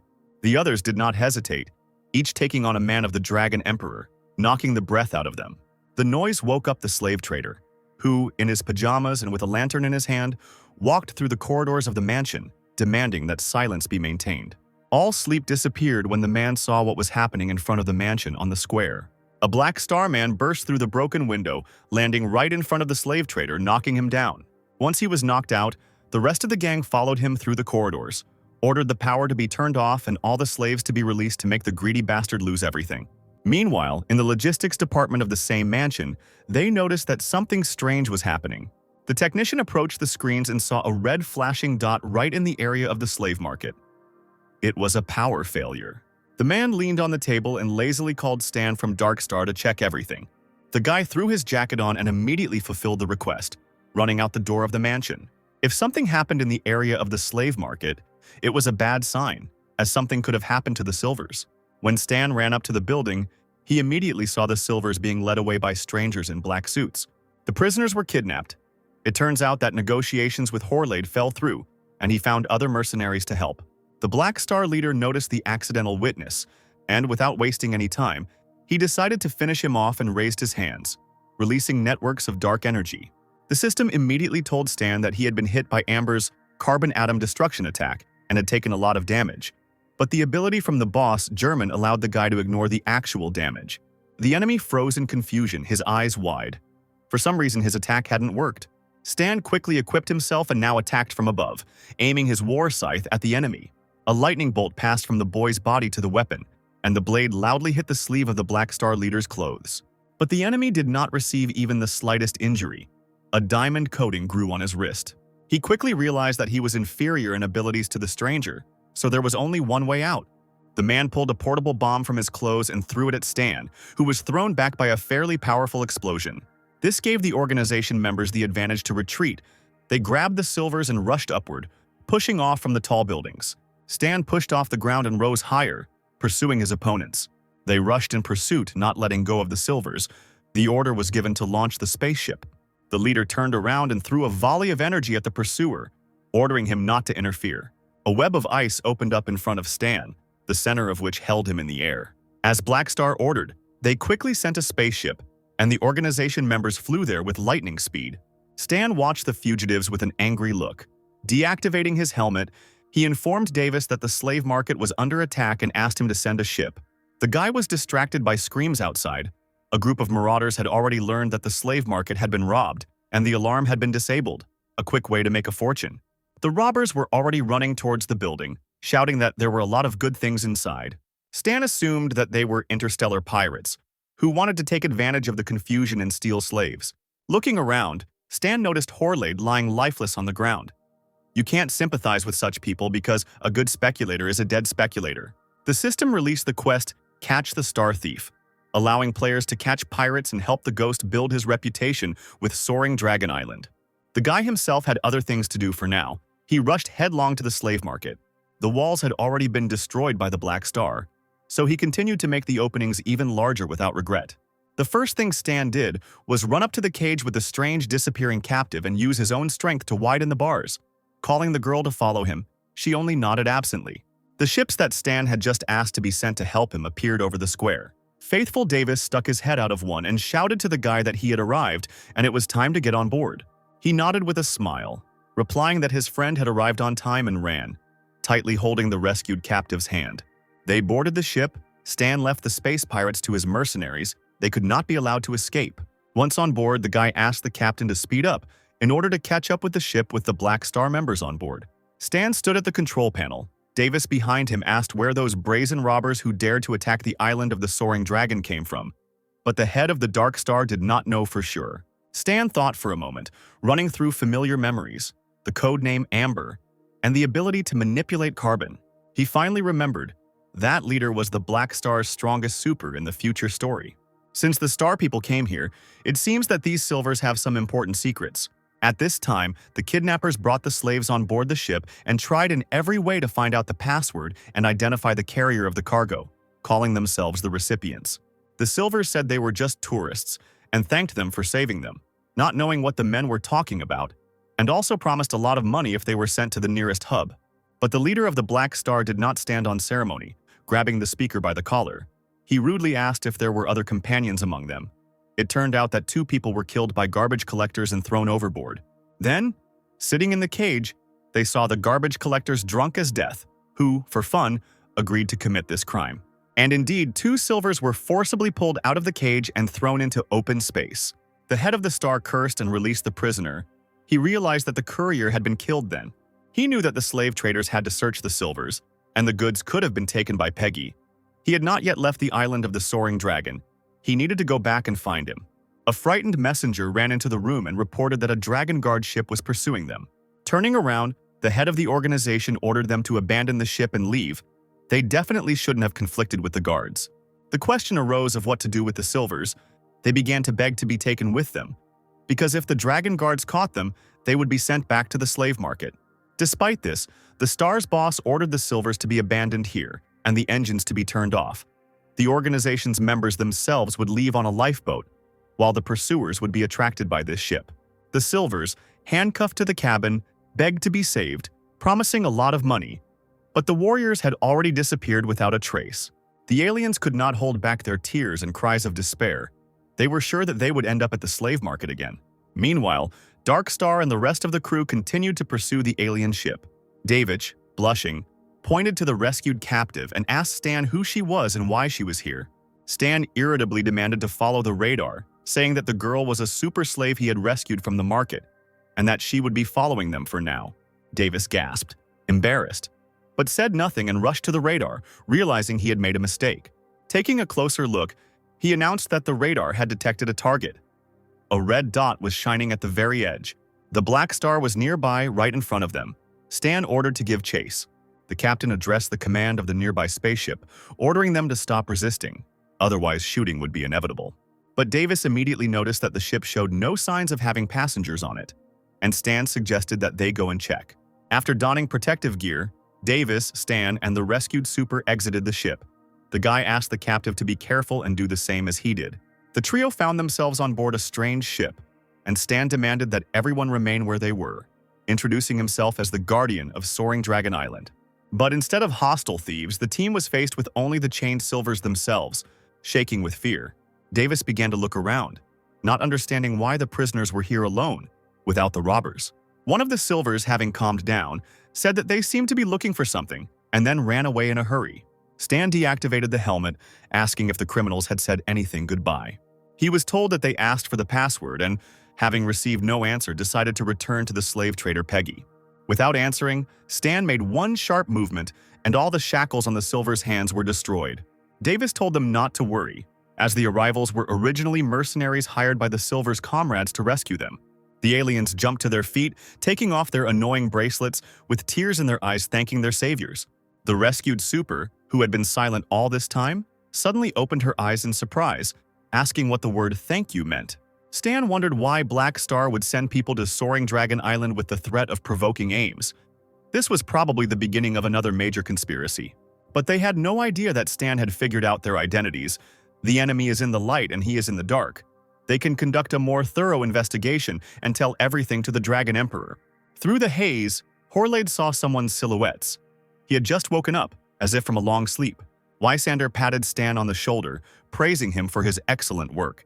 He had only been on the team for a short time, but had already made a great contribution to the overall work. Finally, Horlade came to his senses completely, rubbing his cheek and asking in shock what had happened to him in the store. Stan, hands on his hips, cheerfully announced that the star thieves who destroyed the store had been caught. The man rose to his feet, inspired by this news, and immediately began asking about the condition of his slaves. Stan scratched his nose as if he hadn't heard the question and asked back which slaves he was talking about, while the silvers behind him cowered in fear. Horlade gritted his teeth in anger. He understood that this guy wanted to take his slaves for himself. The silence that followed was broken by the sound of women's heels. The head butler came out to the company, an elegant woman accompanied by 2 guards, praising the ghost for his good work. She abruptly lowered her gaze, filled with disgust when she was called for help. Horlade grabbed the woman's legs and sobbed, complaining about the Dark Star leader who wanted to take his slaves. The head butler pushed the man away from her like he was a pesky dog and continued talking to Stan, pleased with his work and maintaining the prestige of the Dragon Guard. The woman promised to mention this in the guy's file to increase his trust rating. She shook her interlocutor's hand, saying that although it was a little late, she wanted to welcome him to the island of the Soaring Dragon. The system informed the player that his reputation with the Soaring Dragon Islands faction had increased by 300 points. Horlade couldn't calm down. He tugged at the butler's skirt, pointing his finger at his slaves. "Stan?" He grinned and said that slaves should have shackles and collars. The guy pointed at the happy silvers standing behind him, declaring that no one here had shackles. The man nearly exploded with rage. He hissed that it was time to stop playing word games. The bastard just wanted to take his slaves for himself.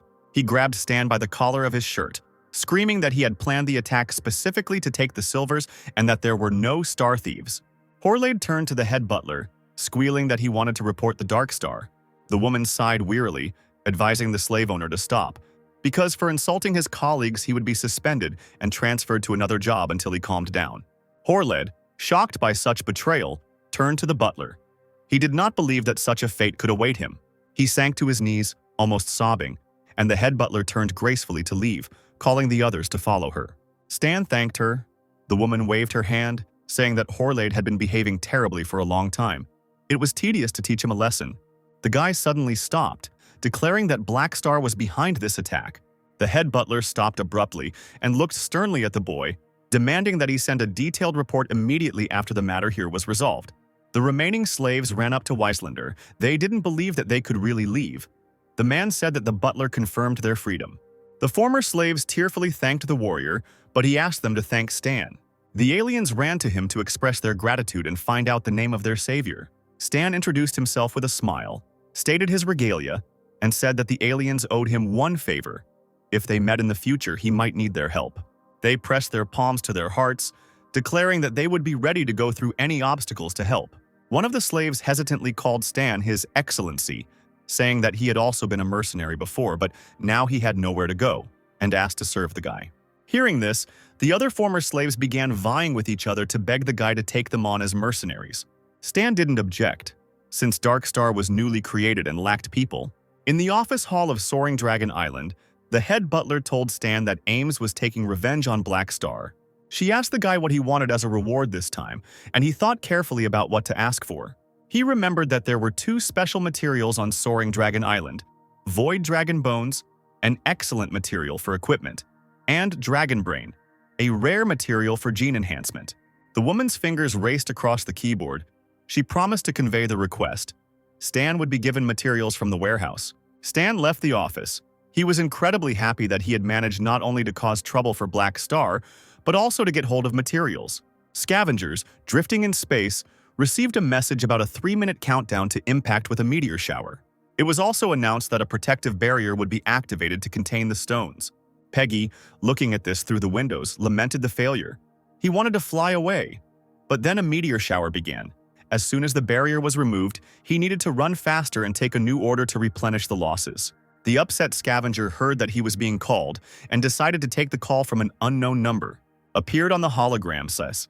He said that he belonged to the Black Star and wanted to ask Peggy a couple of questions. The alien was stunned and almost lost consciousness from horror when he was reminded of the stolen group of silvers. Bringing her face closer to the hologram, Peggy asked if the organization had proof of their identity.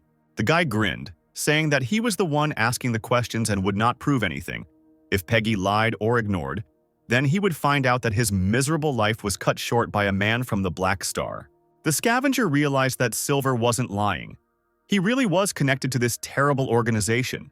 Peggy was frantically thinking about what to do. He killed the Black Star messenger, and now they would kill him. He decided not to lie and honestly told that he saw the Black Star emissary, and also found a bead, which he took for himself, but then lost it in the battle. The guy on the phone thanked her for the information and promised a reward, and Peggy also sincerely wanted to join the organization. The interlocutor said that the case needs patriots, but they have a strict selection process. They need to prove their loyalty and report whether anyone has already asked about this bead. Peggy said with a smile that his interlocutor was the first one who knew about the subject. Then the garbage man was ordered to say during the upcoming interrogations that the bead ended up in space, and only after that would the Black Star accept him into its ranks. People from the organization would arrive for the alien and take him to a secret base. Peggy saluted and loyally stated that his employer must be sure to receive good news. The next day, Stan arrived at Soaring Dragon Island on 4th Street. He expected Peggy, a mixed-blood Godorian, to be Black Star's secret admirer, but he didn't expect to find out so easily. He was the one who changed his appearance and called the garbage man. But thanks to Peggy's long tongue, the boy knew that Black Star was indeed looking for the bead. Half an hour later, an organization led by the boss appeared in the city on Soaring Dragon Island. They learned that the slave trader was still in Soaring Dragon Port. The Black Star members removed their masks and hoods to go to the port, and they had to be careful not to reveal their identities. Peggy's phone finally rang, and he was delighted, thinking it was the organization's representative calling again. The man on the hologram announced that he was a mercenary. His employer was one of the Silvers. The prisoners were saved, and now there was no hostility. He asked Peggy if he killed the Silvers. Peggy gave the man an angry look, because it was because of the mercenaries that he lost a lot of money. If it weren't for the Black Star's mission, he would have sent them away. Shaking his head, he asked what the mercenary wanted, and the mercenary asked if the silvers had a black bead. Peggy lied that she didn't know what it was about and that she didn't know anything, and that the bead was probably floating freely in space. The fake mercenary frowned and nodded, asking if anyone else had asked the scavenger about this. He shook his head, reminding the man that he had promised to pay him. Peggy cried out triumphantly that this time he was going to ascend to heaven and join Black Star right now. The Black Star member told the others about the unsuccessful conversation, and everyone wondered what to do now. He suggested talking about such an important matter of the organization and about what Peggy had done, and the leaders would then say what to do next. Stan returned to his office. He didn't know who took the bead, so he could only use the Destiny's Child card to predict it. A small summon card for the character Child of Destiny appeared on the ghost's palm, with 2 remaining summon attempts. Stan closed his eyes, as if he had entered the mind of Destiny's Child, and was now seeing everything through his eyes. Somewhere far away in the darkness, the image of a dark-haired youth appeared. He looked in bewilderment at the pearl in his fingers. Returning to his consciousness, Stan called upon the system, deciding that this would be easy to deal with. He would allow the stranger to hand him the bead himself. The former super captive has been placed in the Dragon Guard dormitory for now. The girl sitting on the sofa was surrounded by the rest of the mercenaries. They asked her name and where she was from. One of the mercenaries touched Chloe's cheek, which puzzled the super, saying that she was very cold. Chloe didn't understand what they wanted from her, and she was especially surprised when the mercenary asked permission to hug her. Someone suggested that some code word or prop could trigger the plot of this NPC. Blue screens of the system appeared before the mercenaries, on which the Dark Star mission was launched. It was a faction mission called Find the Bead. Whoever finds it will receive a reward, a large amount of experience and equipment as a reward. A group of mercenaries rushed to the exit, assuming the bead was on Soaring Dragon Island. They needed to quickly search Stan's previous locations. But one of the guys already had the bead. He was rejoicing that his colleagues would waste time. Now he would be one step ahead of everyone. He came to Stan at the Logistics Parliament and handed over the bead, who praised the mercenary for his good work and provided a reward. As long as Xander can get good things that others don't have, it's easy to make him obedient. Black Star spent a lot of effort to find this bead. Stan decided to find out what they were planning. But the bead did not open so easily. It was an advanced magical safe. Black Star pays so much attention to the contents even when using such a valuable item. Stan put the bead in the inside pocket of his jacket, needing the help of a senior mage to break it open before he could find out what was inside. The scavengers continued to drift among the asteroid belt. A red signal appeared on the panel screen, warning of an object nearby. One of them, who was monitoring the onboard computer, warned the boss about a huge ship ahead. It seemed that it really was the ship of the Black Star, which did not break its promise and came for Peggy to accept into its ranks. The alien was overjoyed at his guess and ordered a communication channel to be opened in preparation for meeting the organization. Meanwhile, Black Star was already waiting for the doors to open and was preparing to storm in, preparing to take control of Peggy and his team. But it turned out that the garbage men themselves opened the door to their captors. Peggy happily came out, meeting friends from the Black Star. They looked at such a warm welcome with bewilderment, holding weapons in their hands. The commander-in-chief came to his senses and ordered that the garbage collectors be detained immediately. They raised their hands. Peggy's assistant assumed that the strangers did not welcome them. He irritably ordered the alien to shut up. Soon, all the scavengers on the ship were taken into custody by the organization. They were all placed in the main cabin, asking if the scavengers really did not know the bead's location. Peggy looked at the commander-in-chief, asking if he had told them what he knew before. The rest of the Black Star returned to the captain, saying that they had searched the entire ship, but the bead was nowhere to be found. Peggy looked at one of the warriors and said that he had spoken to him earlier and that he was an envoy of the organization. The commander-in-chief, realizing that Peggy was not finishing the sentence, grabbed him by the collar, demanding that he tell her what he had reported to the Black Star envoy. When the garbage man confessed to everything, he was angrily returned to the floor. The members of the organization realized that someone was pretending to be them. They needed to find out who it was. Peggy was almost in tears, begging him to forgive his mistakes and do something for the organization. He fell to his knees and the commander-in-chief asked if he really wanted to work for them. When the warrior heard that Star was Peggy's faith, he pointed a gun at the scavenger, ironically thanking him for his selflessness. Tears began to flow from the garbage man's eyes. He was muttering something incoherent, but as it turned out, he was more useful to the organization dead than alive. Meanwhile, In the logistics department, Stan received the requested materials and was about to inject himself with the Void Dragon's bone marrow, much to Harry's horror. He was sure that the worker would mutate into a monster after being injected with 7 doses at once, and Stan himself looked unwell. The boy acquired the ability of the Void gene. His senses of perception were enhanced.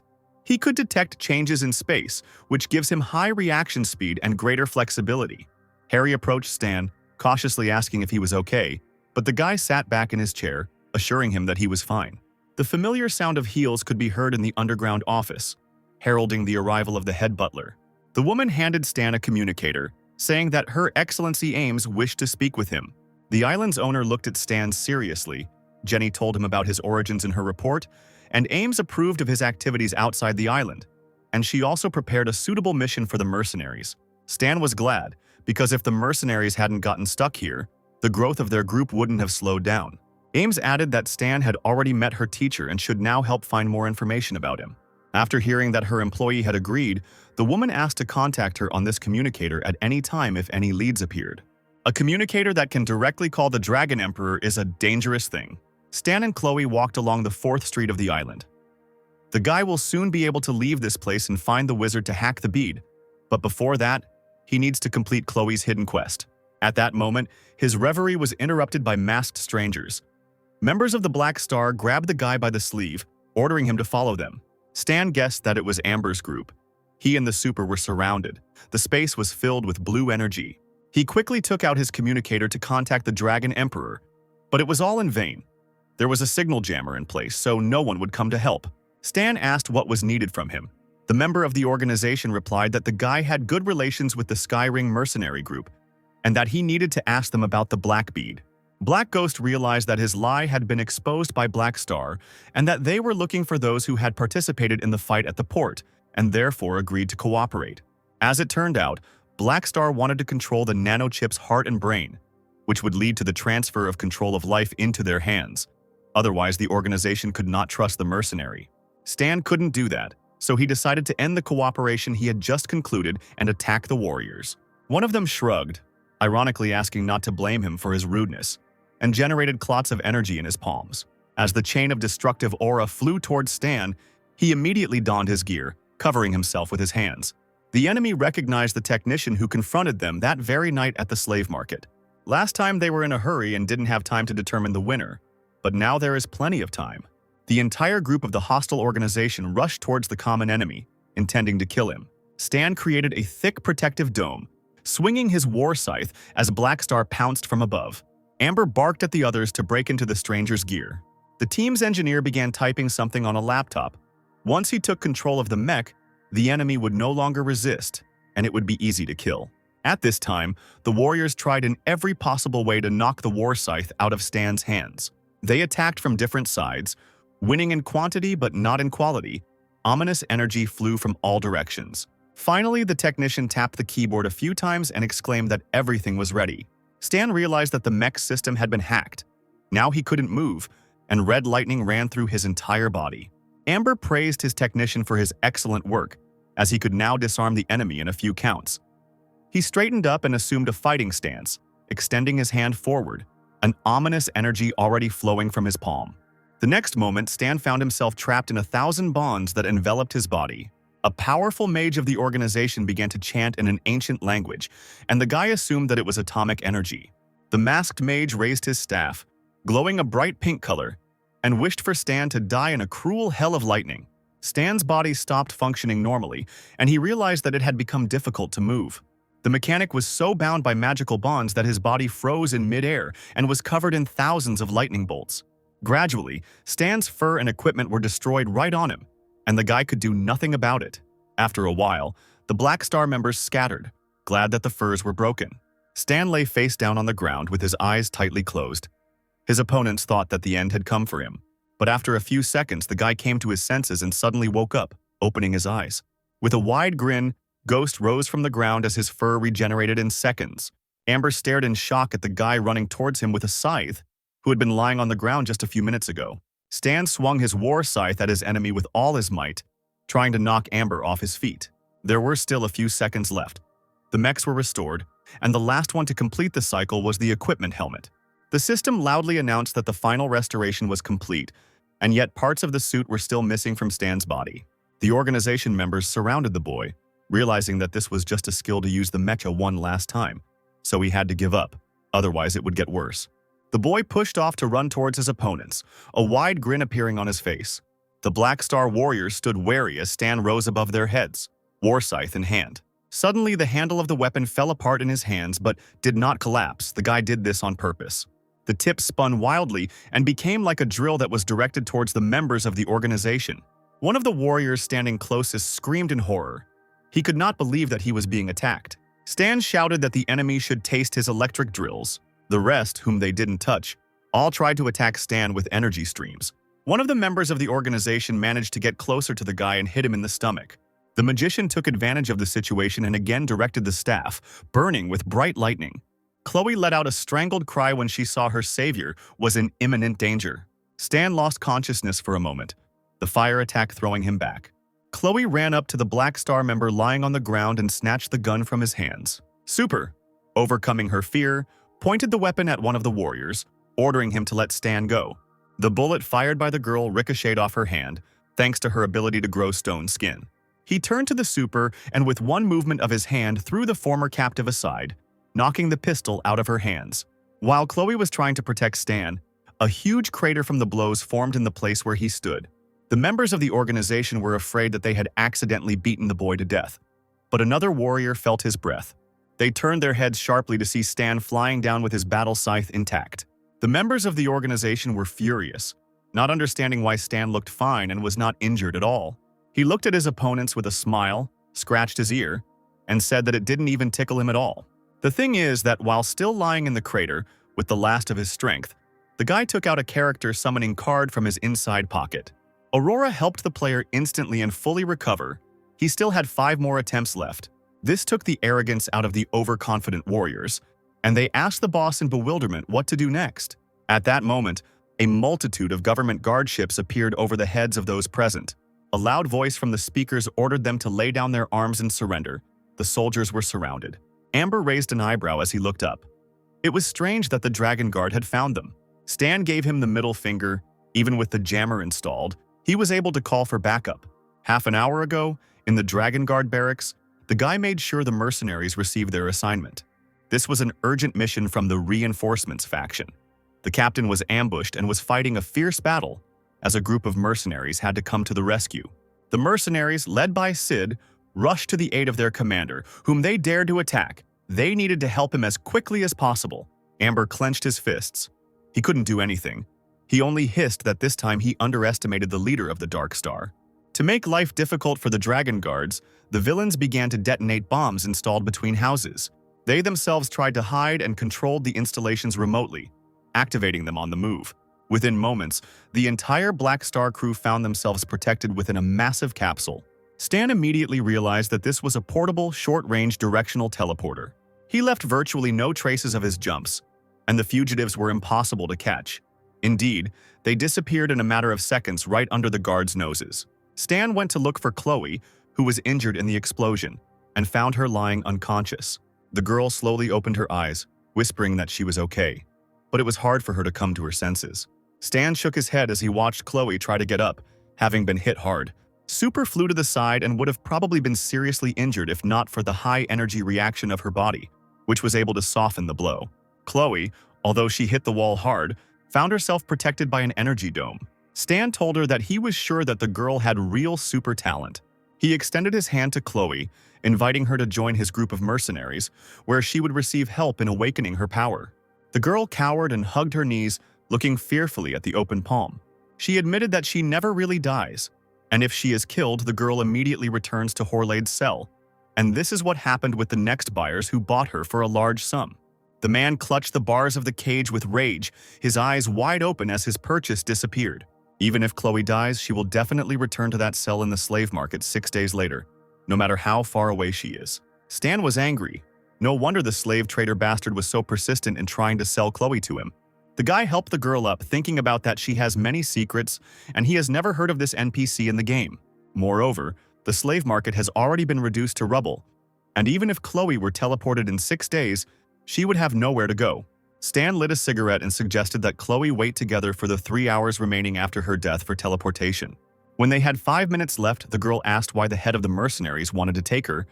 He replied that it was out of curiosity. Chloe stared at her savior in surprise, asking a strange question about what curiosity was. Stan thought for a moment and replied that it was quite simple, just a desire to know the truth. Chloe looked into the boy's eyes, asking if his desire for her to become a super was out of curiosity. Stan closed his eyes and said that he wanted to see the girl's development, her strength, and that she could well become a combat support for the head of the Dark Star. Chloe sighed sadly, resting her chin on her palms. She couldn't even die. What's the point in getting stronger? Stan smiled in response to this, saying that people can live in more than just a physical shell. Of course, there is a connection with the world and other people. This is family, friends, and meetings with them filled with warmth and joy. The body was reborn, but the soul had forgotten everything about the past. Stan thought that sounded very sad. Chloe thanked him for these words. No one had ever spoken to her so seriously before. Stan suggested just chatting, if the girl didn't mind. He himself wanted to talk to her in the future. He sighed heavily because he suspected that by then the super would no longer remember him. The system reminded him of the remaining time for the mission. Stan had 3 seconds left. The guy smiled and waved to Chloe. There were 3 seconds left. The girl closed her eyes tightly, whispering that she didn't want to leave. 1 second. The system announced that the mission was completed and the player received a huge amount of experience points. Stan was surprised by this since he did nothing, and the mission turned out to be completed. A hidden chain of A-class missions was launched to train Chloe, awaken her power, and teach her to control the energy within her body. Stan asked the girl. She didn't disappear, and now she didn't know what was wrong with her. But she still felt her departure. When asked what the guy did to her, Stan replied that nothing. But in any case, what happened was a good sign. Chloe lowered her head and smiled. She agreed with her savior.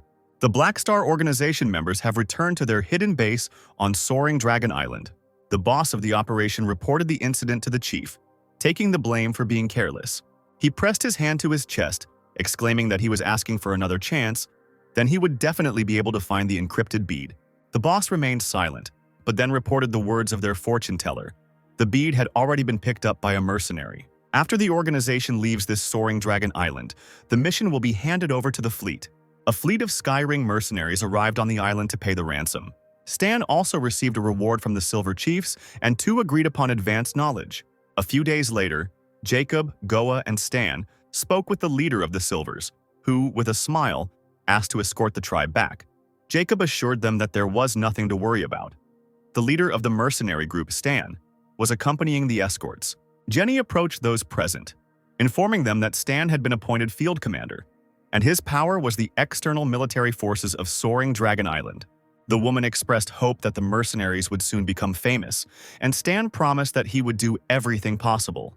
Mechanic. Harry handed Stan a box because he couldn't come in person. It contained a small portable nuclear power reactor. This is something that could only be done with advanced knowledge of energy. Using it as the mech's power core would greatly improve performance. At this moment, when Stan was admiring the reactor, Jacob called him and said that it was time for them to leave. The guy waved to Jenny, asking her to convey his gratitude to Harry for everything. The same one was torn apart, trying to complete many tasks. Stan left, and now he again had to do the work of all the mechanics. The team ship was already in space in the Faunus meteorite belt. Everything was calm. Goa asked Stan where he was going now. He replied that he was going to the constellation Colton, to Star Zone 1, the planet colonized by Ghidorah, the Golden Palace. On the colony planet, Ghidorah's best mage lives in seclusion. He is skilled in analyzing magic circles and, for a fee, can identify local magical requisites for clients. Amidst the calm of the journey, a red dot appeared on the green radar. A worried technician ran into the cabin and reported that a high-energy reaction had been detected ahead. Goa immediately ordered the shield to be expanded and the fleet to form a defensive formation. The enemy had already approached their ship and began to attack within seconds. Goa gave orders with lightning speed, demanding that the alert be raised and the ship put into combat readiness, as well as reporting the enemy's position. It seemed the spaceship was recognized. It was a fleet led by the Black Star ship. Small ships flying nearby fired at the Dark Star and Heavenly Ring fleets. Gopa didn't understand when they managed to insult a group of Hell's Kings. With the firepower of the mercenary ship, they wouldn't be able to penetrate even the armor of the enemy's basic design.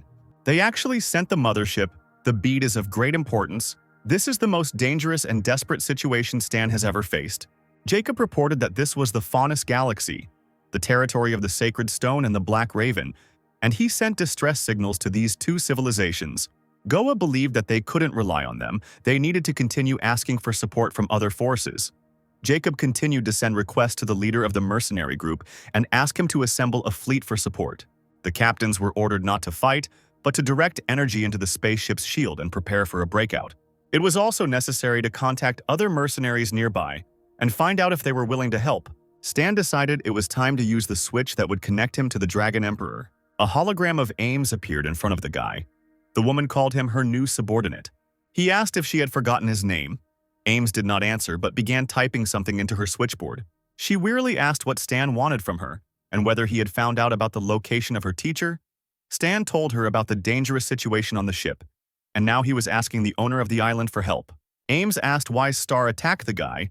It turned out that a few days ago the organization took advantage of the absence of the Dragon Emperor and caused riots on the island of the Soaring Dragon. After hearing this, the woman lazily took a sip of wine from her glass and waved her hand, replying that she would come when she was free. Stan sighed heavily and saw that the system had thrown up a sudden escape mission. The mission required evading pursuit and holding out until reinforcements arrived, with the final reward depending on the mission rating. After holding out for 2 days, the task's rating will reach its lowest level. But here it's difficult to hold out not only for 2 days but for 2 hours. The onboard computer warned that there was 67% energy left. The energy level was in the yellow zone, and the shield needed to be charged. Stan drove the captain away, saying that he was steering the ship in such a way that it would not last long. The guy added that if this captain was to steer the ship, the probability of it crashing would be 99%. But if Stan was to steer, it would be 30%. After adjustment, shield power has been reduced to 20%. The captain shouted that Stan had gone crazy. With such a shield, they would die even after 1 shot. But Stan didn't listen to him. Sitting down behind the captain's chair, he smiled and ordered him to hold on tight. After his words and actions, the ship sharply veered to the side, dodging the enemy's attacks. Meanwhile, the Holy Stone Union and the Black Crow civilization received a distress signal. On the Holy Warrior's ship, they discussed the appearance of the Black Raven fleet, which showed no intention of fighting. Black Star stated that they were only capturing Skyring mercenaries and would not attack the Raven and Stone fleets. But Skyring was asking for Stone's help. Matt, the commander of the Holy Stone civilization, didn't understand why he should help the Heavenly Ring.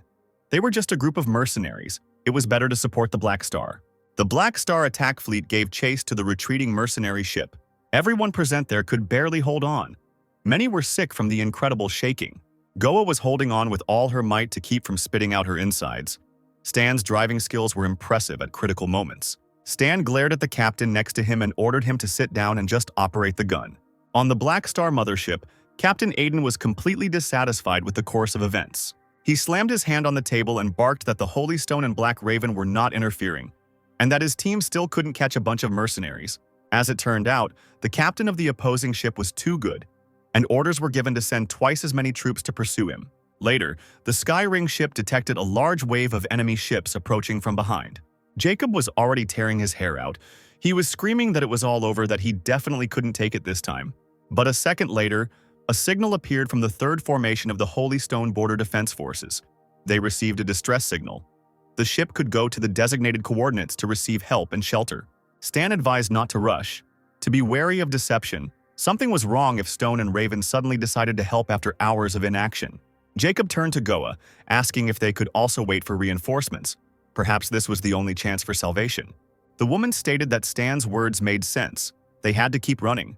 Jacob had no choice but to order the army to ignore the messages of the Holy Stone civilization, let them stay in line and continue moving forward. Suddenly, Jacob saw that the 4th ship had left the formation without permission. He ordered the captain to return back quickly. The man's hologram replied that they could not survive the Black Star's siege and that he would bear the testimony himself. Jacob tried to call for the captain, but Goa shook her head. The team's choice had to be respected.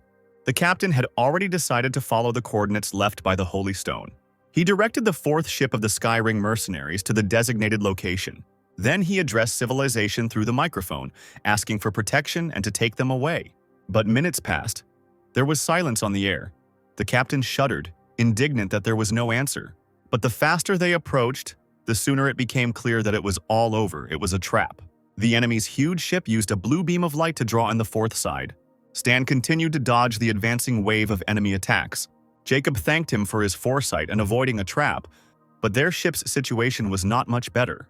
Stan knew they were separated from the other ships, and again ordered them to hold on tight, steering the side to the side. The captain of the Black Star ship barked that the fugitives had hidden in an underground rift, and that the planet's surface needed to be bombed to drive them out. The shield energy of the Skyring ship gradually depleted, and the energy cells disappeared. The technicians were trying their best to repair the shield. If this continued, they would be buried alive underground. Stan sighed heavily. He was forced to admit that this spaceship had reached its limit and needed to be abandoned. The plane descended lower and lower into the gorge, with thick smoke coming from all sides. Jacob yelled at Stan that if they left the ship, they wouldn't be able to escape this planet. Stan urged them not to worry. If the organization wanted to kill them, then one cannon from the mothership would be enough for this. They want to capture them alive. That's why they organized a raid on such a large scale. There are underground caves all over the planet, and it will be difficult for the Black Star to find them. It will have to take advantage of the planet's environment. The Black Star mothership was hunting for mercenaries, some of whom were captured. Those same ones from the fourth ship. The captain was informed that the interrogation was over. The captured mercenaries had never seen the encrypted bead, and not a single bead was found on their clothes or bodies. There is only one uncaptured ship left. The bead should be there. The starships moved slowly along the gorge in search of the celestial ring. After some time, we spotted a mercenary ship ahead. We needed to calm down and catch up with it. Several small ships set off in that direction like lightning, trying not to miss the fugitives. They surrounded the ship that had landed on the ground, but as the crew members approached, it became clear that there was no one on board. The captain was informed that the mercenaries had abandoned ship and fled. The floating lot was using life detectors to search for traces of the mercenaries in the air, and ground troops would assist in the pursuit. Bombs dropped by the mothership fell to the bottom of the gorge. The boss ordered Amber to lead the ground forces and not disappoint him. Underground, Stan led the mercenary crew to a strange structure that didn't look like a ship at all. It was a new all-terrain vehicle developed on Soaring Dragon Island. You could call it Carbel. It is suitable for moving across rough terrain in difficult conditions, such as caves. Stan sat behind the controls and called on everyone to sit still. The strange flying machine with passengers inside rushed along the narrow gorge. The Black Star fleet was relatively calm, but soon the arrival of a large fleet was reported. The diagrams showed logos of the ships of the Skyring mercenary group. In the control room of the Black Star mothership, they were discussing how the Skyring Corps would unexpectedly send its entire fleet just for such a small group of mercenaries.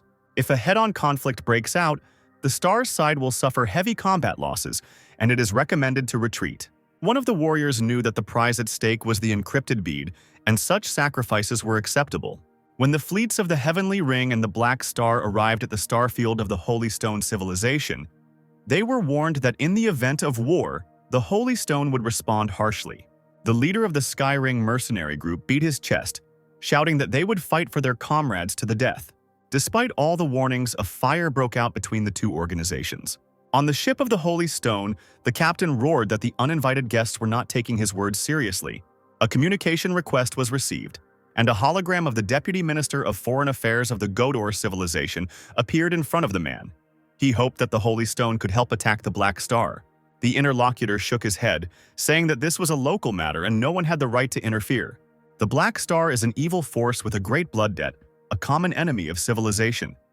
The stone acts accordingly, doing nothing, but it will only intervene in the war upon receiving orders from the Marshal. The star has always been hidden in the darkness and has appeared several times. Ghidorah wants to take advantage of the opportunity with the hands of the Holy Stone and attack the opponents. Finally, the commander of the Holy Stone Civilization fleet decided not to interfere, but simply to observe. The Black Star was getting closer and closer to the enemy ships, continuing to attack them.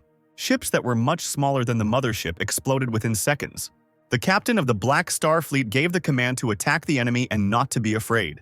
Amber, who was watching the events with great attention, had to live up to the expectations of his superiors. The warriors who had descended into the gorge to look for traces of the mercenaries continued their search. Meanwhile, Carbel continued to search for a safe exit from the caves. But, unfortunately, his way was blocked by Amber and his accomplices, with a stone dragon towering over their heads. Stan cringed, sweat running down his forehead. Amber had actually caught up with them. Stan's abilities will protect him from the criminal, but the NPCs are suffering. The dark matter was eating them alive. After so much effort to get them back, it's impossible to abandon everything. The head of the mercenaries pressed his foot on the pedal and shouted that the enemy was too dangerous and that they had to retreat.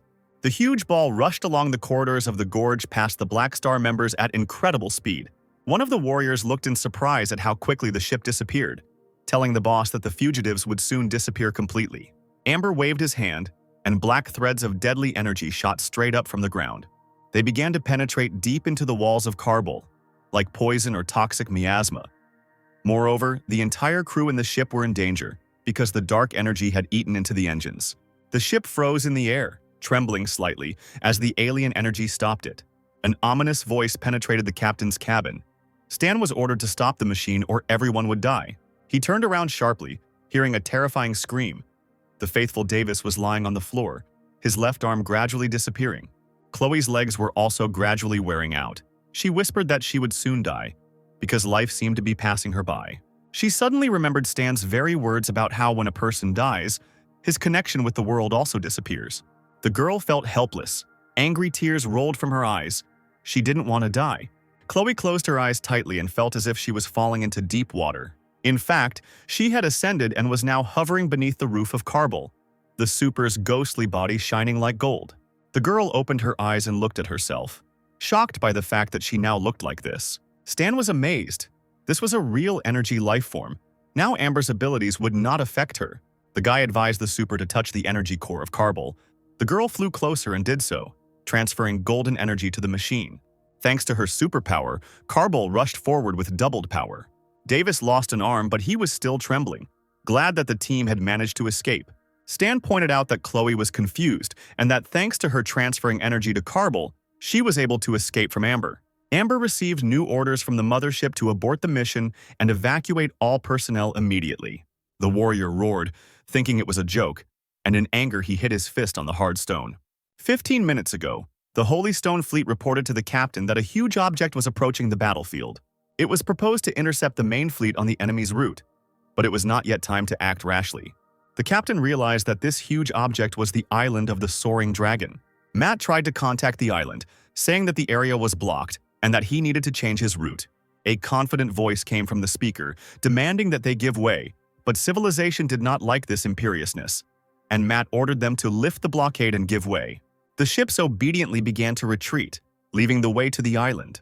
The Black Star fleet saw the mercenary fleet's weak point and ordered them to open fire at a 30-degree angle southeast of the mothership, while the 4th and 5th fleets took up defensive positions. The technician on the ship smirked, muttering that it was only a matter of time before the mercenary fleet was destroyed.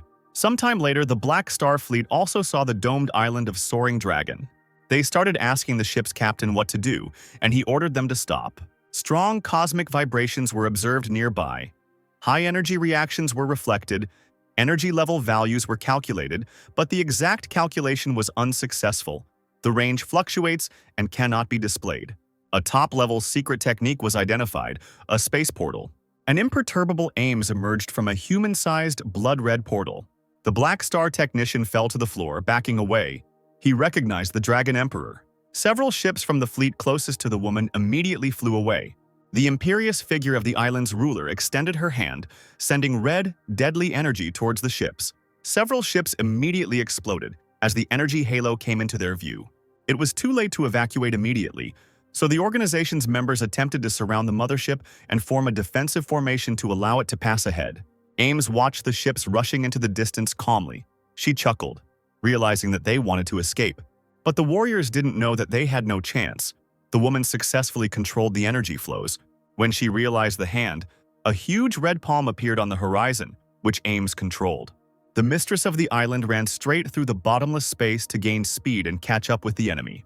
A huge hand, encircling the home island, touched the enemy fleet, and it began to explode one by one.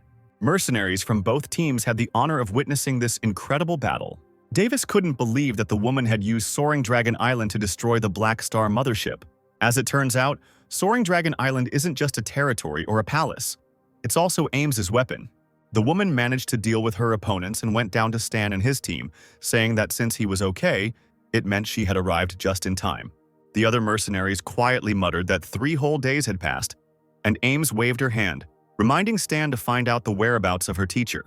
The warriors of the Heavenly Ring were surprised that they had not previously known about Stan, the head of the Dark Star mercenaries, and that he, it turns out, was so close to the Dragon Emperor.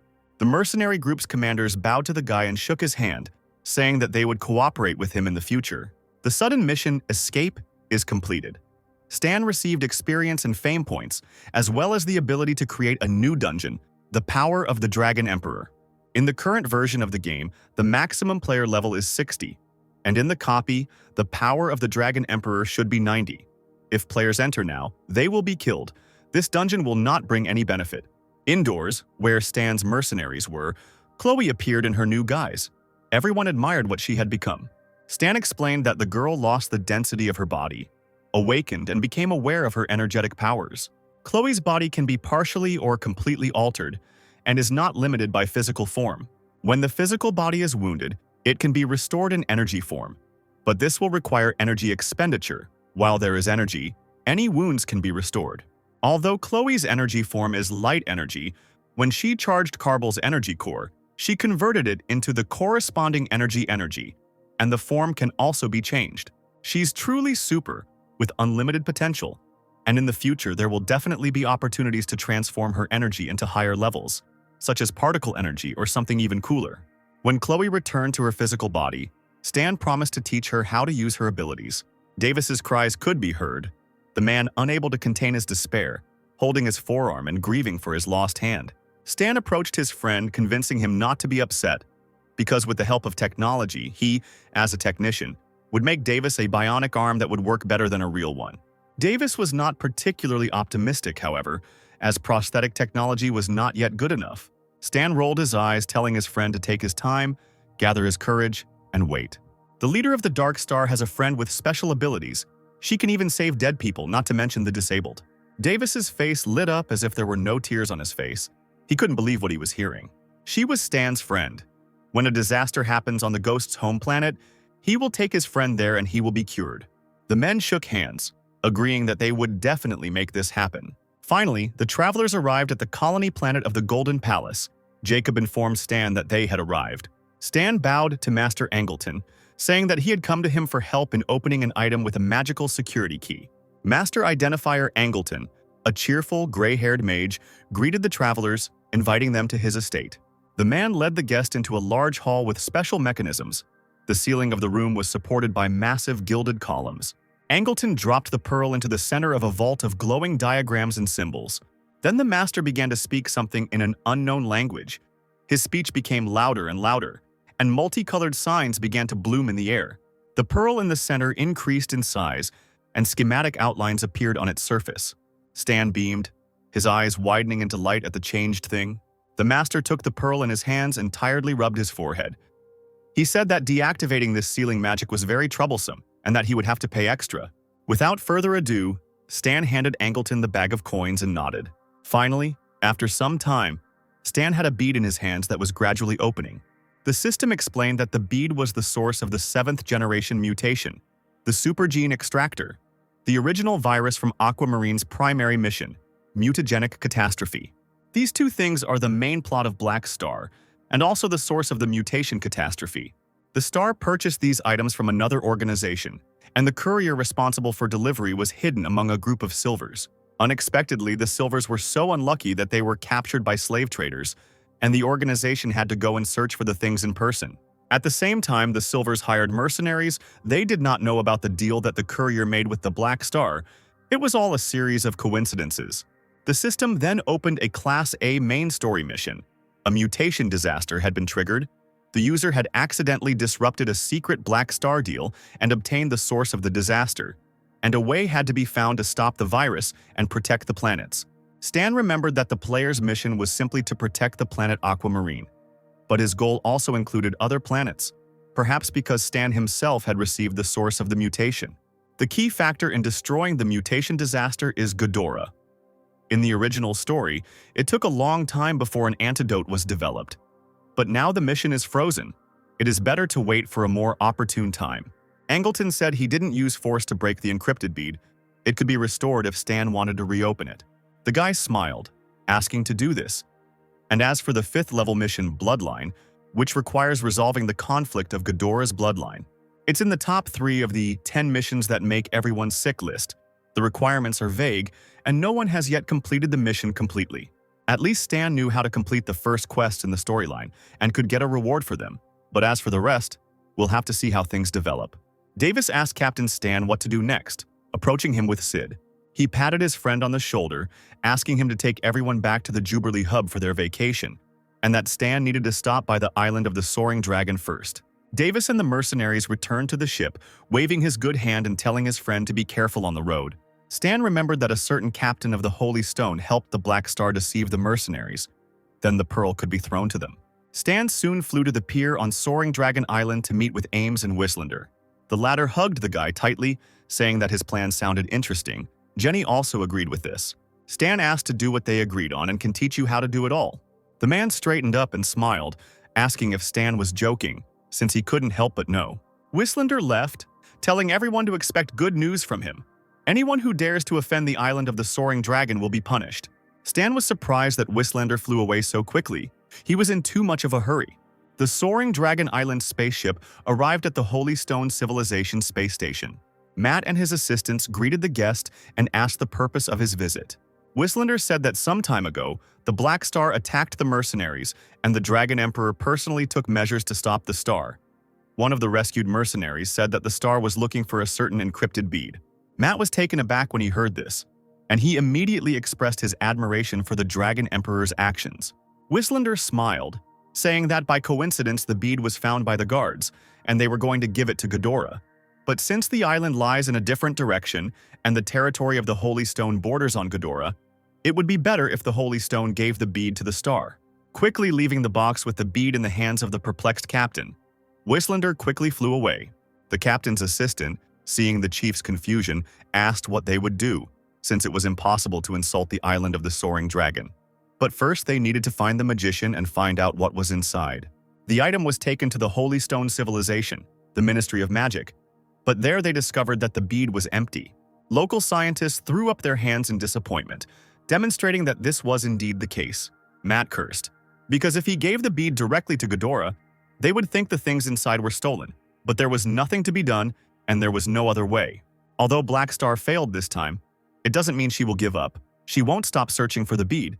And now her main suspects are the mercenaries. It was a hidden threat. If the star knows that Ghidorah took the bead, then she will not be able to take it back. They will think that the Holy Stone or Ghidorah got the contents of the bead. They will not be able to keep everything a secret. This way, they won't have to look for mercenaries and the hidden threat will be eliminated. The Black Star ships were destroyed and burning when they landed on planet 122, Faunus. Almost all the warriors almost died. Many of them found themselves lying on the cold ground of the gorge. Suddenly, the pile of stones, lying in an unnatural stack, was illuminated by a bright purple light. It was the energy of Amber, who had been buried, but now managed to escape from the trap with his last strength. He stood up and bowed low to the teacher's hologram, asking how the situation was outside and whether the star had won. Sorota Mothership, and the man's face sank into sadness. The survivors were captured and sent to Rainbow Prison by Ghidorah's warriors. Amber lowered his head, disappointed by what he heard, then asked what about the secret bead. According to this star, the beads were found by the guardian of the Soaring Dragon Island and then given to the Sacred Stone Civilization, which in turn gave it to Ghidorah.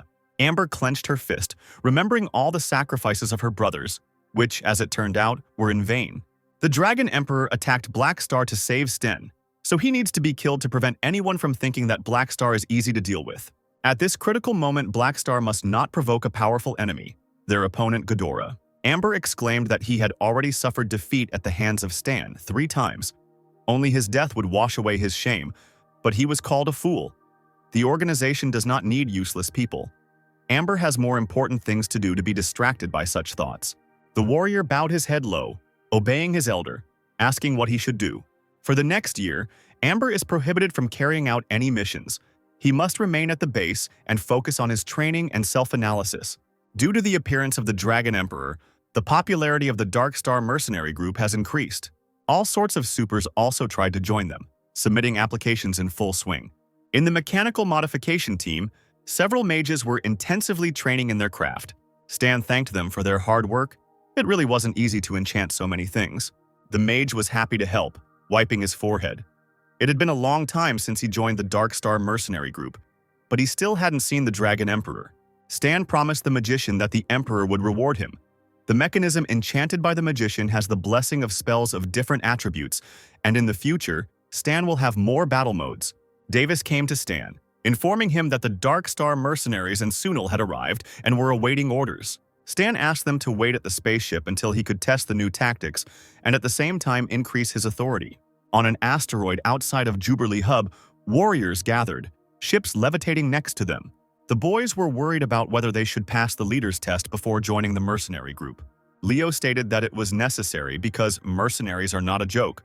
All of his teammates also went through a brutal test.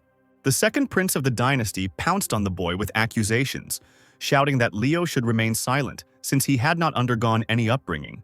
Stan clapped his hands, saying that since everyone was here, it was time to begin. The first to come out was the guy's old friend, the senior mercenary of the Mercenary Alliance, Knight Lurden Sunil. Stan shrugged, saying that there was no need. They could attack right away to save time. The warriors considered Stan too arrogant for a B-rank super, since there were 100 people here. A strong future mercenary stepped forward, playing with his fists. He suggested that the brothers finish the fight quickly, so as not to allow Stan to underestimate them. A multitude of other warriors immediately ran forward towards Stan, excited by the task. Stan reiterated that they shouldn't have approached one by one, to save time. He stood there and didn't even move when dozens of strong guys ran towards him. He grinned widely, reached into his pocket, and released a multitude of silver beads into the air. They quickly opened, and combat robots with glowing eyes appeared before the warriors. As they rocketed into the air, combat installations appeared behind Stan. The warriors were stunned by the appearance of the mechanical army and were noticeably frightened. This was advanced knowledge obtained for saving the silvers. Compression technology. After converting into a compressed form, all technology can be easily activated by magnetic air method. This way, Stan doesn't have to carry a lot of equipment, just a few capsules. The soldiers called out to each other, ordering them not to stand like pillars but to find the large equipment and destroy it. Meanwhile, the robots did not stand still, rising high. They stretched out their long arms, shooting at the warriors. At first, they successfully dodged the shells, shouting that they wouldn't be hit at that level. One of the warriors tried to defend himself with a shield and noticed that all the projectiles were enchanted with water. The soldiers swung their blades and ran through the water, thinking they would quickly deal with the robots. But soon everyone quickly realized that they were all trapped in the electrical grid. No matter how hard they tried to escape, it was all in vain. Stan had set up an excellent test. When the warriors finally managed to get to the ground, there were repulsive traps scattered everywhere. As soon as one of them moved, the small capsules exploded, and the warriors were thrown in different directions by a powerful explosion. Moreover, their bodies were helplessly frozen in the air, the lightning striking their bodies making it difficult to move. The warriors encouraged each other, calling on each other not to hide from the turrets, but to go first and take control of Stan. And although many guys left the battlefield, some found the courage to attack. Stan just smirked as he looked at the confident fighters. Next on his agenda were the combat mechanical beasts. A large group of warriors rushed to distract the robots, and Lurden was sent to battle Stan. The knight fought off the wolves with his powerful armor, simultaneously ordering the beast to get out of the way. He tore through the iron flock, pushing them aside 6 to get to Stan, in Lurden's hands, with which he was about to attack the guy. But he was already standing in wait, dressed in equipment. As the helmet slowly appeared on Stan's face, he smirked, thinking. He thought it would be a good idea to summon the void dragon that came from the mechanical suit. Lurden grabbed his head, which seemed to be splitting into 1,000 pieces. The suit was reinforced with the bones of the void dragon, and not only increased its characteristics, but also acquired the ability to release void energy and attack the enemy mentally. Now the workload on the mechanic is very high, but Stan was no ordinary mechanic. The knight tried to reach the head of the mercenaries, but he failed, and the man fell to the ground. The suit gradually disappeared from Stan's body. He put his hands in his pockets, looked at the warriors with a smile, reminding them that they had 54 seconds left.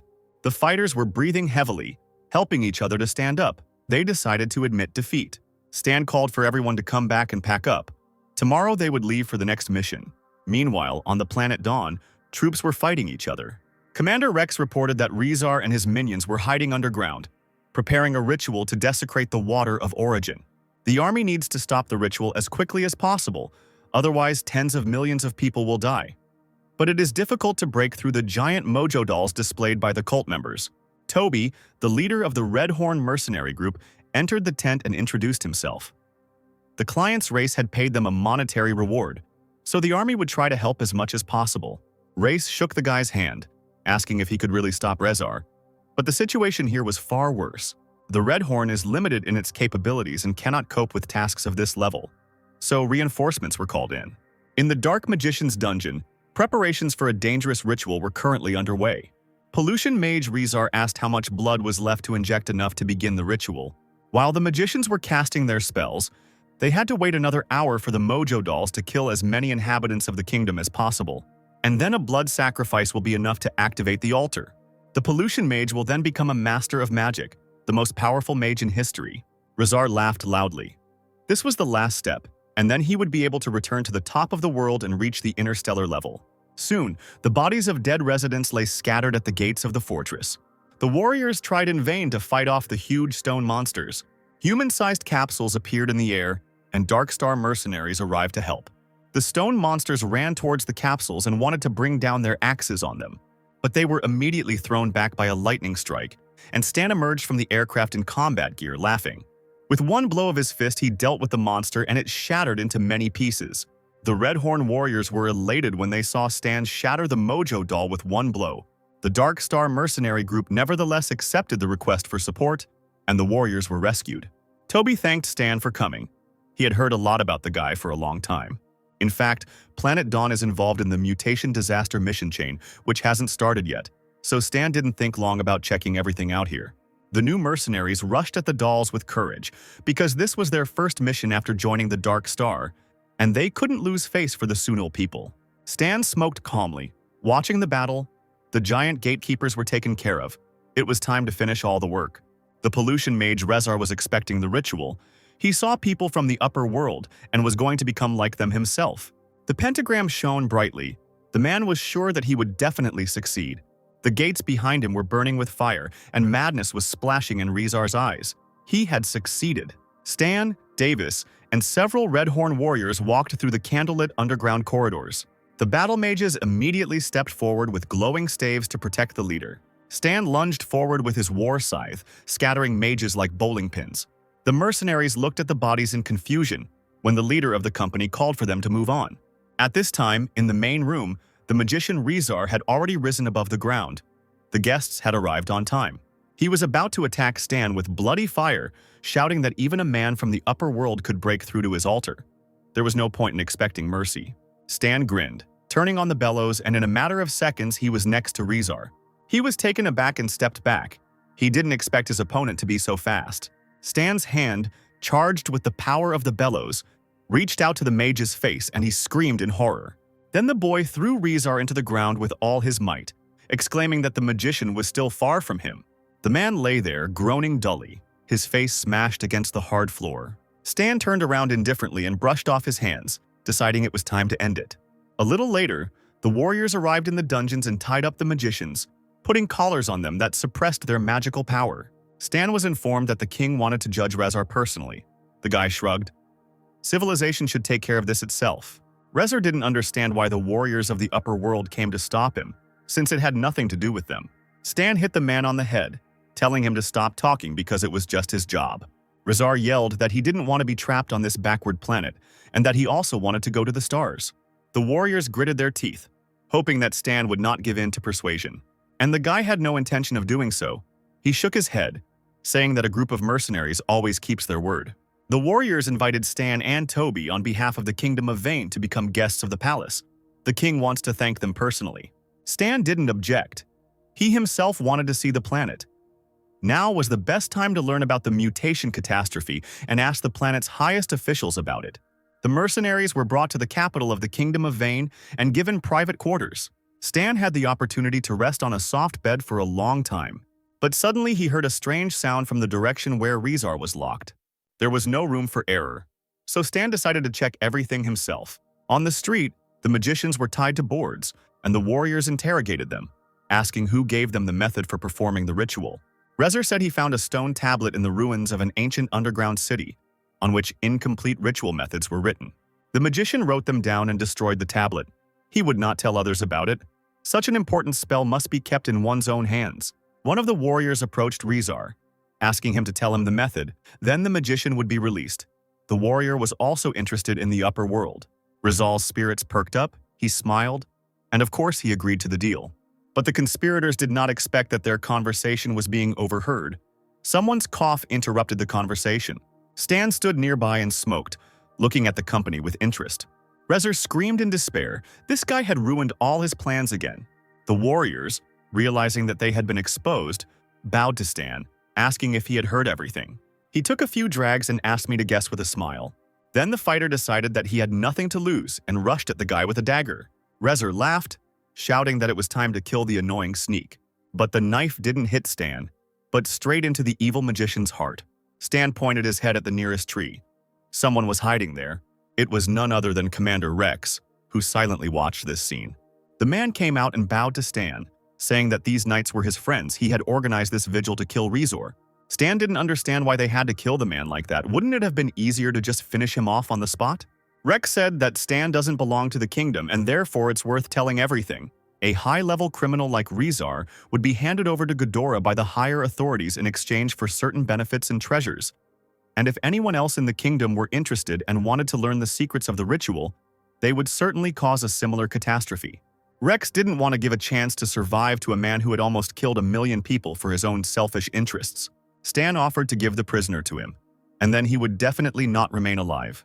He could take him to the upper world, to the stars, and then no one would see Rizar again.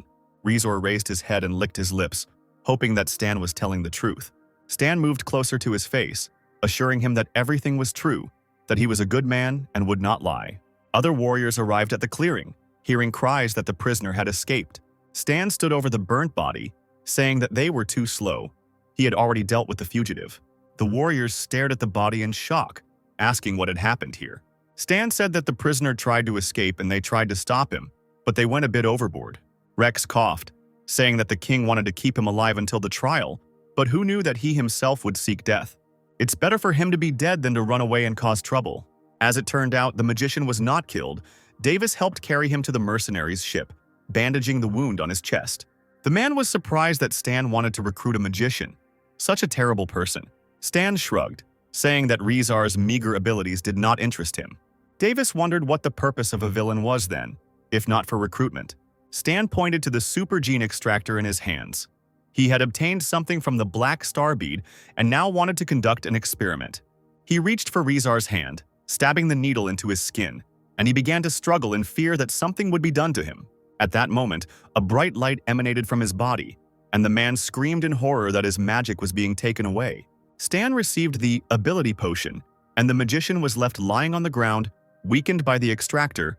All his power was taken away.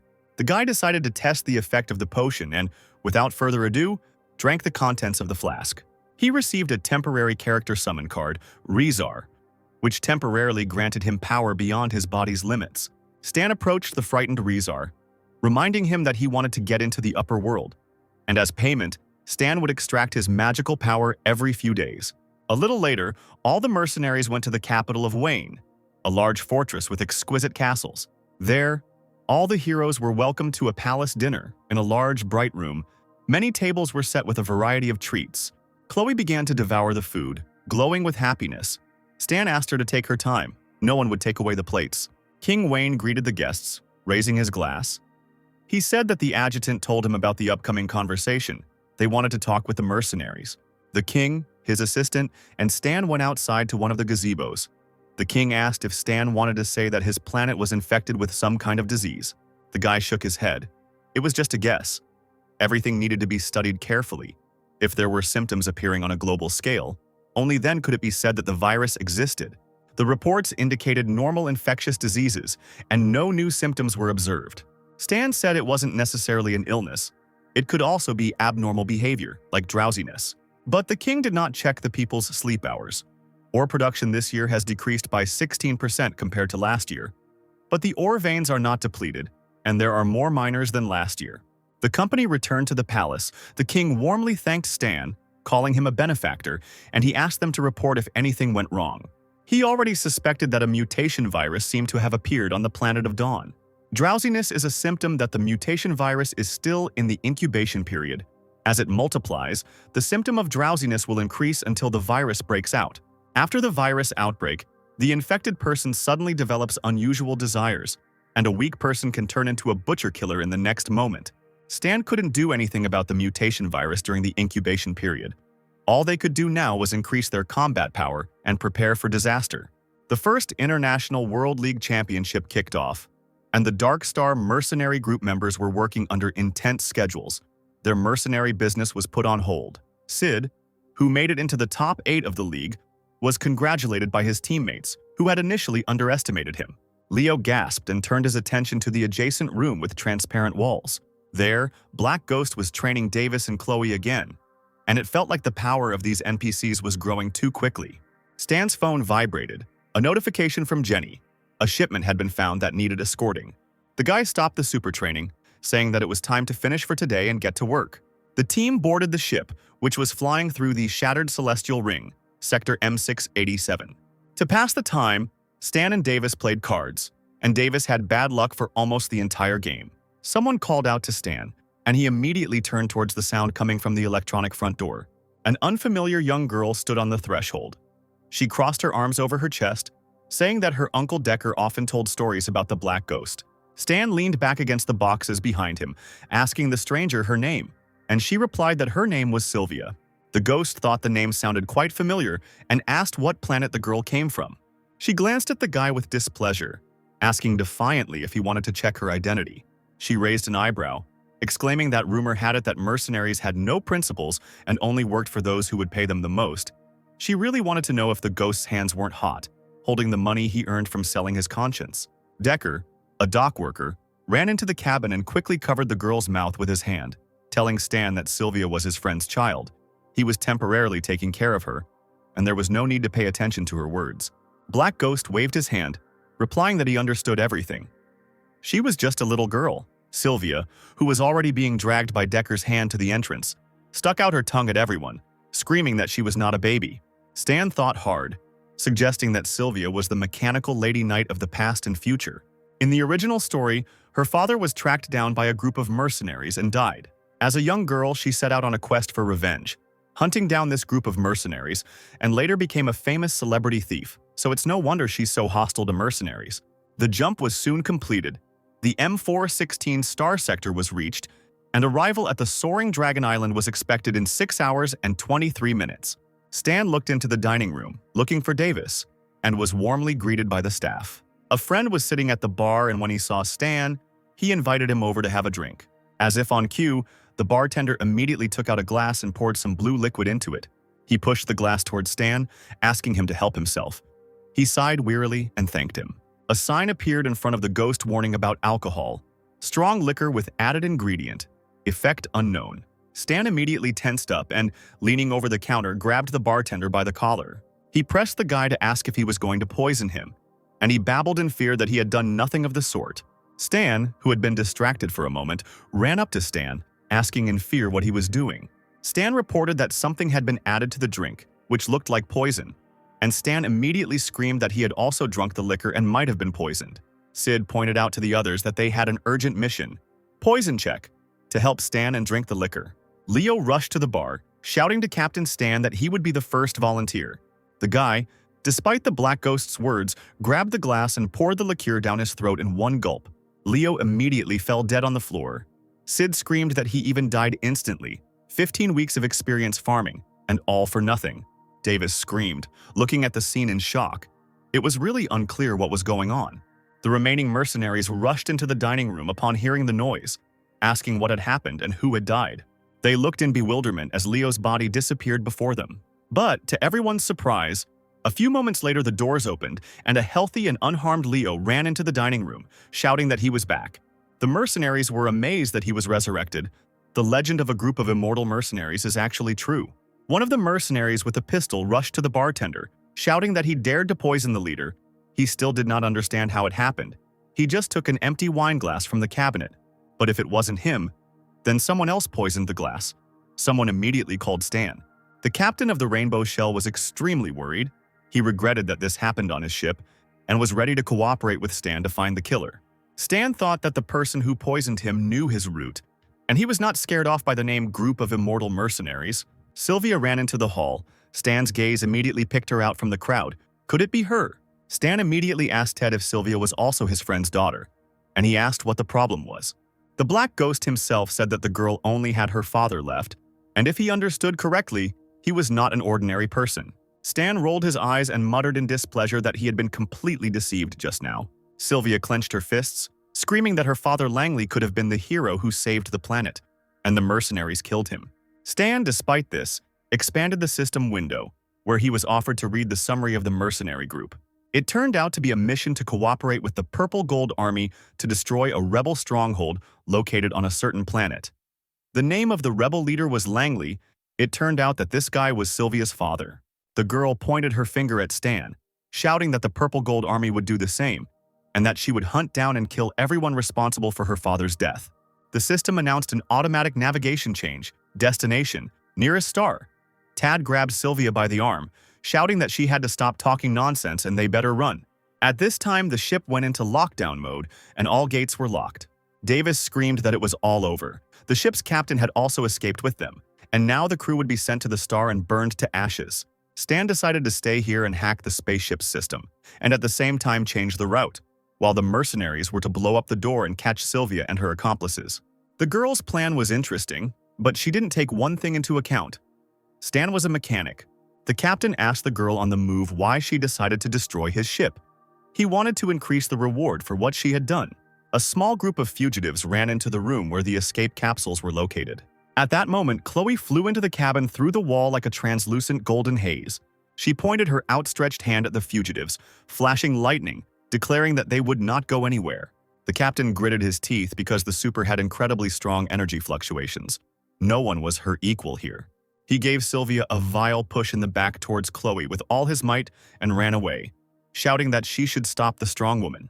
Chloe did not spare the traitors and, swinging, hit the girl in the face. She, lacking experience in battles and combat, was unable to orient herself in space and painfully hit her head on a steel wall. She seemed to lose consciousness for a second, and when she opened her eyes, the super was hanging over her, forbidding her to even think about escaping. Chloe directed the fire at the capsules. They immediately caught fire and the queues began to explode. The captain fell to his knees, sobbing. The escape pod was destroyed. It was all over. A little later, all the fugitives were gathered together and placed in the captain's cabin. Sylvia, Decker, and the captain were tightly tied up. The men looked dejectedly at the floor, while the girl tried to resist. Stan sat down in the captain's chair and rested his head on his folded arms, ordering him to tell what was going on. Decker perked up and suddenly got down on his knees, shouting that he would tell everything. A few days ago, Tyrell's group prepared cargo for the soaring Dragon Island, and he was put in charge of delivery. Later, Sylvia came and asked for cooperation. Stan smirked as he told Sylvia that she had found out his location and how such a little girl could have such an intelligence network. The girl had barely opened her mouth when a bullet flew past her face, causing Sylvia to let out a desperate cry. The bullet ricocheted and hit the ship's captain straight in the chest, and he let out a strangled cry and fell back.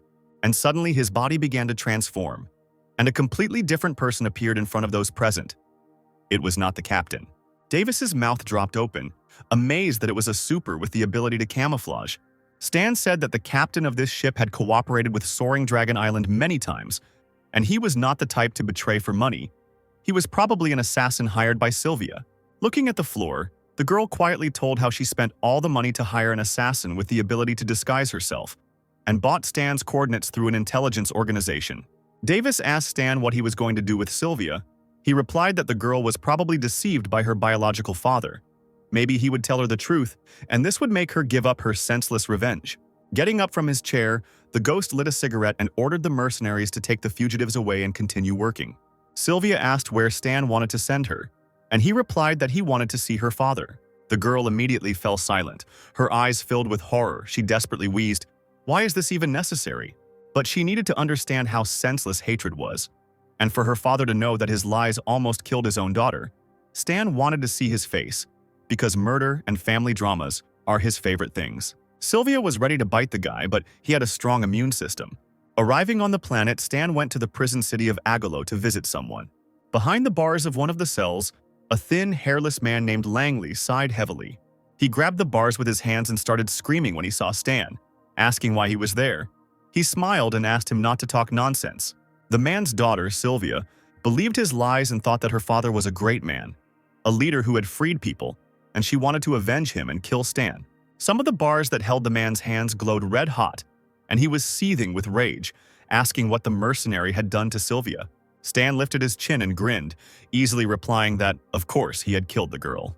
Langley's eyes were bloodshot and the bars were hot, and he, like a madman, was screaming that he was going to kill the guy. Finally, Stan admitted that he was joking, and Sylvia was outside the door. He caught her, and this time he simply brought her to the dungeon so that the daughter and father could see each other. The black ghost brought his face closer to the camera and whispered that the man was a smart man, and it depended on him whether his daughter would survive. The girl's father dropped his hands and turned away, muttering that the bitter truth was better than a sweet lie. He would tell her that he was a vile traitor who had destroyed thousands of families for his own selfish interests. A little later, when Sylvia talked to her father, apparently he really did keep his promise and told her everything.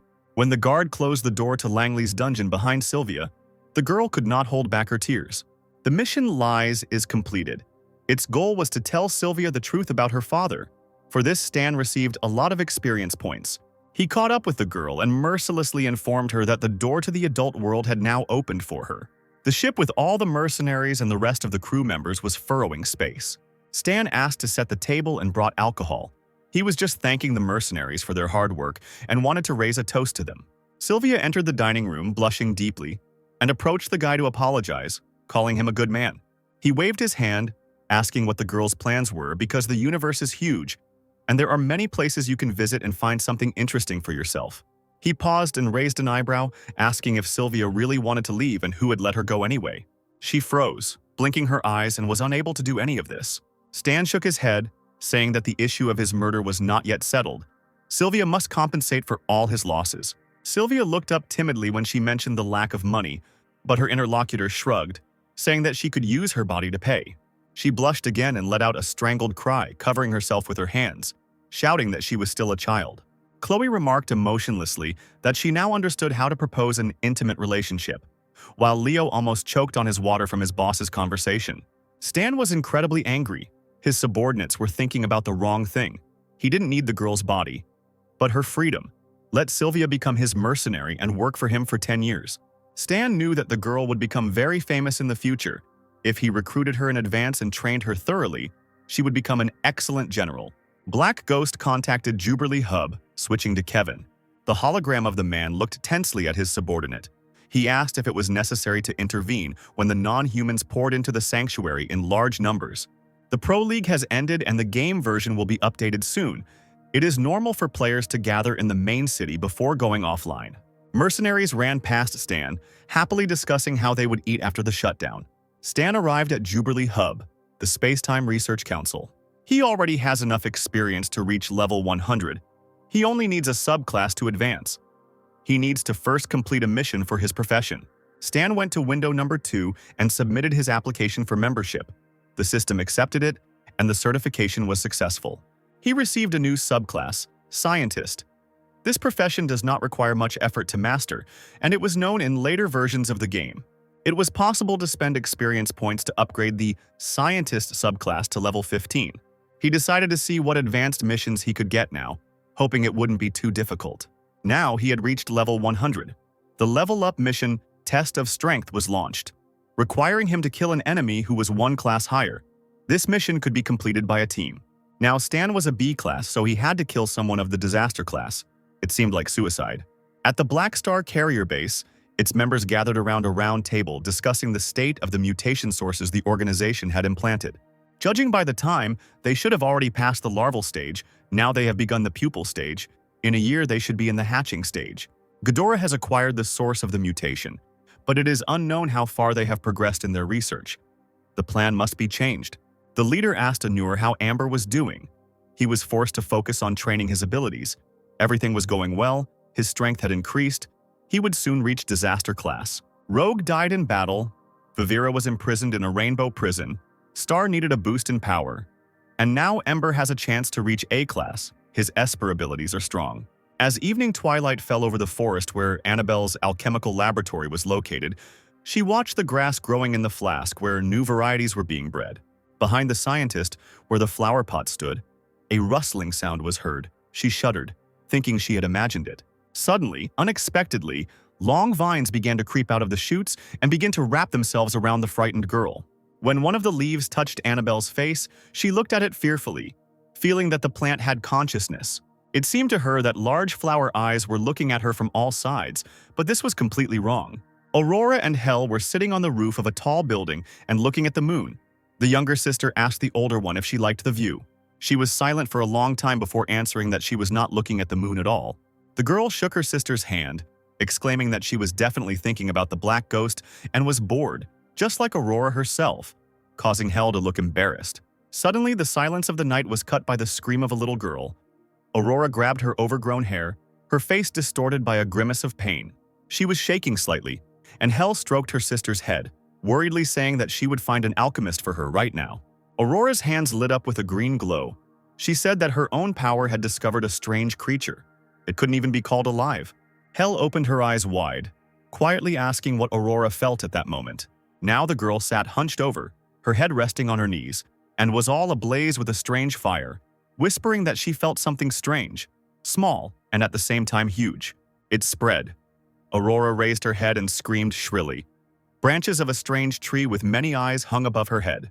The mercenaries on the ship in space gradually disappeared. Their mission here ended. The update to version 10 began.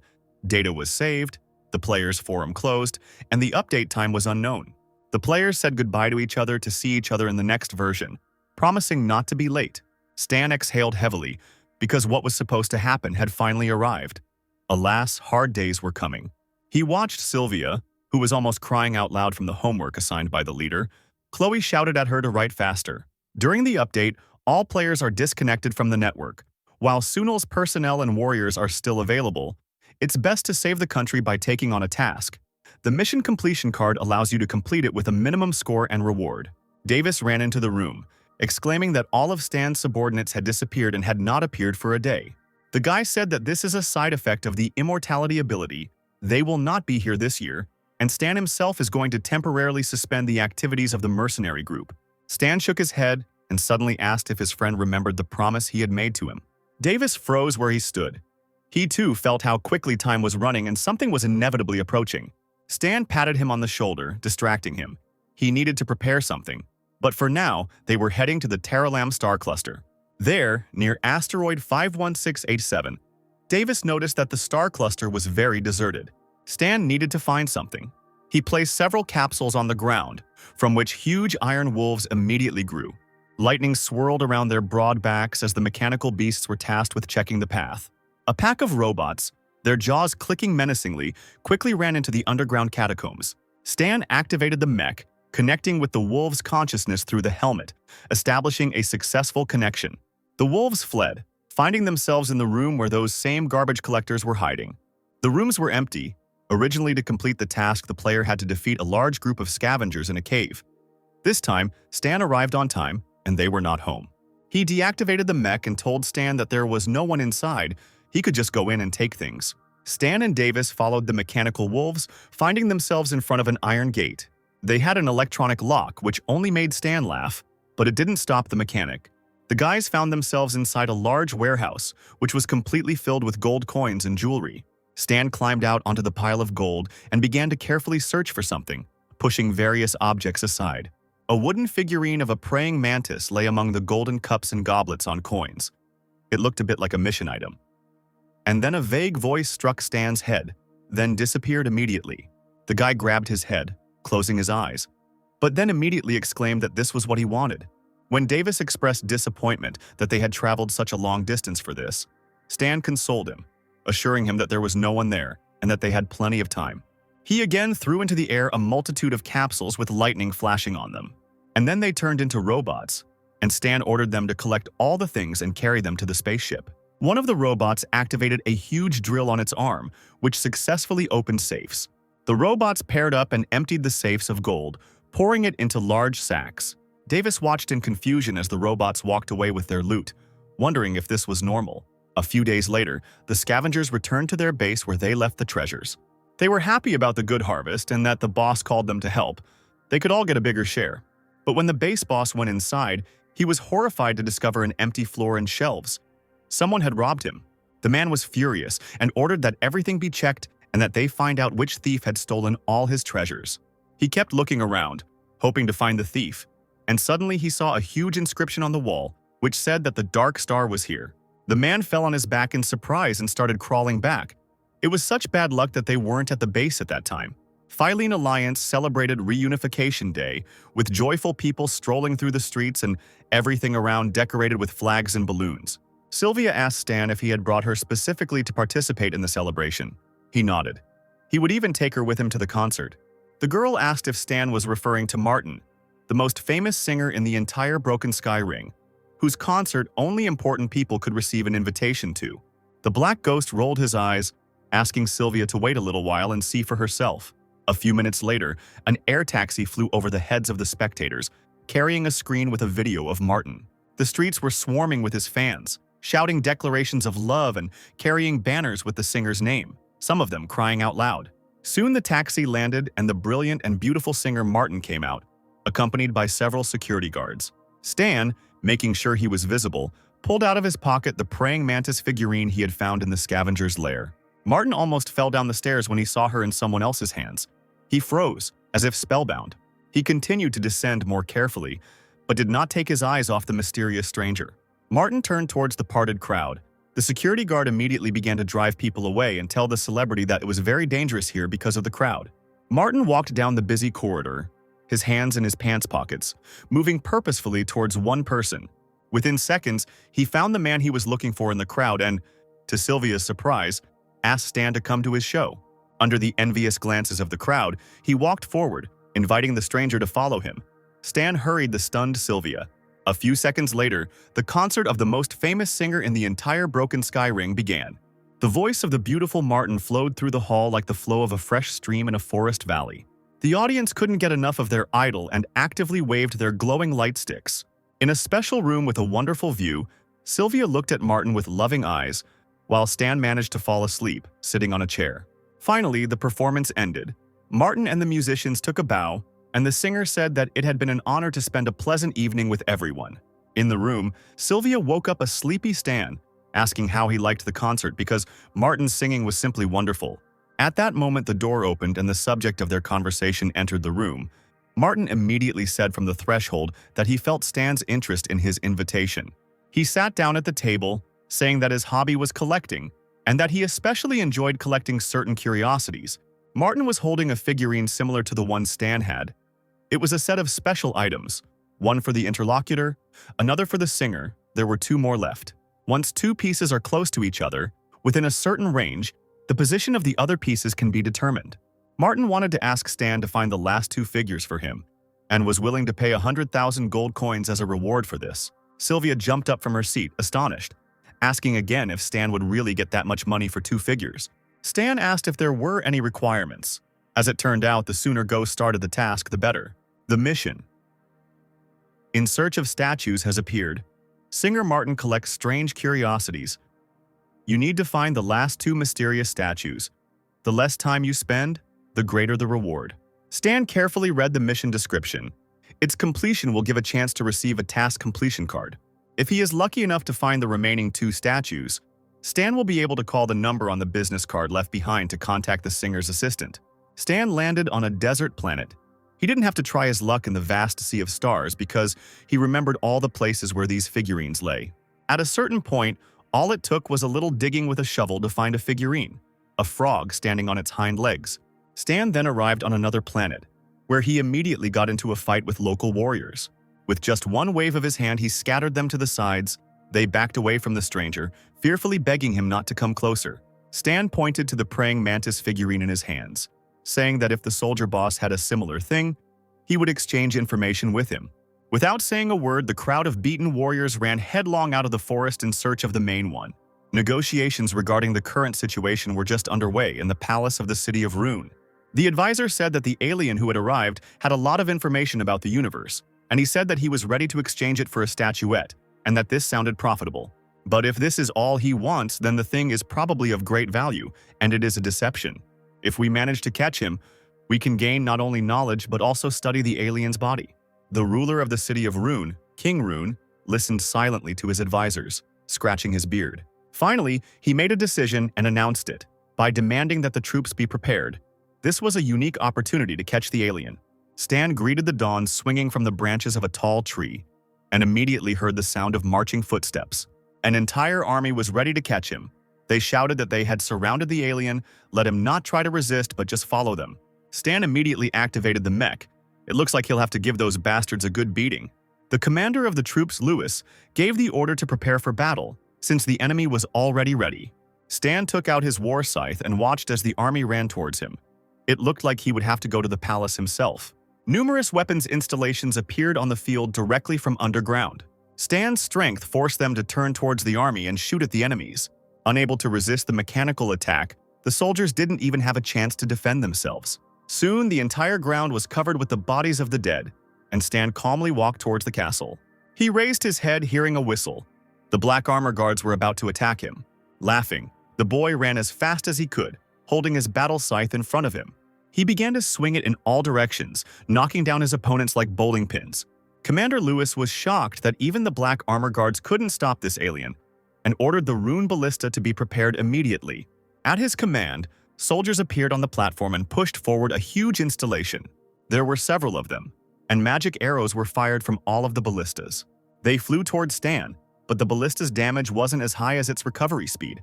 In response to this, Stan decided to show his true strength and released many capsules into the air, which turned into weapons. A few moments later, a huge weapons installation stood next to the Black Ghost. One shot from her was enough to destroy all the rune ballistas. Lewis fell to the ground, shaking with horror. He had never seen such terrifying power before. Half an hour later, King Rune had already received news of the failure that was taking place on the battlefield. He clutched the scroll describing the events tightly in his hands and was literally burning with anger. Finally, he threw the scroll aside, shouting that the army was completely defeated. He himself now could not contain his emotions and was trembling with horror. After all, the target remained unharmed. At that moment, his entire guard of the strongest warriors was destroyed right before the king's eyes. The king even fell from his throne, his legs unable to support him in front of the warlike Stan. He solved his problem in a far from peaceful way by arriving at the Rune Palace. The king himself was kneeling before him, holding out a statuette. What the stranger wanted? Stan immediately calmed down and deactivated the suit, holding the last statuette in his hands. Ready? He could return to the mission. The courtiers and advisors stood in the corner, trembling with fear, begging not to be killed. Stan turned to leave, assuring her not to worry. He didn't have that habit like primitive people. The entire city was ablaze after Stan left, the king watching in awe as he retired to his ship. Stan returned to the New Feline Alliance, to the residence of singer Martin, to give the figurines. The guy laughed, looking at the loot. Stan really gave him a surprise. He didn't expect to find all the figurines so quickly. He looked at the mercenaries sitting on the sofa, asking where his interlocutor found the remaining 2 figures. He tried to change the subject, saying that they would have time to chat. But first they had to complete the deal. Martin finished the transfer of funds with a smile, deciding to double the reward for such activity. Finally, the C-Class mission was completed. Stan received experience and money, a bonus for completing the mission with an assessment and a character summon card, as well as the Charisma attribute. Stan decided to borrow a lucky charm from Davis, who was the main character, and started touching his shoulders. Stan then clicked on the system window, bringing up the shutdown map. The randomization ended. Stan received a random reward type, an ability which was not very lucky. The system offered a choice between affinity with fire, advanced mental fortitude, or cellular acceleration.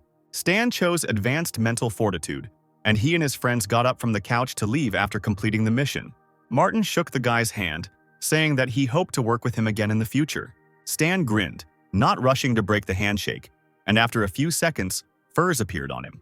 For some reason, Stan, dressed in armor, hit Martin in the head with all his might.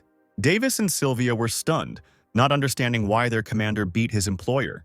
Without answering, the Black Ghost straightened up and used the ability Void Dispersion. Martin landed on one knee from the blow, calling Stan sick. He wiped the blood from the corner of his mouth and suddenly opened his mouth wide, making a deafening sound. It was a mental attack, aimed at the mind. Stan's new ability was his. While the mercenaries lay writhing in pain, Stan ran up to Martin and punched him in the face. The guy stopped singing and a strong blow threw him aside. He hit the wall painfully. Martin crawled towards his figures, spitting out blood, and with difficulty managed to gather them into an armful. The singer threw them into the air, screaming that Stan had dared to ruin his beautiful face, and everything around him lit up with purple fire. Now he was endowed with a strange power, and real madness splashed in his eyes. At that moment, the wooden figures, while in the air, exploded into small pieces. Martin grabbed his head and bent over in unbearable pain. Blood spurted from the boy's mouth, and a bruise immediately appeared on his face from the subsequent blow.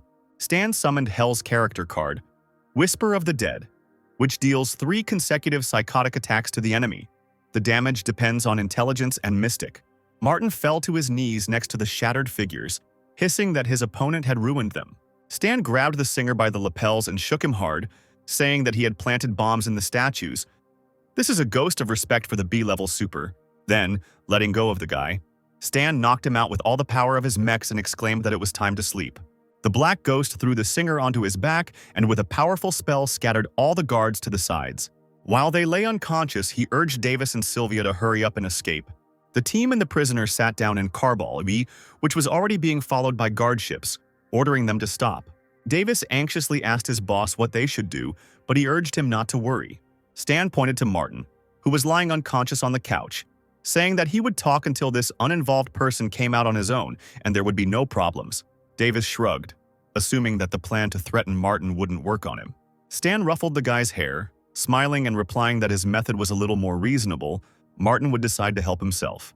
His touch changed to slapping his cheek, thus he decided to wake the guy up. Martin sat up abruptly on the sofa, clutching his head and shaking it, trying to clear the sleep from his mind. He grimaced and muttered that even though he had been beaten and kidnapped, he was still very grateful for the opportunity to go outside. Davis, hearing this, was stunned with surprise. He clearly did not expect gratitude. Martin suddenly smiled and introduced himself again, calling himself Adrian. He was the true owner of this body. Martin was not the friendliest guest. Stan lit a cigarette and noted that it was a thing called mind control. There were 2 souls in the boy's body. The other one was suppressing his consciousness. Now Martin was seriously injured. He could only retreat to recover, so Adrian's consciousness was freed. Davis approached Adrian, clarifying that, in other words, this entity had taken over someone else's body. Almost 5 years ago, Adrian moved to a desert colonial planet, where he lived in the wild, earning a living through farming and hunting. One day, a spaceship fell into a boy's garden and crashed. Despite his fear and apprehension, Adrian approached the ship to check if anyone was still alive. There was a woman sitting in the ship, wounded and unconscious. It was Martina. Adrian saved her, but she was too seriously injured. And when she died, she took over his body and used it to continue living, enslaving someone else's mind. Davis shook his head, asking if Adrian was an ordinary person. Stan thought that it couldn't be otherwise. Traveling with Martina everywhere, later the guy awakened his own psionic abilities and became the main character of the story. Otherwise, Stan himself would not have come to grab him. He offered to help Adrian, learn to control the body and drive out the guest. Otherwise, she would return when she recovered. When Adrian asked what he would give in return, Stan asked for the password to Adrian's account. He needed her savings. Adrian admitted that Martina had just threatened him with their mutual death if the account password was revealed. Stan offered to simply stay by his side. The psionic masters in the group could help suppress Martina's counterattack at any moment until a way to completely deal with her was found. Adrian said that he read the alien's memoirs. She too was in great poverty. Stan shook the guy's hand. Now he needs to solve the current problem. As long as his identity comes forward, the search order can be cancelled. A little later, Adrian decided to make a statement to the public on the big screen. He apologized for disturbing him, and a crowd of reporters pounced on the guy with questions. Adrian called on everyone to remain silent and blurted out that he was ending his acting career and leaving here with a group of mercenaries. The crowd began to buzz. Everyone was interested in whether he was being forced, what the artist's intentions were. Everyone was shouting that he was under protection. Adrian evasively replied that this was his personal decision and an attempt to move on to other matters, and asked to let him pass. Finally, Stan got enough of the attention, and lightning flashed across the boy's hand. With one movement of his hand and a powerful aura, he threw aside a particularly annoying reporter. Following him, all the others who were bothering the company fell to the ground, and Stan and his team took advantage of this and quickly left. Reporters and ordinary onlookers looked on in amazement as the fading star and the stranger walked away. The especially fast ones had already run up to Carball, where the star had gone to report against his backdrop. Stan sat down at the control panel, and the hidden mission choice immediately launched. It was necessary to evict or destroy Adrian's consciousness and allow Martina to control the body or do the opposite. It was also possible to help them find an agreement and take turns controlling the body. Although Stan lured Adrian into the team, he is not yet a companion, but only a client and will not be able to help in battle. It will take time to trick him into fully joining. While on the ship with the entire crew watching Adrian, Stan brought the mage into his situation. He spoke in an unknown language, reading spells over the celebrity's head. Finally, he stopped and said that he would set up 4 spiritual barriers to trap Martina. She won't be able to get out for 15 days, Adrian heard the girl swearing. The effect should be quite good. Stan said that it was not enough to rely only on the help of mercenaries. If Adrian wanted to control Martina, he would have to become stronger. The guy nodded, saying that he himself realized this. He extended his hand, and blue fire poured from his finger. Having announced that he had already awakened his abilities on the way here, Adrian, under Sylvia's surprised gaze, lifted a heavy vase into the air. The girl was shocked that the star managed to do this so quickly, because she needed to study hard and spend a lot of time to wake up. Adrian admitted that Martina had a complete set of mental training methods stored in her memory, and he felt how she trained her strength. Following the instructions was very simple. B-level bottleneck that was already mentioned, she will be able to break through it at any moment. Sylvia couldn't hold back a cry of pain from what she heard. Everyone around her was a real genius. It was a great time. After Chloe reached Tier B, the previously started Tier A mission reboot would be completed, and Stan would be able to get a random mission and also draw a job completion card. Chloe entered her ghostly body and rose above the heads of her companions, who were enchanted by what they saw. The girl's eyes glowed a bright, beautiful green color. She looked down. Chloe waved both her arms, and fiery hoops of power appeared around her body. The mercenaries shuddered and opened their mouths. They had rarely seen such force before. Hidden A-Class Mission Chain Reboot. The first round has been completed, experience points have been earned, and relations with a certain Sean, who was not mentioned in the original storyline, have also improved. Chloe returned to her normal state, saying that she could now control more energy. Stan asked if she felt any changes in herself. The girl grabbed her forehead, saying that she saw familiar images, but there were too many of them and that her head also hurt. It felt like some places in her memory were calling her back. Perhaps after visiting these places, she would remember. The second round of reboot has begun. You need to visit various places from Chloe's memories and help her recover fragments of her memory. In the second round, Stan must help restore parts of the girl's memories. If the girl's memory returns, will she still follow the mercenaries? And is it worth risking her leaving at all? Black Ghost was deep in thought. Chloe even had to shake her hand in front of his eyes. She decided that the boss was not feeling well. He, waking up, sighed heavily, deciding that it was better to help the girl. Even without his help, she would remember the past. When she gained more strength, she would be impossible to stop. Stan straightened up and got down to the most important thing. He needed to collect his rewards for the mission. He gathered his courage, weighed all the options, and clicked the Continue button. A message appeared on the screen stating that randomization was complete and the user received a random reward type item. Stan clapped his hands, exclaiming that this was his chance, but what happened next did not make him happy at all. Unfortunately, Stan was unlucky. He got junk, a small potion of potential, a blueprint for one random equipment, an empty character summon card. He had to choose it. A spaceship with mercenaries on board was sailing the vastness of a distant galaxy. On board, a small iron capsule with bat wings flew back and forth. A figure similar to Chloe appeared in space, the only difference between them being the length of their hair. She said that Chloe's energy level had been restored to the required level, and her strength could now be determined using a detector. The wormhole threw her into the shattered star ring. They will find her soon. She just needs to hold on. A beam of light hit the main control button and the spaceship accelerated. It docked with the Ghidorah Research Space Station number 75.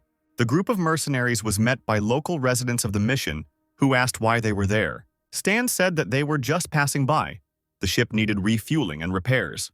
In exchange, they would pay the appropriate fees or be able to carry out small tasks. One of the representatives shook his head, firmly replying that they had no additional work to do. Stan frowned as expected. Official Ghidorah organizations usually didn't hire outsiders to help. The alien turned, waving his hand casually towards the shipyard, saying that the travelers could repair and refuel the ship. Stan also overheard a conversation between two Ghidorians about how the research ship had still not been found, but that the authorities would soon send investigators. The guy cleared his throat, realizing that players could launch a mission through a character inside the space station, and that this mission had the opportunity to draw a job completion card. Hearing him, the employee turned around, confusedly asking if Stan was the mercenary who had arrived. The Black Ghost reported that he had heard about the wife of his interlocutor on the missing ship. She should still be alive. For a small reward, Stan would help find her. At first, the man was incredibly happy, but immediately he dejected, muttering that this was Ghidorah's internal matter. Stan lit a cigarette and shrugged, adding that the man couldn't wait to be rescued. This became the main argument for the man. He clapped his hands and solemnly ordered the mercenary to find his wife. But since it was against the rules, it would remain between them. The intergalactic beast mission was launched. Stan accepted Neo's request to go to a desert planet to find a research team with which they had lost contact, for which he was entitled to a reward and a ring with the Kenora diamond. Stan smiled and shook the man's hand, assuring him that he could easily handle the problem. Having gone to the site, the team of mercenaries actually found a wrecked ship. Stan went there first, followed by Davis and Chloe, who came through the hole in the wall. At first glance, the inside was truly empty, with debris scattered throughout the cabin. Davis gasped, exclaiming that the people on the ship might have been captured by the beasts of this planet. He dropped to one knee, feeling something on the ground. There were no traces there. It looked like it was a flying species. Stan pointed his hand forward and, like a showman, announced that there was only one truth, and he knew how to find it. The company left the ship and proceeded to the cave. Perhaps that was where the lost woman was. They needed to jump into the crevice and only then find out where to look for the missing item. Stan was the first to do it, followed by Davis and Chloe, who gracefully spread her arms in flight. Super. And Black Ghost landed gracefully on the ground, while Davis fell awkwardly onto his tailbone, letting out a strangled cry. Stan immediately heard a thin, exhausted voice belonging to a woman and turned around. A girl from Ghidorah looked at him. She was very confused, asking who had arrived here. The woman was surprised when she was recognized. Stan asked if she was Lenny, Neo's wife. Davis stated that they were mercenaries who had accepted her husband's order and had come to rescue him. But where were the others? Lenny was delighted as she ran up to the group. She was truly happy that they had come for the team. But bad news awaited the mercenaries. The rest of the team had fallen into a trap. As it turned out, a huge water funnel had formed in the cave itself. The next moment she rose even higher, and someone's scaly tail appeared from there. A huge water snake towered right up to the ceiling above the mercenaries, roaring deafeningly and angrily. Having never seen anything like it before, Davis began asking what kind of animal it was. Stan braced himself and, shouting over the creature's noise, cried out that it was an intergalactic beast. He also ordered to prepare for battle and activated the mechs. Davis immediately found himself dressed in armor. Chloe rose above the ground.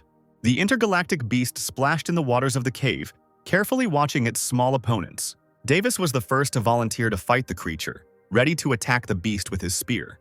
Gaining speed, he ran through the surface of the water and struck the surface of the snake with his spear. Hearing a strange sound, he took a closer look and realized that he hadn't even scratched the monster. Its skin was too hard. A powerful weapon from the capsule appeared in Stan's hands.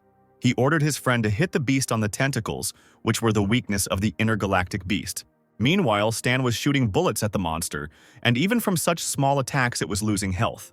The monster roared furiously and lowered its head to take a closer look at its attacker. He froze, stood still, and suddenly opened his mouth wide, from which a translucent sphere of psionic attack suddenly emerged.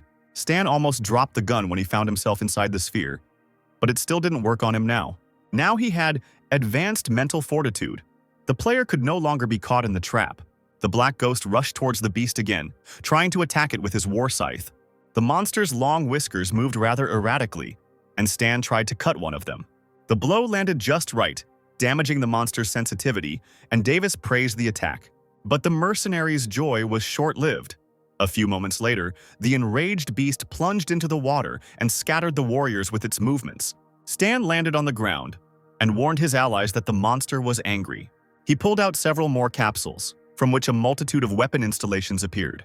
Small bullets flew at the monster, significantly reducing its health points. While Stan attracted the attention of the intergalactic monster, Chloe's task was to attack it. The girl fearlessly flew closer. With a serious expression on her face, she headed towards the open mouth of the monster. Chloe let out a warlike cry and grabbed the monster's long mustache, her steely grip snapping it in half.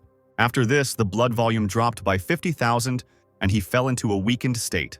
Stan saw this and ordered the attack to be accelerated while the creature's defenses were weakened. While the snake froze, the three warriors rushed towards its head, Chloe releasing fire straight into its open mouth. The intergalactic monster writhed with all its might, trying to drive away the annoying opponents. Stan flew up again, his body engulfed in lightning, the finishing blow coming. He swung his battle scythe with all his might, cutting the skin on the monster's neck. This brought the intergalactic monster unbearable pain. He wheezed as he fell into the water. Finally, the mercenaries killed the space creature. Davis and Chloe were incredibly tired. Almost all of their energy was spent on it. Stan deactivated the mechs and told Lenny that everything was okay now. She could call the others. As the monster's body lay motionless in the water, Stan immediately ran to its head. All intergalactic beasts are full of treasures. They can't be left just like that. The beast crystal is a good item. If you crush it, you can create a special potion with the ability to regenerate. Hearing the sounds of battle cease, the entire surviving crew of the ship ran out to the mercenaries, grateful for their rescue. Stan didn't answer. He lit a cigarette and waved his hand, saying that the mercenaries were only paid for their work. After some time, the mercenaries and the rescued crew returned to the Ghidorah Research Space Station. Relatives greeted their surviving relatives with tears of happiness, rejoicing that they were all right. The commander-in-chief looked at the arriving group of mercenaries with bewilderment. Sen said that he heard about the research ship while it was at anchor, and, as a mercenary, he couldn't miss the opportunity to earn some money.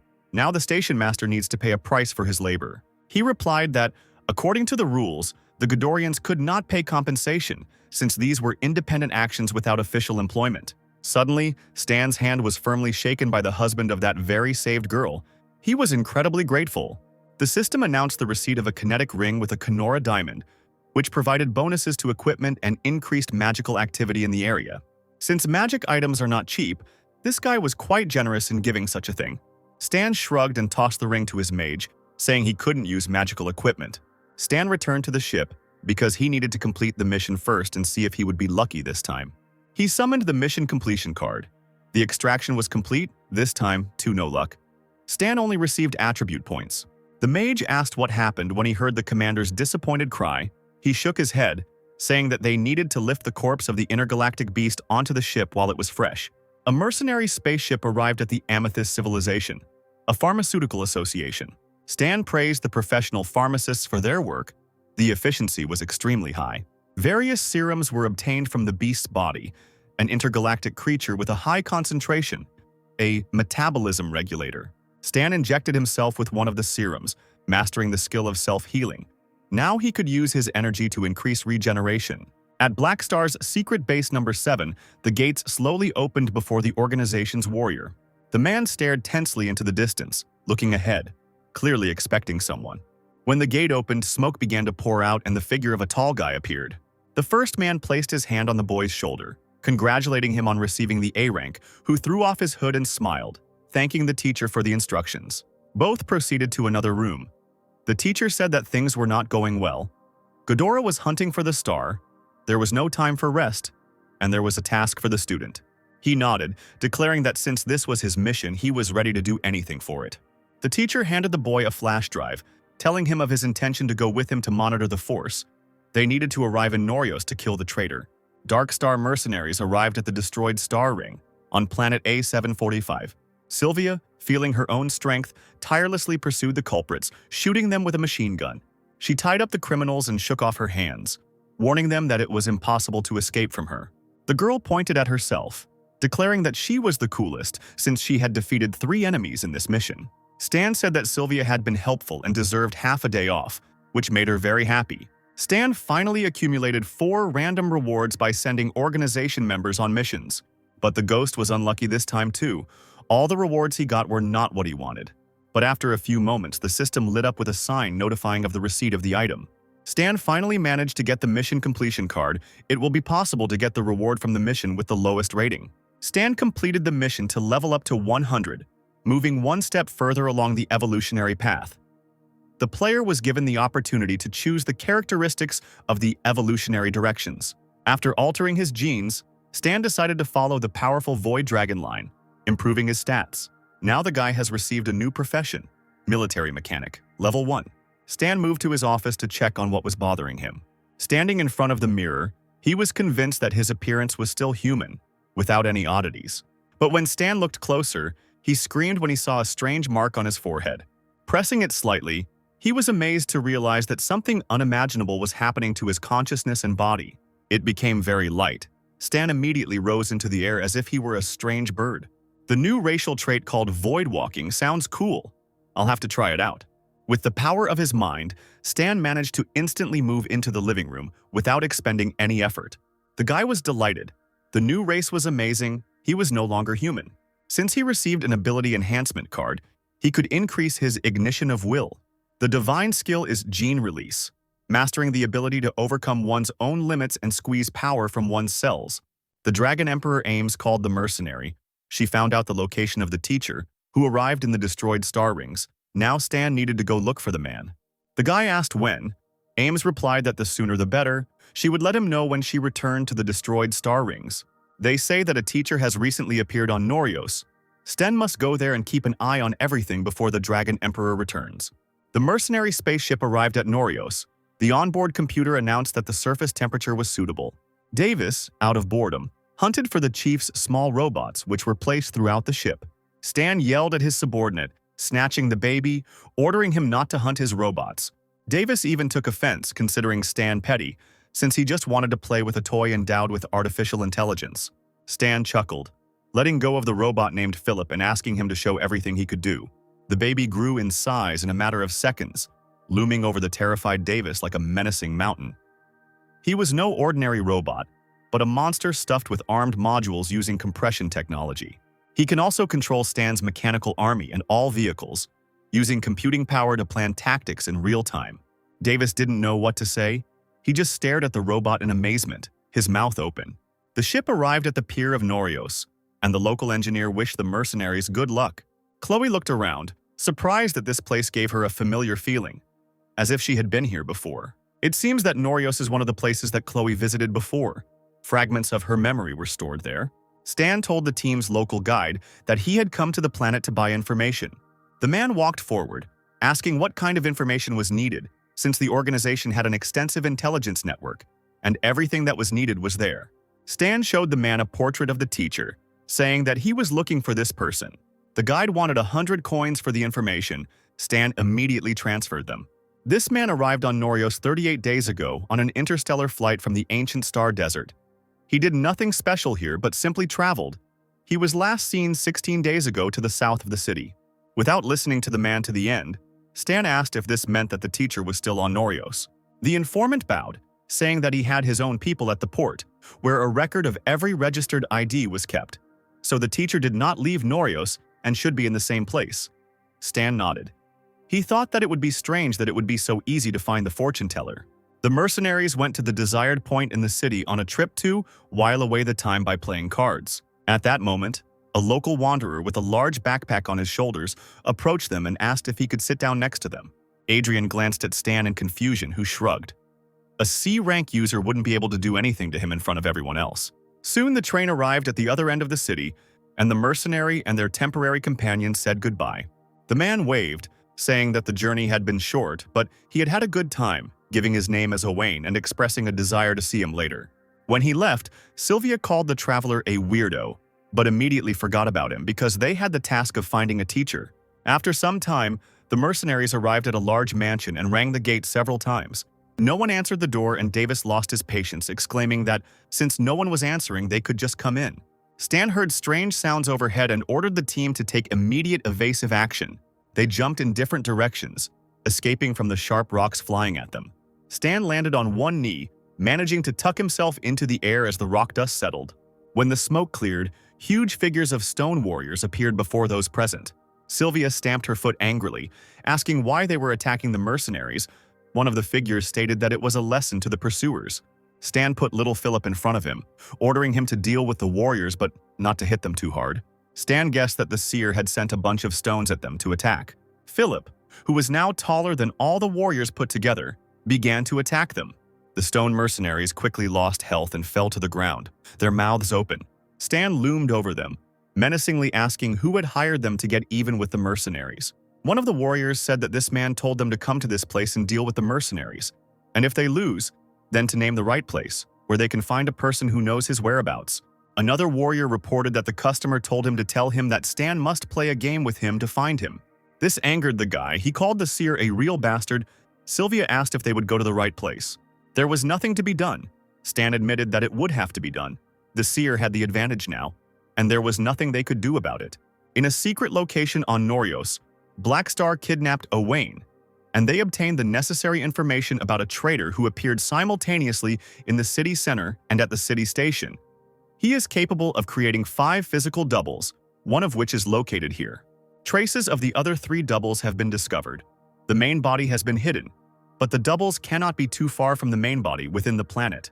The beaten double laughed at his captors, saying they would never catch his body. According to the latest information, the double who was in the city is heading to another city by train. 8. Deputy Commander Sherman was unable to carry out the attack as planned. The Black Star soldiers arrived to the leaders to report on the mission. The traitor's double went by train to the city of 8, and Sherman did not carry out the planned attack. This happened because he encountered Dark Star mercenaries on the train.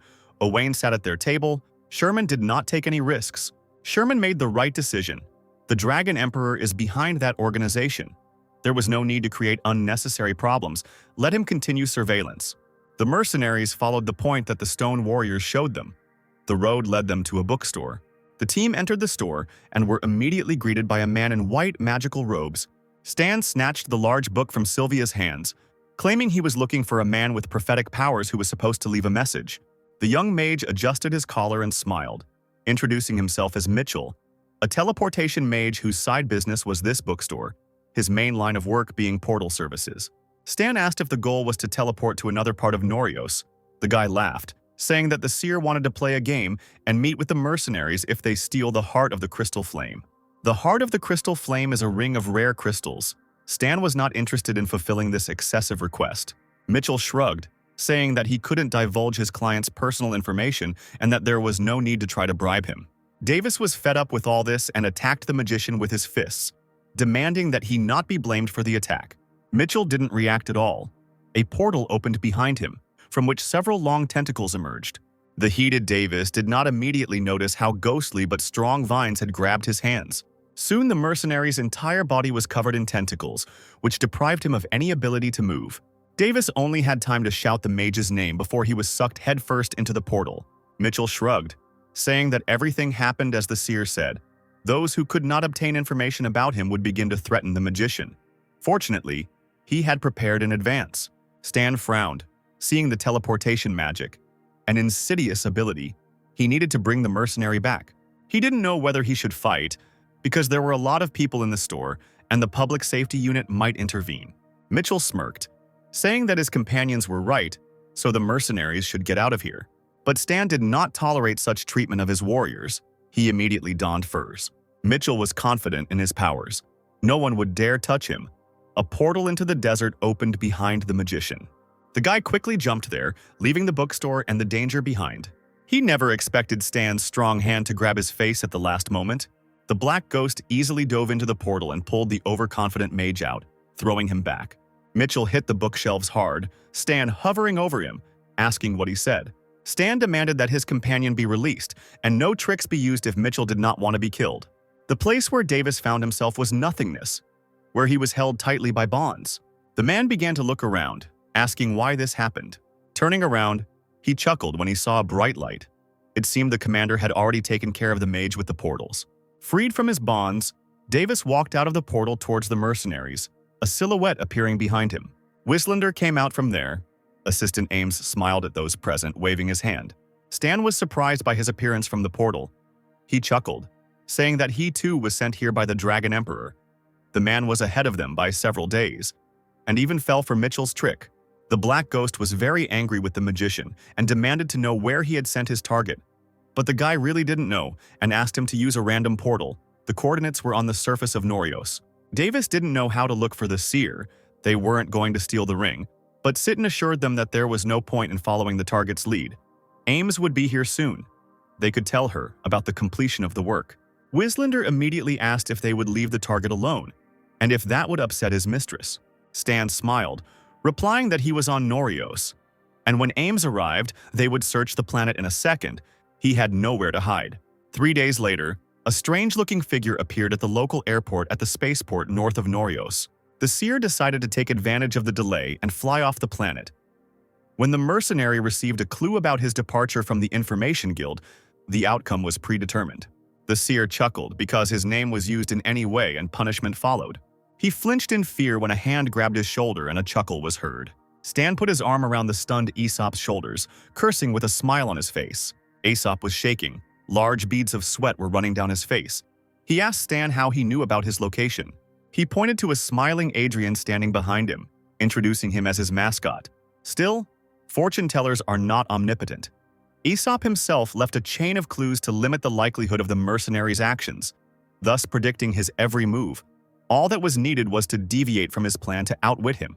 Aesop immediately changed his appearance to his real one, sighing that he had forgotten about the true nature of the mercenary who won this game. But Aesop himself did not want to meet with Ames. Stan was surprised that the old man did not want to see his student, and he explained that he preferred to be free. Aesop admitted that he decided to have some fun, because the more the student wanted to find him, the more he had to hang around in front of her. Stan shook his head, replying that he owed Ames, and if she had entrusted him with this task, then the mercenary would do everything possible to complete it. He took out the switchboard and called the Dragon Emperor to contact her. Aesop turned away, grimacing when Ames said ironically that she missed him. She looked very angry, crossed her arms over her chest, and said that she would arrive soon. Aesop tried to persuade Stan not to turn him in, but he only smiled, asking him not to think about nonsense, but to calm down and wait. He looked into the old man's face again, still not understanding why he was refusing so vehemently. Ames soon arrived by spaceship at the northern spaceport of Norios. The Dragon Emperor Ames emerged majestically from the ship in her new outfit. While those around her were delighted by her appearance, the woman approached the mercenaries and stopped right in front of her mentor.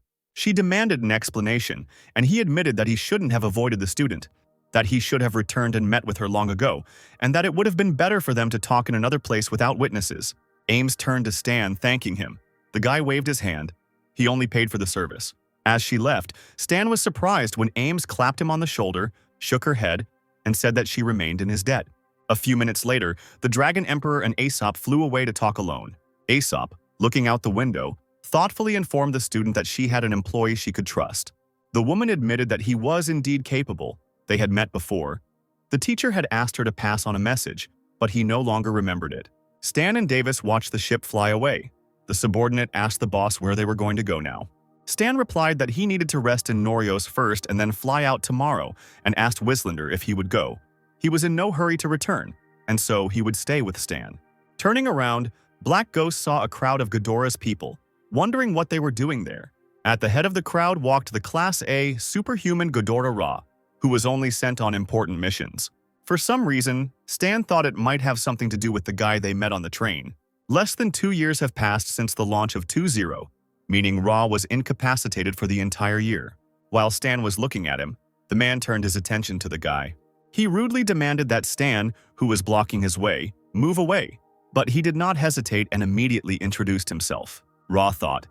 He had heard Stan's name somewhere, remembering that he and his mercenaries had captured the Black Star aircraft carrier, and asked why he had stopped him. Stan replied that he just wanted to say hello and ask if the Ghidorahs needed help. Ra said that he didn't need anything and they were in a hurry. Stan realized that he wouldn't be able to complete the quest. This event required the presence of a master of the natural disaster level, which was quite risky. The guy called the map to him and began to carefully read what was written on it. It was Ames's character card, her force field, the dragon's gaze, which compresses the environment into a certain range. Meanwhile, the Ghidorahs arrived at the outskirts of the city of Norios No. 4, where the main enemy forces were located. First, Ra proposed to destroy their main headquarters and then deal with the remaining members of the Black Star. Ra prepared his fist and rushed towards the dilapidated building. The Ghidorahs had the advantage in reconnaissance to take the bastards by surprise. It was as if a huge tornado flew past the tall buildings, sweeping away everything in its path. When the dust cleared, the Ghidorahs stood before nothing but ruins. They realized it was time to act, so Ra immediately led the people. Having burst into the destroyed building, they immediately came across members of the organization coughing from dust. Ra and his men surrounded the Black Star, declaring that he had come from the military administration of Ghidorah, and that the opponents must lay down their weapons and surrender in order to be sent to the Rainbow Prison. One of the bad guys suddenly grinned. hissing that he had caught a big fish. He looked around the space, laughingly asking Ra to look around, and which of them, in his opinion, was surrounded. Ra turned around abruptly. Two figures were looking at him, from which a direct sense of danger emanated. He didn't understand where two superhumans of the natural disaster level came from here. The young Godor warriors let out a strangled cry. It was all over. They would die today. Ra realized the trap his army had fallen into, but he was not going to give up so easily.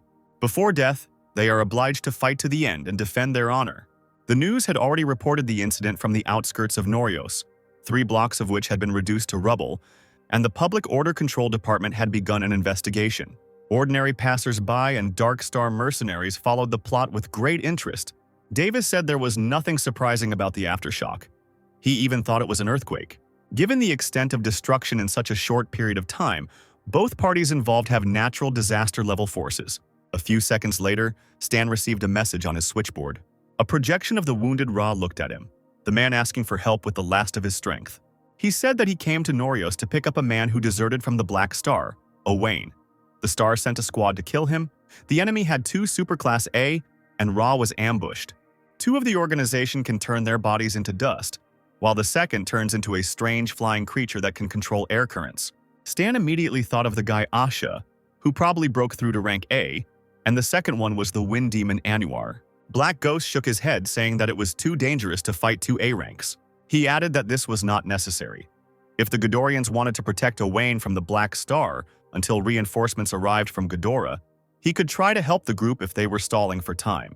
Ro's tormented face, which had already lost hope, lit up with joy for a moment. Stan read the description of the mission, which required helping Owain escape before reinforcements arrived, and also killing all of Black Star's pursuers. Stan asked Davis, who was standing nearby, for help.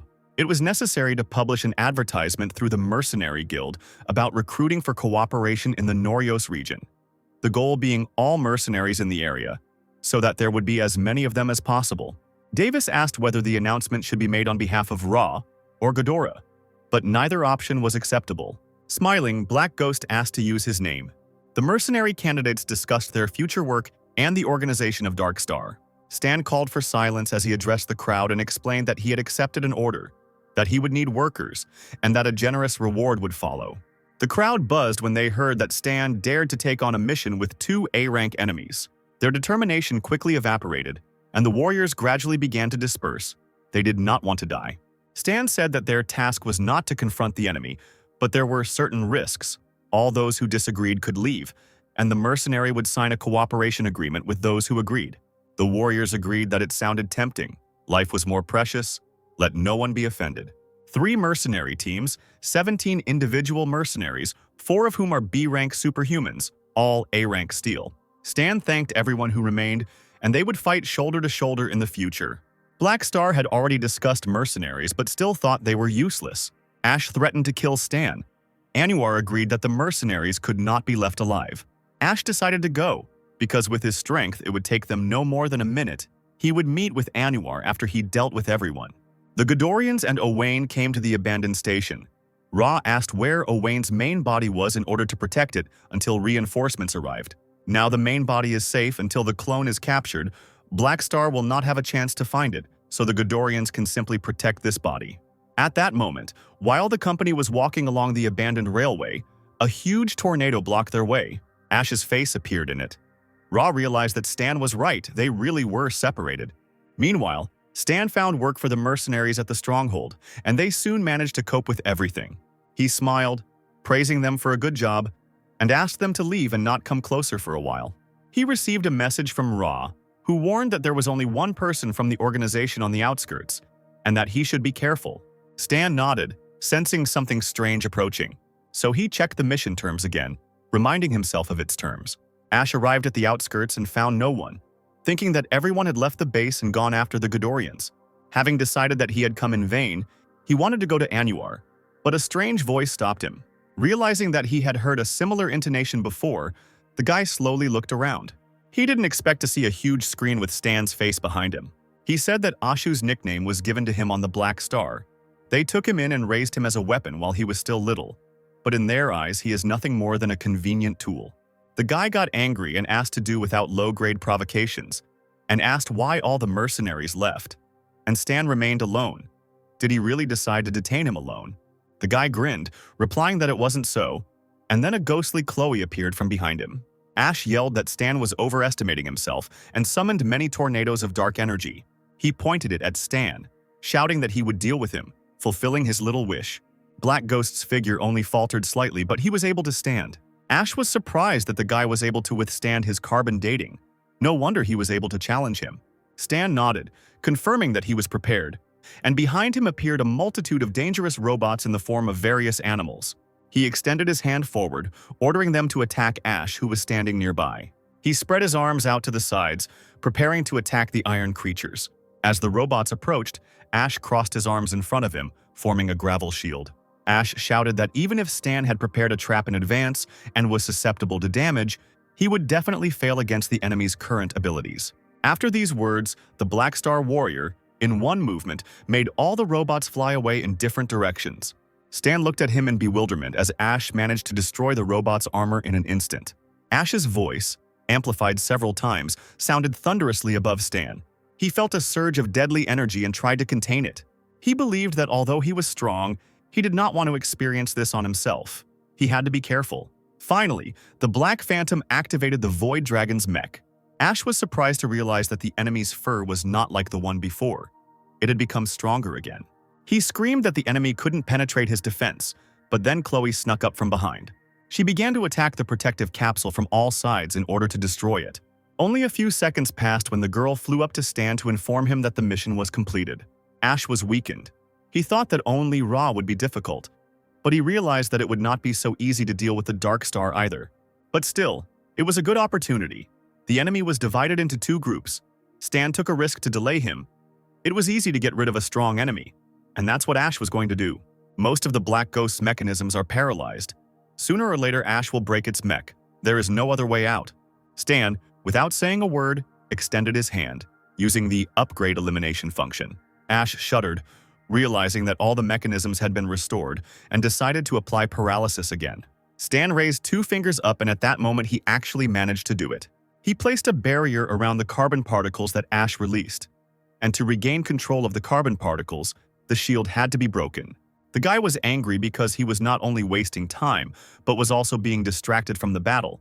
It was unprofitable to fight in this area. He had to get out first. At that moment, the Black Ghost rose high into the air and flew sharply downwards, breaking through the dense haze. This powerful movement nearly destroyed nearby houses, and clouds of dust appeared around them. Ash decided that the ghost was crazy for deciding to blow up his own base, and he replied that he had planted an especially large amount of explosives because he respected the forces of nature. In an instant, everything around went dark. Ash was afraid that he had gone blind and could no longer see anything. It was as if he found himself in a dense bubble of blue and could not determine the location of the enemy. He had to defend himself and observe. The guy sighed in fear when he saw the barrels of machine guns pointed at him at the edges of his protective dome. Ash had already felt that something had hit his shield, and he did not see the danger approaching him from behind. Stan grabbed the guy by the back of the head and pulled out a summon card for the boss character, Embryo. Armor-piercing strike. All attacks dealt within 8 seconds become armor-piercing strikes. He placed this card right through the dome, closer to Ash, and at that moment there was an incredible explosion. Stan's energy was running low, and Ash knew it. He was just waiting to pull his opponent out of the mech and get even. Chloe arrived to help the leader in her ghostly form. Stan felt that the energy network was overloaded. The system advised him to release the excess energy. Chloe and Stan raced forward, the boy challenging Ash if he was ready for a severe concussion. When both landed, creating a powerful explosion, both took damage and lost a large amount of health points. Stan thought they had won, but suddenly realized that the sky had suddenly darkened. Something had blocked the sun. Ash, although wounded but very angry, sat on a huge snake, slowly approaching the enemy. Stan stood up. He understood that Ash was already at the top and focused his attention on him. He needed to delay the enemy. Ash, seeing that his enemy was running away, threatened him with his fist. But the ghost believed that he was simply making a strategic retreat. While he was trying to escape, he received an alarming notification from Ra. Owain's double was in danger. Ash shouted that the coward Stan had stopped, but Ra promised that he and the Ghidorrians would soon come to the rescue.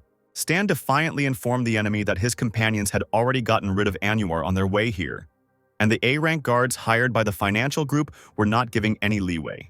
Ash gritted his teeth. He couldn't continue fighting. It would be a waste of time, plus it would be harder to get rid of Stan, and he couldn't let go of him after the failed beating. There was nothing he could do. He abruptly turned the snake in the opposite direction, threatening the Black Ghost with retribution in the future, no matter what level he was at. Later, Ra, Stan, and Owain met at the new base. The latter said that, being a resident of Ghidorah, he did not betray the Black Star but took the right path. He went over to the side of Ghidorah, whose government is not opposed to mixed races and pursues a fair policy. The destruction of the Black Star is necessary. Its actions have worsened the lives of half-breeds, and they have gone over to the organization's side. Ra shook his head, but Owain refused to provide information until it was safe. Suddenly there was a crash. Stan turned around sharply, flinched, and immediately jumped up from his spot. Chloe was lying on the ground. She looked very weak and was also shaking from the tension. The guy helped her up. The girl mouthed that she was hearing voices in her head, calling and approaching her.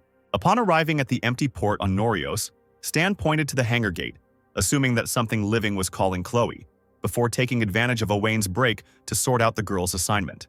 A guy approached them and told them that the man in this hangar had spent 3 days on board the ship and never left.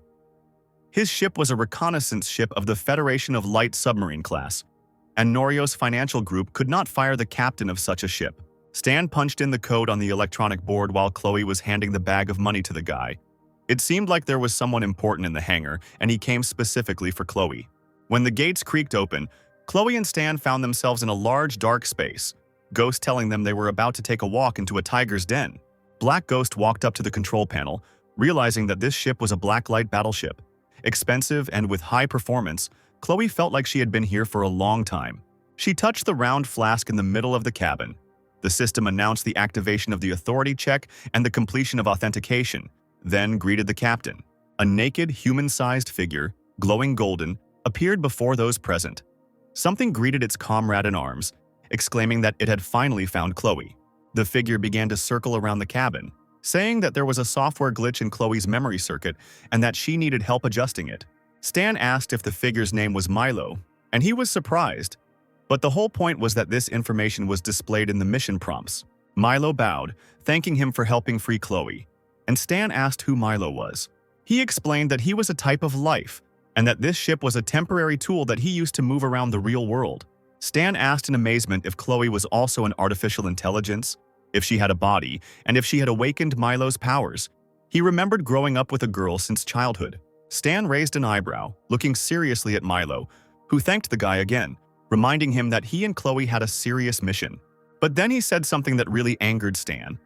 Milo wanted to take the girl with him. Black Ghost worked hard to make Chloe a capable officer. No one would dare take her away. Stan grabbed the surprised super by the arms, not understanding why he should let her go, then yelled at Milo that he should, first, ask Chloe's opinion. The girl shook her head. She only knew that Stan saved her. Milo grabbed his head. He understood this too, so he would stay with Chloe until she regained her memory. Stan was glad that due to memory loss, all of Chloe's memories were connected to him, and therefore she would only be left with the guy. Strange images appeared in the guy's head, as if he had completely taken possession of Chloe, and Milo was now their servant. Stan urged Milo not to rejoice so soon, as he had not been given permission to stay. But if he was told what was going on, there might be a chance to help. As it turned out, Milo needed to free his enslaved compatriots along with Chloe, and then defeat the evil A-rank mechanic. The A-rank mechanic Milo is talking about, who has enslaved his life, is a very famous one. In his past life, he was a high-level mentor for mechanic players and created his own faction. This may have something to do with the main plot of the mid-late version. And before the plot of version 2.0 even started, Milo was obligated to stay and wait until Chloe came to her senses. The guy tried to calm himself down. For now, they could use the black battleship, which cost a lot of money, and there would be no need to rent a ship. Davis called and exclaimed that the mercenaries were in big trouble. Black Star had found Owain's body. Stan returned to the new base again. He nervously lit a cigarette, saying that he knew what was happening because the organization had to kill the main body first. Ra rolled his eyes because Owain hadn't admitted earlier that he was the main body, and Black Star had killed the double. The alien was afraid of information leakage. Owain hung his head low. He was depressed that the star had seen through his trick and would definitely kill him soon. Now he could only count on Stan's protection. He declared that they needed to split up. He, Ra, and most of the others would stay and hold back the followers, while Chloe would take Owain to the teleporter mage, who would quickly deliver them to the port. Seeing that the company had stopped halfway, Stan rudely hurried them, because the enemy would not wait. Besides Anwar and the ground pursuit forces, there may be a Black Star fleet hidden in space. Stan never heard of Owain in his previous life. Stan had one mission card left in his hands, which required him to get a minimum reward. To complete it, he needed to increase his rating and prevent the appearance of unexpected additional quests. Right now, the mercenaries only have one A rank, Ra, while the enemy has Anwar and Ash. Even with Sten, it's hard to deal with two ranks of natural disaster. There is only one way out. To divide the battlefield and destroy the enemy, it is important to make it clear to the enemy that Owain is escaping. This will force Black Star to divide their forces and deal with them. The other side will send people after Owain. Stan frowned. He knew that this was the only risk they could take right now. The building closest to Ra and the guy was already on fire. This was an omen of the approach of Ra and Anwar. The teacher glared coldly at those present, while his student was already ready to attack his opponents. He thrust his hand forward, generating a powerful attack that would hit the streets instantly. Residents ran from burning houses, trying to escape the attacks, begging someone to stop the criminals. Ash exclaimed that he had found opponents. The traitor was now trying to escape in a manned aircraft. Stan raised his hand up, shouting that the attackers needed to be stopped, and Ra immediately rushed forward. Meanwhile, Stan landed right in front of an enraged Ash, who was not at all happy to see his opponent. The Black Ghost immediately activated his mech and used his suit to attack Anwar. Ash ran away, shouting that the ghost would not die by his hand. Owain drove the car, escaping from the opponents. He saw that Ash was catching up with them. Chloe said that Stan deliberately let him go to hold back the faster Anwar. They still had time. Owain was nervous, not believing that they would be able to reach the teleportation stone in 15 minutes. But Ash would catch up with the car in that time. Meanwhile, Stan tried to restrain Ash, using all sorts of attacks to delay him. The enemy was fast and stealthy, difficult to hit with the available weapons, and Ra could not match it in maneuverability in the sky. Anwar fought with Ra, and at the same time with Stan, whom he had only heard about before. He was angry that the student could not deal with the guy. The man realized that something was wrong. He raised his head and realized that an alien shield was appearing in the sky. This was no ordinary shield, but a city-level shield, made by the Norios Financial Group. Ra asked Stan if the financial group was helping Black Star. As it turned out, the consortium locked everyone inside the shield. They decided to stay away and did not want to take risks. Anwar cursed, realizing that the area was cordoned off. Things had gone too far. They would be able to evacuate as soon as Owain died. He had no choice but to transform into a terrifying wind demon.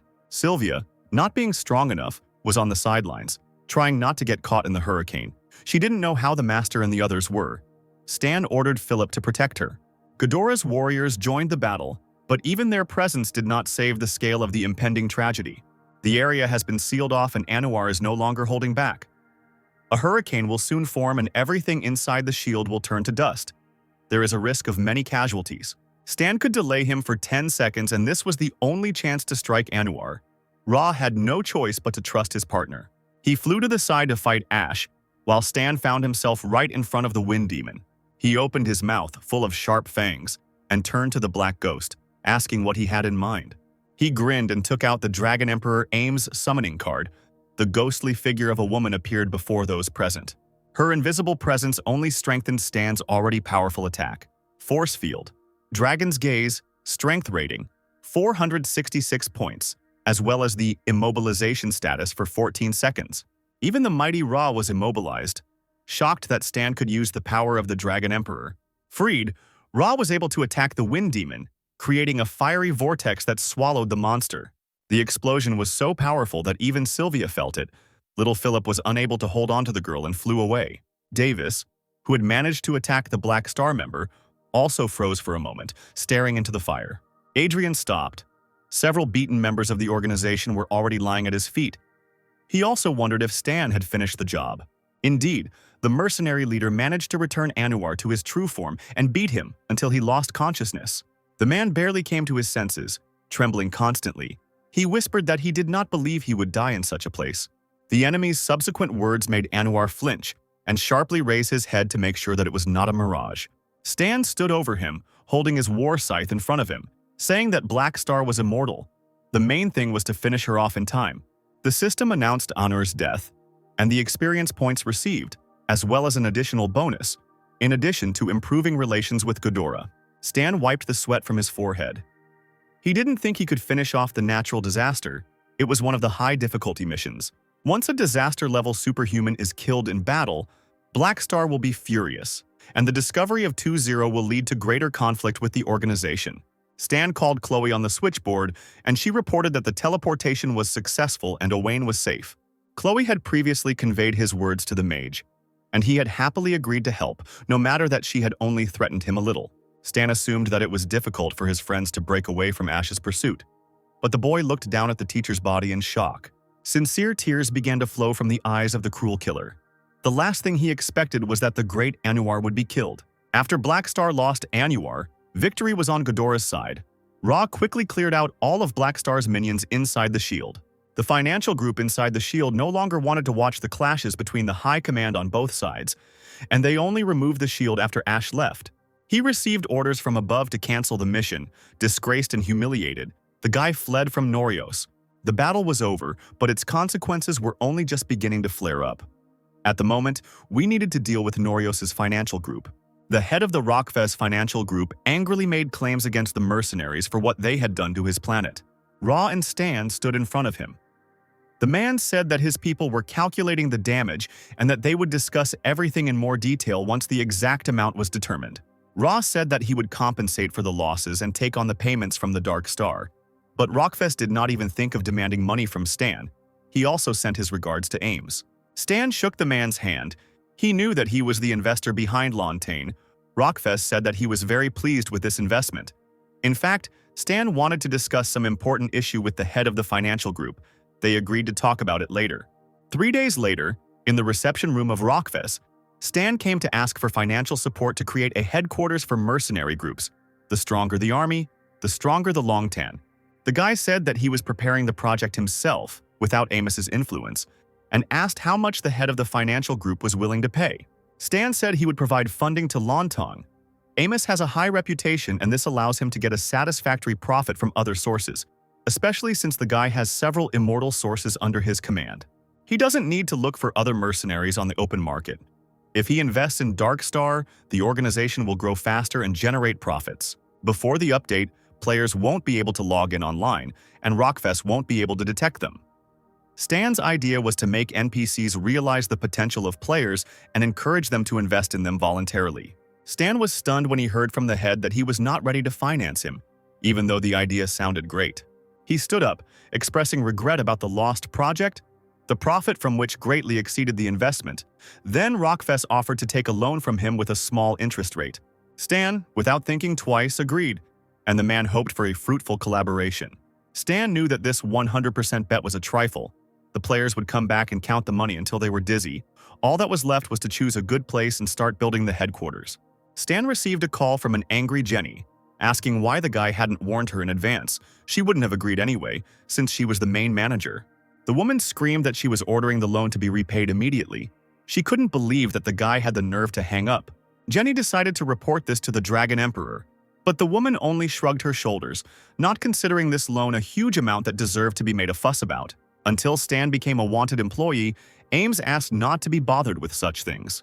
At the Black Star headquarters, they discussed the failed operation. The leader froze the traitors' access to data, and the enemy also had no information about the alienation virus.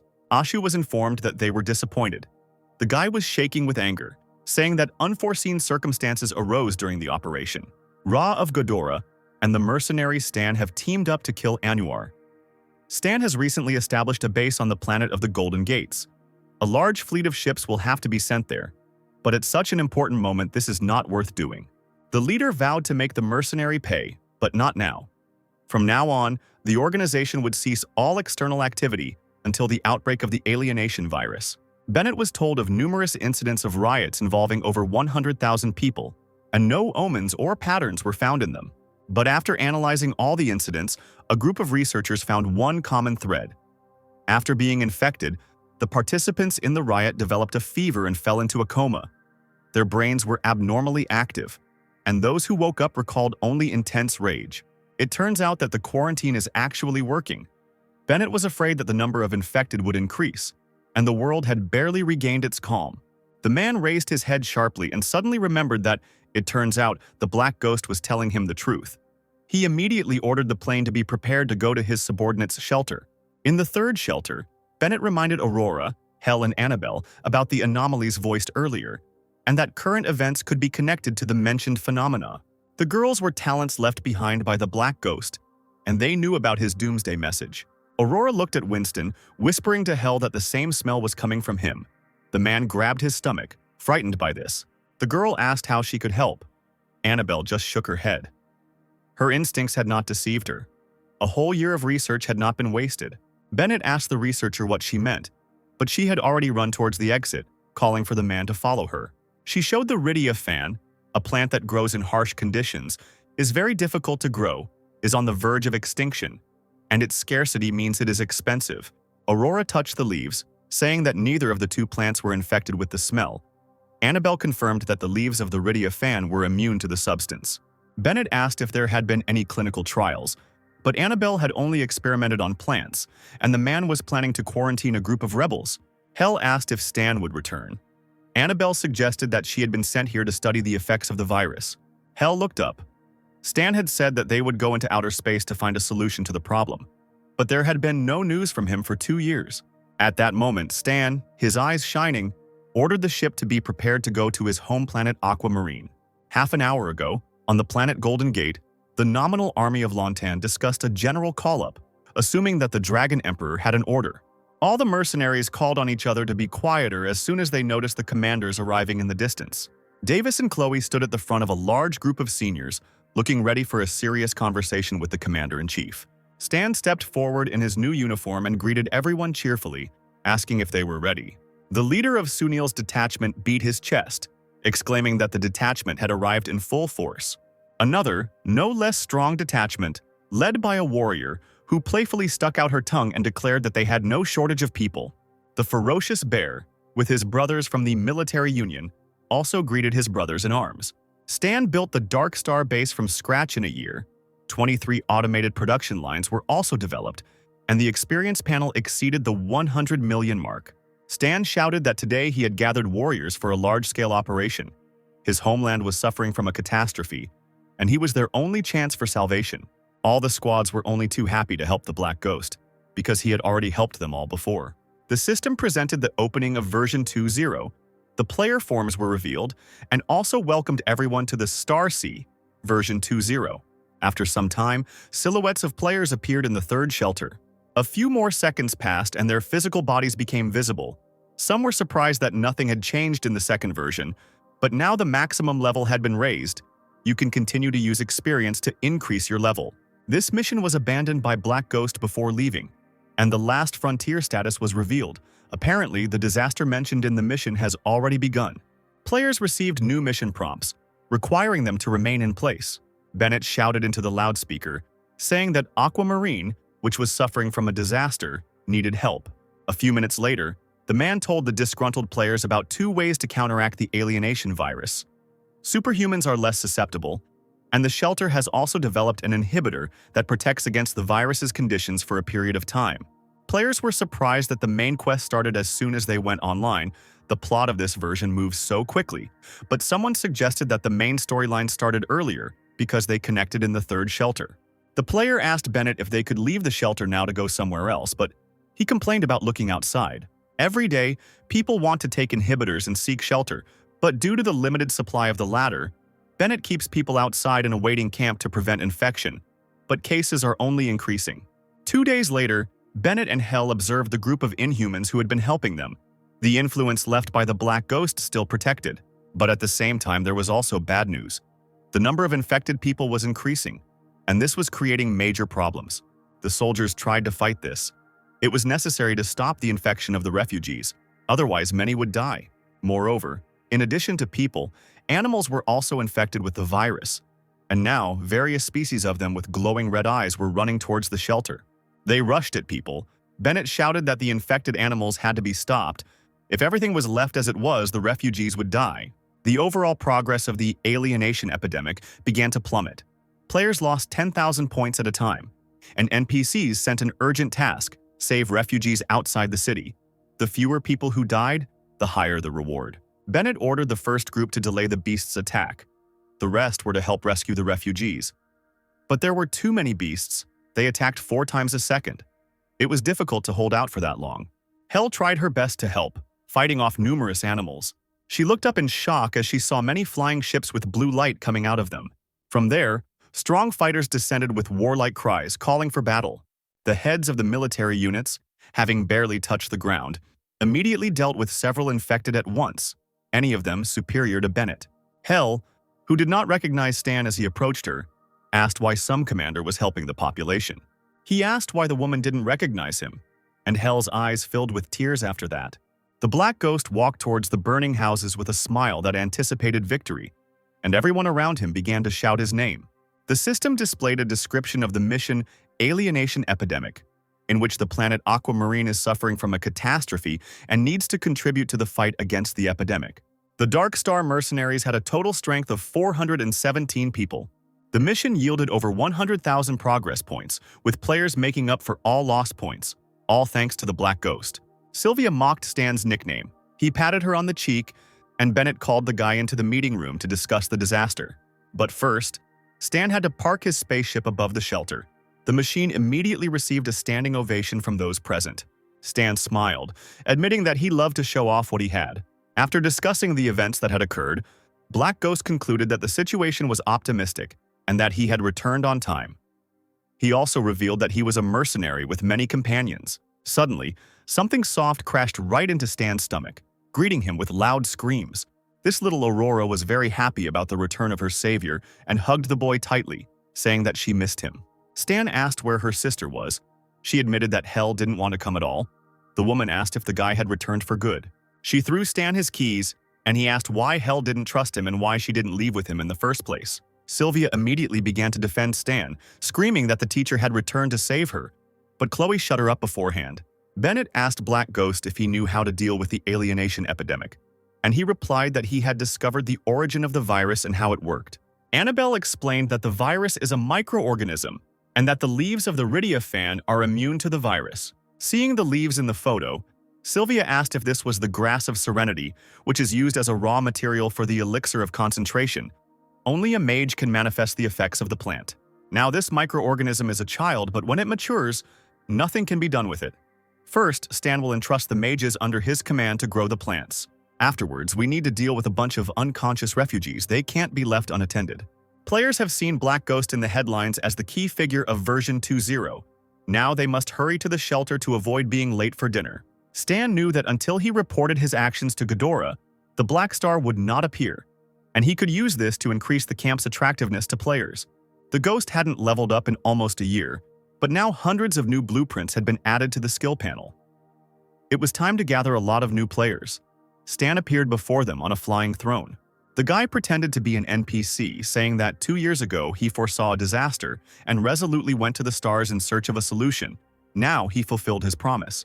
Players were delighted by the promise of generously sharing the knowledge gained in space and to help each other grow and overcome difficulties together. Players approached Stan one by one, delighted by the incredible mechanical skills that the updated Black Ghost provided. The mechanic class has increased the player base by 30%. Their purchasing power has increased, and experience is now awarded much faster than in the first version. Players were confused as to why the mechanic class skills were so complex. This was a faction store that had knowledge about combat and other classes, but only Dark Star faction members could buy them. They asked Stan how they could join the mercenary group, and it turned out that they had to go through a selection process. The selection process turned out to be too difficult. Several hundred opponents against one person, and within 2 minutes there were less than 10 people left on their feet in the arena. Davis congratulated those who completed the challenge. Players will become mercenaries once they travel to interstellar space and complete their registration.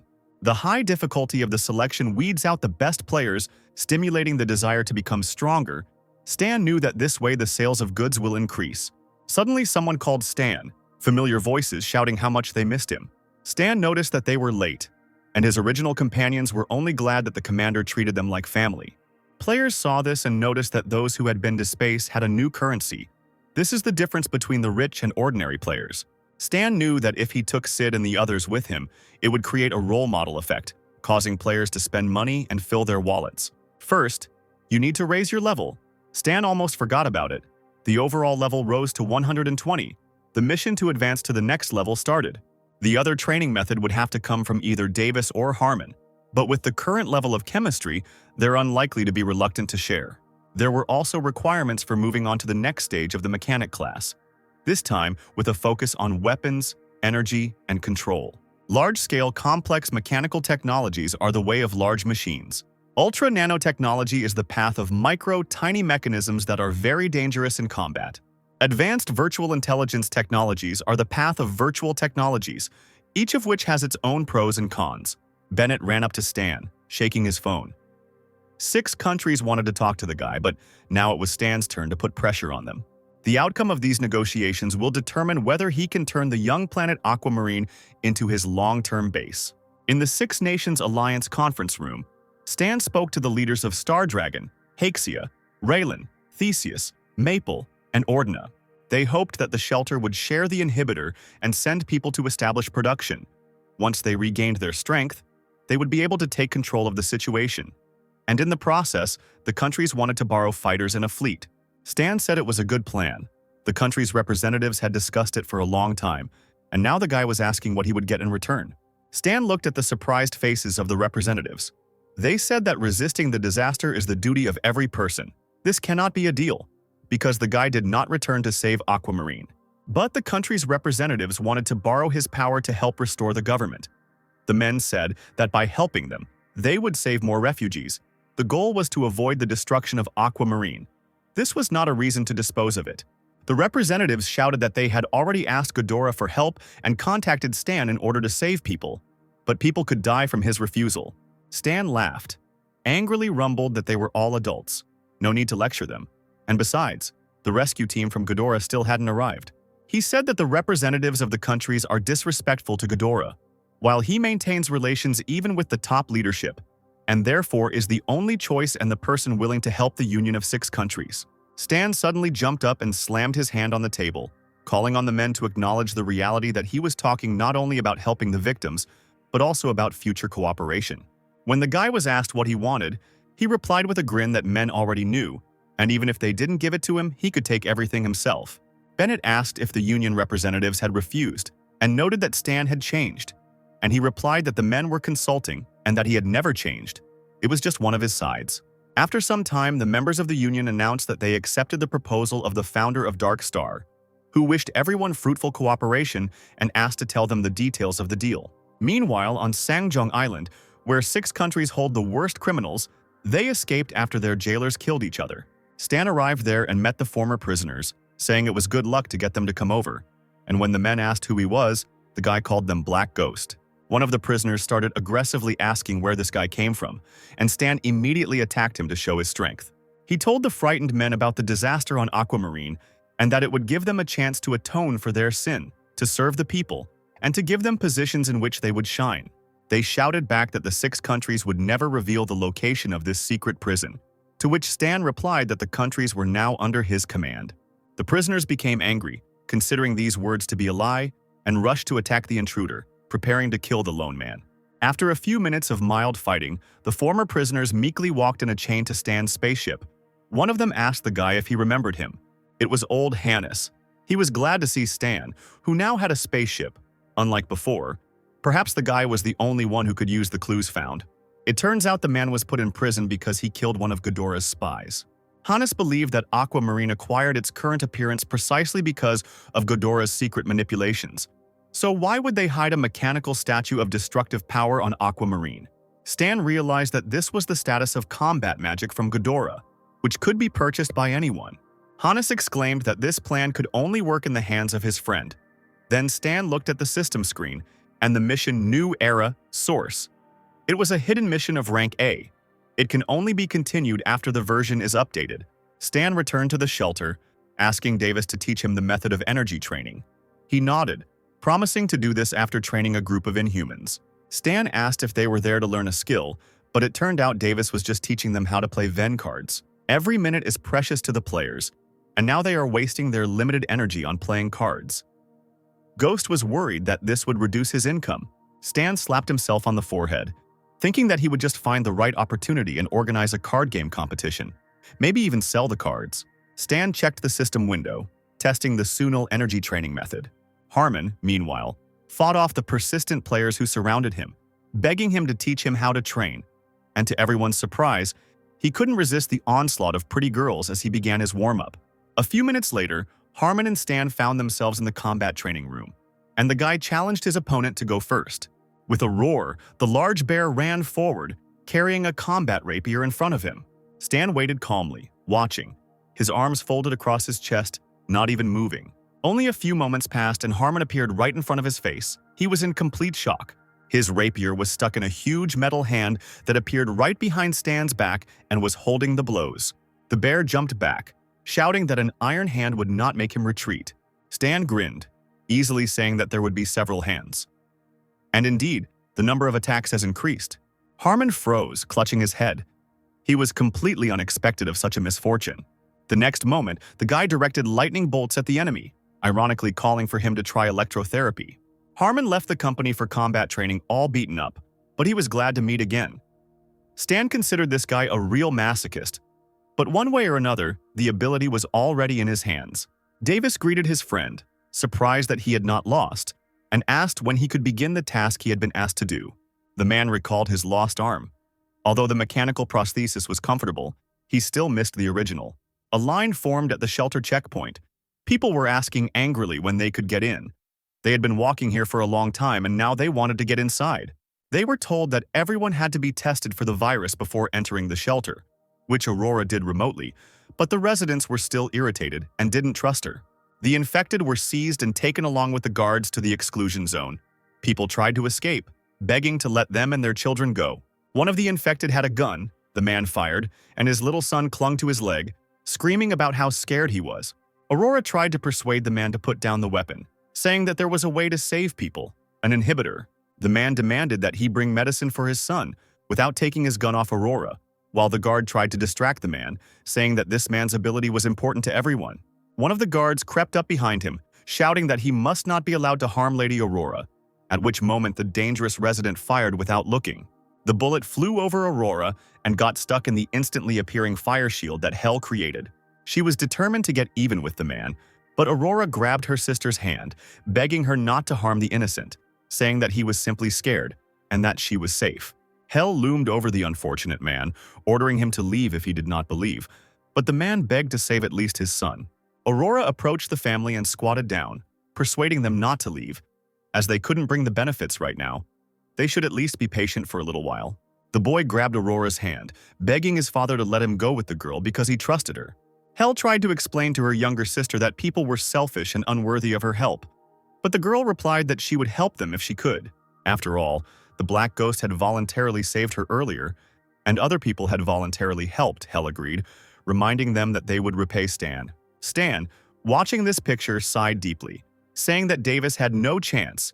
He could not come to terms with the fact that he did not even ask about the possibility of asking Hell about using her abilities. Stan rolled his eyes, promising he would ask, and walked up to the girls.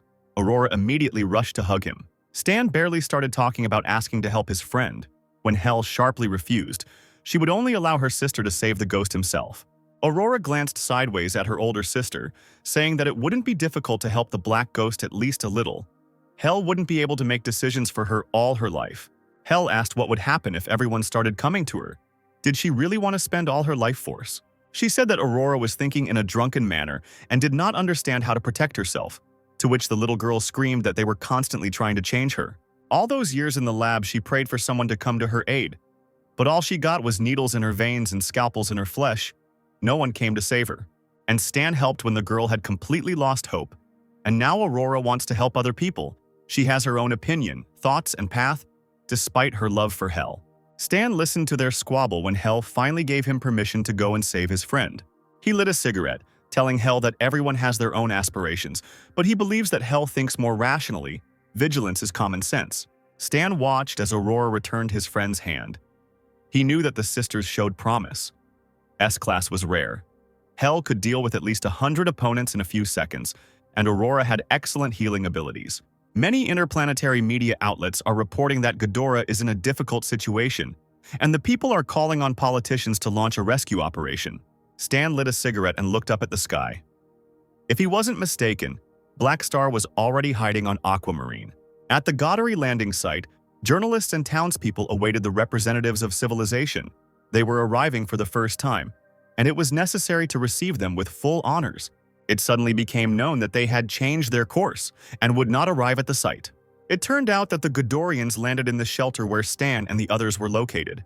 Bennett greeted Ra and his warriors on behalf of Aquamarine and thanked them for their generous assistance. The Ghidorians should see the Six Nations authorities. Aren't the citizens of Aquamarine as a whole as important as the Black Ghost? Ra asked what was wrong with the ships behind him. He, as the Aquamarines thought, had a space fleet. The serious Ra immediately turned into a child when he saw Stan. He didn't expect that the guy would be here too. The residents were surprised by their acquaintance. They had previously seen on Leo's video that the commander had a good relationship with Ghidorah. It was probably he who called them for help. Both later came to the conference room of the shelter. Ra listened to Stan and said that he understood what they were talking about. Since the basics of body mutation were known, it was clear who was behind it. Only the sworn enemy, Black Star, could have done this, but there was no evidence. Help will be provided to those in need. Ra has a group of guys who can help with supplies. Stan knew that only through these Ra-funded tasks could he attract new members to the group and the money could flow back to him. Ra exclaimed that he had found information about the Ghidorian who had appeared on the planet Aquamarine. His original name was Angora, and there has been no information about him for 10 years. He has probably been on the planet for a long time. There is no information about his job or salary in the biography. He is an ordinary emigrant. Hannes asked if the military unrest on Aquamarine could be connected to him. Stan will send people to check his home. On the colony planet of Ghidorah, Gyoding, the social issue has shown a decline in support for the rescue operation. There are too many refugees. It would be better to transport them to an uninhabited planet rather than fly to Ghidorah. The locals were playing cards, and one of them, a vile-looking one, suggested looking at the planet Aquamarine, which had suffered, but he was not supported. He said that he had dealt with one major incident. He was there now and could help upon arrival, but for now they could pretend that they had voluntarily decided to help those in need. The warrior who burst into the room knocked Golden Mitland to the ground, hitting him in the face. It was his nickname. The stranger asked if he remembered Angor, but the victim replied that he had not heard of him. Stan received Mitland, who was kneeling, trembling with fear, and shouting that he was hearing about Aquamarine for the first time and had nothing to do with the disaster on this planet. Bennett and Hannes approached the guy, and a remote control appeared in his hands, from which lightning emanated. And this was quite a warning. The old man grabbed Mitland by the head, asking if he had anything to do with the military unrest on Aquamarine. But he shouted that he used to work in the Ghidorah Intelligence Bureau. And then the criminal confessed that he did it by abusing martial law and sending people to Aquamarine to secretly start a war. They pretended to be representatives of a higher civilization and established relations with several countries, making false promises, then quietly engaged in incitement, pushing them into war. The boy burst into tears, saying that he was a classmate of Angor and took him along for fun. Everyday work was too boring, so the idea came up to use Aquamarine as a playing field. He wanted to start a war and watch the nations fight, and thus have some fun. Hannes grabbed the scoundrel by the collar and shook him like a pear, shouting that ordinary citizens could not be capable of such a thing. He leaned back in his chair, groaning that the suffering was pointless. Stan agreed that it was absurd, but still, the mission was accomplished.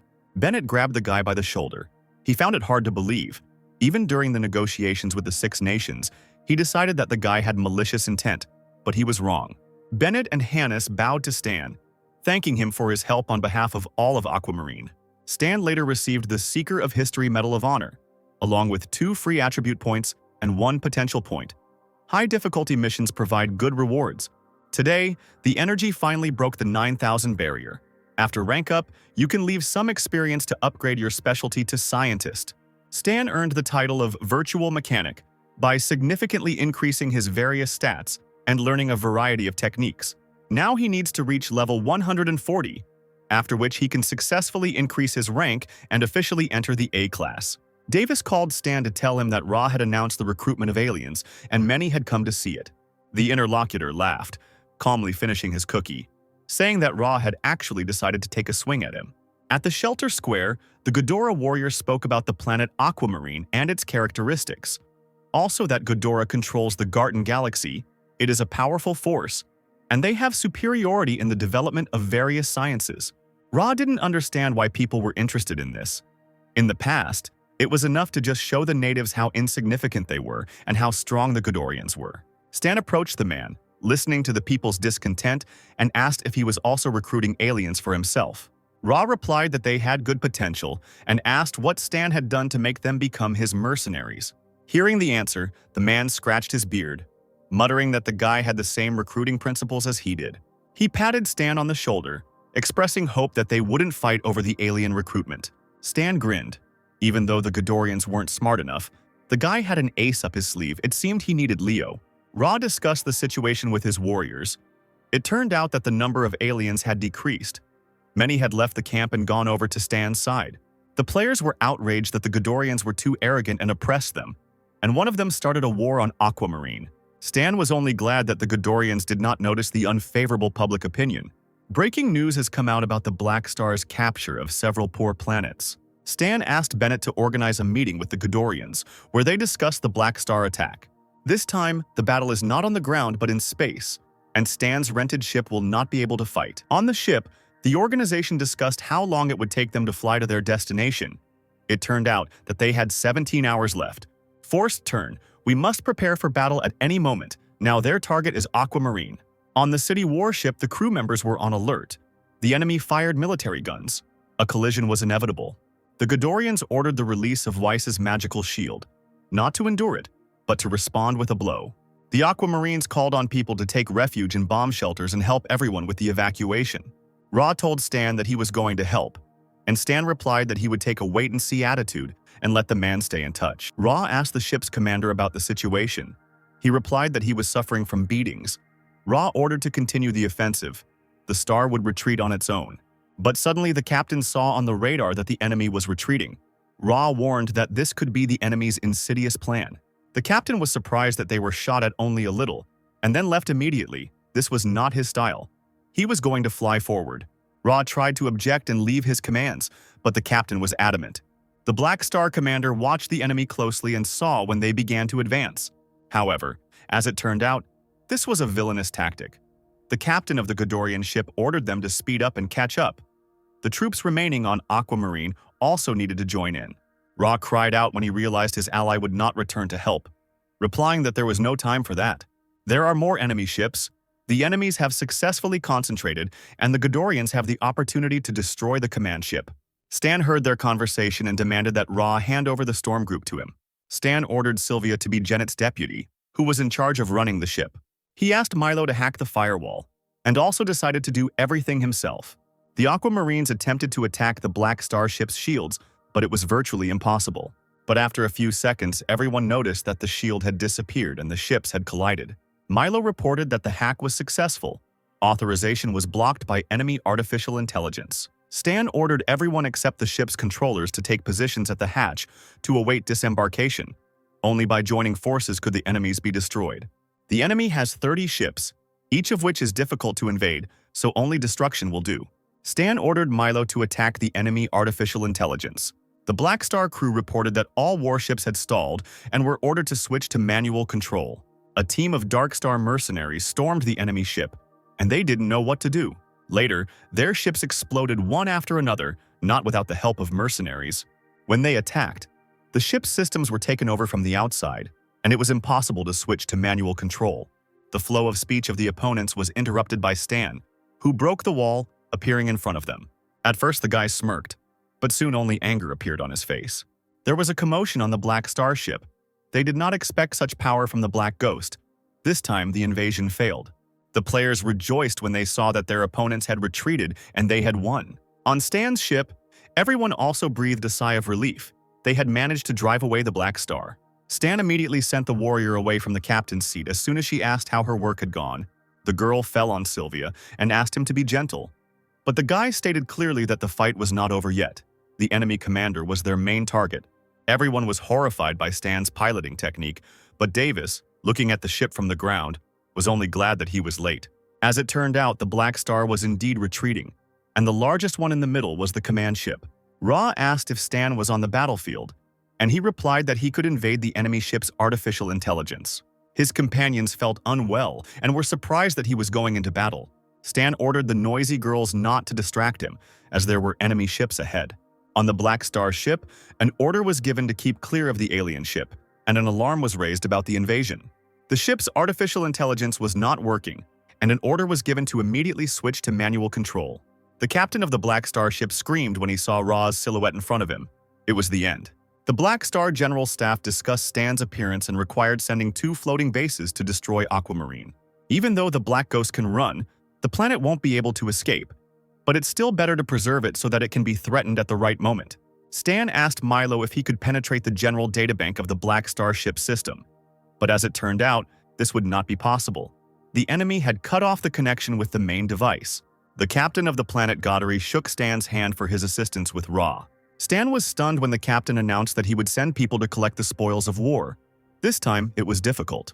He looked angrily at his interlocutor, saying that, in fact, the war trophies were his. The man chuckled, disagreeing. Stan squeezed the stranger's hand and said with a threat in his voice that his mercenary army did not obey the orders of the planet Ghidorah. The captain heard Ra's voice and immediately rushed to him, complaining about Stan, who did not give up the war trophies. But Ra only hit the captain on the head, shouting that Stan had helped them repel Black Star's attack. He forced the captain to bow to Stan and admit defeat in the misunderstanding that had arisen. Stan planned to use the collected debris as material for repairing 9 landing ships, and he also wanted to create new blueprints to restore the mechanisms. On the continent of Andrea, in the ruins of the Embryon base, something was emerging from a deep cave. A body of air and water appeared on the mountain walls, slowly forming human features. The Black Star's secret squad observed this. One of them shouted that the energy level of the source of mutation was increasing sharply. The instructions stated that the source had absorbed the energy for saturation, and the next stage of evolution was about to begin.